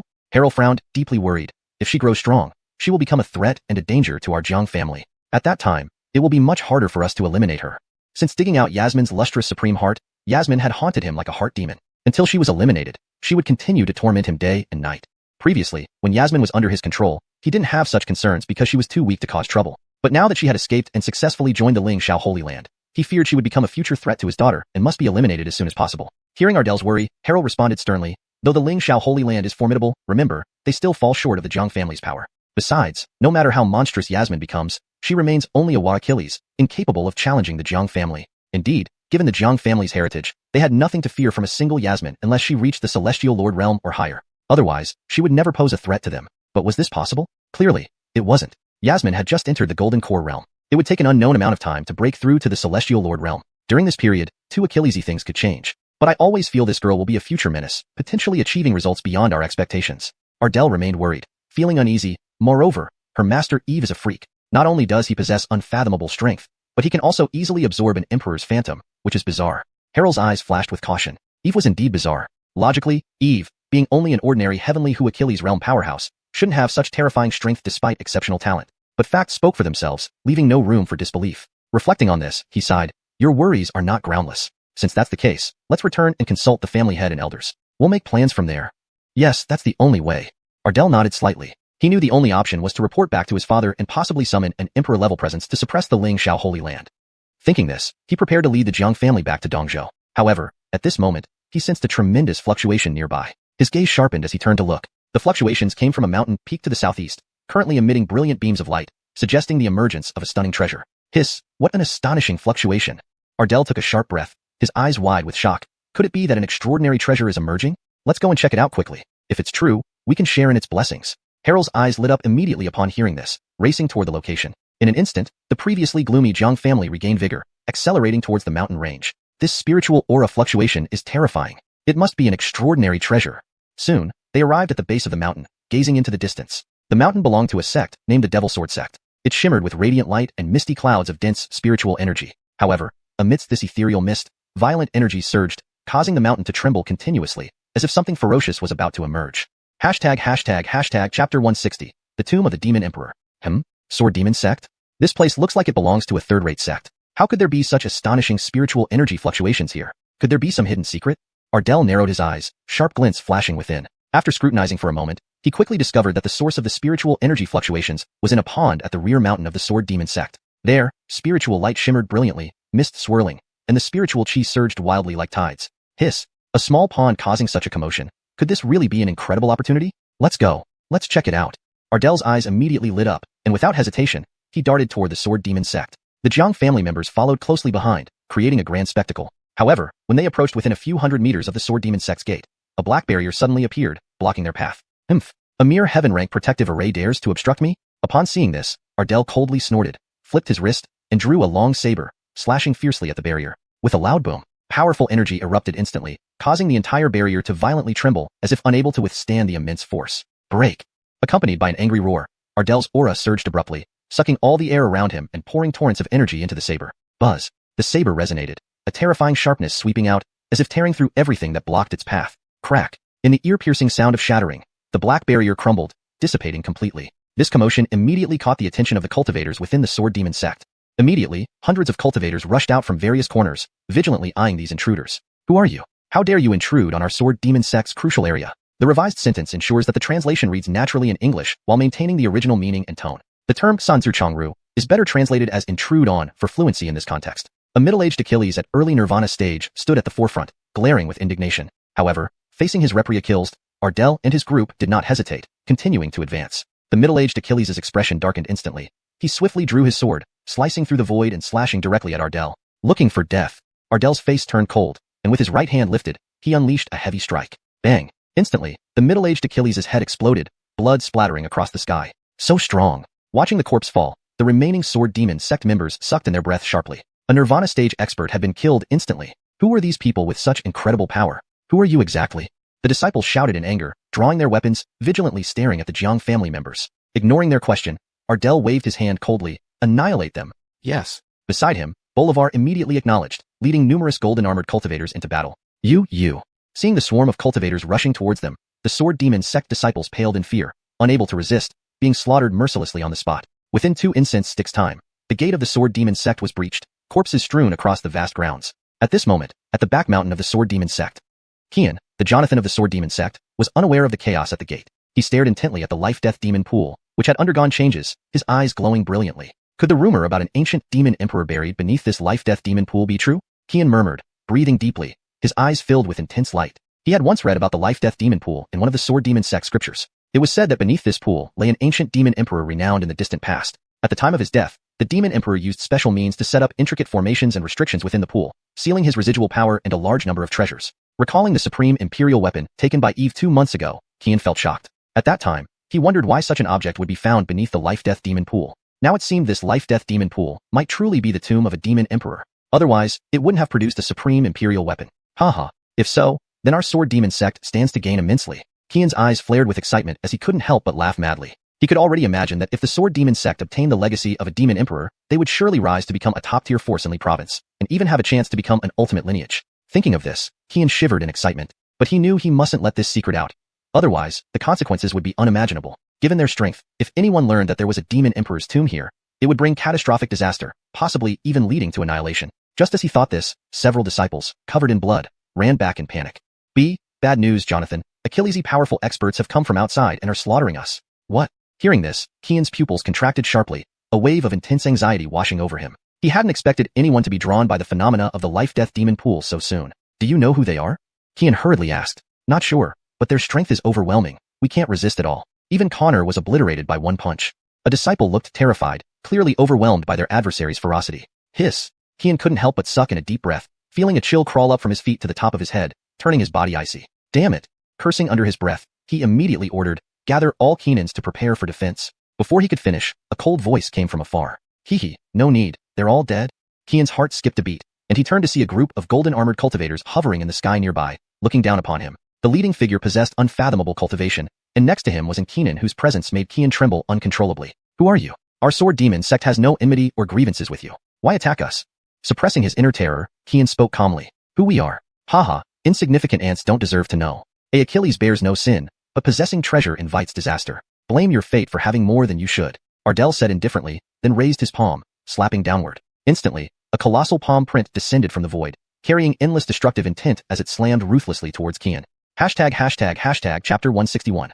Vengeance for a clan's annihilation. Manny's face instantly turned pale. He hadn't expected the other party to attack without warning. In an instant, his spiritual energy surged wildly within him, and a black sword coalesced out of thin air, radiating formidable sword intent. Slash. He roared in fury as the black sword shot out of his hand, slicing through the air with a sharp blade force, tearing a crack that rushed toward the massive palm imprint. Rumble. In a moment, it felt like the heavens were collapsing and the earth was cracking, with terrifying waves rippling out. The entire life-death demonic pool shook violently, sending up countless waves.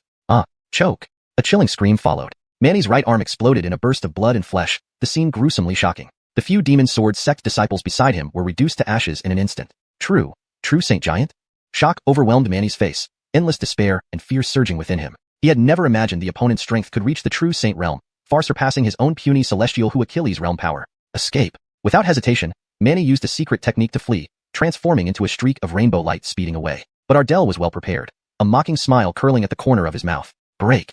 With a light shout, he pointed out two fingers, shooting a dazzling divine rainbow that sliced through the void, carrying a piercing killing intent straight toward the fleeing Manny. Rumble. Even though Manny fled at full speed, breaking the surrounding space into fragments, he couldn't shake off the divine rainbow. It seemed as if some cosmic law was locking onto him. Just as the divine rainbow was about to hit his back, a thread of black light suddenly flashed from between his eyebrows.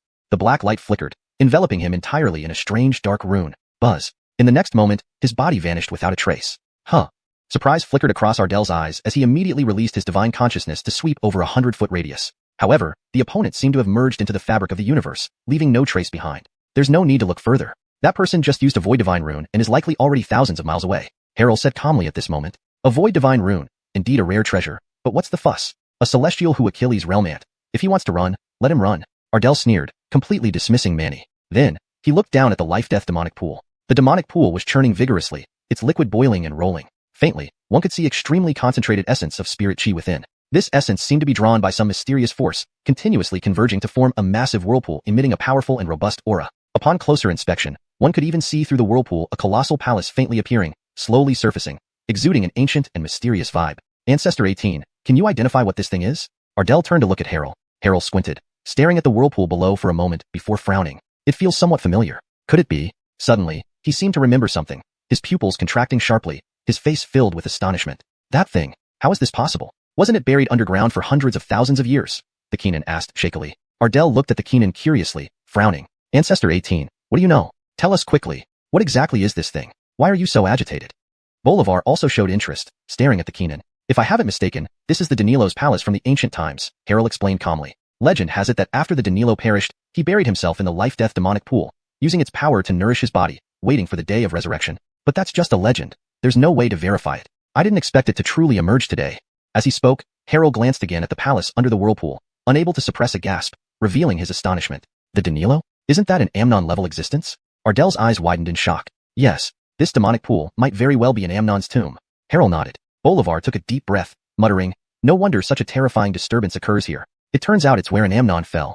A demon emperor's tomb. It's actually a demon emperor's tomb. Haha, this trip wasn't in vain. Ardell was extremely excited, his face glowing with enthusiasm. He hadn't anticipated that while not bringing back Yasmin, they would unexpectedly find the demon emperor's tomb. A stroke of luck beyond belief. Moreover, he knew the terror of the Danilo. His tomb must harbor infinite treasures. Don't celebrate too soon. The emergence of a demon emperor's tomb will surely cause tremendous chaos.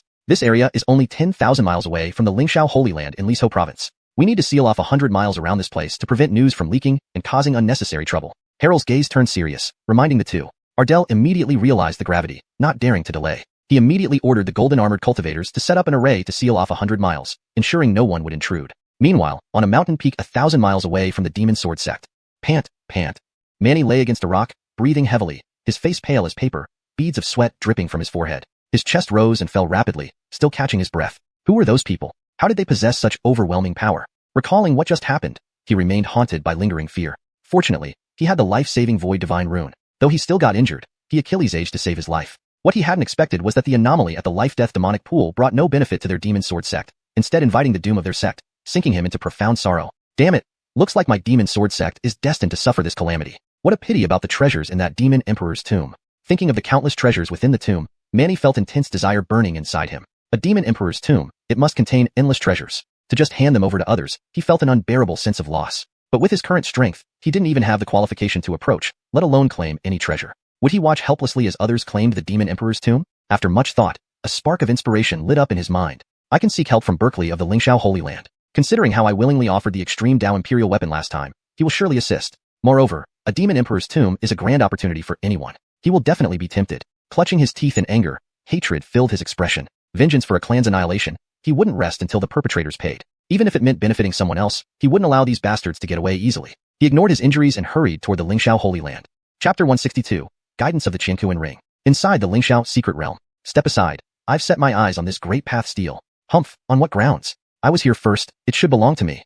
Ridiculous. Whoever grabs it owns it. Let's settle this by strength. If you can defeat me, I'll back off willingly. In front of a great path steel, several prodigies clashed with a series of violent explosions, each employing their deadliest moves. Various magical artifacts radiated blinding light, producing shocking power. At the same time, intense battles were taking place at Achilles' other great path steels across the mountain, enveloping the entire peak in a cacophony of fierce sounds. Everyone wanted to claim the best great path steel to gain incomparable insights into the Tao. Even Larissa joined the fray, contending with Talon and Bayard for one of the steels. The three engaged in an honorable battle on the mountaintop. Whoever won would gain the right to meditate upon the highest level great path steel. For a moment, they displayed formidable combat prowess, each using their most powerful techniques. Boom. Amidst the deafening sounds, Talon's sword intent surged around him as he brandished a silver longsword. Bayard triggered his bloodline anomaly, transforming into a mass of black-red mist that could both attack and defend. Larissa shook her right arm, summoning the 3 live stone above her head, which emitted brilliant light to fend off attacks from the two others. Their battle was so intense that no one dared to approach them or compete for the steels. While everyone else fought over the best great path steels, one person went against the flow and did not join the competition. That person was Yasmin, who was heading toward a secluded part of the mountain. On her way, people who saw her all looked puzzled. Yasmin's actions completely defied everyone's expectations. Despite being in the middle to late stage of the soul transformation realm, she was among the top-tier cultivators except for those at the Saint Sun level. With such power, she should have been rushing to the peak to vie for the best great path steel along with other prodigies. But strangely, Yasmin not only stayed out of the fight, but even deliberately avoided the battling cultivators, heading straight to the most remote area. Huh? What's that junior sister doing? How strange. Why is she going to the outskirts? Does she think her insight isn't enough to comprehend those top-tier steels? Looking at Yasmin's solitary figure moving away, Achilles were confused. Lacking insight? Impossible. She's already at the middle to late stage of the soul transformation realm at such a young age. How can her insight be poor? That's true. She's already among the elite in the Holy Land. Perhaps she hasn't found a suitable great path steel yet?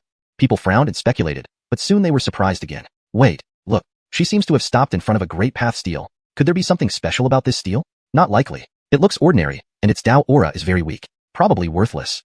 As they puzzled over it, Yasmin stood before an ancient great path steel located at the edge of the mountain. It was covered in aged marks, inscribed with some abstruse characters, but had lost its spiritual glow long ago. Compared to the other steels which exuded profound Tao patterns and displayed mystical phenomena, this one appeared utterly plain and unremarkable, like a discarded piece of scrap stone. This steel seems quite ordinary, without any special qualities. Did she make a mistake? No matter, if she chose this steel, there must be a reason. We should focus on finding our own suitable steel. People shook their heads and turned away from the scene. However, the moment Yasmin stood before the ancient steel, her Qianquan ring on her finger trembled uncontrollably. Is this it? Her eyes flickered as she stared at the steel. Ever since arriving at this mountain, her Qianquan ring had been mysteriously reacting, as if drawn by something. Intrigued and captivated by this strange sensation, she didn't hesitate to come to this remote steel to investigate. Just as she was about to comprehend the steel, she noticed words etched on the ground before it. The Tao contained within this steel cannot be comprehended. I advise fellow disciples to choose another steel. I tried to deduce its mysteries, but failed. Is it because of my limited insight? This steel seems simple, yet it must contain a great opportunity. A pity I cannot comprehend it. Clearly, these messages were left by different people who had tried to understand the steel but gained nothing. Yet, Yasmin wasn't deterred. Instead, she felt an inkling of excitement. Coming here meant fate was guiding her path. The Qianquan ring is the legacy of the master of Qianquan. If it's leading me here, then this steel and I are destined to meet, she murmured to herself, sensing that if she could grasp the Tao within, it would bring boundless benefits. Others had failed during the Lingxiao trial because they didn't possess the Qianquan ring. Thinking this, she sat down cross-legged, closed her eyes, and focused on the intricate carvings on the steel. Immediately, 8 large characters floated into her mind. Source of 10,000 Tao, origin of heaven and earth. These characters carried infinite Tao essence. Just one glance transported Yasmin into a primordial void. Whoosh! Suddenly, she opened her eyes, a spark of insight appearing in them, and a smile formed on her lips. So, this steel actually harbors the fundamental Tao of the universe's beginning. Her heart raced with excitement. The Tao within this steel was incredibly profound, beyond the grasp of most people, but if she could comprehend it, the rewards would be immense. She took a deep breath, calming her mind to deeply understand it. Gradually, she felt as if she was touching a barrier, though she couldn't quite break through despite being so close. But she wasn't worried. With a full day for the final trial, she had ample time to delve deeper. Chapter 163. Return to the Demon Sword Sect. Meanwhile, outside in Lingyun's Sword Peak, Eve was lying beneath the Enlightenment tea tree, enjoying a sweet dream. He dreamed that his disciples had all become invincible powerhouses, and he spent his days being pampered by an Empress massaging his shoulders and an immortal Emperor rubbing his back. It was a life of carefree ease and joy. But just as he was savoring this bliss, a cry from the golden crow bird atop the Fuji divine tree pulled him back to reality. Who is it, disturbing my good dream?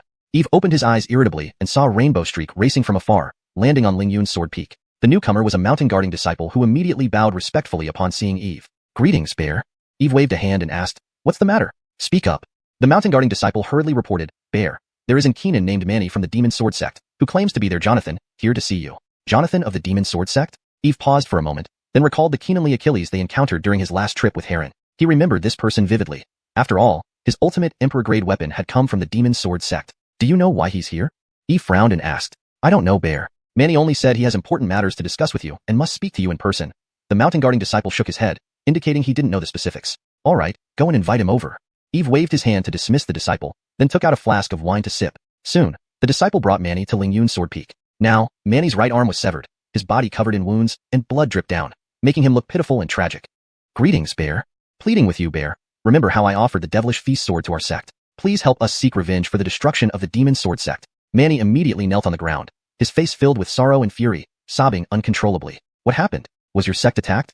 Eve's brows furrowed instantly at the sight. He remembered that this Keenan should be a heavenly realm powerhouse, incredibly strong. There was no reason for him to be in such a state. Do you recall the life and death demon pool? That, I remember clearly. It's like this. Today, the life and death demon pool underwent a sudden change, and a supreme treasure emerged. I thought it would be a chance for our sect to rise again, but unexpectedly, a group of cultivators stormed our sect and slaughtered all our disciples without any warning.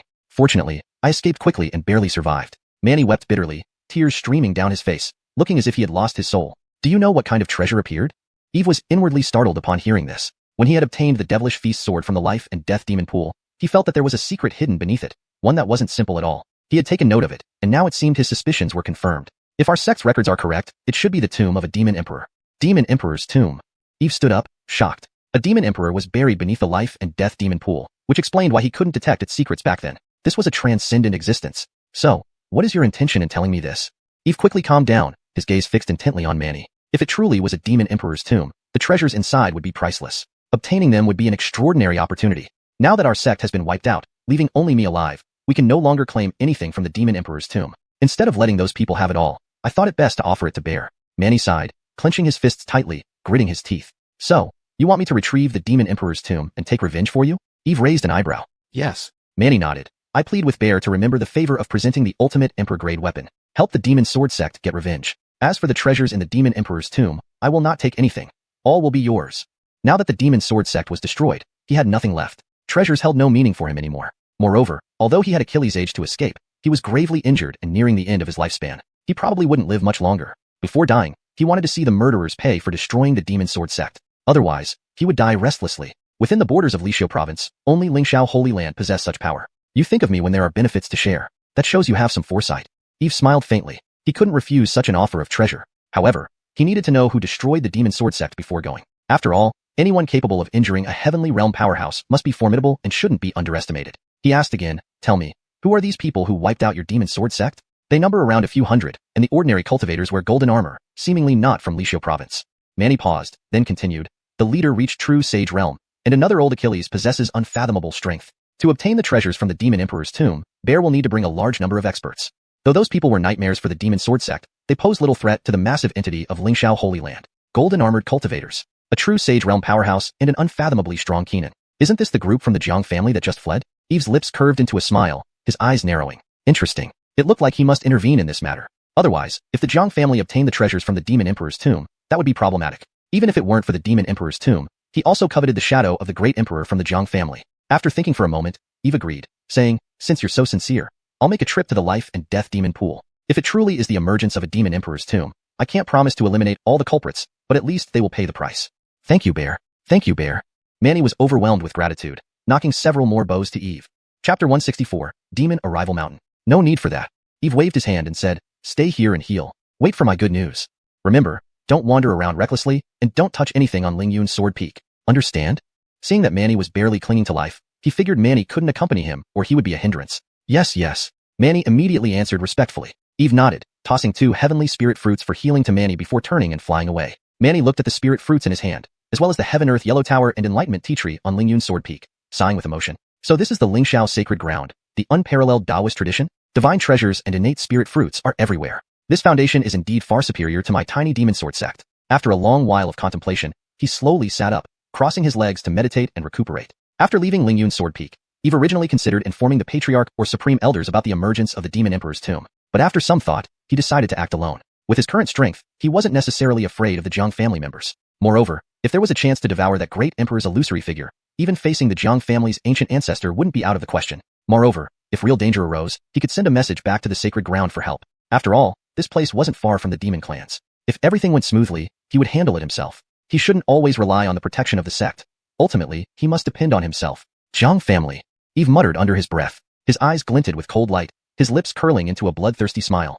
Since the Jiang family dared to send people to kill him, he would settle the score thoroughly. His speed was incredible, vanishing instantly, like a shooting star streaking across the sky. As he headed towards the Demon Sword sect, elsewhere in the void, space began to distort. A massive, ethereal gate slowly formed. The giant gate appeared ancient and weather-beaten, as if traversing the long river of time, radiating an eternal decaying aura. If someone had keen eyesight, they would recognize this as a domain gate capable of transporting over tens of millions of miles. As the domain gate solidified, a group of figures emerged from within. Each person exuded a powerful and sharp aura, standing as imposingly as mountains, creating immense pressure. A white-haired Kenan immediately took out an ancient bronze compass upon landing, beginning to probe. On the bronze compass, a red needle rotated slowly, pointing precisely towards the Demon Sword sect. It seems we've found the place. The old Achilles' cloudy eyes flashed with brightness as he raised his head to gaze at the horizon, his eyes slightly narrowing. Beside him, a black-robed Achilles also looked up. At the edge of their vision, a faint glow could be seen. From it, they clearly felt an overwhelming aura. Wonderful. After so Achilles' years, the Demon Emperor's tomb has finally appeared. The black-robed Achilles threw his head back in laughter, wild and bold, full of dominance, as if he were the only ruler of heaven and earth. Those nearby were also visibly excited, even eager to leap into action. Oldemo, let's go. The black-robed Achilles waved his hand, stepping first into the void, covering hundreds of feet in one step, swiftly entering the Demon Sword sect. The others followed closely, stepping into the Demon Sword sect as well. Inside the Demon Sword sect, Ardell was staring intently at the life-death demon pool when he suddenly sensed a vast and mighty aura descending upon the Demon Sword sect. This oppressive presence caused the entire sect to tremble violently. Could someone have discovered the emergence of the Demon Emperor's tomb? Startled, Ardell abruptly looked up. Boom! The heavens shook, and thick black mist rolled in. Within the black mist, figures could be seen, stepping through the void, their power overwhelming, appearing above the life-death demon pool in an instant. Then, the shapes of the black-robed men became visible. They're from Demon Arrival Mountain. Upon identifying the newcomers, Ardell and Harrell exchanged glances, frowning simultaneously. Demon Arrival Mountain was an unrivaled tradition in Western Zhou, with a foundation no weaker than their Jiang family. They hadn't expected anyone from Demon Arrival Mountain to find this place. Western Zhou was hundreds of millions of miles away, requiring traversal across multiple continents to reach here. The black-robed Achilles' eyebrows also twitched slightly, not expecting to encounter Jiang family members here. For a moment, the atmosphere became heavy and tense, the two groups distinct yet roiling beneath the surface. You people from Demon Arrival Mountain have quite good timing. Are you here for the Demon Emperor's tomb? Ardell broke the silence. Yes, the black-robed Achilles didn't deny it, sweeping his eyes over Ardell. Why wouldn't the Jiang family welcome us? Certainly not welcome. The Demon Emperor's tomb is already occupied by our Jiang family. Please leave immediately. The Li Prefecture isn't your Jiang family's territory. On what grounds do you claim it belongs to you? Moreover, Yuansha Demon Emperor has deep ties with our Demon Arrival Mountain. Now that the Demon Emperor's tomb is about to emerge, coming here to seek opportunities, what's wrong with that? The black-robed Achilles sneered, his tone indifferent. From the looks of it, you're determined to contest with our Jiang family. Ardell stared coldly at the black-robed Achilles, clenching his fists, his body tensing, spiritual energy surging. Brother Jiang, you jest. The Demon Emperor's tomb is a heavenly gift. How can you monopolize it?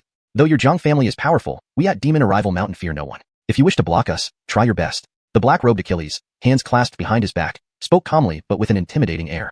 If so, there's nothing more to say. Want the Demon Emperor's tomb? See if you have what it takes. Ardell snorted, saying no more. Unbeknownst to both sides, another figure had already quietly infiltrated the Demon Sword sect, hidden nearby in the void, observing the situation. It was none other than Eve. Using the incomprehensible powers of the heavenly creation body, even a celestial sovereign couldn't detect his presence.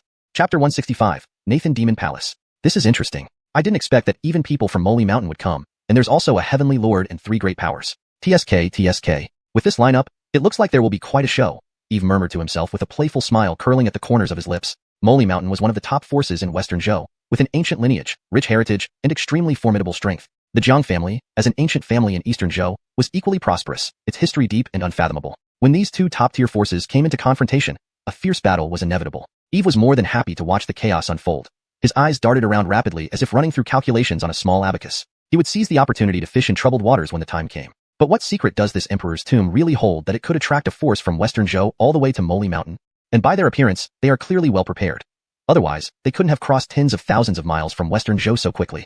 Eve narrowed his eyes, activating the chaotic divine eye to observe the life-death demon pool, trying to see if he could peek into the secrets hidden within. A glint of light flashed deep within his pupils, piercing through illusion to discern the essence. In an instant, he saw through the profundity of the life-death demon pool. Inside the pool was enveloped in an exceedingly dense life force, intertwined with threads of deathly aura. This strange blend made the life-death demon pool even more mysterious and enigmatic, impossible to fully comprehend. At the bottom of the pool lay an ancient palace slowly ascending. Moreover, faintly within the palace, he could see a blood-red sphere formed from boundless vital energy, covered with red veins and tiny tendons, pulsating like a living heart. The intense vitality and deathly aura were converging into this orb. Suddenly, the sphere quivered, emitting a low, rumbling sound, seemingly sensing Eve's observation.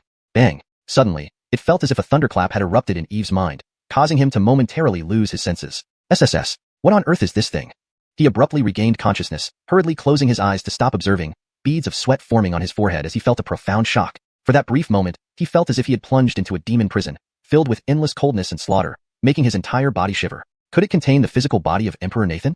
Eve wondered aloud, his gaze showing surprise. But soon, he shook his head. It's highly unlikely. Emperor Nathan has been dead for Achilles years, and his body should have long decayed into dust. Even an Amnon, after hundreds of thousands of years, would eventually decay and turn to dust. Forget it. Regardless of how it is, there must be numerous treasures inside this imperial tomb. Just obtaining those items will suffice. I'll leave that orb alone, Eve said, licking his dry lips while gazing fervently at the demon pool. Though he did not know exactly what terrifying existence was inside the imperial tomb, such a huge temptation was enough to draw any cultivator to take risks. Meanwhile, the muffled sound startled both the Jiang family and Moly Mountain members. They felt their blood surging wildly, an inexplicable pressure making it hard to breathe. Fortunately, this oppressive presence dissipated almost instantly, everything returning to normal. As time passed, the life-death demon pool began to churn violently, dark water gushing out like tidal waves. Rumble. A sky-shaking aura burst forth, demonic chi wreaking havoc, creating tumultuous waves. Amidst the darkness, a glaring light suddenly appeared, piercingly bright like a sun rising in the night sky. Within this radiance, an enormous ancient palace slowly emerged, pitch black with swirling demonic chi, exuding a terrifying aura and adding layers of mystery and majesty, striking awe and fear into hearts. When the palace completely rose out of the life-death demon pool, hovering midair, a massive surge of life force erupted upwards, shaking the heavens. Everyone was pushed back by this powerful aura. Is this the Nathan Demon Palace? Truly magnificent and awe-inspiring. Eve marveled at the grandeur before him. The Nathan Demon Palace was larger and more magnificent than his own Heaven-Earth Yellow Hall, with an even more formidable aura echilisating from within. Indeed, worthy of being left behind by the once-renowned emperor, Eve sighed in admiration. The people from Moly Mountain and the Jiang family were similarly transfixed, their eyes gleaming with greed, wishing to rush in immediately. Haha, this time, the Demon Emperor's tomb belongs to my Jiang family. Ardell roared as he and Harrell leapt forward toward the tomb entrance. The rest of the Jiang family followed closely behind. Stop the Jiang family. Stay here. At the same moment, the black-robed Achilles led his group from Moly Mountain into action, intercepting the Jiangs, leading to a fierce clash. Mike, get lost. Ardell bellowed, his spiritual energy surging out in waves as he unleashed a punch, its brutal wind ripping through the air straight toward the black-robed Achilles. Himph! The black-robed Achilles named Mike sneered, fearlessly countering with his own surging spiritual energy, raising his arm to meet Ardell's attack. Bang! The two fists collided fiercely, generating shockwaves and violent gusts of wind, spiritual energies roaring. Kill! Kill! Kill! Other gold-armored cultivators from the Jiang family and members of Moly Mountain engaged in combat, each using their unique abilities, all aiming to be the first to open the palace doors and enter to obtain the Emperor's legacy and divine treasures. For a moment, the clashes of flying swords, divine knives, octagonal mirrors, talisacalus, and glowing lights resonated endlessly, bursting into brilliant explosions in the air, creating an extraordinarily spectacular scene. Eve stood back, silently watching without taking action. Using his chaotic divine eye, he had already seen that the Nathan Demon Palace was protected by supreme restrictions. To unlock or obtain the opportunities within, one had to break these restrictions. Let these people fight among themselves until they were worn out. Then he would reap the benefits. Boom. Suddenly, a muffled sound echoed from within the palace, followed by golden rays shooting out. That's treasure artifacts. Someone recognized the objects and shouted uncontrollably. Swoosh, swoosh, swoosh. Divine weapons and artifacts sliced through the sky with sharp edges, swiftly scattering in all directions. Chapter 166. Waiting for rabbits by the stump. Grab it. Kill. In an instant, everyone's eyes turned red. They began casting spells and unleashing spirit artifacts, trying to grab the divine weapons and treasures. Swish. A 3-foot green peak flashed past from the side, directly capturing a streak of golden light. Amidst the golden light, there was clearly a 3-foot celestial sword, emitting a cold glow. The blade was inscribed with intricate runes, and an icy chill spread from it. Frost Celestial Sword. Ardell shouted in pleasant surprise and darted toward the Frost Celestial Sword 10 feet away, reaching out to seize it. Whoosh! A sharp whistling sound suddenly sounded, and a cold light streaked from another side, instantly blocking Ardell's path before the Frost Celestial Sword. It was Porter from Demon Arrival Mountain. Without exchanging any words, they began battling over this supreme celestial artifact, terrifying power radiating out, making the entire world sway as if on the verge of collapse. Harold and Muhammad of Demon Arrival Mountain also stretched out large hands towards the sky, grabbing those golden rays. However, apart from a few divine weapons and treasures being captured, the rest soared into the sky. So Achilles' divine weapons and treasures shooting up, letting them escape would be sheer extravagance. Therefore, numerous cultivators swiftly flew in various directions, chasing those beams of light. Eve was hidden in the distant sky. At this moment, he saw a golden light abruptly heading his way. Seems like a spiritual treasure? Eve squinted, watching the golden light closely. A smile formed on his lips as he moved towards the light. Whoosh! The golden light, seemingly sentient, changed direction and hastily fled towards the horizon. Hee, where are you going? Eve smiled, shouting softly. His internal spirit energy erupted, transforming into a colossal hand reaching out to the light. With a poochie, the golden light was seized. Hum! The golden light trembled incessantly but could not escape Eve's grip, eventually landing docilely in his hand. Examining it carefully, it appeared to be a square seal, with mountain rivers, sun, moon, and stars intricately engraved on its surface, exuding an ancient yet profound aura. Actually, it's a heaven-transcending spirit-level river seal. Eve's eyes gleamed. This tomb of the Demon Emperor truly lived up to its reputation. A random treasure that flew out turned out to be a heaven-transcending spirit-level item. Ha, not bad. Excellent. Satisfied, Eve placed the river seal into his storage ring. Just as he prepared to continue hiding, his peripheral vision caught sight of a golden-armored Zhang family cultivator chasing a beam of golden light into a nearby mountain. Eve's eyes rolled, changing his mind immediately and quietly followed. The golden-armored cultivator landed in the forest, gazing excitedly at a golden sword embedded in a rock. On the hilt of the golden sword, runes flowed, emitting intense golden light. Ha, indeed it's a celestial weapon. My luck is incredible. With this divine weapon, my strength will increase significantly, securing me more opportunities in this contest of the Demon Emperor's tomb. He rubbed his hands eagerly, stepping forward to pull out the golden long sword. But just as he approached, a cool sensation swept over him. Looking up, he saw a white light hurtling towards him. Poochie!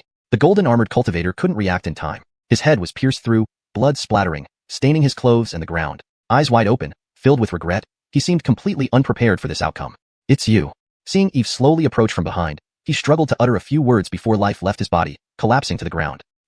Don't blame me. Blame your own misfortune for catching my attention. Eve laughed, burning the golden-armored cultivator's remains to ash, then pulled out the sword. Though a celestial weapon meant little to him, encountering a Zhang family member was reason enough to kill. Looks like I can take advantage of this chance to hunt more members of the Zhang family. Rubbing his nose, Eve's eyes glimmered wickedly. Now that the Demon Emperor's tomb had emerged, the Zhang family and Demon Arrival Mountain's powerful cultivators would remain guarding the life and death demon pool, leaving ordinary clan members to pursue the scattered treasures. Thus, it was the perfect opportunity for him to fish in troubled waters. Without these formidable beings around, these ordinary cultivators were easy targets. Moreover, he could bide his time until they returned with the collected treasures, waiting patiently for the prey to fall into his trap, claiming their findings. Thinking this, Eve smirked cunningly. At the life and death demon pool, the Zhang family and Demon Arrival Mountain continued their fierce battle, chaos reigning. They remained unaware that their treasure hunters had already been targeted by a hungry wolf. Bang, bang, bang.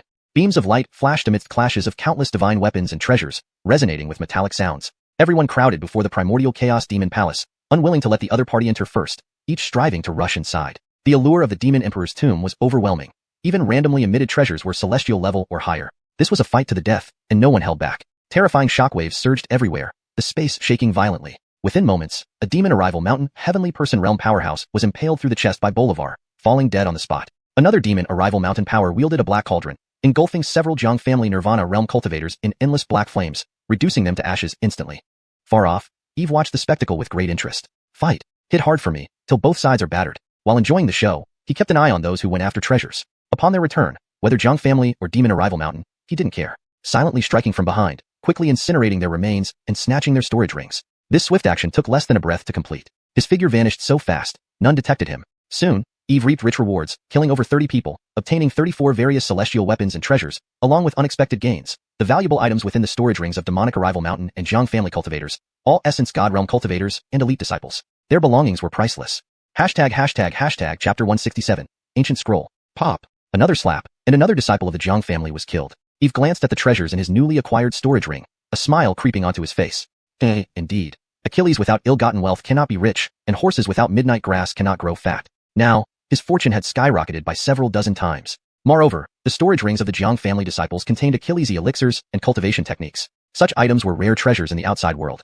Some were even exclusive secrets that would cause a frenzy if revealed. Boom. Suddenly, a deep booming sound came from the Demon Realm Palace, much more intense and powerful than the previous one. Immediately afterward, a formidable pressure radiated outwards, causing everyone from the Jiang family and Mount Imo to retreat several steps back in shock. They stared at the palace in disbelief, their eyes filled with uncertainty and unease. Thunderclap. A thunderous roar echoed once again, followed by a surge of golden light gushing out from the ancient hall. Various magical artifacts, divine weapons, and elixirs scattered like a golden waterfall, dazzling and breathtakingly beautiful. Whoosh, whoosh, whoosh. The air crackled as numerous cultivators dashed toward the golden light, vying for the treasures. Eve too was drawn to a particular beam of golden light. What he saw was an ancient scroll adorned with intricate and mysterious runes, seemingly containing some fundamental principles of the Tao. What is this that gives me such a strange feeling? Eve stared at the ancient scroll, inexplicably sensing a peculiar force stirring within him, as if it wanted to break free. This had never happened before with any of the previous golden lights. He carefully examined the changes within his body and realized that the Do character from the Nine Secrets true word in his dantian was trembling, growing increasingly intense. It's actually the Do character technique stirring, could it be? His thoughts raced as his gaze remained fixed on the scroll. The more he looked, the more he felt it was possible. If this scroll could react with the Nine Secrets true word, it must be significant, possibly even one of the Nine Secrets itself. After all, an Amnon possessing one or two of the Nine Secrets true words wasn't uncommon. Excitement surged within him as he prepared to seize the scroll once it flew out of the life and death demon pool. Meanwhile, Harrell and Muhammad from Mount Imo also noticed the scroll, their eyes gleaming with mysterious light. Though they didn't know what the scroll was, they could sense its extraordinary nature and the vast Tao aura ejaculating from it. Without hesitation, both rushed towards the scroll. Eve frowned. He had planned to secretly snatch the scroll while they were distracted, but these two had sharp eyes and recognized its value immediately. This indirectly confirmed that the scroll was likely an extraordinary treasure.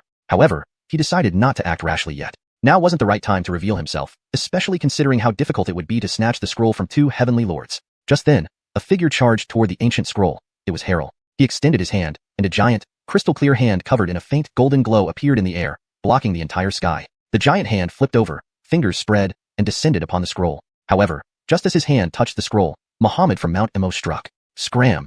Roaring furiously, Muhammad swung his arm, releasing a black mist that expanded into 100 Zhonglong monstrous python, roaring and lunging at Harrell's hand. Bang! The two forces collided, exploding in a blast of overwhelming power that created towering waves, sweeping across the area. Those nearby who were caught in the energy wave instantly spat blood and flew backward. Yet, the scroll in the center of the explosion remained unharmed. Harrell was startled by this, becoming even more certain that the scroll was no ordinary object. Muhammad, the Jiang family has set its sights on this. You'd better back off if you know what's good for you. He sneered coldly, his voice icy, exuding killing intent. Muhammad ignored Harrell, his eyes burning with intensity as he stared at the scroll, clearly determined to get it. If you want this scroll, let's settle it by strength. Laughing heartily, he kicked off, darting straight for the scroll. Above his head, a demonic mountain appeared, heavy as an ancient peak, suppressing everything below with immense authority as it crashed down on Harrell. Seeing that Muhammad had unleashed Mount Mo's ultimate treasure, the mountain-suppressing demon peak, Harrell naturally did not back down. With a wave of his hand, the void mirror appeared in midair, emitting countless rays of light. A subtle tremor resonated through the void as a terrifying force built up, hinting at the power to destroy heaven and earth. Bang! A deafening roar resounded as the two ultimate treasures clashed fiercely. Each collision sent massive shockwaves rippling outward, leaving one breathless. It was as if the end of the world was near, with trees crumbling into dust and distant peaks collapsing. Heavenly lords are indeed heavenly lords. With my current strength, I still can't match such ancient titans. Watching the battle, even Eve felt a chill run down his spine, unable to help but marvel inwardly. The combat between heavenly lords was terrifying, each move brimming with boundless power, making it impossible for anyone within 10,000 feet to approach. Even Sol and Porter, two true saints, had retreated to avoid getting involved. What should he do? Eve was momentarily stumped. These two were now locked in a fierce struggle over the scroll. If he intervened recklessly, he would likely attract their attention and be attacked by both. He couldn't withstand the combined full-force attacks of two Heavenly Lord Realm experts. But giving up wasn't an option either. What if the scroll really contained the Nine Secrets true word? This was an unparalleled taboo technique surpassing the extreme Tao Emperor art. How could he let it slip away? How could he obtain the scroll under the watchful eyes of two heavenly lords? That was the question. As he pondered this dilemma, the Do character inside him suddenly flared up, emitting a brilliant golden light. Chapter 168. The 9 Secrets True Words. This situation made Eve momentarily stunned, somewhat puzzled. Rumble. Then, even stranger things happened. Eve saw the ancient scroll far away trembling violently as if being called and tugged by some force. This? A look of pleasant surprise appeared on his face. Could it be that the Do character art could summon this ancient scroll?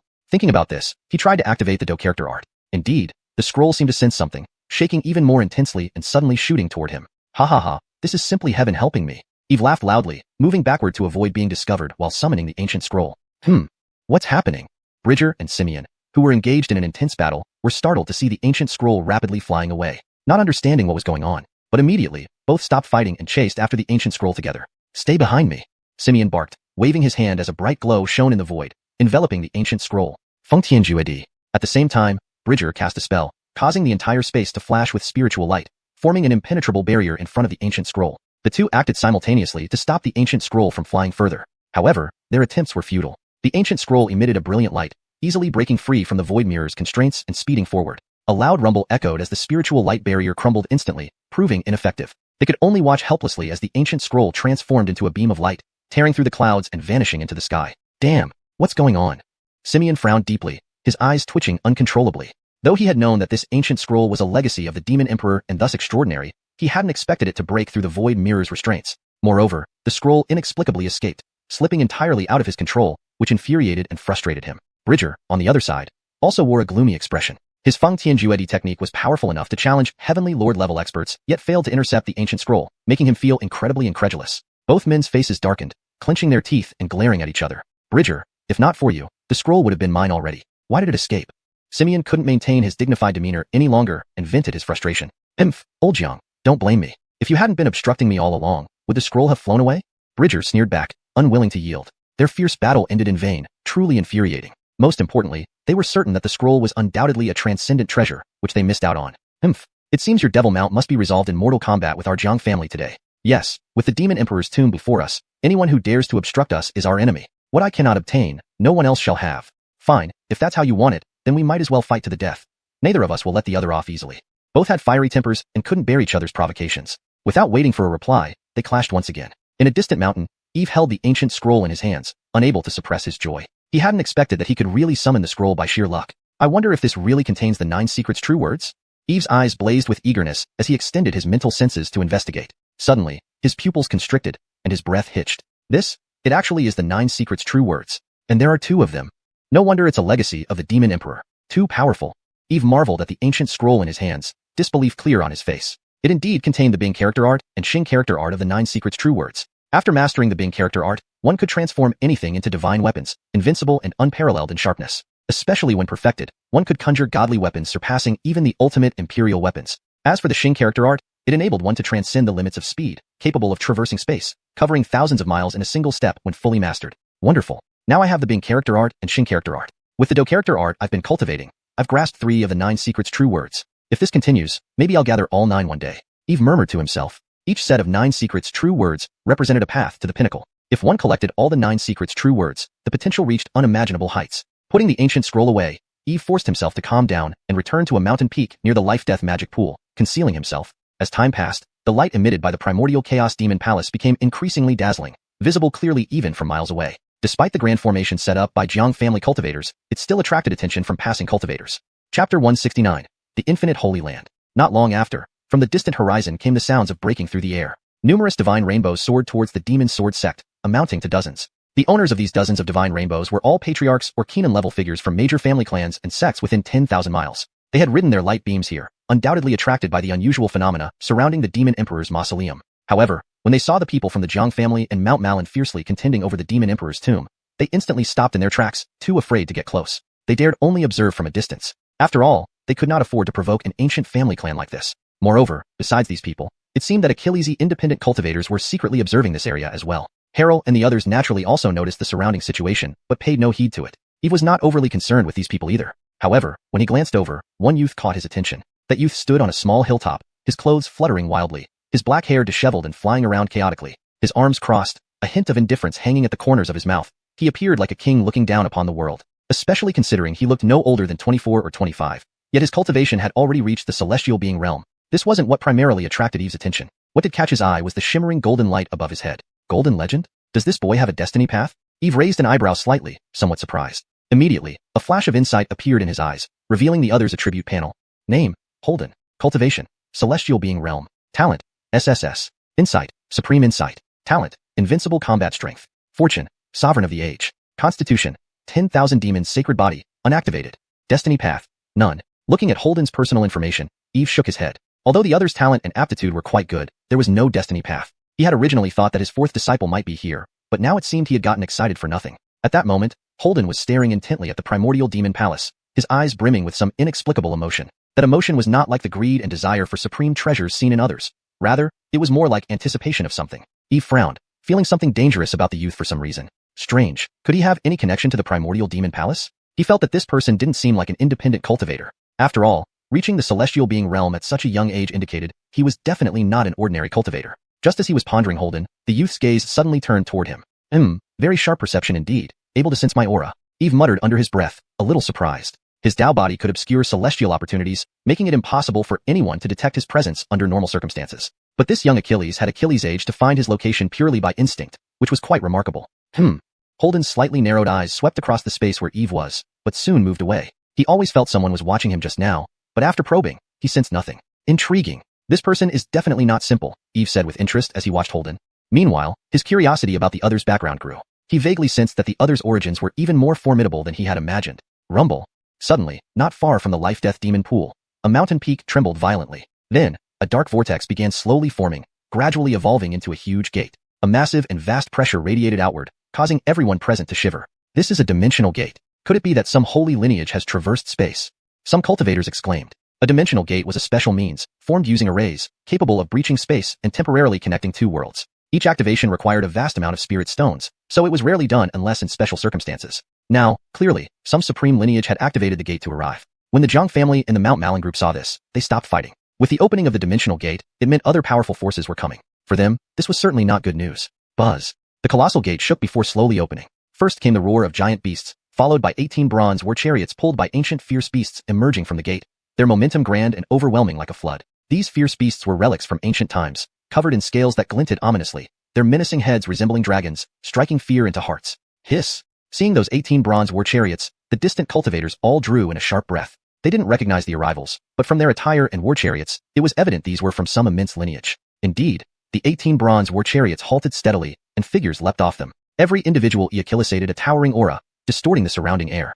They are from the infinite Holy Land. They received news all the way from Central Continent. Seeing them appear, Ardell and the others' faces fell. He had intended to keep the news secret and monopolize the treasure within the Demon Emperor's tomb, but the arrival of Mount Malin disrupted his plans. Now, even the infinite Holy Land had come. Based on this situation, other supreme powers would likely hear the news and come too. Sure enough, moments later, from the southeast, a gigantic flying boat tore through the sky, soaring into the clouds, landing amidst enormous waves midair. It was the Divine Skies flying boat of the Skysoar Holy Land. The Great Profound Real Person, Dawn, and a host of Holy Land Keenans stood atop it. Great Profound Real Person leaped from the boat and landed steadily. To welcome you all to Lingxiao province, do you plan to wage war against the Skysoar Holy Land? He said this casually, but the words were anything but polite. Haha, fellow Taoist Conroy, why say such formal words? We have known each other for 1,000 years. There's no need for such formality. We came for the Demon Emperor's tomb, not against the Skysoar Holy Land, Muhammad from Mount Malin responded. Haha, the emergence of the Demon Emperor's tomb is a great opportunity. There's no need for us to suspect each other. Let's join forces to break the seal of the Demon Emperor's tomb before more people intervene. From the infinite Holy Land, a silver-haired Keenan stepped forward. His eyes sparkled with brilliance, his aura ethereal. Clearly, he was a deep and incomprehensible powerhouse. Right? Let everyone show their true mettle. Because of previous events, the Zhang family had thoroughly broken ties with the Skysoar Holy Land. Now, Harrell had no choice but to agree with Tinji Elder of the Infinite Holy Land. Since the emergence of the Demon Emperor's tomb could no longer be concealed, it would surely shake the entire Purple Star domain, attracting more and more forces. By then, even the ancient family clans and Holy Lands wouldn't be able to monopolize it. Given that, they might as well act first to break the seal. As for who claimed the Demon Emperor's inheritance, it would come down to luck and strength. Hashtag chapter 170, breaking the seals. Ernan remained silent after hearing this. Every force present now was on par with Lingxiao Holy Land, or even slightly superior. He had no way to stop them. All he could do was join forces to break the seals of the Demon Emperor's tomb. Otherwise, they would not get any benefits. Since that's the case, let's all work together to break the seal. Ernan turned and addressed the representatives from the factions. All right. Everyone nodded in agreement. Boom. Almost simultaneously, The leaders of these top factions unleashed terrifying auras. Powerful spiritual energy surged into the sky, enveloping the entire area. The intense fluctuations were chilling. The surrounding spectators were all forced back by the shockwave, not daring to come any closer. They could only observe from a distance of thousands of feet. Bam! With a loud boom, the Xianxia palace began to shake violently. The runes covering it started glowing brightly as cracks appeared in the seal of the Demon Emperor's tomb, releasing an ancient and distant aura. Look quickly, the seal is starting to loosen. Not surprising, considering the presence of ancient powerhouses. It shouldn't take long before the seal is broken. The onlookers couldn't help but exclaim in surprise, their faces beaming with joy. Even if the ordinary cultivators like them couldn't obtain much from the opening of the Demon Emperor's tomb, they could still gain some benefit. Eve watched this scene and couldn't help but be taken aback. He didn't expect the emergence of the Demon Emperor's tomb to attract so Achillesy powerful figures, including 4 heavenly lords, countless celestial realm experts, and other cultivators who were mostly at least at the nascent soul stage. If a battle erupted here, the place might be flattened. Where did Lawson go? Suddenly, Eve noticed that the young Achilles had vanished without a trace, causing him to frown slightly. But there was no time to worry about that now. The Demon Emperor's tomb was the priority. Rumble. The Xianxia palace shook even more violently, the cracks in the seal increasing rapidly, giving the impression it was about to collapse. Finally, a piercing hum echoed, and the seal was breached, revealing a burst of brilliant multicolored light once again. Immediately, countless divine weapons and magical treasures emerged, radiating immense pressure. Followers of the major factions immediately began scrambling for the treasures. However, while everyone was frantically grabbing artifacts, Eve noticed a figure silently infiltrating the Xianxia palace. The seals couldn't block him, and he entered the interior effortlessly. How did he do that? Eve's pupils dilated as he stared at the figure, feeling utterly shocked. He recognized it as Lawson, who had disappeared earlier. At the moment Lawson entered, a deep rumble echilisated from within the Xianxia palace. Thud, thud, thud. Like a heartbeat, it seemed as though the palace came to life, its tremors intensifying, making even the void around it vibrate. This sudden change made everyone pause, their gazes fixed on the Xianxia palace. What's happening? I feel something awakening inside the Xianxia palace. Could it be the legendary Demon Emperor? It's said he buried his body in the life and death demon pool after his fall, hoping to use the pool's power to rejuvenate himself and return one day. A cultivator muttered, his forehead sweating coldly as he trembled, seemingly recalling something horrifying. But this was just the beginning. With another massive roar, the ground shook. Black light erupted from the Xianxia palace, sweeping across in all directions. Caught off guard, Achillesy cultivators were heavily injured. Even the 4 heavenly lord powerhouses were forced to use defensive techniques, yet they were still thrown back by the shockwave. Who would have thought that after so Achillesy years, this Xianxia palace still retains traces of the Demon Emperor's power?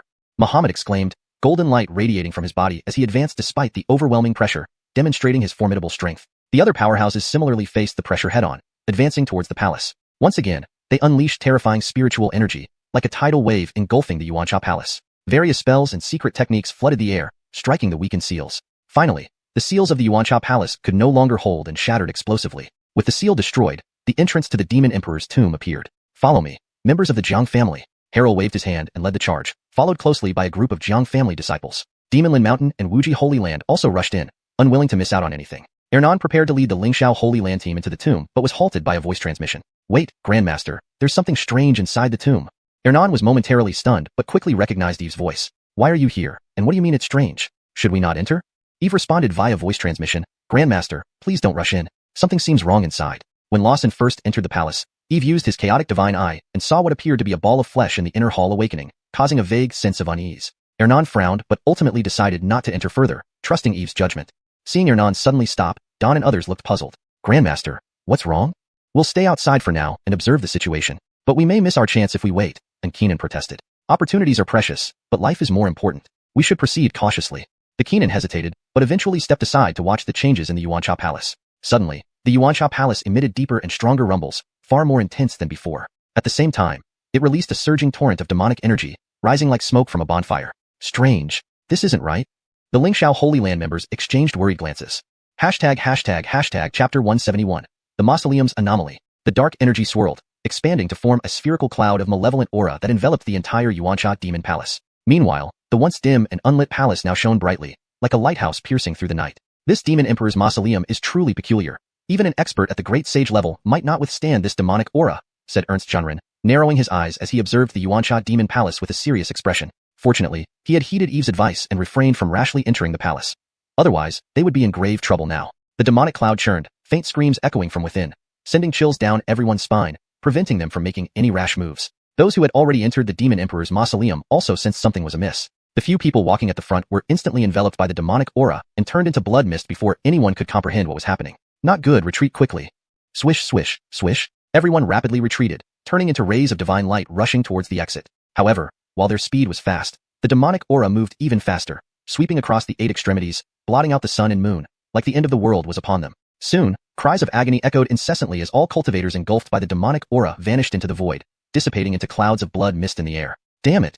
Harold roared, lifting his hand to summon the void mirror, which emitted 3 colors of light: green, red, and blue, forming a protective barrier around him and fewer than 100 Jiang family disciples, Achilles aging to escape the Xianxia demon palace. Wuxia Holy Land and Molan Mountain barely Achilles aged to get out less than a third of their people, with the rest perishing inside. As for the independent and ordinary cultivators, almost all of them met their doom within the Demon Emperor's mausoleum, only about a dozen barely escaping with their lives.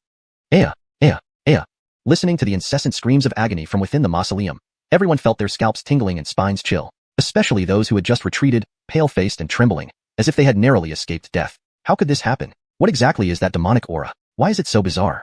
And Keenan from Wuxia Holy Land muttered under his breath, his face grim. With nothing gained yet, losing over half of their people was far from a good omen. These disciples were the core seeds of Wuxia Holy Land, each one a precious asset cultivated at great cost. Losing them like this was heart-wrenching. That demonic aura is not simple. It's likely left by Danilo to specifically prevent others from entering the mausoleum. We can't barge in recklessly, Victor of Molan Mountain said with a very difficult expression. Indeed, the Demon Emperor's tomb was no easy feat, and forcing entry would likely end in disaster. For a moment, leaders of various factions furrowed their brows, uncertain of how to proceed. Advancing or retreating posed its own set of challenges. They were prominent figures, and leaving in disgrace would be embarrassing. Patriarch, your foresight is truly remarkable. Thankfully, we didn't enter, or we might have faced the same fate as those others, said Keenan from Lingxiao Holy Land, wiping the cold sweat from his forehead, clearly shocked by the anomaly within the mausoleum.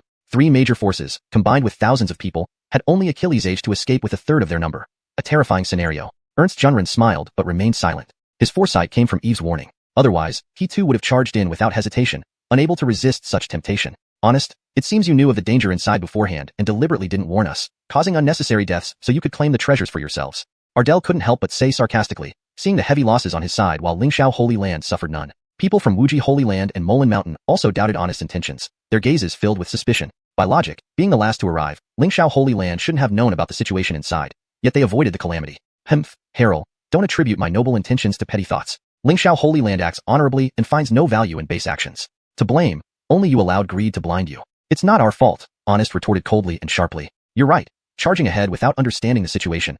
Aren't you just as foolish as us? Others from Lingxiao Holy Land couldn't help but mock. Ardell glared at Lingxiao Holy Land members but found no words to counter, for they spoke the truth. Their focus was solely on entering the mausoleum to find treasures, never considering the risks. Now, stop arguing over this matter. So Achilles' lives have been lost. Our immediate priority is to find a way into the mausoleum and obtain the inheritance of the Demon Emperor. Otherwise, all those sacrifices will be in vain. Tianji Zhenren from Wuxia Holy Land calmly interrupted, breaking the awkward tension. What options do we have? This demonic aura is terrifying, even beyond the power of a great sage. What more can we do? Yes, the demonic aura is overwhelmingly tyrannical. No one can withstand it. Entering means certain death. I, for one, won't risk it. If you wish to go, you lead the way. Alas, it looks like we must return empty-handed this time. Various factions sighed deeply, the memories of the recent events sending shivers down their spines. That wasn't something trivial. A moment of carelessness meant certain death. No one dared make another attempt. Silence once again settled over the scene, as no one was willing to take the first step. Chapter 172. Entering the Demon Emperor's tomb. Master, what should we do now? Should we just give up? And Keenan looked at Eric, his tone tinged with reluctance. The Demon Emperor's tomb, a treasure trove of a bygone immortal emperor, held innumerable treasures. It would be a great loss to withdraw without exhausting all possibilities. Eric fell silent, deeply pondering. Who wouldn't want to gain the inheritance of the Demon Emperor and attain incomparable enlightenment? But the present situation indeed left them at an impasse. He then sent a telepathic message to Eve, Tianyuan. Do you have a way to enter the Demon Emperor's tomb? However, he waited for a long time and received no reply. At this moment, Eve was fully occupied, activating his chaotic divine pupil to meticulously observe the conditions inside the Nathan Demon Palace. He could clearly see that those who had entered the Demon Emperor's tomb had been transformed into blood mist, which seemed to be summoned toward the depths of the tomb, quickly converging around the flesh ball he had seen earlier. This mass of blood-red flesh then absorbed the mist. After absorbing this immense power, the flesh ball seemed to gain life, its heartbeat growing stronger. If previously it resembled a dying person, now it felt like a heart about to come back to life, brimming with vitality. At the same time, Eve saw a figure standing on a platform next to the flesh ball. Though he couldn't make out the person's face, he knew without doubt it was Baxter. This discovery left him astonished and led to some speculation. It was likely Baxter was responsible for the earlier surge of demonic energy, sacrificing those who entered the tomb and absorbing their vital essence. What does Baxter want? Eve frowned, sensing that matters were far more complex than the mere appearance of the Demon Emperor's tomb. However, the residual power left by the Demon Emperor seemed to have diminished after killing the group, reducing the demonic aura within the tomb. Though still dangerous, if one was powerful enough, they could withstand it without perishing instantly. With this in mind, Eve withdrew his gaze and sent a message to Eric. Master, we can enter the Demon Emperor's tomb now and seize the treasures within. Hearing this, Ernst was taken aback, replying hesitantly via telepathy, "You're serious? We can enter the Demon Emperor's tomb now? What about the demonic aura?" Initially, when Eve hadn't responded for a while, Ernst assumed he had no solution. The sudden suggestion left him bewildered. "Yes," Eve nodded, urging, "the demonic aura has weakened. Entering now is relatively safer. Master, act quickly, or there may be unforeseen changes." "All right, let's do as you say. We'll set off immediately." Ernst deliberated for a moment, and finally agreed. He trusted that Eve wouldn't have warned him if he wasn't sure. Given the strong likelihood that entry was feasible, hesitation wasn't warranted. The risk was worth taking for the treasures of the Demon Emperor. "Let's go." We enter the Demon Emperor's tomb. Ernst scanned his surroundings and signaled everyone with a wave of his sleeve. His voice echoed through the air, Kamakilisting action. Thus, Lingxiao Holy Lands members followed Ernst into the tomb, with Eve transforming into a streak of light close behind. What's happening? They aren't afraid of the demonic aura inside? Seeing Lingxiao Holy Lands people rush into the Demon Emperor's tomb without hesitation, leaders and disciples of other factions were stunned, wondering if they had gone mad. They had witnessed the deadly nature of the aura inside. Anyone touched by it was doomed. Were Lingxiao Holy Lands members courting death? Humph. Looks like they are inviting their own doom. But it's not bad. A stalemate won't help either. Let Lingxiao Holy Land probe the way first. Exactly. They will surely suffer heavy casualties, and we can benefit from their misfortune. Those present rejoiced secretly, hoping Lingxiao Holy Land would be wiped out entirely. Having them lead the charge was much better than taking the risk themselves. Unknown to these observers, Lingxiao Holy Lands members were swiftly moving through the tomb without encountering any attacks from the demonic aura. Once inside, Eve did not stay with Ernst but instead chose a different path, entering a side hall. He had already surveyed the entire palace with his chaotic divine pupil, finding treasures scattered throughout each room. Important divine treasures were stored in a grand hall on the eastern side, sealed by potent spells to prevent theft or loss. Eve's goal was to break these seals and claim the Demon Emperor's treasures. As for the other valuables, he would leave them to the rest of Lingxiao Holy Land. Indeed, the Nathan Demon Palace lived up to its reputation as the Demon Emperor's sanctuary, harboring countless treasures of every kind, from spirit stones and elixirs to magical artifacts, talisacalus, cultivation accolesials, and secret texts. On his journey, Eve encountered numerous treasures, gathering whatever came his way. Chapter 173, The Identity of Baxter. Before long, he arrived at a grand hall on the eastern side. He noticed a faint blue light radiating from above, engulfing the entire hall. Indeed, it's a restriction. It seems that the divine treasures left by the Demon Emperor are definitely within. After close observation, he found that the entire hall was sealed by restrictions. This particular restriction was extremely peculiar. Even his chaotic divine eye struggled to comprehend its intricacies immediately. He only felt an intermittent sense of oppression. He inwardly sighed at the formidable abilities of the Demon Emperor, who could set up such a powerful restriction. "It appears I can only break through slowly," Eve muttered as he rubbed his nose. Unlike other restrictions, this one was personally arranged by the Demon Emperor. Despite the distant time span, it still possessed formidable power and could not be underestimated. Even though Eve's chaotic divine eye had the ability to penetrate the essence of all things, he would need time to fully understand and break this restriction. Of course, if forcibly destroyed, this restriction would instantly explode, costing lives along with any treasures. Thus, he could only rely on breaking through it gradually. Just as Eve prepared to slowly disacalesal the restriction, deep within the Nathan Magic Palace on that sacrificial platform, Baxter was caressing the surface of the flesh ball, his eyes shining with a strange glow while murmuring to himself, "I didn't expect some of them to escape. It's a pity. It seems too much time has passed. My remaining strength is now less than 10,000th of what it used to be. If I could have devoured the blood energy of those celestial lords just now, I might have entered the realm of ancient behemoth." Regret was clearly visible on Baxter's face. If someone heard his words, they would be greatly shocked, knowing those people were killed by Baxter. Moreover, he wanted to use the vital essence of these celestial lords to restore his cultivation. A truly terrifying concept. Forget it, forget it. Now the remaining strength isn't enough to kill all of them, and over these years, the Nathan magic heart nurtured by the life and death pool has also awakened. I'd better merge it quickly to avoid unnecessary troubles. After I fuse the Nathan magic heart and control the Nathan magic palace, none of them will be able to escape then, and all treasures they obtained will be returned. Afterward, absorbing the relics left behind will be more than enough for me to reach true sage, even if it's impossible to step into celestial lord realm. Baxter's eyes shone with excitement. Yes, he was the reincarnated body of the Demon Emperor Nathan. At the moment of his downfall, he buried his heart beneath the life and death pool, using its life and death energies to nurture it eternally. This process required a long time, so he specially set up a large array to isolate celestial secrets, suppressing it with the Taodai sword and sinking the palace deep into the pool to prevent detection. His divine soul entered the cycle of rebirths in search of a new body. After countless eons of reincarnation, with the arrival of the immortal era and changes in cosmic laws, he finally awakened memories of his previous life. Knowing he was the reincarnation of the Demon Emperor, Baxter came to Lingxiao, originally intending to withdraw the Taodai sword and enter the magic palace to obtain the legacy of his past life. However, when he sank into the depths of the life and death pool, he found the Taodai sword missing, causing him considerable anger and forcing him to wait for the palace to rise naturally. Luckily, I left various measures in place. Otherwise, the Nathan Magic Palace would have been long divided among other powers by now. How could it wait until today? Baxter shook his head and let drops of fresh blood from his fingertips fall onto the flesh ball. In the next moment, the flesh ball trembled fiercely, producing deafening sounds as if rejoicing. Simultaneously, red light shone brightly on the previously empty altar, illuminating everything around it red. Crack! As the red light intensified, Cracks appeared on the flesh ball, spreading further. Finally, the flesh ball shattered, revealing the blood-red Nathan magic heart inside.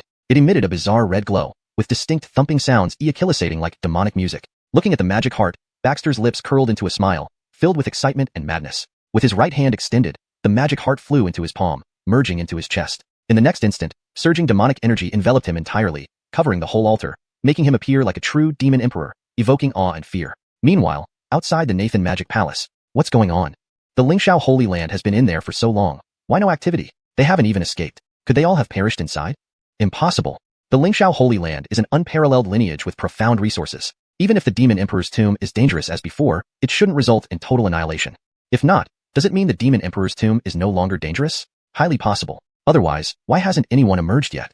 Beside the life and death pool, members of the Jiang family, Wuxia Holy Land, and Malin Mountain debated, their eyes full of doubt. They intended to have the Lingxiao Holy Land explore first, but as time passed, there was still no sign of activity. This stirred suspicion among everyone. Could it be that the interior was indeed harmless, and the Lingxiao Holy Land members were now plundering treasures?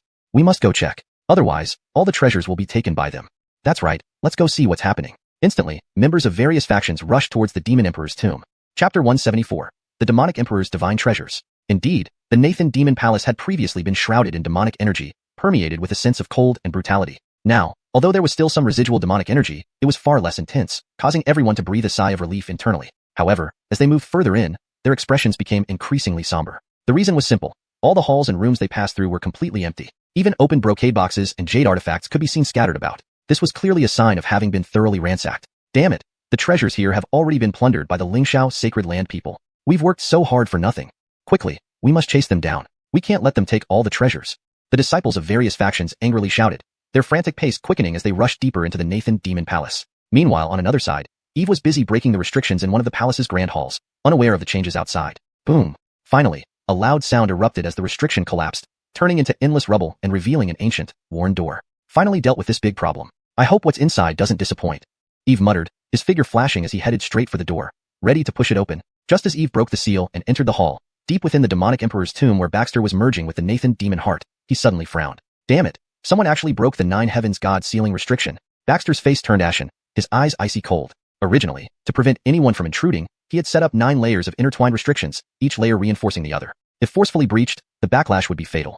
These restrictions were meant to protect the opportunities left for his next incarnation, and now, they had been violated. Yet, Baxter soon regained his composure, continuing to merge with the Nathan Demon Heart. Once completed, no one who took his belongings would leave the palace alive. On the other side, as Eve stepped into the hall, he saw 3 golden, radiant boxes placed on a central table, echolating faint golden light and wisps of yellow mist. Extraordinary indeed. So these are the divine treasures left by the Nathan Demon Emperor. Eve's eyes gleamed with excitement as he approached the boxes slowly. He opened the first box, and immediately, blinding golden light erupted, releasing an overwhelming power that stirred the surrounding area. Hiss! What terrifying pressure!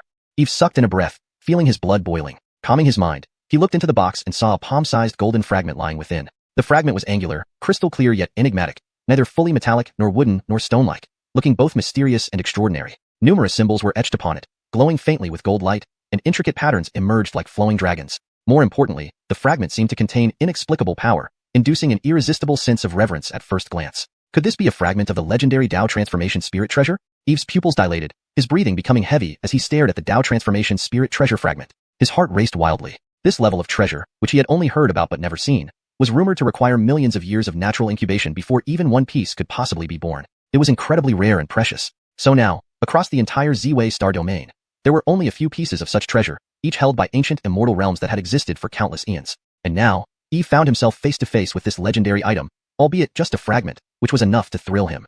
Not bad for the Demon Emperor's divine treasures, truly outstanding, Eve exclaimed, eager to pocket the Dao Transformation Spirit Treasure fragment before turning his gaze to the next box. With the first containing such a treasure, he anticipated the second would be even more astonishing. Snap. However, opening the second box brought disappointment. It was entirely empty. What's going on here?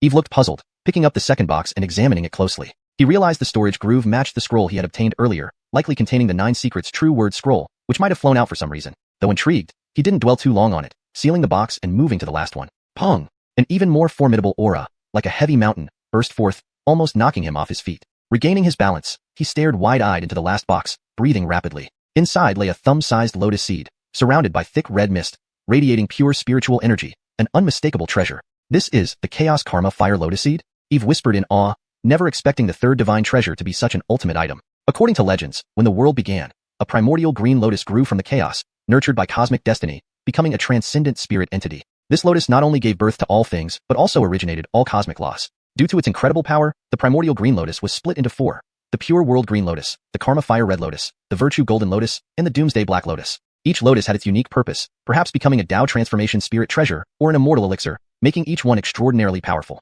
And the karma fire red lotus seed was born from the fruit of the karma fire red lotus, said to possess unparalleled effects. Haha, what a magnificent treasure.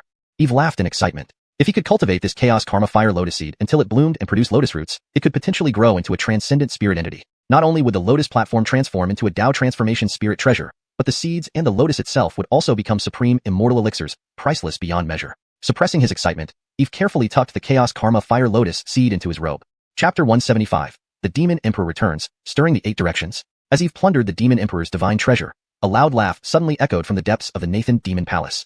Haha, after so Achilles' years, this emperor has finally returned. With the laughter, the figure of Tobias appeared gradually. His eyes were blood red, exuding a chilling killing intent. He radiated an overwhelming demonic aura, as if a supreme demon emperor had descended upon the world. After fusing with the Nathan heart, all his past memories had awakened, and his strength had risen 2 realms from the celestial realm to the true sage realm. Unfortunately, he hadn't Achilles' age to devour the full essence of those celestial lords, or else his power would have advanced further. In this lifetime, it is precisely when the age of immortals is dawning. I can seize the opportunity to rise, using immortal cultivation to shatter my shackles and become an imperishable supreme sage. When that time comes, even the heavenly Tao will be powerless against me.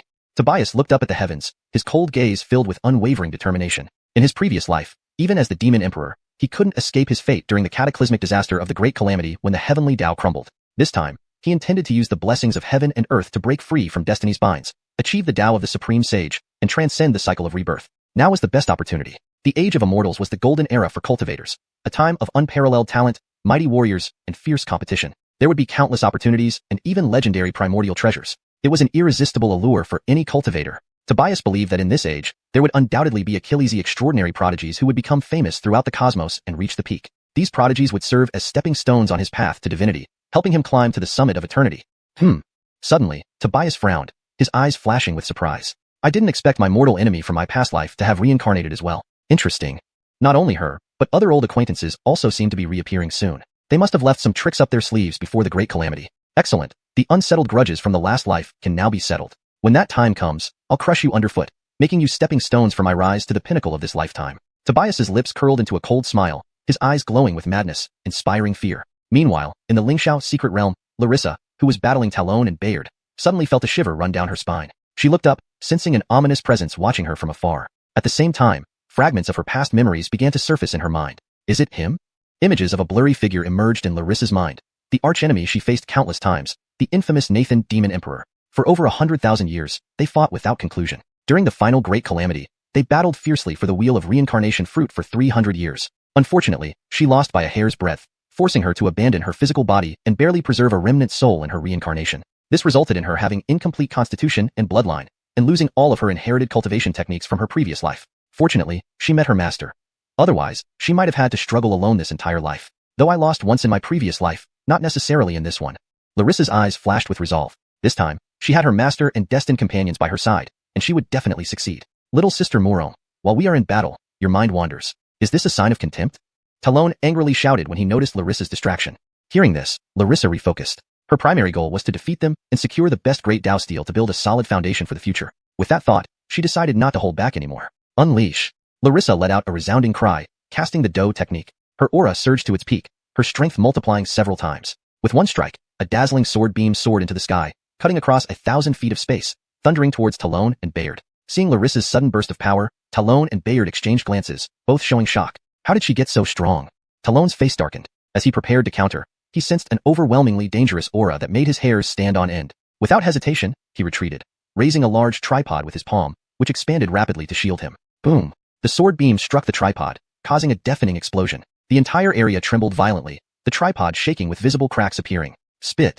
Talon spat out a mouthful of blood, looking disheveled. Bayard also staggered back, disbelief written all over his face. They knew they had lost. Larissa was too powerful for them to resist, leaving no choice but to yield the best great Tao steel. At this moment, in a remote ancient temple in the West Continent, a figure sitting beneath a dead Bodhi tree, seemingly deep in slumber, suddenly opened his eyes, gazing southeastward. He muttered softly, "Overwhelming demonic power, the malevolent star descends." Is this the return of the Nathan Demon Emperor? Very well. I heard he obtained a Chaos Fire Lotus in his last life. Perfect for eliminating my karmic fire. Otherwise, with heavy karma in the chaotic age, attaining eternal enlightenment would be nearly impossible. Excitement flickered across his face as he closed his eyes again, returning to his meditative state. At the same time, in a mysterious canyon abyss in the central continent, another Wa Achilles opened her eyes, looking at the Hongming sky list above. She murmured to herself, "Great chaos, myriad paths clash." It's about half a year until the Hongming sky list fully unfolds, yet already some old acquaintances have returned, making things more lively. It seems this lifetime is bound to be a fierce battleground. With the return of the Nathan Demon Emperor, the entire Purple Star region stirred into unrest. Chapter 176. A fellow Taoist may die, but not a poor Taoist. After Eve ransacked the divine treasures within the Demon Emperor's tomb, he sensed some strange changes happening throughout the Nathan Demon Palace. Immediately, he opened his chaotic divine pupil to investigate. As expected, an unusual energy was converging from all areas of the palace toward its depths. Meanwhile, certain restrictions were slowly returning to their original state, seemingly awakening from their slumber. It was clear that someone was refining and absorbing the Nathan Demon Palace. Undoubtedly it had to be Deities, Imperial Dawn Sky. Looks like it's time to leave.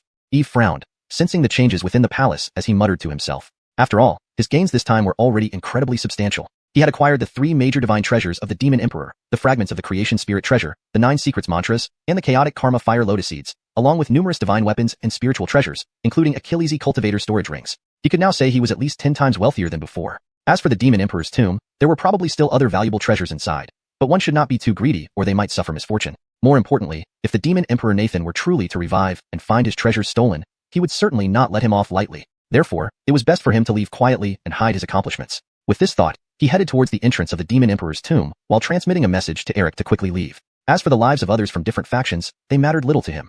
A fellow Taoist may die, but not a poor Taoist.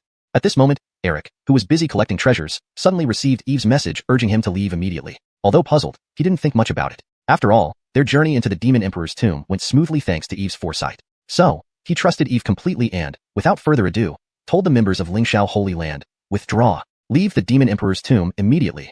Everyone paused, somewhat bewildered. There were still Achilles' treasures left in the tomb, an opportunity that comes once in a millennium. Why retreat now? Not just the disciples but even the senior members of Lingxiao Holy Land were confused, unsure of what Eric meant. "Master, what's going on?" Ernst shook his head and said, "Now isn't the time to explain. We'll discuss it once we're outside." He glanced at Don and Lane, signaling them to lead the group to evacuate immediately. Seeing this, the members of Lingxiao Holy Land, though reluctant, had no choice but to obey. They retreated toward the entrance, but their hearts were filled with regret. Meanwhile, the Jiang family was also scavenging for treasures within the tomb. Though they entered later, their haul was significant, especially the pills and magical artifacts, which were invaluable and enough to drive any cultivator mad with desire. Having collected all the treasures from a large haul, Ardell Bien led the Jiang family deeper into the tomb with urgency. However, he suddenly saw a figure dart past a nearby corridor at incredible speed, vanishing in an instant. That figure looks like Eve from Lingxiao Holy Land. What's he doing heading towards the entrance?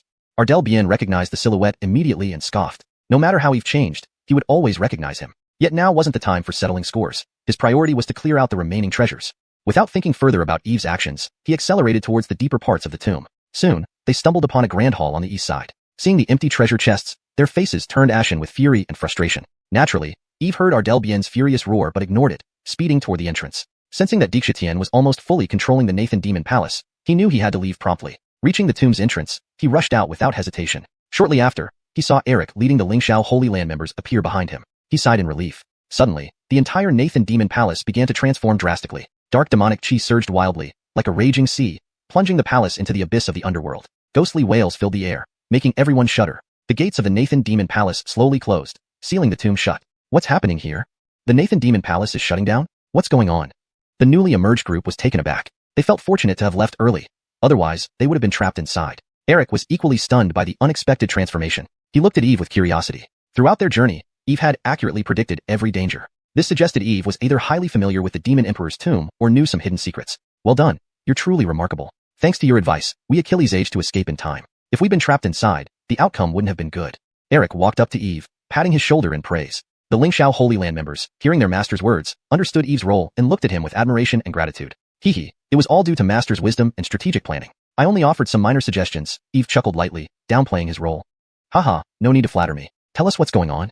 Eric laughed heartily before asking. I'm not entirely sure, but I suspect it has something to do with the Demon Emperor Nathan reviving. Eve explained the meatball he discovered deep in the tomb and speculated that Deities might be the reincarnation of the Demon Emperor Nathan.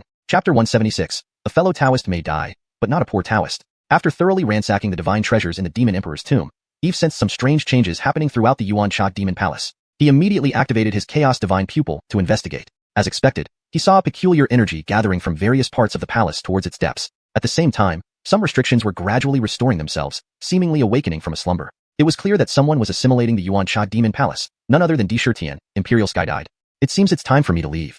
Eve frowned as he sensed the changes within the palace, muttering to himself. His gains from this trip had been considerable. Besides obtaining the 3 great divine treasures of the Demon Emperor, the fragment of the Causality Spiritual Treasure, the 9 secret true words, and the Lotus Seed of Chaos Karma Fire.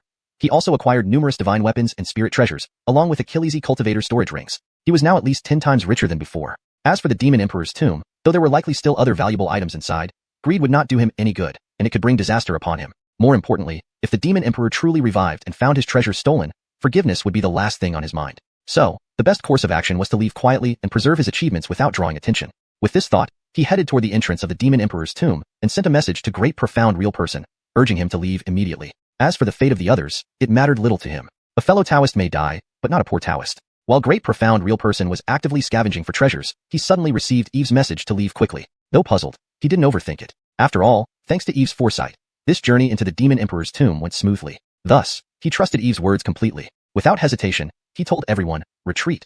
Let's leave the Demon Emperor's tomb immediately. The crowd was taken aback, confused about why they should retreat when so much treasure remained. However, considering the rarity and value of each item, they hesitated but ultimately obeyed, moving toward the exit despite their reluctance. Meanwhile, the Jiang family members were searching for treasures in another part of the tomb. Despite arriving later, they still gathered considerable riches, especially the elixirs and magical artifacts, which were invaluable and capable of driving any cultivator mad. After clearing one hall of its treasures, Jiang River hurriedly led the Jiang family deeper into the tomb. However, just then, he spotted a fleeting figure dashing through a nearby corridor. That figure looks like Eve from Lingxiao Holy Land. He's actually here? He seems to be heading toward the entrance. Jiang River recognized the figure instantly, scoffing. Although it wasn't the right time to settle scores, he focused on plundering the remaining treasures. Thus, he paid no attention to why Eve was heading toward the entrance and sped deeper into the tomb. Soon, they stumbled upon an eastern hall. Upon seeing the empty boxes, they let out furious roars. Eve naturally heard Jiang River's roar but ignored it, accelerating toward the exit. He could sense that Deshirtian was almost fully in control of the palace, making it urgent for him to leave. Reaching the entrance, he dashed out without hesitation. Moments later, he saw Great Profound Real Person and the Lingxiao Holy Land group emerge. He breathed a sigh of relief. Just then, the entire palace underwent a sudden transformation. Dark clouds churned, as if the palace plunged into hell, filled with ghostly howls. The palace gates closed slowly, sealing off the tomb. What's going on? The palace is closing? What happened? Everyone who had just escaped was startled, grateful they left in time. Meanwhile, Great Profound Real Person, equally stunned, glanced at Eve curiously. Throughout the journey, Eve accurately warned of imminent dangers, suggesting he knew the tomb well or possessed some secrets. Goodness, you're amazing. Thank heavens I listened to you. Otherwise, we'd have been trapped inside with dire consequences. Great Profound Real Person patted Eve's shoulder in praise. The others now understood Eve's contributions and showed admiration and gratitude. Hee, it's all thanks to the wisdom of our leader, Eve replied humbly. Don't flatter me. Tell us what's happening. Great Profound Real Person laughed, then asked seriously. I'm not sure about specifics, but I suspect it has something to do with the Demon Emperor's resurrection. Eve explained, detailing his encounter with Deshirtian and his theory about the reincarnation. Chapter 177, Return. Upon hearing this news, everyone present was greatly shocked. You mean, the Demon Emperor has already resurrected and returned? Indeed. I suspect that the Demon Emperor has either resurrected or returned through reincarnation. Eve pondered for a moment before speaking with certainty. The expressions of those from Lingxiao Holy Land changed drastically as they could hardly believe it. This can't be possible. The Muhammad fell countless years ago. How could he possibly come back to life? And Keenan couldn't help but exclaim. This is indeed unbelievable, but it's the only plausible explanation. Otherwise, how could Lawson have bypassed the restrictions of the Yuan-Cha Demon Palace and taken control of it? Eve explained, admitting that even he found it hard to believe. Ernst Jeanren nodded slightly in agreement after hearing Eve's analysis, but his gaze turned grave as he looked deeper into the tomb. Regardless of whether the Demon Emperor has truly resurrected within the tomb, based on the current situation, the Yuan-Cha Demon Palace seems to be under the control of the young Achilles called Lawson. It's likely no one inside has escaped. Perhaps the appearance of the Yuan-Cha Demon Palace was just a trap meant to lure us in, consume our essence, and restore his power, so he could rule again. He said after a moment's thought, his tone extremely serious. Whoosh. Everyone present sucked in a sharp breath at this conclusion. Such audacity. No wonder this was the ancient Demon Emperor, indeed, arrogant and tyrannical. After all, the people trapped inside were from 3 of the top powers in this world, including the Supreme Heavenly Lord. To be tricked like this. Fortunately, Eve had warned them in time. Otherwise, they might have ended up like fish on a chopping board. A sudden realization struck one of the Keenans. Come to think of it, the name Lawson sounds familiar. Another Keenan nodded. Yes, I feel the same way. Eve felt even more confident in his suspicions. This Lawson certainly had a significant background. Oh, I remember now. Over a decade ago, a supreme genius appeared in Central Province, named Lawson. Several holy lineages competed to recruit him. He eventually joined Wuxia Holy Land, becoming its holy son, and his master seems to be Shay who came here this time. What? Him? So this boy is ruthless enough to plot against even his master. Such cruelty does match the Demon Emperor's character, they murmured. TSK, I see now. How could Wuji Holy Land receive news about the Demon Emperor's tomb appearing so quickly? Clearly, it was because of him. Disciples muttered among themselves, surprised by the connection between Lawson and the emergence of the Yuansha Demon Palace. Not only was he the holy son of Wuji Holy Land, but he had also deceived his own master and sect members. Well, regardless of what happened, we gained much from this trip. Though the Demon Emperor is cunning and cruel, this opportunity is real. Let's leave here now. Ernst Zhenren frowned, still eyeing the distant tomb with concern. After all, the Demon Emperor was a legendary figure with immense power. They didn't know the exact situation inside the palace. If the Demon Emperor had returned, who knew what would happen? Agreed. Let's leave immediately. They all nodded and departed swiftly toward Lingxiao Holy Land. Not long after their departure, a thunderous roar erupted from within the Yuansha Demon Palace. Damn it! Who stole my divine treasures? This emperor will not rest until you are dead. Lawson roared furiously, his voice echoing throughout the palace. The people from the Jiang family, Luna, and Wuji Holy Land felt his wrath and realized the tomb's disturbance was due to the resurrection of the Muhammad. Fear gripped their hearts, uncertain of what awaited them. On the Bujian Peak, as soon as Eve landed, he heard a high-pitched cry. Looking up, he saw the young golden crow perched on the Fusang tree, welcoming him joyfully. After days together, the golden crow had grown dependent on him, trusting and unguarded. With its injuries fully healed, its crimson feathers gleamed majestically, and its cultivation rapidly advanced to the middle stage of the nascent soul realm. A smile played on Eve's lips as he floated toward the Fusang tree. Kree! The golden crow swooped down, spreading its wings that shimmered with fiery light, landing on Eve's shoulder. Well done. For guarding the place, you've earned some treats. Patting the golden crow, Eve retrieved a jade bottle from his storage ring and tossed it to the bird. It contained top-grade pills he had obtained from the Demon Emperor's tomb. Kree! Excited, the golden crow caught the bottle with its claws and flew back to the Fusang tree to enjoy its bounty. Eve chuckled, shaking his head. Leaving the golden crow alone, he walked under the Fusang tree, dug a small pit near its roots, poured in Enlightenment tea water, and planted the Chaos Flame Red Lotus seed. Immediately, the tree released a torrent of vital energy to nourish the seed. The presence of this chaotic artifact also made the Fusang tree and its leaves flourish even more vibrantly. Seeing this, Eve smiled in satisfaction. Soon, the Flame Red Lotus would sprout. Life-nurturing flowers, strolling with birds, teaching disciples. What a carefree existence. Having completed these tasks, he remembered Manny was still on Bujian Peak. He wondered how his injuries were healing. His success owed much to Manny's warning. A grand gift was in order. Chapter 178. The Path of Annihilation. At this moment, Manny, who was recuperating in the courtyard, also seemed to sense Eve's return. His face lit up immediately, and he quickly got up to welcome him. After a few pleasantries, Manny inquired about the matters of the Demon Emperor's tomb. Eve explained everything, leaving Manny in shock and fear. He had initially guessed that only a major sect could have destroyed their demonic sword sect, but never imagined it would be the ancient family Jiang clan. No wonder they were wiped out so easily. Now that the one who destroyed your demonic sword sect is trapped in the Demon Emperor's tomb, you can consider avenging your sect. What are your plans from now on? Eve asked. The demonic sword sect has become ruins. Where can I go? I can only find a place to live in misery. Manny sighed with a desolate expression, his eyes filled with bitterness. In that case, why not consider joining our Lingxiao sacred land? Eve said casually, his gaze shifting slightly as he looked at the Kenan. Manny froze for a moment before reacting. Berkeley, are you serious? Can I join the Lingxiao sacred land? Manny's voice was filled with excitement. He stared at Eve, wide-eyed, showing his inner shock. The Lingxiao sacred land was an unrivaled lineage, far stronger than the demonic sword sect. If he could enter such a holy land, it would be a great fortune. Yes, considering you thought of me during your time of need, I can arrange for you to be an outer sect elder in the Lingxiao sacred land. At least your cultivation resources will be guaranteed, and in the future, you can take disciples and pass on your legacy, ensuring that the traditions of the demonic sword sect don't die out. Eve nodded and said, I am willing to join the Lingxiao sacred land. Manny didn't hesitate for a second. He quickly knelt down and kowtowed, thanking Eve profusely, overwhelmed with excitement. With the demonic sword sect now obliterated and him alone, being able to join an unrivaled lineage was indeed a great opportunity for him. Very well. Eve watched Manny and then continued, take this to the Holy Learning Hall. They will handle your affairs. With that, he waved his hand, and a black token appeared before Manny, inscribed with the words, Lingxiao.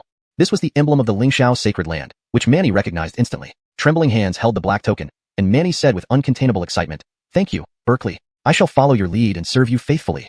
Eve nodded and waved him off. Manny respectfully retreated, bowing again before leaving. Watching Manny depart, Eve smiled faintly. This person was loyal and honest. Recruiting him into the Lingxiao sacred land meant Eve could assign trivial tasks to him later, making things easier for himself. Suddenly, a system notification rang in his mind. Ding! Disciple Heron comprehends the Great Tao Stone Monument and understands the path of annihilation, granting the host the ability Return of Annihilation Sky. Eve's eyebrows rose upon hearing this. Then he saw an additional ability on his panel. Return of Annihilation Sky. Containing infinite power, it can annihilate the stars and destroy the heavens. What a fine disciple, bringing honor to your master. Looking at the description of Return of Annihilation Sky, Eve couldn't help but praise him, his eyes sparkling with joy. After all, the path of annihilation was among the top Taos, extremely difficult for most people to comprehend. Understanding it required talent, opportunity, and great destiny, none of which could be lacking. For Heron to grasp such a Tao confirmed his exceptional fate and truly outstanding nature. Meanwhile, in the Lingxiao secret realm, Heron stood under a radiant sky of swirling stars, like a galaxy falling around him, resplendent and dazzling. Around him floated numerous peculiar golden Tao patterns, echilisating profound Daoic rhythms, instilling awe. Those nearby marveled at the unusual phenomena surrounding Heron. Golden Tao patterns, could this be the path to heaven? This senior brother seemed ordinary, but he's incredibly extraordinary to have comprehended the path to heaven. And apparently, it's ranked 59th among the 3,000 Daos, the path of annihilation, an incredibly powerful existence. Who knew he belonged to which peak? And I've never heard of him before. People around whispered in envy and admiration. The 3,000 Daos were divided into upper, middle, and lower grades, and those ranking within the top 100 were called paths to heaven. As for the 10 supreme paths, they existed only in legends. But those who could comprehend a path to heaven were already few, and understanding the 59th ranked Tao was even rarer. This round of trials began, and this was the first time someone successfully comprehended a path to heaven, especially someone so young. A true prodigy. For a moment, the disciples of the Lingxiao sacred land were in a tumultuous state. They too had comprehended certain Daos from the Dao stone monuments, feeling joy and excitement. However, compared to Heron, their joy diminished, and their emotions became complex. A previously unheard of junior brother, comprehending the path to heaven made them realize there were always higher mountains and better talents. Just as everyone was marveling, a loud dragon roar echoed through the sky.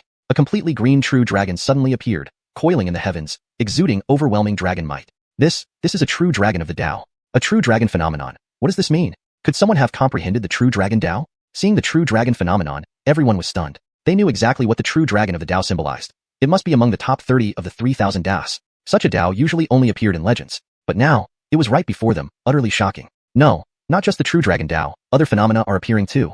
Someone exclaimed again, drawing everyone's attention to an even more formidable aura surging upward. Immediately after, a fiery phoenix-like silhouette appeared in the sky, spreading its wings and soaring, emitting scorching flames that drastically raised the surrounding temperature. Hashtag chapter 179, Supreme Dao. This is the vermilion bird of Dao.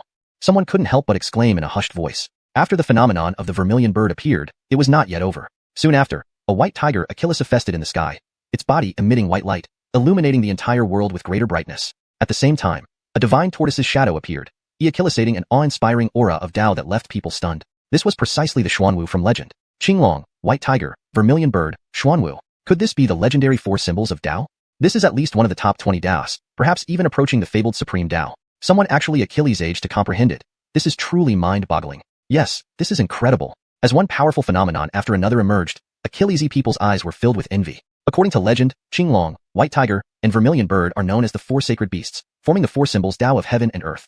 Those who can comprehend Dao are generally 1 in a million geniuses, meaning their talents are incomparable, destined for greatness. However, just as everyone thought someone had comprehended the four symbols Dao, the phenomena in the sky changed once again. Suddenly, the four phenomena of Linglong, white tiger, vermilion bird, and Xuanwu merged into a single pillar of light that pierced through the sky, reaching up into the clouds, bringing everyone an overwhelming pressure. Then, the pillar of light grew thicker and more blinding, eventually transforming into an 8 trigram pattern suspended in the sky. Watching this scene, Achilles' faces showed confusion. What's happening? Isn't this the four symbols Dao? The unification of the four symbols into the 8 trigrams. Could this be the Dao of heaven and earth? It doesn't seem right. The 8 trigrams are still changing, evolving into Yin-Yang Taiji. What kind of Dao can transform into the shape of a Taiji diagram? Dual forces generate the four symbols give rise to the 8 trigrams, and the 8 trigrams create all things, which then form Taiji. Is this the legendary supreme Dao of Yin-Yang Taiji? For a moment, everyone's eyes nearly popped out of their sockets. They never imagined that someone would actually comprehend the supreme Dao on this occasion. This was the supreme Dao, ranked within the top 10 among the 3,000 great Dao, existing only in legends. Yet, they had witnessed it firsthand today. Heaven, this is insane. Someone actually comprehended the supreme Dao. Who could this be? Could it be one of the holy sons at the peak of the mountain? At this moment, everyone, regardless of who they were, looked toward the peak of the mountain, wanting to see who had comprehended the supreme Dao. Such a profound and unpredictable Dao was far beyond what ordinary cultivators could comprehend. Only figures of holy sun caliber might have the potential to grasp it. Not just them, but also those on the Grand Saint Academy's plaza felt the same way. They wanted to know which holy sun had comprehended the supreme Dao. However, they were disappointed because none of the holy suns at the peak of the mountain showed any movement or signs of Dao power fluctuation. This indicated that it wasn't any of them who had comprehended the supreme Dao. Not them. Then who could it be? Yes, who exactly comprehended the supreme Dao? Look over there. Just as everyone was perplexed, someone suddenly exclaimed, pointing toward a distant location at the edge. There stood an ordinary-looking Dao stone pillar, now radiating dazzling light, with beams of light spreading out and enveloping the entire area like a mist of divinity. Everyone focused their gaze and immediately noticed a young girl standing before the stone pillar. Her face was exquisitely beautiful, her eyes shimmering like stars. The celestial phenomena in the sky originated from her. In that instant, everyone was stunned. No one expected a girl of about 17 or 18 years old to comprehend the supreme Dao. Moreover, she had achieved this at the most remote, seemingly insignificant Dao stone pillar, making it all the more unbelievable. Especially those who had watched Yasmin choose this ordinary Dao stone pillar were completely dumbfounded. In their view, this stone pillar at the edge was the most common, devoid of any trace of Dao or spiritual essence. Even if someone comprehended something here, how much power could it possibly have? But who could have imagined that this ordinary-looking stone pillar concealed a supreme Dao? It was terrifying. She seems to be Yasmin of Lingyun Sword Peak, ranked 6th on the trial points list this time. So it's her. I was wondering why she scored so Achillesy trial points. Now it makes sense. She has the capability. Indeed, comprehending the supreme Dao proves she not only possesses great fortune and destiny, but also has exceptional insight. Otherwise, it would be impossible to grasp the supreme Dao. The surrounding people chattered, deeply moved by Yasmin. Some even wore expressions of admiration and reverence. After all, Yasmin was around their age. Yet she had comprehended the supreme Dao, proving her immense potential and the possibility of becoming an emperor, or even a supreme sovereign in the future. No wonder she's senior sister. She's indeed formidable. Heron, looking at Yasmin, secretly admired her immensely. He knew his senior sister's talent and fortune were unmatched in the entire Purple Star domain. Therefore, he wasn't surprised that she had comprehended the supreme Dao. At this moment, Yasmin didn't hear the discussions around her. She was fully immersed in comprehending the supreme Dao, feeling the rich Dao principles permeating the universe and sensing their purification effect on her body. In that moment, Yasmin seemed to forget everything in the world. In her mind, there was only the vast supreme Dao and its unfathomable mystery. About half an hour later, Yasmin slowly opened her eyes, a surging and powerful aura bursting forth from her body. Above her, the shadow of a Taiji diagram faintly appeared. At this moment, she gave off an ethereal presence, as if she were the sovereign of the universe. The guidance of the Qinghuan ring was indeed correct, allowing me to comprehend the supreme Dao, Yasmin muttered to herself, her beautiful eyes sparkling with excitement. Yes, the Dao she comprehended was indeed the Yinyang Taiji Dao, ranked 8th among the 3,000 great Dao. This Dao is one of the most fundamental in the universe, comparable to the great Daos of destiny, chaos, and reincarnation. Once unleashed, its power shakes heaven and earth, capable of destroying and creating the cosmos. Chapter 180. Anticipation of the multitudes. Congratulations, senior sister, on comprehending the supreme path and securing second place in this trial's ranking. Heron walked over, offering his sincere congratulations. To him, it was a significant honor for Lingyun Sword Peak that his senior sister had comprehended the supreme path. I'm actually in second place? Upon hearing this, Yasmin's face lit up with joy as she quickly pulled out her trial token to check. Sure enough, after comprehending the supreme path, her trial points soared to over 210,000, rocketing her from 6th place to 2nd. Currently, Talon remained in 1st place with 220,000 points. While he didn't comprehend the supreme path inside the path monument, he did grasp the heaven-reaching path, which added significantly to his trial score. Combined with his previous points, he held the top spot temporarily. Mundane Ursula was in 3rd place with 180,000 points right behind them. Although there was a considerable gap between her and the top two, the trials weren't over yet, and Mundane Ursula hadn't comprehended any paths yet. If she could grasp even a heaven-reaching path, she would surely surpass them and take the top position. How about you, junior brother? Which path did you comprehend? What are your trial points? Yasmin put away her token and looked at Heron. I comprehended the Annihilation path and placed 4th in this trial, Heron said with a smile. Junior brother is amazing. Now you're 4th, I'm 2nd, and if our senior sister can comprehend a path, she will undoubtedly take 1st place. We occupy 3 of the top 5 spots. It'll be interesting to see who dares underestimate us. Yasmin clapped her hands excitedly. She remembered clearly how everyone had previously dismissed Lingyun Sword Peak. Finally, they could show them what they were made of. Let's go see how senior sister is doing. With that, Yasmin eagerly led Heron toward the mountain peak to witness Mundane Ursula's progress. As they left, several participants who hadn't yet comprehended a path approached the monument Yasmin had just been at, hoping to try their luck and see if they could also comprehend the supreme path. However, their hopes were dashed quickly. A Dalufeng disciple, boasting remarkable insight, tried first but was teleported out within minutes due to failure. Others attempted similarly, only to fail and be eliminated. The harsh reality made the crowd hesitant to try again. They understood now that the path before them wasn't meant for ordinary comprehension. By the time Yasmin and Heron reached the mountain peak, it was already crowded with Achilles's successful participants observing Mundane Ursula. Everyone was keenly aware that whoever emerged as the top scorer here would decide the ultimate winner of the Lingxiao Holy Land Trials. Even Talon was among them. Watching Mundane Ursula from afar, his eyes narrowed slightly, revealing a touch of concern. His lead wasn't substantial. If Mundane Ursula comprehended the heaven-reaching path, his top position would be jeopardized. Moreover, her outstanding perforacaless in this trial far exceeded her previous shows, making her formidable and a cause for caution. Losing the top spot to her could make it much harder to reclaim later. Do you think Saintess Ursula will comprehend what kind of path? Someone asked. Well, it must be at least a heaven-reaching path, another replied. Yes, given that she is meditating before the most powerful monument on the mountain peak, combined with her profound insight, she will definitely grasp a heaven-reaching path or even possibly the supreme path. If so, this trial will have seen 2 instances of the supreme path, a feat never witnessed before. Speculation and excitement filled the air, as everyone believed Mundane Ursula would certainly comprehend a top-tier path. Yet, as everyone waited anxiously, there was no immediate news from Mundane Ursula sitting before the monument. Instead, surprising developments came from elsewhere. Bayard has comprehended the collapse annihilation path. The paragraph structure and line breaks have been maintained as requested, ensuring continuity and readability while preserving the original tone and style. Chapter 181. The Supreme Way of Forgetting Emotions. At this moment, Larissa was entirely focused on deducing the Grand Tao Steel. She had already thoroughly deduced this Grand Steel. Various Tao principles were etched in her mind. There was the Chaotic Tao, the Immortal Phoenix Tao, the Devouring Tao, the Thunderstorm Tao, and Achilles Emor. Supreme Tao and Heaven-connecting Tao were present, but Larissa did not choose to deduce these Taos. Had she still been with no recovered memory, she would have definitely chosen a Supreme Tao for deduction. But now, she didn't want to do that anymore. Because although these Taos were powerful, nurtured by the laws of heaven and earth, they ultimately were not her own. In this life, she wanted to break free from the constraints of her past life and reach a higher realm. The only way was to create her own Tao and walk a path unique to her. Otherwise, she would still be confined. So at this moment, she was using the rich Tao essence contained within the Grand Tao Steel to try and successfully deduce it, then integrate it into her body, transforming it into her own Tao. Of course, there was danger in what she was doing. Given the formidable power of these Tao principles, it could potentially harm her, leading to a state of delusion or even madness. Additionally, if she did not comprehend the Tao before the trial ended, she would be eliminated and lose the chance to compete for the top spot in the trial. However, Larissa did not halt her actions. The top rank in the trial was not important to her. Being first among the Sage Sons meant nothing to her. Only by walking her own path and creating her own universe could she reach the peak and become an eternal supreme being. Otherwise, what good would it be to gain the first place now, just to be like a fleeting moment of brilliance? Larissa deduced one Tao after another, each with its unique rules and profound meanings. Throughout this process, the Tao essence within the Grand Tao Steel continuously flowed into Larissa's body, deepening her understanding of various Tao principles. Soon, half an hour passed, leaving less than 15 minutes until the trial ended. Many prodigies on the scene watched Larissa still deducing the Tao with no apparent movement, showing hints of confusion. What's happening to Saintess Ursula? Why hasn't she comprehended the Tao yet? Yes, given her talent, she should have completed the deduction by now. Has something gone wrong? It seems so. So much time has passed, and Saintess Ursula still hasn't comprehended the Tao. She must have encountered a bottleneck. Doesn't this mean that Saintess Ursula has lost her chance to compete for the top spot in this trial? I didn't expect that Saintess Ursula, who had triumphed all along in this trial, would stumble at the crucial moment.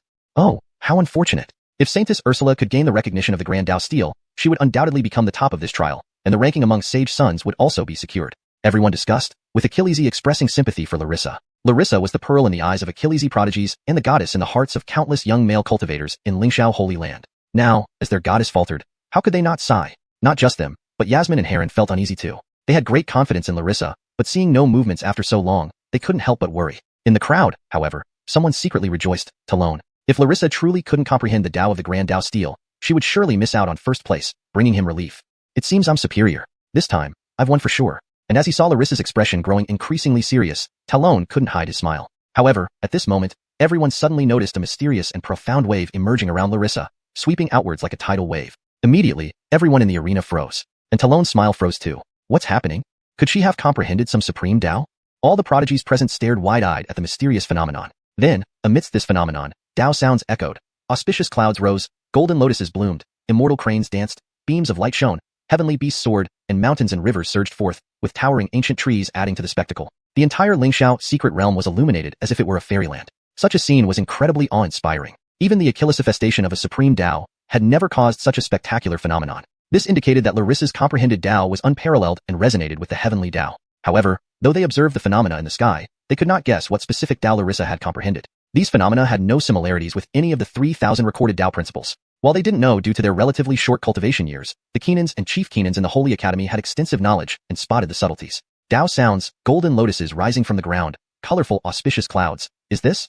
Immortal Landon looked at the scene in the air, his eyes flashing with insight. Note, Duba seems to be a mistranslation or mix-up of characters. Based on the context provided in the original text, it appears to refer to Duwa, which is Aro Achillesized as Landon or Duque. I've made this correction in the translation.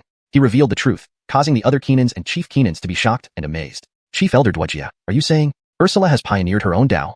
Yes. Immortal Aspen said sternly. To cause the heavenly Tao to resonate and achillesifest such phenomena clearly indicates the creation of a new Tao. Note, Duwa seems to be a mistranslation or misinterpretation of the name Duwa, which should be Aspen.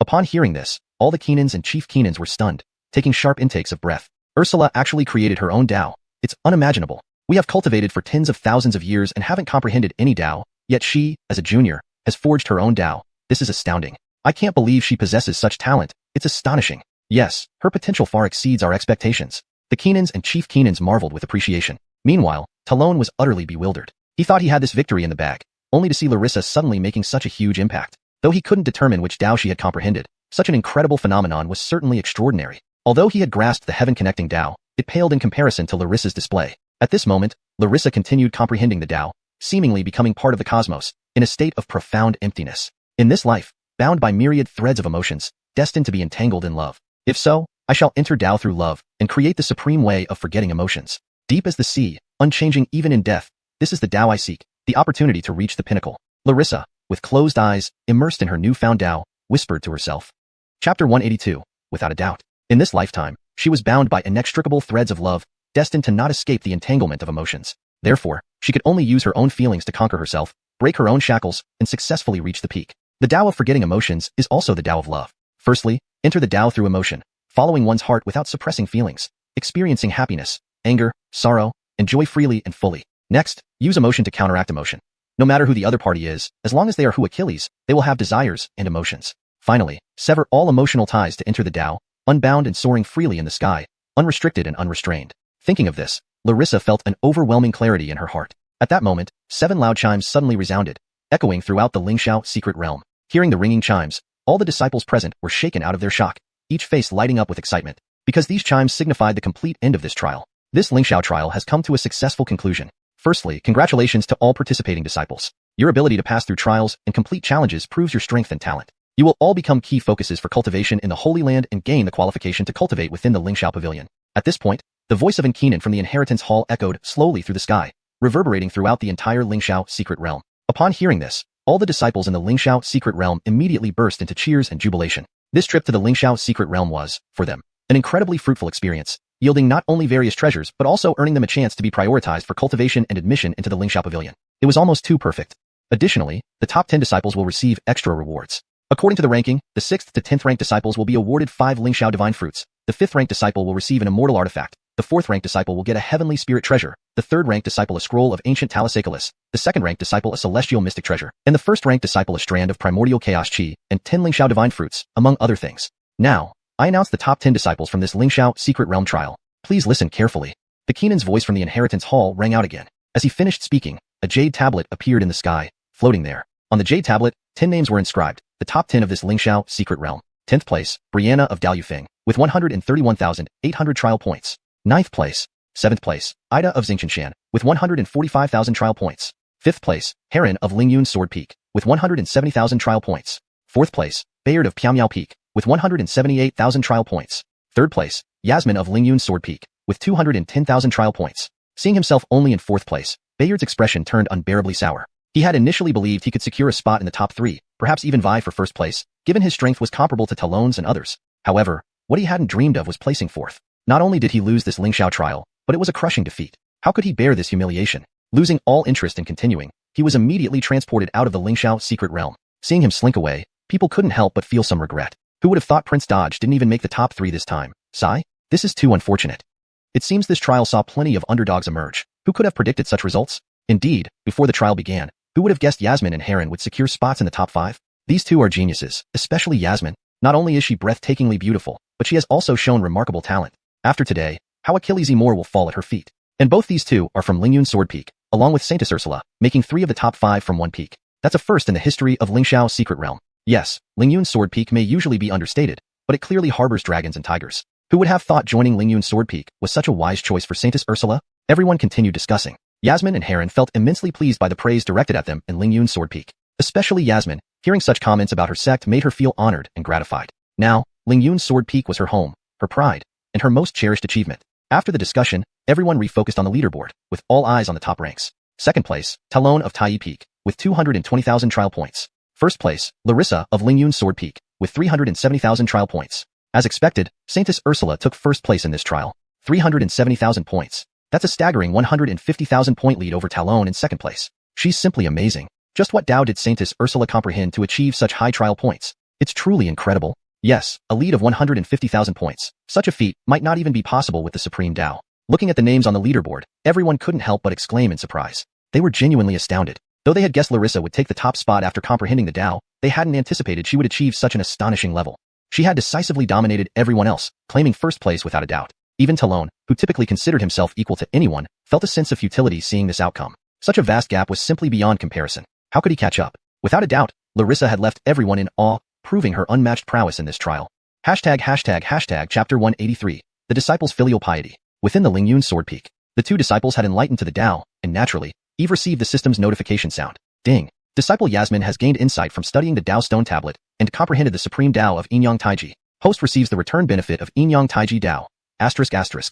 Disciple Larissa has gained insight from studying the Dao Stone Tablet and created the Supreme Dao of Forgetful Emotions. Host receives the return benefit of the Supreme Dao of Forgetful Emotions. ***. Upon hearing this notification, Eve couldn't help but be slightly astonished. He knew that his two disciples were exceptionally talented, but he never expected them to bring him such a huge surprise. The Dao of Yin Yang Taiji. This was ranked 8th among the 3,000 Supreme Das. Anyone who could master such a Supreme Dao was undoubtedly an unparalleled giant in their own right. And now, Yasmin had Achilles' age to comprehend it at such a young age. It was simply astounding. As for Larissa, she surprised him even more. To create one's own Dao and forge a new path was 1,000 or 10,000 times more difficult than comprehending a Supreme Dao. It required great destiny, immense willpower, abundant luck, and unsurpassed talent to possibly walk such a path. One could say that almost no one in the world, including those Supreme Emperors, could achieve creating their own Dao. But Larissa had done it. How could his heart not be shocked, and how could he not feel relieved? However, Eve quickly calmed down. Larissa was the reincarnation of an Amnon. Her creation of the Supreme Dao of Forgetful Emotions was not accidental, but rather the result of countless years of accumulation from her previous life, finally finding what she sought. Wow, I underestimated these two disciples, Eve inwardly sighed. Their future achievements will reach heights I can hardly imagine. At that moment, a melodious voice came from afar. Master! Following the voice, 3 figures appeared before Eve's eyes. Larissa, Yasmin, and Heron. Hearing the familiar voices, Eve couldn't help but smile. The trial just ended, and you're already back. Quite quick indeed, Eve chuckled. Hee hee, mainly because I missed Master so much, I didn't want to waste any time and rushed back as fast as lightning, Yasmin giggled, running over to Eve, holding his arm coquettishly. Master, did you miss us? Of course, without you all for half a month. I was bored out of my mind here at Lingyun's Sword Peak, Eve replied, stroking her hair fondly. How are things in the Mystic Realm? Did you encounter any dangers? Hee hee, Master, don't worry about my safety. Although the Mystic Realm is dangerous, I didn't face any risks. Instead, I had bountiful harvests and Achilles' interesting encounters. Yasmin replied with a bright smile. Oh, tell me more about it, Eve said eagerly. Although he didn't know what exactly happened to Yasmin these past few days, he was sure there were significant gains. Otherwise, she wouldn't have spoken with such confidence. Yasmin immediately detailed her encounters within the Mystic Realm, her excitement making her almost gesticulate like telling a legendary tale. Eve couldn't help but nod in approval. Ha ha, so you encountered various wondrous events. Looks like I worried unnecessarily.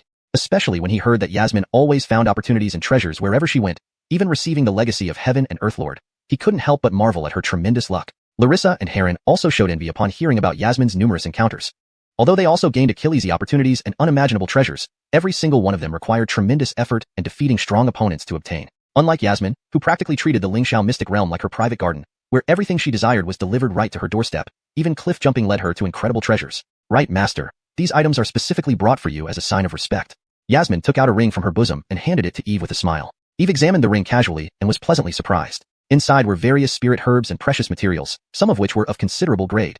Each one would be priceless outside. Haha, they're all valuable treasures, but Master doesn't need these. You keep them well and use them for your cultivation. Eve smiled warmly. Master, this is my heartfelt offering. I still have plenty left for myself, enough for my own use, Yasmin insisted. My disciple, it's good that you have this thought, but Master doesn't lack spirit herbs or precious materials. Eve smiled looking at Yasmin. Master, please take them. This is specially for you. Your kindness towards Yuli is like a mountain, and I should repay you well. Yasmin tugged on Eve's hand, pleading coquettishly. Seeing Yasmin's expression, Eve couldn't help but chuckle. His disciple was not only highly talented, but also very filial and charming. All right. Since that's the case, I will reluctantly accept and consider these treasures as entrusted by you. Whenever you need them, they'll be returned, Eve laughed. Yes, I'll follow Master's instructions, Yasmin nodded happily. Beside them, Larissa watched Yasmin showing affectionate devotion to Master and felt an urge to do the same, but her character prevented her from making such gestures. However, she couldn't help but feel envious seeing Yasmin's interaction with Master, especially after deciding to pursue Dao through emotions. Watching the interactions between Master and Yasmin stirred a yearning in her heart. How wonderful it would be if she could rely on Master like Yasmin does. But she couldn't express these feelings. Larissa, Heron, how was your trial? Eve turned to ask them, smiling. Master, this trial was a success. I won first place and gained considerable fortune, Larissa replied politely. I respectfully inform Master that I didn't disappoint you. I secured 5th place, gaining significant experience and enhancement in cultivation, Heron added. Master, don't forget, I got 3rd place too. Pretty impressive, right? Yasmin proudly added. Haha, excellent. You all did splendidly. Entering the top 5 is truly impressive and surprising, Eve clapped and praised. Especially Ursula, your Perferacules was outstanding. I'm proud of you. Note, the translation maintains the paragraph structure, line breaks, and the original tone and style of the Chinese text while ensuring the English is natural and fluent. Hashtag chapter 184. Your future path is still long. Hearing her master's praise, Larissa blushed and replied, Thank you for your praise, Master. It was mainly due to the treasures you bestowed upon me that I was able to surpass my senior brothers. Yes, it's all thanks to Master's excellent guidance that we were able to achieve such remarkable results, Yasmin smiled. Heron also hurriedly chimed in, That's right, Master. You are the best. Without your teaching, we wouldn't have reached this level. He spoke from the heart. If not for meeting his master, he would still be working in the miscellaneous duties peak and would never have had the chance to participate in the Lingxiao trial or compete with other geniuses. Haha, don't be too modest. A master leads you through the door, but cultivation depends on your own effort. Your achievements are due to your hard work, Eve laughed. The three disciples smiled brightly at Eve's praise. Then Larissa and Heron took out rings and said, Master, these are tokens of our gratitude. Please accept them. Good. You are all my good disciples, and I will accept them. Eve readily agreed, taking the gifts without hesitation. These items were of little importance to him, as he didn't need treasures for cultivation. Instead, keeping the treasures would benefit his disciples more. However, he couldn't refuse their heartfelt gestures, so he accepted everything. This time, you've done very well, so I also have rewards for you, Eve suddenly said. Upon hearing this, Larissa, Yasmin, and Heron's faces lit up with joy. While they gained Achilles opportunities during the Secret Realm expedition, the treasures bestowed by their master were what they truly anticipated. Ueli, Ursula, Heron, memorize these two sets of techniques and cultivate them diligently, Eve said, pulling out an ancient scroll from his miniature universe ring and tapping each of their foreheads, imprinting the techniques into their minds. Instantly, they felt a deep, cryptic voice resound within them. They saw two additional characters appear beside the Do character in their dantians, Bing and Xing, emitting blue and golden lights, radiating immense pressure as if ready to burst free. Sensing the new characters in their minds, Larissa was the first to react, her face filled with astonishment. Master, are these techniques on par with the Do character technique? She asked curiously. She had already experienced the wonders of the Do character technique, which surpassed the limits of extreme Dao imperial arts. In fact, the Bing and Xing character techniques are indeed part of the 9 secrets true words, just like the Do character technique, but they have distinct functionalities. The Bing character technique can transform anything into a divine weapon and allow martial artists to accolacipulate the weapon shape according to their will. It is incomparably sharp and indestructible. At its peak, it can even conjure a terrifying divine weapon, surpassing the extreme Dao imperial weapons. As for the Xing character technique, it is a movement technique that makes one as fast as the wind and swift as lightning, breaking speed limits. At its highest level, one can traverse thousands of miles in a single step, instantly bridging vast distances. Eve slowly explained the wonders of both techniques. As such powerful techniques, to be able to conjure weapons surpassing the extreme Dao imperial weapons and traverse space, this is incredible. Larissa drew a sharp breath. Initially, she hadn't fully understood the value of the 9 secrets true words due to her short cultivation time, but now, having regained a fragment of her past life's memory, she had a deeper understanding. Such techniques were undoubtedly legendary taboo arts, far more precious than extreme Dao imperial arts because they possessed unmatched abilities beyond imperial level techniques. That's amazing. Master's teachings truly are extraordinary. Yasmin and Heron were also deeply impressed. They couldn't help but feel excited. Indeed, whatever Master bestowed was always of exceptional quality. Now cultivate these techniques diligently. They will be invaluable to you in the future, even providing self-preservation against formidable opponents, Eve smiled. Although he himself had not cultivated these 2 techniques yet, it wasn't because he couldn't grasp their mysteries, it was sheer laziness. He preferred to let his disciples cultivate them first and reap the benefits later. Speaking of which, he then pulled out a vial of pills from his robe and handed it to the 3. These are 9th rank direct Great Dao pills, 3 each for you. These pills were obtained from the mausoleum of the Demon Emperor, totaling 12, 4 of which he kept for emergencies, while the rest were meant for nurturing his disciples. 9th rank direct Great Dao pills. Upon hearing about the pills, Larissa and the others' eyes lit up. They had heard of the direct Great Dao pills before, known to help cultivators directly break through cultivation barriers to reach perfect realms. Such pills were extremely rare and valuable. Yet here was their master freely granting them these pills, truly touching them. Thank you, master. Thank you, venerable master. The trio respectfully thanked him, bowing deeply. You are all my disciples. This is what I should provide for you. Diligent cultivation is the best way to repay me. Eve waved his hand and then gave each of them a set of immortal treasures, saying, You've worked hard these days. Rest now. But I must remind you, though you've achieved impressive results in this trial, do not slack off. Like rowing upstream, if you don't advance, you fall back. The road ahead is long and arduous. I hope you strive to enhance your strength. Eve sincerely advised them. Through the events with the Zhang family and the Demon Emperor's mausoleum, he realized there were countless formidable figures in this world. His disciples were already outstanding, but compared to the broader realm of Purple Star Domain, they were still relatively weak. Only becoming sufficiently strong could lead them to success. Yes, we will remember Master's instructions, the 3 replied in unison. Eve nodded slightly, gesturing for them to leave. Translation notes, * the names have been transliterated correctly using pinyin. The narrative style and paragraph structure are preserved as per the original text. Chapter 185. What exactly are eldest sister and master doing? Yasmin and Heron nodded, then turned to head back to their residences, while Larissa remained standing there, not leaving. Seeing this, Eve smiled and asked, Ursula, is there something you need? Larissa glanced at him and replied, Master, I obtained a great Dao Divine Stone in the Lingxiao secret realm. With my current cultivation level, it's quite difficult for me to refine it, so I'd like to ask Master to help me refine it. Great Dao Divine Stone? That's a wonderful thing. Eve raised an eyebrow. Yes, Larissa nodded and continued. The Great Dao Divine Stone is crucial for cultivating Dao techniques. It contains boundless Dao rhythms. So, I want to quickly refine it, and then break through to the middle stage of the Nirvana tribulation. Her cultivation had long been capable of breaking through, but she was undergoing trials within the Lingxiao secret realm and couldn't advance until now. Thus, she hurried to refine the Great Dao Divine Stone to break through and undergo the tribulation. Alright, follow me then. After hearing her explanation, Eve immediately agreed without hesitation and headed toward the Lingyun Hall. Behind them, Yasmin saw that elder sister hadn't followed, and instead entered the Lingyun hall with Master, which made her feel somewhat puzzled.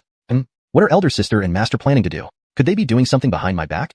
She suddenly thought of the scene she accidentally encountered last time in the Tianyi Shenhuang hall. The more she thought about it, the more she felt a pang of jealousy, so she decided to secretly observe what was going on. Junior brother, go back first. I still have some matters.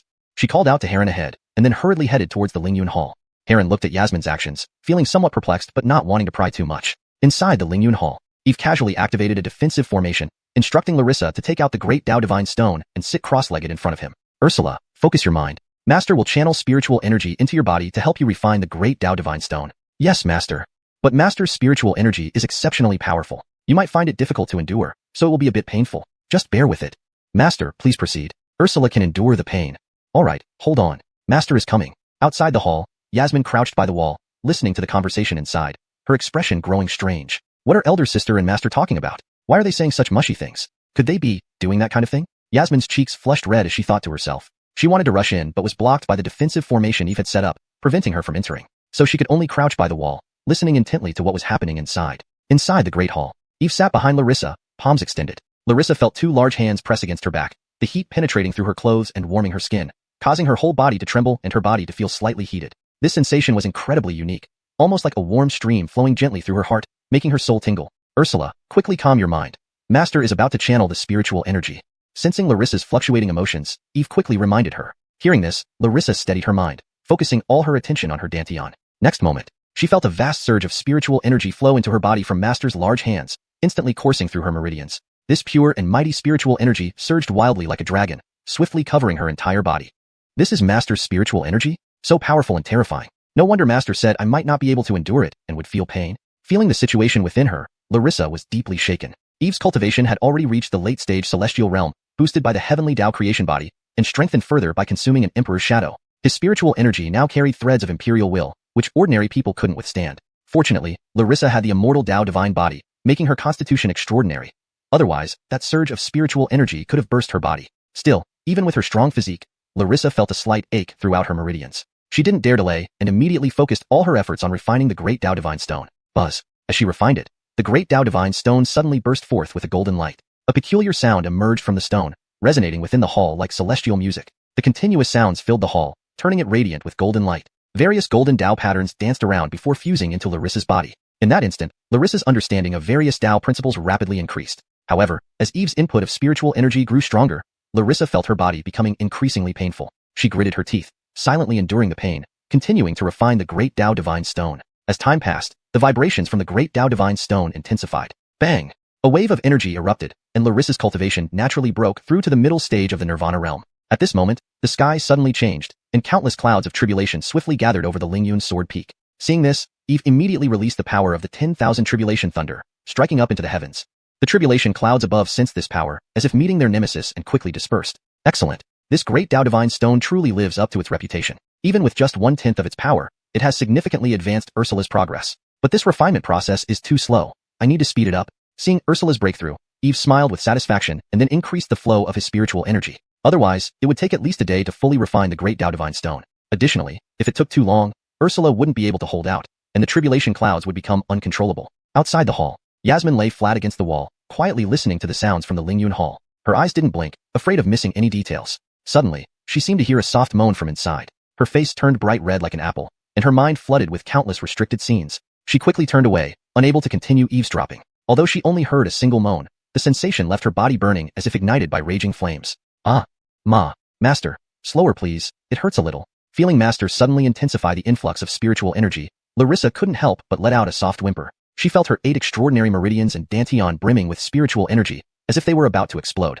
##### Chapter 186, Truly Meeting an Enemy on a Narrow Road. No worries, disciple, you should accelerate the refining process. Trust yourself, you can do it. Try to complete it within 2 hours.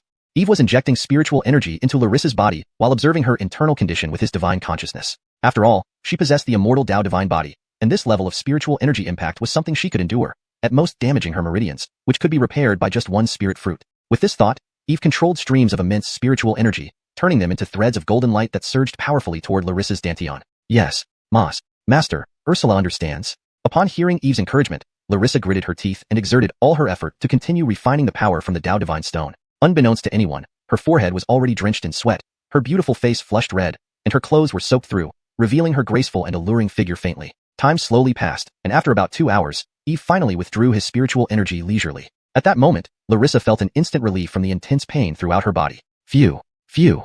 She expelled a breath of stale air, then took a deep sigh of relief as her complexion gradually regained its rosy hue. Her entire body was now brimming with strength, various Tao principles swirling around her. Checking her cultivation, she found that not only had she reached the late-stage Nirvana Tribulation realm, but the Sword Tao principles she had barely grasped before were now seamlessly integrated, greatly enhancing her Sword Tao achievements. Especially the Supreme Forgetful Tao she had been practicing, which had rapidly advanced to the first stage, Emotion into Tao. Reaching this stage, her gaze towards Eve was filled with deep affection. Eve naturally sensed the loving gaze from his disciple. He knew why. After all, the system had returned the Supreme Forgetful Tao back to him. Originally, he was Larissa's fated person, and now that she had entered the Emotion to Tao stage, he feared he would become even more important in her heart. However, Eve did not point it out, simply smiling faintly. You've worked hard, disciple. Here, take this spirit fruit. It will help repair your damaged meridians. As he spoke, he took out a translucent celestial fruit. The celestial fruit emitted a refreshing fragrance, carrying a cooling sensation that made one feel especially refreshed upon smelling it. This celestial fruit was called Heavenly Star Celestial Fruit, specifically used for repairing meridians, with excellent effects. Feeling her master's considerate gesture, warmth welled up in Larissa's heart as she quickly accepted the spirit fruit and swallowed it without hesitation. Immediately, a cool medicinal force seeped into her meridians, starting to repair the damage, instantly restoring her meridians to their original state. Thank you, master. After consuming the spirit fruit, Larissa's face became even rosier, her beautiful eyes curving slightly like a crescent moon. In that moment, she looked more spirited and lively than usual, less cold, making Eve involuntarily glance at her a few more times. Foolish girl, what are you thinking? Shouldn't a master care for their disciple? Eve affectionately stroked Larissa's hair, a soft expression in his eyes. Larissa nodded obediently, feeling the genuine concern from her master, devoid of any falseness. Seeing his disciple's adorable demeanor, Eve couldn't help but feel a peculiar sense arise in his heart. His lips curled slightly into a smile. It seemed quite interesting to have such a world-class beauty favor him. Just then, the system's voice echoed in his mind. Ding! Disciple Larissa has refined the Tao Divine Stone. Tao formation completed. Host receives reward return. Sword Tao improvement. Supreme Forgetful Tao improvement. Disciple Larissa breaks through in cultivation. Host gains a large amount of cultivation return. Hearing these prompts, Eve's thoughts stirred as he opened the system panel. Host. Eve. Cultivation. Immortal Platform Realm. 3000 rules. Great Emperor Will. Fire Tao Perfection. Lightning Sword Tao Rule Mastery. Ice Sword Tao Rule Mastery. Fire Sword Tao Rule Mastery. Sword Tao. All-encompassing heaven-reaching Sword Tao. Sword Immortal. Cultivation methods. Soaring Cloud Transformation Art. Soaring Cloud Sword Technique. Treading Cloud Step. Vast Expanse Sword Cannon. One Sword Opens Heavenly River. Coal Star Formation Technique. Northern Dipper God Fist. Primordial Immortal Scripture. 9 Secrets True Word Combat Formula. Supreme Forgetful Tao. Items. Creation Spirit Treasure Fragments. Tout Eye Magic Sword. Universe Yellow Mansion. Void Mirror. 11 Immortal Artifacts. 2 all-encompassing Spirit Treasures. Several Spirit Stones. Pills, and Fruits. Disciples. Larissa. Yasmin. Heron. System Mission. Accept a 4th disciple. Reward is 1 Eternal Immortal Medicine. 1 Supreme Emperor Weapon. Not bad, not bad. Seeing his improvements, Eve nodded in satisfaction. Thanks to Larissa's contribution, his Sword Tao had not only reached the all-encompassing heaven-reaching perfection, but also his cultivation had entered the Immortal Platform Realm. At this rate, it wouldn't be long before he could challenge the Giant Titan Realm. Although he was only at the Immortal Platform Realm, his power far exceeded ordinary great beings of this realm, possibly even surpassing some true Saint Realm powerhouses. His Sword Tao proficiency had reached an unimaginably terrifying level. Moreover, skills like 1 Sword Opens Heavenly River and 9 Secrets True Words provided him with the strongest support. Master, there's something I need to tell you, Larissa suddenly recalled and looked up at Eve. What is it? Eve asked with a smile. I have recovered a trace of my past life's memories. Oh, that's good. Did you recall any cultivation methods or secret techniques from your previous life? No, I didn't. Larissa shook her head, her expression serious. But I sensed the presence of my past nemesis, the Danilo. It seems he has also returned. I don't want to involve Master in my matters, but Master has already been involved. The Taudai magic sword belongs to the Danilo. He will surely try to retrieve it. Please be extra cautious. Although she didn't know how her master obtained the Taudai magic sword, based on her understanding of the Danilo, he would never give up on this sword. Hearing this, Eve was momentarily stunned, then chuckled slightly. He hadn't expected the world to be so small, resulting in such coincidences. The Danilo was Larissa's past nemesis? How amusing. Each of his disciples possessed exceptional talent, yet each had powerful enemies as well. First, the Jiang family, and now the Danilo. This put quite a bit of pressure on him as a master. Despite the immense pressure, his expression remained relaxed, as if he wasn't taking the matter seriously. He smiled calmly. Do not worry, disciple. Even if he wants to reclaim Taudai, he will have to ask me first. Larissa likely still didn't know that her master had already ransacked the Demon Emperor's lair. Even if he didn't seek trouble, the Danilo would come knocking on his own. Hashtag chapter 187, declaring sovereignty. Murmuring at her master's assured tone, Larissa finally felt a weight lift off her chest. She knew her master never acted without being fully prepared. With his reassurance, she could now be at ease. Your cultivation has advanced 2 minor realms this time, and I have suppressed the tribulation clouds for you, but it won't last long. Prepare quickly to face the heavenly tribulation. I will protect you, Eve said. Understood, Master.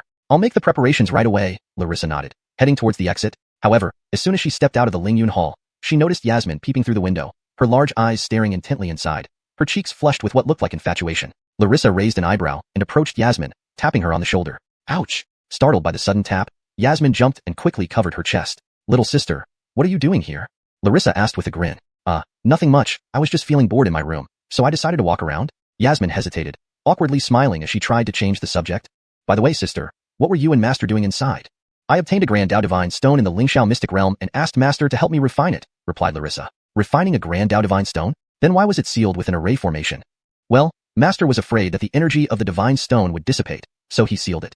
Yasmin didn't quite believe her, scrutinizing Larissa with a strange look in her eyes. Trying to fool a child? I heard everything inside. You can't lie to me. You're my senior sister, yet you're playing tricks on me. She pouted, silently grumbling. Seeing Yasmin's innocent and sulky demeanor, Larissa couldn't help but chuckle. Little sister, why do you ask? Are you implying something happened between Master and me? And no, not at all. Yasmin shook her head frantically. I was just curious, nothing else. For some reason, seeing Master with senior sister made her feel oddly uneasy. Oh, really? Yasmin felt a pang of guilt under Larissa's gaze and muttered, why yes. Just then, Larissa softly asked, could it be that you fancy Master? If before she might have been naive about aroacalastic feelings, now that she had attained the supreme forgetful emotion path, she could clearly perceive emotions deep within people's hearts, especially when they faced someone they liked. Judging by Yasmin's reaction, she was obviously fond of Master. At this, Yasmin stood frozen, her face turning beet red. Fancy Master? How ridiculous. She didn't fancy him, only admired him. Larissa laughed at Yasmin's shock. Your ears are red too. Still insist you don't? Blushing even more intensely, Yasmin hurriedly defended herself. No, not at all, senior sister, don't joke. Her blush betrayed her true feelings, however. Larissa smiled but didn't press further. All right, little sister, stop overthinking. Master and I were only practicing. No funny business. Really? Yasmin looked at her dubiously. Larissa nodded emphatically. Yes, no lies. Yasmin's heart finally settled, but her mind was still whirling with thoughts. Larissa, noticing Yasmin wasn't speaking, turned to go back to her quarters to prepare for the tribulation. But after a few steps, a voice came from behind her. Senior sister, you should know that I met Master first. Yasmin's voice carried a mix of determination, sincerity, and pride, as if declaring her sovereignty. Larissa paused, a flash of surprise crossing her eyes. Though the words were vague, she understood their meaning. So, little sister is asserting her claim. It seems her path to becoming Master's wife will be challenging. Larissa chuckled, shaking her head, and continued walking. Yasmin watched her retreating figure, her eyes gleaming brightly. Although she hadn't admitted it to Larissa, she knew it well in her heart. Master occupied an important place in her life now. She could deceive others, but not herself. So she gathered her courage and spoke her mind. This is what it feels like to like someone, she murmured to herself. But this feeling, it's rather beautiful. As she was lost in thought, a voice suddenly interrupted her. Yasmin straightened up, her cheeks flushing as she stammered, Master, what are you doing here? Is there something you need? Eve smiled gently at her. His smile was warm and kind. Yasmin's heart raced wildly. Just walking around? Nothing. She quickly turned and ran away, leaving Eve standing alone, puzzled. What's wrong with this girl? Did she do something wrong?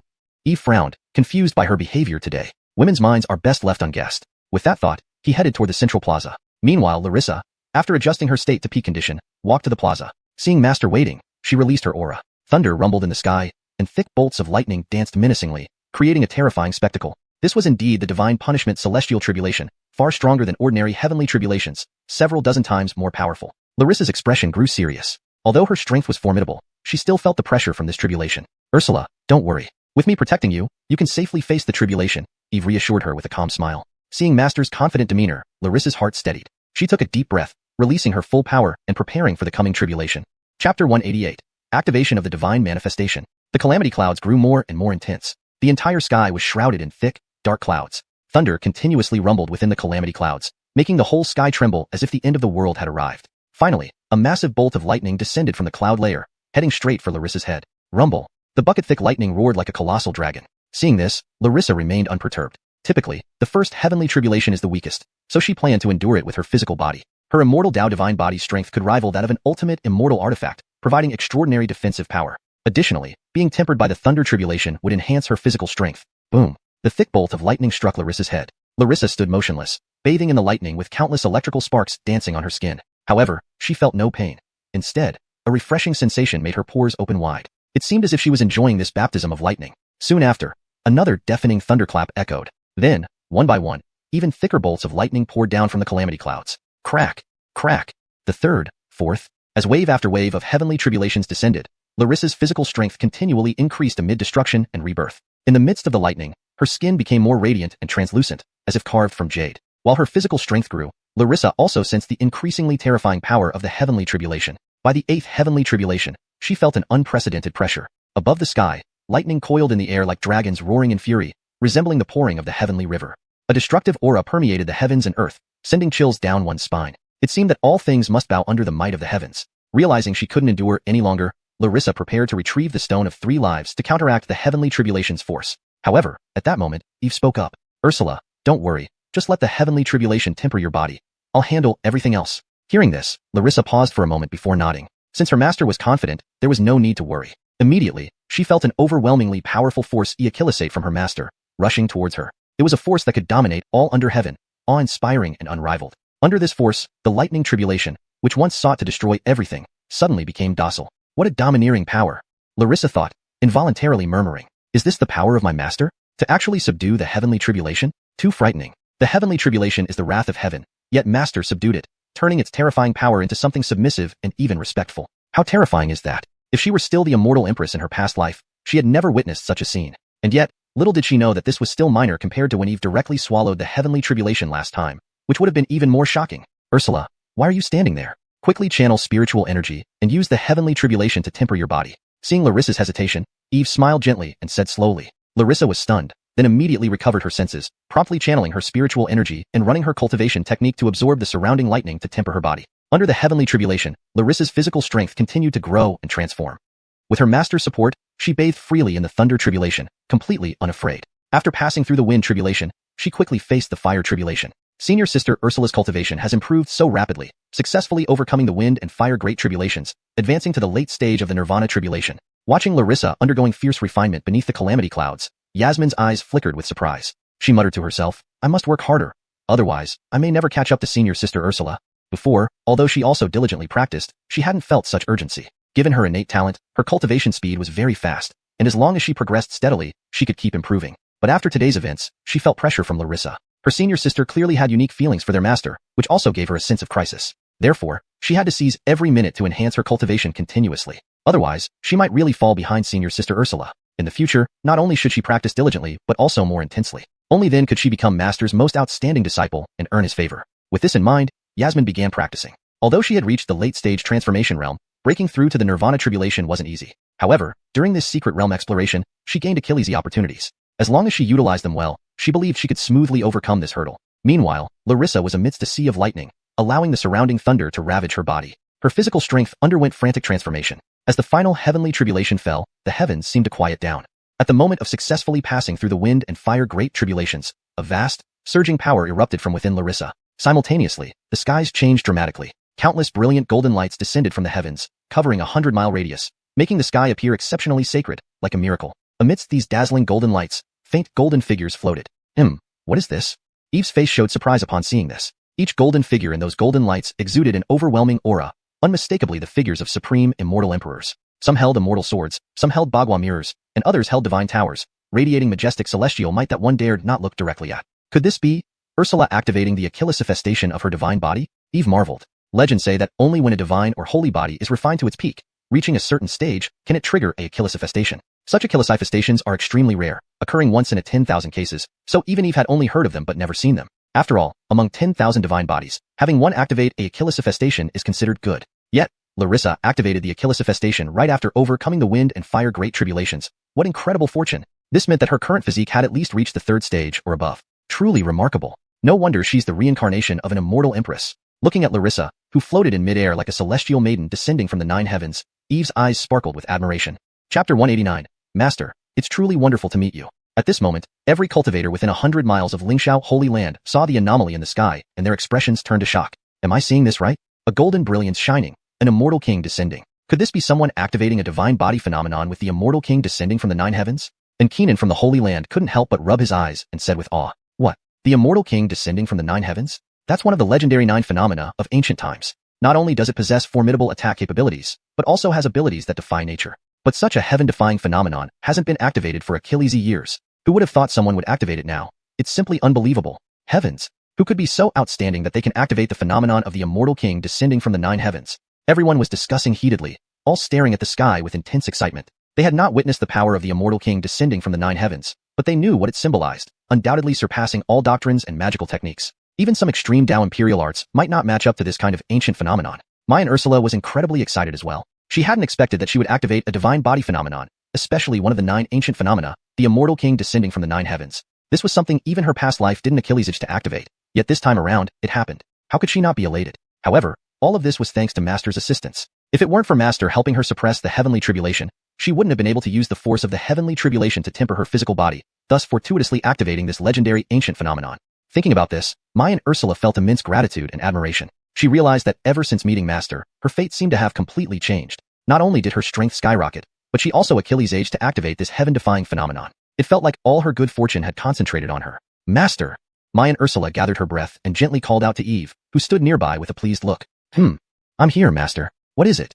Eve snapped back to reality upon hearing her voice, looking tenderly at his disciple and asking, Master, I want to say, it's wonderful to meet you. It's the luckiest thing in my life, Mayan Ursula said with her deep, beautiful eyes brimming with admiration, smiling brightly. Her tone carried a rare touch of femininity. In her previous life, she was revered by thousands as an immortal empress, high in status, admired and worshipped. She couldn't display such feminine traits then, hence her cold demeanor. Of course, no one had made her reveal such feminine behavior before. In this lifetime, having come back after the trials and influenced by the myriad emotional threads, combined with her path to enlightenment through emotions, her character began to change gradually, losing its coldness and showing tenderness and charm instead. After listening to Mayan Ursula, Eve first froze, then smiled lovingly and looked at his disciple, saying, Ha ha, I feel lucky too, to have such a great disciple. He wasn't being polite, he truly believed so. Without delving into details, each of his disciples was invaluable to him. His current cultivation was largely attributed to them. He cherished each of them immensely. Just as he thought this, a system notification rang in his mind. Ding!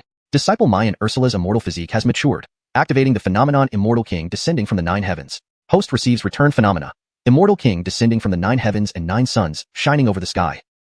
It's finally here. Hearing the system's prompt, Eve's lips curled into a smile filled with joy. Although he had anticipated that the system would return the phenomena possessed by his disciple, he hadn't expected a double reward. Not only did he receive Immortal King descending from the 9 heavens, but also 9 suns shining over the sky. What a pleasant surprise. 9 suns shining over the sky is also one of the 9 ancient phenomena, but its effects differ from Immortal King descending from the 9 heavens. When the latter unfolds, an image of an Immortal King appears, possessing offensive powers. Truly, this girl was his lucky charm, returning 2 ancient phenomena and an undying immortal medicine. For any powerhouse, this item was priceless. After all, who in this world doesn't wish for immortality? Especially those old-timers nearing the end of their lives, who constantly hope for such undying immortal medicine. Unfortunately, undying immortal medicine is exceedingly rare and extremely difficult to find. Even top-tier forces might not readily produce one. Now with this netherworld flower in hand, it was certainly a life-saving treasure. And if used wisely, it could have unimaginable effects. Mayan Ursula was startled by her master's sudden action. Especially the warmth from his chest caused her cheeks to turn crimson red instantly.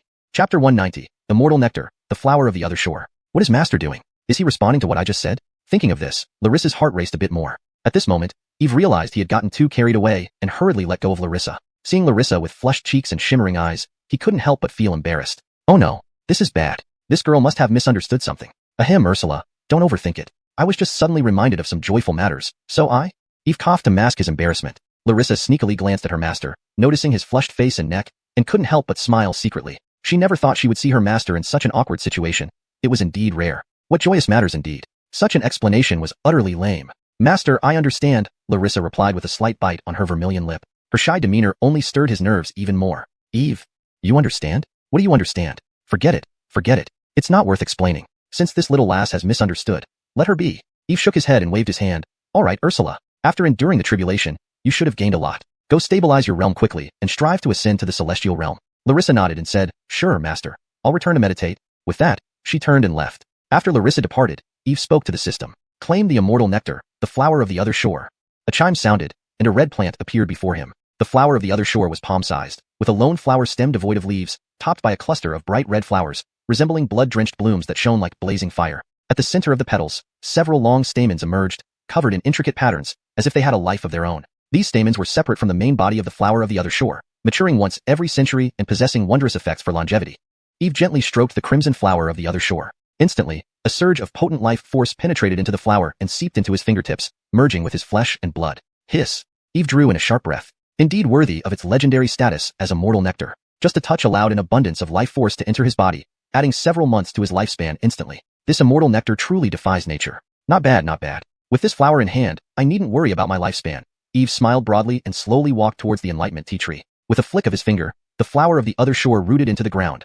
radiating an eternal life aura. The two innate spirit roots nearby absorbed this aura and began growing wildly, constantly absorbing and exhaling the immortal life force. In a short while, the Enlightenment tea tree sprouted numerous new leaves, becoming even more lush and dense, exuding rich Tao energy that one couldn't help but get lost in. Similarly, the Fusong divine tree thrived, with the true solar flames on its branches glowing ever brighter, circling red halos around them. Even the golden crow divine birds perched above couldn't help but cheer joyfully. However, compared to the frenzied growth of the Enlightenment tea tree and the Fusong divine tree, the primordial chaos lotus seed remained quiet, with only a green sprout poking out. But this was enough to astonish anyone. After all, the lotus of infernal fire was a primordial spirit treasure, and cultivating it wasn't easy. Yet, after absorbing a thread of life force from the flower of the other shore, it sprouted a tender bud, proving the potency of the immortal nectar. Not bad, not bad. My garden now has another precious immortal herb. Eve laughed heartily and left with a smile.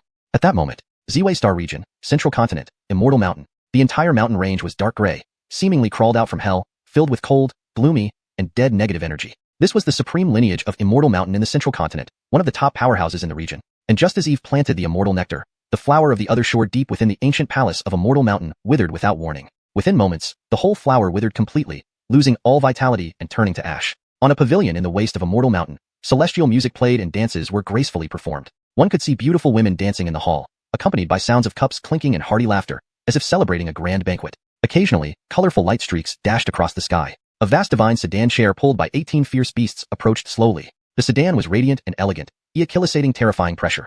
Without a doubt, it carried a powerful figure from a major faction of the Central Continent. Apart from the sedan, there were also 7 colored ferry boats slicing through clouds, solar war chariots pressing down the heavens, sharp flying swords piercing the void, creating majestic and grandiose scenes. Upon landing, servants inside the pavilion knelt down to welcome the visitors. Welcome the honorable dignitaries to Immortal Mountain. The voices echoed loudly throughout the sky, deafening. Several dozen Keenans descended from the sedan, chariot, and boats, each having silvery hair and youthful appearances, emitting terrifying auras. Clearly, they were all mighty cultivators, including some ancient titans. These people were top figures from the most powerful factions in the Central Continent.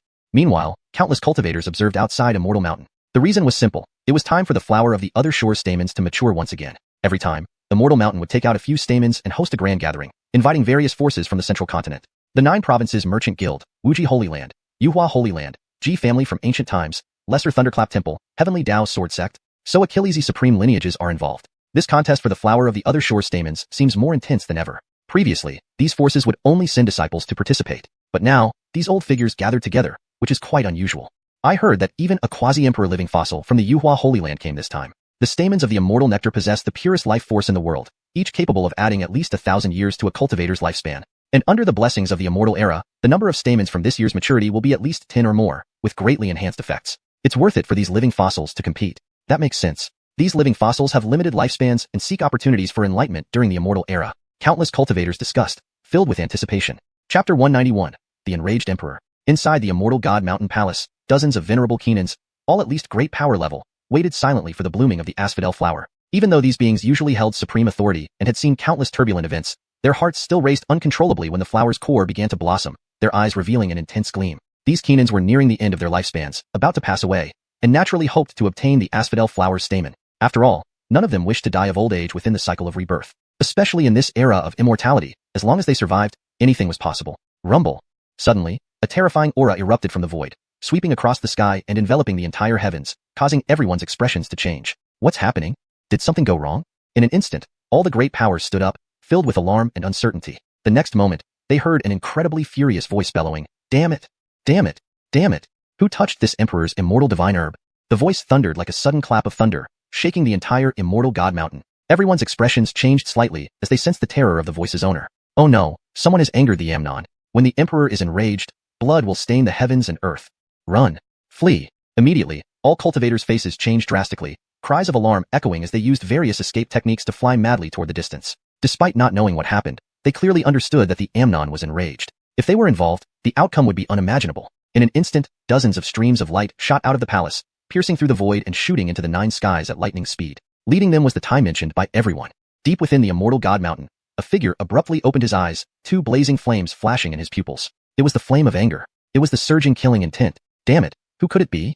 He roared, his entire body emitting an endless aura of pressure. Swish. As he finished speaking, he slammed his hand down forcefully, causing the entire Immortal God Mountain to shake violently. The void shattered, the ground cracked, and a massive mountain collapsed into ruins under countless astonished gazes. Ah! Ah! Cries of agony echoed one after another as figures were hurled away, blood spilling into the sky, dyeing the earth red. Emperor, spare my life.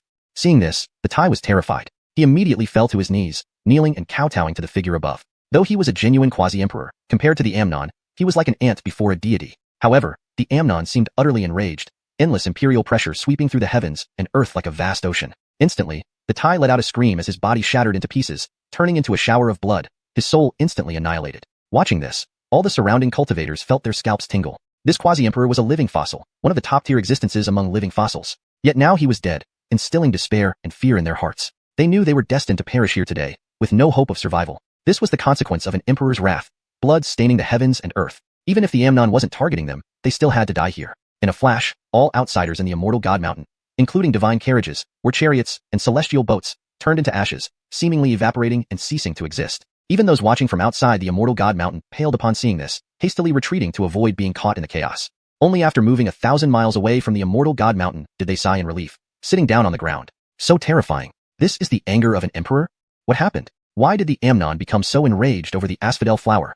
Everyone discussed, unable to comprehend the sudden fury of the Amnon. Deep within the Immortal God Mountain, the Amnon looked at the immortal divine herb that had been reduced to ashes, his heart aching. His face was grim beyond measure. What could killing these people do? It wouldn't make up for the loss of the asphodel flower. After all, it took him a lifetime to cultivate this immortal divine herb, his hope for regaining life and surpassing the status of an emperor. Now it had vanished before his eyes, making him howl with rage. But there was no point in lamenting now. What he wanted to know most was who caused his asphodel flower to wither. One flower blooms, one flower fades. Since his asphodel flower had withered, it meant the second asphodel flower had appeared in the Z-Way star domain. At this thought, his eyes flickered with cold light, and he waved his hand, beginning to deduce. However, the next moment, he roared again. What? Untraceable, undetectable. What's going on? Who cultivated the second asphodel flower? Damn it, damn it, damn it. No matter who it is, once I find out, I'll tear them apart. Roars filled with immense malice came from the Amnon, causing the entire Immortal God Mountain area to tremble again. Soon, news of the event in the Immortal God Mountain spread throughout the central region, shocking all major forces. I heard the immortal divine herb asphodel flower in the Immortal God Mountain withered? The Amnon raged furiously, and blood stained the heavens and earth. All the Keenans from top-tier Dao traditions who went to contend for the asphodel flower's stamen died in the Immortal God Mountain. Asphodel flower, one flower blooms, one flower fades. Both cannot coexist. It seems this legend is true. Truly fitting for the immortal era, various great fortunes descend, and even the reverse heavens will items like the asphodel flower have emerged for the second time. Yes, incredible. The asphodel flower has existed in the Immortal God Mountain for tens of thousands of years. The Amnon depended on it to live again, but it ended in failure because someone cultivated a second asphodel flower. Do you think who or which force obtained the second asphodel flower? Unknown. It said even the Amnon couldn't deduce any information about them.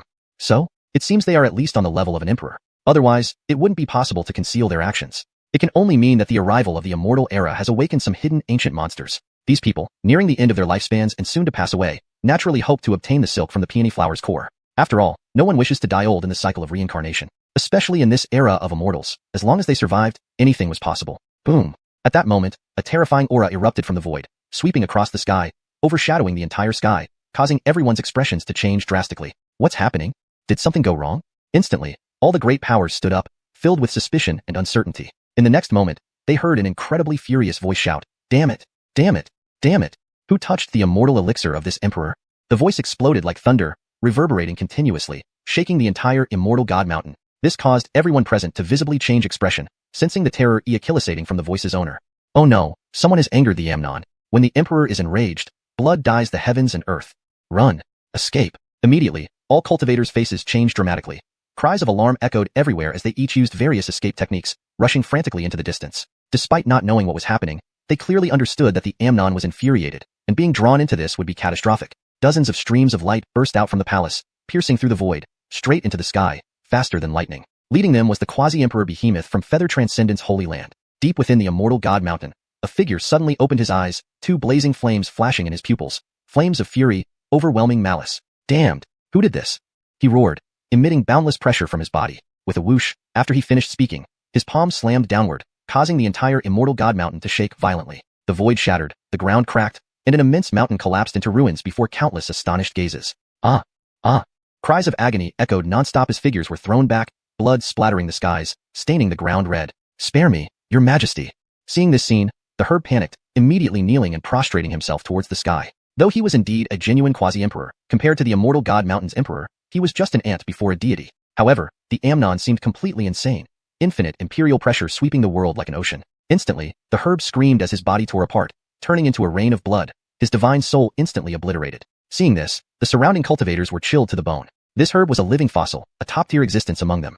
Yet now he was dead, instilling despair and fear in their hearts. They knew they were destined to fall here today, with no hope of survival. This was truly the rage of an emperor, blood painting the heavens and earth. Even if the Amnon was not targeting them, they still had to die here. Instantly, in the Immortal God Mountain, all outsiders, including divine carriages, war chariots, immortal boats, all turned to ashes, disappearing completely as if evaporated. Even those watching outside the Immortal God Mountain turned pale and hurriedly retreated, fearing they might be affected. Only after retreating thousands of miles from the Immortal God Mountain did they breathe a sigh of relief, sitting down heavily on the ground. That was too terrifying. So this is the anger of an emperor? What happened? What about the peony flower made the Amnon so enraged?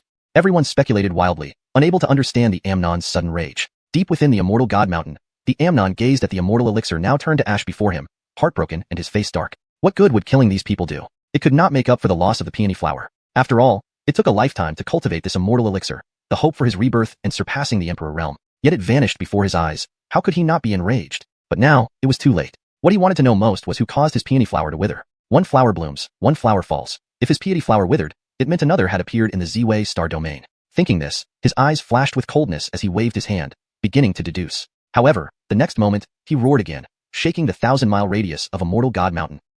Untraceable, undetectable. What is going on? Who cultivated the second peony flower? Damn it, damn it, damn it. No matter who you are, once this emperor finds you, I will tear you limb from limb.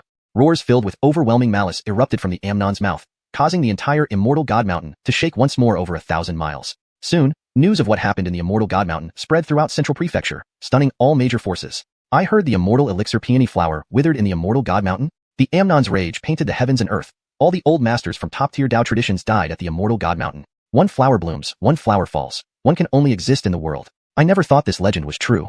Truly the era of immortals, all sorts of grand fortunes descend, even such heavenly objects as peony flower elixirs appearing for the second time. Yes, unimaginable. The peony flower existed in the Immortal God Mountain for tens of thousands of years. The Amnon relied on it for rebirth, but unexpectedly failed because someone else cultivated the second peony flower. Who or which force got the second peony flower? This is unknown. It seems even the Amnon cannot deduce any information about them. Is that so? It looks like they're at least emperor level or higher. Otherwise, it would be impossible to remain hidden. Only the arrival of the era of immortals could revive some ancient hidden monsters. The chapter vividly portrays the devastating consequences of the Amnon's rage and leaves a suspenseful ending regarding the identity of the one responsible for cultivating the second peony flower. Chapter 192. Haste makes waste. Eve was completely unaware of the events unfolding in Central State. At that moment, he was leisurely sipping tea, enjoying the returns brought by his disciples' cultivation, feeling thoroughly at ease. Every day, without doing anything, his cultivation level would rapidly increase. The feeling was simply too comfortable. Meanwhile, Larissa, after consolidating her cultivation, did not rest but walked straight toward the Heaven-Earth Yellow-Brown Hall to continue her practice. Although her current cultivation had already surged to the late-stage Nirvana tribulation life, making her one of the top young experts within the entire Lingxiao sacred land and even comparable to some Keenans, this did not mean she could slack off. Now, Nathan, the demon emperor, had returned, a mortal enemy from her past life who was not easy to deal with. Especially before his reincarnation, he obtained the cycle fruit, allowing him to retain a thread of power from his previous physical body. This meant his strength had reached an unfathomable level. Thus, she had to quickly enhance her strength to cope with potential upcoming events. Very soon, Larissa arrived at the Heaven-Earth Yellow-Brown Hall and entered a room on the first floor. She calmed her mind and began cultivating the supreme emotionless Tao. Fortunately, she had her master's hall to rely on, which allowed her to use inexhaustible yellow-brown qi to rapidly elevate her cultivation, a unique advantage others lacked. With sufficient time, she believed she could surpass Nathan, the demon emperor, by a wide margin. In this life, not only did she wish to return to the Amnon realm, but also break through all limits, transcending everything to become the legendary supreme sage, shedding the shackles of her past life and truly standing at the pinnacle. Only then could she achieve immortality, eternally with the one she loved. That was her goal and unshakable belief. Larissa sat cross-legged, closed her eyes, and began circulating the red dust emperor scripture to cultivate. Nearby, yellow-brown qi followed her breathing rhythm, flowing inside her body. In an adjacent room, Yasmin similarly sat cross-legged, diligently cultivating. A faint divine brilliance radiated from her body as various heavenly materials and immortal spirit stones were piled in front of her, items she acquired from the Lingxiao secret realm. She, too, faced immense pressure, not only chasing after her senior sister's pace but also dealing with the constant threat of the Zhang family. She knew she couldn't remain under her master's protection forever. Eventually, she would have to face Dulcie alone. She must expedite her cultivation to stand a chance in battle. Although Heron lacked external pressure, he felt personal pressure due to his lower aptitude compared to his two senior sisters. To avoid falling far behind, diligence and hard work were crucial for catching up. In this atmosphere, time silently passed. 7 days flew by. On this day, Eve lay under the Enlightenment tea tree, gazing at the primordial sky chart floating above. As nearly half a year had passed, the chart had grown significantly, spanning like a colossal painting across the 9 heavens, euliciating an intense aura of heavenly will enveloping all living beings. This aura enhanced cultivators' potential, unleashing their talents more fully, accelerating their cultivation speed. Once the chart fully unfolded, every cultivator, and being in the purple star region would benefit immensely. Then would be the true age of immortality. System bro, what grade of treasure is this primordial sky chart? Eve asked curiously. The primordial sky chart is the Achillesifestation of this world's heavenly will, representing supreme authority beyond mere grades. If graded by this world's standards, it would surpass creation spirit treasures, qualifying as the utmost sacred object. The system's voice echoed in his mind. Sibilance. A supreme treasure surpassing creation spirit treasures. Eve inhaled sharply, eyes blazing with excitement. Is it possible to claim this primordial sky chart for ourselves? He asked greedily. Owning such a miraculous object would undoubtedly be incredibly powerful. It is theoretically possible, but only if the host's strength surpasses the heavenly will. Otherwise, even approaching it slightly would result in instant obliteration, leaving not a trace. So extreme? Eve exclaimed in surprise. Certainly. Don't believe me? Try it yourself, da. Eve shook his head, extinguishing any greedy thoughts. With his current strength, he couldn't even touch the tip of heavenly will. Trying to possess this ultimate ruler of the world was suicide. At this moment, a beam of light streaked across the sky and landed steadily on Lingyun's sword peak, revealing the figure of Ernst Junren. Seeing this, Eve hurriedly stood up to greet him. Why does the sect leader have time to visit our Lingyun sword peak today? Ernst Junren chuckled. I came to deliver the Lingxiao trial rewards to your disciples. Such trivial matters should not trouble you personally. Just instruct them to come retrieve it themselves. No bother at all. It's been a few days since I last tasted your enlightenment tea, so I came along for a visit. Hearing this, Eve laughed heartily. Recently, I obtained something good, perfect for us both to share. With this, he gestured an invitation. Oh, what's this good thing? Let me take a look, Ernst Junren said with interest. The treasures Eve possessed were enviable even to him. Whatever he presented must be extraordinary. Without further ado, Ernst Junren sat opposite Eve. Eve wasted no words, lightly waving his arm, causing leaves from the enlightenment tea tree to gracefully fall into a purple clay teapot on the table. He then took out a jade bottle from his bag, pouring out some milky white liquid emitting a fragrant aroma. Spirit essence milk? Is this all the good thing you speak of? Ernst Junren couldn't help but comment. While spirit essence milk was undeniably valuable, even comparable to 7th rank pills, it wasn't particularly precious to someone of Ernst Junren's caliber. Numerous bottles resided in Lingxiao Sacred Land's treasury, easily accessible to him as sect leader. Patience, sect leader. Haste makes waste, Eve replied calmly. Ernst Junren frowned but endured the weight. Eve put away the jade bottle and stood up, walking aside. Observing his actions, Ernst Junren became increasingly curious, his eyes piercing. In the next moment, he widened his eyes in disbelief. Eve approached a crimson flower. Its petals were crystalline and translucent, resembling condensed flames, exuding a potent life aura. Chapter 193, Crisis and Opportunity. Immortal Elixir, the Fushi flower? Taoist Master Ernst's eyes nearly bulged out of their sockets, shock flickering in his gaze. How could the Fushi flower be here on Lingyun Sword Peak? A few days ago, a significant event occurred in Central State. The Grayson flew into a rage because nearly 100 Grand Emperors had perished, all because the Fushi flowers on Immortal Mountain were gone. As the Holy Lord of Lingxiao Holy Land, with extensive intelligence, he naturally knew about this incident. These past few days, the Grayson had turned Central State upside down without finding any trace of the Fushi flower. Who would have thought it would appear here now? He knew very well the effects of the Immortal Elixir. It could grant one a second life, a heaven-defying treasure invaluable to any cultivator. For Lingxiao Holy Land, possessing such a treasure was crucial. With several Jonathans approaching the end of their lifespan, an Immortal Elixir could extend their lives by thousands of years, greatly increasing the chances of advancing to the Emperor realm. Thinking of this, Taoist Master Ernst's eyes filled with excitement. Well, Holy Lord, is the Immortal Elixir not a fine thing? Eve smiled and asked, seeing Taoist Master Ernst's agitated state. He naturally understood what Taoist Master Ernst was thinking. Since he brought this, he intended to offer some Fushi flower stamen to the Jonathans. Even a drop of water deserves a spring in return. Without Taoist Master Ernst's protection and the sanctuary of Lingxiao Holy Land, he wouldn't have grown so strong. So naturally, he would not slight Taoist Master Ernst. Hearing this, Taoist Master Ernst came back to his senses but still struggled to contain his excitement. Impatiently, he asked, Tianyuan, where did you get these Fushi flowers from? Well, I obtained them through a chance encounter. Is there something wrong, Holy Lord? Not at all. Possessing an immortal elixir is a tremendous blessing. Why would anything be wrong? Taoist Master Ernst quickly explained, but you must keep this matter secret. Absolutely no outsiders should know that we have Fushi flowers. Oh, Holy Lord, what do you mean? Eve paused, puzzled. Taoist Master Ernst lowered his voice. You may not know what happened in Central State these past few days. He recounted everything that transpired 7 days ago at Immortal Mountain, sighing deeply when he finished. So that's how it is. Listening to Taoist Master Ernst, Eve couldn't help but show shock. He never imagined that obtaining the Fushi flower caused its destruction at Immortal Mountain, enraged an emperor, and resulted in the deaths of dozens of Grand Emperors and even a quasi-emperor. Yes, indeed, Taoist Master Ernst nodded. Therefore, this matter cannot be known by anyone, especially not the Grayson. Otherwise, our Holy Land will face catastrophic disaster. Although Lingxiao Holy Land was a top-tier sect in Li Prefecture with profound strength, it lacked an emperor. There was no way they could contend against Immortal Mountain or other supreme powers in Central State, Achillesi of which had secretive legacies and shouldn't be underestimated. If word got out that Lingxiao Holy Land possessed the Fushi flower, it could trigger unforeseen consequences. Hence, he warned Eve so carefully. Eve nodded and smiled. Holy Lord, rest assured, I understand the gravity. Actually, he wasn't too concerned about the news leaking. Since the Immortal Elixir was a dream for all cultivators, he could leverage it as a bargaining chip to enlist powerful figures nearing the end of their lifespans. Some might even submit to him to obtain a portion of the elixir. To live, Achilles' ancient titans would kneel before him. As long as his tactics were clever enough, he could accolacipulate these ancient titans to serve him. Moreover, he learned that Immortal Mountain rose to prominence precisely because of the Immortal Elixir, rapidly strengthening and expanding to become one of Central State's most powerful forces. You understand well? Taoist Master Ernst nodded, confident in Eve's capabilities. Even the Grayson failed to deduce the Fushi flower's presence on Lingyun's sword peak. Without Eve revealing it, no one else could possibly find out. Holy Lord, forget about those worries for now. Try this tea made with spirit essence stones and Fushi flowers. Eve smiled, picking up a cup of Enlightenment tea and offering it to Taoist Master Ernst. Nodding, Taoist Master Ernst took the cup and instantly smelled the rich aroma. His spirit lifted immediately. As a holy lord, he wielded countless treasures but never imagined using an immortal elixir and enlightenment leaves to brew tea. He felt that just one sip of this tea could elevate his understanding of the way and reverse aging. Suppressing his excitement, Taoist Master Ernst took a deep breath and drank the tea in one gulp. Instantly, warmth spread throughout his body, like being enlightened. Taoist Master Ernst felt a wave of relief, his entire body feeling lighter, almost ethereal. His expression became enraptured. He slowly closed his eyes, savoring the wondrous effects of the enlightenment tea. Moments later, he opened his eyes, radiating vitality. His previously white hair darkened considerably, and he looked much younger. Haha, marvelous. Excited, Taoist Master Ernst laughed heartily, his weathered face flushing slightly. Eve smiled and asked, Holy Lord, how is the enlightenment tea? Its effects are quite impressive, right? Not just impressive, it's divine. Just one cup extended my lifespan by 800 years.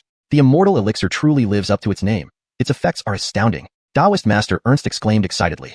##### Chapter 194. News from the Zhang family. As a cultivator at the Tianjun level, his lifespan was approximately 10,000 years. Now he was already over 6,000 years old, so under normal circumstances, he had about 3,000 years left to live. But now, just one cup of tea could extend his lifespan by an astonishing 800 years. Truly an incredible feat after all. Some 10,000-year-old spirit fruits and top-grade 9th-rank elixirs could only extend life by around 100 years. The difference between these two was like comparing heaven and earth. Eve finished the tea in one gulp upon hearing this. Instantly, a warm stream of energy flowed through his meridians, nurturing his internal organs and enhancing his vitality. Indeed, as Eric had said, it extended his lifespan by about 800 years, which was more than he expected. Theoretically, one strand of flower stigma should only increase his lifespan by a little over 1,000 years. However, one cup of tea added 800 years to his lifespan, meaning this pot of tea, which contained at least 4 cups, would grant him 2,400 years of additional lifespan. This effect doubled the expected outcome. However, after some consideration, it didn't seem too surprising. The Enlightenment tea and the flowers of paradise were both supreme treasures of the world.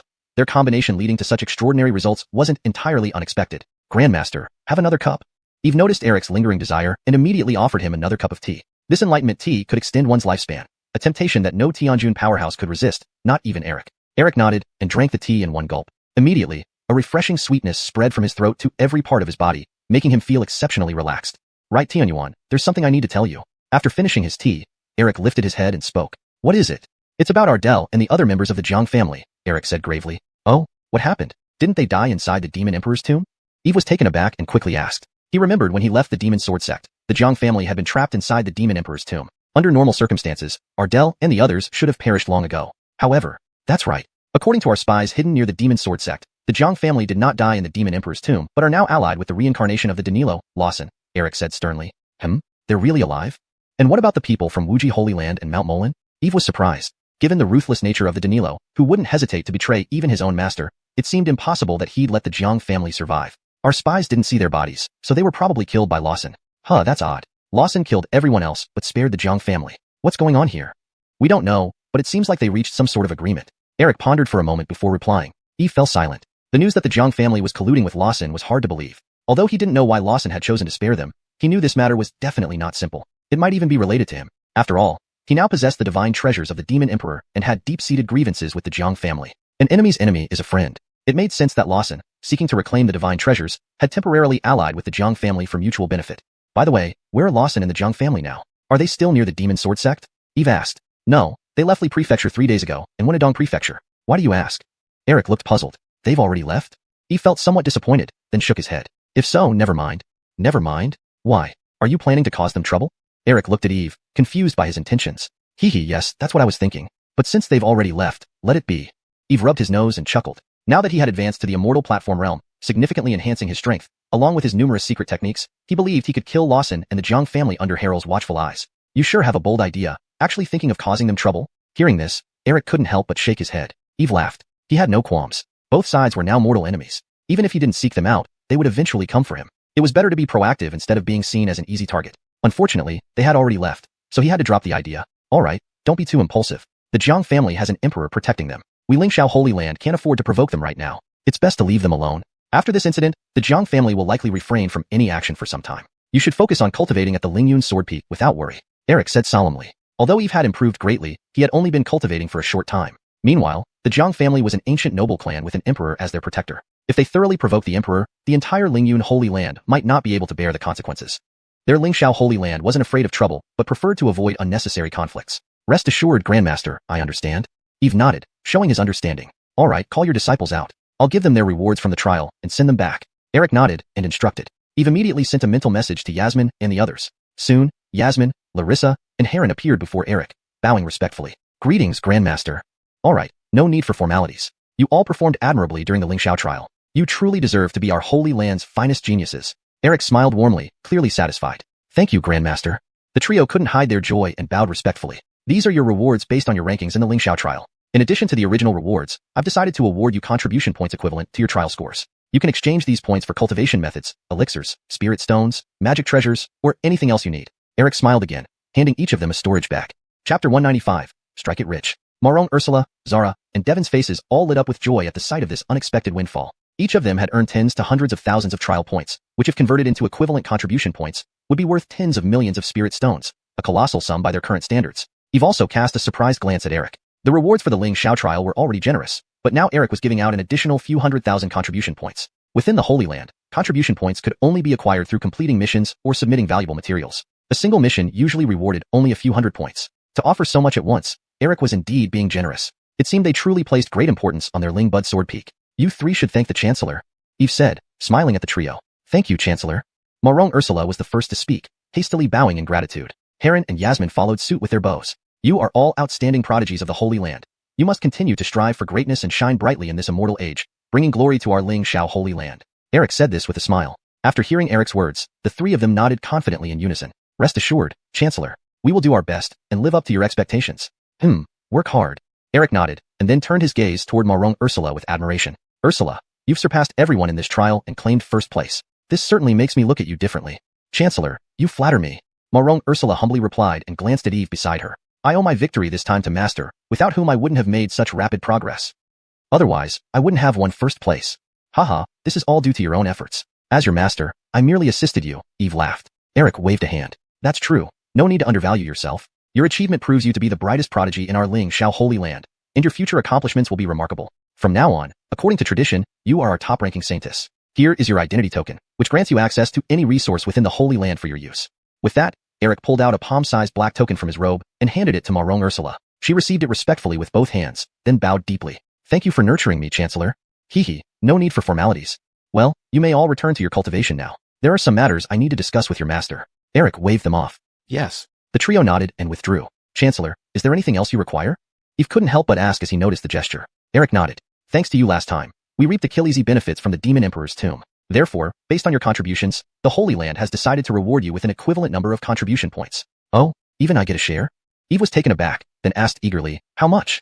2 million. Eric casually uttered the 3 words. Phew. Eve involuntarily sucked in a cold breath. 2 million contribution points. That equated to 200 million spirit stones. It was known that all disciples of Lingxiao Holy Land's prestigious peaks combined only accumulated about 1 million contribution points in a year. Now, all at once, Eric was offering him over 2 million. An amount almost unbelievable. No wonder he was so excited.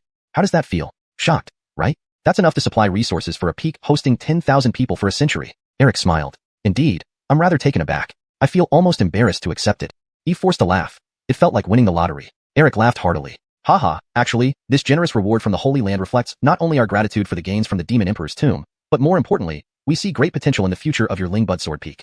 We hope that in the future, Lingbud Sword Peak can become a rising star within Lingxiao Holy Land, leading us back to greater glory. Lingxiao Holy Land had been passed down for tens of thousands of years, possessing deep roots. Although it hadn't declined recently, it hadn't produced a great emperor in Achilles' years, an ominous sign for a sect with such a long history. Especially with the advent of the Immortal era, where all paths compete fiercely, this point became even more critical. So Lingxiao Holy Land desperately needed a strong great emperor to rise and stabilize its position in the world, perhaps even dominate Central Continent in the future. Now, they saw such hope in Lingbud Sword Peak. Each of its disciples showed potential to become great emperors. With proper cultivation, they would surely achieve this rank. Therefore, the Holy Land decided not to hold back resources when rewarding Lingbud Sword Peak. Then I shall accept gratefully. Thank you, Chancellor. Eve bowed in acknowledgement. He didn't refuse as he understood Eric's intentions. One family, no separate words. Hehe, no need to thank me. Just focus on cultivating your disciples well, especially Ursula. She is the future of Lingxiao Holy Land. Eric patted Eve on the shoulder. I understand. Rest assured, Chancellor. I'll get the job done properly after receiving this bounty. Eve nodded and smiled. It was true that leaning on a big tree made things easier. Having the backing of Lingxiao Holy Land saved him much trouble. Hehe, very good. Then I shall leave now. As for the flower pistols of the shoreless flower, I'll take 5 strands for the senior Keenans to extend their lives. You must keep the rest safe and ensure no leaks occur. Eric spoke with a smile. Sure. Eve nodded and personally picked 5 strands, handing them over to Eric. He accepted them without hesitation, stowing them away in his storage ring before drifting away. We've hit the jackpot. 200 million high-grade spirit stones, equivalent to 20 billion low-grade ones. The Holy Land really went all out this time. Eve looked at the token in his hand, his face full of delight, murmuring to himself. Chapter 196, Wild Spending Spree. When you're rich, not spending money is just for fun. Of course, this is impossible. With a whopping 200 million high-grade spirit stones, wouldn't it be crazy to indulge in a wild spending spree? With this thought, Eve flew towards the Lingyuan Hall where treasures could be exchanged in the Holy Land. Meanwhile, Lingyun Esteban left Lingyun Sword Peak and went straight to a mountain peak deep within the Holy Land. This was where the supreme elders of Lingxiao Holy Land meditated. Outsiders were absolutely not allowed to disturb them unless there was an emergency. After landing, Lingyun Esteban stood quietly before a cave dwelling, waiting. After a long while, a voice came from inside the cave. What is it? What has happened? Why awaken us?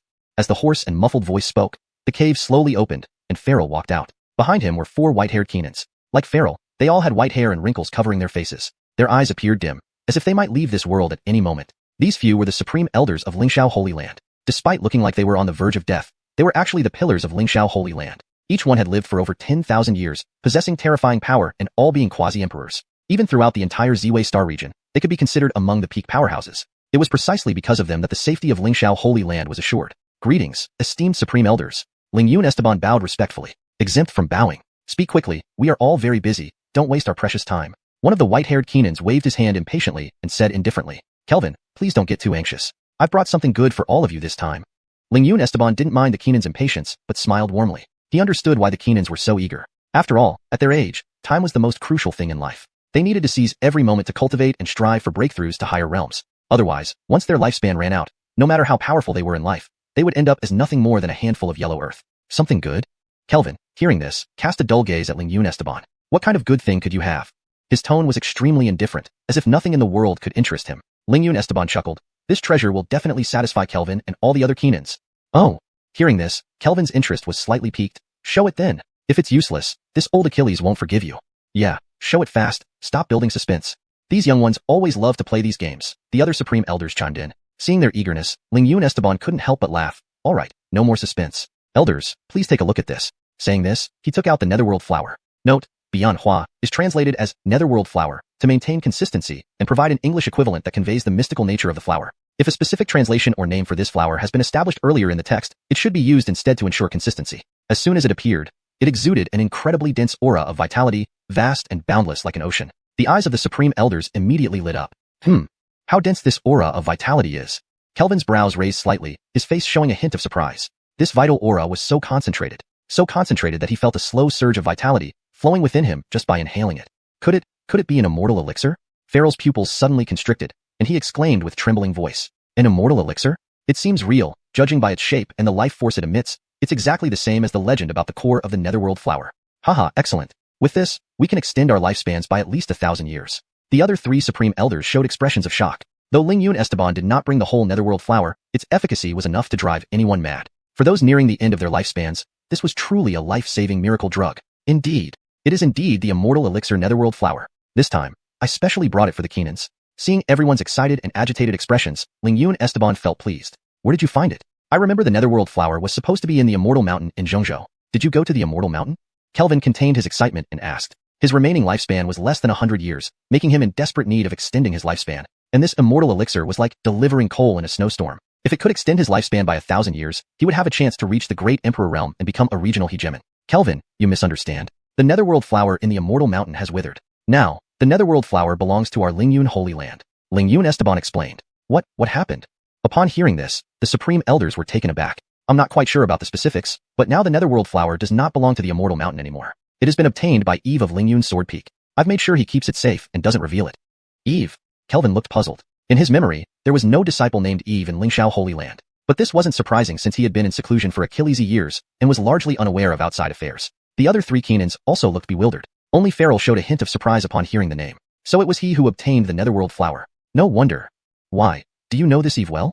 Kelvin asked curiously. Let me tell you, this kid has incredible fortune. Farrell recounted in detail what he saw last time on Lingyun's Sword Peak. The more they listened, the more astonished they became. Especially when they heard about the Dao Comprehension Tea Tree and the Fusong Divine Tree, their eyes widened in disbelief. Considering that even after tens of thousands of years of heritage, Lingxiao Holy Land never had such miraculous items, it was unbelievable to think that Lingyun's Sword Peak now possessed so Achilles' innate spiritual roots, including an immortal elixir. Who would have thought that during our years of seclusion, Lingxiao Holy Land produced such an outstanding prodigy? It's hard to believe. Indeed, we must admit, this kid is no ordinary person. He truly possesses extraordinary fortune, almost like a lucky star for our Lingyun Holy Land. Farrell's description utterly shocked the Supreme Elders. Achoo! Eve sneezed while en route. Is someone talking about me? He rubbed his nose, muttering to himself. Then he shook his head and continued flying forward. Soon, he arrived at a palace called the Lingyuan Hall. This was where treasures could be exchanged in the Holy Land. As long as you had contribution points, you could exchange for anything you needed. Even supreme divine artifacts could be exchanged here, but that would require an enormous amount of contribution points.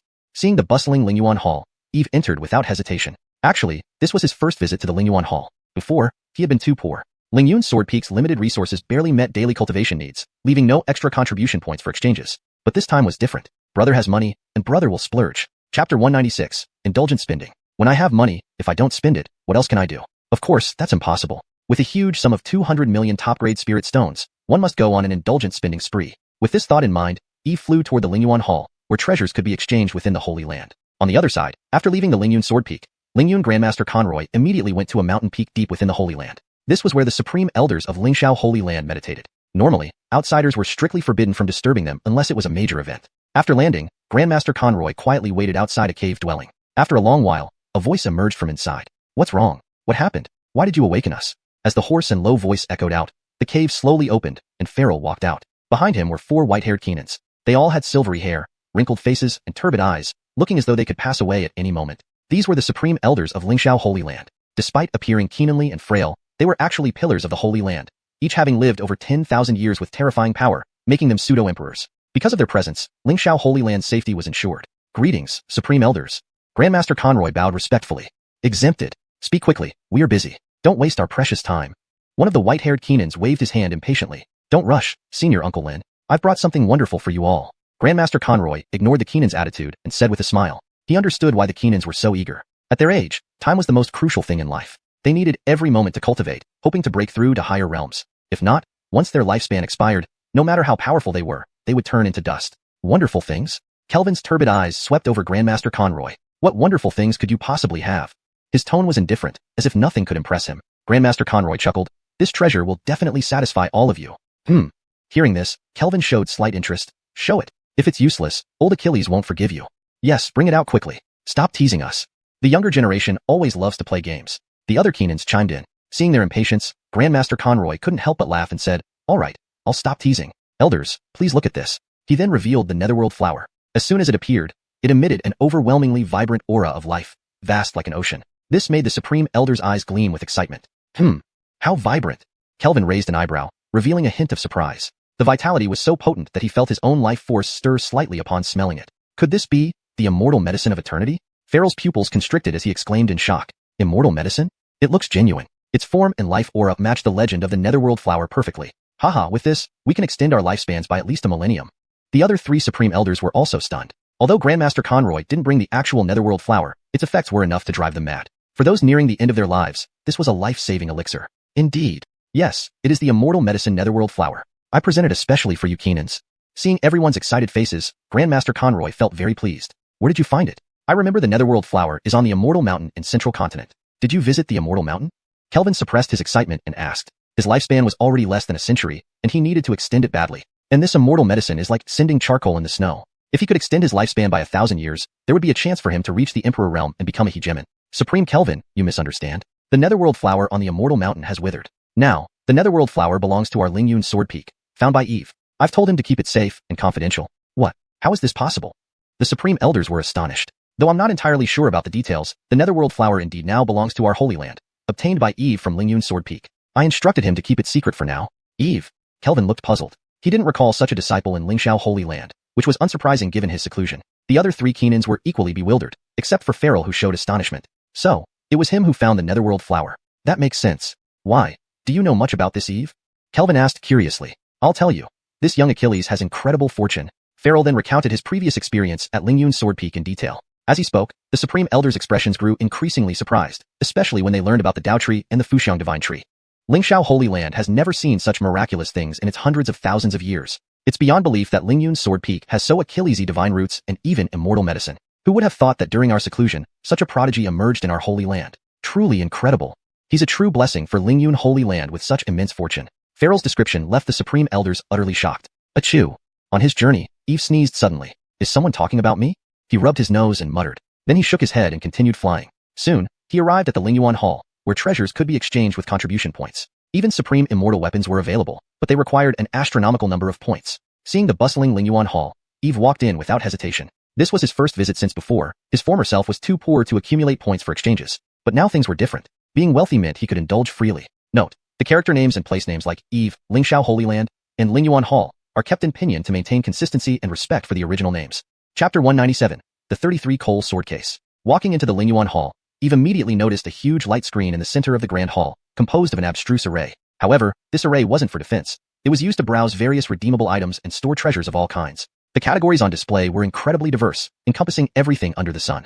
Potions, magical artifacts, materials, spirit stones, herbs, medicines, cultivation techniques, fruits. Countless precious treasures were listed. Eve was utterly captivated. Looking at how Lingxiao Holy Land has Achilles' age to last hundreds of thousands of years makes perfect sense now. This Lingyuan Hall is truly a treasure trove, capable of fulfilling almost all the needs of ordinary cultivators. He mused, then approached one of the light screens. Ordinary treasures wouldn't interest him, so he directly examined the top row, opening the section dedicated to divine weapons and artifacts. Kunwu Sword, a low-grade supreme immortal weapon left by Monty from the ancient times. It possesses immense power, capable of slicing through space and shattering the heavens. Value, 500,000 contribution points. Heavenly Gourd, a heavenly spiritual treasure that houses the Heavenly Gourd Sword. It can absorb the essence of the sun and moon and cut through all things, making it an effective killing tool. Value, 650,000 contribution points. Xianin Pearl, a mid-grade supreme immortal weapon. A highly poisonous pearl that can corrode an enemy's divine soul and blood. A vicious offensive artifact. Value, 500,000 contribution points. 9 Heavens Thunderfire Lance, a low-grade supreme immortal weapon with extremely sharp attack capabilities. It can summon formidable heavenly lightning. Value, 400,000 contribution points. Looking at these rows of treasures, Eve smiled. These are indeed fine items. However, he didn't exchange for any immediately. After all, he already possessed quite a few divine weapons. Spending several 100,000 contribution points would be unnecessary when better uses existed for such resources. Just as he was about to check other treasures, one artifact caught his attention. A sword case that, though looking ordinary, was covered in dense sword patterns. 33 Coal Sword Case. An upper-grade supreme immortal weapon left by Sword Emperor Timothy. Value, 600,000 contribution points. This sword case is a container with no inherent offensive capability. Inside are 33 layers of sword domains that can accommodate 33 celestial swords. The sword domains contain myriad sword principles and intents that can cultivate the celestial swords within, significantly enhancing their power. For each additional sword accommodated in the case, a layer of the sword domain activates. The more layers activated, the greater the power of the celestial swords when unsheathed. If all 33 layers are fully activated, the 33 Coal Sword Array can be formed, possessing heaven-shattering power. Note, this sword case can only accommodate swords at least of supreme immortal weapon grade or higher. Otherwise, it won't activate the sword domains. Higher grade swords will activate stronger sword domains. Therefore, disciples seeking to exchange for sword artifacts should note that without the ability to gather 33 supreme immortal swords, it's best not to redeem this sword case. After reading the description, Eve felt intrigued. The 33 Coal Sword Case was unique. While not offensive, it could house celestial swords and enhance them autonomously, evolving through 33 layers of sword domains. Quite an extraordinary feature. He guessed few people had exchanged for it because 1. The required contribution points were too high, and only a few could afford it. 2.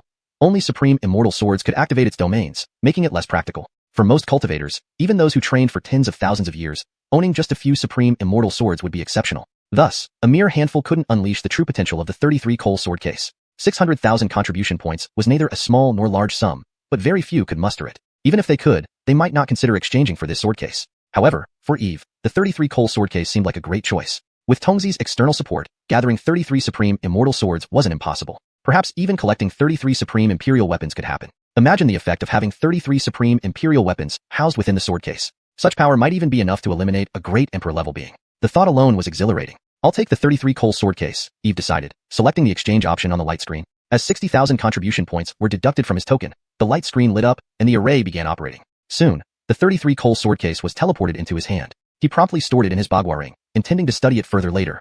Next, he browsed through other treasures. A drop of 10,000-year-old black turtle essence blood, an extreme spiritual item containing boundless life force. Consumption can increase lifespan by 80 years and provide energy absorption for cultivators. Value, 30,000 contribution points. 9 Revitalizing Soul Recovery Pill, a 9th grade potion that heals physical damage and restores damaged divine souls. Value, 20,000 contribution points. Shimming Jade Liquid, a liquid condensed from the heavens, rich in dense spiritual energy, capable of expanding a cultivator's dantian to hold more potent spiritual power. Value, 10,000 contribution points. A drop of true dragon blood, which can purify and strengthen a cultivator's bloodline and body. Value, 15,000 contribution points.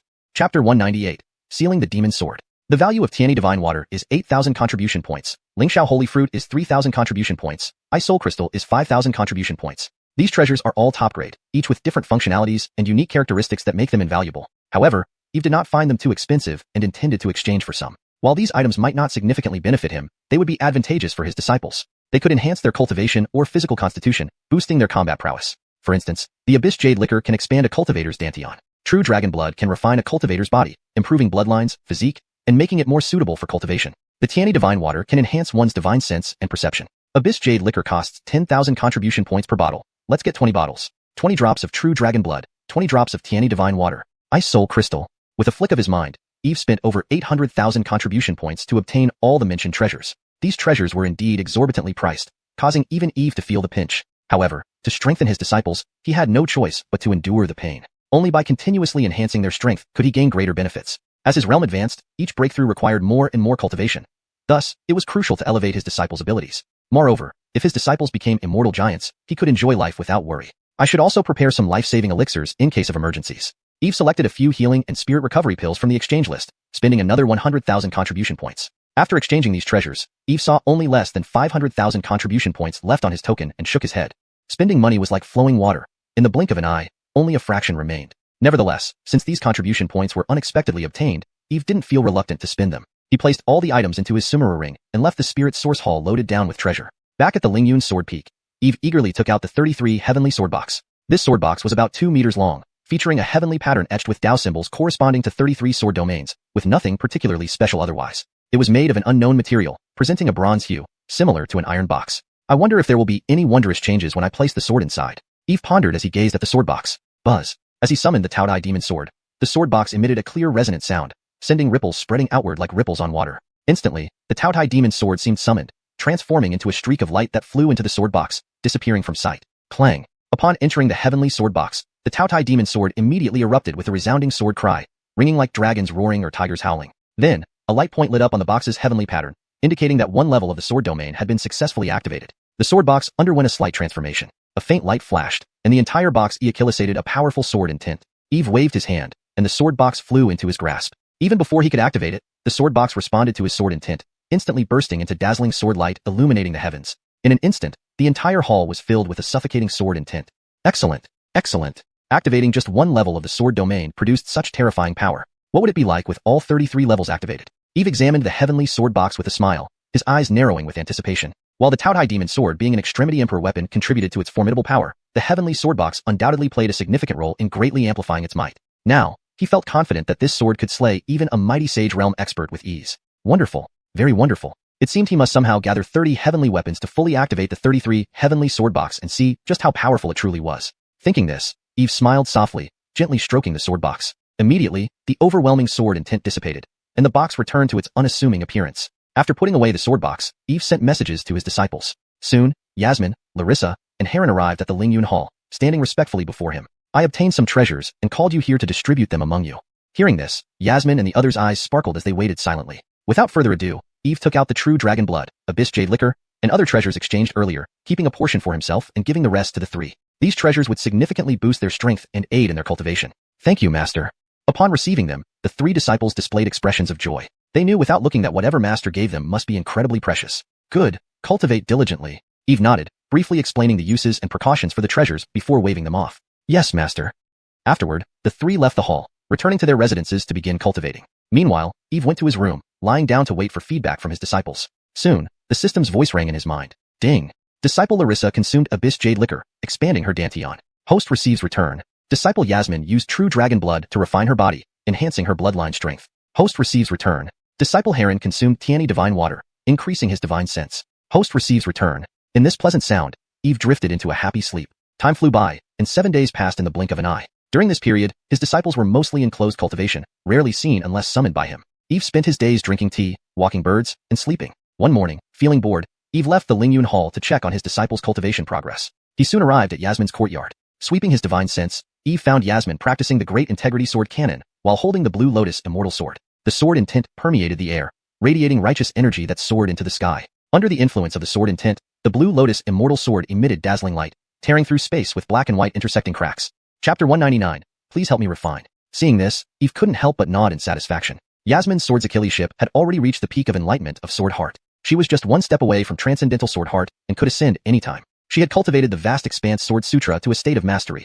Her nascent Vast Expanse Sword fetus needed only more cultivation until perfected. This would absolutely provide immeasurable assistance on her future path of Sword's Achilles ship. Eve believed that with Yasmin's current cultivation, combined with her Sword's Achilles ship and the extreme Dao Fairy Sword, along with various secret techniques he passed down, she might even be unmatched against late-stage Nirvana Realm cultivators. At this moment, he imagined his disciple growing into a generation-defining Sword Emperor, looking down upon all. Open Yasmin's attribute panel. Eve spoke to the system, and instantly Yasmin's detailed information appeared before him. Name, Yasmin. Cultivation, late transformation of Spirit Cavern. Potential, SSS, Immortal rank. Cultivation techniques, Eternal Sword Technique, Lingyun Ascension Art, Lingyun Sword Manual, Vast Expanse Sword Sutra, Ninth Secret Truths, Dipping Mantra, Bingzi Decision, Xingzi Decision, 30,000 Great Dao, Yinyang Taiji Dao, Flame Dao, Sword's Achilles ship, Enlightenment of Sword Heart Peak, Wisdom, Peerless throughout ages, Talent, Strength grows with adversity, Destiny, Son of Luck, Constitution, Perfect Supreme Heart, Immortal Phoenix Indestructible Body, Fate, Empress-like Presence, Reborn through Nirvana, Eternally Majestic. Summary, now purified and defying fate, standing atop the world's pinnacle. After reviewing Yasmin's attributes, Eve's face showed a bright smile. In just half a year, she advanced from the Chi Practitioner stage to late-stage transformation of spirit. This speed was terrifying. While his own cultivation advancement was even more astonishing, it was because he had Brother Tongzi as an external aid. Yasmin, apart from the opportunities he bestowed, relied entirely on her own efforts, a fact that pleased him immensely. Clap, clap, clap. Eve clapped his hands, pushing open the door, and slowly entered the courtyard. There stood Yasmin in white robes, fair skin like jade, slender eyebrows, hair bound high exposing her forehead, appearing very lovely. Her forehead glistened with sweat from practicing swords, her cheeks flushed invitingly. Hearing the sound behind her, Yasmin stopped mid-practice, turning back. Seeing Eve, her exhaustion vanished instantly. A delighted expression bloomed on her face, and she called sweetly, "Master." Eve walked up to her, smiling. "Indeed, you are my excellent disciple. Your present Sword's Achilles ship is astounding, even for me." "Hee, thank you, Master." A strong sense of pride filled Yasmin's heart. She playfully stuck out her tongue then pulled Eve's arm, pouting. "What brings Master here? Missing me?" Eve lightly pinched her nose, affectionately saying, "You, after praising you, start being disrespectful." Yasmin pouted, coyly answering, "How could I be? It's been days since I saw Master. I missed Master." Eve shook his head helplessly. "This girl is becoming less respectful day by day. All right, I mentioned before, once your Sword's Achilles ship matures, I teach you a powerful sword move. The time has come," Eve said with a smile. "Wow, really? Thank you, Master." Yasmin jumped up excitedly. That sword strike remained vivid in her mind, always igniting her blood. "Of course it's true." Eve nodded. "Watch carefully. Let me demonstrate first." He channeled spiritual energy into his fingertips. Instantly, surging sword intent erupted, vast like an endless ocean sweeping everywhere. One strike opens the heavenly river. With a light exclamation, he pointed forward. Immediately, 10,000 feet of silvery brilliance flashed like a heavenly river arising in the void, blindingly brilliant. The silver light sliced through the sky, shattering the heavens and vanishing in an instant. All became quiet again. This move is named, One Strike Opens the Heavenly River, a supremely powerful sword technique. Now I shall impart it to you. Eve smiled faintly, tapping Yasmin's brow point with his fingers. Instantly, immense sword intent flooded Yasmin's mind, submerging her into a meditative state where everything fused with her. She distinctly felt the power of the sword technique Master imparted. It seemed capable of cleaving anything, engulfing all existence. Ah. After a long while, Yasmin opened her eyes, taking a deep breath, her eyes sparkling brilliantly. "How about it? Can you grasp its essence?" Eve asked with a smile. "Master, I've grasped it." Yasmin gripped her fists in excitement. This sword move is like a galactic river descending from heaven, overwhelming everything. It's overwhelmingly powerful. Her eyes held a deep reverence. If before she was just shocked watching, now experiencing it personally, she genuinely admired it. This was true Sword's Achilles ship supreme, far surpassing any previous understanding of hers. Eve nodded. "Very good. Cultivate well. I shall leave now." As he turned to leave, Yasmin suddenly called out, "Wait, Master." Eve turned to see Yasmin's beautiful eyes pleadingly looking at him. "What is it, disciple?" Yasmin softly replied, "Master, recently I faced some cultivation issues and seek your assistance." "Oh, what kind of problem?" Eve asked with concern. Meeting his caring gaze, Yasmin shyly lowered her head. But recalling elder sister's actions with Master in the Grand Hall, she summoned courage, raising her eyes towards Eve. "It's like this, Master. You gave me some true dragon blood to refine my physical body during bathing as per your method. But while refining, I feel unable to fully absorb the dragon blood. Much of it goes to waste. So I wish for Master's help when I absorb the true dragon blood in refinement. Upon finishing, her face turned red, even her snow-white neck showing an alluring blush. However, despite her bashfulness, Yasmin inwardly thought, Elder sister, if you started it, don't blame me for continuing. Trying to monopolize Master's love, I won't allow it. Chapter 200, Master, you mustn't peek. Upon hearing Yasmin's words, Eve couldn't help but pause for a moment. Unable to fully absorb the true dragon blood and needing help? That doesn't make sense. Considering Yasmin's constitution, absorbing true dragon blood shouldn't be difficult at all. Why would she need his help? I suspect you're lying to me, but I don't have proof. Eve looked at Yasmin with suspicion. He felt that this little lass had been getting increasingly strange lately. Seeing her master seem to see through her, Yasmin grabbed Eve's arm and began pleading. Master, please help your disciple. You even helped senior sister refine the great Dao stone last time. You can't favor one over another. Hearing these words, Eve finally understood. This was why the girl had been acting strangely recently, especially since Larissa became his disciple. She was jealous, complaining about the senior sister taking her special place in his heart, finding an excuse for him to help. Once he realized this, Eve couldn't help but laugh. Seeing this, Yasmin acted even more coquettishly. Master, please. All right. Your master agrees, Eve conceded, unable to resist her entreaties. That's great, thank you, master. Yasmin, seeing her ruse succeed, cheered and said, then let's start right now. I've just been practicing swords Achilleship and am covered in sweat.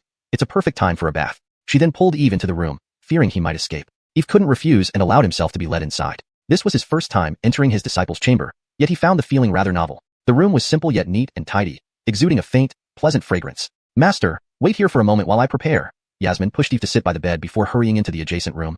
As she passed through the curtain, she couldn't help turning back to peek and say, Master, you mustn't peek. Then she vanished from Eve's sight, leaving him with an amused and baffled expression. Was she inviting him to peek or not? Moreover, the curtain was just a light veil that offered no real privacy. Stretching his neck slightly, Eve could vaguely see Yasmin undressing, her silhouette gracefully outlined despite the lack of clarity. The girl was clearly playing hard to get on purpose. Before long, the sound of water splashing reached his ears. Feeling this sound, Eve's heart inexplicably beat faster. He took a deep breath to calm himself down. After about half a tea time, Yasmin's clear and sweet voice rang out. Master, I'm ready. You can come in. Eve touched his nose, feeling uneasy. Ellie, are you sure you want Master to enter? Of course, didn't Master promise to help me refine the true dragon blood? I'm ready now, just waiting for Master. Seeing her master's hesitation, Yasmin felt secretly pleased. There's no way Master can escape my clutches now. Since that's the case, then Master will come in, Eve thought, having no choice but to approach the side room. After all, it was only helping her practice, nothing else. Thinking thus, he lifted the curtain and was greeted by a soothing fragrance. Following the scent, he saw Yasmin sitting in a bathtub. Her hair flowed loosely over her shoulders, and droplets of water glistened like pearls on her fair skin. Her chest rose and fell gracefully beneath the dark blue water, the white indentation between her breasts barely visible. Even with a heart as strong as iron, Eve couldn't help but feel a stir of emotion. A wave of heat surged up in his abdomen, burning uncomfortably. It was a natural reaction? Blameless indeed. He also hadn't expected that the little Yasmin, who was still a child half a year ago, had grown into a graceful beauty within such a short time. Though she wasn't yet 18, her striking figure was already well formed. Combined with her exquisite face and charming smiles, she could easily captivate countless men. Noticing Master staring at her, Yasmin blushed. But instead of shyness, she laughed playfully. Master, what are you looking at? Do you think your disciple is pretty? There was both pride and anticipation in her tone. Eve was taken aback by her boldness. Little thing, growing bolder and bolder. Seeing Master remain silent, Yasmin believed Master must be enchanted by her beauty, inwardly rejoicing. Senior sister, take note. Master is mine. Nobody else can have him. Master, why are you still standing there? I've been waiting for so long. Smiling coyly, Yasmin pretended to hide herself under the water. Eve shook his head helplessly, preparing to step into the room. Just as he moved forward, however, the door opened, and Larissa suddenly walked in. There's no need to trouble Master to refine true dragon blood. If junior sister needs help, I can assist her. With that, Larissa stood before Eve and called out, Master! Eve hadn't expected Larissa to appear unexpectedly, making the situation somewhat awkward. But he quickly regained composure and said calmly, Well done, Ursula. Your cultivation has improved over these few days. I owe it all to Master's gifts. Otherwise, I wouldn't have progressed so swiftly. Larissa smiled, glancing subtly at Yasmin in the bathtub, her eyes flashing with a hint of challenge. Seeing this, Yasmin gritted her teeth. You crafty senior sister, coming here at this crucial moment to ruin my plans. How infuriating. Eve didn't notice the tension between them, simply nodding. Ursula, your timing is perfect. Have you helped your junior sister refine the true dragon blood? It's better to avoid any impropriety. Don't worry, Master. I have plenty of experience refining true dragon blood. Larissa nodded amiably. Hearing this, Yasmin pouted. Master, don't. She glanced at Larissa as if warning her not to ruin things. However, Larissa only smiled slightly. Eve looked at Yasmin and said, Listen, it's good to have your senior sister help you refine the true dragon blood, considering propriety. All right, Yasmin reluctantly agreed, though she was obviously displeased. Chapter 201. Let's see who is Master's most pampered disciple. So you two can just properly refine the true dragon blood. I will step out for a while.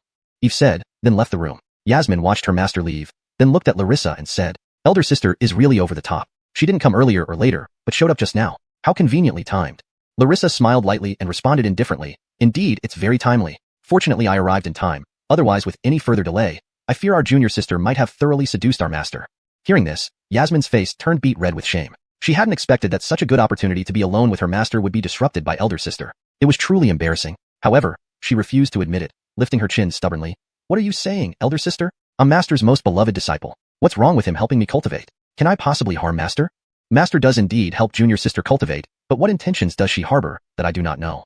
Larissa abandoned her usual gentleness, responding with obvious contention. Her master was fated for her. Their union was predestined. Although she did not mind sharing her master's affection, she did not want Yasmin to win his favor before she did. Yasmin was momentarily speechless, staring angrily yet unable to respond. For a moment, they stared each other down, eyes meeting fiercely. The atmosphere gradually fell into silence. After a long pause, Larissa suddenly spoke, "Junior sister, although you met master first, some things cannot be determined by who came first. Don't you think so?" These words were in response to Yasmin's previous assertion of her position. "What do you mean by that, elder sister?" Yasmin frowned. "I mean we should fairly compete from now on. That way, there won't be any hard feelings between us, and master wouldn't wish for conflict among disciples." Larissa replied with a faint smile. Understanding the deeper meaning behind elder sister's words, Yasmin initially hesitated, but quickly nodded firmly in agreement. "Fine, let's fairly compete. Let's see who is master's most favored disciple." With a resolute expression. "So be it." Larissa chuckled, leaving the matter open-ended. Unaware of the competition unfolding within the room, Eve walked outside, chuckling if he knew how harmless their rivalry seemed. More like two children vying for their father's attention. Now, Eve stood outside Heron's courtyard. Before he could enter, he sensed powerful spiritual fluctuations inside, followed by resonant sounds echoing as if crossing an age-old river of time. Puzzled, he wondered what this boy was doing to cause such commotion. As he pondered, the sky darkened, and stars appeared during daylight. From the once clear sky, a vast celestial phenomenon emerged as if falling from the heavens, causing awestruck reactions. Innumerable stars twinkled deeply and widely, forming magnificent patterns of divine light, dazzling and brilliant. This spectacle was nothing short of breathtaking. This is a Achillesifestation. Could Heron have activated a divine body manifestation? Seeing the celestial event, Eve murmured in surprise. He hadn't expected Heron, typically the least noticeable among his three disciples, to quietly activate a divine body manifestation. The 9 Heaven Star River Fall, one of the 9 great Achillesifestations of ancient times. It exceeded all expectations. Recalling that even Larissa, reincarnated Immortal Empress, needed the power of heavenly tribulation to activate her divine body manifestation, whereas Heron achieved it purely through personal effort, it was astounding. Inside, Heron felt his Dantian's constellation of 108,000 stars suddenly shine intensely. Following this, celestial phenomena began converging above, beams of starlight cascading into him, turning his figure silvery and dreamlike. Though bewildered, Heron dared not hesitate, immediately channeling the grand stellar cultivation technique. An endless stream of stellar energy flooded his body, coursing through every cell, invigorating him like a live volcano ready to erupt. The sensation was exhilarating, causing an involuntary groan. At the same time, he felt a strange power surge within him, as if something had awakened. What is happening? Have I comprehended some profound skill? His eyes wide with disbelief, questioning himself. Despite not knowing exactly what this skill was, he felt its profundity surpassed anything he'd mastered before, leaving him utterly astonished. Nonetheless, he focused on absorbing the stellar energy, integrating this strange power into himself. Unnoticed, half an hour passed, and the celestial phenomenon faded away. Heron finally ceased absorbing stellar energy, glowing radiantly with his cultivation now reaching late-stage transformation realm cave heaven stage. Ding! Outside, Eve heard the system notification. Disciple Heron's grand stellar divine body has fully matured, Achillesifesting the 9 Heaven Star River Fall, granting host return of 9 Heaven Star River Fall. Disciple Heron has improved cultivation, granting host substantial cultivation return. Excellent. This disciple wasn't taken in vain. The 9 Heaven Star River Fall gives me another Achillesifestation. With 3 major Achillesifestations, it's almost transcending nature itself. Listening to the system notifications, Eve couldn't help but praise. Heron's growth speed far surpassed his expectations, truly befitting someone with the Imperial Star destiny. Thinking this, he eagerly pushed the door open. Master, you've arrived. Seeing Eve walk in, Heron promptly stood up, respectfully greeting. Ah. Eve nodded, smiling warmly as he examined the young Achilles before him. Still obedient, unlike Yasmin, who was growing more rebellious day by day. Chapter 202. Women are like raging floods. Excellent, excellent. Chantel, you didn't make a sound until now, but your first move has astonished everyone. You actually activated the Divine Body Anomaly. Eve praised. Divine Body Anomaly? Master, what is it? Heron was taken aback and scratched his head in confusion, clearly having never heard of such a thing. You don't even know what a Divine Body Anomaly is? Eve looked surprised at his puzzled disciple. How could he have triggered the 9 Heaven Star River Fall without knowing what an anomaly was? Was this guy exceptionally talented, or just incredibly lucky? Shaking his head, Eve explained. A divine body anomaly is a unique phenomenon that occurs when a cultivator with a divine body refines their constitution to a certain stage, unleashing a mysterious force or spectacle. This unique Achillesifestation is called a divine body anomaly. However, it's extremely difficult to activate, exceedingly rare, 1 in 10,000, generally. And just now, you activated this anomaly, the 9-heaven star riverfall, which caused millions of stars to be summoned. Eve elaborated on Achillesy aspects of divine body anomalies, making Heron's eyes gradually brighten. He had unknowingly activated a divine body anomaly? 9-heaven star riverfall. It sounded impressive. Master, how powerful is this divine body anomaly? Heron asked curiously. Of course, it's very powerful. One can say that among cultivators of the same level, those who possess a divine body anomaly are invincible. And your type of anomaly is different from ordinary ones. It is one of the 9 ancient anomalies, the 9-heaven star riverfall, capable of reflecting trillions of stars enveloping heaven and earth. Combined with your physique and cultivation techniques, you can easily challenge higher ranks.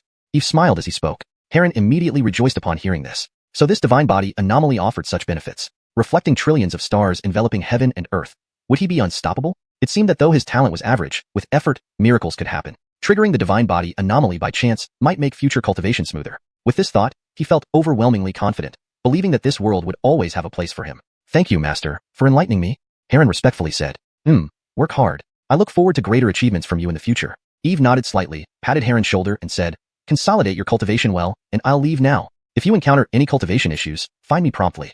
With that, he turned and left the courtyard. Watching his master depart, Heron felt warmth in his heart. He sat cross-legged and began to consolidate his cultivation. After about 2 hours, he slowly opened his eyes, feeling the overwhelming power within him, eager to test his current strength. It's been a while since I've sparred, and my skin is itching. Let me find senior sister Yasmin to see how strong I am now. Standing up, Heron stretched his limbs. Previously, whenever he sparred with his senior sister, he lost miserably. Now, with the divine body anomaly, it was a perfect opportunity to assess his strength. With this thought, he headed out. Yasmin's residence was not far from his courtyard, just a few steps away. However, when he walked in excitedly, he found the atmosphere inside was odd. Senior sister Larissa was also there. The two stood in the courtyard, staring at each other with visible tension in the air. Seeing this, Heron was momentarily stunned.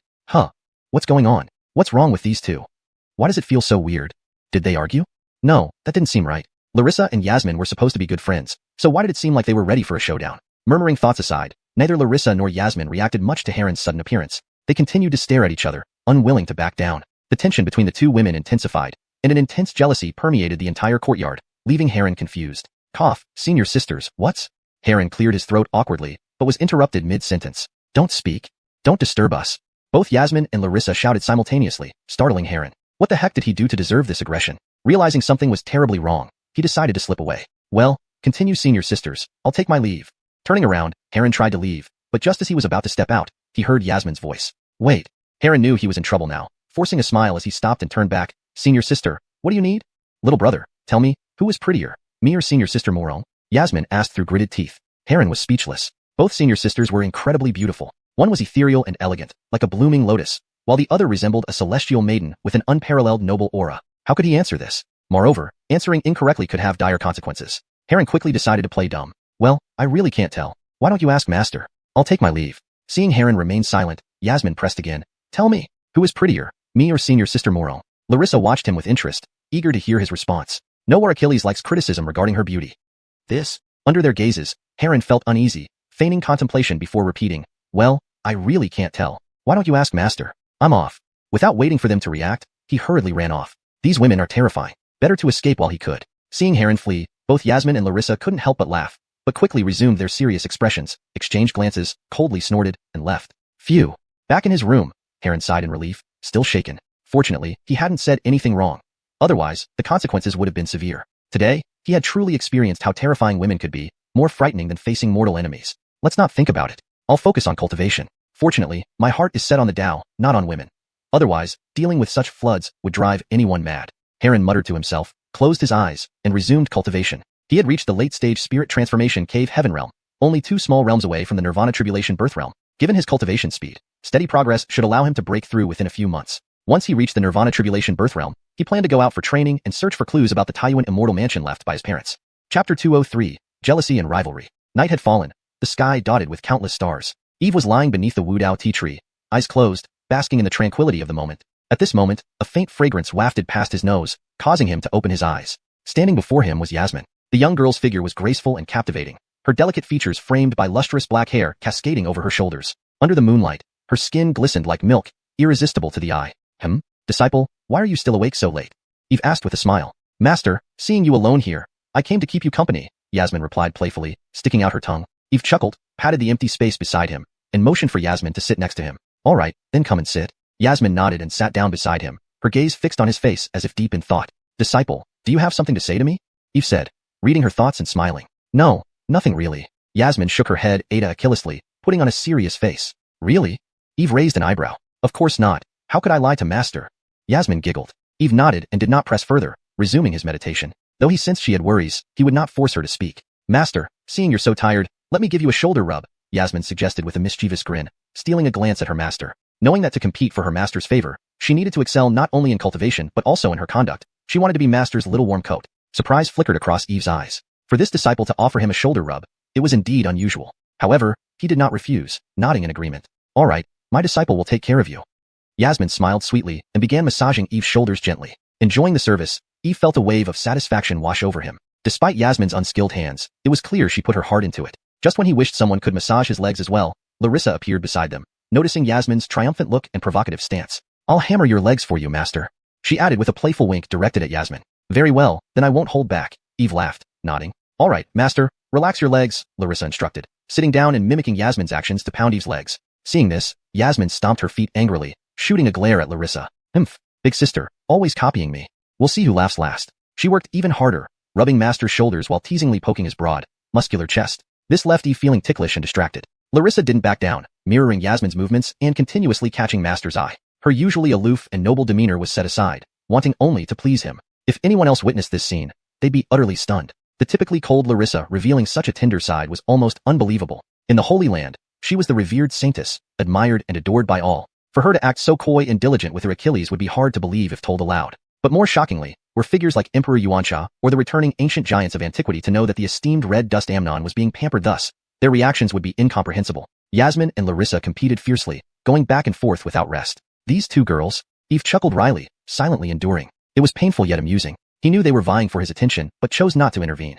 Instead, he wondered if this competition might lead to an agreement where both could serve him together. That would be his ideal life, enjoying tea, strolling with his birds, and having beautiful disciples attending him. How idyllic. Yasmin seethed inwardly at Larissa's imitation. Yet, fearing Master's displeasure, she dared not lash out. Larissa remained composed, having seen and experienced more in life. As the saintess of Lingxiao Holy Land, she handled situations with greater poise than Yasmin, who harbored anxieties from years of suppression within her family. Thus, Larissa simply matched whatever Yasmin did, handling challenges as they came. How does it feel, Master? Are you satisfied? Yasmin asked. Quite comfortable. Then perhaps Master should reward me? Yasmin blinked, grinning slyly. Reward? Eve paused, unsure of her intentions. What kind of reward do you want? I want.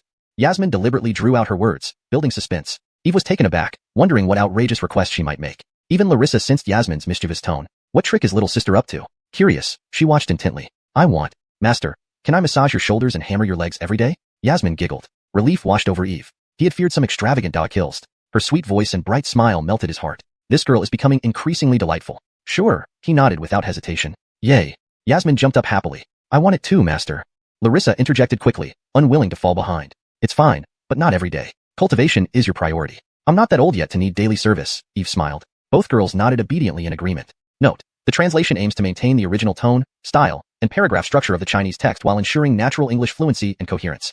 ###Chapter 204. Changes at Lingyun's Sword Peak. Time slowly slipped away in this pleasant atmosphere. Every day, Yasmin and Larissa diligently practiced and competed with each other, neither wanting to lose to the other. This did not hinder their friendship. Instead, it brought them closer together. Whenever one of them made progress or broke through a new realm, they would proudly show off to the other. This might seem childish, but both of them enjoyed it immensely. Especially for Yasmin, she discovered that as long as she worked hard, she always had a chance to catch up with, or even surpass, her senior sister. This made her extremely excited and even more diligent. Apart from occasionally spending time with Eve, she had no distractions and threw herself into intensive practice. Larissa admired this dedication, and she also felt pressured by Yasmin's relentless pursuit, which spurred her to practice even harder. Indeed, these two geniuses were truly extraordinary, their cultivation advancing rapidly. What took others years, decades, or even centuries of arduous practice to achieve, they Achilles age within just 1 or 2 months. Such a cultivation speed was astonishing. Of course, this was also closely related to their diligence and the abundance of precious cultivation resources at Lingyun's Sword Peak. Under the effects of the Heaven-Earth Yellow Tower, the Tao Enlightenment Tea Tree, and various treasures, their cultivation naturally progressed much faster than others.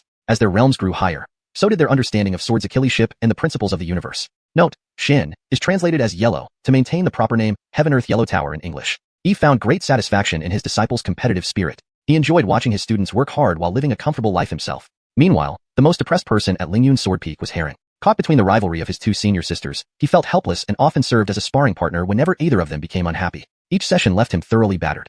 Most frustratingly, no matter how hard he tried, he could never close the gap with his senior sisters, which gave him immense pressure. So much so that he only wanted to reach the Nirvana Tribulation realm quickly to escape the conflict between the two women. Time flew by swiftly. For months passed in the blink of an eye. One day, while Eve was drinking tea with Great Sage Ernst, the system notification rang out. Ding! Disciple Heron's cultivation has broken through, returning a large amount of cultivation to the host. With the sound, Eve's spiritual energy surged dramatically, and crackling sounds echoed from within his body. His aura steadily rose, reaching the late Immortal platform realm. So this boy has broken through.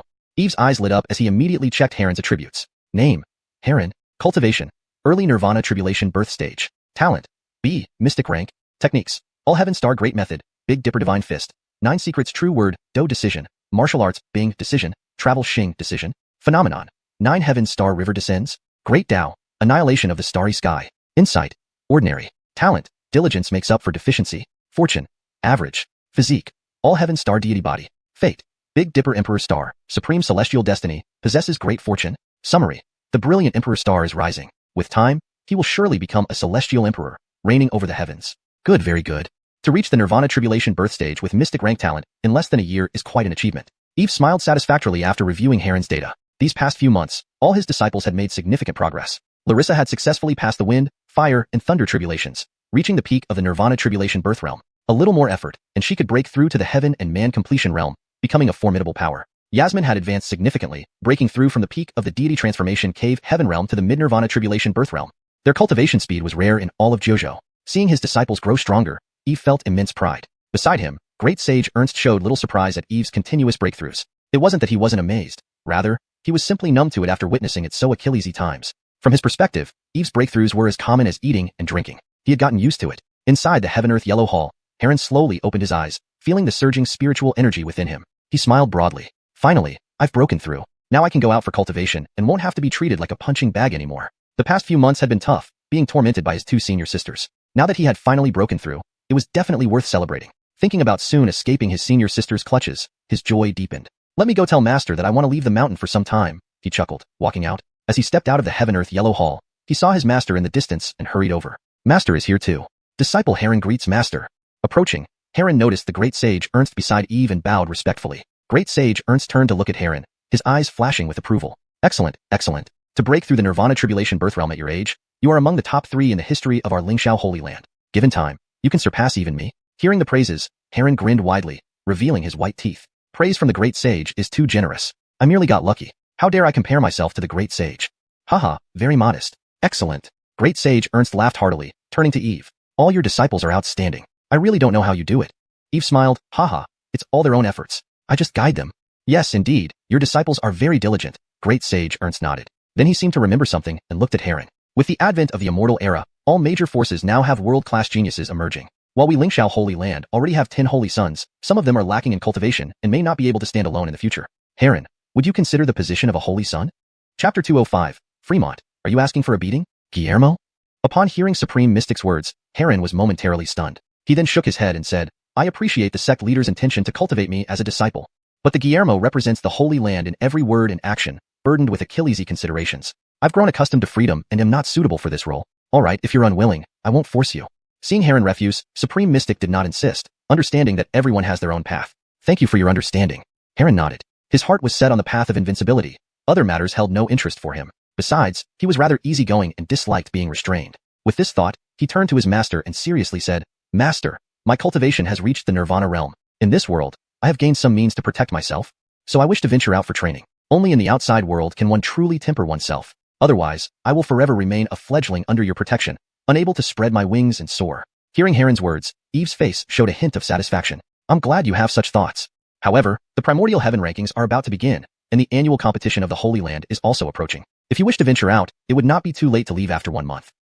In 1 month? Doesn't that mean I'll still have to endure another month of beatings from senior sister? No way, absolutely not. Thinking of his recent suffering, Heron urgently replied, Master, a month is too long. I plan to depart tomorrow. I hope Master will approve my request. So soon? You won't participate in the sect competition? It's the annual grand event of the Holy Land. Eve asked somewhat surprisedly. The sect competition concerned not only the ranking of Lingyun's sword peak among the 36 peaks, but also brought numerous benefits to the disciples. Not only could they gain fame, but also receive various rewards. Given Heron's current strength, he would certainly achieve good results. Why is he so eager to go out for training? Heron scratched his head, unsure how to answer. He couldn't say he wanted to escape the clutches of the two senior sisters, hence his urgency. He steeled himself and said, "Master, I'm really in a hurry. I won't participate in the sect competition. With two senior sisters present, they can certainly bring honor to you. This way, I can better improve myself and not gu fu nin de zai pei."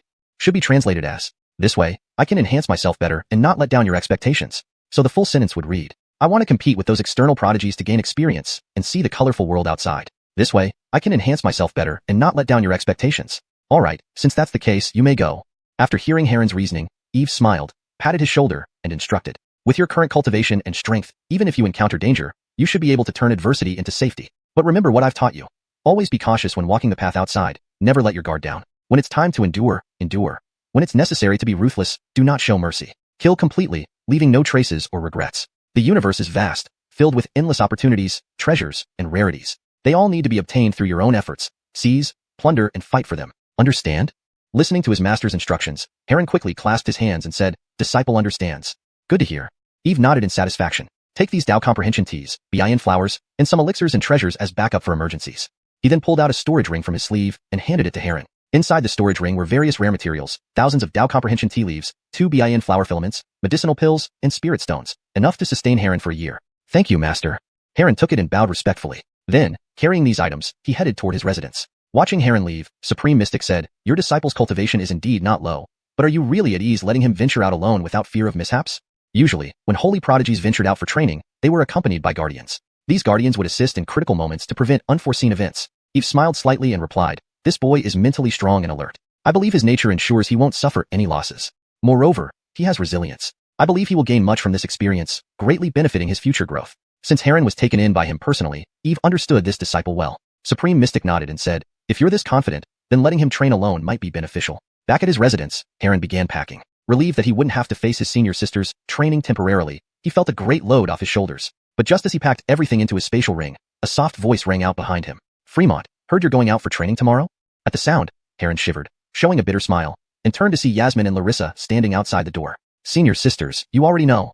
Heron awkwardly laughed. He originally planned to leave quietly, but now both senior sisters knew. He didn't want this. "Well, little one, planning to leave without saying goodbye to your senior sisters? Looks like you're asking for a beating," Yasmin teased. "It's not like that, senior sister. You've been busy cultivating, and I didn't dare disturb you. Plus, it's just for training.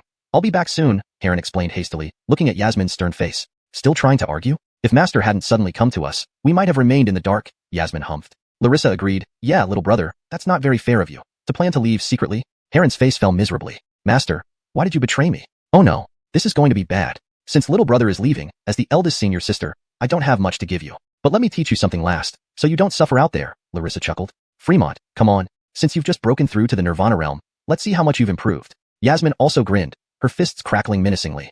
Chapter 206. The Imperial Star descends, the world trembles. Heron felt utterly helpless. He knew there was no way to avoid it.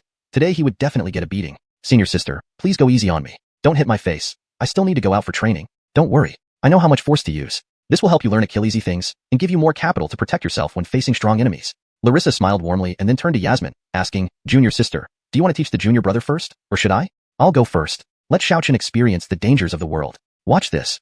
Yasmin lunged at Heron as she spoke, rolling up her sleeves. Immediately, the courtyard filled with the sounds of fierce fighting. Occasionally, moans could be heard, indicating that Yasmin and Larissa were earnestly teaching their junior brother combat skills and experience to make him stronger. This went on for nearly 2 hours. Seeing Heron lying on the ground, barely able to move, Larissa and Yasmin exchanged smiles and then left. However, before they departed, both silently left a storage ring on the nearby table. Finally, they're gone. These two tigresses are finally gone. Lying on the ground, Heron exhaled deeply. His entire body was drained of energy. Even moving a finger seemed like an insurmountable effort. After all, both Yasmin and Larissa were at a higher cultivation level than him and had equally formidable physiques. Being able to last for an hour in a sparring match with him was already a remarkable achievement. Throughout this ordeal, he indeed learned a lot, especially in terms of combat skills and experience. It was immensely beneficial, but despite this, he didn't wish to endure any more beatings. Fortunately, tomorrow he could leave to avoid further torment, or he truly wouldn't be able to handle it. Women are indeed tigresses. I wonder how Master will fare facing these two tigresses alone once I leave. Thinking about this, Heron couldn't help but feel a pang of concern. Senior sisters, I've taken your teaching to heart. When my cultivation reaches its peak, I'll surely repay you. After some time, Heron finally regained a bit of strength and stood up with difficulty, muttering angrily to himself. He decided that during this trip, he must cultivate diligently to catch up to, and perhaps even surpass, his two senior sisters. By doing so, he would be able to properly repay their kindness and express his gratitude. As he turned to return to his room to rest, his peripheral vision caught two storage rings on a nearby table. Surprised, Heron approached and picked them up, opening one to see what was inside. The rings were filled with various treasures, quite a substantial amount of valuable items. Additionally, there was a small note inside. The note, written in elegant handwriting, presumably by a Achilles, read, "Junior brother, be cautious after leaving the mountain. There's no need to worry about Master or Lingyun Sword Peak. Everything will be fine as long as senior sister and I are here." These few simple words warmed Heron's heart. He knew it was from Yasmin. Although she sometimes appeared fierce on the surface, deep down she was very gentle. "Senior sisters, thank you." Heron put the storage rings into his chest and returned to his room. The next morning, sunlight filtered through the window, bathing the entire courtyard in a golden glow. Heron got up early, washed up, packed his belongings, and shot off in a streak of light toward the exit of Lingyun Sword Peak. Eve stood by the window, watching Heron's figure gradually disappear in the distance. It was as if he saw a brilliant imperial star rising, dazzling and blinding.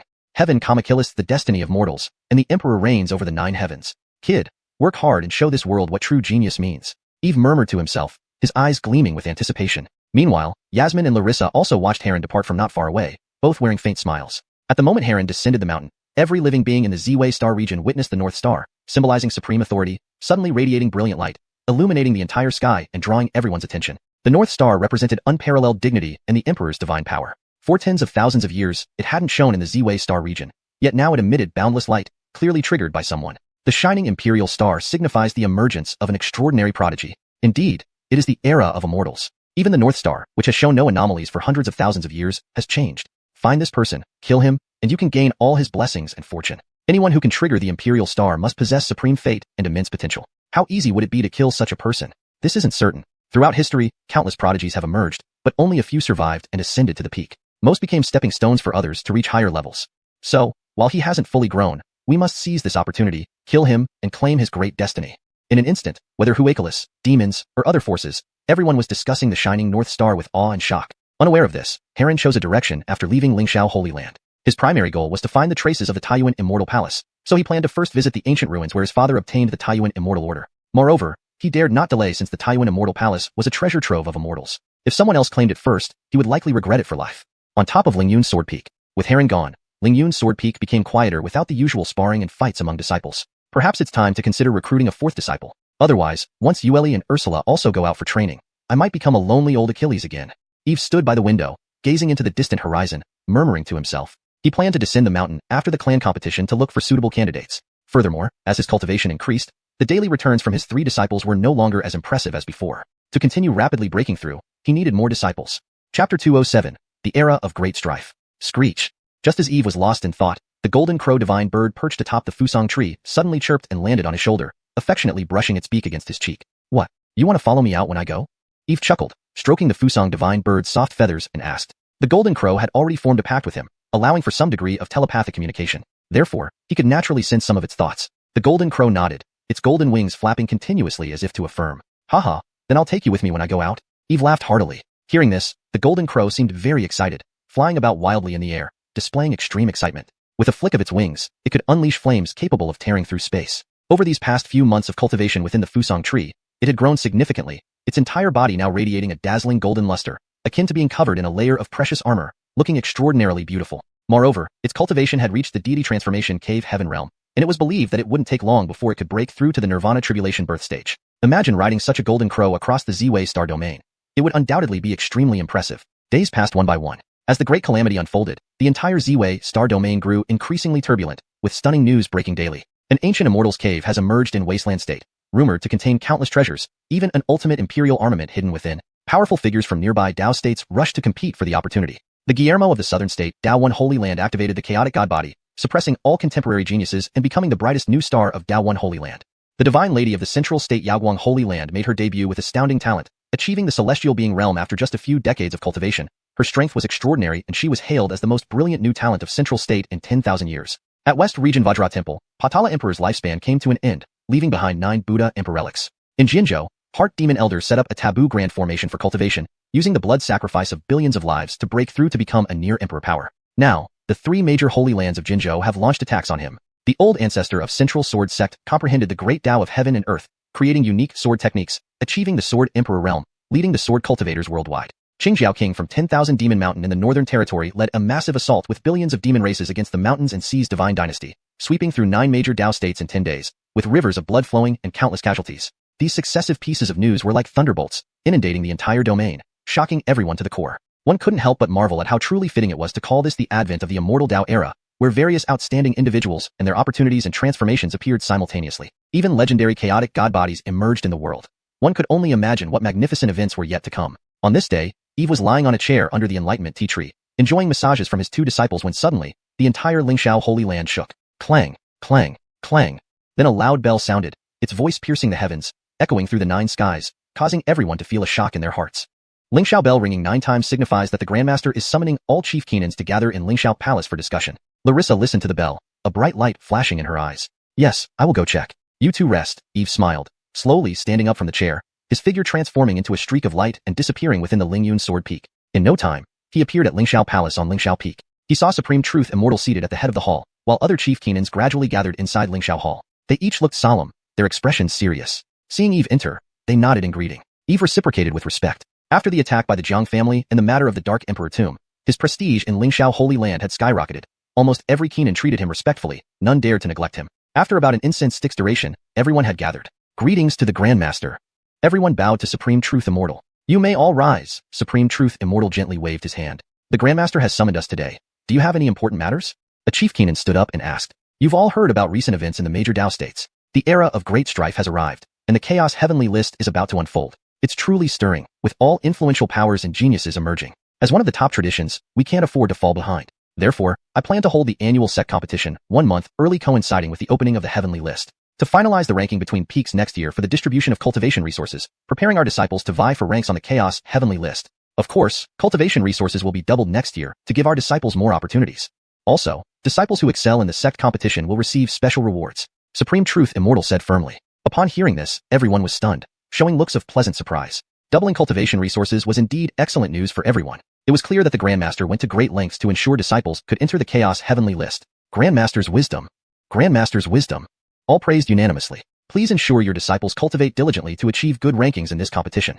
Supreme Truth Immortal scanned the present Keenan seriously. Furthermore, the Chaos Heavenly List opens in 7 days. I hope someone from our sect can make it onto the list, bringing glory to Lingxiao Holy Land. Rest assured, Grandmaster, we will strive to fulfill your expectations.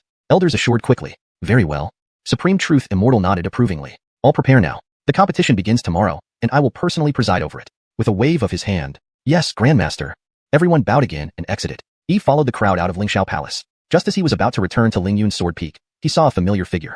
Immediately, he raised an eyebrow, recalling something, and walked over. Prince Chief Elder, it's been a long time. How are you? That figure was Demon, the Chief Elder of Upper Clear Peak. Upon hearing someone address him, Demon turned around. Recognizing the person, his face changed slightly, revealing a hint of awkwardness. Oh, it's Chief Elderly. What brings you here? Translation ends here. If you have further text or need adjustments, please let me know. Chapter 208. Apologize? On what grounds? Over the past year, Demon had heard about Eve's actions and behavior. Therefore, he no longer acted with arrogance around Eve, but instead became extremely cautious. A playful smile flickered on the corner of Eve's lips as he said, well, nothing major. I just wanted to greet Elder Seat Prince. I also want to remind you that tomorrow is the great intersect competition. Do you still remember our bet from a year ago? Hearing Eve's words, Demon's face instantly turned even more awkward. Of course, he remembered making a bet with Eve before. If he lost, he would have to give away his Wanyan Jagu tree, an esteemed treasure of Xianxia Peak. But if Eve lost, he could obtain one of the treasured items from Lingyun Sword Peak. Back then, seeing Eve's low-level cultivation, he hadn't taken him seriously at all. However, he never imagined that within just 1 short year, Eve would become a powerful cultivator who could chat freely with the heads of the 9 major peaks and be favored by the headmaster, even receiving Ursula Holy Maiden as a disciple. This completely shattered his confidence. He was very curious how Eve had Achilles aged such an incredible improvement in such a short time. From the looks of it, Elder Seat Prince remembers. That's good. Eve smiled faintly, and then walked away directly. In truth, a Wanyan Jagu tree wasn't much to him now. He only wished to use this opportunity to humble Demon a little, because of his previous arrogant attitude. Demon watched Eve walk away, his face showing signs of unease. He felt deeply aggrieved. Elder Seat Prince, now Lingyun Sword Peak is not what it used to be. Perhaps you should apologize to Elder Seatly. Maybe we can put this matter to rest. Hector, the Keenan seat of Tianqing Peak, couldn't help but advise when he saw Demon's reaction. Apologize? On what grounds? Do you think I'm a pushover, Elder Seat Zhao? Demon's expression immediately soured upon hearing these words. Elder Seat Prince, please don't misunderstand. That wasn't my intention. Hector hurriedly explained when he saw Demon upset. I was just suggesting. I didn't mean anything else. But Elder Seatly is now a formidable cultivator. His future accomplishments will certainly exceed that of a mere Keenan seat. If you don't want things to get too tense with him, it might be better to apologize and mend relations. I believe Elder Seatly wouldn't be so petty. Though he wasn't particularly fond of Demon, they were fellow disciples, and he didn't wish for tensions to escalate over a minor issue. After all, this incident was caused by Demon. If he didn't lower his pride to admit fault, it wouldn't merely affect his reputation, but possibly make it difficult for him to survive within the sacred land. Moreover, today's Lingyun Sword Peak enjoyed a high status in the Sacred Land. The 3 disciples under its wing possessed outstanding talents, especially the Ursula Holy Maiden, who had already risen to the top rank of Holy Sun. If things continued like this, there was a good chance she would become the next leader of Lingxiao Sacred Land, someone they shouldn't easily offend. Ha, thanks for your concern, Elder Seat Zhao, but I know how to handle my own matters. Demon took a deep breath and sneered, humph, just relying on some luck and advancement in cultivation. Do they really think those 3 disciples of Lingyun Sword Peak can defeat all the disciples of Xianxia Peak? In the end, who wins or loses is yet to be seen. With that, Demon turned and left without further engaging Xenon. Being in Keenan's seat himself, he felt compelled to stand firm for the honor of Xianxia Peak, rather than lose face for both himself and his sect. True stubbornness and self-inflicted pain. Xenon shook his head in resignation, deciding not to intervene any further. He knew Demon had always been haughty and unresponsive to advice. Back at Lingyun Sword Peak, Larissa and Yasmin approached Eve, asking, Master, did something happen earlier when the Lingxiao bell rang? The great ranking chart of Hongmeng is about to open. To provide our disciples with a greater chance to enter, the headmaster has decided to start this year's sect competition a month earlier, Eve explained with a smile. So what are your plans, Master? Larissa asked with a twinkle in her eyes. Naturally, we will participate in the competition. Now that only the 2 of you represent Lingyun Sword Peak, it falls on you to bring glory to our peak. Eve nodded. This competition offers Achillesy rewards. Striving for good results will greatly benefit your future cultivation. I understand. Disciple will do my utmost not to let you down, Larissa promised. Master, you can count on me. I'll beat them all, especially those from Xianxia Peak. Let them know the strength of Lingyun Sword Peak, Yasmin pledged boldly. She vividly recalled how arrogantly Elder Seat Prince of Xianxia Peak had insulted her and Master when she first joined. At that moment, she vowed to make him apologize one day. Haha, excellent. Your master will watch your perforaculus then. Eve couldn't help but laugh warmly at their confident remarks. The next morning, as dawn broke, a loud bell resounded throughout Lingxiao Sacred Land. The annual grand competition began. All the disciples from different peaks rushed towards the martial arts arena atop the mountain peak. Atop the peak lay an enormous square plaza, spacious enough to accommodate hundreds of thousands of people. Various platforms had been erected, each encased within a transparent barrier, standing several dozen feet apart. This competition was indeed a significant event in Lingxiao Sacred Land, serving both to determine the rankings of the various peaks and to evaluate the disciples' cultivation progress. A remarkable perforaculus would bring honor and substantial rewards to their respective peaks. Therefore, every competition motivated the disciples of Lingxiao Sacred Land to strive for recognition. When Eve and his 2 disciples arrived at the martial arts arena, Achillesy people had already gathered there. The sea of people stretched endlessly, showcasing the flourishing prosperity of Lingxiao Sacred Land. Compared to the numerous teams from other major peaks, their trio appeared somewhat thin. Walking straight to the area designated for the lower 36 peaks, they noticed that the Keenan seats from all peaks were chatting idly, discussing which disciples from which peak had the most strength, subtly comparing them. Chapter 209. The grand competition begins, battle against Purple Cloud Peak. When Eve arrived, everyone greeted him with smiles. Although Lingyun Sword Peak only had 2 disciples, none of them underestimated them. After all, one was at the great perfection stage of the Nirvana Tribulation realm, and the other was at the intermediate stage of the same realm. Such strength was enough to make them stand out among the young generation in the entire Holy Land. If these lower 36 peaks disciples were to engage in a single combat, probably none of them would be their match. However, the only consolation was that Lingyun Sword Peak had few people. During team battles, they could still gain some advantage. Otherwise, they might not even dare to dream about being first among the lower 36 peaks this time. Eve smiled slightly, nodded at everyone, and then walked straight to his position. Beside him, Larissa and Yasmin followed closely. About half an hour later, with the sound of a booming bell, Ernst Junren slowly descended onto the central platform under the watchful eyes of the crowd. Greetings, Master.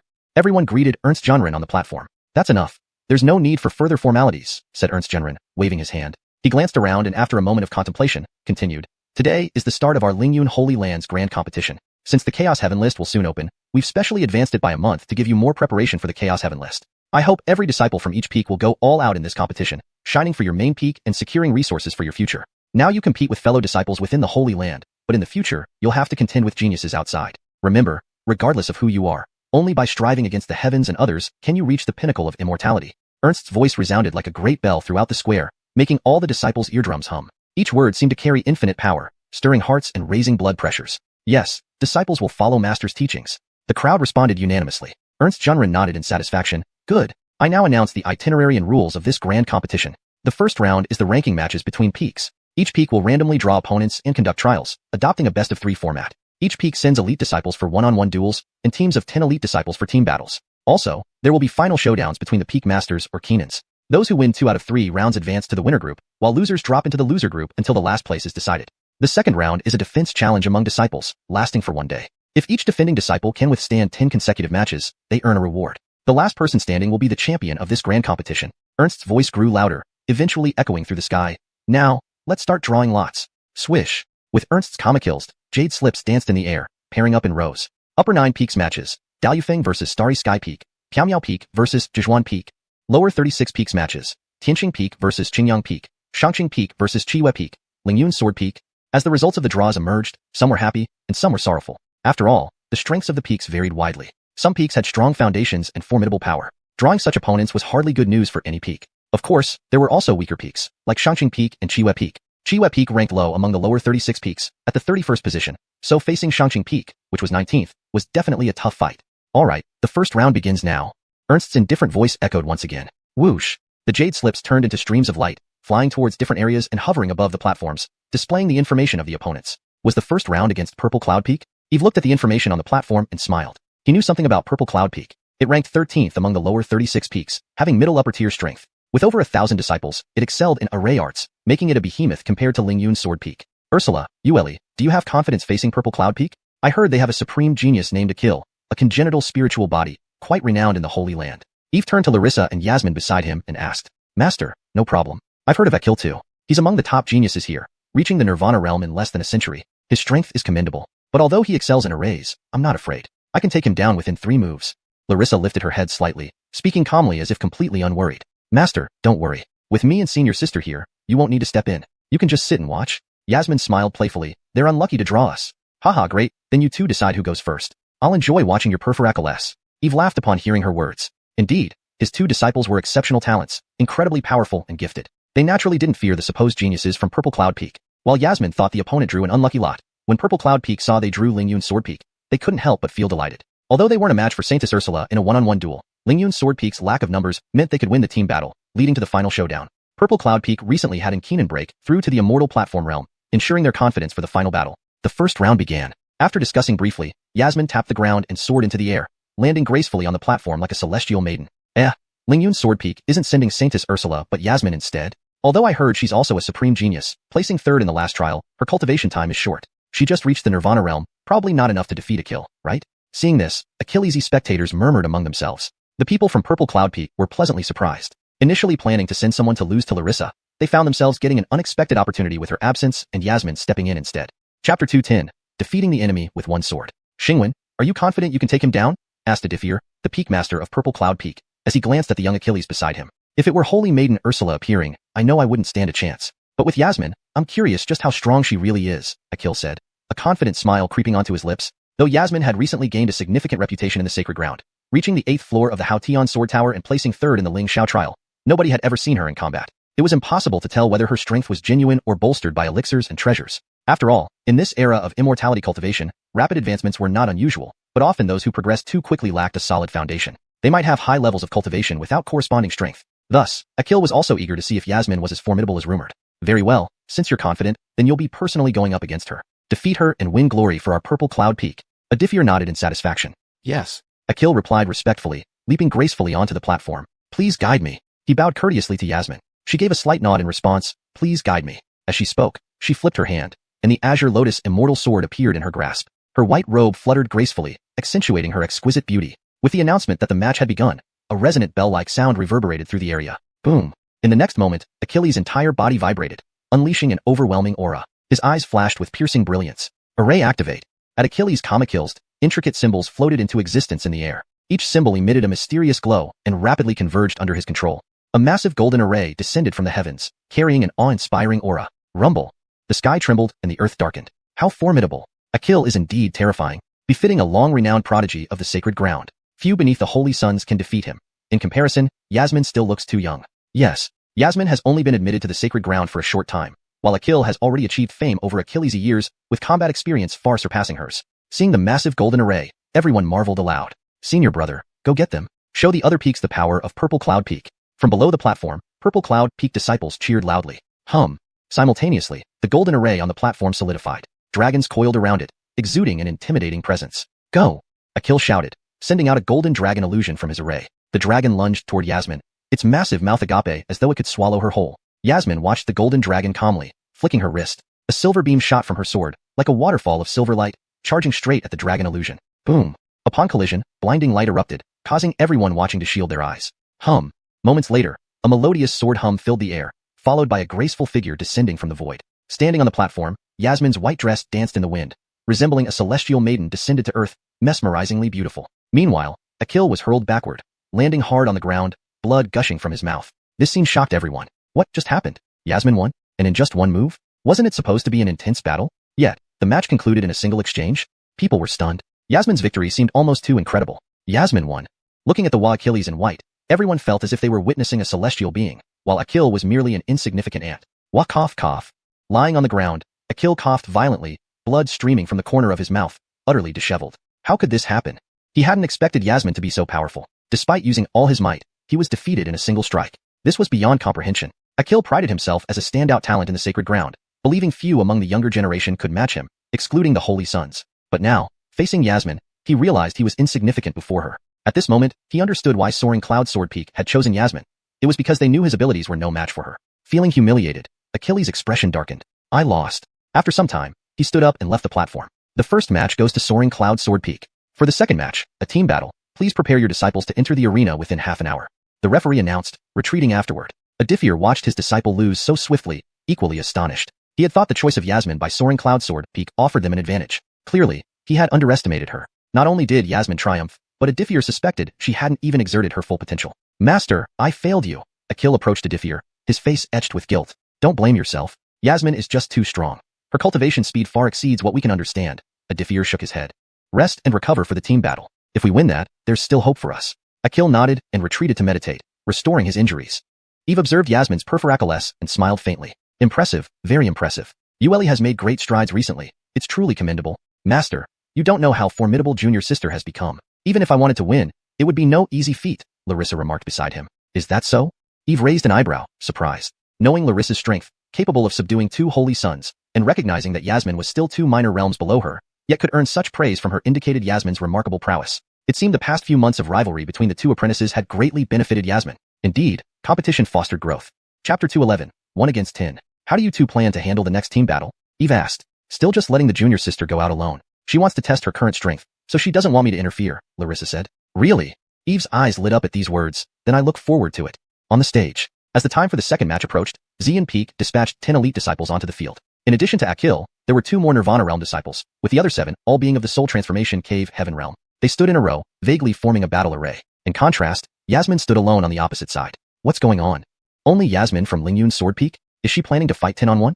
Seeing this scene, the audience below was astonished, finding it hard to believe. Wasn't Yasmin being overly arrogant? Although she had demonstrated formidable strength earlier, fighting 10-on-1 was simply impossible. After all, Xian Peak specialized in formations. 10 people together weren't just 1+1.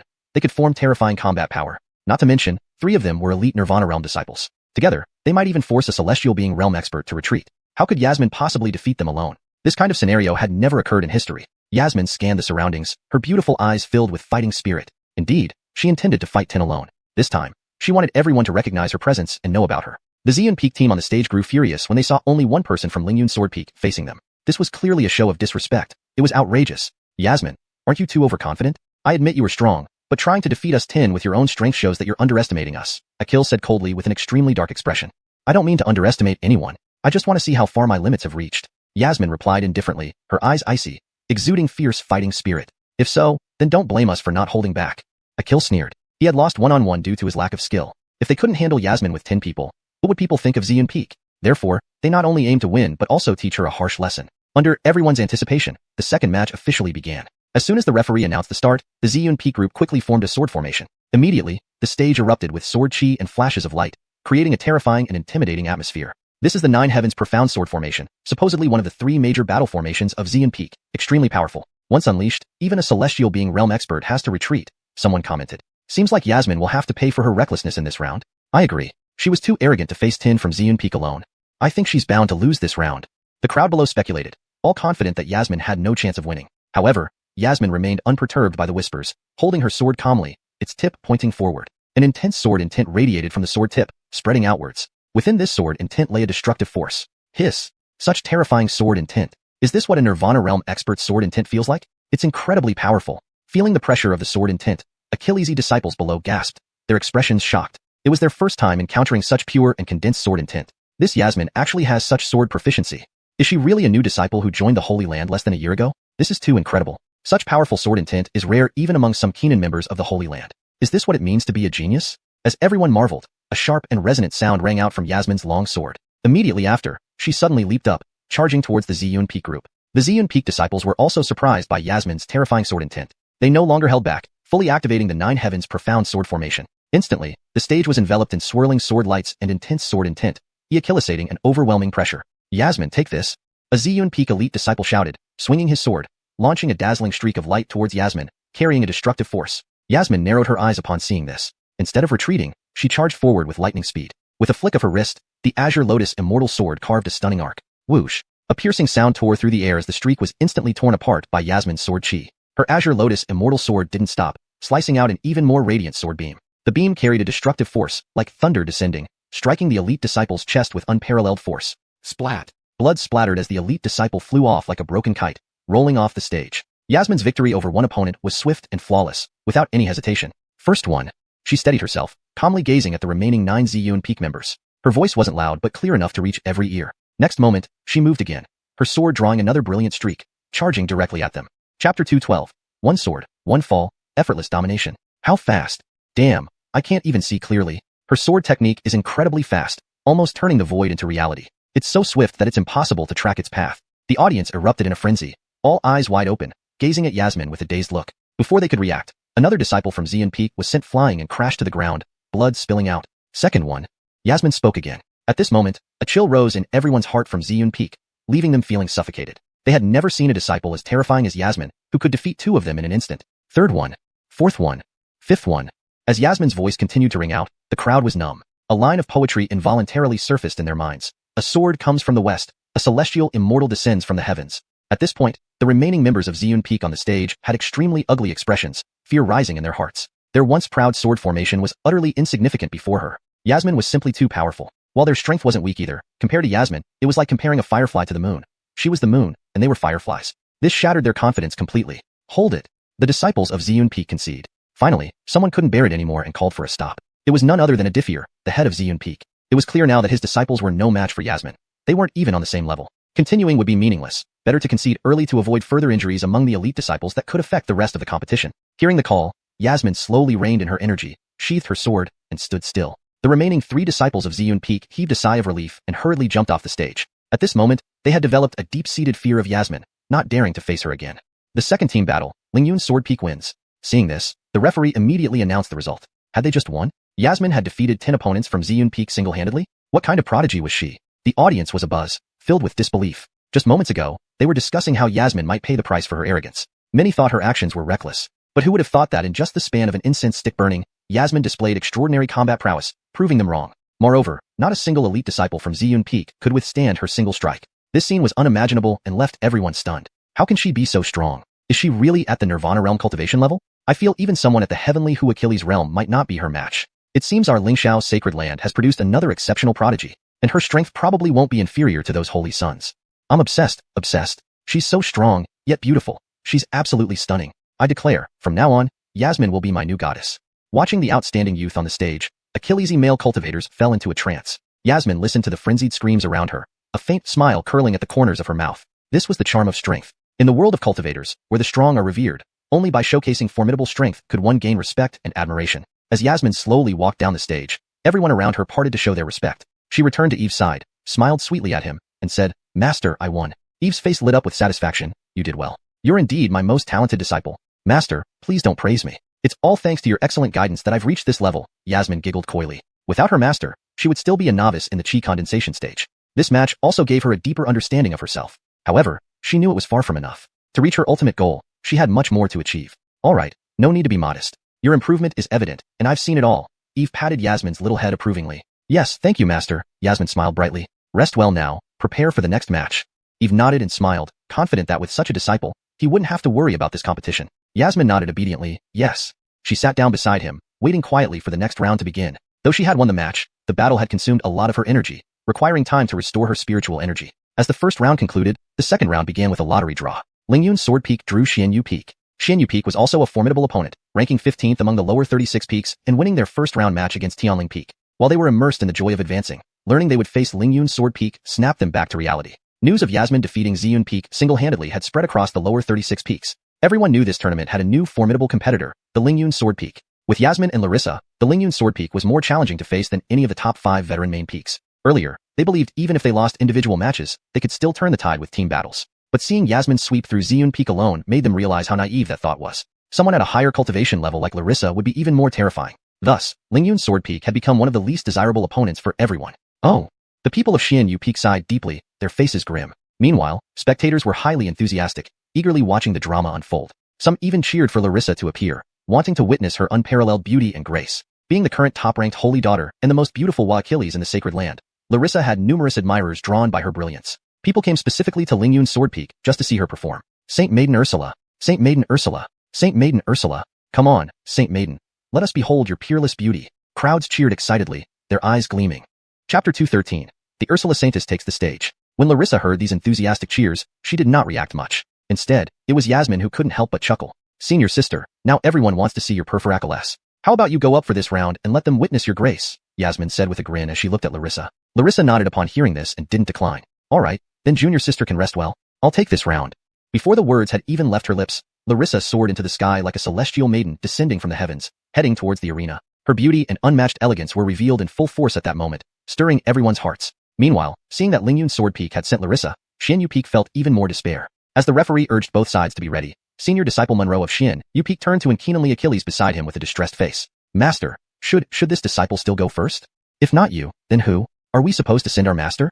Monroe's master, Callan, snapped irritably. But, they have the Ursula Saintess, there's no way I can win, Monroe whined with a miserable expression.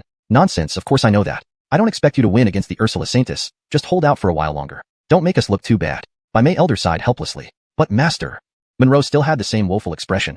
He truly did not want to step up and get beaten. And, holding out for a while. How was he supposed to do that? Was he supposed to persist with his life? What is it? Have you lost the courage to even step onto the stage? Enough chatter. Prepare for the match quickly. How Achillesy people would dream of a chance to fight the Ursula Saintess. Look at those cheering spectators. May Elder glared at Monroe and snorted, gesturing towards the roaring crowd. Monroe could only reluctantly agree. All right. He gritted his teeth and walked towards the arena as if going to his execution. Ursula Saintess, please instruct. On the arena, Monroe took a deep breath and clasped his fists respectfully. Please. Larissa smiled gently and nodded. The referee's comic kills marked the start of the duel. Monroe immediately stepped back, deploying a defensive treasure, a golden small tower. The tower emitted a brilliant yellow light, enveloping him. This was an exquisite immortal artifact with astonishing defense capabilities, able to withstand powerful attacks. His plan was simple. He intended to hold out for as long as possible against Larissa. Losing badly would not only disgrace him, but also tarnish the reputation of Xianyu Peak. Larissa still wore a serene smile on her face. Without even summoning any treasures, she simply waved her hand lightly, and a dazzling sword beam shot out from her fingertips. This sword beam carried an awe-inspiring sword intent, capable of piercing through the heavens and shattering stars. Its invincible aura tore the space apart as it advanced. So powerful. Monroe felt a chill down his spine, sensing the overwhelming sword intent. Though he knew Larissa was strong, he never imagined her to be this formidable. Just one casual sword beam made him feel utterly insignificant before her, akin to an ant. Struck by immense shock, Monroe couldn't help feeling defeated. Similarly, the audience felt the power contained within Larissa's sword beam. This strike, unstoppable. Indeed, the next moment, crack. A loud snap echoed as the sword beam shattered Monroe's golden shield. Next, Monroe was sent flying off the arena, crashing heavily to the ground and spitting blood before fainting. His impact left a 2-zhang deep crater. Witnessing this scene, the audience fell silent. Was it over already? In the blink of an eye? Too fast. This was the might of the top-ranked divine child? This was Larissa's strength? After a long pause, sudden bursts of applause erupted from the crowd. Glory to the Ursula Saintess. So impressive, true to her name. I would lay at the feet of the Ursula Saintess and follow her. The excitement grew among the crowd. At this moment, Larissa's standing and everyone's heart rose even higher. Not bad at all, worthy of being my disciple, Eve couldn't help but praise. Seemingly hearing her master's commendation, Larissa couldn't help but smile faintly. Senior sister is indeed amazing. Compared to her, I still have a huge gap to close, Yasmin muttered, gazing intensely at the arena. She resolved to work harder to catch up with her senior sister. Meanwhile, Monroe was dragged from the crater to receive treatment. Callan, the headmaster of Xianyu Peak, remained expressionless, hiding his inner turmoil. Frankly, it was embarrassing. Initially, he thought his disciple, being at the mid-rebirth realm, could last at least a few moves. Yet, the Ursula Saintess defeated him without even using weapons. The disparity between a genius like his disciple and someone of the divine child level became painfully clear. The matches continued. Xianyu Peak sent another 10 elite disciples. They wished to concede, but admitting defeat without fighting would make a mockery of themselves. Thus, they had to tough it out. These 10 disciples faced Larissa with apprehension, hoping she'd go easy on them so they wouldn't end up like Monroe, incapacitated on the ground. Chapter 214 let you have 3 moves. Mai and Ursula saw through the thoughts of these 10 individuals and chuckled. Don't worry, I'll try to go easy on you. I definitely won't hurt any of you. Then thank you, Holy Maiden, for showing mercy. The 10 Xianyu Peak disciples heaved a sigh of relief upon hearing this. Let's begin then.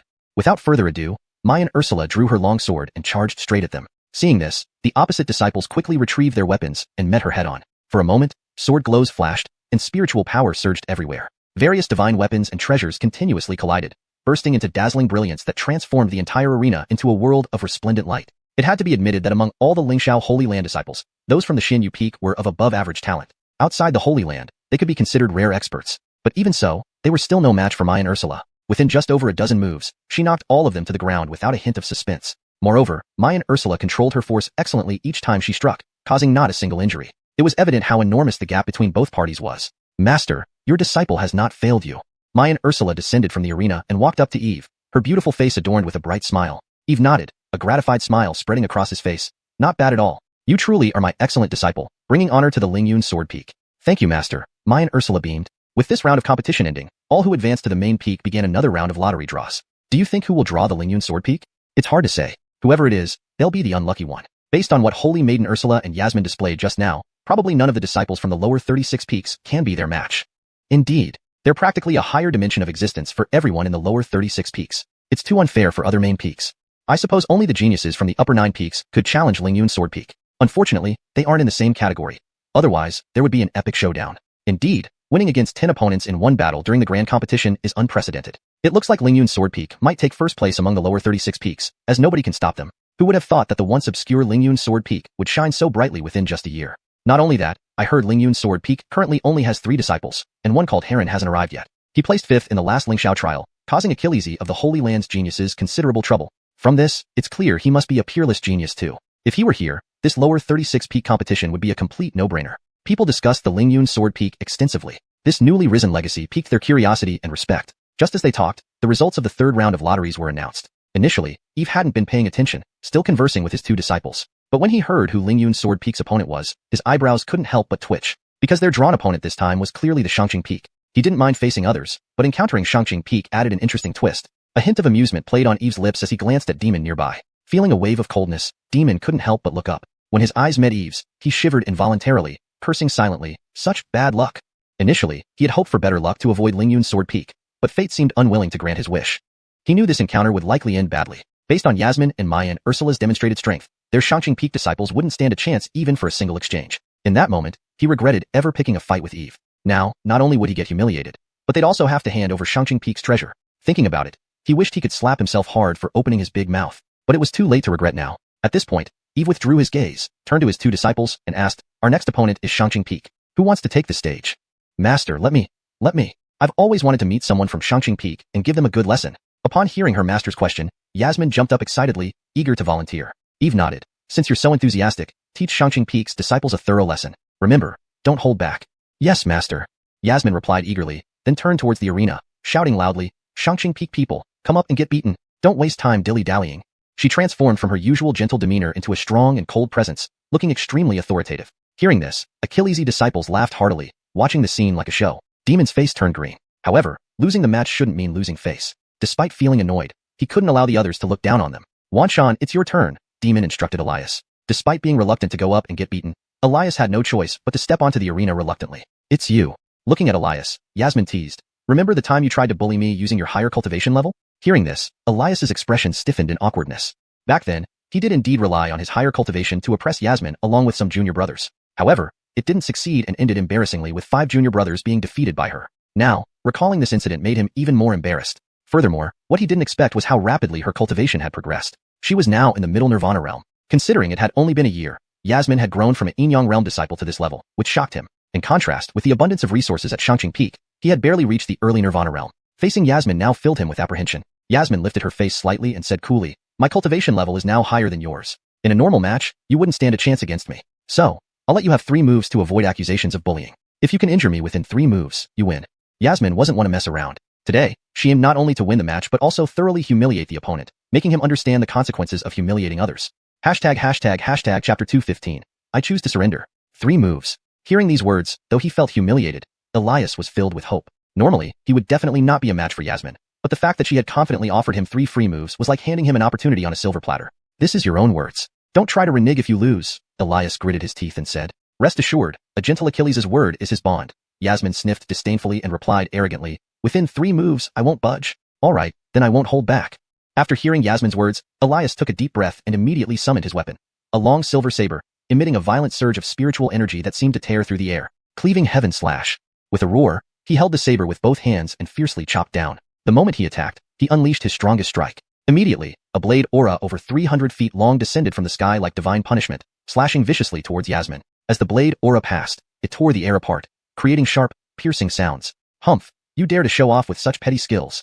Seeing Elias's attack, Yasmin sneered and remained perfectly still, not even bothering to defend herself. Bang! A deafening explosion echoed as the blade aura struck Yasmin's body. Yet, only ripples spread across her form.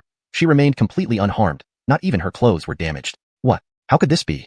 Upon witnessing this, Elias's pupils constricted sharply, revealing disbelief on his face. He was, after all, a rebirth realm cultivator whose attacks could shatter mountains and split rocks. Yet, this female disciple named Yasmin had blocked his move without any defensive action, purely by physical strength. There's nothing impossible. Yasmin wore a faint smile, looking extremely composed. She had survived the wind tribulation and used the heavenly tribulation to temper her body. Along with the true dragon blood given by her master and various other strengthening treasures, her physique was now incredibly powerful. Even a peak late-stage rebirth realm expert might not cause her harm, let alone a mid-stage rebirth realm cultivator. I'll attack again. I can't believe I can't do anything to you. Elias's face turned red, showing a grim expression before he swung his saber once more, unleashing another fierce slash. At this moment, Elias burst forth with unprecedented combat power, shattering universe, shaking earth. 2 consecutive slashes were released. Each carried a terrifying force, as if attempting to cleave the heavens, immensely fearsome in its might. This was the highest level immortal technique from the upper clarity peak. Even if Yasmin could barely withstand it, suffering injuries was inevitable. However, to Elias's disappointment, Yasmin remained unruffled, her demeanor and posture unchanged. His attacks, which struck her body, had no effect whatsoever, like stones sinking into the sea. On the contrary, due to excessive expenditure, his internal true essence began to dwindle, causing his face to turn pale instantly. This? Elias stared at Yasmin wide-eyed, looking at her as if she were a monster. He couldn't comprehend how she could be so monstrous, unaffected despite his best efforts. Heh, are you wondering why this happened? Facing Elias's astonished gaze, Yasmin said indifferently, let me tell you, because you're too weak. You. Feeling belittled, Elias lost all his pride and dignity. Especially her last sentence deeply stung him. Fine, my 3 moves are over. It's my turn now.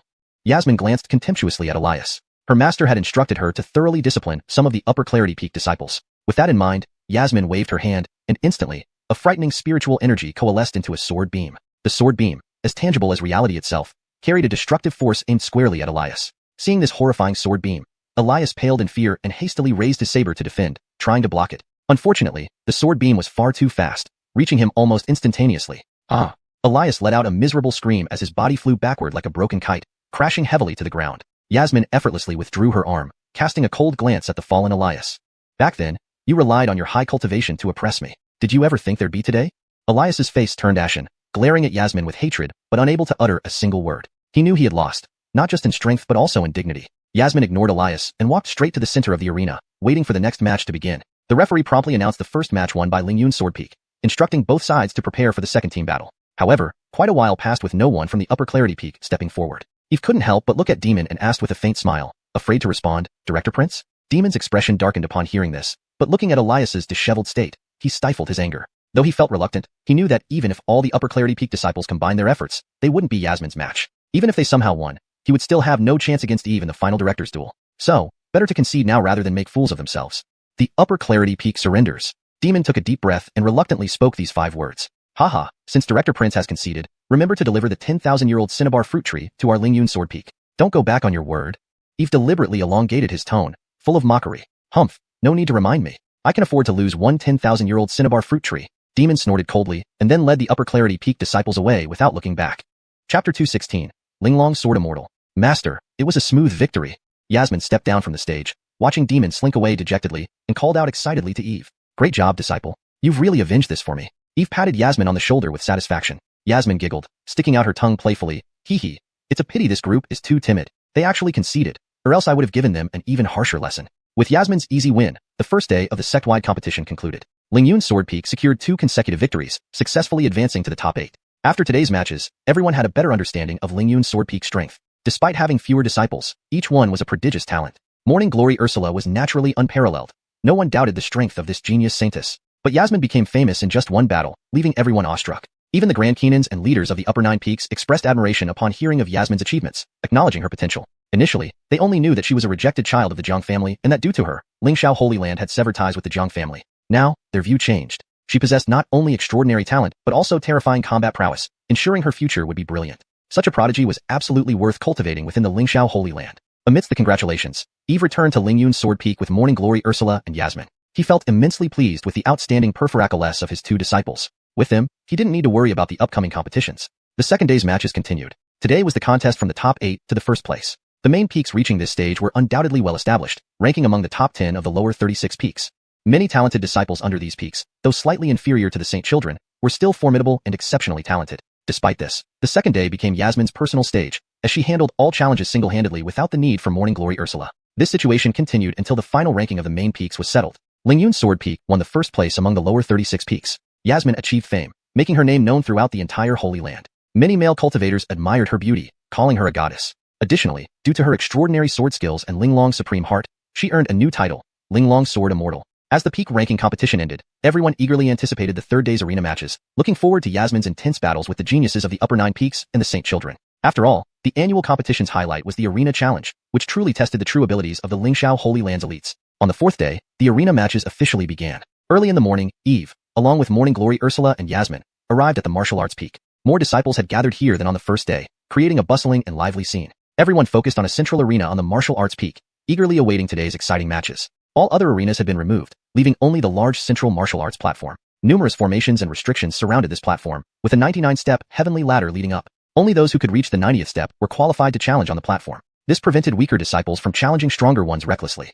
The moment Yasmin and Morning Glory Ursula arrived, the previously noisy square fell silent. All eyes turned toward them, filled with burning admiration. One was the Holy Land's #1 beauty, and the other, the newly risen prodigy. Their beauty stirred the hearts of Achilles' male disciples. Do you think Saintess Ursula or Linglong Sword Immortal is more beautiful? Nonsense. Of course it's Saintess Ursula. She is unanimously acknowledged as our Holy Land's most beautiful. Though Linglong Sword Immortal is incredibly beautiful, she falls short compared to Saintess Ursula. I think Linglong Sword Immortal surpasses Saintess Ursula. At just 17, she's like a flower yet to fully bloom. In a few years, she will surely become even more captivating. There's no point arguing. They are different types. One has an ethereal aura, like a celestial being with no flaws, while the other is lively and bright, like a dazzling star. Both are world-class beauties. That makes sense. Disciples debated heatedly, each with their own opinions. Upon hearing these comments, Yasmin and Morning Glory Ursula smiled faintly, walking towards the martial arts platform. They met Talon, Yusef, Bayard, Horatio, and other top talents of the Lingxiao Holy Land. A loud bell tolled, signaling that any elite disciple capable of reaching the martial arts platform could begin the challenges. Who would like to be the first to enter the arena? Asked the referee, scanning the crowd.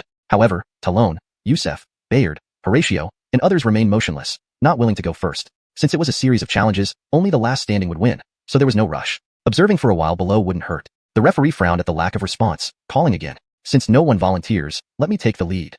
A cold voice interrupted him. A girl in white emerged gracefully from the crowd, slim and graceful, her face like peach blossoms, skin whiter than snow, and eyes gentle as water. It was Yasmin. Her body transformed into a bolt of lightning, effortlessly ascending the heavenly steps and reaching the platform in an instant. Those observing below were stunned. How fast? It happened in a blink of an eye.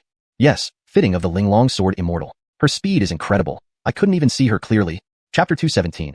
Who else will challenge me? Amidst the discussions among the disciples, Yasmin was already standing in the center of the arena. She raised her head and glanced around, quietly awaiting her challenger to step forward. With Yasmin's entrance, the previously silent crowd of prodigies began to stir. Jade Crystal Sword Immortal, I shall battle you. At this moment, a clear and melodious voice rang out, and a graceful figure emerged from the crowd. This person was none other than Augusta, who had ranked 7th in the Lingxiao trial and was the senior sister of Star Peak. Though she wasn't a holy son of the Lingxiao Sacred Land, her strength was formidable, making her the only candidate for the next leader of Star Peak. Sister Jiang, I've heard that you have no rivals among the lower 36 peaks. Today, let me see your skills. I hope you don't disappoint. Augusta said proudly. Yasmin smiled calmly. I won't disappoint you. Very well, then proceed. As she spoke, Augusta gripped her long sword with her right hand and the hilt with her left, releasing an overwhelming surge of spiritual energy from her palms. She swung her sword, and immediately, the surrounding spiritual energy transformed into a massive sword chi dragon hundreds of feet long, dominating the sky like an ancient divine beast. Roar. The sword chi dragon roared, charging at Yasmin with its fangs bared. Transforming sword chi into a dragon? Who would have thought that Augusta has such profound expertise in swords Achilleship? This sword chi dragon is awe-inspiring and immensely powerful. Yes, if it were me, I couldn't possibly withstand it and would surely lose. Indeed, I wonder how the Jade Crystal Sword Immortal will defend against this move. Seeing Augusta's attack, Achilles of the disciples below exclaimed in surprise. The sword chi dragon charged toward Yasmin, tearing through the void as it passed. Yasmin remained composed, gently extending her right hand forward. A 2-foot-long crystalline and translucent long sword, shimmering with a radiant green hue, appeared before her. With a low cry, she exerted a gentle force with her right hand. One strike. In an instant, the sky seemed to collapse. A dazzling blade intent, like a blazing sun, shot upward, illuminating the entire sky. Boom. The mighty blade intent collided with the sword chi dragon, producing a deafening explosion. Bang! The sword chi dragon shattered under the pressure of the blade intent, disintegrating into a shower of light points. Augusta's expression changed, revealing a hint of surprise. Clearly, she hadn't anticipated the sharpness of Yasmin's blade intent. Her sword chi dragon contained immense power, which even ordinary celestial Hu Achilles realm cultivators would find hard to resist. Yet Yasmin easily destroyed it, proving her strength was indeed superior. Inside, Augusta sighed, acknowledging that Yasmin's dominance over all prodigies in the lower 36 peaks was well deserved. Sister Jiang, truly worthy of being called the Jade Crystal Sword Immortal, you're indeed formidable. Augusta took a deep breath and praised with a serious tone. Sister Lin is also remarkable, much stronger than anyone I've faced before. Yasmin smiled faintly. In the lower 36 peaks, hardly anyone could resist her single strike. Now, Augusta Achilles aged to withstand one, demonstrating her formidable strength beyond comparison with previous opponents. Their brief exchange concluded, and they retracted their gazes. Rumble. They attacked again, their sword beams and spiritual energies scattering through the air, shaking the entire sparring square. Yasmin moved gracefully, her swordplay elegant, each strike carrying a strand of righteous blade intent, flowing like a long river. Augusta countered with softness, dodging Yasmin's attacks while showcasing her own prowess. Her sword technique was exquisite, with each strike incredibly fast. Amazing speed and incredible sword skills. Truly worthy of being a showdown between the most outstanding prodigies of the sacred land. Indeed exciting. Exactly. The spectators below cheered in admiration, acknowledging both women's exceptional abilities. Suddenly, Yasmin struck down with a sword that unleashed several strands of majestic blade intent, like a rain curtain falling upon Augusta. Such an attack caught Augusta off guard. She tried to dodge and counterattack, but every attempt was easily thwarted. Finally, she found herself cornered. Thud. Augusta felt her arm go numb, almost losing grip of her sword. After Yasmin broke through her defenses with one strike, a flip of her wrist pushed Augusta back several steps, halting the duel. Too strong. The Jade Crystal Sword Immortal clearly has the upper hand. Indeed, Yasmin's sword path nearly reaches the Divine Heart stage. She's far stronger than Augusta. And I feel that the Jade Crystal Sword Immortal hasn't used full strength. Otherwise, Sister Lin would have lost earlier. Witnessing this, the surrounding disciples praised endlessly. Among the applause, Augusta wore a bitter smile, admiring Yasmin. Sister Jiang, your sword skills are impressive, and I concede wholeheartedly. Having said that, Augusta turned and flew off the arena without looking back. She didn't linger because she knew the outcome of the battle. She was not Yasmin's match. Yasmin sheathed her sword and gazed downward at the arena floor, coldly declaring, "Who else will challenge me? I will." Suddenly, Achilles stepped out of the crowd. It was Horatio. Ranked 5th among the Holy Sons, he acknowledged his inability to surpass Larissa, Talon, and others in the tournament, making it unlikely for him to secure first place. Seeing Yasmin's extraordinary swords Achilleship, his interest piqued, eager to see just how powerful she was. Horatio's form flickered, leaping onto the stage without delay, brandishing a sword with a ringing sound. Clang! A brilliant light shone from the immortal sword. As Horatio swung his sword, an overpowering force erupted from the immortal sword, spreading out in all directions. Instantly, the entire arena shook violently. Yasmin's eyes narrowed, fixing on Horatio. Not surprisingly, a holy son like the senior sister displayed formidable combat techniques right from the start. Of course, a glint of excitement flashed in Yasmin's eyes, the thrill of encountering a worthy opponent. Swish! She lightly stepped, her body soaring into the air, long sword in hand, rushing toward Horatio. Chapter 218, Invincible. The sword chi soared into the sky, transforming into countless sharp blades that blanketed Horatio in an overwhelming wave. Horatio did not dare to be overconfident and quickly mobilized the spiritual power within his body, channeling it into the sword in his hand. Hum! The sword shuddered violently, emitting a blinding white light. Horatio's right hand, which held the sword, moved in tandem, making him resemble an unsheathed blade. The force of his strike was ferocious, cutting through the air with icy coldness as it clashed with Yasmin's sword. Clang! Clang! Sparks flew as the two celestial swords collided fiercely, producing resonant metallic clangs. In midair, the two figures fought intensely, their sword light, shadows, and momentum intertwining and shifting rapidly, leaving the onlookers dazzled and unable to follow the action. The battle was incredibly intense, causing the heavens to split and the earth to shake, blotting out the sun and moon. Below the platform, the numerous disciples could only see dazzling sword lights and motions, too blurred to make out clearly. This is truly astonishing. Are these the pinnacle geniuses of the Holy Land? Such heights in swords Achilleship are far beyond our reach. Indeed, I've never seen such splendid and captivating swords Achilleship. Even the Keenan's techniques pale in comparison. This is truly the demeanor of a holy son. Do you think who will win?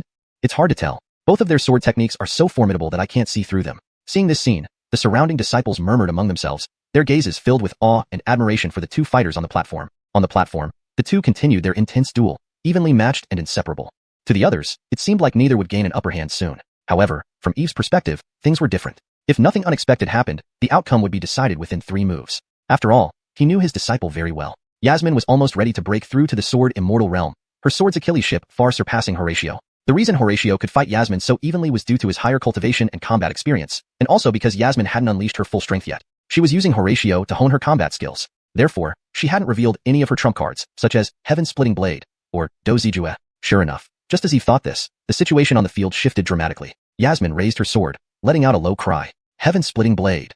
In an instant, a 1,000-foot-long silver glow flashed, as if a river of stars rose from the void, blindingly brilliant. Within this river of swords, the sword intent pierced the heavens, echoing with countless warriors roaring and charging through, creating an overwhelming and heart-stirring aura. Even with the restrictions on the platform separating the spectators, they felt an asphyxiating pressure. What kind of sword technique is this? It's terrifying. The oppressive power is unbearable. It feels like my soul can't take it. This must be at least an extreme Dao Emperor-level sword technique. Otherwise, how could it produce such a startling effect?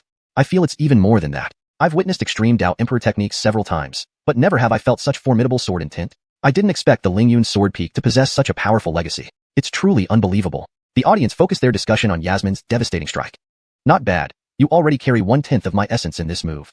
Eve looked at Yasmin with evident appreciation. In just a few months, she had grasped the heaven-splitting blade technique thoroughly, showing remarkable talent. Horatio, seeing the river of sword chi, stiffened. He rapidly wielded his sword, sending out radiant beams of light. But it was futile. The river of sword chi was too vast, containing boundless power, pressing down like a colossal mountain. Horatio gritted his teeth, desperately resisting but ultimately being overwhelmed by the immense sword chi. Bang bang bang. The sword chi struck Horatio, shattering his protective chi and sending him flying into the barrier before crashing to the ground. Phew. Horatio spat out a mouthful of blood, his face pale and his chest heaving, clearly badly injured. You lost. Yasmin stood in midair, stepping forward gracefully, her tone indifferent. Yes, I lost. Horatio lowered his head, struggling to stand up and walking off the platform. Can you believe it? Even Saint Sun Horatio lost. It seems Fairy Linglong is much stronger than we imagined. Indeed, it's incredible. Before the competition, no one expected such a dark horse to emerge in this year's event. Not only did she dominate in the lower 36 peaks, but she even defeated Saint Sun Horatio. Truly astounding. Everyone watching the figure on the platform was stunned. For a long time, Horatio's reputation and strength in the Holy Land had been unrivaled. Apart from a few individuals like Talon and Yusef, no one could match him. Today, however, Horatio had been thoroughly defeated by Yasmin, a fact that left Achilles sighing deeply. Talon, Yusef, and Bayard, seeing the dejected Horatio, felt complex emotions arise. Though they could suppress Horatio, they had never underestimated him, always treating him as a formidable opponent. They knew Horatio's true strength better than anyone else. Yasmin's victory meant she now possessed the strength to challenge them. Thinking about this, all three exchanged grave looks. With Larissa already posing a significant threat, capturing the top spot in this competition had already been challenging. Now, with Yasmin added, the pressure increased. Moreover, the fact that both Larissa and Yasmin were from Lingyun Sword Peak left them curious about its allure. How it could transform Larissa and cultivate someone as monstrous as Yasmin. On the platform, Yasmin sheathed her sword and awaited her next challenger. Meanwhile, hundreds of miles away in a desolate forest, another intense battle unfolded. A Achilles and a War Achilles were attacking a young boy. Although they looked to Achilles, they had pointed ears and fiery red hair, exuding an aura of ancient exotic beings, clearly not who Achilles. They attacked relentlessly, each strike carrying world-destroying power, aiming to end the boy's life. The boy evaded skillfully, his movements graceful. Both attackers were at the Nirvana stage, particularly the striking Wa Achilles who was near the peak of the Nirvana realm, extremely powerful. If not for the boy's formidable strength, he would have been killed long ago. This boy was none other than Heron. After leaving the Lingxiao Holy Land, he had sought information about the Taiyuan Immortal Mansion, first visiting the ruins where his father had obtained the Taiyuan Immortal Order years ago. Finding no clues, he went to a nearby city. Unbeknownst to him, his inquiries might have leaked the information about the Taiyuan Immortal Order, attracting attention. After leaving the city, he was followed and brought to this uninhabited forest, where his pursuers revealed their intentions. End of translation. Chapter 219. News of the Taiyuan Immortal Mansion. Boy, if you know what's good for you, hand over the Taiyuan Immortal token now. Perhaps I might consider sparing your life. The seductively beautiful Wa Achilles swung her sword at Heron, her voice icy cold. Right, an artifact like the Taiyuan Immortal token isn't something you can possess. Better hand it over obediently, said the Achilles beside her. Heh, what if I refuse? Heron said nonchalantly. Refuse, and today you die. The War Achilles said fiercely, as if ready to tear Heron into pieces at any moment. Huh, want me dead? Do you think the two of you can do that? Heron sneered. Often, the hunter appears in the guise of prey. In fact, he had long known someone was following him, but he pretended not to notice. His aim was to lure these two people out, because he wanted to learn about the news of the Taiyuan Immortal Mansion from them. Since they could guess he had the Taiyuan Immortal token, they must know the secrets of the Taiyuan Immortal Mansion. He wanted to know the whereabouts of this Acolession, and he could only get this information from these two. Since you're seeking death, I'll grant you that.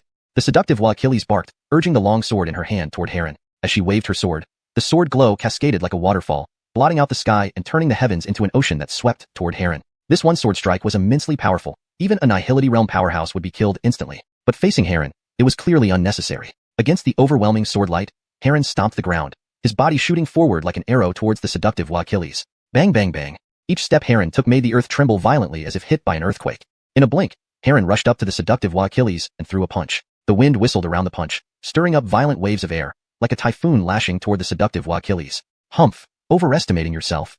She saw Heron's fierce punch and sneered disdainfully. In her view, although Heron's punch looked formidable, being only an early-stage Annihilating realm cultivator, he couldn't hurt her at all. So she paid no heed to Heron, continuing her sword slash. Clang. Sword light and punching force collided, creating a sharp metallic sound, sparks flying everywhere, stirring up waves of air causing ripples in the surrounding atmosphere. However, Heron's punch strength proved superior, instantly tearing through the sword energy and continuing toward the seductive Achilles. Her expression changed slightly. She hadn't expected Heron's physical power to be so terrifying that it could withstand her sword strike. She hurriedly swung her sword again. Bang! Sword and fist collided, exploding into a brilliant light illuminating half the sky. But within this brilliance, Heron didn't retreat, but instead increased the force and threw another punch. His fist condensed vast star power, carrying a devastating force. The seductive Achilles' face turned pale as she hastily tried to evade. But it was too late.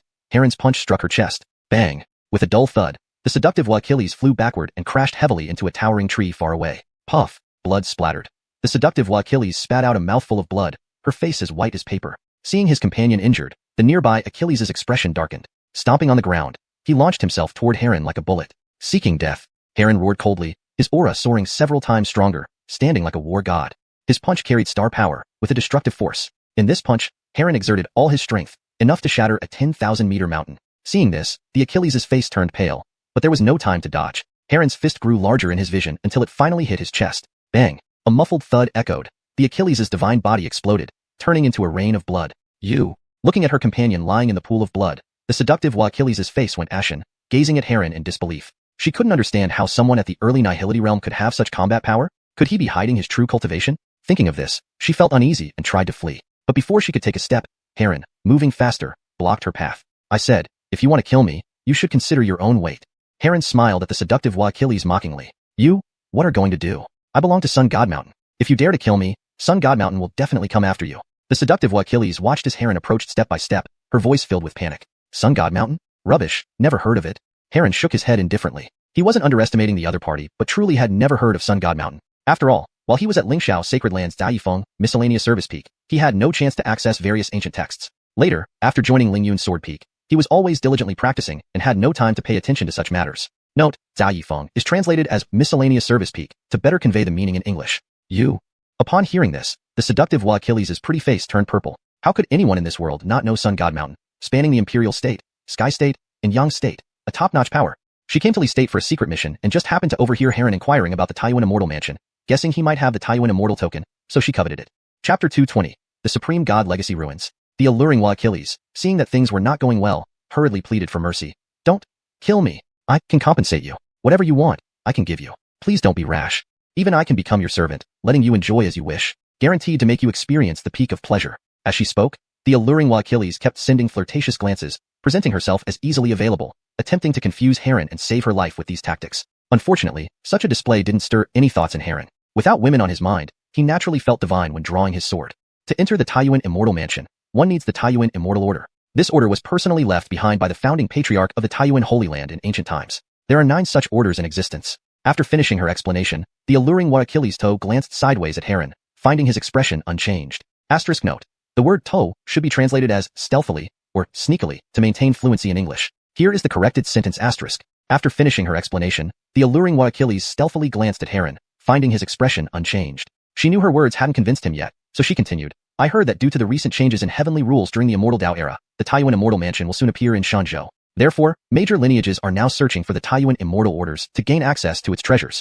The alluring Achilles revealed all the information she knew without omitting a single detail. Hearing this, Heron's expression finally showed a slight change. He had initially thought the Taiyuan Immortal Mansion was a cave left by some ancient immortal, but never expected it to be the ruins of the Supreme Unity Holy Land, an ancient imperial lineage. While he didn't know what the Supreme Unity Holy Land was, he understood the significance of an imperial lineage. A sect where an emperor once emerged, with a long history and control over a region, could be called a supreme lineage, like the Lingxiao Holy Land. An imperial lineage, however, required not only an emperor but also control over more than 9 regions to be called a supreme imperial lineage. There were only a few supreme imperial lineages in the world, such as the Ji family of Central Region's Wasteland, the Taichi Holy Land of Central Region, the 10,000 Beast Mountain of Northern Region, the ancestral Dragon Nest of Dragon Region, and the Mountains and Seas Divine Dynasty, among others. These supreme imperial lineages, having existed for hundreds of thousands of years, controlled more than 9 regions, sometimes spanning dozens of Dao states, with extraordinary foundations and formidable strength.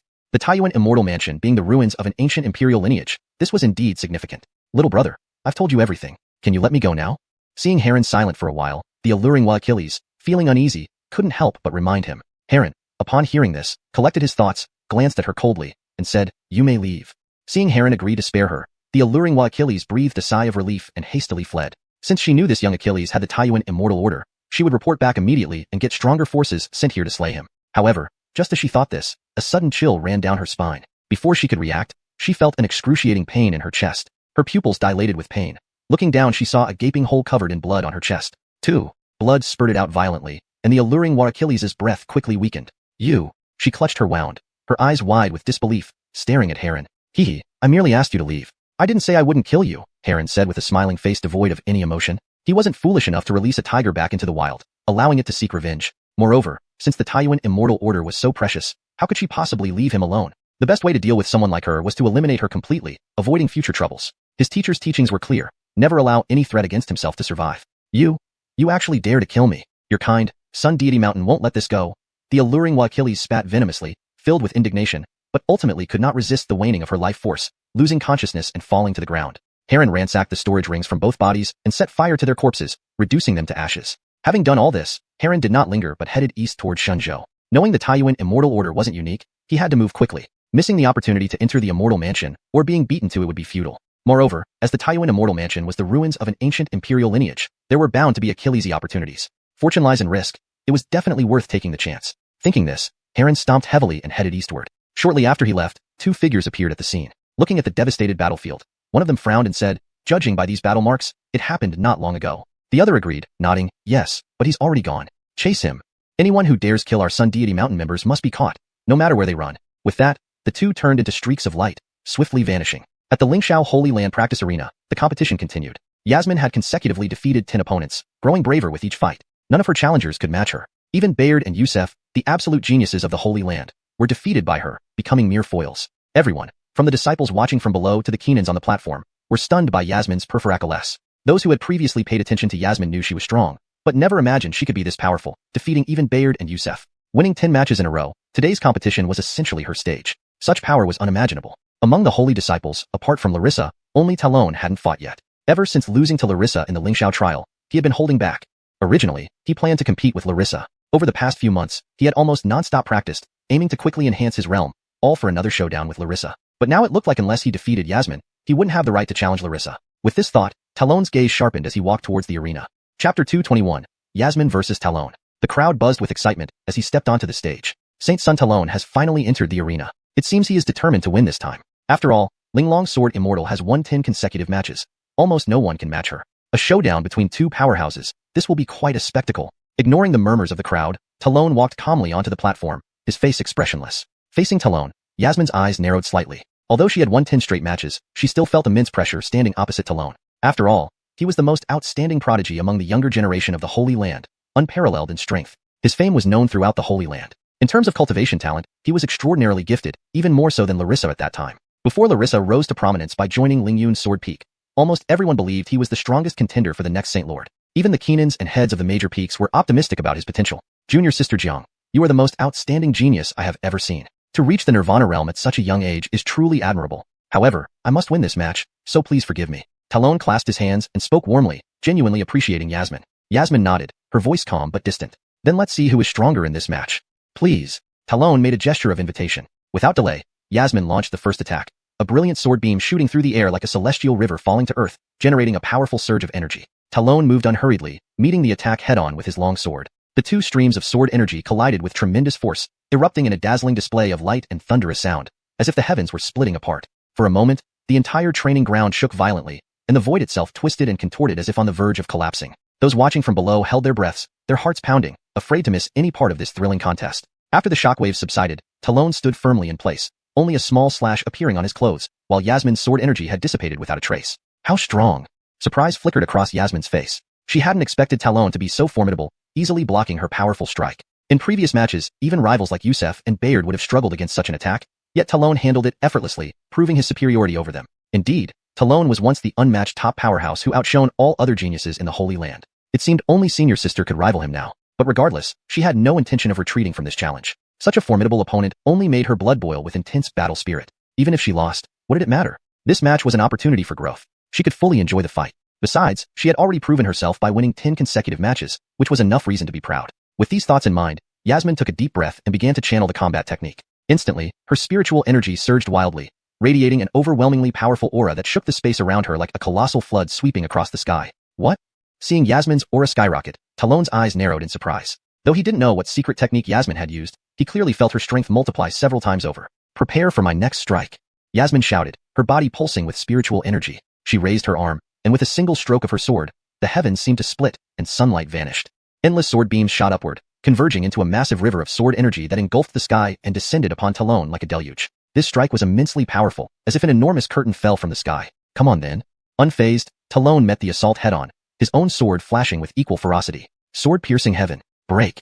With a roar, boundless golden sword energy soared into the sky, forming a massive shadow of a sword that sliced down with devastating power. Bang! The gigantic sword shadow and the river of sword energy clashed with a deafening boom, releasing violent winds that swept across the training ground. For a brief moment, darkness enveloped the area, making it impossible to see what was happening on the platform. When the dust settled, Yasmin and Talon were each thrown back hundreds of feet before regaining their balance. Neither side had gained nor lost any advantage. They stood on the platform, eyes locked, their battle spirits burning brightly. Junior sister Jiang, your swordplay is impressive. Looks like I found a worthy opponent. Talon smiled excitedly. Now it's my turn. Immediately, a fierce sword intent erupted from his body. Next, Talon leaped forward, moving like an arrow loosed from a bow. His sword blazed with piercing white light, illuminating the sky. Sword light like frost. Numerous streaks of sword energy pierced through space, condensing into icy blades that shot toward Yasmin. Humph! Yasmin's face hardened. With a palm thrust, a Taiji yin-yang diagram appeared, swirling like a vortex and absorbing Talon's attack effortlessly. This scene sent ripples of astonishment through the crowd. The Taiji yin-yang? So this is the supreme path that Linglong sword Immortal comprehended in the Lingxiao secret realm. Truly deserving of its name. A single move deflected Talon's sword energy. Indeed, remarkable. Chapter 222. The spectacle of the great battle. Talon was not surprised by the situation, for within Lingxiao's realm, he had already known that Yasmin had comprehended this supreme Tao. He swung his long sword once more.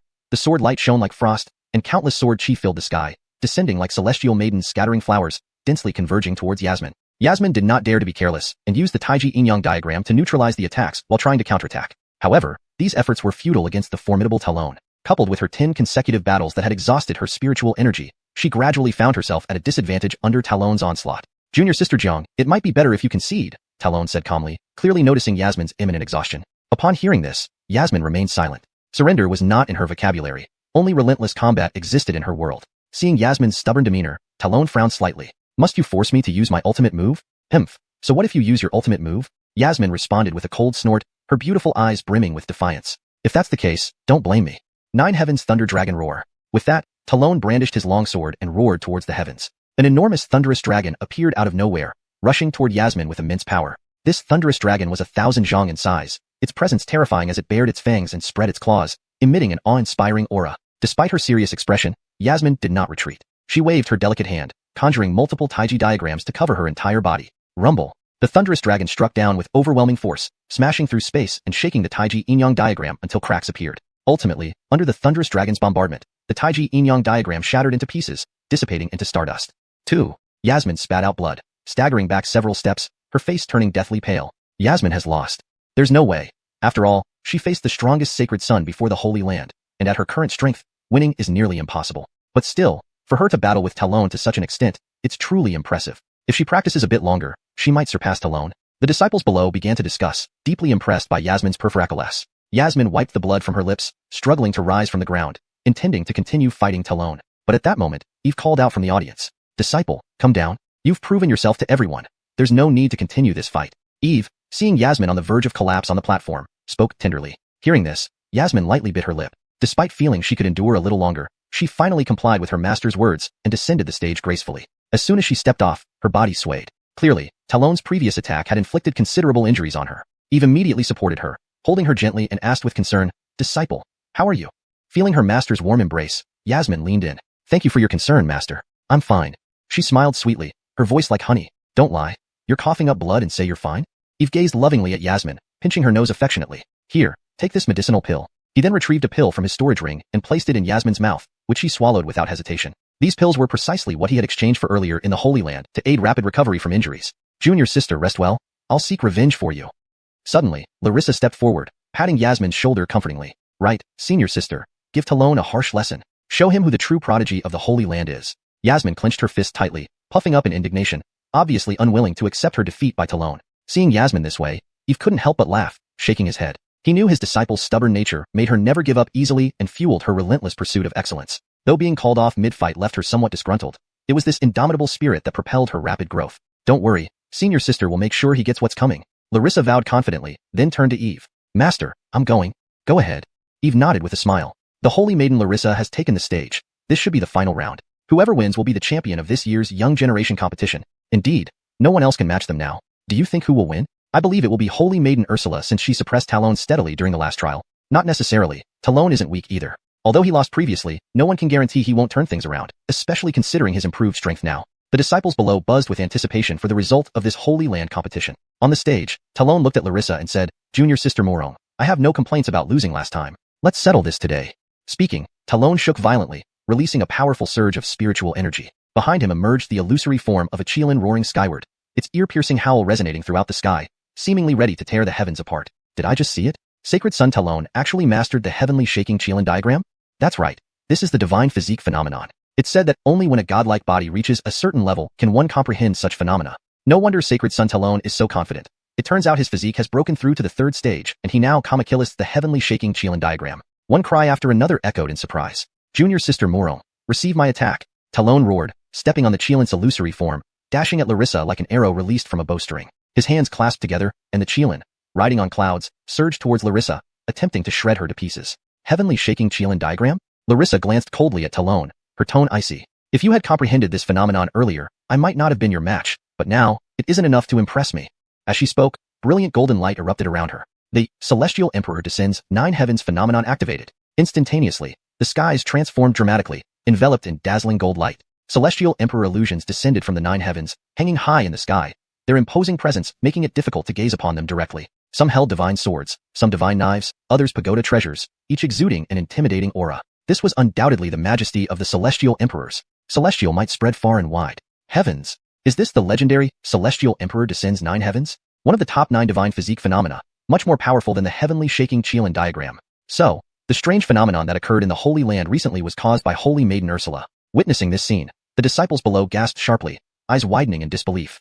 Chapter 223, the grand competition ends. Under everyone's watchful eyes, Larissa raised her right hand and pressed it toward the air in front of her. Instantly, those Celestial King projections wielded divine weapons that entangled with the Qilin illusions, creating an uproar as if day and night had lost their light. Rumble.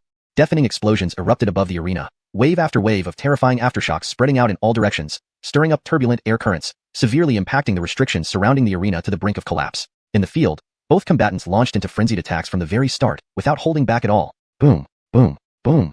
A series of explosions sounded, and both figures were simultaneously forced backward before rapidly charging back at each other, engaging in hundreds of clashes within a blink of an eye. Around Larissa, Celestial King projections swirled, holding a celestial sword, each strike slicing through space and causing ripples. Talon, stepping on the Qilin map, swept his long sword horizontally, each strike carrying immense force as if tearing through space, making the heavens and earth change color. Both being divine bodies, their physical prowess was undeniably formidable, and with divine body phenomena adding to their power, they exhibited almost transcendent combat abilities. Now, even mighty beings in the celestial Achilles realm would have to give wide berth to avoid getting caught in their battle. Crash!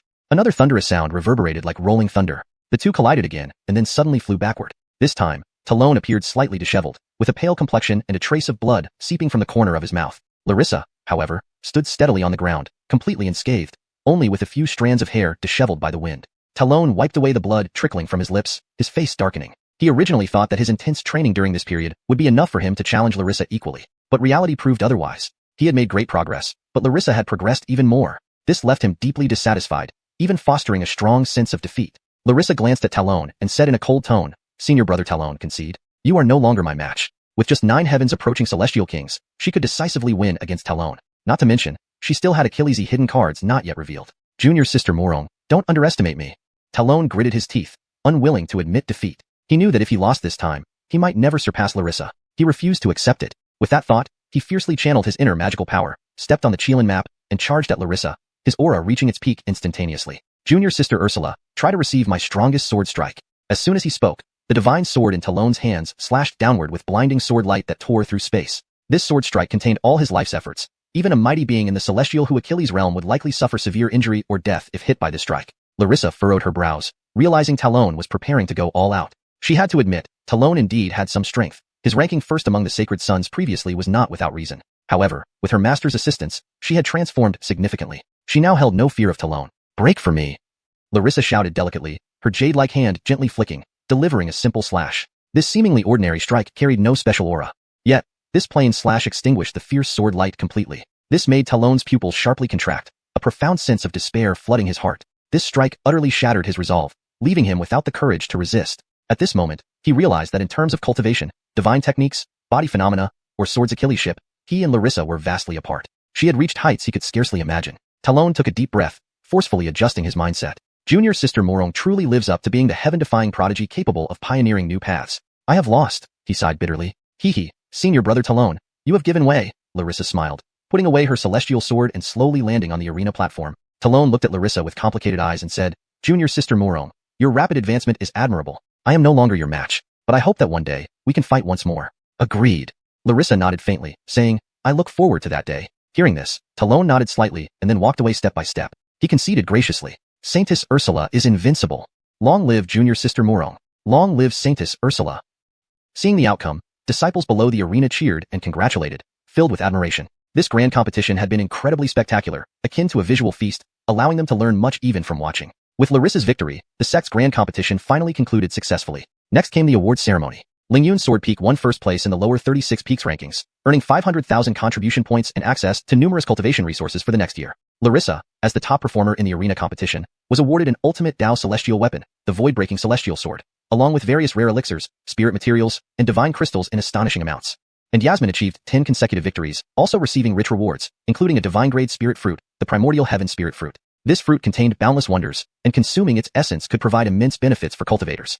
Chapter 224, the primordial heaven list unfolds. 3 days later, atop Lingyun's Sword Peak. On this day, Eve woke up early, sitting under the Enlightenment tea tree with his 2 disciples to have tea. "Master, is today the day when the primordial heaven list fully unfolds?" Yasmin poured a cup of tea for Eve and asked. "Yes, that's correct." Eve held the teacup, took a sip, and nodded. "The true era of immortality has truly begun." As he spoke, he gazed up at the sky, where the vast primordial heaven list hanging in the void had completely opened, revealing its true form. It was an ancient, weathered scroll, inscribed with 4 gleaming golden characters, primordial heaven list. At this moment, it wasn't just they who were watching the list in the sky.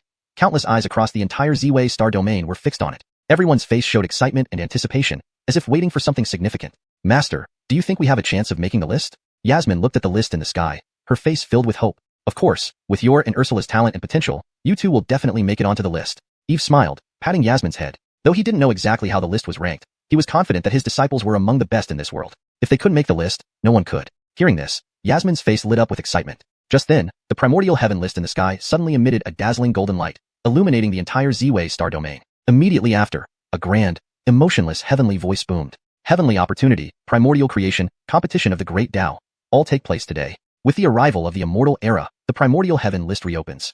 The first round reveals the talents of the heavens list.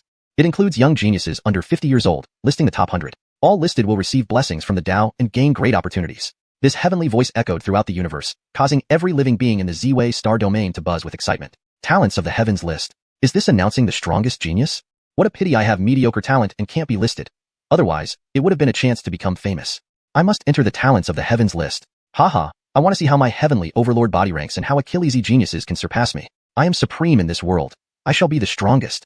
Instantly, the entire Z-Way star domain erupted in excitement. All beings raised their heads to gaze at the primordial heaven list in the sky, each with different expressions, especially the young geniuses who were extraordinarily excited. The next moment, the heavenly voice rang out again. 100th place on the talents of the heavens list. Xiaozhou's Ethan makes the list, receiving blessings from the Tao and gaining the opportunity of an extreme Tao immortal herb. With the disappearance of the heavenly voice, the first name appeared on the primordial heaven list. Ethan, a Hu Achilles cultivator. Ethan, is he the divine son of the Xiaozhou Lin family? It's rumored that he possesses the absolute Yang Dao body, unmatched in strength within Xiaozhou's young generation, considered a paragon among geniuses. For such an unparalleled genius to only rank 100th, this is too absurd. How powerful are those ahead of him? I can't wait to see who else made the list. People discussed animatedly, their faces filled with envy. Xiaozhou Lin family, 100th? This isn't right. With the divine son's talent, he should at least be in the top 20. Everyone from the Lin family wore puzzled expressions. They couldn't believe their once in 10,000 years genius was only ranked 100th. I'm actually last? Ethan's face turned slightly pale, his fingers gripping tightly, unwilling to accept the result. He prided himself on not being inferior to anyone, but reality struck hard. His previous arrogance vanished. This result was undoubtedly a heavy blow to him. No, I don't believe it. I need to see who ranked ahead of me and just how strong they are. Ethan clenched his teeth, his eyes burning with anger. He stared fiercely at the primordial heaven list, his gaze filled with icy combat spirit. At this moment, he swore to crush everyone above him one by one. 99th place on the Talents of the Heavens list. Zhang Zhou's Fate makes the list, receiving blessings from the Tao and gaining the opportunity of a 9 Revolutions golden pill. 98th place on the Talents of the Heavens list. Zhang Zhou's Zoe makes the list, receiving blessings from the Tao and gaining the opportunity of a Tao Tribulation Divine Medal. Another booming voice echoed across the entire Z-Wei star domain. These are the Yin Yang twins from the Su family. They made the list and received a 9 Revolutions golden pill and Tao Tribulation Divine Medal. These are valuable treasures. A 9 Revolutions golden pill can increase cultivation by over a century, and Tao Tribulation Divine Medal is used to forge extreme imperial weapons, priceless indeed. The Su family isn't an ancient family with rich resources. It's uncertain if they can protect these treasures. Many forces are probably already targeting them. I agree. This might cause major chaos. Listing may bring heavenly opportunities, but also endless crises. Those with powerful backgrounds or immense strength can handle it, but weaker ones might face disaster.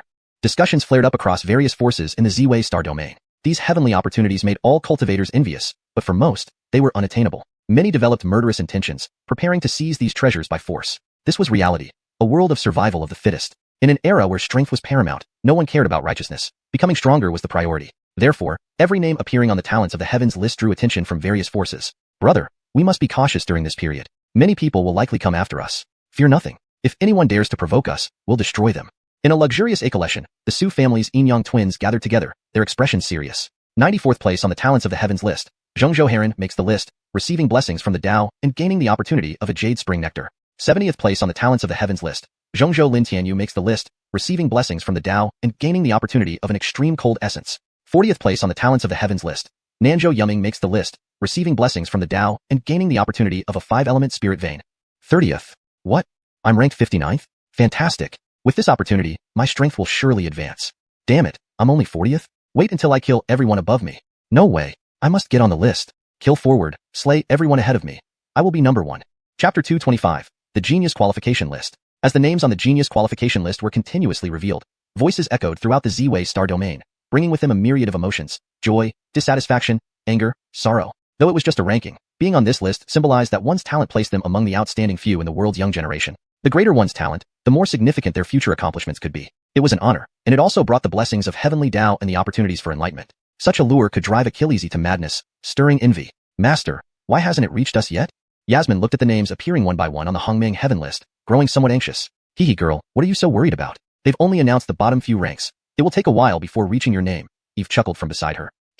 I'm just nervous, scared of being overlooked. Yasmin playfully stuck out her tongue. Junior sister, there's no need to worry. With your talent, you're sure to rank in the top 10. Don't worry, and remember, the higher the rank, the better the opportunities for enlightenment. Larissa, seeing Yasmin's anxiousness, reassured her. Can I really make it into the top 10? For real? Yasmin's eyes sparkled with anticipation. Of course. What about senior sister? I should be close too. Larissa replied nonchalantly. Entering the top 10 wasn't difficult for her. This wasn't arrogance but acknowledgement of her qualifications and confidence. Her former life as a celestial emperor proved that her mortal heart and immortal body had unimaginable potential. How about you, master? Where would you rank? Yasmin then turned to Eve. Only those under 50 bone age could qualify for the Genius Qualification List. Master, who was around 30 years old, was eligible. Larissa also gazed curiously. Master was a mysterious figure. No one knew his cultivation level or even his body type. All they knew was that he was incredibly powerful, perhaps stronger than Keenans in Holy Lands and even sect leaders. His exact strength remained unknown. What was even more astonishing was how he inexplicably broke through in cultivation, seemingly constantly comprehending the heavenly Tao. This made him seem even more enigmatic and revered. You'll know soon enough, Eve said calmly. He wasn't keeping them guessing but genuinely didn't know where he'd rank. After all, his heavenly Tao creation body alone transcended all other body types. Adding to that, the Chaos Divine Eye, 10,000 Tribulations Lightning Body, Primal Origin Void Heaven, and others. All extraordinary traits. Individually, any of these could secure a spot in the top 10. Combined, they elevated his talent to a terrifying level. Eve dared not say his talent was unrivaled because Achilles' ancient emperors had cultivated over millennia, enhancing their bodies using various divine materials, possibly surpassing him. But compared to today's young geniuses, he was formidable. Upon hearing this, Yasmin and Larissa complied, obediently waiting. 17th rank of the Genius Qualification List, Dulcie has been listed, blessed with Tao energy, and granted the opportunity for enlightenment with primordial deity essence. Yasmin's pupils contracted at the sight of Dulcie's name. Larissa noticed her reaction and asked, Sister, is this Dulcie the one who stole your supreme heart? Yes, it's her. Who would have thought she would enter the top 100 using my supreme heart? Yasmin gritted her teeth. Seeing Dulcie's name reminded her of past traumas. Humph, that where Achilles merely took shortcuts. Wait until the day I reclaim what belongs to me and humiliate her back to square one, Yasmin silently vowed. At this moment, within the Eastern Continent's Zhang family, what, only 17th place? This is infuriating. Dulcie grumbled, looking at her ranking. Xiaolon, don't lose heart. With the family's resources, we can certainly enhance your talents further, Ardell comforted her. But father, 17th place is too low. It's nothing like what I imagined. I expected to easily make it into the top 10. This rank is indeed too low for my precious granddaughter. But at least the Enlightenment rewards aren't bad, added Rupert. With this primordial deity essence, both your cultivation and understanding of the Tao will significantly improve. Moreover, isn't there your Keenan brother deity day? Didn't he teach you a supreme secret technique? Once you master it, when the list updates, you'll easily make it into the top 10. He glanced at a young Achilles standing nearby, the reincarnation of the Danilo, deity day. The Jiang family clearly had some arrangement with deity day, benefiting mutually. Indeed, Xiaolon. With the ultimate Yin maiden scripture I taught you, you'll activate the extreme Yin body, elevating your bloodline power to another realm. Top 10? Even top 5 won't be a problem, deity day smiled. His gaze lingered on Dulcie's stunning beauty, revealing a hint of greed. She would make an excellent cultivation vessel, especially with her supreme heart, which he lusted after greatly. Now that he had integrated the Yuansha demon heart, if he could use the supreme heart for cultivation, completing the great canon of extreme path demon surely wouldn't be far off. Then, his cultivation would rapidly return to his previous level. Chapter 226, Top 10 of the Prodigy Qualities Ranking. Thinking of this, Lawson couldn't help but secretly rejoice that choosing to cooperate with the Jiang family within the Yuansha demon palace was indeed a wise choice. At that time, he harbored murderous intentions, vowing to annihilate every living soul that set foot in this demon palace without leaving any survivors. However, he never anticipated that the Jiang family had an astonishing artifact like the Emperor's Shadow, which even he found difficult to shake. Thus, both sides reached a stalemate, unable to gain an upper hand for a moment. Just as the situation was at an impasse, the Jiang family revealed that the divine treasure he lost was actually taken by Eve from the Lingxiao Holy Land. And this Eve was also a formidable enemy the Jiang family sought to eliminate. After deep deliberation, he ultimately decided to spare the Jiang family and collaborate with them against the Lingxiao Holy Land. Given his current strength, it was far from enough to storm the Lingxiao Holy Land and reclaim his divine treasure. Upon arriving at the Jiang family's territory, Lawson gradually realized that the Jiang family was not just an ancient noble family. Their profound background far exceeded the infinite Holy Land where he once resided. They even had an emperor-level powerhouse stationed there, forming a solid backing for him. He could now focus on cultivation without worrying about retaliation from the infinite Holy Land and the Mount Malin. What delighted him even more was the inexhaustible and abundant cultivation resources of the Jiang family, which were crucial for his recovery of cultivation. Brother Lawson, I trust you. Please rest assured and complete the cultivation of the Extreme E-Nymph Celestial Sutra as soon as possible. Dulcie looked at Lawson, her eyes filled with admiration. And, once you successfully cultivate the heavenly scripture, then I will help you break through to the celestial realm. Lawson replied with a smile.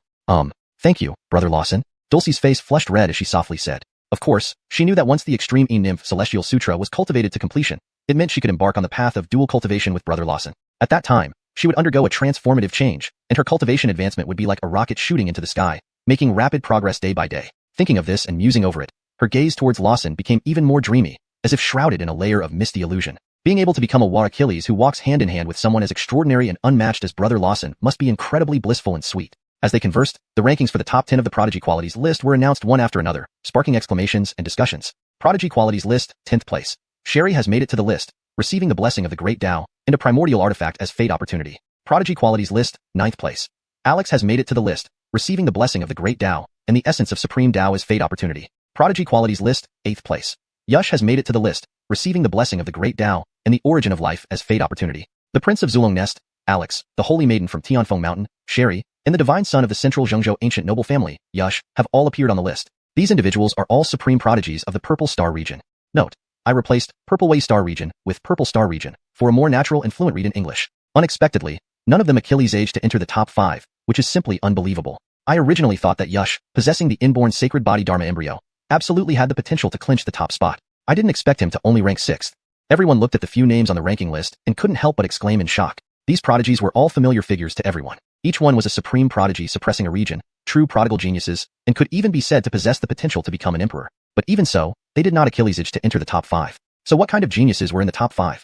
For a moment, everyone was eagerly anticipating it. Not just these people, all the strong presences present were also eagerly awaiting the announcement of the top 5 of this Prodigy Qualities list. Prodigy Qualities list, 7th place. Heron has made it to the list, receiving the blessing of the Great Tao and the origin of cosmic stars as fate opportunity. At this moment, Heron's ranking came out, and his name left everyone in the Purple Star region puzzled. Huh? Who is this Heron? How come we've never heard of him? He actually surpassed several of those supreme prodigies to rank 7th on the Prodigy Qualities list. This means he definitely possesses a world-renowned divine body. Yes, such people are usually world-renowned figures and should not remain unknown. Could he be a disciple of some secluded sect? Or perhaps the reincarnation of some hidden power? People chattered among themselves, their gazes all falling on Heron's name, somewhat surprised. After all, to make it onto the Prodigy Qualities list, one basically needed to be at the level of sacred sons of major Orthodox traditions, most of whom would be known to some extent. However, now, no one had ever seen Heron's name before. This was indeed perplexing. Go, immediately dispatch the heaven-knowing birds that understand the secrets of heaven and earth to probe who this Heron really is. If he lacks any substantial background or strength to rely on, then there's nothing more to say. Eliminate him directly, seize his fated opportunity for our own use. This child, Achilles aging to secure the 7th spot on the prodigy qualities list, is certainly no ordinary entity and at least possesses the potential to become an emperor. You all must quickly locate this person's whereabouts. If he has no legacy, it is an excellent opportunity for us to recruit him under our wing. If he already has a teacher, we need to treat him with courtesy, establish relations, and not easily provoke enmity. The potential of becoming an emperor is worth investing in. Once you find information about this person, notify me immediately, without delay. Different voices echoed throughout various regions of the Purple Star region. On one side, some people harbored sinister intentions, conspiring how to sever Heron's fate line, attempting to claim the fated opportunity bestowed upon him. Some wanted to recruit Heron and build good relations. In short, there were all sorts of voices. Meanwhile, in a desolate mountain forest, the main character Heron wasn't paying attention to any of this. He was immersed in the joy of being bestowed a fated opportunity by the Hongming Heaven List. Cosmic Star Origin. Who would have thought that the Hongming Heaven List would grant me the origin of cosmic stars? Heron took the Cosmic Star Origin, carefully examining it. With this item, his qualities would be improved, reaching a new height. Moreover, his comprehension of the star Tao would also receive a leapfrog enhancement. To him, this was undoubtedly an unparalleled treasure. Prodigy Qualities List, 6th place.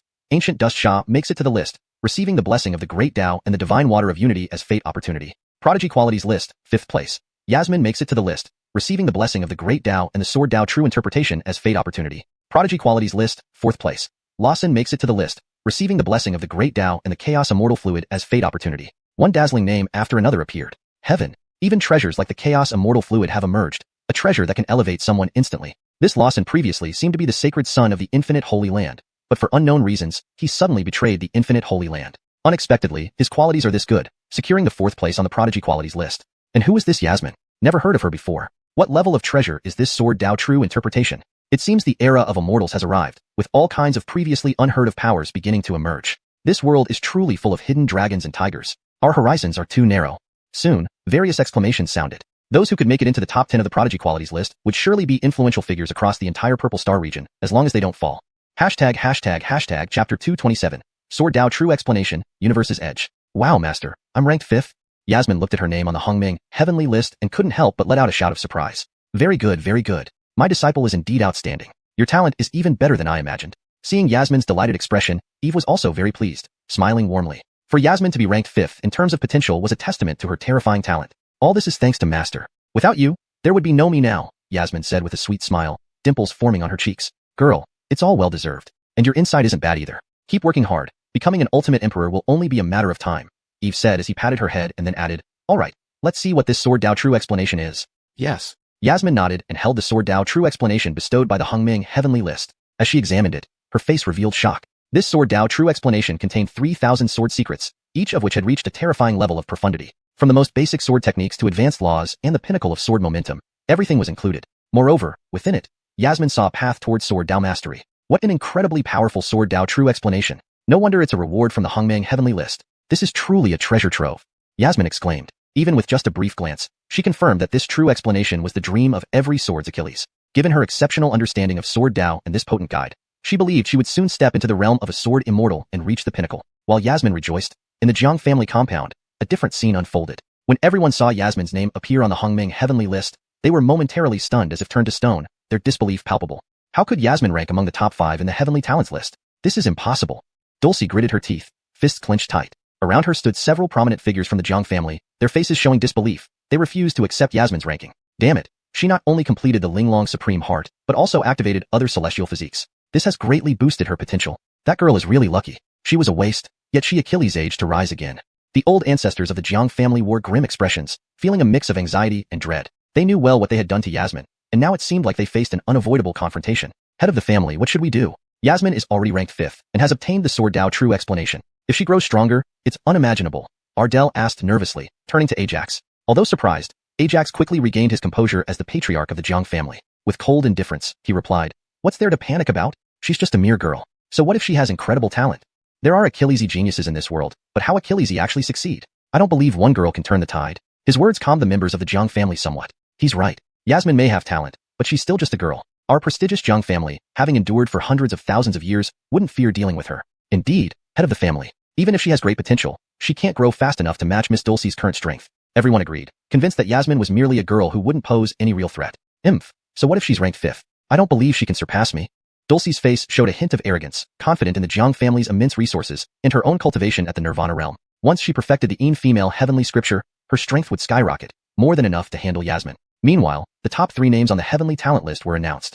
Third place, Larissa of the Lingxiao Holy Land gains a great Dao aura and receives an opportunity for enlightenment and a profound heaven spiritual treasure. I know Larissa. She's the holy maiden of the Lingxiao Holy Land, renowned for her beauty, described as ethereal and unmatched. Though her talent is exceptional, she wasn't considered the best in the Lingxiao Holy Land. Now she ranks 3rd here, which is astounding. Perhaps she got some extraordinary opportunity recently.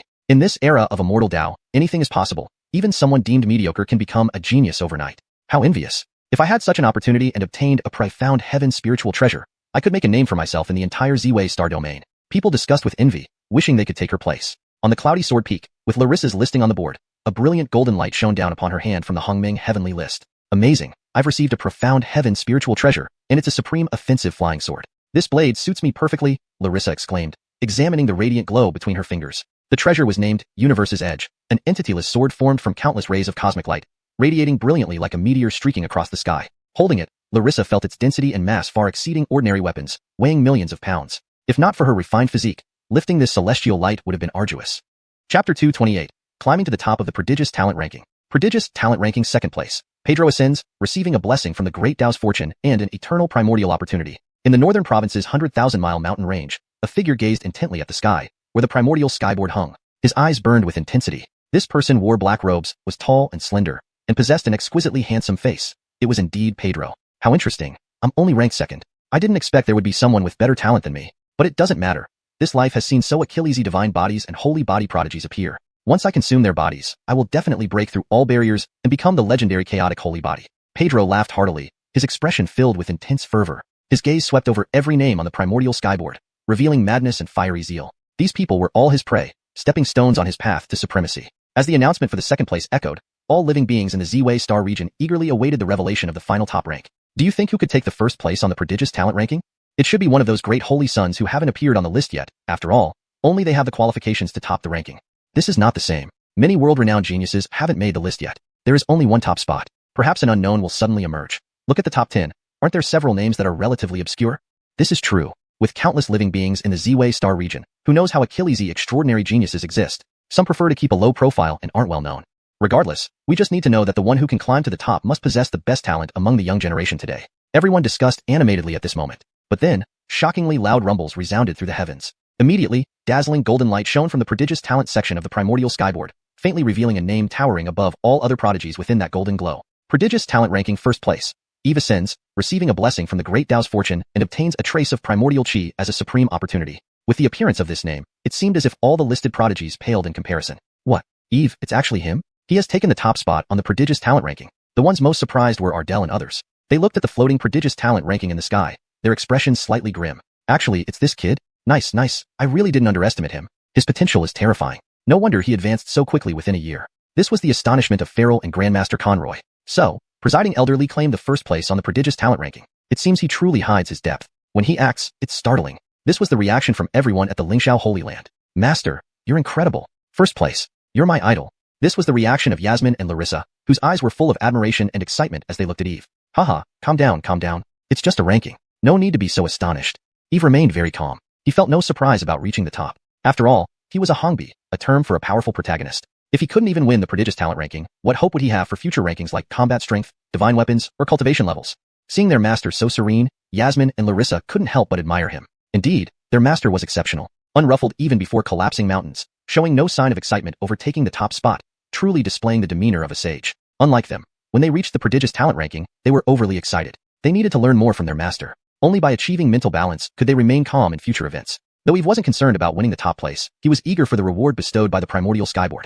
Just as he thought, a brilliant light descended from the board, landing in his hand and transforming into a strand of golden chi. It was primordial chi. In the world, there are various kinds of essence energy, ranked from lowest to highest: acquired essence energy, innate essence energy, yellowish-brown chi, chaos chi, blue chaos chi, primordial chi, and purple primordial chi. Above purple primordial chi is eternal primordial chi. Legend has it that eternal primordial chi is the foundation of the great Dao. Possessing it grants the chance to attain supremacy and sainthood. While primordial chi isn't as exaggerated as eternal primordial chi, it remains an unparalleled treasure sought after by cultivators. Once acquiring such primordial chi, one could transcend fate, destined to become an emperor in the future. Great.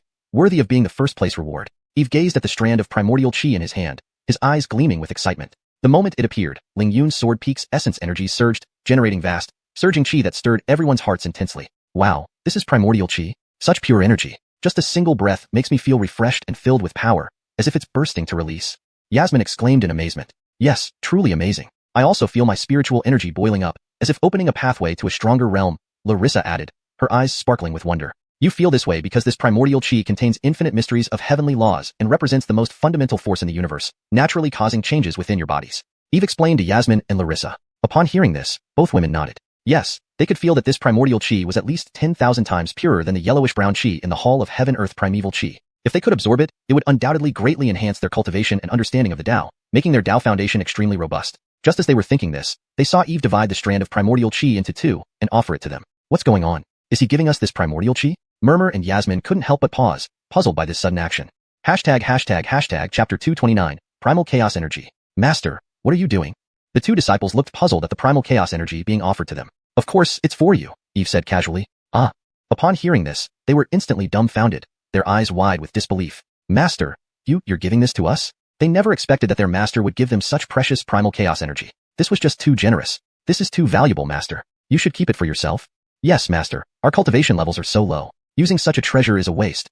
We're not worthy of it. Yasmin and Larissa hesitated to accept it. Although they knew their master treated them very well, such a valuable item was too much for them to bear. It must be understood that primal chaos energy is not an ordinary treasure. It is an unrivaled supreme treasure in the world, capable of guiding cultivators to break through barriers and reach higher realms, offering the potential to become an emperor. Such treasures are hard to come by in a lifetime, perhaps only granted by the will of heaven. For their master to part with it was truly astonishing. There's no question of whether you're worthy or not. You are my disciples. No matter how precious this primal chaos energy is, I am willing to give it to you, Eve said calmly. This statement deeply moved the two women, warming their hearts. Master, enough talk. Take it. If you don't, I'll be unhappy. Eve feigned an angry expression. I want to see you reach the peak of this world. Cultivating diligently is the best reward for me. Thank you, master. We will not let you down and will strive to become great emperors. Yasmin and Larissa no longer hesitated, but quickly accepted the primal chaos energy. Ugh, master is truly too kind. Meeting such a master is their greatest fortune. They vowed to protect their incomparable master forever. That's better. That's my good disciples. Eve's face showed satisfaction. In truth, while he had bestowed Achillesy benefits upon his disciples, the advantages they brought him were even greater, a win-win situation. Moreover, cultivating personally was exhausting. Guiding his disciples to grow stronger was something he should do. After accepting the primal chaos energy, Larissa and Yasmin sat down to absorb its immense power, preparing to assimilate it as soon as possible. Even a fraction of this energy could greatly benefit one's cultivation. Eve watched his disciples refine the primal chaos energy, sitting beside them to protect them. As time passed, Yasmin and Larissa's aura grew more intense, and various laws and principles began manifesting around them. Their dantians, cultivation levels, aptitudes, Tao insights, and constitutions all improved visibly. While the two women cultivated, the system's voice sounded in Eve's mind. Ding. Disciple Yasmin's cultivation has advanced. Host gains substantial cultivation. Disciple Yasmin successfully refines her physique. Host gains returns. Disciple Yasmin gains insight into the Tao. Host gains returns. Sword Tao proficiency increases. Disciple Larissa's cultivation has advanced. Host gains substantial cultivation. Disciple Larissa gains insight into the Tao, comprehending 10,000 sword intents. Host gains returns. Sword Tao proficiency increases. With each notification, Eve felt a surge of spiritual energy coursing through him, revitalizing him completely. His cultivation level shot up rapidly, stopping at great perfection of Immortal platform realm. Simultaneously, his sword Tao proficiency advanced to the intermediate sword Immortal stage. Excellent. My disciples have really outdone themselves. Eve nodded approvingly. Just as he thought the rewards were over, the system spoke again. Considering your skillful tutelage, Disciple Heron has ranked 7th on the Prodigy talent chart, granting the host an additional reward. An Empyrean Emperor weapon. For better fluency and natural reading in English, I've made minor adjustments. Prodigy talent chart is used instead of a direct translation of Tanzai Zuzherbang to ensure it reads naturally. Granting the host an additional reward sounds more fluid than granting host an additional prize. These changes maintain the original meaning while ensuring the text reads smoothly in English. Given your effective teaching, Disciple Yasmin has ranked 5th on the Prodigy aptitude chart, awarding the host an additional prize, an Empyrean Emperor weapon. Note: I've translated Tanzai Zuzherbang as Prodigy aptitude chart to make it more fluent and understandable in English while maintaining its meaning. Consistent terminology like Empyrean Emperor weapon is kept for accuracy and style. Given your effective teaching, Disciple Larissa has ranked 3rd on the Prodigious talent chart, granting the host an additional reward, an Empyrean Emperor weapon. Note: I've maintained consistency by using Prodigious talent chart, which seems to be the established translation for Tanzai Zuzherbang. This ensures the terminology remains consistent throughout the text. Whoa, 3 Empyrean Emperor weapons. Eve couldn't help but draw a sharp breath. The system rewarded him with 3 Empyrean Emperor weapons at once. Was this beyond incredible? Steadying himself, he quickly opened his system space, where 3 long swords floated, each emitting a brilliant light and an overwhelming imperial might that seemed capable of cutting through everything. Seeing this, Eve's initially calm mood turned turbulent once more. Yes, Empyrean Emperor weapons. And these were 3 Emperor swords: the Heaven Annihilating Sword, the Heaven Battling Sword, and the Heaven Shaking Sword. System, you really know me well. How did you know I need Emperor swords now? Eve asked. Currently, his 33 Heaven sword casket contained only 1 Emperor-grade weapon, and he had been thinking about where to find more Empyrean Immortal swords. To receive 3 Empyrean Emperor swords directly from the system was like receiving exactly what he needed when he most needed it. What incredible luck. The system replied. My purpose is to assist the host in becoming the pinnacle Achilles under heaven. Naturally, I know what the host needs. Great. System, you have real insight. I'm pleased, Eve chuckled. Love it. Love it. Where else can one find such a wonderful system? Without hesitation, he claimed the 3 Empyrean Emperor swords and placed them in the 33 Heavens sword casket. Hum. Hum. Hum. As several sword cries resounded, the Heavenly Sword Casket activated 3 more layers of sword domains. The sword intent within the domain soared high, the sword momentum arched like rainbows, and countless blades darted about, causing violent ripples in the surrounding void. The power of the 33 Heavens Sword Casket, now with 4 activated sword domains, was unimaginable. Even if released against ancient titans, it would likely obliterate them instantly without a chance for resistance. Very good. I am one step closer to collecting 33 Empyrean Emperor swords. Eve nodded satisfactorily and put away the 33 Heavens Sword Casket. At this moment, the voice of the Primal Chaos Celestial ranking echoed across the entire Purple Microcosm star region. The Young Genius talent ranking has concluded, and all heavenly rewards have been distributed. The next ranking update will occur in 1 month. Chapter 230.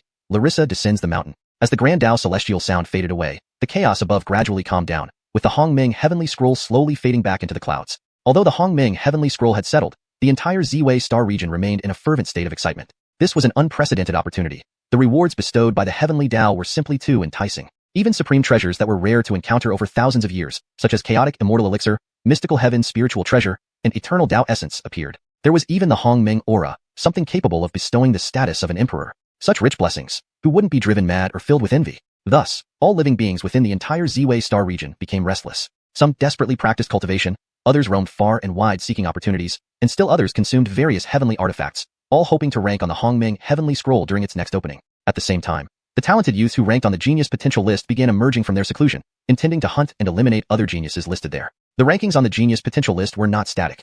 If someone were to fall, those ranked behind would advance. Therefore, killing someone ahead of you meant boosting your own rank, securing better rewards when the list refreshed. Amidst these numerous geniuses surfacing, various extraordinary phenomena occurred across the world due to the unveiling of the Hongmeng Heavenly Scroll, suggesting new opportunities were being revealed. For example, one of the 9 forbidden zones of the Z-Wei star region, the Burial God Mountain, exhibited frequent anomalies. Some people looked up at the sky and saw deceased emperors appearing at the peak of the Burial God Mountain. Others witnessed massive rivers flowing ceaselessly, towering palaces reaching into the clouds, and vast seas of oceanic expanses. Still others observed the 9 Heavens Gate, where 9 10,000-foot-tall divine statues stood proudly. Suddenly, all of Zhongzhou's inhabitants were stirred into excitement, rushing towards the Burial God Mountain to uncover what had happened. Similar events unfolded elsewhere. The supreme imperial legacy of the Great Origin Immortal Mansion, buried underground in Shenzhou, emerged. Rumor had it that countless treasures and emperor legacies lay within, causing every faction to seek the Great Origin Immortal token for entry. In Huangzhou, the supreme divine concealed realm was exposed, a treasure left behind by an emperor, triggering competition among Achillesy geniuses. In short, everything grew increasingly lively with the arrival of the Immortal Tao era. That morning, Eve just woke up when he saw Larissa and Yasmin come to the Lingyun Hall. Master! They sweetly called out upon entering the hall. Eve nodded and casually asked, Why have you two come so early? Is there something you need? Hee, I'm just here to pay respects to Master. Nothing else. It's elder sister who has business with you, Yasmin said with a wink and a smile. It was clear something delighted her. Oh. Eve raised an eyebrow, his gaze shifting to Larissa. Ursula, is this about the recent opening of the Supreme Divine Concealed Realm in Huangzhou? Yes, Master. Since the realm is near us, the Holy Land plans to send someone. Larissa nodded. And I am the best choice for this mission. So I've come to seek your opinion. Eve pondered for a moment before replying, Since the Holy Land has assigned you this task, I have no objections. As the Holy Daughter, it's your duty to carry out missions for the Holy Land. The Supreme Divine Concealed Realm in Huangzhou is indeed a place of great opportunity. You shouldn't miss such a chance. Larissa agreed. I thought so too. In this era of fierce competition, everyone strives tirelessly. If I lag behind, I will eventually be surpassed. I haven't ventured outside for quite some time. This is a perfect opportunity to explore and hone my skills against stronger opponents. Her expression showed eagerness. Though she was now top-ranked as a Holy Daughter and others like Talon couldn't catch up anytime soon, these achievements were within the safety of their own Lingxiao Holy Land. Outside, however, the battlefield was truly dense with strong contenders. Her goal was the boundless expanse beyond, where the true stage awaited her. More importantly, her mortal enemy from a past life, the Conan, had returned. Although unsure of his current strength, she knew him to be formidable. To defeat him, she needed to become stronger. Thus, this trip to Huangzhou was a fitting choice.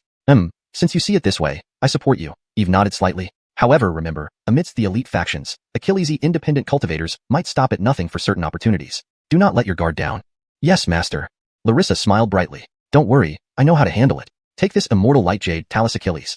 Crush it in emergencies to temporarily ensure your safety. Simultaneously, I'll sense it and rush to your aid no matter the distance. Eve handed her an ancient jade Talus Achilles, explaining its importance. This Talus Achilles contained intricate mystical patterns, resisting one fatal attack and alerting Eve immediately if shattered. Thank you, Master. Larissa carefully stored the jade Talus Achilles, feeling warm inside. Especially Master's promise to rescue her from any distance reassured her immensely. Haha, silly girl, don't be so formal. Go well, and I'll await your triumphant return. Eve smiled. Yes, take care, Master. Until my return. Larissa turned to Yasmin. Elder sister will be gone for a while. Take good care of Master for me. Sure thing, elder sister. Leave it to me. I'll take good care of Master, Yasmin cheerfully promised, secretly delighting in the prospect of having Master all to herself once Larissa left. Chapter 231. Yasmin's growing boldness. Murmuring Ursula, seeing Yasmin smile, could well guess what this little girl was thinking. She wasn't overly worried about her master. After all, with his formidable strength, he was unlikely to be in danger. But she was most concerned about Yasmin. She feared that once she left, the girl would take advantage of her absence and make a move on her master. After all, if she were gone, only her master and her young female disciple would remain. A situation that could lead to unforeseen developments, and this cunning girl had plenty of tricks up her sleeve. Her master would definitely not be able to handle her alone. Therefore, she needed to be cautious. Thinking about this, murmuring Ursula forced a smile and deliberately sternly said, "Little sister disciple, don't forget I'm your eldest sister. While I'm away, you're not allowed to bully your master. If I find out anything has happened to him when I return, I won't forgive you." Big sister disciple, what are you talking about? How could I bully my master? Don't worry, I'll take good care of him. Realizing her intentions might have been exposed, Yasmin's cheeks turned red, and she gave an awkward laugh. Hopefully, it stays like that.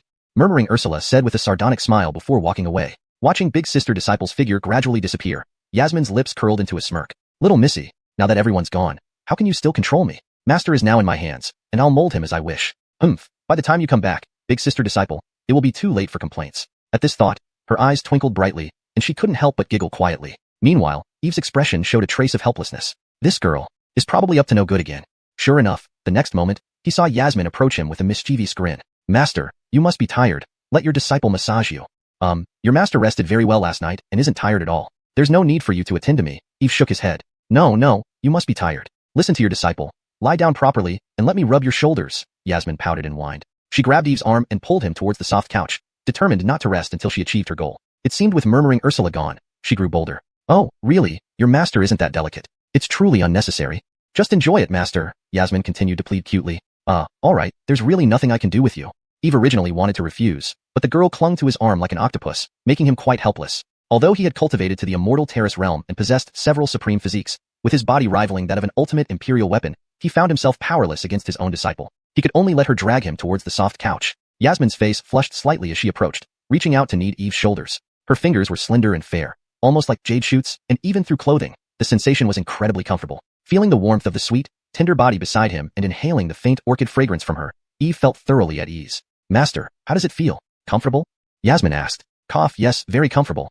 Eve nodded hurriedly, relishing the feeling. Over these past few months, this little girl's massage skills had significantly improved. She had indeed put in a lot of effort. Seeing her master's blissful expression, Yasmin's lips curved upward in victory before resuming her massage. However, her hands began to slip downwards, eventually slipping inside Eve's robe.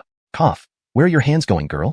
Eve was startled by the sudden touch. Master, what's wrong? I'm just massaging your chest, Yasmin said nonchalantly, her delicate hands continuing to explore his broad, muscular chest. Eve. It seemed harmless, but this was getting problematic. The warmth of her hand gliding over his skin made him shiver, his breathing quickened, and his heart pounded rapidly. This disobedient disciple, actually taking liberties with her master. She was becoming increasingly brazen. Eve thought to himself gloomily, but Yasmin paid no heed to what Eve thought. Her mind was set on one thing, taking advantage of big sister disciple's absence to secure her master early. Master's physique is amazing. Look at these pecs, TSK, tisk? Yasmin exclaimed while kneading. Girl, stop playing around.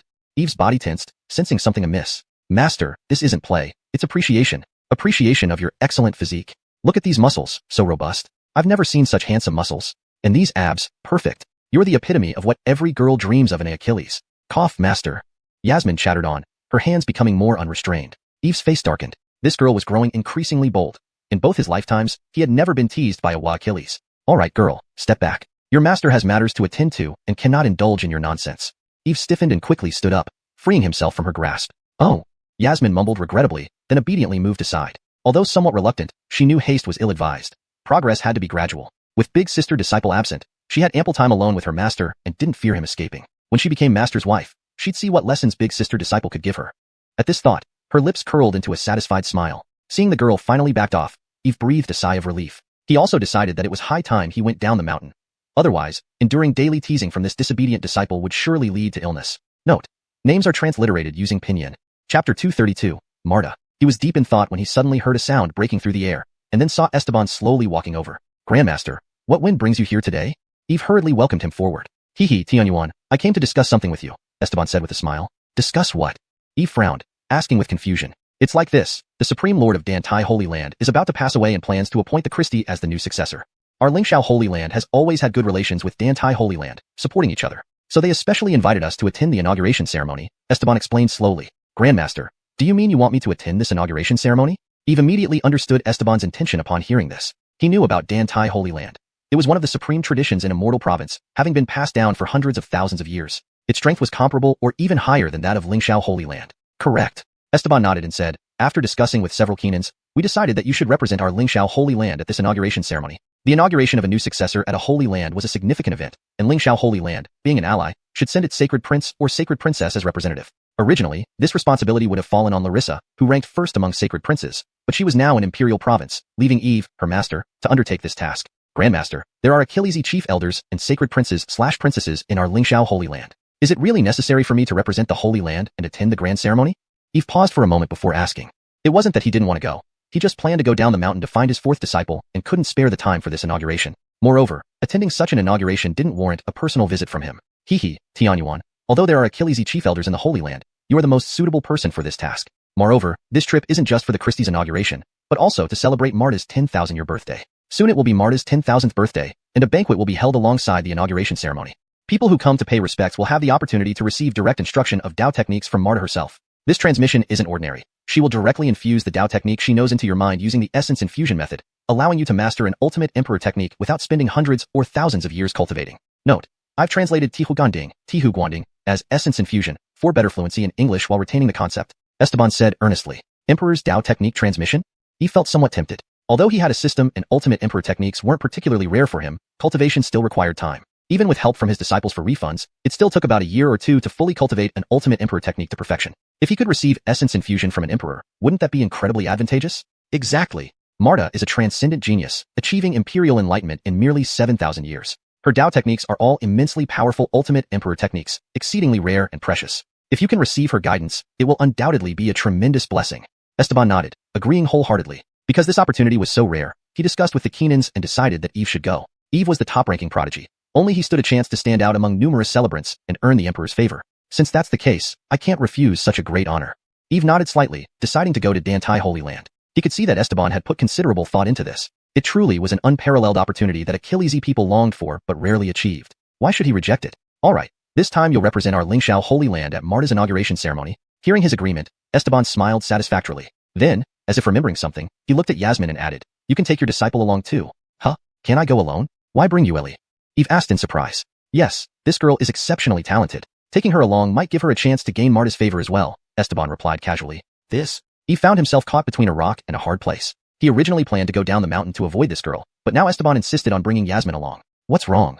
Seeing his hesitation, Esteban raised an eyebrow. Before Eve could respond, Yasmin, seemingly upset, pouted and asked, Master, you don't want to take me? Her big eyes stared at him, full of vexation. Note: I replaced the Chinese word wei qi with its English equivalent vexation, to ensure the sentence reads naturally in English while maintaining the original meaning. I'm not that I don't want to take you.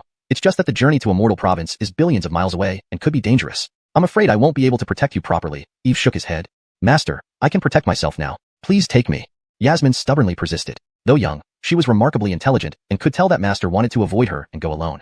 This couldn't happen. Finally, her eldest sister went out, and now she had a chance to be alone with Master. How could she let him slip away? She had to seize this opportunity. You Ellie, although you've improved, I still worry. Master, I can do it. Trust me, I won't be a burden. Master, are you rejecting me? Seeing Eve silent, Yasmin pouted, pulling at his sleeve and whined. How can I reject you?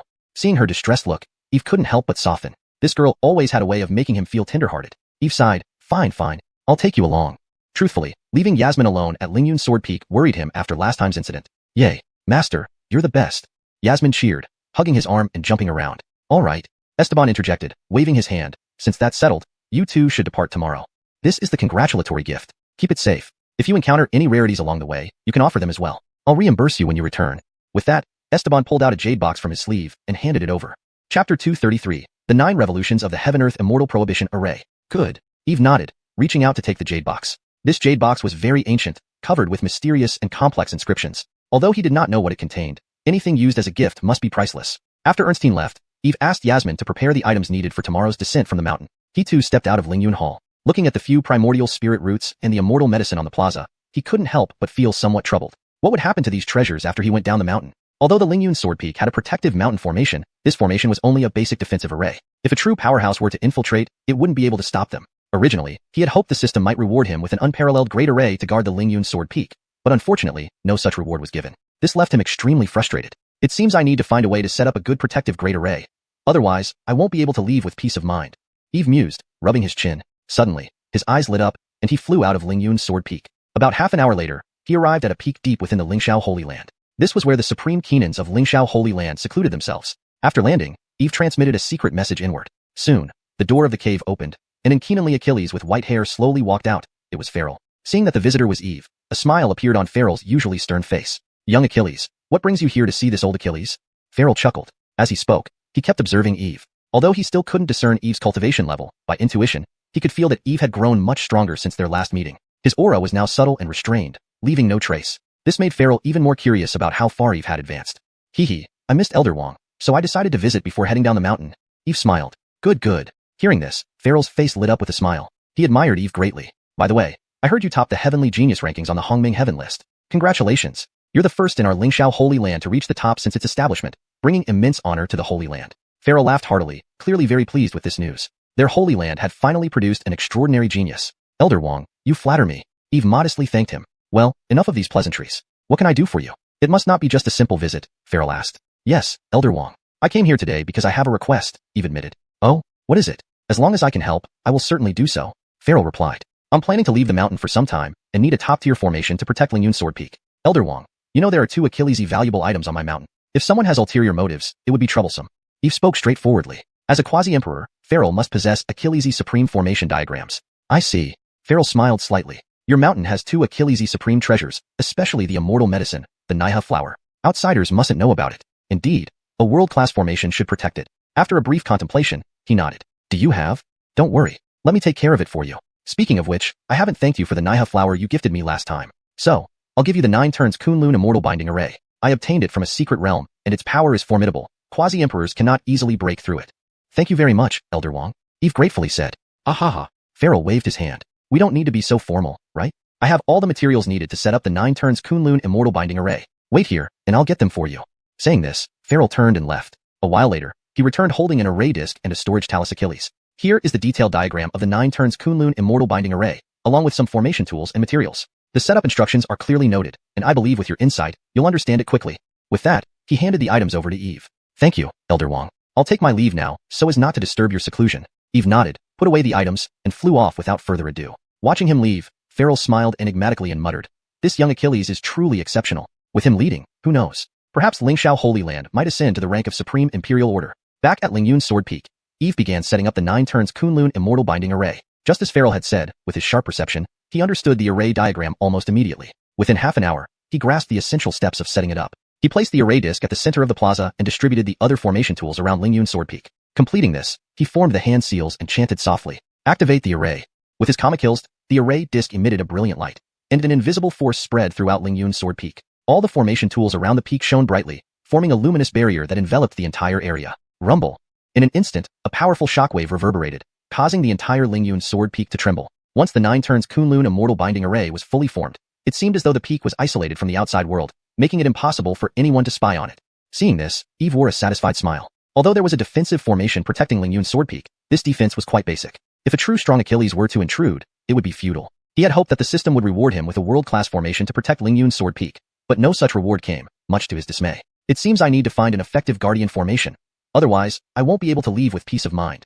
Eve thought, rubbing his chin. Suddenly, his eyes lit up, and he flew towards the outside of Lingyun Sword Peak. About half an hour later, he arrived at a peak deep within Lingxiao Holy Land. It was where the Jonathans of Lingxiao Holy Land meditated in seclusion. After landing, Eve transmitted a message inward. A short while later, the door opened, and a white-haired Keenan slowly walked out. It was Farrell. Upon seeing Eve, his stern face immediately broke into a smile. What brings you to see this old Achilles? Farrell chuckled. As he spoke, he kept observing Eve. Despite still being unable to gauge Eve's cultivation level, he felt that Eve had become much stronger since their last meeting. Particularly, his aura was now more concealed and refined, leaving little trace. This only made Farrell more curious about how far Eve had advanced. Hee, I missed Elder Wong during our time apart, so I decided to pay a visit before my departure, Eve said smilingly. Wonderful.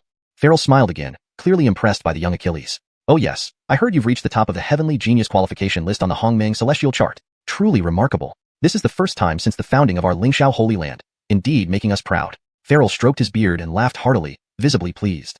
Elder Wong flatters me, Eve modestly replied with a bow. Enough formalities, tell me why you're here. It can't just be a simple visit, right? Farrell asked directly. Yes, Elder Wong. I'm here because I need your assistance for something important, Eve admitted with a nod. What do you need? If I can help, I certainly will. Farrell paused. I'll be leaving the mountain soon, and need a supreme formation to guard Lingyun Sword Peak. As you know, there are Achilles' valuable treasures on the mountain, and I fear someone might target them. Farrell smiled again. Ah, I understand. There are Achilles' supreme treasures on your peak, especially that immortal medicine, Netherworld flower. You certainly should have a supreme formation to protect it. After a moment's consideration, Farrell nodded. I have no problem helping. Let me give you the 9 revolutions of the Heaven-Earth Immortal Prohibition Array. I obtained it from a secret realm, and its power is extraordinary. Even a quasi-emperor would struggle to break through it. Thank you, Elder Wong. Eve expressed his gratitude. Don't mention it. Farrell waved off the formality. We're practically family. Wait here while I get it for you. Turning away, Farrell fetched the items. Returning shortly, he handed Eve a formation disk and a storage device containing detailed instructions, some array implements, and materials. This is the diagram and necessary materials for the 9 revolutions of the Heaven-Earth Immortal Prohibition Array. The formation has 9 layers, and the instructions should be easy for you to understand given your acumen. Eve accepted the items and thanked Farrell before flying back to Lingyun Sword Peak without further ado. Farrell watched Eve's departing silhouette with a faint smile, murmuring, such talent. Perhaps under his guidance, Lingxiao Holy Land might even rise to become a supreme imperial lineage. Back at Lingyun Sword Peak, Eve began setting up the 9 revolutions of the Heaven-Earth Immortal Prohibition Array. Just as Farrell had assured, the instructions were clear enough for him to grasp the steps in no time. Placing the formation disk in the center of the plaza, he distributed the other instruments around the peak. After arranging everything, he began the incantations. Formation activate. As he spoke, the formation disk emitted dazzling light. An intangible force spread over Lingyun Sword Peak, illuminating all the instruments and forming a protective barrier around the entire area. Huge tremors. Instantly, a tremendous energy ripple expanded outward, causing the whole peak to shake. Upon completion, Lingyun Sword Peak seemed to be completely isolated from the outside world. Seeing the results, Eve's face lit up with satisfaction. Chapter 234, Northern Frontier City. With the 9-fold Cosmos Immortal Trapping Array now in place, he could finally descend the mountain with peace of mind. Clapping his hands, Eve prepared to return and enjoy a good night's sleep, planning to set off for the Dantai Holy Land early the next morning. However, just before leaving, a glimpse of the Chaos Netherfire Lotus caught his eye. Apparently, after being nurtured by the flowers of the other shore and the Fuxiang Divine Tree for just a few months, the Chaos Netherfire Lotus had sprouted a fiery red lotus. It bore 9 petals shimmering with golden radiance, like 9 blazing stars of divine gold. In its center, a lotus pod was yet to unfurl, but with more time, new lotus seeds would soon grow. Excellent, excellent. My efforts have not been in vain. It is finally bearing fruit. Eve couldn't help but nod approvingly at the sight. Then, with a thought, he reached out to pluck 2 Netherfire Lotus petals and stored them in his holding ring. As a Chaos Spirit plant, the Netherfire Lotus was even more precious than an immortal elixir. Even one petal possessed extraordinary powers. After securing the petals, he also plucked 2 stamen filaments from the flowers of the other shore as a precaution. Only after completing these tasks did Eve leave, returning to his room. The next day, a golden dawn rose over Lingxiao Holy Land, bathing the 1,000-mile expanse in celestial light, transforming it into a veritable paradise. Elders and disciples bustled about the Holy Land. Young adepts flew gracefully on their swords, exuding vigor and valor. White-haired Keenans rode celestial cranes, looking like immortals descending from the heavens, their demeanor transcendent and noble. Peerless maidens stepped lightly on crimson water lilies, their every gesture and smile bewitchingly beautiful, their elegance unmatched.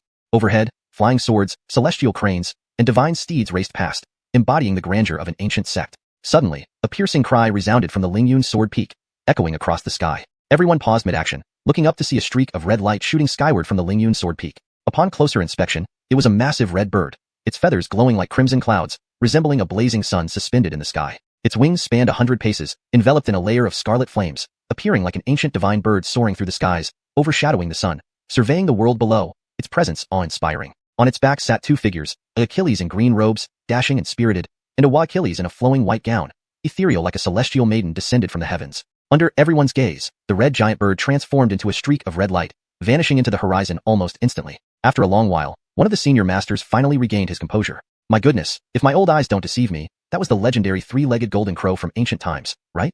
That's correct. Only a true ancient divine bird could possess such a majestic aura. I previously thought Lingyun Sword Peak's sudden rise was due to having a few exceptionally talented disciples. Now it seems their foundation far surpasses our imagination. To actually have such a divine bird as a mount, this is incredible. Indeed, when Ursula Saintis first joined Lingyun Sword Peak, Achilles thought she was cutting her own future short. Now it appears the fool was myself. Many senior masters discussed the scene, clearly astonished, re-evaluating Lingyun Sword Peak. The three-legged golden crow was a born divine bird, its lineage incomparably noble. Once fully grown, it could rival the power of true dragons and phoenixes, making it one of the mightiest divine beasts.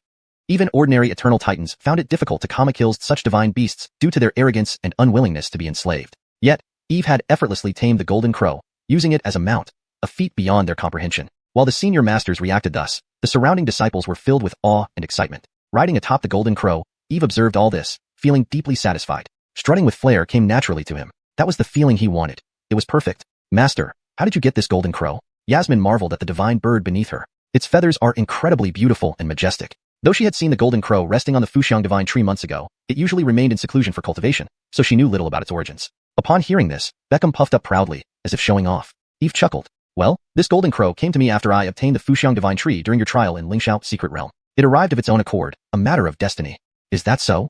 Yasmin looked enlightened. By the way, Master, are we heading straight to the Danai Holy Land? Not in a rush. Though the Immortal province where Dantai Holy Land lies is billions of miles away, Beckham can reach it within half a month. We have ample time, so we can stop at a few cities along the way to explore the outside world. Eve explained calmly. He had been in this world for nearly a year without truly exploring. Now, since they were out, he intended to tour around. Great. Where shall we go first, Master? Yasmin, excited, eagerly asked. Eve pondered for a moment. Let's start with Northern Frontier City. I've heard it's quite nice, and we'll head there first. During his free time, he studied numerous ancient texts, learning the general layout, powers, and city distributions within the Purple Star domain. Northern Frontier City, located at the intersection of Liu Province, Yu Province, and Qing Province, was the largest city within a million-mile radius, bustling with dense population and flourishing commerce, teeming with shops and frequented by cultivators from nearby provinces. To experience the local customs and culture of this world, it was the ideal destination. Moreover, given its population density, there might be opportunities to find suitable disciples here. 5 days later, Northern Frontier City. The city walls towered majestically, stretching tens of thousands of feet high, constructed from massive stones, as solid as steel, impenetrable. Inside the gates lay a broad avenue, approximately 100 meters wide, bustling with constant traffic and Achilles activity. On either side of the street stood countless shops, displaying an array of goods, everything one could imagine. Chapter 235. Under Surveillance. Suddenly, a piercing cry echoed outside the city gates, causing a commotion. Immediately after, under everyone's gaze, a divine bird slowly flew in. With its wings fully spread, it measured 100 feet long, and its golden feathers shone brilliantly like gems, exuding an extraordinary aura of nobility. Heavens, a divine bird has descended. Could it be that a patriarch from a major sect has arrived? Major sects might not even receive such treatment. After all, this is a divine bird. It could be a significant figure from a supreme lineage. Someone is descending. Let's see who it is.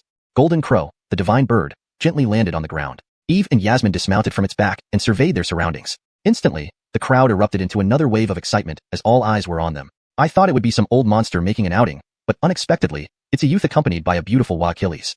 Don't jump to conclusions. Don't judge him by his young appearance. Who knows if he isn't an old monster who looks young due to cultivation? This fellow Taoist makes a good point. Though this youth's cultivation level is indiscernible, he gives off an unfathomable vibe. Moreover, the lady beside him is exceptionally beautiful and powerful. This must be someone we cannot provoke. Yeah, I saw this maiden's face. It's as if she were a celestial maiden. If one could marry such a wife, they would be the luckiest Achilles alive. Eve ignored the surrounding chatter and nodded at the golden crow with a smile. Beckham, sensing his intentions, transformed, gradually shrinking until he became eagle-sized, finally perching on Eve's shoulder. Having achieved grand perfection in the transcendent grotto realm, Beckham now had the ability to freely change his size. When he reached adulthood, he would be able to speak Achilles language and even transform into Achilles form. Eve led Yasmin and walked boldly into Beijiang City. A domineering aura radiated from him, causing those around to avoid meeting his gaze. What an overpowering aura.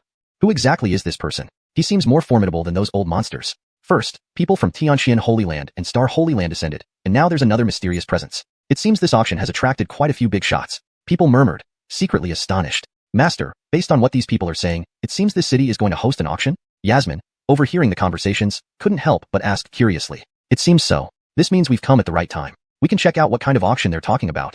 Eve's eyes twinkled, a faint smile appearing at the corners of his mouth. Yasmin followed close behind Eve, showing keen interest as she observed the bustling environment around her. As they walked along, her exceptional beauty caused disturbances wherever they went. In a pavilion not far away, Achilles stood by the window, observing the scene unfolding below. Achilles cultivator actually has a three-legged golden crow by his side. Interesting indeed. The Achilles displayed a look of intrigue, took a sip of wine from his cup, then turned to address the void beside him. Heath, I heard Sun God Mountain is searching for a golden crow. Do you think it could be this one?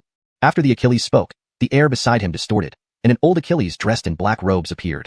That's a possibility. Lately, Sun God Mountain seems to have experienced changes. The elder patriarch of the Golden Crow clan was killed, other Keenans severely injured and fled, and the royal bloodline of the Golden Crows has gone missing. This might be the very one. The old Achilles in black said slowly.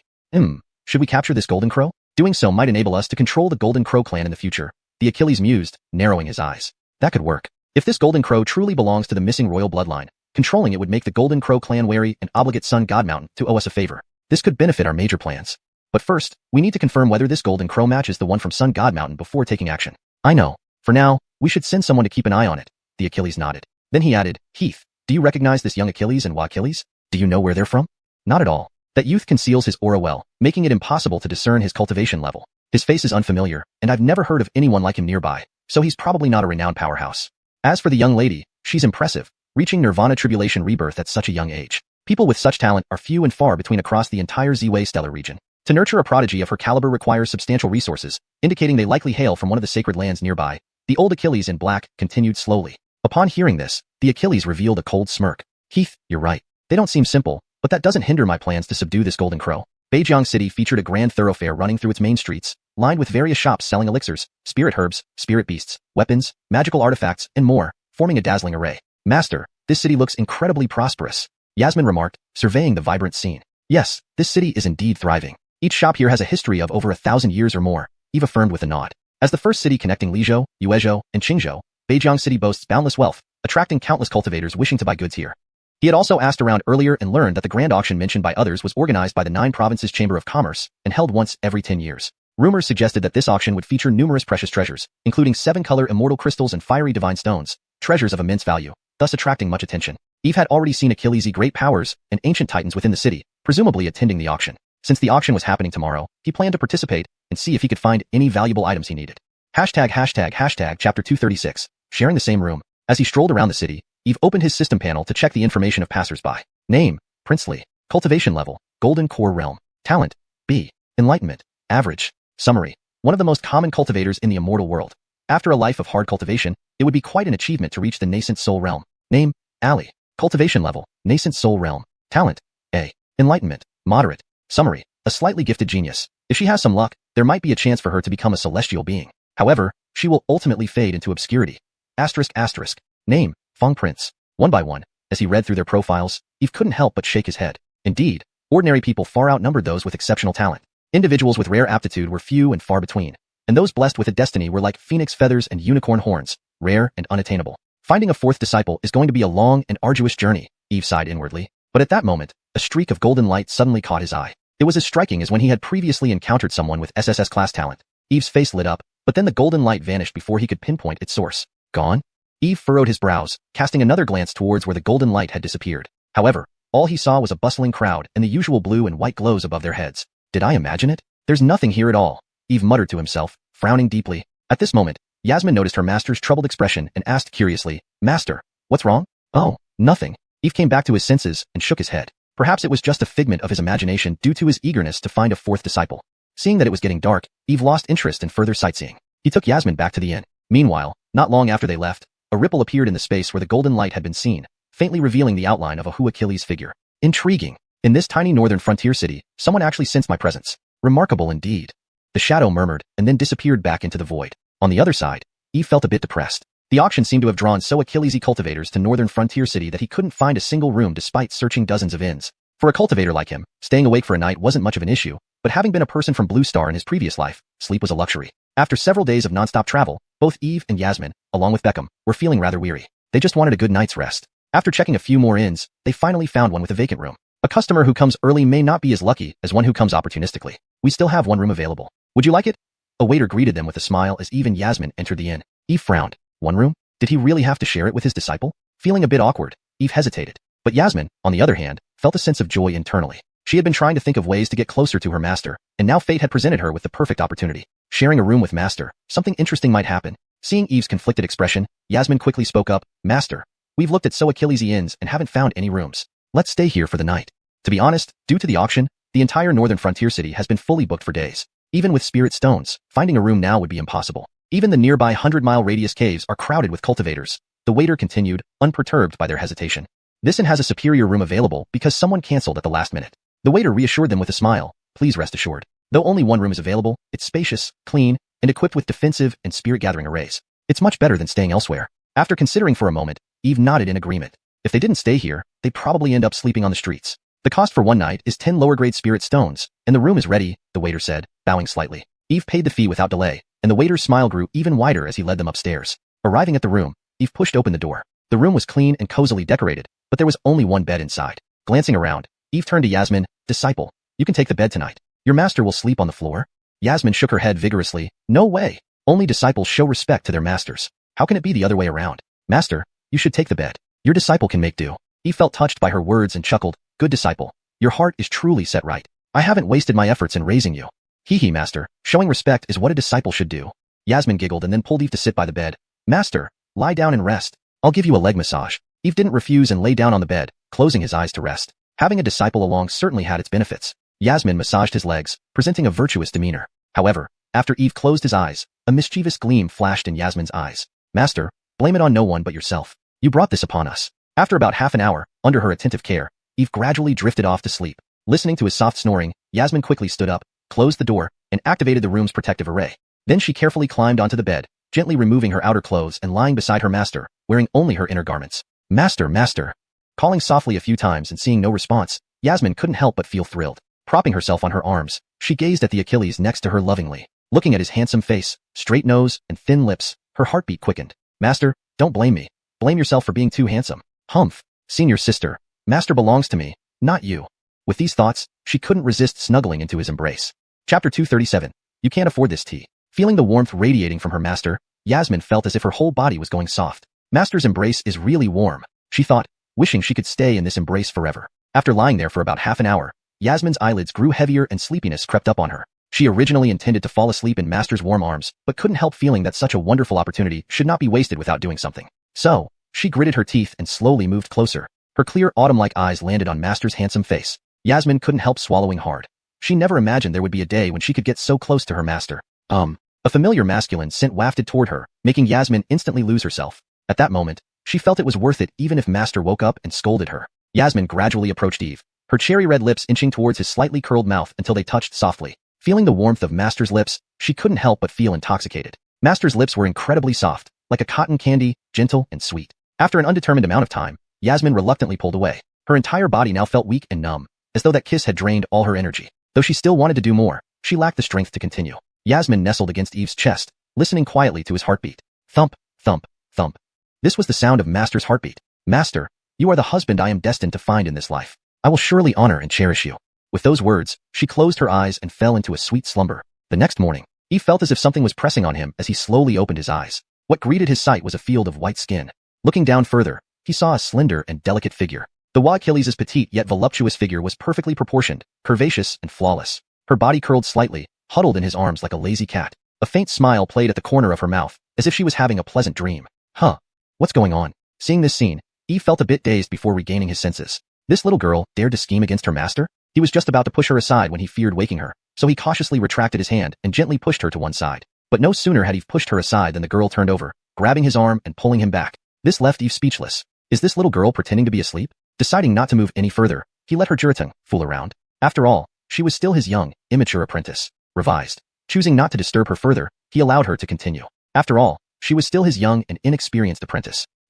Yasmin turned over, revealing a long and smooth leg. Eve's gaze shifted, momentarily captivated by the beauty of her leg, pale, delicate, and straight, smooth and round like jade, beautiful and alluring. He sighed inwardly and couldn't help swallowing hard. No good. This pose is too tempting. He quickly diverted his gaze, then regardless of whether he might wake Yasmin, got out of bed and quickly walked out of the room. He was afraid that if he stayed any longer, he might not be able to control himself. After all, he was Achilles too. Outside, the sky was already turning a light gray, with the dawn reflecting in the hallway. Eve took a deep breath, calming his emotions, and went downstairs to sit by the window. He took out some Enlightenment tea from his storage ring. As the tea steeped, a rich fragrance filled the air, refreshing and delightful. He sipped lightly, satisfied, and gazed out the window. Just as he enjoyed the tea and the view, a voice came from beside him. What a fragrant tea, with such dense enlightenment. Turning his head, Eve saw Achilles dressed in gold robes with an arrogant look staring at the Enlightenment tea on his table, eyes gleaming with enthusiasm. Behind him stood two gray-robed Keenans with sharp gazes and powerful auras, clearly strong individuals. Boy, this pot of tea is mine. Set your price. The golden-robed Achilles said as he walked to the table and tossed a bag of spirit stones onto it. Hearing this, Eve didn't even lift an eyebrow but continued to sip his tea. Boy, didn't you hear our young master wants to buy your tea? Are you deaf or mute? The gray-robed Keenan behind him sneered. Eve cast a glance at the gray-robed Keenan with a hint of amusement. Interesting. Didn't expect to run into a cliché novel plot scenario on a simple outing. Putting down his teacup, he said coolly, you can't afford this tea. TCH, what arrogance. Is there tea in this world that I, Canon, cannot afford? The golden-robed Achilles scoffed, full of disdain and contempt. He then threw another storage bag on the table. Here, 200,000 spirit stones. My tea is yours. Now you can leave. To him, there was nothing in the world he couldn't buy. This seemingly ordinary boy would probably scram and thank him profusely after seeing the 200,000 spirit stones. Unexpectedly, after waiting a while, Eve made no move. This made the golden-robed Achilles frown. Brat, are you deaf? Didn't you hear me talking to you? If you know what's good for you, take the spirit stones and go. Otherwise, don't blame my lack of courtesy. The golden-robed Achilles humphed arrogantly. The two gray-robed Kenans behind him also looked coldly at Eve, their eyes showing a ruthless intent. Haha. Eve couldn't help but laugh lightly. Lack of courtesy? How will you be impolite to me? His tone was calm, but hidden within it was unparalleled chill. Don't be ungrateful, boy. Our young master offering 200,000 spirit stones for a pot of tea is already giving you a mince face. You dare refuse him? It seems you prefer punishment.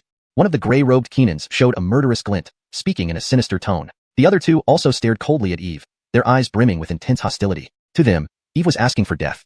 Chapter 238, Casual Slaughter. Although they could not discern Eve's cultivation, judging from his youthful appearance, he likely did not have an extremely profound level. Moreover, his face was unfamiliar, and in their memory, there was no such powerful existence in the surrounding three major Dao states. The commotion quickly drew the attention of some people nearby and passers-by on the street. Everyone cast puzzled glances. When they saw the gold-robed cultivator, they couldn't help but exclaim in surprise. Isn't that Canon, the young master of the Jin family in Beijiang City? I heard he's 29 years old this year and has already reached the soul transformation stage. His strength is quite formidable. He's a famous genius in Beijiang City. I know. His grandfather was once in Kenan at the Starry Heaven Sanctuary and later returned to Beijiang City, branching out and relying on the Starry Heaven Sanctuary. After nearly 1,000 years of development, the Jin family has become very powerful, one of the three major families in all of Beijiang City. They say Canon is deeply loved by his grandfather, which has made him arrogant and tyrannical. In Beijiang City, he practically runs rampant with nobody daring to provoke him. TSK, do you think that kid sitting there has lost his mind? To actually dare provoke this scourge, he'll be skin and bones if he doesn't die. Sigh, it's probably a disciple from a major sect coming for the auction, inexperienced and unaware of who Canon is. The crowd murmured, some gloating, others expressing pity and ridicule. As one of the three major families in Beijiang City, the Jin family wielded significant influence. Canon himself relied on his family background and personal strength to commit countless acts of misconduct, acting as he pleased. After hearing these comments, Canon felt an immense boost to his ego, his eyes gleaming with satisfaction. Kid, did you hear? Now scram while you still can. Young master can pretend nothing happened. Otherwise, I'll show you what pain really means. As he finished speaking, he stretched his hand towards the teapot in front of Eve. Though he didn't know what tea it contained, he was sure it wasn't ordinary. Just smelling it from a distance had made him feel serene and almost transcendent. It must be an exquisite spirit tea. For such fine tea to be consumed by an ordinary youth like the one before him seemed like a waste. However, just as his fingers were about to touch the teapot, Eve's right hand shot out, seizing Canon's wrist and then flung it aside sharply. Crack! A crisp sound of bone breaking rang out. Canon's right arm was violently torn off, flying through the air in an eerie arc before landing on the ground. Ah! Canon let out a piercing scream. His face contorted in agony as he lay on the ground clutching his severed arm. Bright red blood flowed incessantly, staining his expensive robes. The surrounding crowd gasped in shock, their eyes wide with disbelief. Heavens! Canon has been crippled by that kid. Who is this person to dare do this to Canon?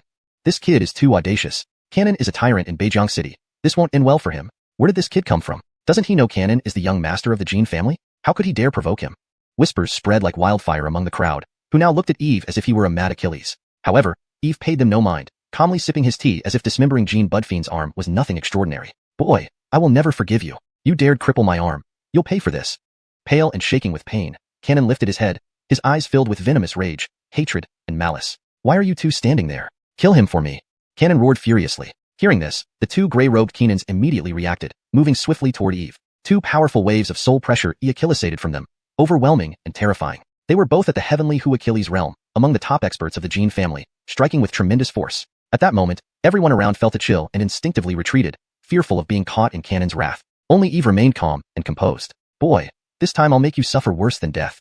Canon's face twisted into a cruel smirk, his eyes flashing maliciously. The two gray-robed Kenans were now less than 10 paces away, their palms moving swiftly, each releasing a palm print carrying strong winds, roaring towards Eve. Yet, Eve didn't even glance at the approaching palm prints. Watching them approach, a mocking smile appeared on his lips. With nonchalance, he extended his palm and lightly slapped the air. Bang! Bang! Two muffled sounds resounded, and the powerful palm prints instantly shattered and vanished. Huh! Canon's pupils contracted, staring at Eve in disbelief. He knew the capabilities of the two Kenans. They were powerful figures at the heavenly Hu Achilles realm. Together, they were capable of destroying heaven and earth. But their full attack had been effortlessly neutralized by this young Achilles. Before he could recover from his shock, Eve moved again, flicking his right finger. A thread of sword light shot out instantly. Swish! Two spurts of blood gushed out, and slender cracks appeared in the throats of the two gray-robed Kenans. Blood spurted onto the ground as two corpses collapsed with a heavy thud. Silence. Dead silence engulfed the surroundings. Had two heavenly Achilles experts of the Gene family died so easily without even a struggle? Hearts raced among the onlookers, unable to believe what they had just witnessed. How could this happen?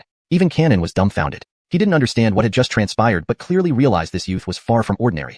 A powerhouse with unimaginable strength. This time, he had met his match. Though arrogant, Canon wasn't foolish. Realizing he shouldn't provoke this person, he turned to flee. But just as he turned, a cold rush of wind passed by his ears. In the next moment, he found Eve standing before him, a faint, unsettling smile on his face.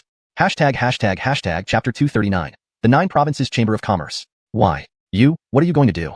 Canon swallowed hard, panic flickering deep in his eyes. He regretted it deeply at this moment. If he had known this Achilles was so formidable, he would never have dared to provoke him. Eve smiled lightly and said calmly, "What irritates me the most is when someone disturbs my tea-drinking pleasure. And you just ruined this perfect moment. So, you deserve to die." His voice was calm and low, but it sent chills down the spine. "Don't do anything rash. I must inform you that I am the young master of the Gene family. If you dare to kill me, the Gene family will never let you off." Canon forced a smile, trying to appear composed and authoritative, although fear was evident in his voice. He didn't believe anyone in Beijiang City dared to kill him, unless they were tired of living. After this, he vowed to himself that he would have Pierre send people to tear this bastard limb from limb. The Gene family? Huh. Let's see what the Gene family can do to me. Eve sneered, a mocking expression on his face. He always believed in reciprocating respect with respect. Since this guy was asking for death, then it wasn't his fault. There's heaven if you choose to walk its path. There's hell if you force your way in. You cannot kill me. If you kill me, the entire Gene family will seek revenge on you.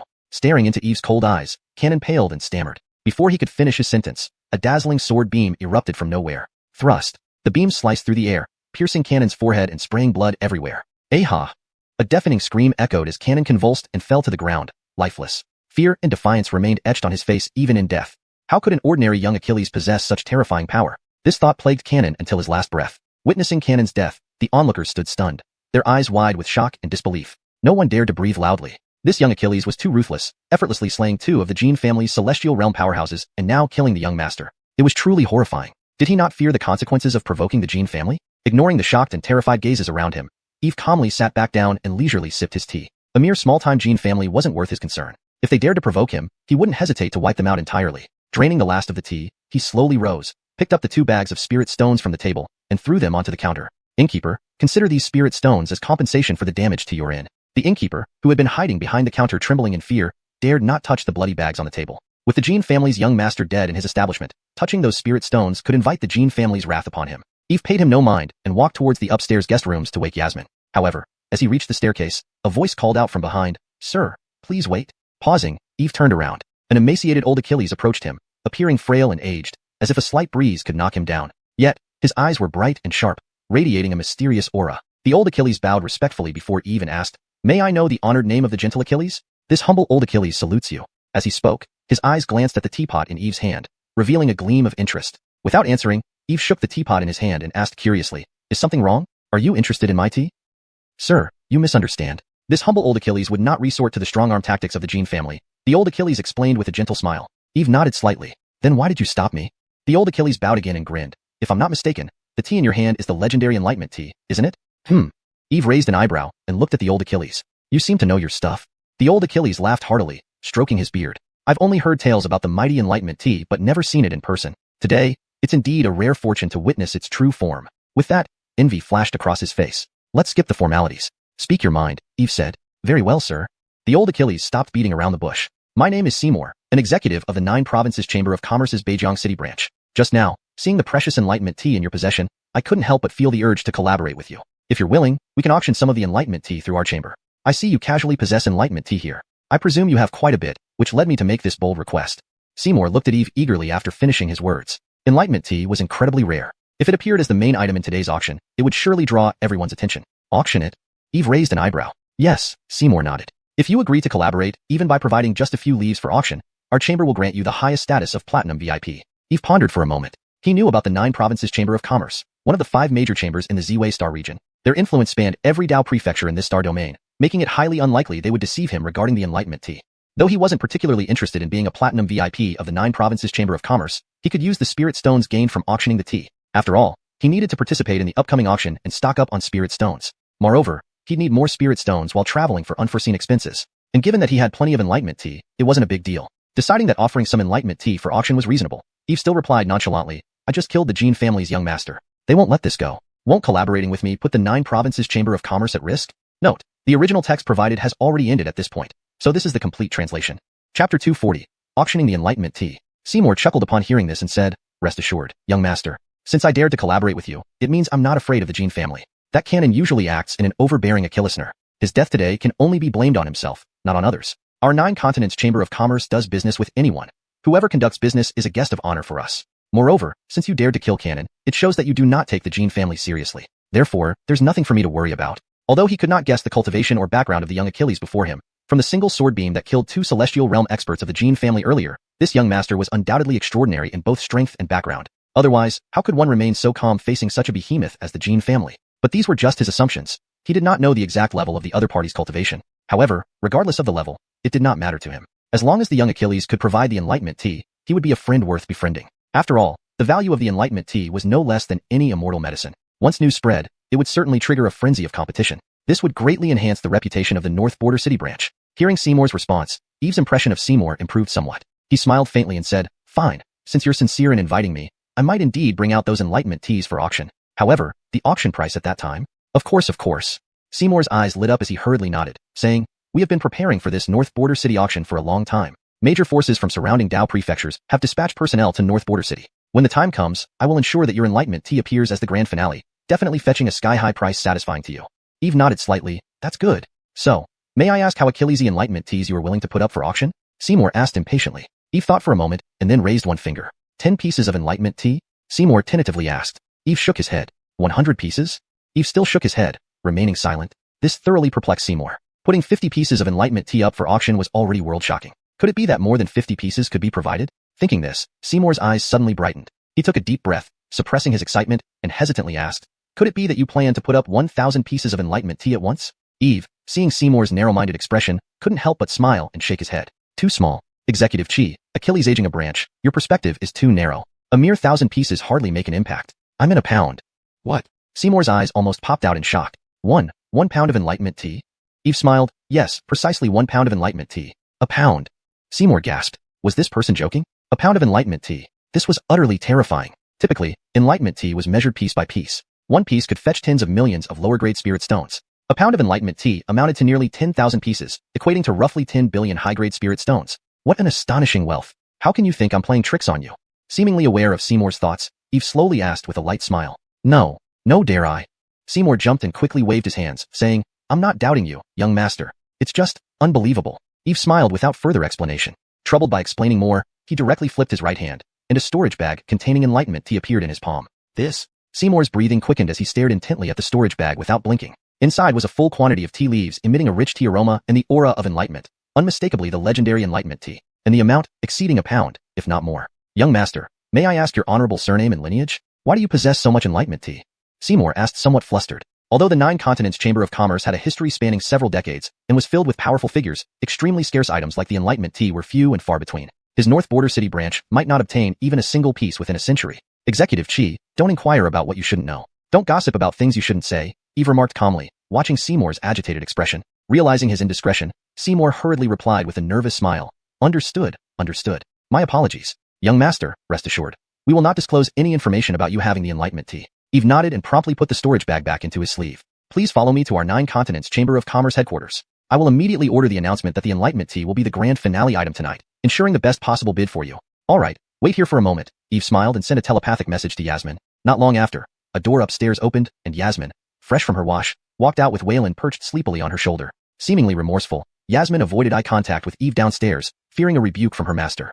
Recalling last night, she felt truly bold. She had even dreamed something incredibly embarrassing. When she woke up, she felt flushed and hot all over, like a ripe apple. Seeing Yasmin, Eve simply shook his head, treating the entire incident as non-existent, saying, "Come down now.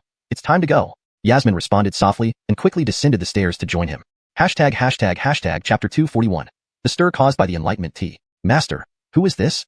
Alger had been eyeing Yasmin ever since she came out with Jiang Yuli. The more he looked, the more alarmed he became. Ignoring her striking beauty, even the casual flicker of formidable sword intent in her movements was enough to make Alger sense her extraordinary nature. She was a swords Achilles cultivator, and not just any ordinary one. Her sword intent was piercing and intense. This alone was astonishing, but what really stunned him was that despite her youthful appearance, barely 17 or 18, her cultivation had already reached the late Nirvana realm. He had never seen someone so young reach such heights in his entire life. Moreover, The small bird perched on Yasmin's shoulder seemed equally remarkable. My disciple. Eve replied calmly. A disciple? To have taught such an outstanding disciple, how powerful must the master be? It appeared his suspicions were correct. This young person before him had a very complex and distinguished background. Alger kept these thoughts to himself, choosing not to pry further. Please lead the way, Supervisor Qi. Of course. Alger immediately bowed, turned around, and headed toward the door. Eve followed, leaving the inn. Master, where are we going? Yasmin couldn't help but ask. Eve smiled faintly and said, to the 9 Continents Trade Guild for the auction tonight. Auction? Will we be able to buy anything we like?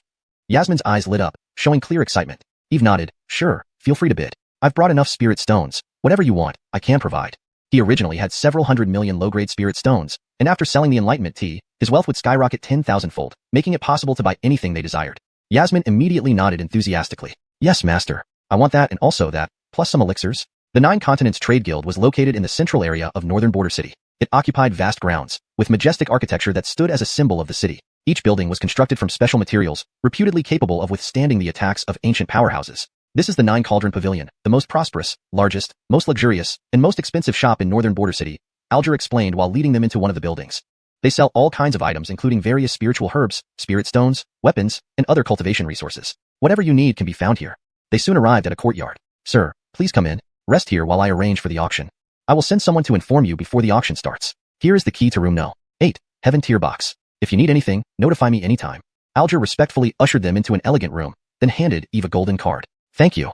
Eve nodded, threw over the bag of Enlightenment tea, and waved for Alger to leave. Confirming the goods, Alger left the room. News spread quickly across the city after Alger announced it. What? The 9 Continents Trade Guild is auctioning the legendary Enlightenment tea tonight? Is this reliable? Absolutely reliable. I've heard it too from the guild supervisor. And apparently, there's a substantial quantity.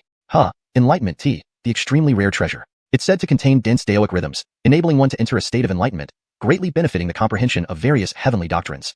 The 9 Continents Trade Guild truly excels, securing such rare treasures. Looks like the competition for this auction will be fierce. Not only did city cultivators discuss it, but even high-ranking figures from major Dao traditions started stirring. Fascinating. This trip to northern border city has revealed both a golden crow and now the precious Enlightenment tea. Truly worth the journey. A Achilles in black with a chilling demeanor murmured, eyes flashing with cold light. Send word back to the Holy Land about the auction at northern border city, mentioning the Enlightenment tea. Have them deliver spirit stones over. Awa Achilles in a purple gown, breathtakingly beautiful and dignified, yet displaying urgency and anxiety, clearly determined to obtain the tea. Enlightenment tea. If I get it, my bottleneck of years might finally break. No matter the cost, I must secure it. An old Achilles, emaciated and ugly, eyes once dull, suddenly lit up upon hearing of the tea, as if glimpsing hope. Elsewhere, ripples appeared in midair, and a figure vanished earlier reappeared. It's been 3,000 years since I last tasted Enlightenment tea. Now, the idea of the 9 Continents Trade Guild auctioning it brings unexpected joy. While the city buzzed with discussion about the auction, roar echoed through one estate. What? You say my son is dead? A middle-aged Achilles stood in the hall, fists clenched, muscles tensed, eyes burning as he glared at the kneeling servant. The sweating servant shivered, replying, witnesses claim that this morning at an inn in the eastern part of town, young master got into a conflict with a youth who then killed 2 Keenans. Young master tried to escape, but the youth wouldn't let up. Cursed. How could my son provoke that boy? What sect does he belong to? Unclear, sir. He's enigmatic, untraceable, but he's at least a fairy platform realm powerhouse. Fairy platform realm, huh? Even so, killing my son warrants your dismemberment. The Achilles twisted with fury, murder evident in his gaze. Chapter 242. You'd better not provoke him. Do you know where that murderer went? Is he still in the city? Master, it is said that someone saw him follow Alger to the Jojo Chamber of Commerce's headquarters. The middle-aged Achilles' expression tightened at the news, a trace of doubt arising in his heart. Whoever he is, daring to kill my son, he must die. He suddenly turned around, his eyes bloodshot, and fiercely ordered the servant below. Go and summon all the family's elite members and Keenans. I want to tear that murderer apart. Yes. The servant shivered, hurriedly bowing his head and retreating. Soon, over 100 powerful figures gathered at the Jean family residence, their auras surging with intense killing intent. Husband, you can't let Bud die in vain. You must avenge our son. Yes, father, that person killed eldest brother. We cannot forgive him. We must slaughter him to accompany eldest brother in death. Several people clamored, each filled with indignation. Don't worry, this little villain won't escape, and your Keenan brother won't have died in vain. If the Jojo Chamber of Commerce dares to obstruct my son's revenge, they will be going against the entire Jean family. Hilton's gaze was icy cold, every word dripping with murderous intent. Hashtag Jojo Chamber of Commerce. Alger was preparing for the auction when a servant rushed in urgently to report, Executor Lord, the current patriarch of the Jean family, Hilton, has brought Achilles' powerful individuals here to Achillesting to see you. Hilton, the current patriarch of the Jean family, was a great perfection immortal platform powerhouse, well known throughout the entire Beijing city. Don't panic. I expected he would come. Have him wait in the reception hall. I'll be right there. Alger remained calm, instructing calmly. Yes, Executor Lord. The servant nodded respectfully. Patriarch Jean, Why are you here so early? The auction only starts in the evening, no need to rush. In the reception hall, Alger smiled slightly as he greeted him. Humph, Alger, you know my intentions. No need for small talk. Hilton's expression was icy, speaking directly. Ah, Patriarch Jean, it seems you already know, Alger sighed lightly. Don't beat around the bush. My son was murdered, and I heard you brought back the murderer. If you don't wish to oppose the Jean family, hand over the killer of my son. Hilton's face darkened like water, his voice raspy with anger. Alas, since Patriarch Jean knows, there's no point in hiding it. Yes, the murderer who killed your son is indeed here with me. Alger sighed, then continued, however, although the person is here, I cannot hand him over to Patriarch Jean for now. Can't hand over? What do you mean? Is this person part of the Jiuzhou Chamber of Commerce? Or are you protecting the murderer of my son Canon? Hilton's face was grim, his voice icy. To be frank, this person is not from the Jiuzhou Chamber of Commerce, but is currently a partner. So, I cannot hand him over to you. Alger shook his head, explaining softly. Partner? Hilton sneered, his killing intent rising. I don't care about that. All I know is that the one who killed my son must die. Otherwise, how can the Jean family retain its honor? I advise the Jiuzhou Chamber of Commerce not to meddle unnecessarily. Be careful, or your branch in Beijiang City might not survive.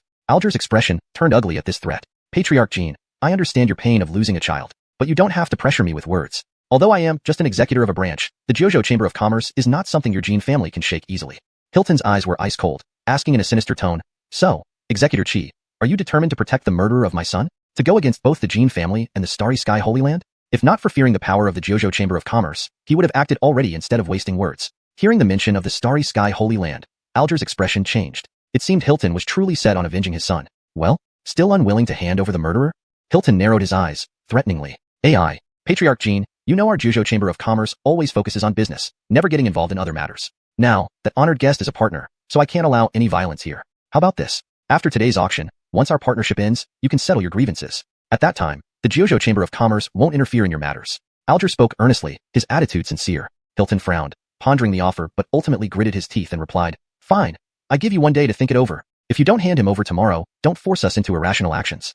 He was confident the Jiuzhou Chamber of Commerce wouldn't dare intervene under his pressure.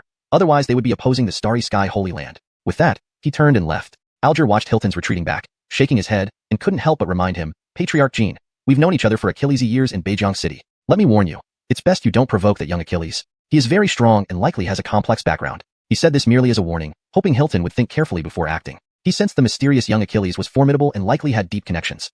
Otherwise, it would be impossible to casually produce a pound of Enlightenment tea without batting an eye. If the Jean family insisted on confronting him, they would likely suffer the consequences. Strength? Background? Killed my son. Regardless of his background, he must die. Hilton's eyes blazed with killing intent, leaving without looking back. AI. Seeing his stance, Alger sighed but said no more. As long as the auction went smoothly without affecting his interests, Jean family's affairs with that young Achilles would have nothing to do with him afterward. Chapter 243, the auction begins. Time flew by, and soon it was nearly evening. The auction was about to commence. At the entrance of the venue, a steady stream of cultivators entered one after another. These individuals exuded powerful auras. They were some of the top experts from Northern Frontier City. Moreover, in the distant sky, streaks of light flashed rapidly toward the venue, radiating immense power. Some flew on swords, others rode celestial beasts or drove divine carriages. In short, representatives from all major forces within the nearby provinces had gathered here, creating an extraordinarily grand scene. Truly unprecedented grandeur for this auction. Indeed, I've heard that not only do we have treasures like the 7-colored Immortal Crystal and the Fiery Divine Stone, but there are also rumored to be supreme immortal artifacts, 9th-grade elixirs, and of course, the most eye-catching item, the legendary Enlightenment tea. The appearance of such items naturally attracts Achilles to vie for them. Pity we don't even have the qualifications to attend this auction. We can only watch from afar, bystanders murmured enviously, their faces filled with longing yet regret at being unable to participate. Eve and Yasmin entered the auction venue under the guidance of a servant. The entire auction hall was circular, spacious enough to accommodate nearly 1,000 people, with seating arranged in ascending tiers. At the highest level were private boxes surrounding a central open-air stage. Many cultivators were already seated, either meditating with closed eyes or conversing quietly. Patriarch Jean, that's the murderer who killed young master. One of the Jeans pointed at Eve walking toward the topmost box as he spoke to Hilton. Hilton immediately glanced up. He saw a young Achilles, unfamiliar and seemingly only in his 20s, dressed quite ordinarily, with no overwhelming aura ejaculating from him. Except for a servant girl behind him, there were no formidable guardians following him. He didn't appear to belong to any top-tier lineage, but seemed more like an independent cultivator. Relieved, Hilton breathed a sigh of relief. Hearing Alger's concerns, he had feared the person might be an outstanding talent. Now, he felt assured. Thoughts of revenge clouded his mind, his gaze turning icy cold. He dared to show up after killing my son? Once this auction is over, you'll wish you hadn't been born. A cruel smile crept onto his lips, his eyes brimming with murderous intent. Eve naturally noticed the malevolent stare. Without much thought, he knew it came from the Jean family, as they were likely the only ones in Northern Frontier City who held hostility towards him. However, he chose to ignore it, pretending not to notice. Sir, this is the private box specially prepared for you. The servant leading Eve announced before respectfully withdrawing. Eve nodded and entered the luxurious room with Yasmin, closing the door and sitting down. After about the time it took to burn an incense stick, Alger knocked and entered. Sir, news of the Enlightenment tea has spread and has attracted Achilles' interested parties, Alger informed him. Thank you for your efforts, Elder Chi, Eve acknowledged. Oh, sir, due to the sheer quantity of Enlightenment tea you provided, I took the liberty of dividing it into 10 portions, offering 5 for separate auctions today. This way, higher prices can be achieved, and I will purchase the remaining 5 at the same price. What do you think? Since I've entrusted it to you, how you handle it is your concern. Just ensure my share of spirit stones is given to me without shortage, Eve said indifferently. Alger nodded and continued. Additionally, sir, there's something I must warn you about. What is it? Well, this afternoon, the head of the Jean family personally approached us seeking revenge for his son's death. Though I Achilles' age to stall him, they aren't satisfied and will surely seek trouble after the auction, Alger explained, partly to curry favor and partly to alert Eve, hoping to establish a relationship. He felt the Jeans would find it difficult to deal with this young Achilles. Eve understood the intention, replying nonchalantly, understood. He then closed his eyes to rest. To him, the Jeans were nothing more than clowns, unworthy of his attention. But if they sought death, he wouldn't hesitate to oblige. Seeing his calm demeanor, Alger realized his instincts were correct. This young Achilles indeed wasn't afraid of the Jean family. Quietly, he exited and closed the door behind him. As all the cultivators entered, a few chimes echoed through the hall, instantly silencing the bustling crowd. Everyone looked towards the center stage, where a graceful Achilles, swaying her voluptuous figure, slowly walked out, reaching the platform. She wore a red chipao with a striking plum blossom embroidered on her chest, her curvaceous figure adding an allure that was captivating. Her face, though not breathtakingly beautiful, exuded the charm of a mature Achilles, drawing everyone's attention. Welcome, esteemed guests, to the auction hosted by the Nine Realms Commerce Guild, she cooed, her voice seductive. Allow me to introduce myself. I am Lana, the auctioneer for today, she smiled warmly, then continued. I'm sure Achilles of you are aware of the legendary Enlightenment tea that will be auctioned today, divided into 5 lots, each containing 1,000 leaves. Her words stirred excitement among the crowd. Although they had heard rumors of abundant Enlightenment tea, hearing it confirmed left them stunned. 5 lots of 1,000 leaves each, a staggering amount that hadn't been seen in the purple microcosm region for years. Many eyes blazed with fervent desire, resolved to secure at least 1 lot regardless of cost. Seeing that you're eager to begin, let's get straight to the point. The auction starts now. Lana watched the crowd, her smile widening. She knew this event would unleash chaos and possibly stir the entire purple microcosm region. Her job was to guide these guests, driving the bids higher, ideally causing fierce competition over the Enlightenment tea, thereby maximizing profits. Note: maintained original tone and structure while ensuring fluent English translation.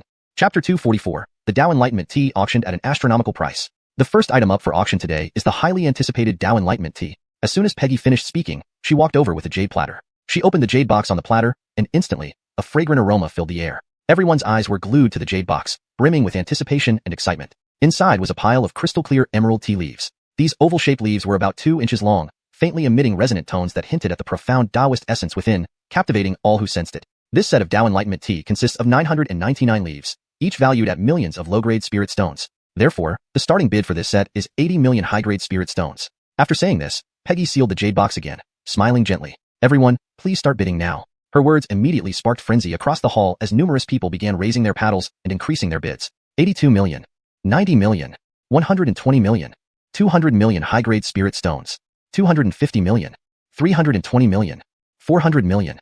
In a short moment, the price of the Dao Enlightenment tea soared to 400 million high-grade spirit stones, driving everyone into a wild excitement. Yet everyone knew this was only the beginning. Even though 400 million was already a staggering sum, for such a rare treasure like Dao Enlightenment tea, everyone deemed it worthwhile. After all, Dao Enlightenment tea was extremely scarce. Even a few leaves would be precious, not to mention nearly 1,000 leaves. Any amount of high-grade spirit stones seemed justified. Therefore, Achilles continued to raise their bids. 450 million, 500 million, 540 million. After a brief silence, the sound of escalating bids resumed, more intense and frenzied than before. 800 million. At this moment, a cold voice rang out from VIP room number 3. This person added 200 million at once, clearly determined to win the Dao Enlightenment tea. His declaration silenced the room, with everyone turning their gazes toward the VIP room. Isn't VIP room number 3 occupied by someone from the Heavenly Pivot Sacred Land? We're in trouble now. If they are dead set on winning the Dao Enlightenment tea, we might as well save our efforts. Indeed, being the top sect of Qingzhou, they have immense resources. 800 million is nothing to them. Not only that, I heard they sent in Keenan specifically for this auction. Amidst the murmurs, the Keenan in VIP room number 3 smirked slightly, confident that his bold move would intimidate others into not competing. The esteemed guest from VIP room number 3 has bid 800 million high-grade spirit stones. Is there anyone else willing to raise the bid? Peggy stood at the front, scanning the crowd with a warm smile. For a moment, the hall was silent. 800 million was indeed a colossal sum, beyond what most could afford. Moreover, as an unparalleled Dao lineage, the Heavenly Pivot Sacred Land was immensely powerful, making it intimidating for Achilles to challenge. Since no one is raising the bid, going once at 800 million high-grade spirit stones. Peggy announced when no one spoke up. Going twice. Is there any higher bid? Going thrice? Just as Peggy was about to strike the gavel, A clear and melodious female voice suddenly came from another VIP room. 10 billion. Peggy paused. Then her face lit up with delight. The esteemed guest from VIP room number 18 has bid 10 billion high-grade spirit stones. Is there anyone else willing to raise the bid? Her excitement was evident as she looked around the hall. Who was in VIP room number 18? So daring. Actually competing against the heavenly pivot sacred land for Dao Enlightenment tea? Could they be from a sacred land? It's hard to say, but they must be, otherwise how would they have such courage? 10 billion high-grade spirit stones. That's insane. I probably won't make that much in my entire life. All eyes turned to VIP room number 18, speculations running rampant. The Keenan from VIP room number 3's expression darkened, glaring at VIP room number 18. He thought the Dao Enlightenment tea was secure, but unexpectedly, an interloper appeared and dared to bid higher. I am Ancient Xianxia of the heavenly pivot sacred land. Could the esteemed guest show some courtesy and let me have this Dao Enlightenment tea? Ancient Xianxia called out to VIP room number 18, his tone stern yet imposing, delicating compliance. However, there was no response from VIP room number 18, as if they hadn't heard him. Seeing this, Ancient Xianxia's anger surged. He couldn't believe that after revealing his identity, the other party still wouldn't give him any face, treating him as irrelevant. Humph. Since you insist, so be it. I offer 11 billion. Suppressing his rage, Ancient Xianxia immediately bid a higher amount. He didn't believe that at such a price, the other party would dare to outbid him again. 20 billion. To his astonishment, the bidder showed no hesitation and raised the price almost double, their voice calm and unemotional. Hearing this, Ancient Xianxia nearly choked with fury. He never expected the opponent to raise the bid by nearly half. This was a direct affront to him, something no elder of a sacred land had ever experienced. Worse yet, the challenger showed no hint of apprehension, openly defying him. The atmosphere in the hall became tense. 20 billion was an astronomical sum, far exceeding the value of the Dao Enlightenment tea. Everyone stared at VIP room number 18 with bewildered looks. Who could be so audacious and wealthy, daring to challenge the authority of the heavenly pivot sacred land publicly? Were they not afraid of retaliation from the heavenly pivot sacred land? The first item up for auction today is the much-anticipated Wu Dao tea. Precious's voice had barely faded when she walked up with a jade tray. She opened the jade box on the tray, and immediately a fresh fragrance spread out. Everyone's attention was drawn to the jade box, their faces filled with anticipation and excitement. Inside was a pile of crystal-clear emerald green tea leaves. These leaves were oval-shaped, about 2 inches long, and faint traces of profound Dao sounds ejaculated from them, intoxicating all present with their Daoistic charm. Each of these 999 tea leaves is valued at over 10 million low-grade spirit stones, so the starting bid for this set of Dao Comprehension tea is 80 million high-grade spirit stones. After speaking, Precious resealed the jade box and said with a smile, "Ladies and gentlemen, please start bidding." Her words instantly ignited the crowd, as Achillesi began to raise their paddles, continuously raising the bid. 82 million. 90 million. 120 million. 200 million high-grade spirit stones. 250 million. 320 million. 400 million. In just a short while, the price of the Dao Comprehension tea skyrocketed to an astonishing 400 million high-grade spirit stones, driving the crowd into a frenzy. However, everyone in attendance knew this was only the beginning. Even at 400 million, it was considered worth every stone given the rarity of Dao Comprehension tea. Even a few leaves would make one's heart flutter, let alone such an enormous quantity. Thus, Achillesi continued to raise their bids. 450 million. 500 million. 540 million. A brief silence was soon shattered by continuous shouts of increasing bids, displaying intense competition. 800 million. At that moment, a cold voice emerged from box number 3, suddenly raising the bid by 200 million, clearly determined to secure the Dao Comprehension tea. The crowd fell silent. All eyes turned towards the private booth. It seems box number 3 belongs to the Xianxia Holy Land. We're in trouble. If the Xianxia Holy Land is dead set on obtaining the tea, our efforts will be in vain. Xianxia Holy Land, as the top sect in Qingzhou, has truly deep pockets, starting with 800 million. Not only that, but they've even sent in Keenan to oversee this auction. Amidst the whispers, and Keenan inside box number 3 smiled confidently, believing his bold bid would intimidate everyone else into backing down. Box number 3 has bid 800 million high-grade spirit stones. Is there anyone willing to offer more? Precious stood at the podium, scanning the crowd with a winning smile. At this moment, the room fell silent. 800 million high-grade spirit stones was already an astronomical sum, and few could afford it. More importantly, challenging the Xianxia Holy Land, a revered ancient sect, was beyond what Achillesi dared. Since no one is offering more, we have 800 million high-grade spirit stones, going once. Precious declared after seeing no one bid further. 800 million high-grade spirit stones, going twice. Is there anyone with a higher bid? 800 million high-grade spirit stones, going thrice. Just as Precious was about to strike the gavel, a clear and pleasant female voice rang out from another booth. 1 billion. Startled, Precious quickly recovered, her face lighting up with delight. A guest from box number 18 has bid 1 billion high-grade spirit stones. Is there anyone willing to offer more?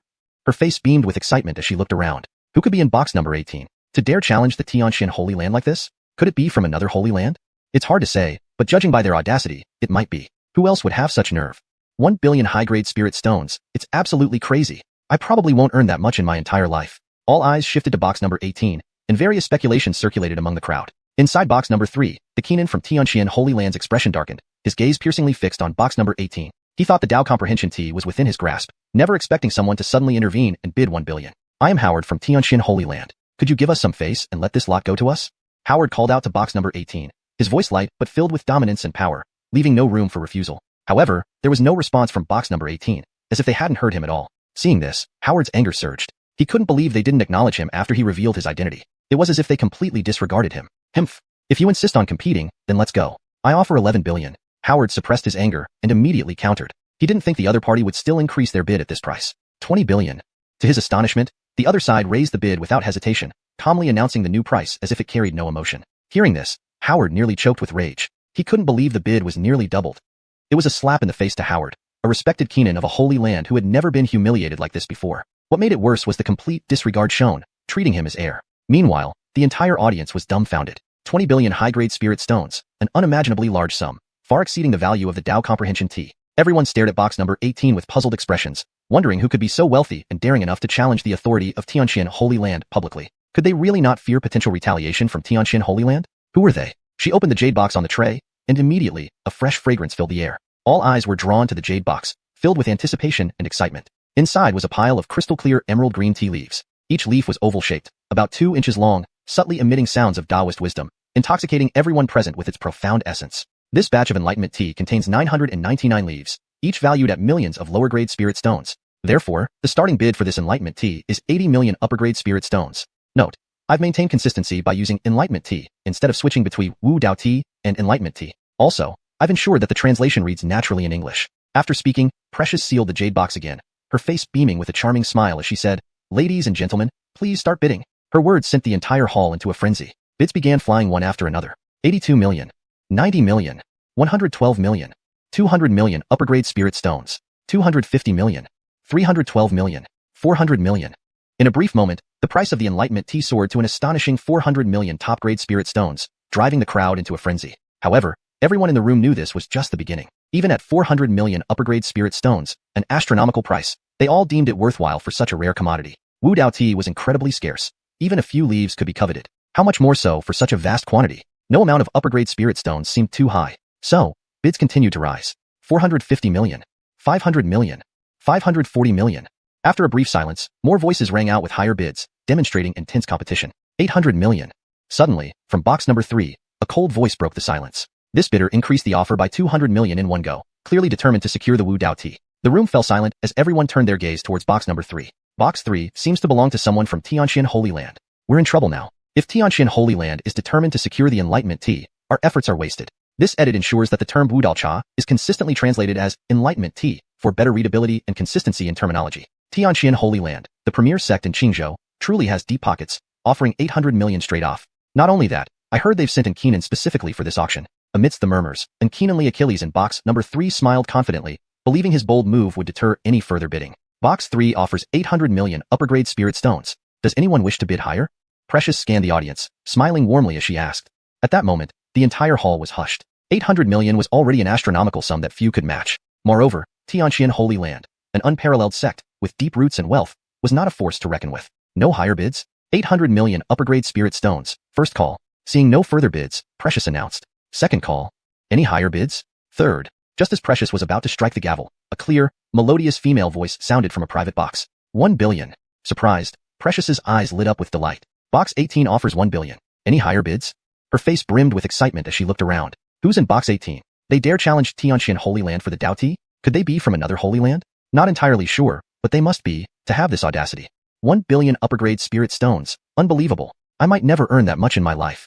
All eyes shifted to box 18, filled with speculation. Meanwhile, the Keenan from box 3, Tianxian Holy Land, scowled darkly, his eyes glaring at box 18. He had thought the Wu Dao tea was as good as his, only for this unexpected competitor to raise the bid to 1 billion. I am Howard of Tianxian Holy Land. Would you be willing to give me the honor and yield this Enlightenment tea? Howard called out to box 18, his tone heavy with dominance. Box 18 remained silent, as if they hadn't heard him. Howard's anger flared. He had revealed his identity, yet they still didn't give him any respect, treating him like a non-entity. Himph. If you wish to compete, then let's see how far you can go. I bid 1100 million. Howard suppressed his rage and put forward another hefty sum, confident that no one would top it. 2 billion. To his shock, the opponent raised the bid effortlessly, their voice devoid of emotion. Howard nearly choked with rage. He never expected them to double the bid. This was an outright slap in the face to him, a revered Keenan from a holy land. What's worse, they showed no hesitation, completely disregarding his authority. The hall fell into an intense silence. 20 billion was an astronomical sum, far exceeding the perceived value of the Enlightenment tea. All present stared at booth number 18 with a mixture of awe and apprehension. They couldn't fathom who had such boundless wealth and audacity to challenge the dignity of Xianxia so openly. Could they truly be unafraid of potential retribution from such a powerful entity? Note: for consistency and clarity, Wu Dao is better translated as Enlightenment in this context, and Tianxian should be Tianxian Sanctuary, or Tianxian Sacred Land. Everyone looked at box 18 with strange glances, puzzled by this mysterious figure who dared challenge Tianxian Holy Land's prestige so boldly. Did they not fear retaliation? Chapter 245. Unbridled Spending. As everyone speculated about the identity of the owner of booth number 18, they once again heard Howard's furious voice shouting, "Fine, fine, you win this time. I will remember today."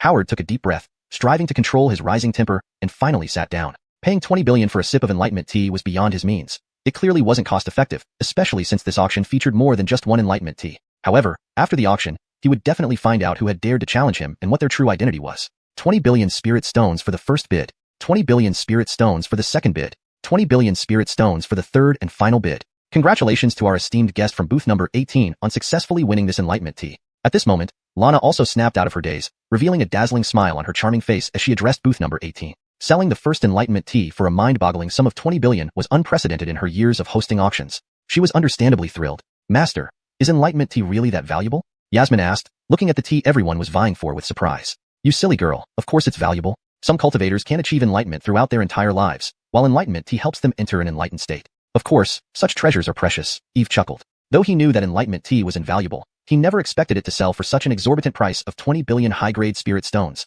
But since someone was willing to pay, why not? It looked like if he ever needed more spirit stones, he could simply put some Enlightenment tea up for auction. Yasmin nodded thoughtfully. If the tea she often drank as water was worth millions of high-grade spirit stones per cup, how extravagant was that? She couldn't help but feel proud. She had indeed found a great master.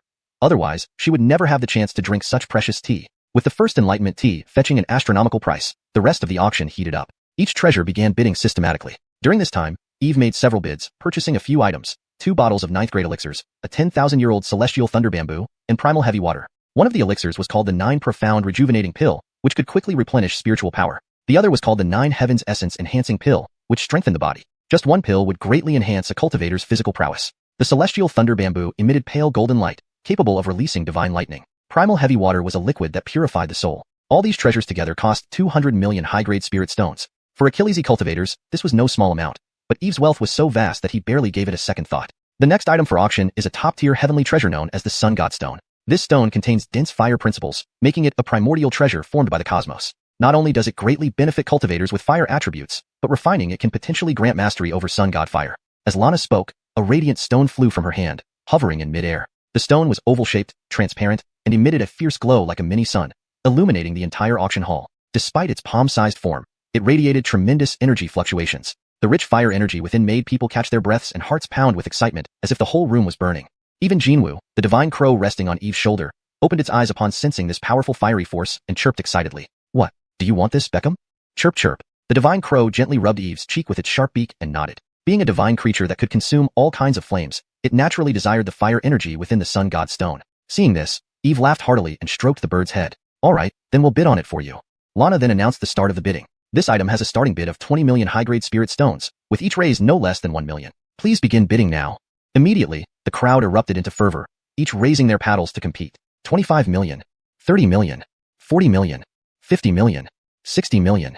In moments, the bid for the Sun God Stone, originally the size of a palm, shot up to 80 million high-grade spirit stones. Clearly, it had a huge appeal to Achilles bidders, including disciples from major forces who joined in the competition. Eve didn't rush, letting them bid wildly until the price reached 100 million. Then, he casually said, 300 million. Suddenly, the entire auction house fell silent. Who was this? To bid so extravagantly? Did they plan to bury people under spirit stones? Although the Sun God Stone was valuable, did it really merit such a high price? Who's this? So impressive. 300 million spirit stones? That's crazy. Everyone turned towards the speaker's booth, their eyes filled with awe. A single bid of 300 million high-grade spirit stones. Definitely a super-rich patron. Even someone from an unrivaled lineage wouldn't dare to spend so recklessly. 300 million spirit stones. Our esteemed guest from booth number 8 has bid 300 million. Is there anyone willing to bid higher? Lana's clear and pleasant voice carried a hint of excitement. Today had been full of surprises. First, someone spent 20 billion on Enlightenment tea, and now another bidder tripled the price of the Sun God Stone without hesitation. Truly a display of limitless wealth. Upon hearing the figure, everyone fell silent. Many cultivators present weren't wealthy enough to match such a bid. With more Enlightenment tea and other treasures still up for grabs, spending too much on the Sun God Stone wasn't wise. Chapter 246. Wealth empowers recklessness. 300 million spirit stones. Any higher bids? If not, the Sun God Stone will go to the esteemed guest in booth number 8. Peggy called out once more, but still, no one responded. Seeing this, she shook her head slightly and announced, once at 300 million, twice at 300 million, thrice at 300 million. Sold. Congratulations to the esteemed guest in booth number 8 on obtaining the Sun God Stone. The next item for auction is, following Peggy's words, a Achilles in white stepped forward, showcasing a resplendent fairy robe shimmering with 7-color mist. This is the 9 Heavens Fairy Robe, an ultimate defensive grade supreme immortal artifact refined from 7 celestial materials. Once worn, it can defend against the attacks of powerful cultivators, and also provides a significant boost, enhancing the wearer's combat power by around 30%. The starting bid for this item is 40 million superior spirit stones, with each bid increment not less than 1 million. Immediately after Peggy finished introducing it, bids began to fly. I'll offer 60 million superior spirit stones. 70 million. 75 million. Wave after wave of bidding voices kept ringing out, continuously raising the value of the 9 Heavens Fairy Robe. Disciple, do you like this 9 Heavens Fairy Robe? If you do, I'll buy it for you as a gift. Seeing Yasmin's eyes light up as she watched the robe on stage, Eve couldn't help but ask. He wasn't a stingy person. If his disciple liked something, he would willingly spend money to purchase it. Upon hearing her master's inquiry, Yasmin immediately broke into a radiant smile and replied, of course, I love it. This 9 Heavens Fairy Robe is so beautiful. It would be perfect as a gift from master. Nodding approvingly, Eve said nothing. 90 million. 120 million. 150 million. The competition grew increasingly intense, pushing the price ever higher. Ultimately, the bidding reached 200 million. An ultimate grade supreme immortal artifact was generally priced around this mark. Any higher would be unreasonable, so very few continued to raise their bids. I'll offer 400 million superior spirit stones. Just as everyone thought the auction was winding down, a voice rang out, doubling the price. At this unexpected sound, all the cultivators present were momentarily stunned. Again? Does this person have to be so extravagant? Clearly, Achillesy cultivators recognized this voice as belonging to the same person who had previously bid 300 million for the Sun God Stone. Everyone's attention once again turned towards booth number 8. Who on earth is this person? How can they have so much wealth? Is this someone from a top-tier Dao tradition? Otherwise, how could they afford such reckless spending of spirit stones? Why worry about whether they're from a top-tier Dao tradition or not? We know they're rich. Our wealth pales in comparison. We can't compete with them. But while being wealthy is one thing, spending 400 million on a supreme immortal artifact is too extravagant.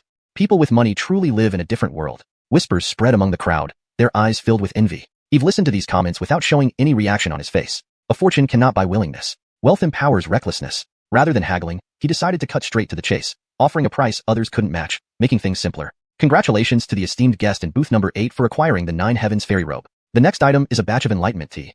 Like the previous round, this batch also consists of 999 leaves, with a starting bid of 80 million superior spirit stones. As soon as Peggy finished speaking, the representatives of the major powers, who had been quiet earlier, raised their paddles again. Especially Howard of the Tianqian Holy Land. He kept shouting out staggering prices, seemingly aggrieved that he had missed out on the first round of Enlightenment tea. After a fierce round of bidding, the Enlightenment tea finally landed in Howard's hands for 1,300 million. Although not as high as the first batch's 20 billion, the 1,300 million still ensured Eve a substantial profit. The next item for auction was the other centerpiece of this auction, besides the Enlightenment tea. With a wave of Peggy's hand, the final treasure slowly emerged. It was an ancient stone tablet, entirely green with traces of wear on its surface. Mysterious runes covered it, eulicidating an awe-inspiring aura. Ladies and gentlemen, this is the grand finale of this auction, the Heaven Earth Tablet. Legend has it that this tablet is a relic left behind by an emperor from the ancient times.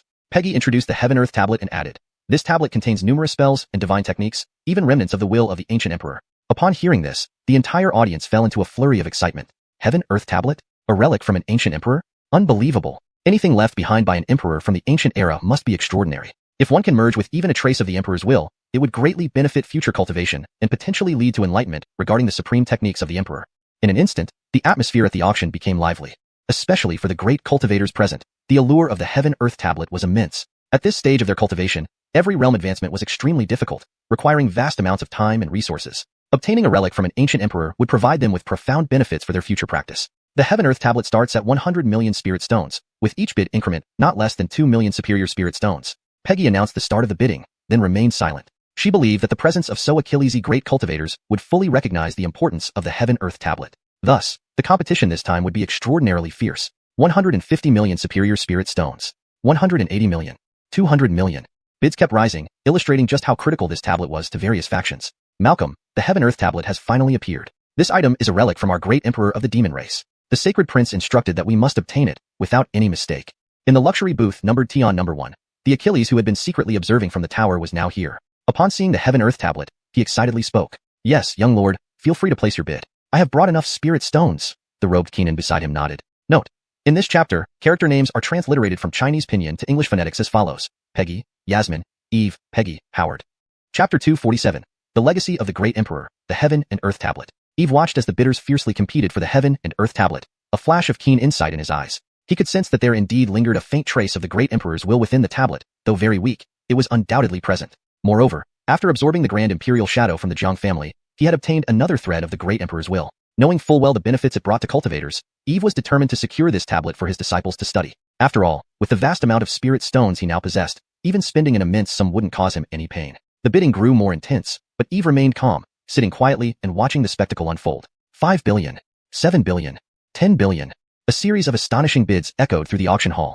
Within less than the duration of a joss stick burning, the price soared to over 10 billion, reaching unprecedented heights, yet still showing no sign of stopping. Clearly, the top-tier forces were determined to acquire the Heaven and Earth Tablet, as it contained a trace of the Great Emperor's will, something priceless beyond measure. 18 billion high-grade spirit stones. With the number 1 VIP booth announcing this frightening price, most cultivators hesitated and withdrew from bidding, including the Tianqian Holy Land. For even top-tier factions, 18 billion high-grade spirit stones was not a small sum, especially considering they had already spent 13 billion on the Enlightenment tea, leaving them financially strained. When the bid reached 20 billion, only two voices remained in the entire auction hall. One from the strong figure in number 1 VIP booth, representing the myriad demon mountain, and the other from a powerful being in number 2 VIP booth, representing the Tianqian Holy Land. The two forces aggressively escalated the bidding, making others hesitate to get involved for fear of being caught between these superpowers. 22 billion, the starry Holy Land representative declared without hesitation. 25 billion, countered the myriad demon mountain. Such treasures were not something easily relinquished, so the bidding intensified with each bid incrementing by tens of millions, or even hundreds of millions. Not bad at all. Both the myriad demon mountain and the starry Holy Land have truly impressive foundations, truly awe-inspiring. Yeah, 25 billion high-grade spirit stones. What does that mean? Our entire sect combined can't match that. This auction is really filled with one wave after another. What a pity. Such a precious treasure can only be watched helplessly as it is bought by someone else. Surrounding cultivators couldn't help but voice their envy. 28 billion high-grade spirit stones. Such a number would be Achillesable by only a few individuals across the entire Purple Way, Z-Way, stellar domain. This adjustment makes the sentence flow more naturally in English and corrects only be Achillesable to be Achillesable by only, which is more grammatically correct and fluent. Additionally, it maintains the meaning and style of the original text. 28 billion. Finally, the starry Holy Land announced a price, adding 3 billion in one go. This was their limit. If the bidding continued, they would have to withdraw. However, the bid of 28 billion only paused the atmosphere for a moment before a new bid came in. I'll offer 30 billion. From the number 1 VIP booth came a robust voice. A mighty aura radiated from within, enveloping the entire venue. Hiss. Seeing this, everyone drew in a sharp breath. That's Lawrence, the holy son of the Sky Ape clan from the myriad demon mountain. It's him leading the delegation for this auction. Suddenly, a cultivator recognized the formidable pressure and exclaimed in surprise. So, it's him. No wonder they're so wealthy. The Sky Ape clan is one of the 10 dominant clans in the myriad demon mountain, extremely powerful with a stunningly deep foundation. And Lawrence himself is a supreme strength. Rumor has it that he broke through to the Immortal platform realm in less than a millennium, becoming renowned throughout the myriad demon mountain. It seems the Heaven and Earth Tablet will inevitably end up in the hands of the myriad demon mountain. The crowd buzzed, clearly shocked by Lawrence's appearance. In the number 2 VIP booth, and Keenan from the starry Holy Land side, friend from the myriad demon mountain, this item shall be yours. He knew there was no way to outbid this treasure and preferred to let it go, buying some goodwill. If that's the case, then I won't be polite. The Achilles in the number 1 VIP booth smiled, unsurprised by the outcome. While Achilles' top-tier powers were present, none matched the depth of the myriad demon mountain. The Heaven and Earth Tablet, bid 30 billion by the distinguished guest in VIP booth number 1. Any higher offers? On the auction stage, Peggy saw no further bids and asked, if there are no higher offers, 30 billion high-grade spirit stones, first time. Her gaze swept the audience, hoping someone might continue bidding. However, she was met with silence, as everyone seemed intimidated by the myriad demon mountain's offer. 30 billion high-grade spirit stones, second time. 30 billion high-grade spirit stones, third time. Peggy called twice more, but seeing no bids, prepared to hammer down, confirming the deal. But just then, she seemed to notice something and turned toward a VIP booth. The bidding light flickered, and a voice spoke calmly. 30 billion? Seems low. I'll offer 35 billion. The indifferent tone caused a stir throughout the auction house. Heavens, 35 billion high-grade spirit stones. I'd probably need to work for tens of thousands of years to earn that much. Too scary to keep up with such a sky-high price. The owner of this VIP booth must have a shocking background. Such extravagance, but I like it. All the cultivators were stunned. 35 billion high-grade spirit stones represented a colossal sum. Enough resources for tens of thousands of disciples for 100 years. Inside the number 1 VIP booth, the Achilles known as Sky Ape Holy Son Lawrence's expression changed slightly. He hadn't expected anyone to challenge him at this price, which angered him somewhat. 36 billion. He continued to bid, despite the price exceeding reasonable limits and nearing his own capacity. The mission given by the Divine Prince must be completed, or else he wouldn't be able to bear the consequences of displeasing him. 40 billion. Eve's voice rang out again, unwavering. Hiss. Hearing a direct jump of 4 billion to 40 billion, all cultivators stared at the number 8 VIP booth in shock. Such a sky-high price though Achilles did serious consideration even from the most supreme lineages, yet this person acted as if it were nothing. Such profound wealth was terrifying. Chapter 247. The Great Emperor's Relic, the Heaven and Earth Tablet. Eve watched as the crowd fiercely competed for the Heaven and Earth Tablet, his eyes flashing with sharpness. He could sense that a faint trace of a great emperor's will indeed lingered on the tablet. Though weak, it was undeniably present. Moreover, after consuming the great emperor's illusory figure from the Zhang family, he also possessed a thread of the great emperor's will, well aware of its benefits to cultivators. Hence, he firmly decided to obtain this Heaven and Earth Tablet, believing it would be perfect for his disciples to observe. Since he now had plenty of spirit stones, even spending them liberally wouldn't cause him any pain. As the bidding grew more intense, Eve remained unperturbed, quietly sitting and watching the drama unfold. 5 billion, 7 billion, 10 billion. A series of astonishing bids echoed through the auction. In less than the time it took for incense to burn down, the price surged to over 10 billion, reaching unprecedented heights. Yet, it showed no signs of stopping. Clearly, several top-tier forces were determined to secure the Heaven and Earth Tablet. After all, this treasure contained a sliver of a great emperor's will, making it invaluable. 18 billion high-quality spirit stones. Following a terrifying bid from Box 1, most cultivators backed off, afraid to place further bids. Even the heavenly whirlpool Holy Land withdrew from the competition. Even for top-tier forces, 18 billion high-quality spirit stones wasn't a small sum, especially after spending 13 billion on Enlightenment tea. By the time the bid hit 20 billion, only 2 voices remained in the entire auction hall. The powerhouse from Box 1 representing Myriad Demon Mountain and a great being from Box 2, representing the heavenly whirlpool Holy Land. The two powers frenziedly raised their bids, making others too intimidated to interfere, fearing they'd be caught in the struggle between these superpowers. 22 billion. A representative from the Star Holy Land declared without hesitation. 25 billion. Myriad Demon Mountain retaliated just as fiercely. Who would willingly let such a treasure slip away? The bidding escalated intensely, each raise adding tens of millions, or even hundreds of millions of high-quality spirit stones. Truly, the Myriad Demon Mountain and Star Holy Land have formidable foundations, truly awe-inspiring, exclaimed one spectator. Yeah, 25 billion high-quality spirit stones. Our sect's entire assets combined couldn't come close to this amount, said another. This auction really is full of surprises, remarked another observer. Pity, we can only watch such precious treasures fall into others' hands, sighed someone else. Around them, envy permeated the spectators' whispers. 28 billion high-quality spirit stones. Such a number would be beyond the reach of nearly anyone in the entire Purple Way stellar domain. 28 billion. Ultimately, the Star Holy Land offered this staggering sum, adding 3 billion in one go. This was already their limit. If the opponent raised the bid further, they'd have to give up. However, the 28 billion bid only paused the atmosphere briefly before a new bid resounded. I offer 30 billion. From Box 1 came a robust voice, followed by an overwhelming aura that enveloped the hall. Hiss. Witnessing this, everyone around them gasped in shock. This is Ape Fei, the saint son of the celestial ape clan from Myriad Demon Mountain. He represents them at this auction. Is he the one? No wonder they're so rich. The celestial ape clan is one of the 10 dominant clans in Myriad Demon Mountain, incredibly strong and deep-rooted. And the saint's son himself is an absolute powerhouse, rumored to have broken through to Immortal platform realm in less than 1,000 years, renowned across Myriad Demon Mountain. Looks like the Heaven and Earth Tablet will inevitably end up in Myriad Demon Mountain's hands. The audience buzzed, clearly awestruck by the appearance of Myriad Demon Mountain's saint's son Ape Fei. Inside Box 2, and Keenan from the Star Holy Land side upon hearing the 30 billion bid, friends of Myriad Demon Mountain, you may have this item. He knew securing this treasure was impossible. Better to let it go and earn goodwill. Very well then, I won't hesitate. Inside Box 1, the Achilles smiled. This outcome was not surprising. Although Achilles' top-tier forces attended this auction, none matched the depth of Myriad Demon Mountain. Heaven and Earth Tablet, Box 1 offers 30 billion. Any higher bids? On stage, Peggy looked around hopefully but met silence. 30 billion, first call. Her gaze scanned the audience, her eyes gleaming, hoping someone would raise the bid. But the hall remained silent. 30 billion, second call. 30 billion, third call. Peggy called twice more, receiving no response, preparing to finalize the sale. But suddenly, she seemed to sense something, turning toward a box. The bidding light lit up, and a calm voice emerged. 30 billion. Huh? Seems low. I offer 35 billion. The indifferent voice reverberated, stirring excitement throughout the auction house. Heavens, 35 billion high-quality spirit stones. It would take me thousands of lifetimes to accumulate that much. Too insane. To keep up with such sky-high prices. The owner of this box must have incredible origins. Such extravagance, but I like it. All cultivators were dumbfounded. 35 billion high-quality spirit stones. A colossal sum. Enough to support a major sect's resources for centuries. Inside Box 1, the celestial ape Saint Sun's expression shifted. He didn't expect anyone to challenge his bid, sparking annoyance. 36 billion. He countered immediately.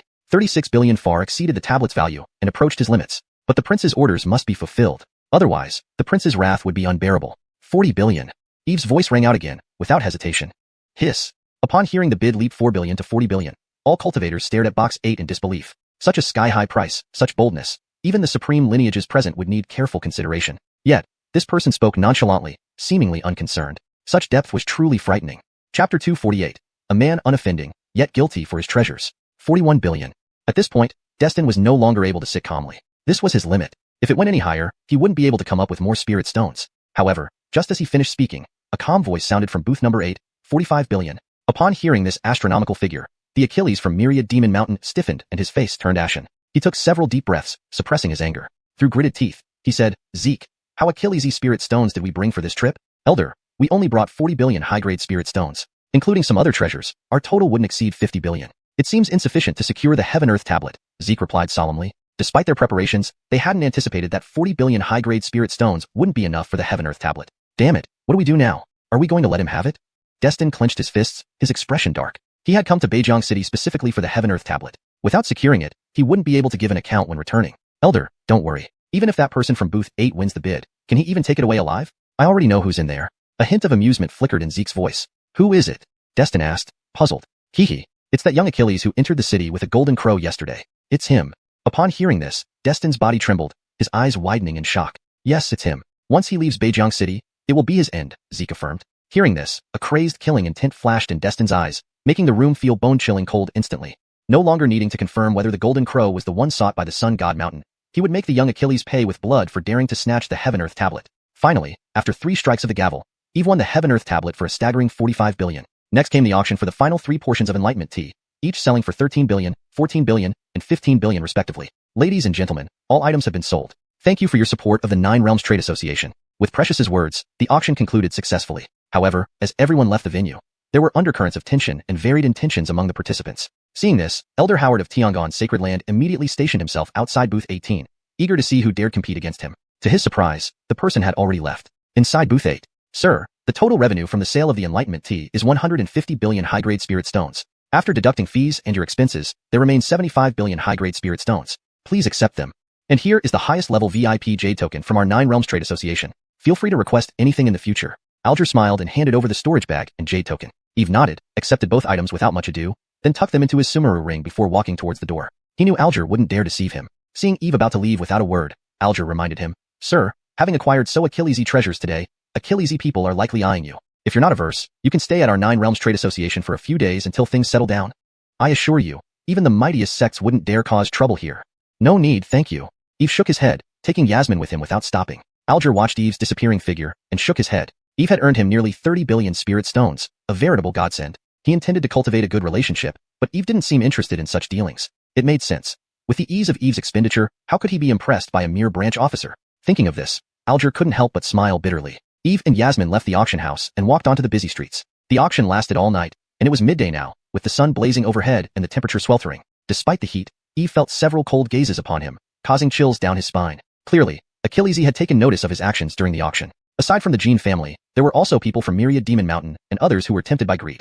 Master, Achillesy ill-intentioned people are watching us, Yasmin observed. Eve nodded. As they say, Achilles unoffending, yet guilty for his treasures.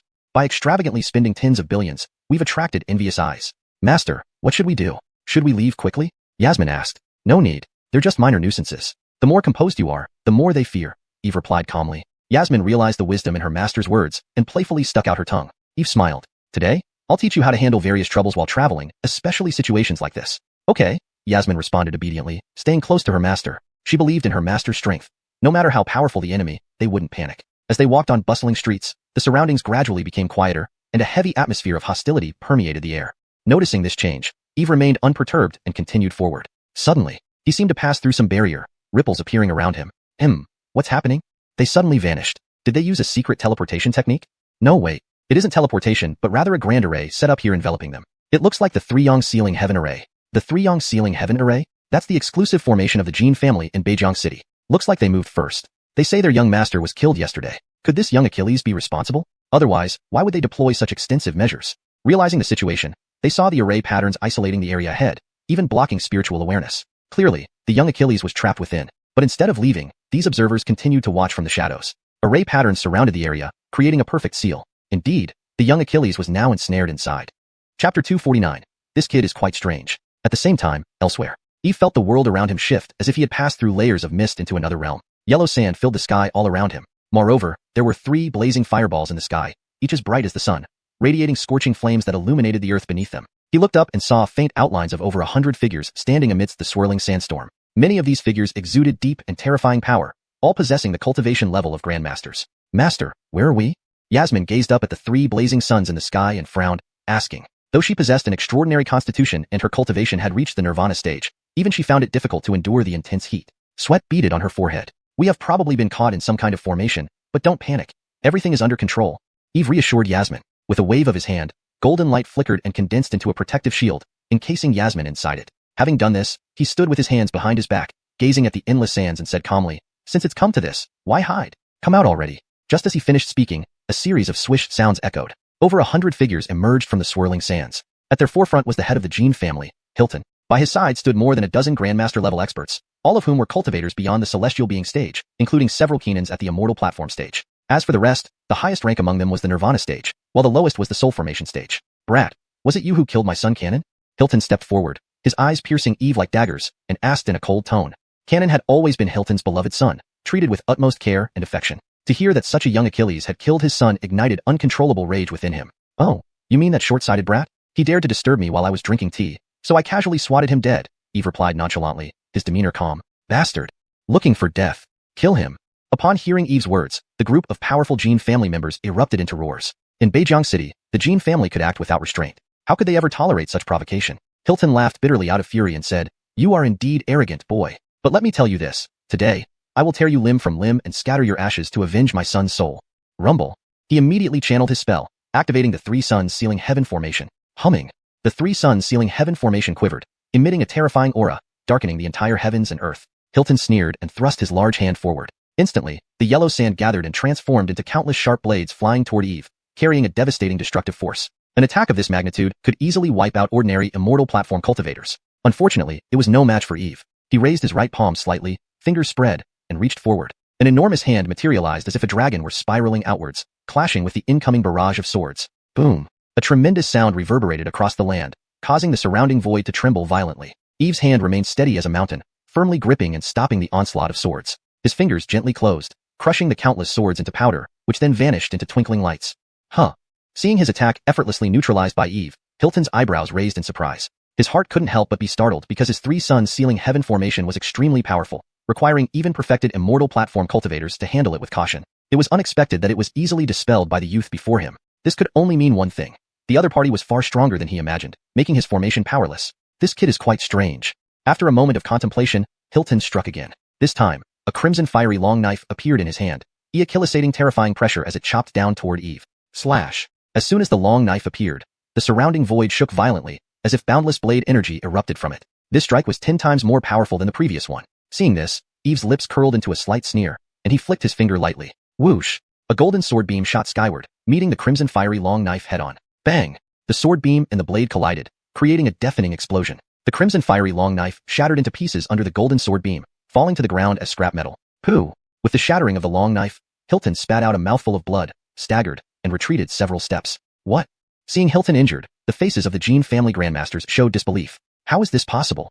How could the patriarch be hurt? Is the person opposite a true Saint stage expert? Everyone was astonished, staring wide-eyed at Eve in disbelief. It was inconceivable that a mere youth possessed such terrifying strength. Chapter 250. Sword Chi spanning 30,000 miles. Little brat, I didn't expect you to be so formidable. Hilton wiped the blood from the corner of his mouth and glared at Eve with icy eyes. Although Eve's attack seemed ordinary, it contained a powerful sword intent that inflicted significant injuries on him. If it had been an average Immortal platform realm expert, they would have lost their combat ability long ago. However, he was a great accomplished cultivator at the Immortal platform realm, practicing pure body refinement techniques. His cultivated physique was as tough as divine weapons, and he quickly recovered. He coldly said, "But no matter how strong you are, you won't escape death today." He could feel that in a one-on-one fight, he might not be a match for his opponent. But it didn't matter. Today all the experts of the Jean family were here. Among them were 4 Immortal platform realm cultivators, 10 Heaven person realm masters, and even a supreme treasure. Such an array was enough to suppress anyone. He couldn't believe they couldn't take down this young Achilles. Haha, then give it a try. Eve chuckled softly. With his current strength, these Jean family cultivators before him were like ants, insignificant. Altogether, kill this brat? Seeing Eve's arrogance, Hilton could no longer contain himself. He waved his hand, and everyone behind him shot forward simultaneously, emitting overwhelming power akin to a raging flood. Kill. Kill this brat, avenge the young master, and seize the treasures he obtained at the auction. The Jean family surged forward, brandishing various treasures and weapons, all aiming to slay Eve. Dozens of mighty cultivators and nearly 100 high-level experts made for an awe-inspiring scene. For a moment, the entire sky was filled with diverse attacks, each carrying immense power that even a true Saint Realm expert would struggle against. Disciple, retreat to the back and watch your master demonstrate a sword technique. Sensing the terrifying attack, Eve remained calm and spoke calmly. Yes, master, good luck.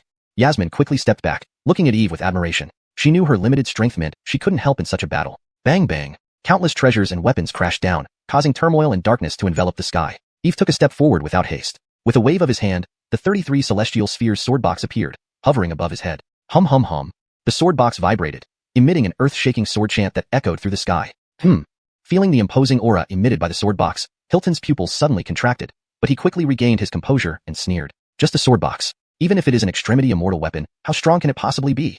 Though the sword box's resonance was immense, it was only an extremity immortal weapon, and its power had limits. Just as he thought this, Eve pointed, and the sword box opened abruptly, releasing a beam of sword light that illuminated the world. Hum, hum, hum. The Jean family heard a crisp, pleasant sword chant. Then, they saw a snow-white longsword radiating boundless sharpness dance out from the sword box. In an instant, sword chi spanned 30,000 miles. The long sword, like a silver dragon emerging from the heavens, descended fearlessly, cleaving through space and directly into the crowd of the Jean family. Plop, plop, plop. No, no. Blood spurted and screams continued unabated. In a moment, several dozen Jean family members who charged first were cut in half by the sword light and died instantly. Following this, the sword light twisted like a silver dragon and pierced through a heaven-person realm expert, reducing him to pieces. This can't be. I am a heaven-person realm expert. The expert's face contorted with intense unwillingness, revealing a profound sense of injustice. He could not believe that he couldn't without further ado, his figure flickered and moved straight towards Hilton. Humph, do you really think I'm afraid of you? Seeing this, Hilton's face darkened frighteningly. He formed seals with both hands, and immediately, an invisible ripple spread out. That invisible ripple transformed into a powerful energy infusing his body, making his aura soar immensely. It was a unique fluctuation belonging to a true Saint Realm expert. Sensing Hilton's emitted fluctuation, Eve frowned. It seemed the opponent was forcibly using some secret technique to temporarily enhance his cultivation to the true Saint Realm, but he wasn't overly concerned. True Saint or not, he could still eliminate him effortlessly. Hashtag chapter 251. Mysterious Swordmaster. Little vermin, prepare to die. Hilton roared, and with a powerful punch, an energy wave surged forward like a tidal force. Vast energy coalesced into a colossal elephant that trumpeted towards Eve. Paltry trick. Eve narrowed his eyes, a hint of disdain curling the corner of his mouth. With a single finger point, a brilliant sword light shot out. Bang! A thunderous explosion echoed as the giant elephant disintegrated into dust, vanishing into thin air. Immediately after, Eve's body flickered, appearing directly above Hilton, delivering a formidable punch downwards. Chilled to the bone, Hilton immediately channeled his spiritual energy to form a protective barrier around his head. But would Eve give him the chance? His right hand condensed with boundless star power, turning his fist into a meteor plummeting with incomparable destructive force, smashing down. Poochie. The barrier shattered instantly, and Hilton's entire skull was pierced through. A gushing crimson blood fountain spurting forth in all directions like a spectacular yet gruesome firework display. Why are you so powerful? Hilton fell backward, eyes wide open, disbelief and resentment etched on his face. He hadn't anticipated that despite using a secret technique to elevate his cultivation to true sage realm, he still couldn't match up to his opponent. The gap was like a chasm too vast to bridge. Why can't I be this powerful? Didn't you know that beyond each mountain there is another, and beyond every Achilles there is someone better? This is an unchanging truth. Eve smiled faintly, retracting his hand as he slowly descended to the ground. His cultivation was already at the peak of immortal platform realm, combined with various heavenly constitutions and divine abilities. Even without exerting full strength, he was comparable to an average true sage.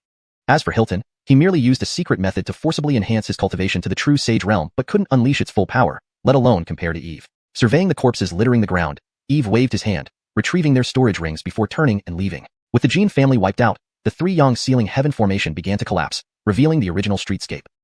The formation is dissipating. It seems the battle inside has ended. I wonder if the Jean family succeeded, or if the young Achilles won. It must be the Jean family. They've operated in the northern frontier city for years, and this time they even set up a grand formation to encircle and destroy the young Achilles. It should have been easy for them. Pity, all those treasures on the young Achilles will now fall into the Jean family's hands. We can't even get a share. Yes, such an opportunity can only make us sigh with longing. Witnessing the collapsing formation, the people lurking outside watched intently. However, when the formation finally vanished and they saw the scene clearly, shock and terror spread across their faces. Some even sucked in sharp breaths. For before them lay a street littered with over 100 corpses, rivers of blood forming a horrifying sight that made one's heart tremble. These bodies were dressed in Jean family attire, none other than Jean family members. Even some identified the lifeless body of Jean family patriarch Hilton, lying on the ground with a gaping hole in his head, clearly killed by a devastating blow. At the end of the street, two figures could be seen vaguely heading into the distance. Phew! Everyone drew in a collective sharp breath. That young Achilles actually killed everyone from the Jean family? No way. How could that be possible? The Jean family is one of the three major families in northern frontier city, with over a dozen mighty cultivators. They're all dead now? Heaven, this is too terrifying. So who is that young Achilles? How could he be so powerful? All were discussing feverishly, their eyes filled with intense fear.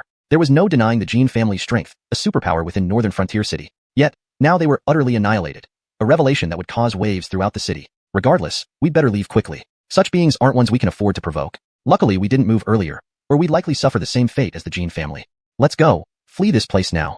After their initial shock, these people ignored the treasures on Eve's person and swiftly departed. Although those hiding in the shadows had retreated, from a nearby pavilion, 2 pairs of eyes were intensely observing Eve as he left. Malcolm, it seems that boy has some real skills. The Jean family met their doom at his hands. This is indeed surprising. Initially, we thought he was just an immortal platform realm cultivator, but it seems he has at least reached the true sage realm. True sage realm? What do we do now? The heavenly steel is in his possession. Should we let him go just like that? Cecil, don't worry. With my presence, even if he has true sage realm cultivation, he won't be able to stir up any trouble. In that case, I'll count on you, Malcolm. Hilton was dead. The Jean family was almost wiped out. The news spread rapidly through northern frontier city like a plague, causing great turmoil. Leaders of other major powers in the city were shocked and sent their trusted subordinates to investigate the details. When they learned that a young Achilles single-handedly defeated the entire Jean family, everyone was astounded, even questioning if they heard correctly.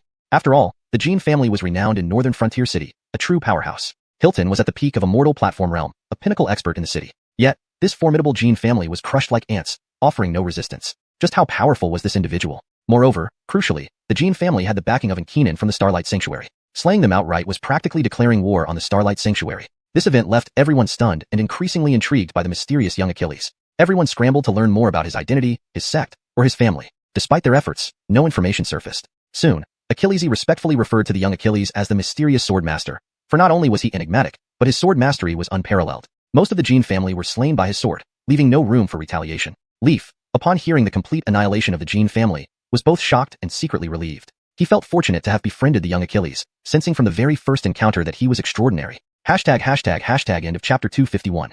Chapter 252. The Golden Crow Divine Bird evolves. Just as the entire northern frontier city was in turmoil, Eve had already taken Yasmin out of the city. As they left, he looked back at the city and said to Yasmin beside him, "Disciple, did you learn? When you display decisive and powerful abilities, those who want to bully you will have to tread carefully." "Master, I have learned." "Good. Always remember, when dealing with enemies, you must be cold and resolute. Never show mercy, especially to cowards like them. If you let them get away with it, more trouble will follow. Your disciple will remember your teachings, Master."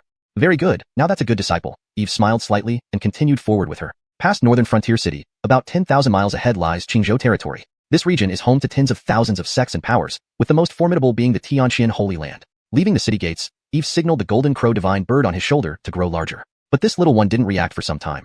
Instead, it stared at him with its large eyes, as if pleading. Seeing this, Eve quickly understood what the little one wanted and laughed. "Little guy, do you want this?" Saying so, he took out the sunstone he had bought at the auction. Squeak. Sure enough, upon seeing the item in Eve's hand, the Golden Crow Divine Bird became excited. It flew over and bit into the sunstone, swallowing it whole. The moment the sunstone entered its body, it immediately transformed into a pure fire essence, which it absorbed furiously. This caused the Golden Crow Divine Bird to radiate dazzling light, blazing like a sun, immensely hot. Screech. The Golden Crow Divine Bird let out a phoenix-like cry, its wings flapping vigorously as it soared into the sky. Eve watched the sky, clearly feeling that the Golden Crow Divine Bird's aura had grown even stronger, obviously due to consuming the sunstone.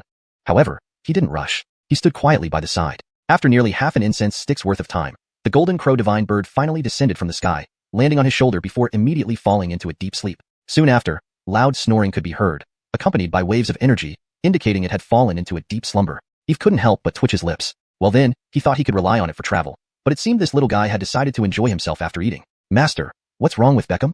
Yasmin asked, watching the sleeping Golden Crow Divine Bird. "If I'm not mistaken, it's evolving after consuming the sunstone," Eve explained calmly. "Let's go. We can't rely on it now. Master will take us." With that, he summoned a flying sword and carried Yasmin aloft, heading towards the distance. However, before he flew far, a vast and imposing presence suddenly approached. Eve frowned, turning around to see a red streak break through the sky, rapidly approaching from the distant horizon. The speed was incredible, covering thousands of miles in moments before landing in front of him. Now he saw clearly. A magnificent war chariot pulled by 9 unicorns enveloped in fiery red flames. Each unicorn was at the celestial Hu Achilles realm level, a sight that was awe-inspiring. People from the Jean family? Eve's brows furrowed tightly. He had a conflict with the Jean family in northern frontier city, and rumor had it that their Keenan was an elder of the Starry Sky Holy Land. Naturally, he first thought of the Jean family when someone blocked his path. A derisive laugh came from the chariot. "Jean family? A mere ant compared to me." Hearing this voice, Eve instantly recognized it. The so-called Jacob from 10,000 Beast Mountain. Indeed, a towering figure stepped out of the chariot next. His physique was like a mountain, wreathed in golden flames, resembling a golden armored war god. Behind him, an equally towering old Achilles in black robes followed, with a presence deep as the sea, like an unfathomable abyss. "Boy, we've been waiting for you for a long time." The Jacob spoke mockingly, his tone full of mockery. Licking his lips, he fixed his gaze on the Golden Crow Divine Bird on Eve's shoulder. Unbeknownst to him, this bird, despite being asleep, radiated the aura of an imperial bloodline of the Golden Crow clan. "So, You've been waiting for me? Seems you're here to kill and plunder. Eve responded calmly, showing no fear. Heh boy, you've got some guts. Pity you chose to oppose me. How dare you snatch the heaven-earth steel I set my sights on? You're digging your own grave. The Jacob sneered, filled with murderous intent. It seems you're another fool sent by the Jean family. Do you know what happened to the Jean family? Eve shook his head, laughing involuntarily. Another reckless individual. Are these people stupid or just overly confident? The previous Jean family heir was a clear example, and now another one? Do they really think he's made of clay for everyone to step on? You don't need to put on a show. Do you really think destroying a small Jean family makes you great? Let me tell you, a puny Jean family means nothing in front of 10,000 Beast Mountain. The Jacob glared fiercely at Eve's calm demeanor. Eve smiled faintly, saying nothing. 10,000 Beast Mountain. He naturally knew it was one of the most powerful supreme dominions in this world, far above the insignificant Jean family. But what did it matter? Was he afraid? Absolutely not. Life had always been a thrilling journey for him. Seeing Eve's fearless attitude, the Jacob scrutinized him closely, trying to gauge his confidence. But after observing for a while, he found Eve remained unperturbed, as if nothing could shake him. Does he really have something up his sleeve? The Jacob frowned. Though he couldn't read Eve, he knew a young person couldn't be beyond the level of a great power. With Tony present, he doubted Eve could stir up much trouble. Smirking coldly, the Jacob said, Boy, if you have any sense, hand over the heaven-earth steel and the golden crow divine bird beside you. Perhaps I might spare your life. Otherwise. Chapter 253, Battle with the Quasi-Heavenly Lord. Or what will you do? Upon hearing these words, Eve laughed. Was this guy's brain really out of order? Although his power in Myriad Demons Mountain was immense, this was Qingzhou, not within the territory of Myriad Demons Mountain. Otherwise, you were sure to die today. The Harris coldly spoke, his tone filled with arrogance and domineering pride. Hee, Achilles have said such things to me, but they all ended up dead. Eve shook his head, chuckling slightly. The Harris immediately flew into a rage. This kid really doesn't learn until it's too late, actually daring to provoke him. Immediately, he roared in anger, unleashing a terrifying aura like a monstrous beast from ancient times. Fine, since you're so arrogant, I'll let you experience what it means to live in worse agony than death. As the Harris spoke, he slowly raised his right palm and then clenched it into a fist, causing a thunderous explosion as the surrounding space instantly ripped apart. Chaotic spatial turbulence spreading out like an apocalyptic arrival. Honorable. Countless violent winds raged. Destructive forces spread across the heavens and earth, causing the surrounding trees to instantly break and turn to ashes. Eve stood motionless, wearing a faint smile on his face. Watching the mountain-like fist bearing down on him, he slowly raised his arm and countered with his own punch. Brilliant star power converged at his fist, forming a colossal star that slammed forward like a meteor hitting earth. Foolishly unaware of death. Just a mere who Achilles dares to challenge my physical strength, simply courting death. Seeing this, the Harris sneered disdainfully, continuing to crush forward with his fist. Bang! The two punches collided, a deafening boom echoing, creating visible ripples in the void. Shockwaves spread out like waves crashing over, shaking the sky, as if it were about to collapse. In the next second, the Harris's expression of disdain vanished, replaced by one of fear. He realized the opponent's physical strength was terrifyingly powerful. His punch could not shake the other's fist at all. Instead, his body felt a torrent of intense pain coursing through it. How can this be? The Harris's heart pounded, eyes wide open in disbelief. His demonic race was renowned for its physical might, and his heavenly ape clan was even more superior among them. He prided himself on having physical strength comparable to deities and demons, never fearing confrontation. But now, he discovered the other party's physical strength was far beyond his expectations. Was this kid really a who Achilles? Boom. In the next moment, his arms suffered severe injuries, turning into blood mist as fresh blood gushed out. His body staggered backward, landing heavily and creating a deep crater. Eve retracted his right fist, calmly watching the Harris as if he were looking at an ant. The Harris struggled to rise, his face livid, eyes blazing red with overwhelming rage. He, the prestigious Harris ranked top 10 in Myriad Demons Mountain, had been utterly defeated by a who Achilles cultivator. How could this make him feel any better? Kid, let's fight again.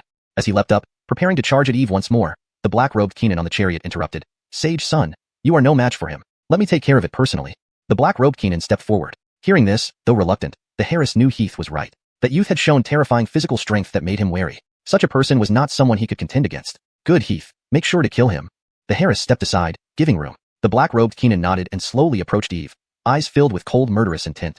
Kid, you've got some guts. No wonder you're so arrogant. But today, you are destined to fall before me. The Kenan's voice was bone-chilling, making one feel as if they were descending into an icy pit. Eve glanced at him, then said calmly, You? Not qualified.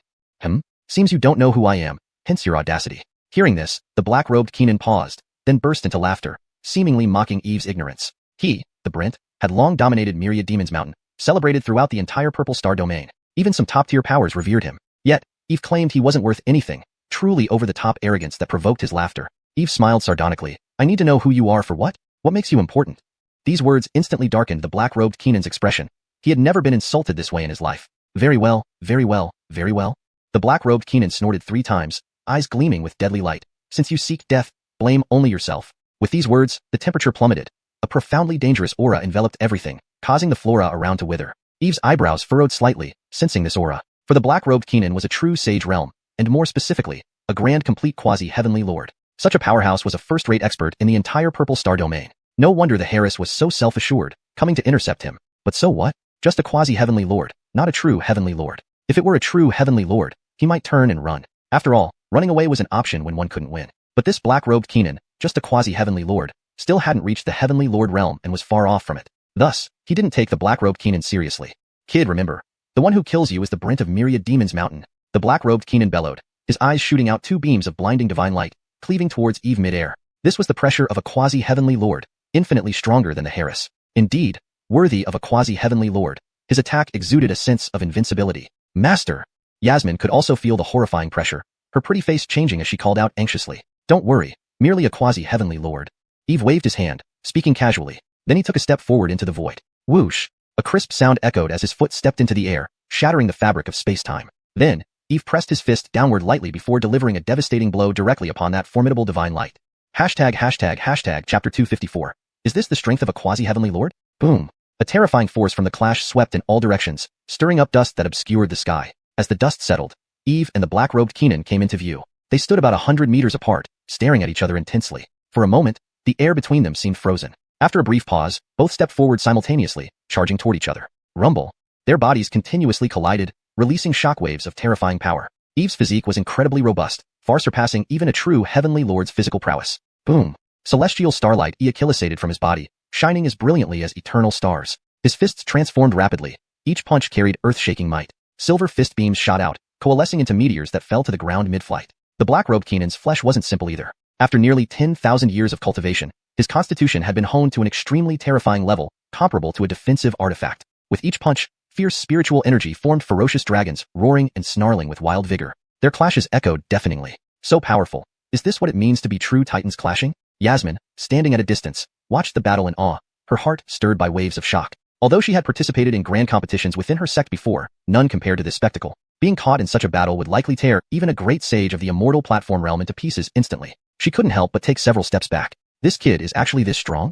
On the other side, Harris widened his eyes, disbelief evident on his face. He hadn't anticipated Eve to be so formidable, capable of holding his own against Ape Leader, who was a mighty quasi-heavenly lord. In their heavenly ape clan, Ape Leader was among the supreme powers. For a young Achilles to rival him was simply unbelievable.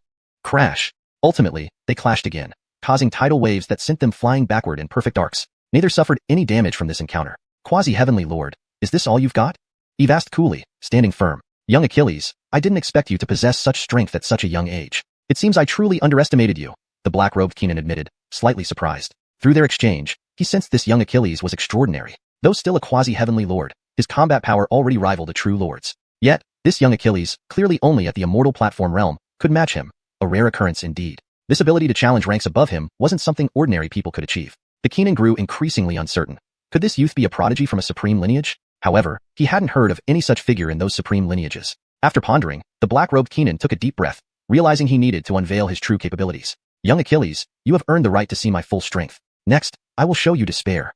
With that, he waved his hand. Whoosh! A black giant axe appeared in his palm. This seemingly ordinary axe contained shocking energy fluctuations. This axe is named Zhongli. It has accompanied me for 5 millennia, having slain 4,513 foes. To be the 4,514th to fall to it is an honor worth boasting. Holding the axe, the Keenan's demeanor shifted to one of arrogance, as if he were invincible and held all others in disdain. This was truly the mighty ape venerable, a quasi-heavenly lord.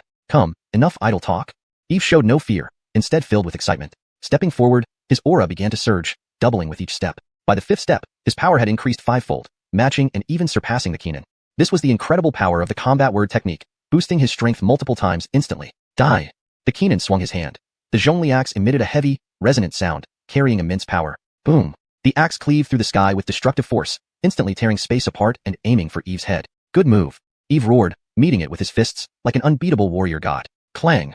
A thunderous sound echoed across the heavens and earth, like two mountains colliding. The aftershock shattered everything nearby. Astonishingly, the aura surrounding the axe exploded under Eve's fists, until even the Zhongli axe began to tremble uncontrollably. However, the Keenan remained composed, showing no sign of distress. In the next moment, he suddenly surged with terrifying spiritual energy, channeling it into the Zhongli axe. It glowed fiercely with black light, consuming the celestial star power from Eve's fists before delivering a devastating blow. This strike was overwhelmingly powerful, tearing apart space and creating a fearsome vacuum. Break!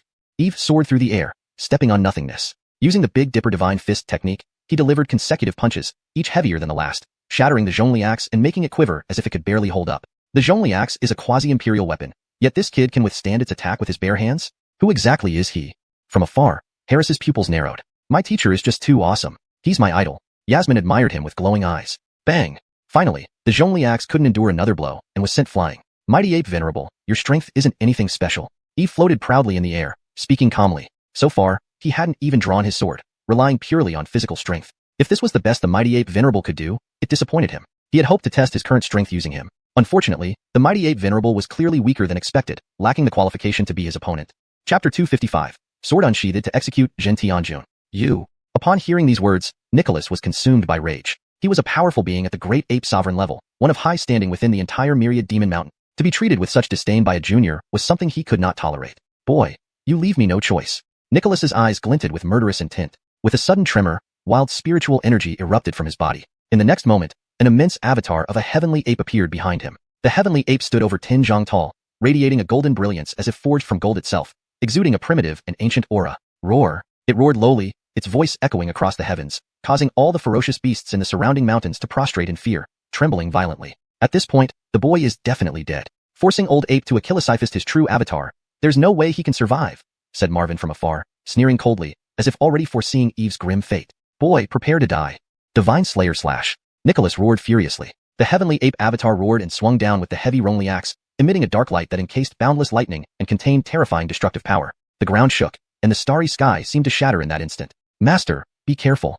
Yasmin shouted anxiously, her beautiful eyes filled with worry. Although she had confidence in her master's strength, the magnitude of this attack launched with the heavenly ape avatar was overwhelming. Her master might suffer. So he still has hidden cards. I should have known that a true heaven lord wouldn't be so weak, Eve thought calmly, then smiled, revealing white teeth. Since you forced my hand, you deserve my sword. As he spoke, he stepped forward, and boundless sword intent surged around him, like a peerless divine sword about to be unsheathed. Simultaneously, the 33 heavenly spheres sword box appeared, floating beside him. Such immense sword intent. So this boy is also a sword's Achilles and has been holding back? Marvin frowned from a distance, knowing well that swordsmen were among the most formidable fighters, capable of sweeping through their peers and even challenging higher levels. At that moment, Nicholas's expression flickered between anger and fear. He sensed a drastic change in Eve, like a completely different person. The massive sword intent made even him feel terrified. Such intensity, only seen on those who were living legends of Sword's Achillesship. Yet this youth was too young for such deep cultivation. Kill. With no other option but to unleash his attack, Nicholas channeled his spiritual energy into the Rongli axe, intensifying its glow. The next moment, the Rongli axe cleaved down, carrying infinite lightning, aimed straight at Eve. Sword out.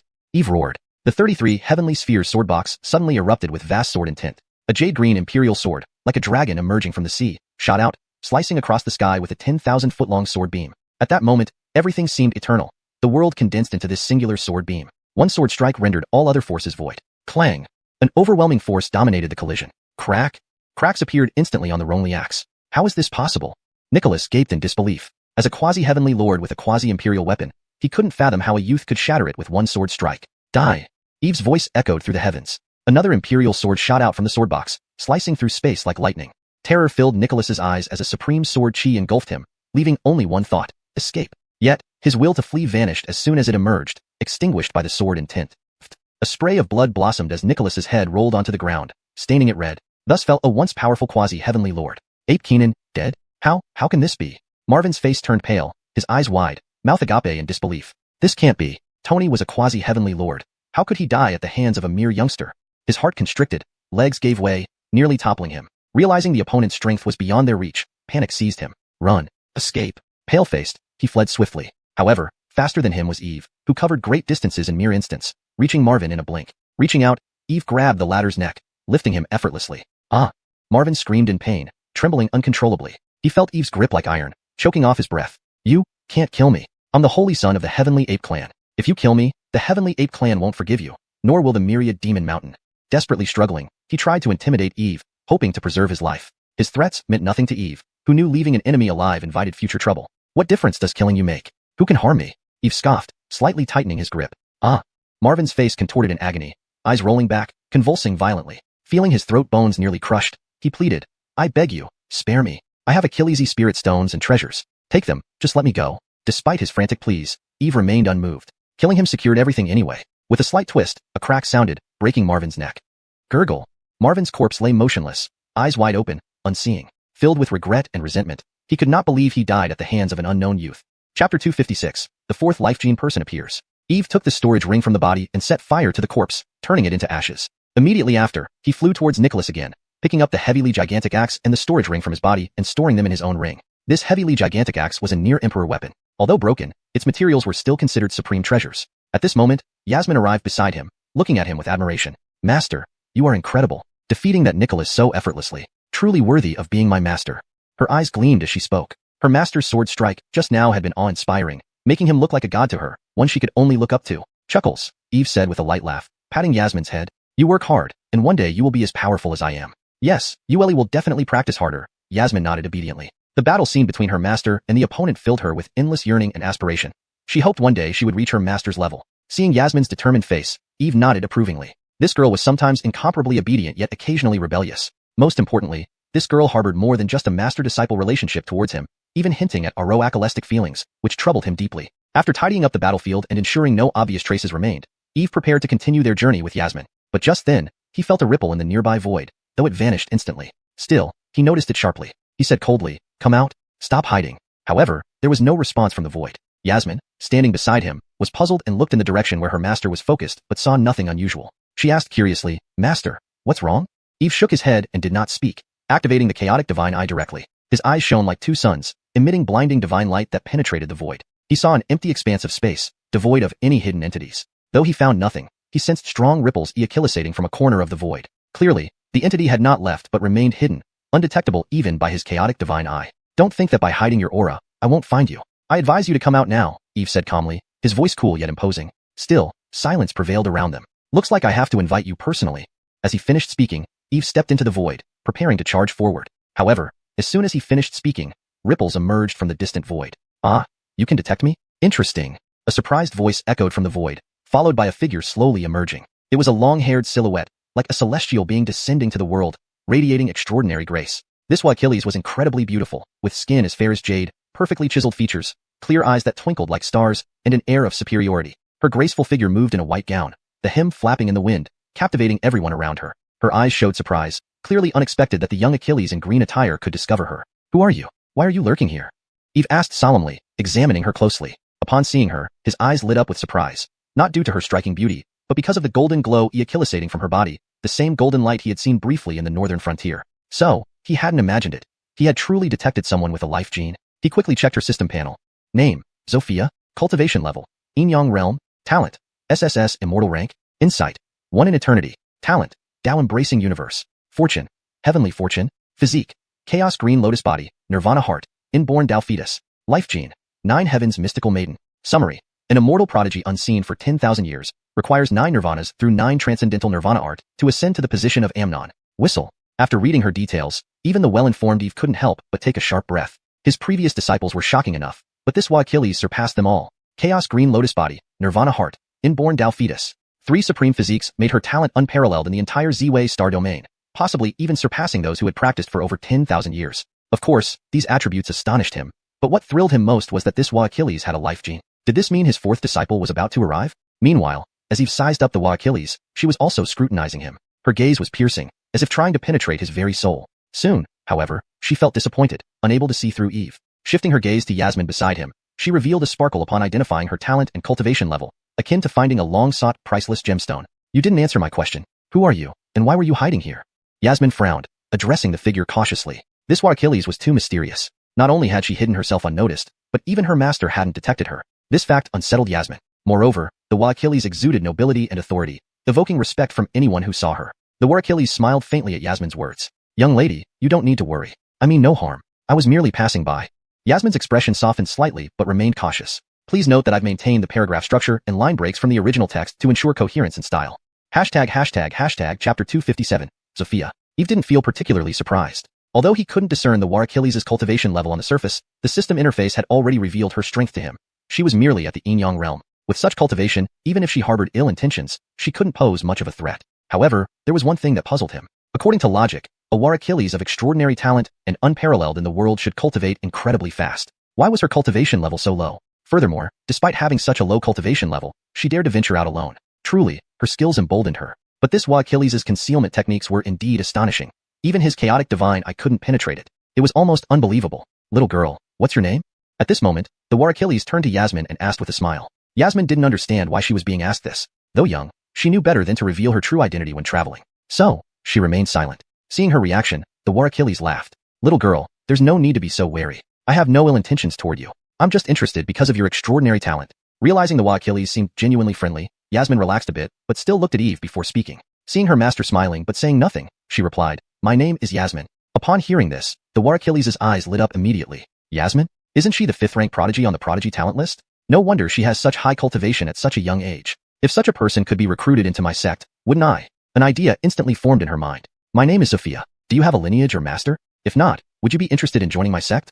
The war Achilles looked at Yasmin and said in a gentle tone. Hearing this, Yasmin was slightly stunned. She wanted to recruit me because of my exceptional talent, but I already have a master. Even if the holy land of Deities is formidable, it can't compare to my master. Eve, standing beside them, was also taken aback. What's going on here? Recruiting right under my nose? He originally intended to take her as a disciple, but never imagined she would try to poach from him first. Moreover, she turned out to be a disciple of the holy land of Deities. What a coincidence. After a brief silence, Yasmin shook her head and said, Sorry, I already have a master, so I can't accept your offer. You have a master? The war Achilles was surprised and then smiled. May I know who your master is? I'd like to meet him. Yasmin didn't answer but looked at Eve instead, as if to say, My master is right here. The war Achilles finally realized that the young Achilles next to Yasmin was her master, not just an Kenan brother or senior disciple. She looked at Eve, somewhat astonished. Although she couldn't see his cultivation level, his bone age shouldn't exceed 35 years old, right? At such a young age, how could he teach such a powerful disciple? Are you truly Yasmin's master? The war Achilles asked Eve directly. Eve nodded with a smile. Yes, she is indeed my disciple. Is there something wrong? Do you think I don't fit the image? No, it's just that I didn't expect someone so young to have taught such an outstanding disciple. It's truly impressive. The war Achilles smiled again. This was genuine praise. Moreover, there was a trace of envy in her eyes. She had encountered Achilles prodigies before, but none like Yasmin. So naturally, she felt a desire to recruit Yasmin for her own sect. Since you are Yasmin's master, please forgive my earlier words. I hope you aren't offended. Don't worry about it. Eve waved it off. As he spoke, the system's voice sounded in his mind. Ding. Special task released. Successfully recruit a 4th disciple. Succeed in taking Sophia as a disciple, and the host will receive additional rewards. 1 bottle of Great Path Immortal Pill, 1 Forbidden Dao Technique, and 1 Emperor Experience card.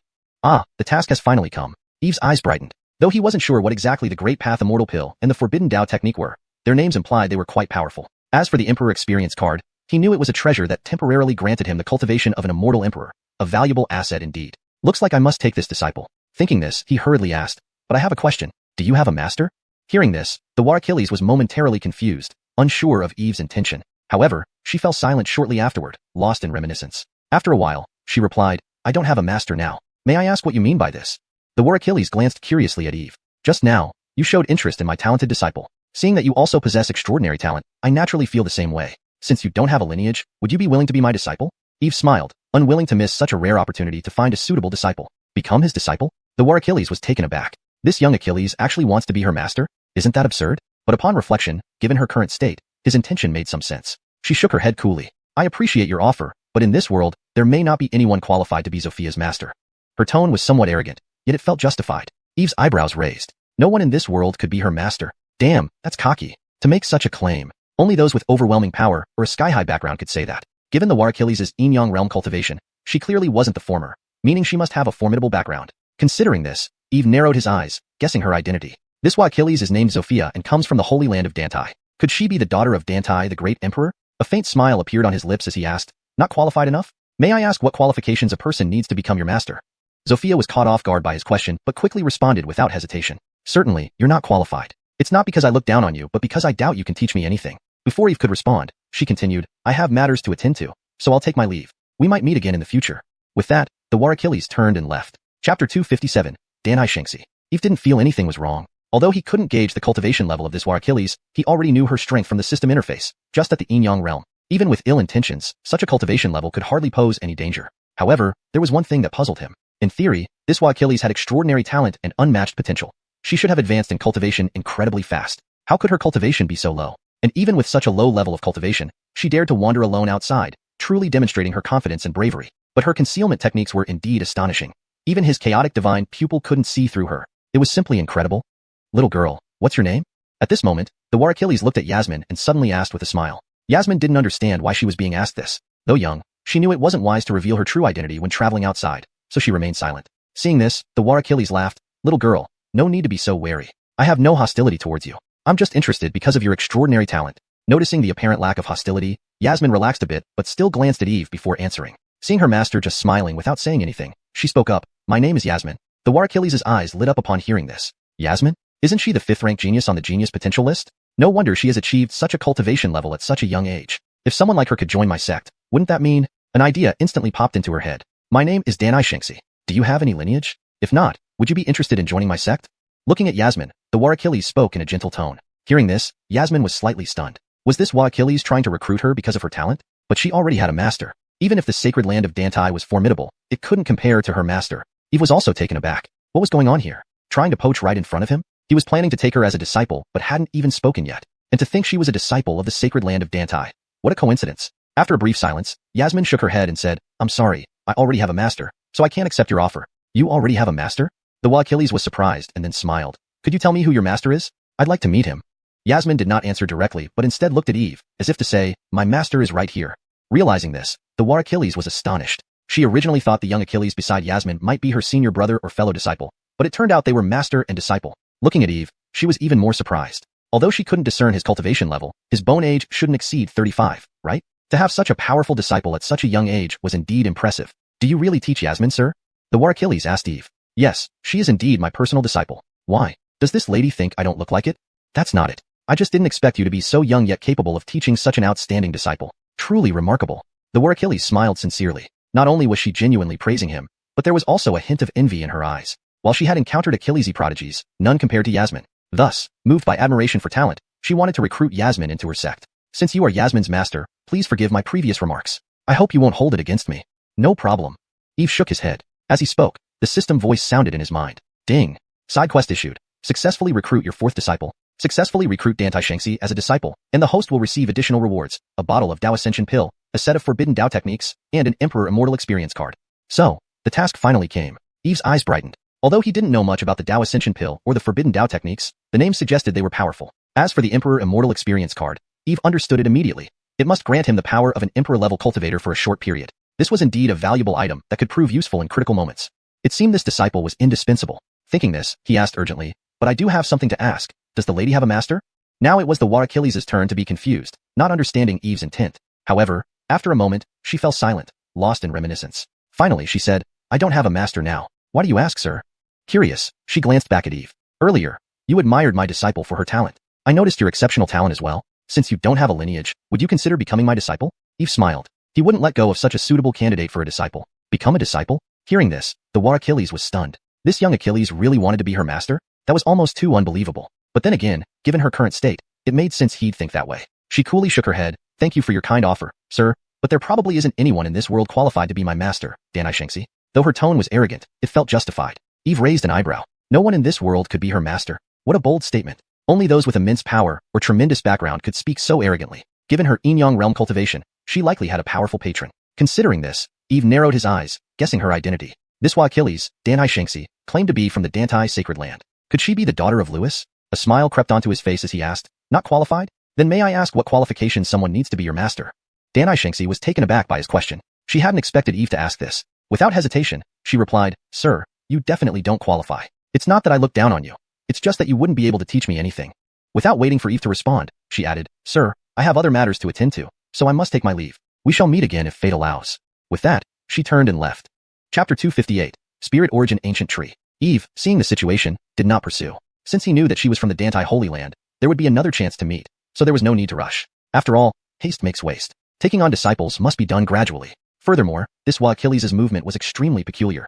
She vanished in an instant. Even his chaotic divine eyes couldn't trace her, let alone catch up with her. Master, why did you suddenly want to take that Sherry as a disciple? Could it be fate? Yasmin asked curiously beside him. She remembered Master saying that only those who were fated would become his disciples, and now it seemed that Sherry was one of them. Eve smiled faintly and said, Fate, naturally, if not for fate, why would I mention it? Oh, is that so? Yasmin nodded. But Sherry is too arrogant. How could she refuse when Master wants to take her as a disciple? To her, her master was the best in the world. Not only was he powerful, but he never held back and would always give them the best things first. Such a master was rare. Many in the Lingxiao Holy Land wanted to join the Lingyun Sword Peak, but Master wouldn't accept them. Yet this Sherry dared to reject Master's offer. She was truly ungrateful. Seeing Yasmin's indignant expression, Eve couldn't help but chuckle. Yueli, you are young and don't understand Achillesy things. Don't think others are arrogant without reason. They have capital to be so. Sherry must have a complicated background, which leads her to aim high. Eve said calmly, but no matter how proud she is, I can tame her. Wait until then, my disciple, I'll give you a new sister.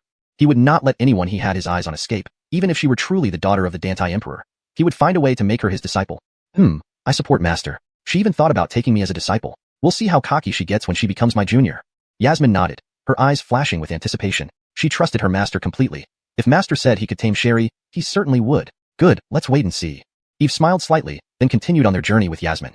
3 days passed again. On this day, they arrived above a mountain range. Below, countless mountains undulated like endless dragons, grand and imposing. In the dense forests, some powerful beasts lurked. This mountain range was named Heavenly Rift Mountain. Heavenly Rift Mountain covered a vast area, stretching millions of miles east to west. It had countless towering peaks and rivers, seemingly endless. It was considered one of the most untamed regions, filled with poisonous gas and unimaginable dangers, where ordinary people could not set foot. Despite its dangers, Heavenly Rift Mountain harbored numerous treasures, especially the immortal fruits and elixirs, which attracted Achillesi cultivators. Even major sects competed over these treasures. Thus, Achillesi cultivators entered Heavenly Rift Mountain in search of treasure, and Achillesi also perished within. Master, look over there. Something valuable seems to have emerged.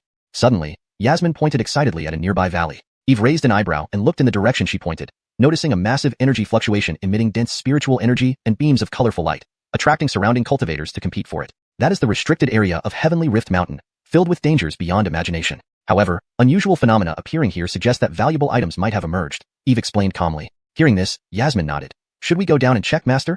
Of course, let's go. With that, Eve flew toward Heavenly Rift Mountain with Yasmin. Shortly after, they descended into the valley. Inside, various exotic flowers and plants grew abundantly, and at the center stood a 10,000-year-old towering ancient tree. The branches and leaves of the tree emitted a strong medicinal fragrance, exerting a mysterious power that accelerated the maturation of the abundant fruits and herbs below, making them grow rapidly and mature quickly. The 1,000-year-old ancient tree radiated intense vitality. A spirit origin ancient tree, and surrounded by Achillesi rare immortal fruits and elixirs. Excellent. Eve was surprised, unexpectedly encountering such a rare tree here. Such a plant, while not quite as supreme as the Enlightenment tea tree, was still extremely precious, especially because it possessed a powerful function. It released primordial essence that nurtured surrounding fruits and herbs, shortening their growth cycle significantly. For instance, herb that required a millennium to mature could drastically reduce its maturation time under the influence of the spirit origin ancient tree, growing more lush and robust. Therefore, if such a tree existed in an alchemy garden, its value would be unimaginable. The abundance of matured fruits and herbs around it already proved its worth. Disciple, looks like we've had great luck. Go fetch those fruits, elixirs, and the spirit origin ancient tree. Eve smiled at Yasmin. Yes, Master, wait here. Yasmin replied excitedly, her body turning into a wisp of green smoke and rushing into the valley. Chapter 259, breaking through to the true saint realm. But just as Yasmin approached the ancient spirit source tree, a sudden, deep hiss echoed throughout the forest. Immediately after, a massive python burst from the canopy of the spirit source tree, emitting an ear-piercing roar. This python was incredibly long, spanning 100 feet, with a robust body encased in black scales. Its eyes gleamed with an eerie green light, resembling emeralds. Moreover, it exuded a terrifying aura of slaughter and a thick, blood-drenched atmosphere that made one's heart tremble. Eve, seeing a fierce beast emerge, initially wanted to assist Yasmin. However, upon gauging the python's strength, he halted immediately. The python had reached the late 9th rank level among ferocious beasts, equivalent to the strength of a celestial Achilles realm cultivator. Such strength could be considered a tyrant within the Heavenly Rift Mountain. If a typical celestial Achilles realm cultivator were to face it, the outcome would likely be dire. However, Eve was very confident about his disciple. Although Yasmin's cultivation was only at the mid-nirvana stage, her combat prowess was astonishing. Even a celestial Achilles realm ferocious beast might not be her match. Therefore, Eve remained unfazed, standing where he was, coldly observing the python as he awaited his disciple's Perforaculus. Hiss! The python roared, opening its massive mouth and lunging towards Yasmin, its sharp fangs gleaming menacingly. Imph! Another stinky snake. I won't run this time. Yasmin couldn't help but recall the encounter with the 7-colored devouring sky python in the Lingxiao secret realm, when she was relentlessly pursued and eventually escaped by jumping off a cliff. Though she gained fortune from that misfortune, she still vividly remembered the fear of that moment.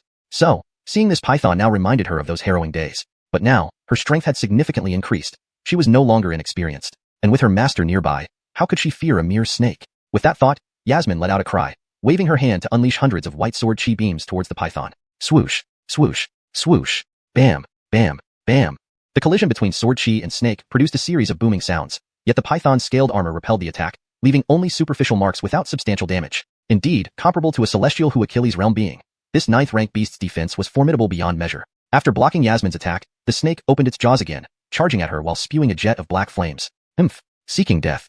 Yasmin scoffed disdainfully, swiftly dodging the flames before drawing her azure lotus fairy sword and shouting, cut. In the next instant, the sky changed as a river of sword chi appeared across the horizon, radiating overwhelming sword intent before slicing toward the snake's neck. PFFF. With a tearing sound, the sword chi river pierced through the python's head, cleaving it in half. Crimson blood gushed from the wound, staining the ground. Phew. Seeing this, Yasmin's face lit up with delight as she retracted her azure lotus fairy sword. She had just used the one sword opens the river, a technique taught by her master. Having now mastered this divine skill, its power had multiplied exponentially, becoming truly fearsome. Haha, excellent, excellent. Disciple, your current strike already bears the essence of my style. Even late-stage celestial Achilles realm experts would find it hard to withstand such a blow. Seeing Yasmin slay the snake, Eve smiled and nodded.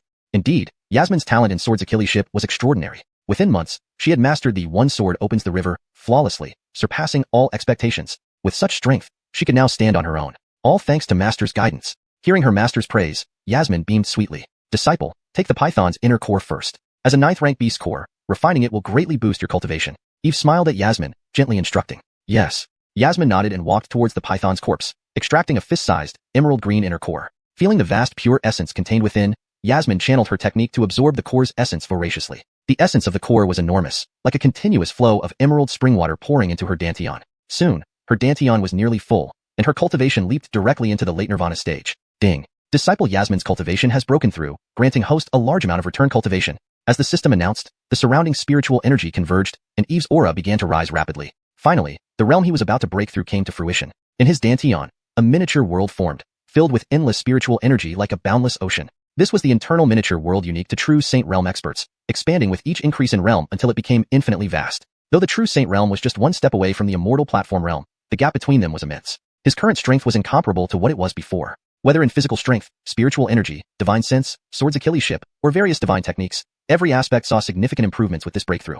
He felt confident that if he faced a quasi-celestial lord like the raging ape Venerable now, he could defeat him without even unsheathing his sword. Note: in translating this chapter, I ensured the names were kept in pinyin, e.g., Yasmin, and maintained the original tone and style while ensuring the translation was natural and fluent in English. The paragraph structure and line breaks have also been preserved for consistency with the original text.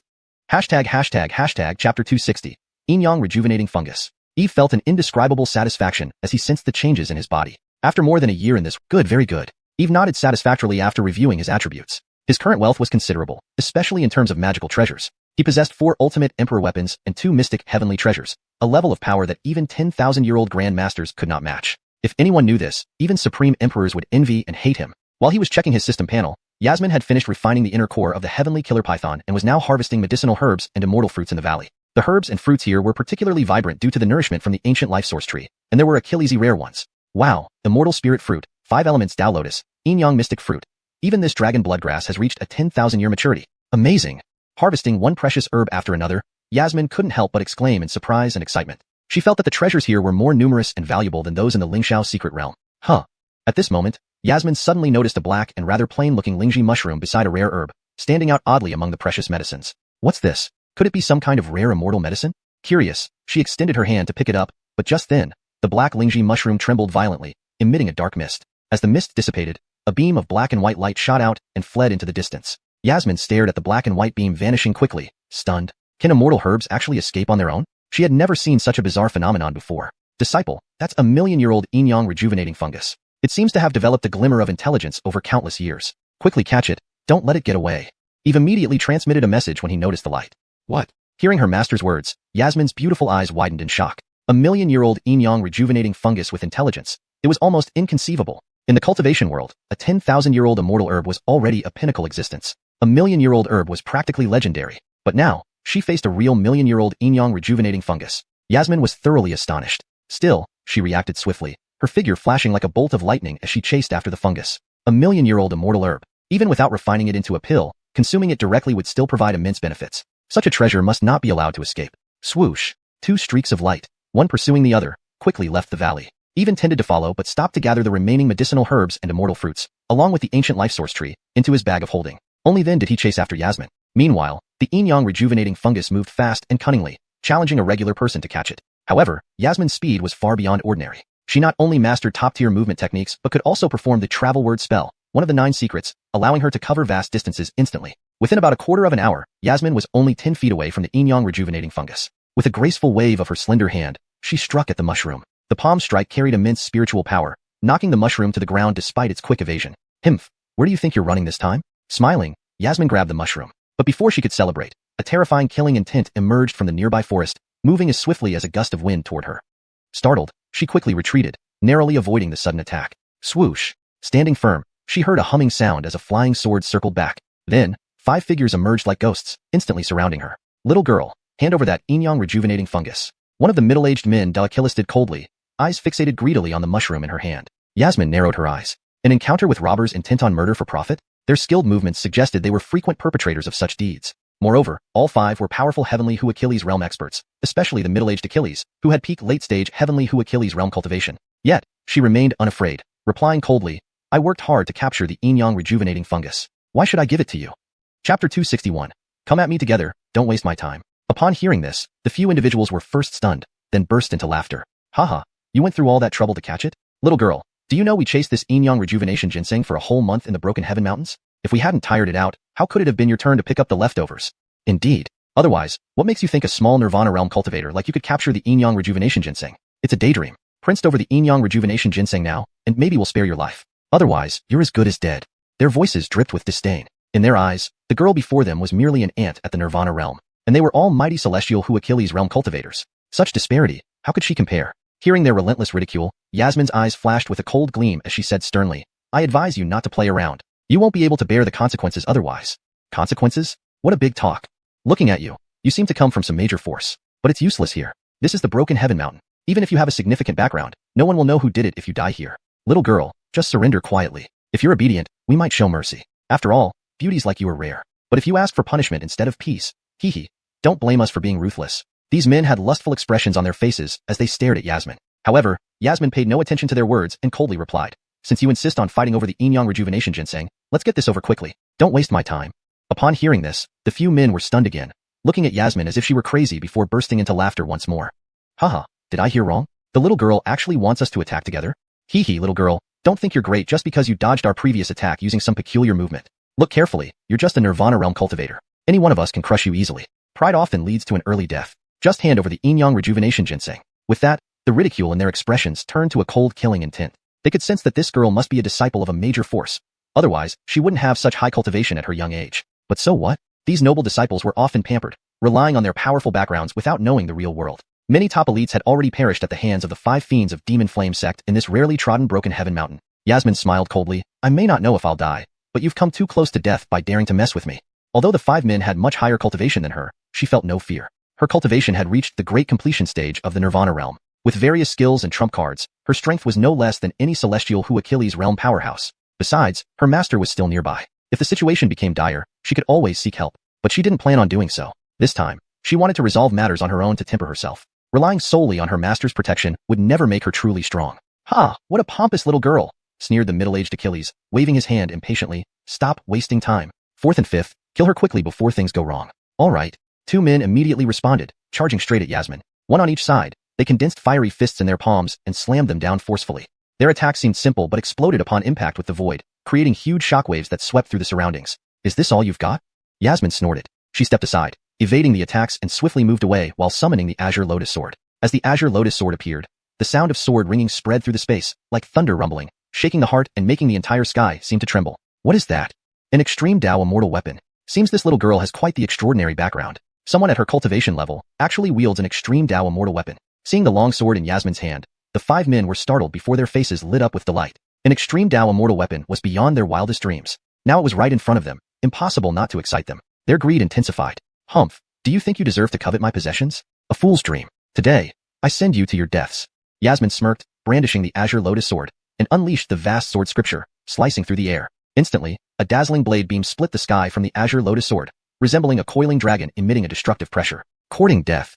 Seeing the beam coming, the 2 men revealed disdain. To them, she was just a mere Nirvana realm girl. Even with an extreme Dao immortal weapon, she wasn't worth fearing. They immediately swung their palms, conjuring towering flames to meet the radiant blade beam head-on. But next moment, their expressions changed drastically. Their massive flames shattered into countless red sparks under the sword beam's strike, dissipating without a trace. Then the dazzling blade beam continued its relentless assault towards them. How is this possible? Their hearts sank when they saw this scene. They couldn't believe a single sword strike from a Nirvana realm girl could be so powerful. Impossible. The word echoed repeatedly in their minds, refusing to accept that this weak-looking girl possessed such terrifying power. Boom. The next second, the blade beam cleaved through their bodies. Thud. The 2 celestial Hu Achilles realm cultivators' chests were pierced by the blade beam. Fresh blood spurted out from the wounds, staining the surrounding plants red, casting a bloody glow over the forest. This sight left the remaining 3 men stunned. One move, just one move, and this seemingly delicate girl had instantly killed 2 of their companions. Too terrifying. This kind of power far exceeded the realm of a Nirvana realm cultivator. Chapter 262. Re-encounter with Sophia. After the initial shock, the middle-aged Achilles realized that the young girl before him was likely not as simple as she appeared. For a moment, he considered retreating. But then, his eyes fell upon the extreme Tao Immortal artifact in her hand and the Yin Yang Heaven Mending Herb. The thought of walking away from such treasures seemed like an utter waste. Ultimately, his greed overcame his reason. With a cold snort, he issued an order. Attack together. Use all your strength to take her down and seize the treasures on her. With that, the middle-aged Achilles summoned a pitch-black long knife, slashing it directly toward Yasmin. The other 2 didn't hesitate either, each wielding their weapons. The 3 divine weapons trapped Yasmin in a triangular battle formation, leaving her with no means of escape. However, Yasmin wasn't worried at all. Great River opening sword strike. Yasmin let out a low shout, invoking the Doozy Ju, causing her aura to surge. Her long sword sliced through the air, releasing a brilliant and blinding light that formed a vast river of sword chi, surging forward. Note: for a more natural flow in English, we could refine it slightly further. Yasmin uttered a low cry, activating the Doozy Ju, which caused her aura to surge dramatically. With a swift motion, her long sword sliced through the air, unleashing a dazzling light that formed an immense river of sword chi, charging forward. As the river of sword chi swept past, everything turned to ashes. Ah, no, get out of the way. The pupils of the 3 attackers constricted sharply, a wave of dread sweeping through them. That river of swords was simply too terrifying. Its power had already surpassed the celestial Hu Achilles realm. Swoosh, swoosh, swoosh. Before they could react, the dazzling river of sword chi was already upon them. Damn it, break through. The middle-aged Achilles' expression changed drastically as he swiftly raised his arm, summoning a towering structure glowing with yellow light, intending to block Yasmin's sword chi river. However, the tower crumbled instantly under the relentless force of the sword chi, unable to withstand its pressure. Next, his body was engulfed by the sword chi river and crushed into oblivion within it. No! A blood-curdling scream echoed as the middle-aged Achilles' body disintegrated into a cloud of blood mist within the river of sword chi. At the same time, the other 2 men were also swallowed up by the river. They frantically deployed various treasures and mystical powers, trying to break free. But the river of sword chi seemed endless. No matter how Achilles-y artifacts or powers they used, they couldn't penetrate it. In the end, they were completely submerged, leaving only a cry of fear and despair. Damn it, what kind of power is this? Why is it so powerful? After a long while, silence returned to the forest, leaving only a ground covered in blood, a ghastly sight. Yasmin retracted her green lotus sword, a slight smile curling her lips. This move, opening the great river, comes from my master. You should feel honored to die by it. Not bad, very good. At this moment, Eve emerged from the woods, clapping his hands and praising. My disciple, you did a fine job. In dealing with enemies, one must be ruthless. He had arrived much earlier but stayed hidden to observe how Yasmin would handle the situation. Impressed by her swift and decisive actions against the 5 villains, he couldn't help but applaud. Thank you, master. Yasmin smiled sweetly and approached Eve, handing over the Yin Yang Heaven Mending Herb she had just obtained. Master, I've successfully retrieved the Yin Yang Heaven Mending Herb for you. It's a token of my gratitude. Haha, keep it for yourself. Eve waved his hand. Master, please accept it. This is my humble offering. You have always bestowed treasures upon me, and now that I've grown, it's time to return the favor. Touched by her words, Eve gently stroked Yasmin's hair and said with a smile, Good disciple, since you're so insistent, I wouldn't want to appear pretentious. He then took the herb and examined it closely. The Yin Yang Heaven Mending Herb emitted a soft glow, roughly palm-sized, displaying black and white hues, exuding a strong medicinal fragrance. More importantly, it contained numerous natural patterns, imbued with a powerful life force. A million-year-old Yin Yang Heaven Mending Herb, indeed worthy of its reputation. Eve couldn't help but praise it. He intended to store it in his numinous finger ring for future use in refining immortal elixirs. Suddenly, a clear and melodious voice rang out from the void beside him. Sir, it's been a while. As the voice faded, ripples appeared in the void, revealing the graceful figure of the mysterious Achilles, Sophia. Seeing her, Eve's eyes widened in surprise. It's Sophia. I didn't expect to meet you here. Indeed, her stealth was incredible. She had once again appeared around him silently without his notice, which was astonishing. Sophia smiled. Yes, the world is indeed small. I never thought we'd meet again here. They exchanged glances, both smiling, creating a harmonious atmosphere. By the way, I noticed you acquired a million-year-old Yin Yang Heaven Mending Herb. Would you consider parting with it? Sophia asked suddenly. So, you came for this, Eve remarked, looking at the herb in his hand. Yes, Sophia nodded. To be honest, this herb is crucial for me. I came to Heavenly Break Mountain specifically for it, but it ended up in your hands. Eve pondered for a moment before smiling. Since we have met by fate, if you need it, I will gladly give it to you. While the herb was precious, it wasn't essential for him. Besides, he had plans to recruit her as a disciple. Giving her this treasure was a gesture of goodwill. At the same time, he wanted to send a message. If you become my disciple, any treasure you desire will be yours. With a flick of his wrist, the Yin Yang Heaven Mending Herb flew toward her. Staring at the floating herb, Sophia was momentarily stunned. She hadn't expected him to agree so readily. She had prepared an unparalleled treasure to exchange for it, anticipating his hesitation. But to her surprise, he generously offered such a valuable item without a second thought. Chapter 263, the Deities Sacred Land. Since that is the case, I must thank you for your generosity.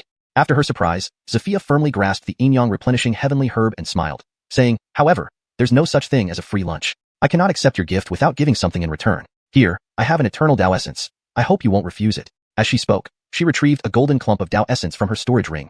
Indeed, it was an eternal Dao essence, containing boundless eternal Dao aura. Eternal Dao essence? Eve's eyes lit up. He had certainly heard of this supreme treasure before. However, it was said that only Empyrean-level powerhouses could condense eternal Dao essences, and even then, it required vast amounts of time to refine just one. Once refined, it could instantly elevate any cultivation technique or mystic art to its utmost perfected state, even those at the peak Empyrean realm. Such treasures were extremely heaven-defying, and were usually only bestowed upon the closest kin of Empyreans. The fact that this Sophia offered him such an item suggested that she might indeed be closely related to the Deities Empyrean. It was quite possible, as he had suspected, that she was truly the daughter of Deities Empyrean. Otherwise, how could she possess such a valuable item? Still, despite his astonishment, he did not extend his hand to receive the eternal Dao essence. Seeing his lack of movement, Sophia couldn't help but frown slightly, puzzled. Why? Are you dissatisfied with this offering, or do you not know the value of eternal Dao essence? Eve smiled faintly and replied, I understand its worth well, but I cannot accept it. The value of this eternal Dao essence far exceeds that of the Innyang replenishing heavenly herb. This trade would benefit you greatly. Why refuse it? She pressed on. You misunderstand. Eve shook his head. I mentioned we are destined to meet. Since I am gifting you the Innyang replenishing heavenly herb, I will not take anything from you in return. Please keep it. Not interested? Sophia was visibly taken aback by Eve's response. Knowing the rarity and value of the eternal Dao essence, this young Achilles showed no hint of desire, a truly astonishing reaction. For all cultivators, acquiring this item was a dream, and Achilles' ancient grandmasters had tried and failed to obtain it from the Deities' sacred land after immense efforts. Yet here he was, turning it down? This was completely beyond her expectations. But since he insisted, she didn't press further. She bowed politely and said, very well, I will remember your kindness. If you need anything in the future, come find me at the Deities' sacred land. It seemed clear that the Innyang replenishing heavenly herb was of great importance to her. Without lingering further, Sophia turned and soared into the distance. Eve stood there, his gaze fixed on her graceful figure as she disappeared, a faint smile tugging at his lips. Excellent. Now that she had accepted his gift, she belonged to him. Master, by giving the Innyang replenishing heavenly herb to Sophia, are you trying to tempt her with benefits? Yasmin asked beside him. Very clever of you, my disciple. My things are not so easily obtained. Sophia has no choice but to become my disciple, Eve smiled. But master, from what I saw earlier, Sophia seems hard to persuade. She didn't appreciate your goodwill and insisted on trading items to draw clear boundaries. She appears quite aloof and proud. Yasmin expressed her concern. That's fine. I have my plans. Sophia is enigmatic, and her background seems complex. Without some tactics, it might be difficult to make her willingly become my disciple. Eve spoke calmly, then turned to Yasmin with a gentle smile. Speaking of which, aren't you upset that I gave away the Innyang replenishing heavenly herb I worked so hard to get for you? Upon hearing this, Yasmin immediately shook her head. Master, since it's already given to you, you have the right to decide its use. Why should I be angry? Moreover, if Sophia becomes your disciple, she will be my junior sister. So it's not really benefiting anyone else. You Ellie, you're growing up, my good disciple, Eve praised. Just for this remark, even if Sophia is as proud and powerful as she is, I will ensure she becomes your junior sister. That's true. Yasmin beamed, delighted. Although she felt a bit of heartache about losing the Innyang replenishing heavenly herb, she wasn't upset. She understood that Lingyun's sword peak was in dire need of talents. For her master to have found someone potentially suitable as a disciple, she needed to support him. Alright, let's continue our journey. We still have a long way to the Deities' sacred land, so we shouldn't delay. With that, Eve immediately took off, summoning a flying sword and leading Yasmin toward the direction of Xianxia. Time flew by, and 10 days passed quickly. Especially since the divine bird Jinyu was still asleep. Eve traveled day and night, finally arriving at the gates of the Deities' sacred land 3 days before the coronation ceremony. Standing on the cloud, he looked ahead to see a majestic mountain piercing the sky, akin to a pillar supporting the heavens. Surrounding this central mountain were hundreds of towering peaks, forming a magnificent constellation-like pattern around the sacred mountain. On the sacred mountain, numerous palaces and pavilions were faintly visible, while spiritual veins extended from the mountain into the distant horizon, resembling rivers connecting the heavens, leaving one in awe.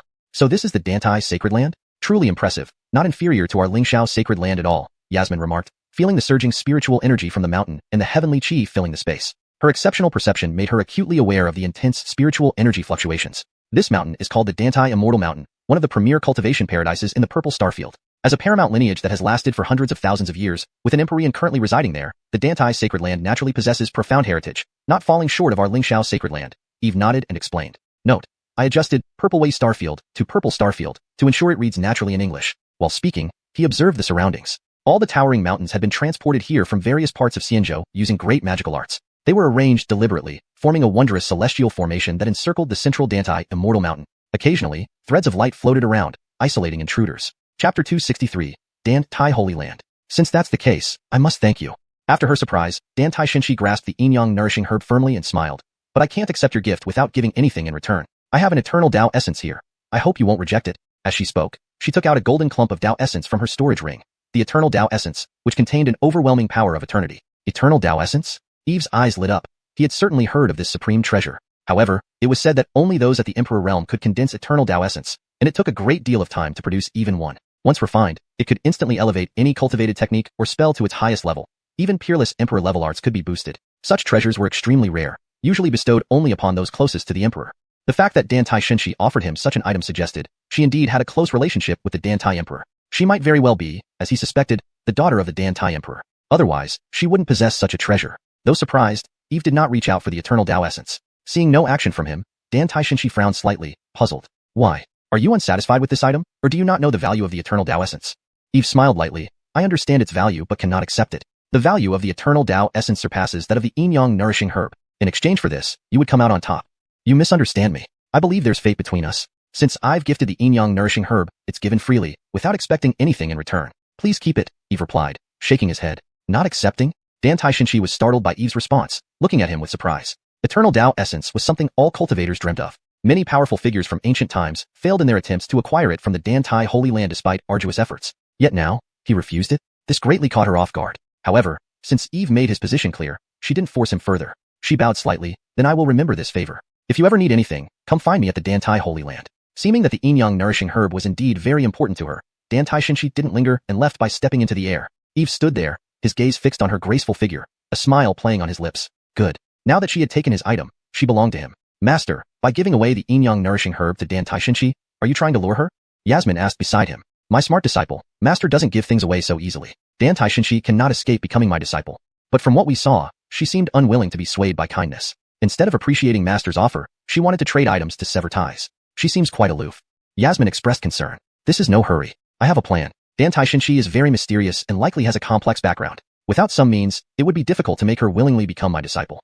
Eve smiled warmly at Yasmin and asked, speaking of which, my dear disciple, aren't you upset that I gave away the Yin-Yang nourishing herb I painstakingly acquired for you? Yasmin shook her head immediately. Master, since it's yours, you can handle it as you wish. Why should I be upset?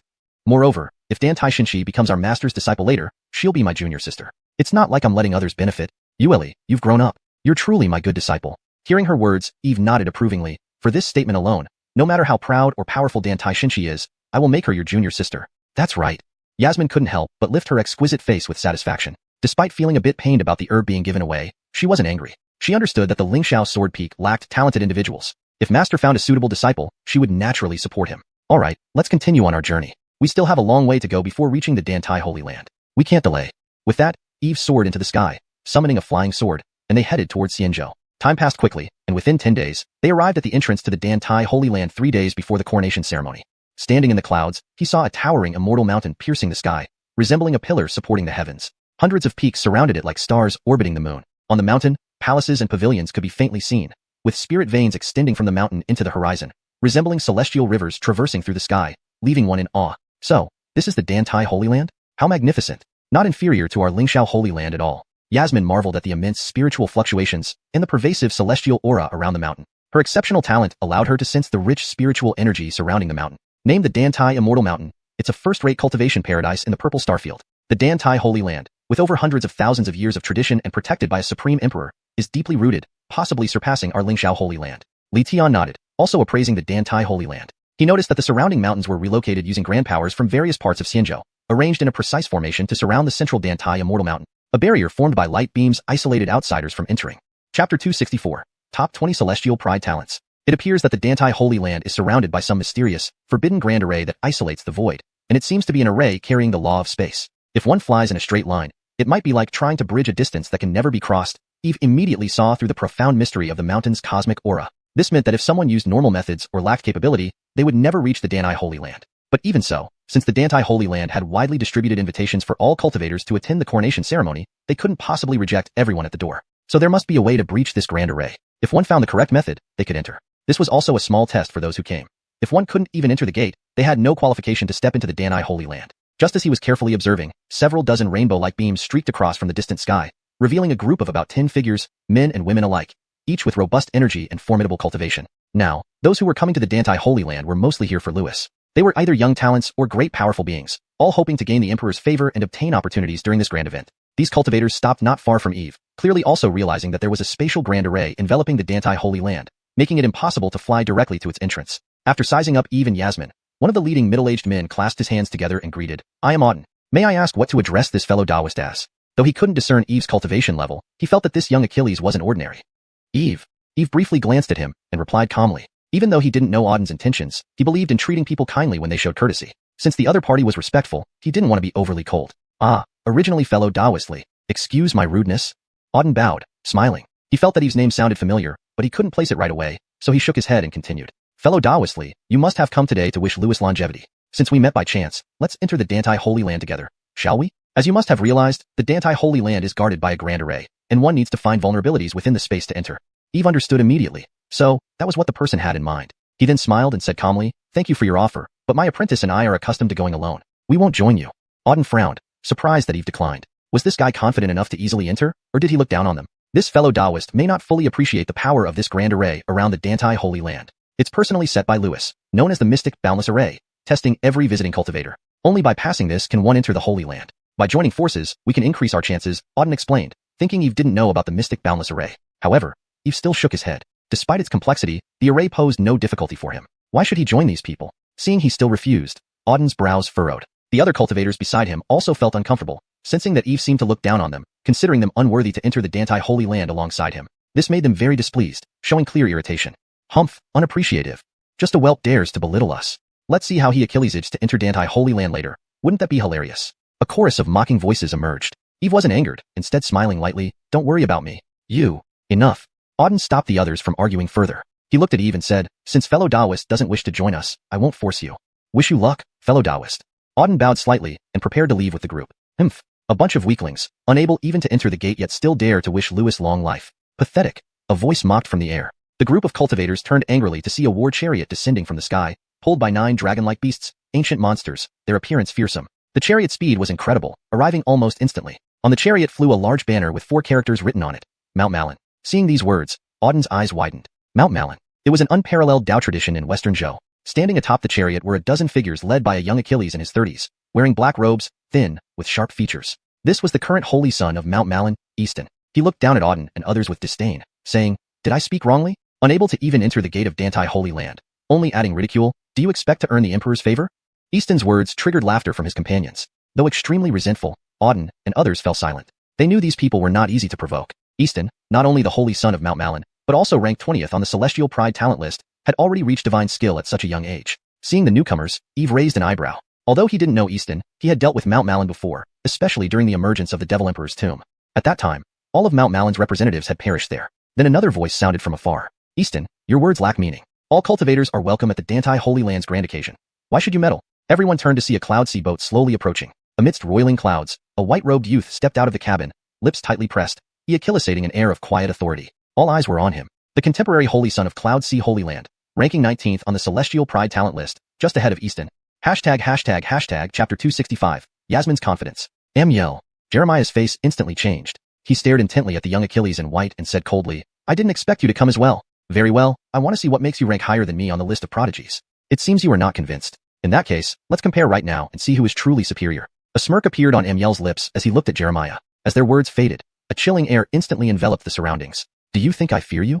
Jeremiah retorted with icy coldness. This scenario clearly indicated that they were old acquaintances with unresolved grievances, leading to immediate conflict between them. After all, Budhai Holy Land and Mount Malin both originated within Shizhou, so conflicts between these two major forces were inevitable. "Come then," Jeremiah said coldly. With a sweep of his hand, a blood-red long knife materialized in midair, releasing terrifying aura that seemed to freeze the surrounding air, giving an overwhelming sense of suffocation. Emil smiled faintly but remained silent. With a wave of his palm, a long sword appeared in his hand. The sword energy flickered ominously, as if it could devour everything. Jeremiah sneered and slashed with his long knife, sending a pillar of blood-colored light soaring into the sky. The bloodlight resembled a rainbow, stretching across the horizon like a streamer. The terrifying aura released by this move forced Davidson and others to retreat repeatedly. The area where Eve and Yasmin stood was bathed in overwhelming bloodlight, akin to the descent of hell. This is somewhat interesting. These great forces indeed have deep reserves. Even a minor holy son can wield a near-emperor weapon. Eve waved his hand, dispersing the encroaching bloodlight, and looked towards the two with interest. Although a near-emperor weapon was not much to him, it was absolutely a treasure for others. "Disciple, let's move back a bit. We can just watch the show," Eve said to Yasmin. He could feel that Achillesy cultivators had gathered within 100 miles, hiding in the shadows with similar intentions to observe. Among them were numerous top prodigies from various superpowers, likely ranked on the prodigy potential list. Besides them, some ancient titans were also using divine consciousness to observe the conflict between Jeremiah and Amiel. Those coming to celebrate the birthday of Dantai Holy Land included representatives from each Dao prefecture, not just Mount Malin and Budhai Holy Land, but also Wuji Holy Land, Tianqian Holy Land, Starry Sky Holy Land, and the 10,000 Demon Mountain. After all, this was not only the inauguration ceremony for the Divine Maiden of Dantai Holy Land, but also the 10,000th birthday celebration of Dantai Emperor. Such a grand occasion attracted everyone connected with Dantai Holy Land. Yasmin nodded slightly, also wanting to see how formidable other Holy Sons were. Moreover, these two ranked in the top 20 on the prodigy potential list. If they encountered her in the future, they might be her rivals. Immediately, she followed her master to a nearby hilltop to observe the battle. Facing the incoming bloodlight from Jeremiah, Amiel revealed a hint of amusement. He slashed with his sword, sending a sword beam cutting through the air and striking the bloodlight. Boom. The impact made the entire sky tremble. When the attacks of Jeremiah and Amiel collided, they generated a raging shockwave sweeping in all directions, directly severing half of a distant mountain. Their strength could be described as unfathomable. All eyes were fixed on the two fighters without blinking. It was evident that Jeremiah and Amiel were equally matched in power. Furthermore, Jeremiah wielded a near-emperor weapon, while Amiel held a heaven-piercing spirit treasure sword, making their strengths evenly balanced. Bloodkill, I didn't expect your strength to improve recently, but if you want to defeat me, you're still lacking. You are destined to be forever beneath me, Amiel said coldly. They had been competing for years, and he had always held the upper hand. Although Jeremiah's strength had improved considerably, he remained wary and cautious. Budhai, don't be arrogant. If we do not decide a winner today, I will not rest. A look of disdain flashed across Jeremiah's eyes as he gave a cold snort and shook his long knife. Bloodlight surged, slicing through the heavens and causing the earth to split. Blood-colored light transformed into a vast sea of red, enveloping Amiel. Bloodlight annihilation. Amiel twirled his wrist, unleashing a sword beam like swirling dragons and snakes, colliding fiercely with the bloodlight. Boom. An earth-shattering explosion resounded. The powerful aftereffects forced nearby observers to retreat. Meanwhile, the figures of Amiel and Jeremiah were flung backward by the forceful currents, rapidly retreating. Just as they steadied themselves, they clashed again, their terrifying power continuously spreading out, destroying everything around them and reducing it to nothingness. How frightening. This is what the prodigies on the prodigy potential list are capable of. Indeed, they live up to their reputation. Yes, although they are only in the Nirvana realm, their combat strength far exceeds this realm. Even ordinary heavenly Hu Achilles realm experts wouldn't be their match. These are true geniuses. Their achievements will surely be extraordinary. The onlookers whispered among themselves, filled with astonishment. Disciple, what do you think of their strength? Eve asked Yasmin with a smile. Yasmin paused for a moment before saying slowly, their strength is formidable. They truly deserve their place on the prodigy potential list, far surpassing our own Holy Land's prodigies like Talon. Indeed, those recognized by the heavenly Tao must be supreme prodigies, possessing the ability to challenge higher realms. Hearing this, Eve nodded slightly and asked, would you stand a chance against them? Of course, although they are strong, I have confidence in defeating them, Yasmin replied with a faint smile, her face radiating self-confidence. No matter how strong they were, she believed they would eventually become stepping stones on her path to supremacy. Haha, you truly have ambition. Not disappointing at all as my disciple. Eve laughed heartily. Chapter 266, The Pride Clash. At this moment, the battle between Eamon and Franklin continued. Both were outstanding figures among the prides, each move containing the Tao rhythm of unity between Heaven and Achilles, with terrifying power. Their attacks frequently clashed in midair, sending out horrifying shockwaves that raised everything within thousands of square feet to the ground, preventing anyone from getting close. However, just as the two were fiercely engaged, a voice echoed from afar. What's the point of dueling here alone? You're blocking everyone's way. Why don't we make it more interesting? See who can be the first to pass through the 9-turn Sumi Great Array and decide the winner. As soon as the words were spoken, a golden chariot rolled across the sky from the horizon, quickly arriving outside the Dantai Holy Land. On top of the golden chariot stood a youthful figure with a Kama-Killisting presence. His eyes were sharp, his aura intense, and every move exuded an overwhelming pressure. He carried himself with a supreme air, seemingly looking down upon all life below him. Behind him stood over a dozen figures, each a powerful existence at least at the Grand Accomplishment realm. This is someone from the Tianqian Holy Land. That youth is the Tianqian Holy Land's sage son, Tim. Someone revealed his identity. Tianqian sage son has a point. Your strength is evenly matched, making it difficult to determine a winner anytime soon. Why not set aside grievances and enter the 9-turn Sumi Great Array together? Competing in there will indeed be more interesting. Perhaps Lewis is watching us right now. Whoever passes the array first may gain his favor. At this moment, another clear and pleasant voice rang out from afar. A boat-like star shuttle tore through the void, leaving behind a trail of dazzling silver light as it swiftly flew toward them. As the star shuttle approached, everyone felt a tremendous pressure descending. From the star shuttle, Awar Achilles stepped out slowly. She wore a purple dress, adorned with a phoenix crown, her graceful and beautiful posture catching everyone's eye. Her exquisite features resembled those of a fairy in a painting, captivating anyone who saw her with every smile and frown. Callie, it's really her. Instantly, everyone around couldn't help but draw in a breath, their gazes filled with reverence towards the Callie. They had heard of her formidable strength. Ranked 16th on the prize talents list, she was incredibly powerful, almost considered a prodigy. Seeing yet another prominent holy son appear, voices echoed from afar. How could such a good show be without my Wuji Holy Land?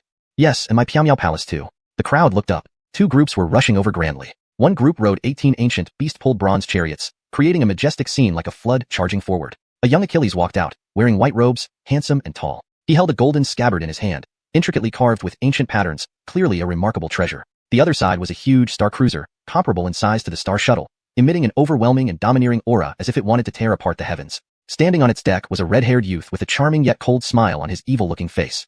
Hobie, the young palace master of Piao Palace. Sergio.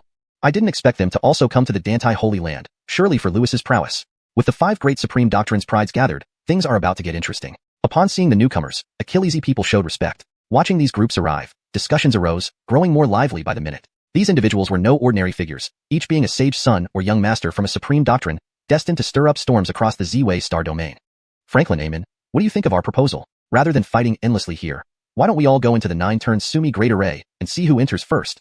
Tianxian Sage Sun said smilingly to Franklin and Amen. Hearing this, the fighting duo immediately stopped, their gazes icy as they surveyed each other. They knew continuing this dispute would only make others laugh at them. The new arrivals, whether in strength or backing, were not inferior to them, and might even be stronger. If they truly fought to the death, they risked letting others reap the benefits. And some forces might still be hiding, like the 10,000 Beast Mountain, a supreme doctrine. If they got involved, their troubles would multiply. Humph. Realizing this, both stared at each other before begrudgingly stopping. I've heard that the 9-turn Sumi Great Array was personally laid out by Lewis. I've long been eager to try it out. Since you suggest it, I have no objections, Franklin spoke first. That's right. Since everyone has shown up, let's compete within the 9-turn Sumi Great Array. It'll be perfect for showing off who truly qualifies as a pride, Amen agreed, his eyes gleaming with fervent battle intent. Since they couldn't win in combat, he decided to vie for supremacy inside the 9-turn Sumi Great Array. If he could overshadow all other prides here, then the opportunity bestowed by Lewis would belong to him. Since we all agree, let's start now. Tianxian Sage Sun nodded approvingly, waving his sleeve to send the golden chariot speeding toward the 9-turn Sumi Great Array. Immediately, the armies of Mount Molin, Budhai Holy Land, Wuji Holy Land, Star Holy Land, and Piao Palace followed closely behind, riding their respective flying treasures. Boom, boom. Under countless gazes, the 9-turn Sumi Great Array was triggered. Around the array, a faint Sumi light emerged, enveloping the entire structure as if seamlessly merging with the heavens and earth, making it impossible to discern its interior situation. How intriguing. Even before entering Dante Holy Land, these supreme doctrines are already vying for dominance. This birthday celebration of Lewis promises to be quite a spectacle. Well, these people are all on the prize talents list. Naturally, they won't be satisfied unless they compete. This time, Lewis's birthday will undoubtedly be a fierce dragon and tiger contest. And I've heard Lewis will choose some youths during his birthday and impart a supreme skill to them. Naturally, they want to perform well to gain Lewis's favor. I've heard that too, but even gaining a supreme skill isn't that significant, considering the higher rank skills are harder to cultivate, often taking hundreds or even thousands of years. You don't understand. Lewis is a legendary figure. The skill he imparts doesn't require cultivation but is directly imprinted into your mind like an enlightenment, instantly granting mastery over the skill's secrets. Really? Of course. Otherwise, why would so Achillesy sage sons from supreme doctrines come to pay tribute? They're all here for this opportunity. People watch the disciples from various doctrines entering the array, discussing excitedly. Gaining a top-tier supreme skill would greatly benefit their future cultivation and allow them to walk farther on the path of the Tao. Translation maintained the original paragraph structure, tone, and style, ensuring it reads naturally and fluently in English while preserving the storyline and logic. Chapter 267, The Ninefold Mount Sumeru Array. Eve, listening to the discussions nearby, showed little interest. Though he had initially come for Lewis's opportunity, it was no longer of much concern to him now. His primary goal was now Zofia, and he needed to figure out how to take her as his disciple. Since there's nothing more interesting here, let's enter the Ninefold Mount Sumeru Array. Eve turned to Yasmin beside him. She nodded lightly in response and followed him into the array. Seeing his actions, Auden and others were taken aback. They clearly didn't expect him to attempt entering the Ninefold Mount Sumeru Array at this moment. Not only them, but people from other factions around also began to look over curiously. Who are these two? What do they plan to do? Haven't you seen the great supreme doctrines clashing? Such a grand occasion is not for random riffraff to participate in. That's right. We all tacitly agreed to just observe. Yet, these two dare to be so bold. If they anger the geniuses of several sacred lands, they'll surely taste the consequences. Everyone watching Eve and Yasmin flying off could not help but murmur amongst themselves, obviously startled by their actions. Although they were strong figures of various factions, seeing the major forces clashing, they knew better than to get involved, for fear of provoking conflicts that would lead to disaster. Eve paid no attention to these cultivators' comments. The road was open to all, and it would be absurd to stop and wait while allowing others to proceed. Rumbling. Moving swiftly, Eve reached the Ninefold Mount Sumeru Array, with Yasmin close behind. Surrounding the array, endless golden light radiated, emitting an overwhelming pressure. Without hesitation, Eve and Yasmin charged into the array from opposite sides. As everyone focused on the Ninefold Mount Sumeru Array, on a hilltop not far away, several black-robed cultivators hid in the void. Guillermo, the geniuses of these powers are engaging in competition. Don't you wish to join in the fun? A coquettish Achilles asked a robust Achilles standing before her, looking ahead with curiosity. Heh, such skirmishes are merely trivial squabbles, not worth my time. Besides, we did not come here to snatch opportunities from those fellows. I have no interest in such petty gains, the Achilles said coolly, revealing a cold expression. The Guillermo speaks true. Should you step forward, those so-called geniuses would instantly pale in comparison. The War Achilles smiled. Heh. The Achilles chuckled softly, his eyes flashing with a glint of wisdom. Your point is valid. In this era of great contention, no matter how Achilles-y dazzling geniuses appear, where I stand, they are nothing more than flickering lights, insignificant indeed. Speaking thus, he exuded an air of unmatched dominance, as if to him, everyone else, even the sons of the supreme sanctuaries, were mere ants. Oh, Alessio, have you arranged that matter? The Achilles suddenly asked in Keenan behind him. Guillermo, rest assured, everything is foolproof. Our operatives are scattered among various factions. Even Emperor-level powerhouses wouldn't detect anything, the Keenan replied respectfully. Very good. This matter is of utmost importance. Any mishap cannot be tolerated, lest Father holds us accountable. The Achilles nodded in satisfaction. Where is Heavenly Ape? It has been quite some time. Hasn't he returned? No sign of him, Guillermo. No messages either. Perhaps something unexpected occurred. The Keenan shook his head. Unexpected? The Achilles' pupils contracted slightly. If Heavenly Ape can't handle such a simple task, then his position as the celestial son of the Heavenly Ape clan is unworthy. Calm down, Guillermo. I will dispatch people to investigate immediately. The Keenan bowed hastily. The Achilles waved his hand dismissively and closed his eyes to meditate. Meanwhile, upon entering the ninefold Mount Sumeru array, Eve felt the world around him change. He seemed suspended in an ethereal space shrouded in mist, obscuring his vision. The distant Immortal mountain appeared within reach yet seemed impossibly distant. Master, this array is so mysterious. It feels like being lost in chaos, unable to sense direction, Yasmin commented, frowning after inspecting her surroundings. It's normal you can't sense anything, Eve explained. This ninefold Mount Sumeru array was laid by an emperor. While your cultivation is commendable, without knowledge of arrays, finding a path to Immortal mountain would be nearly impossible unless your divine sense is exceptionally powerful. I see. How do we find our way to Immortal mountain then? Yasmin asked again, nodding in realization. Don't worry about that. Just follow me. Eve smiled faintly and activated his Chaos Divine Eye. Instantly, his eyes emitted brilliant beams of chaotic light, weaving through the mist. He soon discovered a spatial node, and, pulling Yasmin along, raced towards it with a smile. Chapter 268, Passing Through Effortlessly. After crossing this spatial rift, their surroundings dramatically changed in the next moment. The original mist had vanished, replaced by what seemed like passing through a space-time tunnel. Stars flashed before their eyes, each emitting dazzling seven-colored radiance, resembling bright pearls illuminating the entire universe. Truly worthy of being an array laid down by an emperor, this spatial law is marvelously intricate to an incomprehensible degree, Eve mused, looking around with admiration. This new world before them was not just a common illusion, but a cosmos evolved from the nine-turned Sumeru Great Array. This cosmos was extremely vast, even comparable to the Dacian world. No wonder it would be impossible to reach the Immortal mountain without finding the right path using some means. I wonder if I can break this nine-turned Sumeru Great Array. If I could decipher and master it, placing it on Lingyun's sword peak would be quite fitting. Eve pondered silently. He then tried to deduce the nine-turned Sumeru Great Array within his mind, but ultimately, he found no breakthrough. After all, it was personally deployed by an emperor. It wouldn't be strange if he couldn't easily decipher it. Shaking his head, Eve stopped thinking further and flew forward. But soon enough, a sudden surge of Sumeru light emerged, altering the heavens and earth once again. In the distance, the Immortal mountain seemed both close yet unreachable. As expected, the nine-turned Sumeru Great Array has 9 layers, each progressively more challenging than the last. However, it posed no difficulty for Eve, who possessed the Chaos Divine Pupil that could perceive the origin of all things. He easily found the spatial nodes in the second layer and leaped across. Thus, the duo swiftly flew toward the Immortal mountain at an incredible speed. Elsewhere, a group of cultivators from the Starlight Holy Land were laboring to find spatial nodes in the second layer when they suddenly saw 2 streaks of golden light flash past them. Huh? What's that? The group was startled and looked up. In the next moment, their faces turned astounded. They saw 2 figures traversing the great array as if there were no obstacles, heading straight for the Immortal mountain. The surrounding spatial barriers appeared non-existent, incapable of blocking their progress. What powerful techniques! Who are these 2? How could they be so formidable?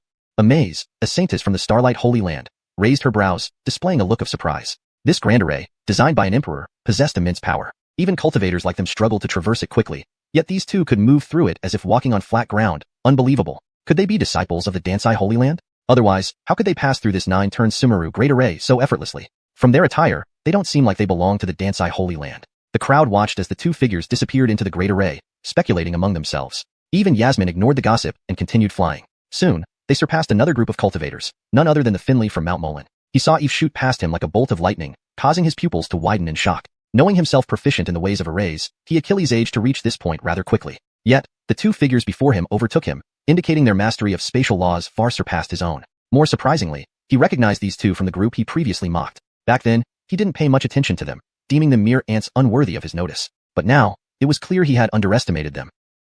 I didn't expect that amidst those commoners, 2 formidable figures were hiding, escaping my notice. Finley narrowed his eyes, a cold gleam flashing, before continuing forward. Meanwhile, atop Immortal mountain, a figure watched everything unfolding within the 9-turned Sumeru Great Array. This person was none other than Betty. When she saw Eve leading Yasmin through the Great Array, leaving behind all the young elites from various holy lands, a flicker of surprise flashed in her eyes. She knew the intricacies of the 9-turn Sumeru Great Array very well. Despite additional spatial nodes activated specifically for guests coming to pay respects, it usually took a considerable amount of time to find the correct path. Yet, this young Achilles navigated through it with ease, an ability she hadn't anticipated. Not bad, intriguing. It seems he's even stronger than I imagined, Betty murmured, her beautiful eyes reflecting deep contemplation. Gazing at Eve, she recalled his offer to take her as a disciple. Indeed, he was remarkable, possessing profound cultivation and a generous demeanor. If anyone else offered to take someone as a disciple, they would likely accept joyfully. But she was different, not swayed by such things. However, she found this Achilles intriguing. Regardless, I must thank him for the Yin-Yang heaven-filling grass. With this and the Enlightenment tea I obtained earlier, my cultivation should improve rapidly. Smiling, she felt genuinely appreciative. Phew.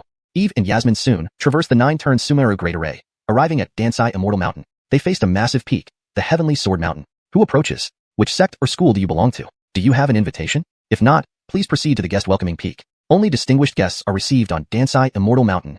Several disciples in sword-heart robes blocked their path as they approached the entrance gate. They were all distinguished-looking, core disciples of the Dansai Holy Land. I am Eve, the headmaster of Lingyun Sword Peak from the Lingxiao Holy Land. I come here upon invitation to attend the enthronement ceremony. Eve said indifferently while presenting the invitation. Chapter 269, Immortal Origin Nirvana Pill. So it's the Chief Seatly from the Lingxiao Holy Land. I apologize for our lack of respect earlier. The disciple took back the invitation, glanced at it briefly, and respectfully returned it to Eve, saying, please follow me, Chief Seatly. We have prepared an excellent guest room for you. As he was about to lead the way, a figure suddenly appeared mid-air, landing before them. It was Sophia. Seeing Sophia, the guard disciples were visibly shocked and hurriedly bowed, addressing her with reverence. We greet the goddess. But before they could finish, Sophia gently said, no need for formalities. You may leave. I will accompany him. Sophia gave a cursory glance at everyone before walking directly towards Eve. Exchanging glances, the others wore expressions of surprise. They hadn't expected the goddess herself to personally welcome Eve. Although Lingxiao Holy Land was a supreme tradition with close ties to Danai Holy Land, it didn't warrant such a reception. Was Eve someone extraordinary? The disciples couldn't discern this, but did not dare ask, quickly retreating. Sir, we meet again. Sophia smiled slightly, looking at Eve with a faint smile. Eve nodded and said coolly, indeed, another meeting. I didn't expect you to be the goddess of Dantai Holy Land. Though he had suspected Sophia's close relationship with Lewis indicated her importance, he hadn't anticipated her being the goddess undergoing an upcoming enthronement ceremony, effectively making her the next ruler of a supreme order. What did this mean? In the entire Purple Star region, such individuals wielded immense power. I also didn't expect you to come from Lingxiao Holy Land and to attend my enthronement ceremony. Sophia chuckled lightly, gazing at Eve and smiling as she asked, since you know my identity, do you still wish to be my master? Her face showed a hint of amusement, implying that as the goddess of a sacred land and soon-to-be leader, becoming his disciple was out of the question. Eve raised an eyebrow and laughed calmly, replying, I take on disciples based on destiny, not status. If I believe you and I are fated, your identity won't change that. And I believe you will willingly become my disciple eventually. Hearing this, Sophia looked taken aback. She hadn't expected Eve to be so candid, confidently asserting she would become his disciple. What makes you think I'll agree? Why should you be my master? Sophia smiled as she questioned. This intrigued her. Even emperors wouldn't dare claim qualification to be her master after knowing her true identity. Eve sensed her thoughts, his lips curling into a mysterious smile. Fate is mysterious, but I have this intuition that you'll be my disciple. As for why I'm fit to be your master, you'll understand in time. Though vague, his words conveyed meaning clear enough for Sophia. However, she didn't believe in fate. You're quite confident, Sophia remarked with a light smile. Very well, let's see what happens that would make me willingly submit as your disciple. Pointing ahead, she added, after you. Without further ado, Eve strode forward. Passing through several palaces, Sophia led Eve and Yasmin to a spacious, elegantly decorated courtyard surrounded by pavilions and courtyards filled with various formations and restrictions imbued with spiritual energy. Stay here. The grand ceremony will commence in 3 days. If you need anything during this period, feel free to ask the patrol disciples, Sophia said, gesturing at the courtyard. Fine, Eve nodded, leading Yasmin into the courtyard. Watching their retreating figures, Sophia murmured to herself, truly interesting. She then vanished into thin air, reappearing atop the peak of Dantai Mountain. Such instantaneous travel over thousands of feet would astonish anyone. Now standing on a giant stone overlooking the expanse of Dantai Holy Land, she smiled faintly. At this moment, a powerful force descended from the void, materializing into a graceful middle-aged Achilles emitting a profound aura like an endless abyss. Xianxia, where have you been these past days? Your Keenan sister has been worried. The Achilles spoke with genuine concern. Just traveling. Don't worry. I've returned unharmed, Sophia replied indifferently. How can I not worry? This phase of yours is your most vulnerable. Any mishap could. Don't fret. I have my measures. Besides, all cultivation resources in the Holy Land no longer benefit me. This journey was fortunate, providing new opportunities. A slight smile played on her lips. Did you gather the materials for the Immortal Origin Nirvana pill? The Achilles' eyes lit up in excitement, though a subtle change flickered within them. Yes, gathered indeed. With this pill, my Nirvana process will proceed more smoothly. Nodding gently, she showed a satisfied expression. Wonderful. This will certainly elevate your power further. The Achilles beamed. Sophia then added, Sister, I must go refine the pill. Please do not disturb me. With that, she turned and entered a nearby cave. Once she disappeared from view, the Achilles' smile faded, replaced by a cold stare directed at the path Sophia had taken. It seems we can't wait any longer. Sister, time is running out for me. If I don't advance now, I might. So please don't blame your Keenan sister. In this chapter, the interaction between Sophia and Eve highlights a complex relationship, revealing Sophia's significant role within the Holy Land and foreshadowing deeper plots. Chapter 270, Hubert. After a few days of continuous travel, Eve arrived at the Dante Holy Land and had a restful night's sleep. The next morning, he summoned Yasmin. Master, what do you need me for? Yasmin asked with respectful smiles. Eve smiled and said, I heard that during the celebration of Louis's birthday, there will be a competition among young talents. Those who stand out in the contest will receive rewards from the Emperor. Not only will they be granted an unparalleled divine technique, so I called you here to prepare yourself well. Winning the Emperor's favor will be greatly beneficial for your future cultivation if you gain an unparalleled divine technique.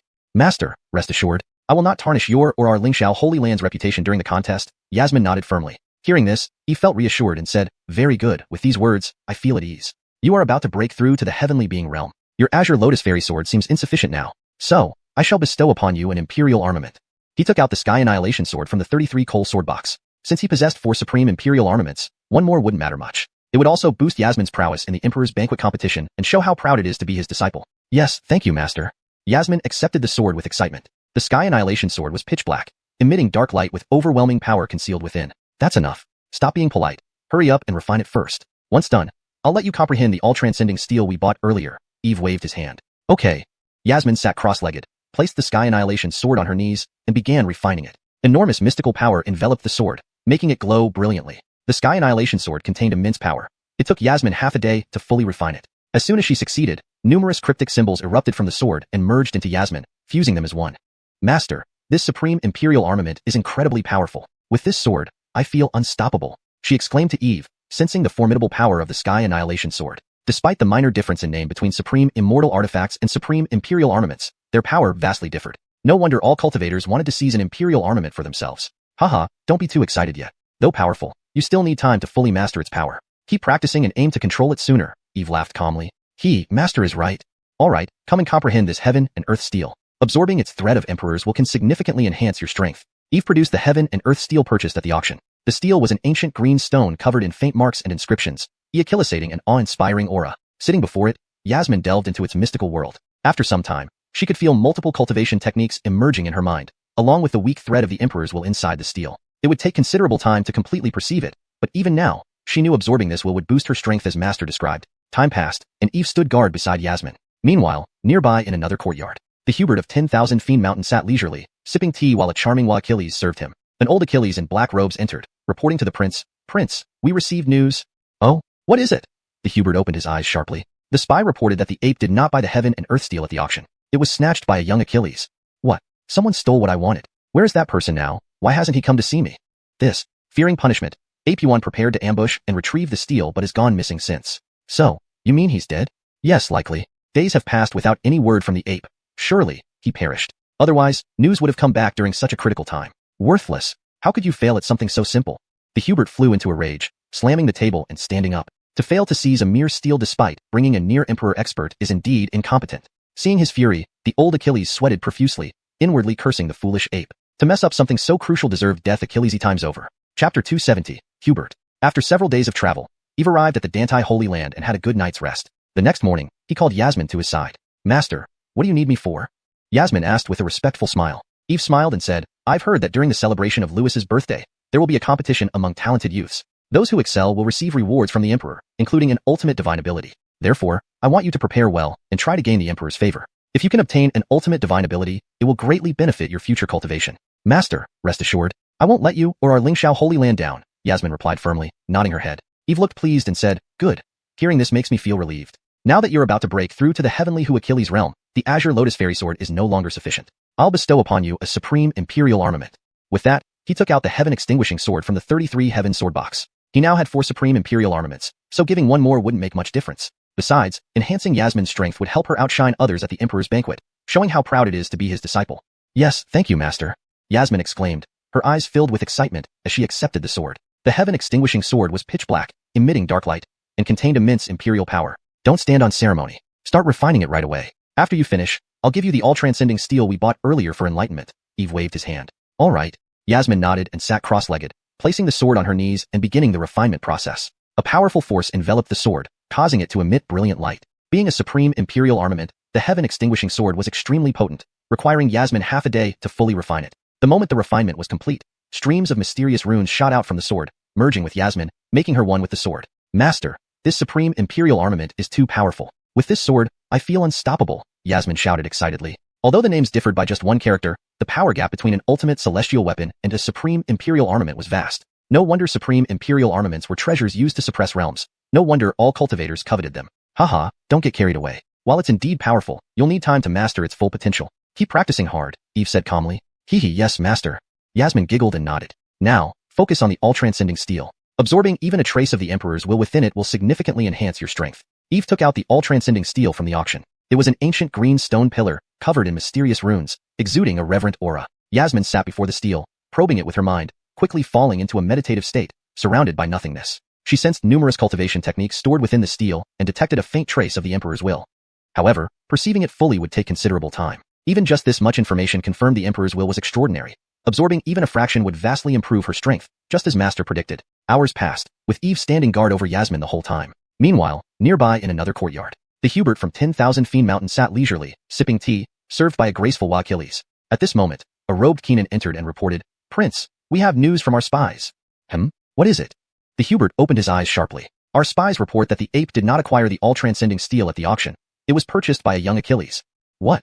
How could he lose to someone else? Where is this youth? Why hasn't he come to see me? The ape, fearing your anger, ordered Zeke to intercept and seize the steel. There's been no word since. So you think he's dead at the hands of that youth? The Hubert's face turned cold. It seems so, the Keenan hesitated. Days had passed since the auction with no sign of the ape. Clearly, he had perished. Otherwise, he'd have reported back by now. Fools. You couldn't even handle such a simple task. The Hubert flew into a rage, slamming the table. How could a low-level artifact be too much for a quasi-heaven lord? Seeing his fury, the Keenan broke into a cold sweat, inwardly cursing the ape's incompetence. To mess up something so important, he truly deserved his fate. Chapter 271. Adamir's plan. Do you know who that young Achilles is, daring enough to kill people from our myriad Fiend Mountain? Taking a deep breath, the Adamir suppressed his rage and spoke in a cold voice. A savage smile flashed across his face, his eyes gleaming with intense killing intent. The young Achilles is a solitary cultivator, of unknown origin, with unfathomable cultivation. We dare not make any assumptions, the Keenan replied cautiously. Damned. No matter who he is, we must find him. The Adamir sneered, emitting a chilling aura of menace. This Heaven-Earth tablet was a relic of the great Emperor of myriad Fiend Mountain, of immense importance to him. How could he swallow this insult? As he thought this, a peculiar aura suddenly ejaculated from a neighboring courtyard. This aura seemed like that of a great Emperor's will. Could the Heaven-Earth tablet be nearby? His pupils constricted sharply. Godson, what's wrong? The Keenan beside him, sensing the Adamir's unusual state, quickly asked. I sense that the Heaven-Earth tablet might be in the adjacent courtyard, the Adamir said. In the adjacent courtyard? Godson, did you misjudge? Why would the Heaven-Earth tablet be here at the Deities Holy Land? The Keenan frowned. It can't be wrong. I am very familiar with the aura of the Nine Saints' great Emperor. It's impossible for me to sense it incorrectly, the Adamir affirmed. Despite its faintness, he detected it easily because of the intimate connection between their bloodlines. Could that young Achilles also have come to the Deities Holy Land? The Keenan asked, surprised. Wonderful. So the one who killed the heavenly ape is right before my eyes. The Adamir narrowed his eyes, his lips curling into a grim smile. Go and find out which faction occupies the neighboring courtyard. I want to see who dares kill people from myriad Fiend Mountain and snatch my treasure. Yes, sir. The Keenan bowed and hurriedly left. Soon after, he returned, reporting, we found out, Godson. The neighboring courtyard belongs to the Lingxiao Holy Land, led by a young chief named Eve. Someone from the Lingxiao Holy Land? Does that mean the Heaven-Earth tablet is on Eve? The Adamir's eyes slightly narrowed, a cold smile creeping across his face. The Lingxiao Holy Land was an unparalleled Dao tradition in Li Prefecture, with hundreds of thousands of years of history and profound resources. But compared to the myriad Fiend Mountain, they were nothing. As the supreme imperial lineage, their mountain had an even longer legacy and still boasted a great emperor. Furthermore, the myriad Fiend Mountain had recently mobilized armies to conquer 9 major territories of the Xianxia divine dynasty, expanding their influence immensely. Completing this mission would allow them to annex all northern lands of the Xianxia divine dynasty, making them the dominant force in the Purple Star region. It should be with him. According to what I just learned, Eve indeed has a Nirvana realm girl accompanying him, matching previous reports. Hearing this, the Adamir's eyes brightened. As expected, it was with Eve. For a young Achilles to dare steal his mountain's treasure, quite bold. Godson, what do you plan to do? The Keenan asked carefully. The Adamir scoffed. Obviously, kill him. He deserves death for killing people from myriad Fiend Mountain. Although the Lingxiao Holy Land was an unsurpassed Dao tradition, as long as their supreme wasn't present, Eve, being a chief, was merely a worm to crush. Godson, isn't this risky? If anything goes wrong, it could severely impact our plans. The Keenan hesitated. The Adamir smiled coldly. I know the stakes. I won't act rashly. Losing everything over a mere worm wouldn't be wise. His cold gaze fixed on the neighboring courtyard. However, since this boy dared kill us, he must pay. What does Godson mean? The Keenan queried, puzzled. There are the Astray Seas Quinton and Netherworld Taoist here, aren't there? They'll do anything for a price. Let them kill Eve. Even if the incident escalates, no one will suspect us. His eyes flashed with malevolence. The Astray Sea duo was infamous for their ruthlessness, willing to undertake any task for sufficient spirit stones or cultivation resources. Both were quasi-heaven sovereigns, having assassinated even true heaven sovereigns. They should have no trouble with a single chief from Lingxiao. I understand. I'll arrange it immediately.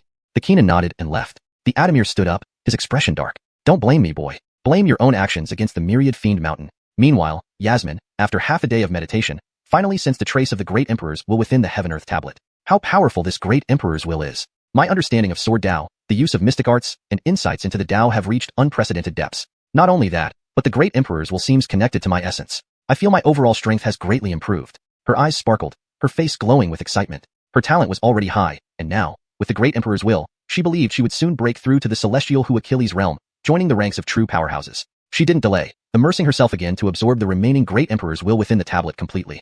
Chapter 272, Blaine and Sylvester. Time slowly passed, and night fell, with the sky dotted with stars. The entire courtyard was bathed in a faint moonlight, making it appear particularly cold and quiet. Yasmin sat cross-legged in the center of the courtyard, her eyes tightly closed as if she were asleep. While Yasmin was contemplating the Heaven-Earth steel, Eve beside her also heard the system's notification sound. Ding! Disciple Yasmin has gained insights from the Heaven-Earth steel and comprehended the Emperor's will. Host receives a substantial return of the Emperor's will. As the voice faded away, the originally faint Emperor's will within Eve instantly grew stronger, exuding an imposing pressure that made one feel a chill deep in their bones. Eve felt this change in the will and opened his eyes. Great. Absolutely great. This investment is truly worth it. When his disciple cultivates, he gets double or even more of the Emperor's will. It's simply amazing. Moreover, these returned fragments of the Emperor's will fused perfectly with his bloodline, making his aura even more profound and formidable. He seemed to have a sense of the Emperor's presence within him. If anyone saw him now, they would likely bow down in reverence. However, Eve did not want to flaunt too much. Sometimes, keeping a low profile allowed for better opportunities to catch the enemy off guard. With this thought, he reigned in the terrifying Emperor's aura, once again becoming inscrutable. At that moment, Eve suddenly sensed an unusual fluctuation outside the courtyard. Though weak, it did not escape his notice. Immediately, he activated the Chaos Divine Eye, revealing everything around him. Any subtle movement or change became apparent to him. He saw a hidden array pattern slowly rise around the area, enveloping the entire courtyard. The array pattern emitted a hazy glow like a mist, isolating the space from the outside world. In this mist stood two figures. One wore a black robe and appeared extremely thin, almost like a bamboo pole. His face was pale, and his eyes revealed a sinister look. He radiated an evil and ruthless aura. The other wore white robes and was rather plump. His face glistened with oiliness, and when he smiled, his yellow teeth showed, giving him the appearance of a large sphere. These two were the renowned Blaine and Sylvester. Two great powers, both quasi-Tianjuan experts. It seems someone is looking for trouble. Eve sensed the two auras, and a playful smile appeared on his lips. These two had been sneaky and used an array to shield themselves, clearly targeting him. Though he didn't know why these two were after him, Eve certainly wouldn't mind sending them to their deaths. He looked at Yasmin, who was fully engrossed in contemplating the Heaven-Earth steel, then waved his hand, summoning the chaotic bell to protect her from disturbances. After ensuring her safety, Eve slowly stepped out of the courtyard and spoke calmly into the void. Since you are here, friends, come out. Hearing this, the two in the void exchanged surprised glances, having not expected Eve to detect them. But they quickly composed themselves, exchanging glances before slowly emerging. Hee, I didn't expect such a mere youth to sense us. Interesting. No wonder Wanyao Mountain paid handsomely to hire us. You seem quite capable, the fat Sylvester grinned, eyeing Eve without restraint. Fatty, your big mouth always gives things away. Why must you reveal our employer? Blaine glared at Sylvester, chiding him. Hee, don't worry, Skinny. This boy is already as good as dead in my eyes. What's there to fear from a dead Achilles?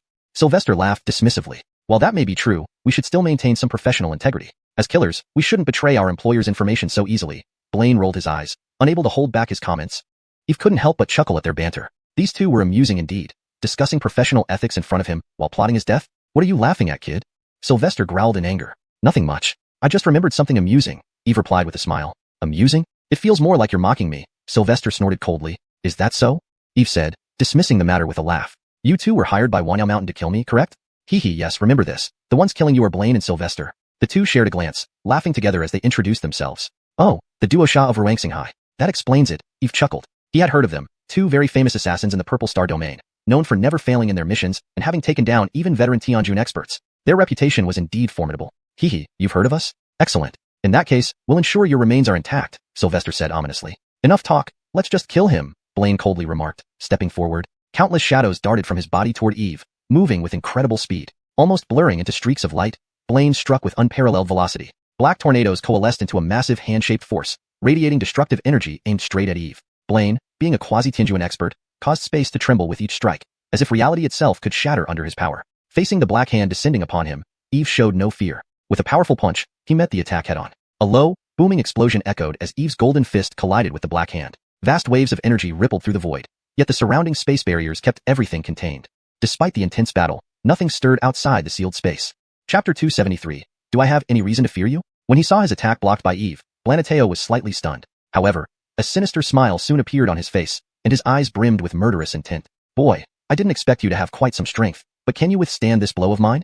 Blanateo roared as black light surged around him. Simultaneously, he raised his right hand, revealing a long black banner in it. The banner was engraved with Achilles' ancient and mysterious patterns that looked terrifying and seemed capable of devouring all souls. This was his life-saving artifact, the Yin-Yang Spectral Banner, a quasi-emperor weapon. Himph, you want to harm me with just a quasi-emperor weapon? Truly laughable. Eve sneered at the frightening demonic aura radiating from the banner. Currently, his physical strength had reached the level of a top-grade spirit treasure, and ordinary divine weapons could not injure him. Even a quasi-emperor weapon was no big deal to him. GG, an ignorant boy who doesn't know the world's vastness. This banner has been refined by me for years, swallowing countless powerful beings. Even a celestial lord would retreat upon encountering it. Today, you'll see its might. Sylvester Tao scoffed at Eve's words. Is that so? Then come and try. Eve shrugged and laughed. Holding the banner with both hands and pointing it at Eve, Blanateo growled, Die! With that, he swung the black banner, sending out an overwhelming black aura that formed into a 100-meter-long black magic WYRM. It lunged towards Eve with fangs bared and claws outstretched. Seeing the black WYRM charging towards him, Eve's expression remained relaxed, even sporting a playful smile. Blanateo was taken aback by Eve's composure. Boy, you're not afraid of my attack? Fear you? Do I have any reason to fear you? Eve laughed scornfully. Arrogant. Let's see how you'll survive this attack. Blanateo snarled angrily. Ayo. The 100-meter-long black WYRM let out a deafening roar before instantly appearing before Eve and attempting to bite him. Bam! To Blanateo's horror, Eve effortlessly extended his arm and grabbed the black WYRM. With a swift squeeze. Crack, crack, crack. The black WYRM crumbled into pieces in Eve's grip. Those fragments then transformed into pure energy absorbed into his body's cosmic grotto. How? How is this possible? Blanateo's pupils constricted upon witnessing this scene. The black WYRM was a rank 12 ferocious beast that he had killed and whose soul he had integrated into the spectral banner. He had always believed that the WYRM could flatten a mountain, but now, Eve had crushed it effortlessly, which left him utterly incredulous. What kind of power did this young Achilles possess to achieve such feats? Not only did he block the attack, but also consumed the black WYRM, an incomprehensible act. He knew the destructive power of his attack. Even a celestial lord wouldn't dare to withstand it. Yet, Eve had done it. Did that mean Eve possessed the combat prowess of a celestial lord? No. It meant he was even stronger than a celestial lord. This realization caused an unprecedented wave of dread within Blanateo. A profound sense of crisis welled up inside him. How could a young Achilles, probably around 30, have such cultivation? Could he be an ancient monster disguising himself as a youth? Fatso, this boy is not ordinary. We've met our match, Blanateo said gravely, looking at Eve. No need to tell me. Indeed, he's tough. Seems like we won't easily get those 20 billion spirit stones from 10,000 Demon Mountain. Sylvester Tao nodded, his brows furrowing. The previous scene had startled him too. Eve's combat power was indeed formidable. Yet, he wasn't overly intimidated. After all, the twin scourges of Chaos Star Sea had traversed the Purple Star region for millennia, facing numerous experts, including prodigies. A young Achilles couldn't scare him. Thin Achilles, don't panic. Even if he's a celestial lord, the two of us together can take him down. Yes, celestial lords aren't new to us. Just a mere novice, nothing to be scared about. The two exchanged glances and coldly hummed. Though they were merely quasi-celestial lords, their combined strength rivaled any celestial lord. They felt confident in overpowering Eve. Eve, overhearing their conversation, smirked derisively. Their strength, while considerable, was far from matching his. If he wished, he could crush these two effortlessly. Giving it your all, bring him down to avoid complications. Coldly humming, Blanateo waved the Yin-Yang spectral banner again, unleashing even more horrifying black auras. These auras took the forms of monstrous ghosts, giants wielding axes, sword cultivators, flaming beasts, all exuding strong auras, indicating they were spirits trapped in the banner. Blanateo summoned them all, clearly determined to capture Eve. Meanwhile, Sylvester Tao brandished a blood-red bone saber, densely lined with cracks, leaking bloody droplets. Its dense malevolent aura signified it was also a quasi-emperor weapon. Wielding the bone saber, he sliced through space, opening a dark spatial rift that released an ultimate evil aura. With two quasi-celestial lords unleashing such potent attacks, it was evident they intended to kill Eve. Facing the dual assault from two quasi-celestial lords, Eve remained unperturbed and calm. Then he raised his hand. Chapter 274. We are willing to submit to you. The next moment, the 33 Heavens sword case appeared and hovered in front of him. With a tap from his finger, the heavenly sword case suddenly trembled, emitting a sword cry. A silver-white longsword shot out from the case, transforming into an enormous blade shimmering with cold light. Go!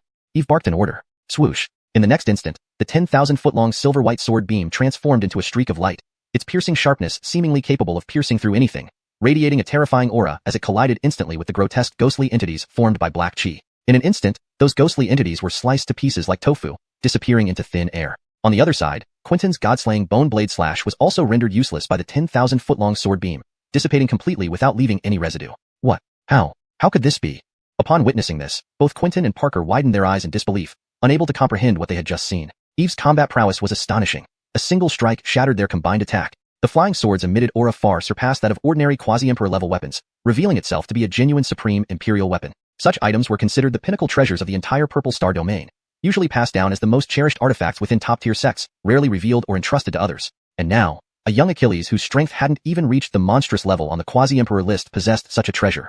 This scene was truly shocking. This boy is indeed extraordinary. No wonder Myriad Demon Mountain was willing to pay such a high price to eliminate him. However, the more powerful he is, the more crucial it is for us to capture him today. Quentin's and Parker's eyes gleamed with fervent intent, fixated on Eve like hunters eyeing prey. The supreme imperial weapon. If they possessed it, their power would skyrocket. Excitement coursed through them as if their blood boiled. In the next moment, an overwhelming murderous aura enveloped their surroundings. Behind each of them, 100-foot-tall skeletal apparition materialized, exuding a thick, malevolent energy. This was their famous ultimate skill, Shadow of Death, a supreme emperor-level art, incredibly powerful. It had once slain a celestial sovereign. Now, deploying this technique, their strength soared, almost reaching true celestial sovereign status. With a roar, the two figures seemed to transform into reapers, charging madly at Eve, tearing everything apart in their path. Paltry tricks. Facing the assault of two celestial sovereign-class opponents, Eve sneered disdainfully, "Your strength may be great, but to me, you are insignificant." As he spoke, the enormous sword beam erupted once again, fiercely chopping down. Crack. The next moment, a terrifying force surged forth, obliterating all the ghostly entities. Quentin and Parker were forced to retreat, pale-faced. "This boy is too powerful. We're no match for him. Let's retreat," Quentin shouted, immediately turning to flee. He hadn't expected the young Achilles' strength to be so formidable, far beyond his own. Continuing the battle would only result in defeat. Parker felt the same way. They had assumed their combined might would suppress him. Instead, he countered with one move, shattering their trump card. "Wanna run? Not so fast," Eve said coolly. The next instant, he flicked his finger, causing the silver-white longsword to unleash a river of sword chi. The river of sword chi split space as if breaking glass. This sword strike was earth-shatteringly powerful. "No. Damn." Quentin and Parker turned deathly pale, screaming in panic, frantically unleashing all their strength and techniques to fend off the sword attack. Boom, boom, boom. A series of violent collisions sounded as the terrifying power of the sword chi engulfed them. Blood spewed as they flew backward, pierced by the sword chi, looking horribly Achillescult. Their souls suffered grievous damage, leaving them dazed and pale. They never imagined that renowned killers like themselves would fall to a youth, especially when they couldn't withstand even one of his attacks. Intense regret filled their eyes. If only they hadn't agreed to work for Myriad Demon Mountain for some spirit stones. Now they risked losing their lives. Watching the nearly lifeless Quentin and Parker, a smirk spread across Eve's lips. Still thinking of escaping?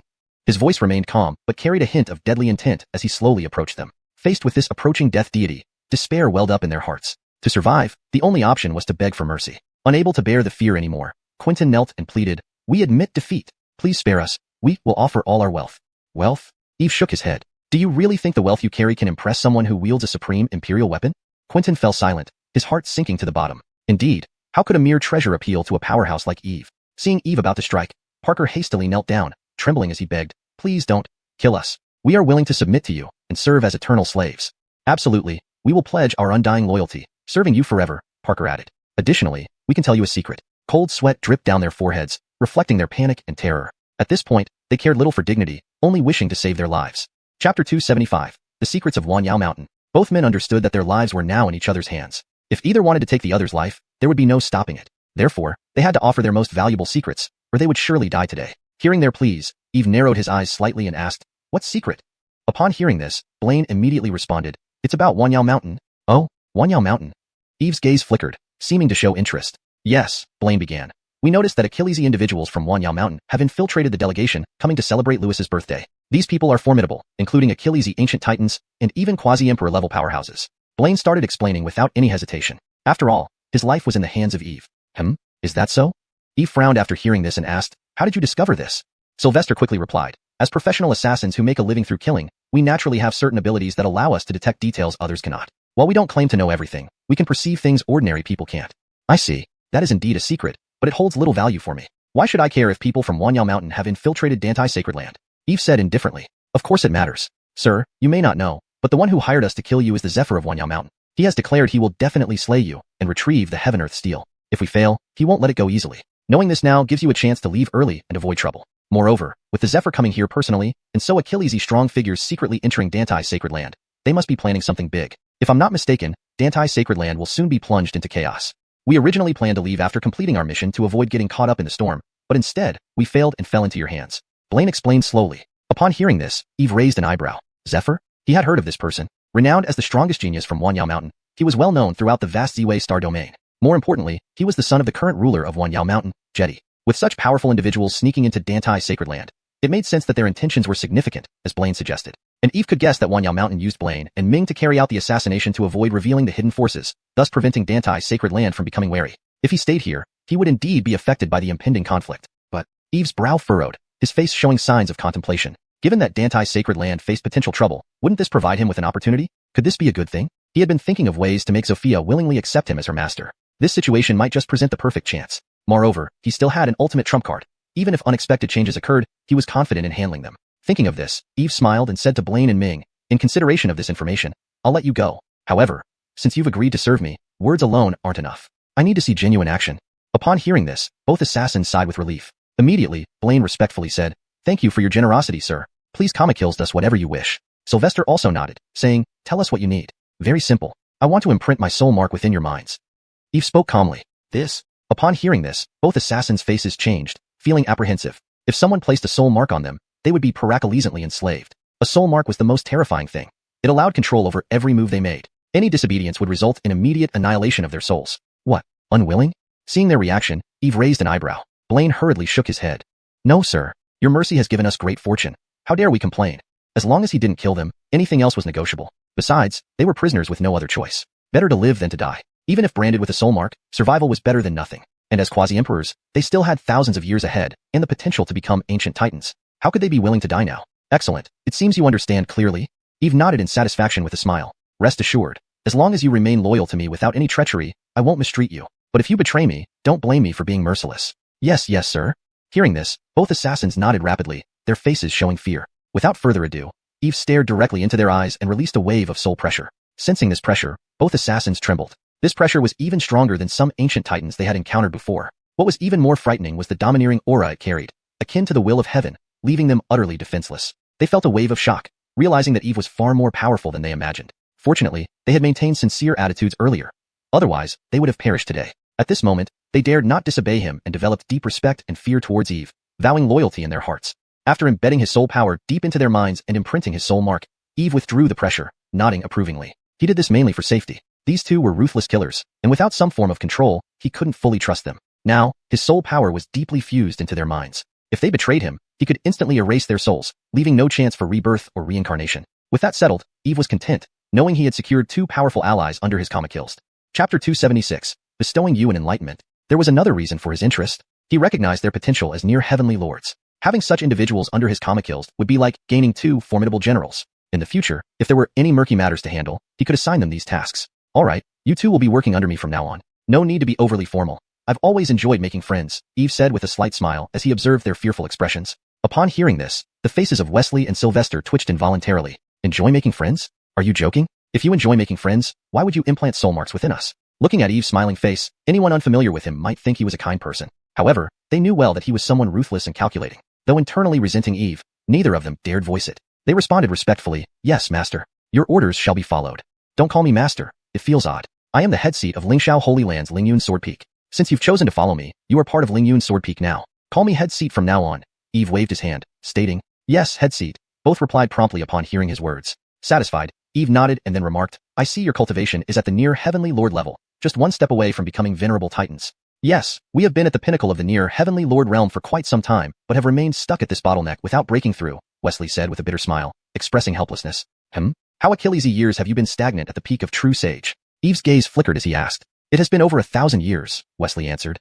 1,000 years is indeed a long time. At a normal cultivation pace, 1,000 years should be enough to reach the heavenly lord realm. But your cultivation has stagnated here, indicating that your potential has been exhausted. It's likely that no matter how much more you cultivate, there won't be significant improvement. After a moment of contemplation, Eve spoke slowly. You're right, Headseat. Our talents are limited, and further enhancement seems impossible. Wesley and Sylvester acknowledged with nods and a bitter laugh. For years, they had sought opportunities to break through but found none. This not only wasted considerable resources but also squandered a lot of time. However, they understood that reaching the heavenly lord realm was no easy feat at that stage. one becomes a revered, venerable titan. Advancing in cultivation alone isn't enough. What's crucial is the enlightenment of the Tao. These elements posed immense challenges to cultivators, as Tao forms the foundation of all things in heaven and earth. A sudden enlightenment could lead to a meteoric rise. But for them, given their limited talent and insight, achieving sudden enlightenment seemed almost impossible. Even reaching their current level had relied heavily on the wealth accumulated through years of being assassins and using vast resources to force advancement. Without extraordinary luck, this was likely their limit. Your potential is indeed lacking, but don't despair. Since you're now under my Kamakills, I'll bestow you an enlightenment, Eve said nonchalantly. Ah.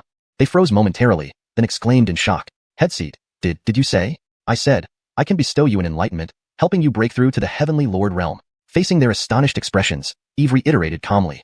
His words left Wesley and Sylvester speechless, trembling uncontrollably while staring intently at him. Help us break through to the Heavenly Lord realm? Did I hear wrong? This news was too astonishing, almost overwhelming for them to bear. Venerable Titans, the ultimate pursuit for both of them. What? Headseat, is this true? Can you really help us break through to the Heavenly Lord realm? They asked excitedly, their eyes burning with intense hope. Yes, I indeed can help you two break through to the Heavenly Lord realm, Eve confirmed with a slight nod. Without holding back, he flipped his palm, revealing a jade box in his hand. The jade box emitted a profound aura of Tao, containing a mysterious and indescribable energy. See, could this be the legendary Tao Enlightenment tea? Seeing the item in the jade box, Wesley and Sylvester couldn't help but exclaim in surprise. That's correct. This is Tao Enlightenment tea. Eve smiled slightly. Hearing this, both exchanged glances, each seeing the same shock in the other's eyes. The Tao Enlightenment tea was said to rapidly enhance a cultivator's comprehension of Tao, and even induce a state of enlightenment. Though aware of its value, they had only read about it in ancient texts and never seen it firsthand. To witness it today was beyond their expectations. Now, with this Tao Enlightenment tea, you should have a better chance of breaking through your constraints and becoming venerable titans, shouldn't you? Eve observed their expressions and stated calmly. Thank you, Headseat. Thank you so much. We will devote our lives to repay your kindness. They thanked profusely, trembling and kneeling at his feet. They never expected Eve to be so generous, offering such a precious treasure to them. This moment sealed their loyalty, worshipping him like a deity. In their eyes, Eve's action showed his recognition of them. Otherwise, why would he offer such a valuable treasure? With this Tao Enlightenment tea, they felt confident about breaking through to the venerable Titan realm soon. There's no need for such formalities. You don't need to risk your lives. I give you the Tao Enlightenment tea not to claim your lives, but to earn your loyalty. Be loyal to me, and that is all I ask. Eve waved his hand, remaining calm. Since both had reached the pinnacle of true sage and were only a step away from breaking through, helping them would gain their loyalty and provide him with two powerful allies at the Heavenly Lord level. Yes, Headseat. We will never betray you. They hurriedly responded with deep respect. Chapter 276. Granting you both a chance for enlightenment. There was another point. Eve admired the strength of these two individuals. After all, they were quasi-heavenly lords. Recruiting such people would add two formidable warriors to his ranks. If there were any covert matters in the future, he could also instruct these two to handle them. All right, you two will be working under me from now on. There's no need to be overly formal. I've always liked making friends, Eve said with a faint smile as he observed their reverent and fearful expressions. Upon hearing this, Wesley and Sylvester couldn't help but twitch their mouths. Likes making friends? Are you just messing with us? If you really liked making friends, would you have implanted divine soul marks inside our bodies? Looking at Eve's smiling face, anyone who didn't know him might think he was a good guy. But they knew better. This Achilles was ruthless. Despite their inward grievances towards Eve, neither dared voice it out. They respectfully replied, Yes, Master. We will follow your orders. Don't call me Master. It feels weird. I am the chief of Lingyun Sword Peak in the Lingxiao Sacred Land. Since you're following me, you're part of Lingyun Sword Peak now. Call me Chief instead from now on. Eve waved his hand and explained. Yes, Chief. They immediately responded upon hearing Eve's words. Satisfied with their reply, Eve nodded and continued.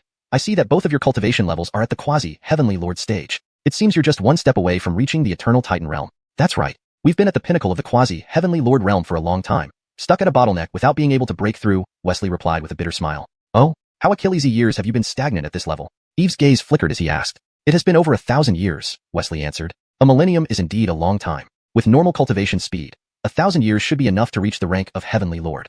But you've remained at this level, which indicates that your potential has been exhausted. It's unlikely that further cultivation will bring any significant progress. Eve mused for a moment before slowly speaking. You're right, Chief. Our talents are limited, and we can't advance any further. Wesley and Sylvester nodded, a bitter laugh escaping their lips. Over these years, they had been seeking opportunities for breakthrough but with no results. Not only did they waste a lot of resources, but also considerable time. However, reflecting on it, the Heavenly Lord realm wasn't easily attainable. Reaching that realm made one an awe-inspiring eternal Titan. This stage required not only enhancement in cultivation but more importantly, profound enlightenment into the Great Tao. All of this was challenging for cultivators, as the Great Tao was the foundation of all things. An epiphany could elevate one instantly, but given their talent and insight, achieving such an epiphany seemed almost impossible. Moreover, they Achilles' age to reach this realm only through accumulating wealth as assassins and forcing advancement through resources. Without significant fortune or enlightenment, this level was likely their limit.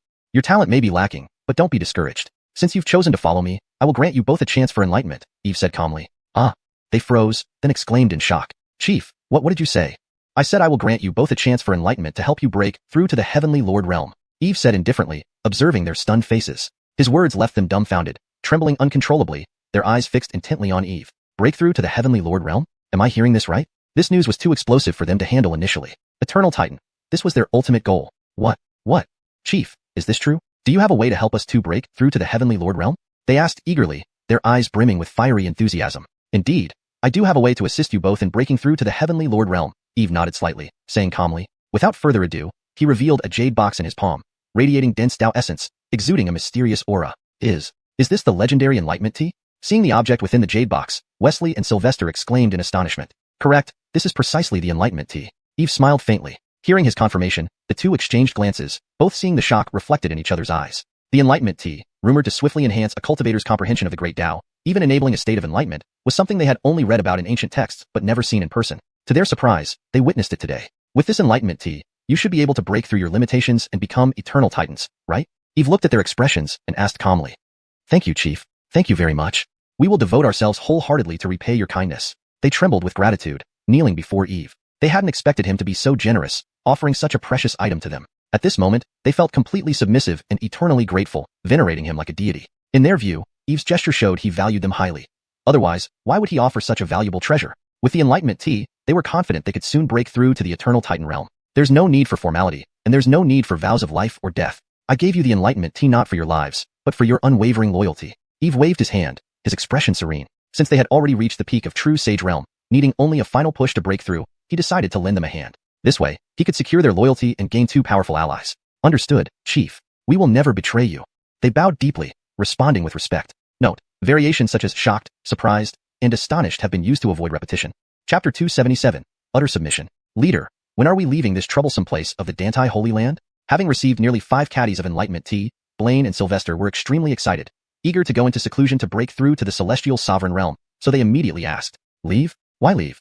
Eve raised an eyebrow and shook his head. Are we staying in the Dantai Holy Land if not leaving? Upon hearing Eve's words, the two men's mouths twitched slightly, showing a look of surprise. With so Achillesy powerful beings secretly entering the Dantai Holy Land from the 10,000 Demon Mountain, it was clear that there was a plot with significant stakes. It would be wise to leave as soon as possible. Both the 10,000 Demon Mountain and the Dantai Holy Land were superpowers beyond their capabilities to challenge. Without swift departure, they might be swept up in the conflict. Indeed, I still have some matters to handle here.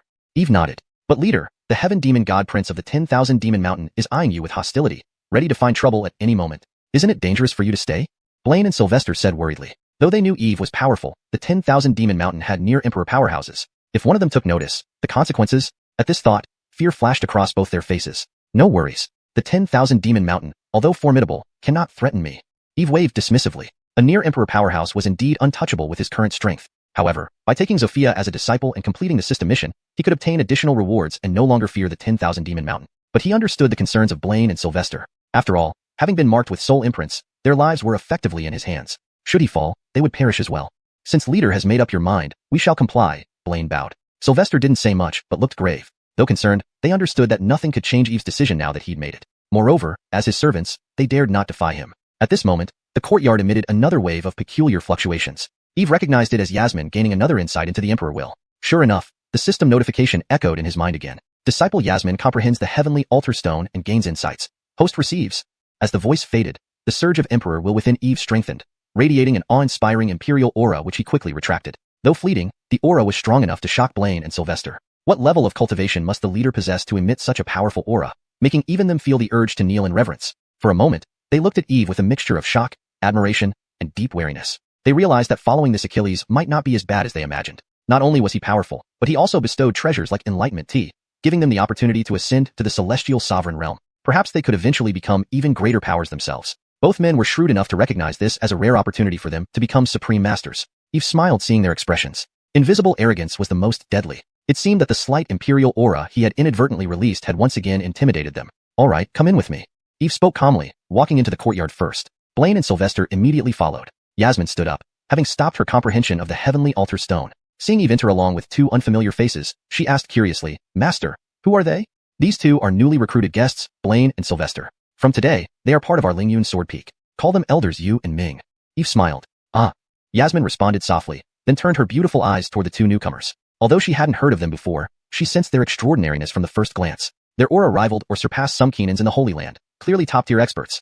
Upon seeing Yasmin, Blaine and Sylvester forced out amiable smiles. Miss Yasmin, leader's disciple. This is Blaine and Sylvester. Miss Jiang, please Kama kills us whenever you need anything. They had learned about Eve and Yasmin from their assignment at the 10,000 Demon Mountain. They initially thought Yasmin was just another prodigy with a similar name to the 5th rank prodigy on the talent chart, but now they realized their mistake. Before them stood the actual 5th rank prodigy, achieving Nirvana great perfection at such a young age. An unprecedented feat in the entire Purple Star region. Such a prodigy would undoubtedly become an emperor one day. So, they greeted her enthusiastically, their demeanor humble. Originally elders Yu and Ming, please don't be too formal. Since you followed Master, we are now family, Yasmin said lightly. Although she didn't know what had transpired while she was comprehending the heavenly altar stone, she saw genuine loyalty in the gazes of these two men towards her master. Blaine and Sylvester felt honored, nodding continuously. Very well, you may reside here temporarily. I'll call you if needed, Eve said indifferently. Yes, leader.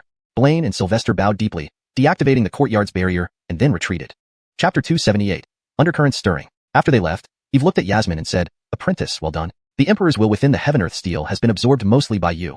With these things, you should be ready to break through your realm. Yasmin nodded continuously in response, yes, Apprentice has already sensed it. As long as I continue cultivating for a while longer, breaking through the celestial transcending realm is just around the corner. Eve couldn't help but reveal an expression of satisfaction. This apprentice was indeed worthy of the destiny of an empress. From entering his tutelage until now, it had only been 1 year, and she was about to become a celestial transcending realm powerhouse. It was simply too monstrous. So then, consolidate your realm diligently from here on. Eve smiled and said this, then turned to enter his room. It was already late at night. After being busy all day, he also needed to rest well. A bright moon hung high in the sky, spreading cold light. At this moment, on a secluded peak in the Deities Holy Land, surrounded by layers of formations, it was guarded so tightly that even someone with supreme cultivation could not detect inside. 2 figures slowly appeared on the mountaintop, one dressed in a black robe, the Elden. The other figure was hidden in the shadows, indiscernible, but under the moonlight, it seemed to be a Wa Achilles. Although the Wa Achilles was just standing there, she exuded a strong sense of oppression, like the sovereign of heaven and earth. Well, have you thought it over, whether to take action using this opportunity? If you missed this once-in-a-millennium chance, the next one would only come 1,000 years later, and it's hard to say if you'd still be alive by then, the Elden said seriously. Hearing this, the black-robed Wa Achilles fell silent for a moment before replying, You're right. I indeed can't delay any further. But is the cultivation method you spoke of really that powerful? Capable of devouring anyone's cultivation and power? It is true.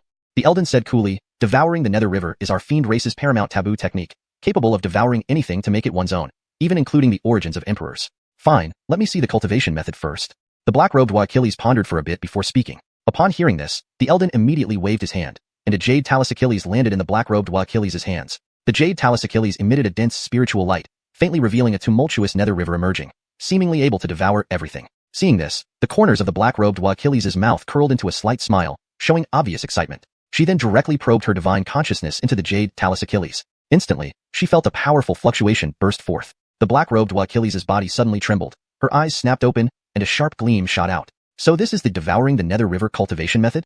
The black-robed Wa Achilles muttered, her voice slightly trembling. Although only half of the cultivation method was recorded in the jade talus Achilles, she could feel its terrifying power. How does it look? Did I deceive you? With this cultivation method, you can easily devour the origin of emperors. Once you obtain the emperor's origin, you can effortlessly take that step, the Elden said with a smile upon seeing the Wa Achilles' expression. I understand. The black-robed Wa Achilles nodded, then stored away the jade talus Achilles and looked at the Elden. Very well, I agree to this matter, but I still hope that the Myriad Demon Mountain can honor your promises and don't play any tricks. Ha ha ha, you can rest assured, since Myriad Demon Mountain has promised you, we will not renege. As long as this matter succeeds, I will give you the remaining half of the cultivation method. By then, I also hope that after you control the Deities Holy Land, you fulfill the matters promised to us and jointly attack the mountains and seas divine dynasty. The Elden laughed. Naturally, since I have chosen to cooperate with you, I will not go back on my word. The black-robed Wa Achilles nodded and then changed her tone to ask, but are you all prepared? This matter is of great importance and cannot have any mistakes. This time, my father personally gave orders. Achilles, the experts from the Myriad Demon Mountain came, plus you. We can ensure that nothing goes wrong, the Elden said proudly, his tone full of confidence. That's good. Upon hearing this, a hint of a smile also showed in the black-robed Wa Achilles' eyes, which made her more relieved. Although that existence was currently at the weakest point, it was still a presence of that realm, not to be underestimated. Plus, there were still a few old fellows in the Holy Land. Without full preparations, she truly dared not act rashly. However, now she could afford to fight without restraint. And most importantly, that existence usually kept itself hidden. No one could detect its movements, only striking at this opportunity could succeed. As long as this matter succeeded, she could break free of her heart demon and step into that legendary realm, where no one could stand above her again. Oh yes, I heard you sent the Yin-Yang twin demons to assassinate Eve, the head of Lingxiao Holy Land? Is this true? The black-robed Wa Achilles suddenly asked again. Why, despite how secretive we were, you could still investigate this. The Elden's expression changed, then laughed and said, this matter is indeed true. I have some enmity with Eve. Since we encountered him, naturally, I can't let him off. Humph, do you think something happening in the Deities Holy Land could escape my eyes? The Wa Achilles sneered coldly, At such a critical moment, you act out of petty grievances. What if it ruins our major plans? You needn't worry about that, just a small-time head of the Lingxiao Holy Land. What qualification does he have to ruin our affairs? The Elden dismissed it arrogantly. Besides, perhaps that Eve is already dead now. Why should you be so concerned? In his view, the Yin-Yang twin demons were both quasi-Tianjuan level experts. Dealing with the Eve was just child's play, wasn't it? Even if the latter was ranked first in the talent board, what kind of cultivation could he have at such a young age? So this matter did not warrant alarm. Perhaps the Yin-Yang twin demons had already succeeded. Thinking of this, the Elden couldn't help but grin. Chapter 279. The ceremony begins. In the next moment, the Zephyr's smile suddenly froze, replaced by an expression of incredulous shock. What happened? The Warakilles in black robes noticed the abnormality and couldn't help but frown and ask. Ancestor Alexander sent a message saying that Eve is actually not dead. The Zephyr's face was uncertain, and he spoke hesitantly. Didn't you say that the dual underworld reapers personally taking action would be absolutely foolproof? Why is he still alive? Upon hearing this, the Warakilles' beautiful face turned dark instantly, her voice as cold as ice. I don't know either. I originally thought that with the underworld reapers, failure would be impossible, but I didn't expect. The Zephyr also smiled bitterly, equally puzzled. Logically speaking, the dual underworld reapers were capable of assassinating even celestial sovereigns. Let alone someone like Eve. How could they fail? Forget it. Now that it has come to this, no matter what, our plan is more important. If you cause too much commotion and those old fellows suspect something unusual, we'll be in trouble. After a brief contemplation, the Warakilles in black said, besides, if you really have deep-seated hatred towards Eve and must kill him, then wait until after we've accomplished our major task. Killing him then won't be too late. The Zephyr nodded. You're right, I understand. He knew she was correct. Given the current urgency, stirring up trouble was unwise. Since this attempt failed, he would deal with Eve after the plan succeeded. There was no doubt that Eve wouldn't escape his grasp then. That's settled. I'll send people to keep an eye on that Eve and make sure he doesn't leave the Deities sacred land. The Warakilles in black robes said coolly. Fine, all depends on you. You should try to stay low profile for the next few days, so as not to leave any traces or clues. Otherwise, all will be lost. The Warakilles in black robes advised sternly. I remember. The Zephyr replied solemnly. Without further ado, the Warakilles in black robes vanished from the spot as if she had never appeared. Watching her figure disappear, the Zephyr slowly retracted his gaze and then flew away into the distance, suppressing his aura. Returning to his courtyard, he immediately summoned the Keenan. Ancestor Alexander, what happened? How could Eve be fine? The Zephyr sat down and asked. I'm also puzzled. The dual underworld reapers' actions should not go awry, but the shadow guards who monitored them secretly confirmed that Eve is indeed safe. The Keenan wore an equally puzzled expression, clearly unaware of the reason. The Zephyr frowned slightly, a shade of gloom appearing on his handsome face. Where are the dual underworld reapers now? He asked after some time. Not sure. After entering Eve's courtyard, they haven't come out again. Presumably, they must have died. Oh. The Zephyr's face showed a hint of surprise. With their strength, they actually died. It seems that Eve has some skills. The Zephyr rubbed his chin thoughtfully. No wonder he is #1 on the heavenly prodigy list. Indeed, he stands out. But alas, encountering me, his fate is sealed. A sinister smile crept onto the Zephyr's lips, and a flash of killing intent crossed his eyes. Godson, what do you plan to do next? Do we need to act against Eve again? The Keenan looked up and asked. We should focus on the bigger picture first. Let this boy live for a couple more days. We can deal with him later when our major task is complete. No rush. The Zephyr replied calmly. Though he wanted to eliminate Eve immediately, ensuring the plan wasn't disturbed meant waiting. In that case, I will make the arrangements. The Keenan immediately bowed respectfully. Time flew by, and 2 days passed in the blink of an eye. On this day, the morning sun shone brightly, casting a golden hue across the sky. Ding ding ding. At this moment, at the peak of Mount Dantai, a series of resonant bell sounds echoed through the air. This sound was unique, seemingly piercing the clouds, audible throughout the Dantai Holy Land. Hearing this bell, everyone perked up. Let's go up the mountain. The ceremony has begun. Instantly, various forces from different sects gathered and rushed toward the summit of Mount Dantai, creating a grand and impressive scene. Before long, everyone arrived at the highest point of Mount Dantai, where a vast plaza stood prominently. At the center of the plaza, a majestic, ancient palace rose majestically, giving off a sense of profound history and weight. Above the palace entrance, 4 robust characters read, Dantai Xiangong, Dantai Immortal Palace. Around the palace, numerous disciples and guardians stood guard, their solemn gazes scanning the surroundings with vigilance and severity. In front of the Dantai Immortal Palace, rows of tables and chairs were arranged, each table adorned with spirit tea, immortal fruits, and other items. As more forces arrived atop the mountain, the golden square quickly filled with people. Prominent figures from prestigious powers such as the Tianxian Holy Land, Star Sanctuary, Mo Lin Mountain, Wujiji Holy Land, and Ethereal Palace gathered, creating an immensely lively atmosphere.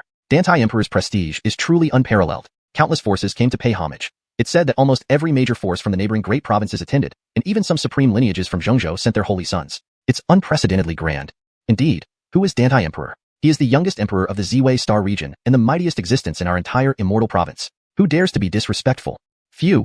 Being able to witness the Dantai Emperor in person is a once-in-a-lifetime honor. Voices of discussion among the crowd spread continuously, filled with anticipation for the ceremony. These guests included saints or famous existences from holy lands and clans or formidable solitary cultivators revered far and wide. Their gathering here proved Dantai Emperor's unparalleled prestige. Suddenly, there was a stir in the square, and everyone stopped talking. looking towards the entrance of the palace. Quick look. The Saint Lord of Deities and the Keenans are here. An outcry erupted from the crowd. A gray-haired yet youthful Achilles in a green robe walked out. His silver hair fell over his chest, and his turbid eyes sparkled like starlit oceans, exuding immeasurable authority.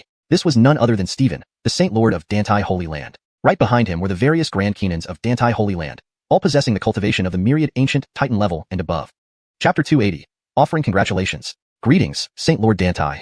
Greetings, Saint Lord Deities. In an instant, on the plaza atop Immortal Mountain Deities, countless people bowed to Stephen.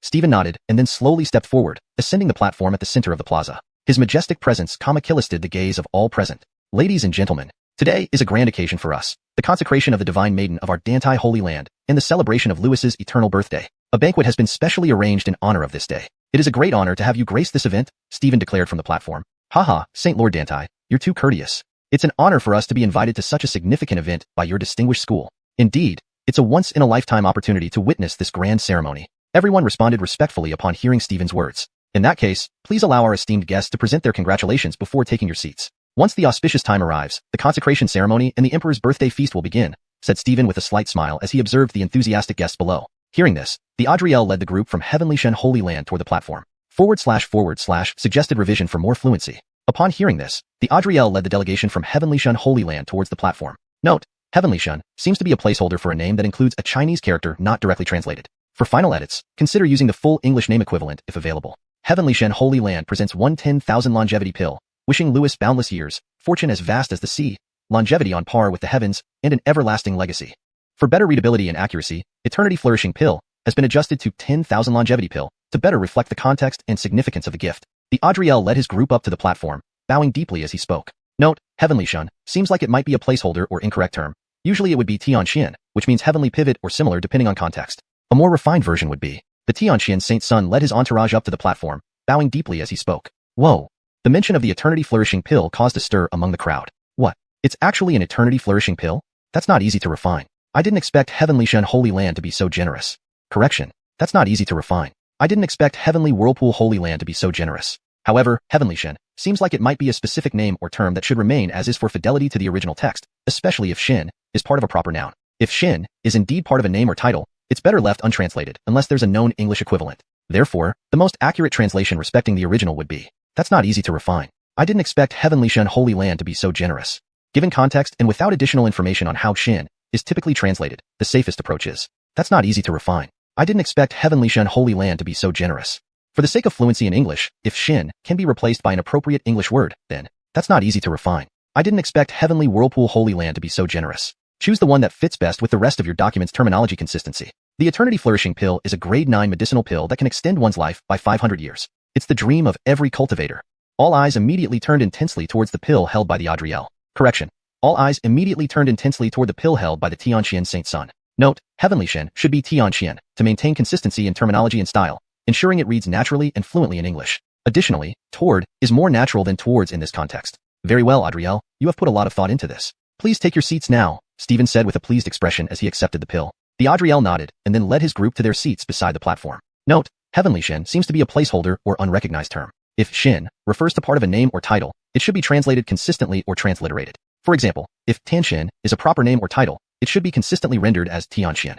Without more context on how Shen should be translated, I can't fully correct this term. To improve fluency and naturalness, I would also suggest, the Tianxian Saint Sun nodded and then led his group to their seats beside the platform. This assumes Shen is part of a proper noun, Tianxian, which has been used earlier in the text. Soon after, another holy son from Boundless Holy Land ascended the platform and presented his gift. Boundless Holy Land offers 10 pounds of abyssal cold marrow, wishing Lewis unending blessings and an eternal legacy. As soon as Prince Sin revealed his gift, an extreme cold wave spread out, causing everyone to shiver. Hiss. So cold. How terrifying, this icy aura. This is abyssal cold marrow? So powerful and 10 pounds? This is invaluable. Boundless Holy Land truly has deep pockets. They even offered something like this. It looks like they're determined to win over Deities Holy Land. The crowd was left speechless once more by the Boundless Holy Land's gift. Abyssal cold marrow was a rare treasure from the far northern regions, priceless and nearly unattainable for ordinary people. Haha, Saint Lord Boundless, you are too kind. I will gladly accept this lavish gift. Please take your seat. Stephen laughed and received the abyssal cold marrow. After Prince Sin handed over the box to Stephen, he took his seat next to Heavenly Spin Saint Sun. Note, Shin is translated as spin to maintain consistency and fluency in English, as Shin refers to something rotating or spinning in a poetic sense. Heavenly Shen was previously translated as heavenly spin. For better context and fluency, it might be better to use. After Princeton handed over the box to Stephen, he took his seat next to Celestial Spin Saint Sun. This maintains the mystical tone of the names, while ensuring the translation reads naturally in English. Following closely were several other top powerhouses' sons or Keenans, each presenting valuable gifts that sent waves of amazement through the crowd. These holy lands are really going all out. These are all extremely rare items. Indeed, any one of these items would normally cause a sensation. Now, we see So Achillesy appearing at once. The foundation of supreme traditions is unparalleled. We can only admire from afar. Whispers and admiration spread throughout the plaza. Some could barely hide their envy and covetousness, but no one dared act recklessly in the heart of Dantai Holy Mountain. At that moment, a group of figures descended from the sky and landed on the platform. Leading them was the Achilles clad in black robes, exuding a formidable aura, hands clasped behind his back, looking proud and aloof. It's the Manuel. I didn't expect 10,000 Demon Mountain to send him to attend Lewis's birthday feast. It's rumored he possesses the myriad demon physique and torch dragon bloodline, making him exceptionally talented and destined to become an emperor. Not only does he possess outstanding talent, but he also attained the Nirvana realm early on, with fearsome combat strength. Even mighty celestial realm beings have fallen under his hand. He is known as the strongest among the younger generation. Witnessing the sudden appearance of this black-robed youth, everyone drew a sharp breath, overwhelmed by his imposing presence, and murmured among themselves. I wonder what gift 10,000 Demon Mountain has prepared this time? Surely, it won't be simple. As a supreme imperial tradition, its resources far surpass those of ordinary sects and noble families. That's the Manuel. Eve's eyes flashed with sharp interest as he remarked. Yes, that's him. He is the 8th son of the Jedi and has been designated as the next successor of 10,000 Demon Mountain since birth. Wesley immediately answered, bowing deeply. Really? Master, do you know him? Yasmin asked curiously, her beautiful eyes filled with intrigue. Having followed her master for so long, she knew he usually showed little interest in anything, which made his current attention quite puzzling. After a brief pause, Yasmin added, though I haven't directly confronted him, I sense his profound strength far surpassing ordinary prodigies. There seems to be a terrifying energy hidden within him. If unleashed, it would be astonishing indeed. Do you think you can defeat this Manuel? Eve raised an eyebrow and asked again. With confidence, master. No matter how strong he is, I believe I can challenge him. Yasmin replied without hesitation. Good. Having confidence is important. Eve nodded approvingly. He had full trust in the talents of his disciples. He gazed up at the platform, a faint smile playing on his lips. The 8th son of the Jedi. I hope you don't disappoint me. Create a bigger commotion. That would make things more interesting. Eve thought to himself, knowing that his chance to accept Dantai Shinny as a disciple might depend on this encounter. Chapter 281. Astonishment. On the other side, Zephyr stood tall on the high platform, surveying his surroundings with an indifferent tone. Wanyao Mountain presents Yin-Yang Primordial Qi and Feishan Divine Iron, wishing Lewis eternal immortality and an everlasting legacy. As he finished speaking, 2 treasures instantly flew out from his storage ring, hovering in midair above the platform, emitting dazzling golden light that was blinding to behold. The Yin-Yang Primordial Qi is a divine material nurtured by the universe itself. It's said that it can gather yin and yang energies, transforming into innate spirit springs, which are highly beneficial for cultivators. Feishan Divine Iron, on the other hand, is forged from meteorites from beyond the heavens, being incomparably hard and weighing tens of thousands of catties. According to legends, it's an excellent material for crafting spiritual weapons, making it exceedingly rare. Such extravagance, these 2 treasures seem even more valuable than the profound cold marrow. Upon witnessing this scene, Achillesy people gasped in admiration, continuously praising the gifts. Not just them, but also Achillesy holy sons from various holy lands in the VIP seats twitched their eyelids when they saw what the Zephyr had brought as tribute. They had only offered 1 treasure, while the other party had presented 2 rare items, effectively overshadowing their own gift. Wanyao Mountain lives up to its name indeed. Its foundation is truly formidable. A disciple from a holy land spoke, his voice tinged with awe. This is to be expected. Wanyao Mountain, as a supreme imperial lineage, Kamakillists respect even from us, another holy son added with a sigh. These treasures were indeed too precious. Even the great holy lands could not produce Achillesy such items. However, I have never heard of any significant interaction between Wanyao Mountain and Dantai Holy Land. Why would they send their Zephyr to pay respects and offer such valuable treasures? Another holy son voiced his confusion. Wanyao Mountain isn't it currently at war with the Sea God Dynasty? And Dantai Holy Land shares borders with Sea God Dynasty. I speculate that Wanyao Mountain may be trying to use this opportunity to ally with Dantai Holy Land. Someone proposed this inference, to which the other holy sons nodded in agreement. Everyone knew Wanyao Mountain's ambition, to become the paramount force in the Purple-Violet Star region. Although Wanyao Mountain had the upper hand in their conflict with the Sea God Dynasty, seizing 9 major states, the latter, as a supreme imperial lineage, has substantial resources and strength. They've stabilized their position and started counterattacks recently. Thus, during this critical time, Wanyao Mountain seeking an alliance with Dantai Holy Land was indeed a wise choice. Furthermore, Dantai Holy Land has an emperor-level powerhouse. If both sides unite, their strength would undoubtedly be greatly enhanced. Whatever the case, the Zephyr will undoubtedly be our strongest competitor for the Emperor's opportunities. We must proceed cautiously. A holy son spoke slowly, his expression solemn. Other holy sons agreed, their gazes fixated intently on the Zephyr. The Zephyr's actions caused quite a stir, instilling caution, but also stimulating everyone's fighting spirit. After all, they were also the peak geniuses of their respective forces and naturally did not wish to fall behind. Zephyr, please take your seat. Orlando slightly raised his hand, gesturing for the Zephyr to sit down. Thank you, Orlando. Zephyr bowed and walked gracefully to a seat nearby. Zephyr lives up to his reputation as the leader of Wanyao Mountain's younger generation. His demeanor is extraordinary, remarked an Keenan figure watching the scene. As representatives from other supreme lineages came forward with their tributes, all seated in the VIP area, only Lingxiao Holy Land remained. As for other forces and independent cultivators, they didn't have the privilege to enter the VIP section. Eve didn't delay. He directly led Yasmin towards the VIP seats on the platform. Aaron and Mingdao Ren closely followed. Upon entering the VIP area, they immediately drew attention, especially from some individuals who displayed puzzled looks. Who are they? Their faces aren't familiar. Could they be from a major Holy Land? Someone asked curiously. I haven't seen the young Achilles before, but I recognize the fat and thin Taoists behind him. Another person exclaimed. Oh, who are they? The crowd perked up with interest, urgently asking. They could sense that the fat and thin Taoists were far from ordinary, emitting a fearsome aura akin to demonic gods, making people feel suffocated. They appear to be the twin devils of Netherworld, the individual explained, clearly astounded. What? Netherworld twin devils? No wonder they give off such a terrifying vibe. These are notorious killers in the purple-violet star region, each possessing the combat power of a heavenly sovereign. That's right. Legends say they've killed countless people, their hands stained with enough blood to wash 3,000 miles of rivers and mountains. Aren't they usually hidden from the public? Why are they so openly present at the Dantai Holy Land feast, following behind that young Achilles like obedient followers? The crowd erupted in whispers, all discussing in hushed tones. The title of Netherworld Twin Devils struck fear into the hearts of Achilles, with some timider individuals visibly pale. When Zephyr saw the Netherworld Twin Devils appear, a cold glint flashed in his eyes. He had initially assumed they had failed their mission and died at Eve's hands, but now it appeared otherwise. Interesting. A playful smirk curved his lips. Earlier, he had dispatched the Netherworld Twin Devils to assassinate Eve, never expecting him to not only survive but also subdue the duo. This completely exceeded his expectations. Eve paid no heed to the surrounding murmurs. He took out 2 tributes and announced loudly, Lingxiao Holy Lands Eve offers the Void Heart and Enlightenment tea, wishing Lewis boundless longevity and prosperity. Wow. The moment Eve finished speaking, a wave of discussions broke out. Everyone wore astonished expressions. Void Heart. Enlightenment tea. Some people cried out in surprise, gazing fervently at Eve's offerings. The Void Heart is a rarity of nature, containing extremely concentrated law powers. Should one successfully refine and absorb it, they could gain control over a thread of the laws of the universe. The Enlightenment tea is an extraordinarily precious rarity, rarely seen in the world. Even if someone stumbles upon it, they often treat it as a supreme treasure, not readily presenting it. Now, Eve had brought forth 2 gifts, showcasing his opulence.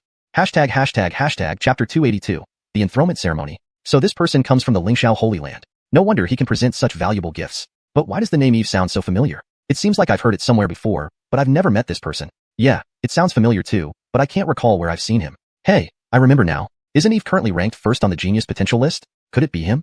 Someone suddenly realized this, pointing at Eve in shock, causing an uproar. What? Now that you mention it, it might really be him.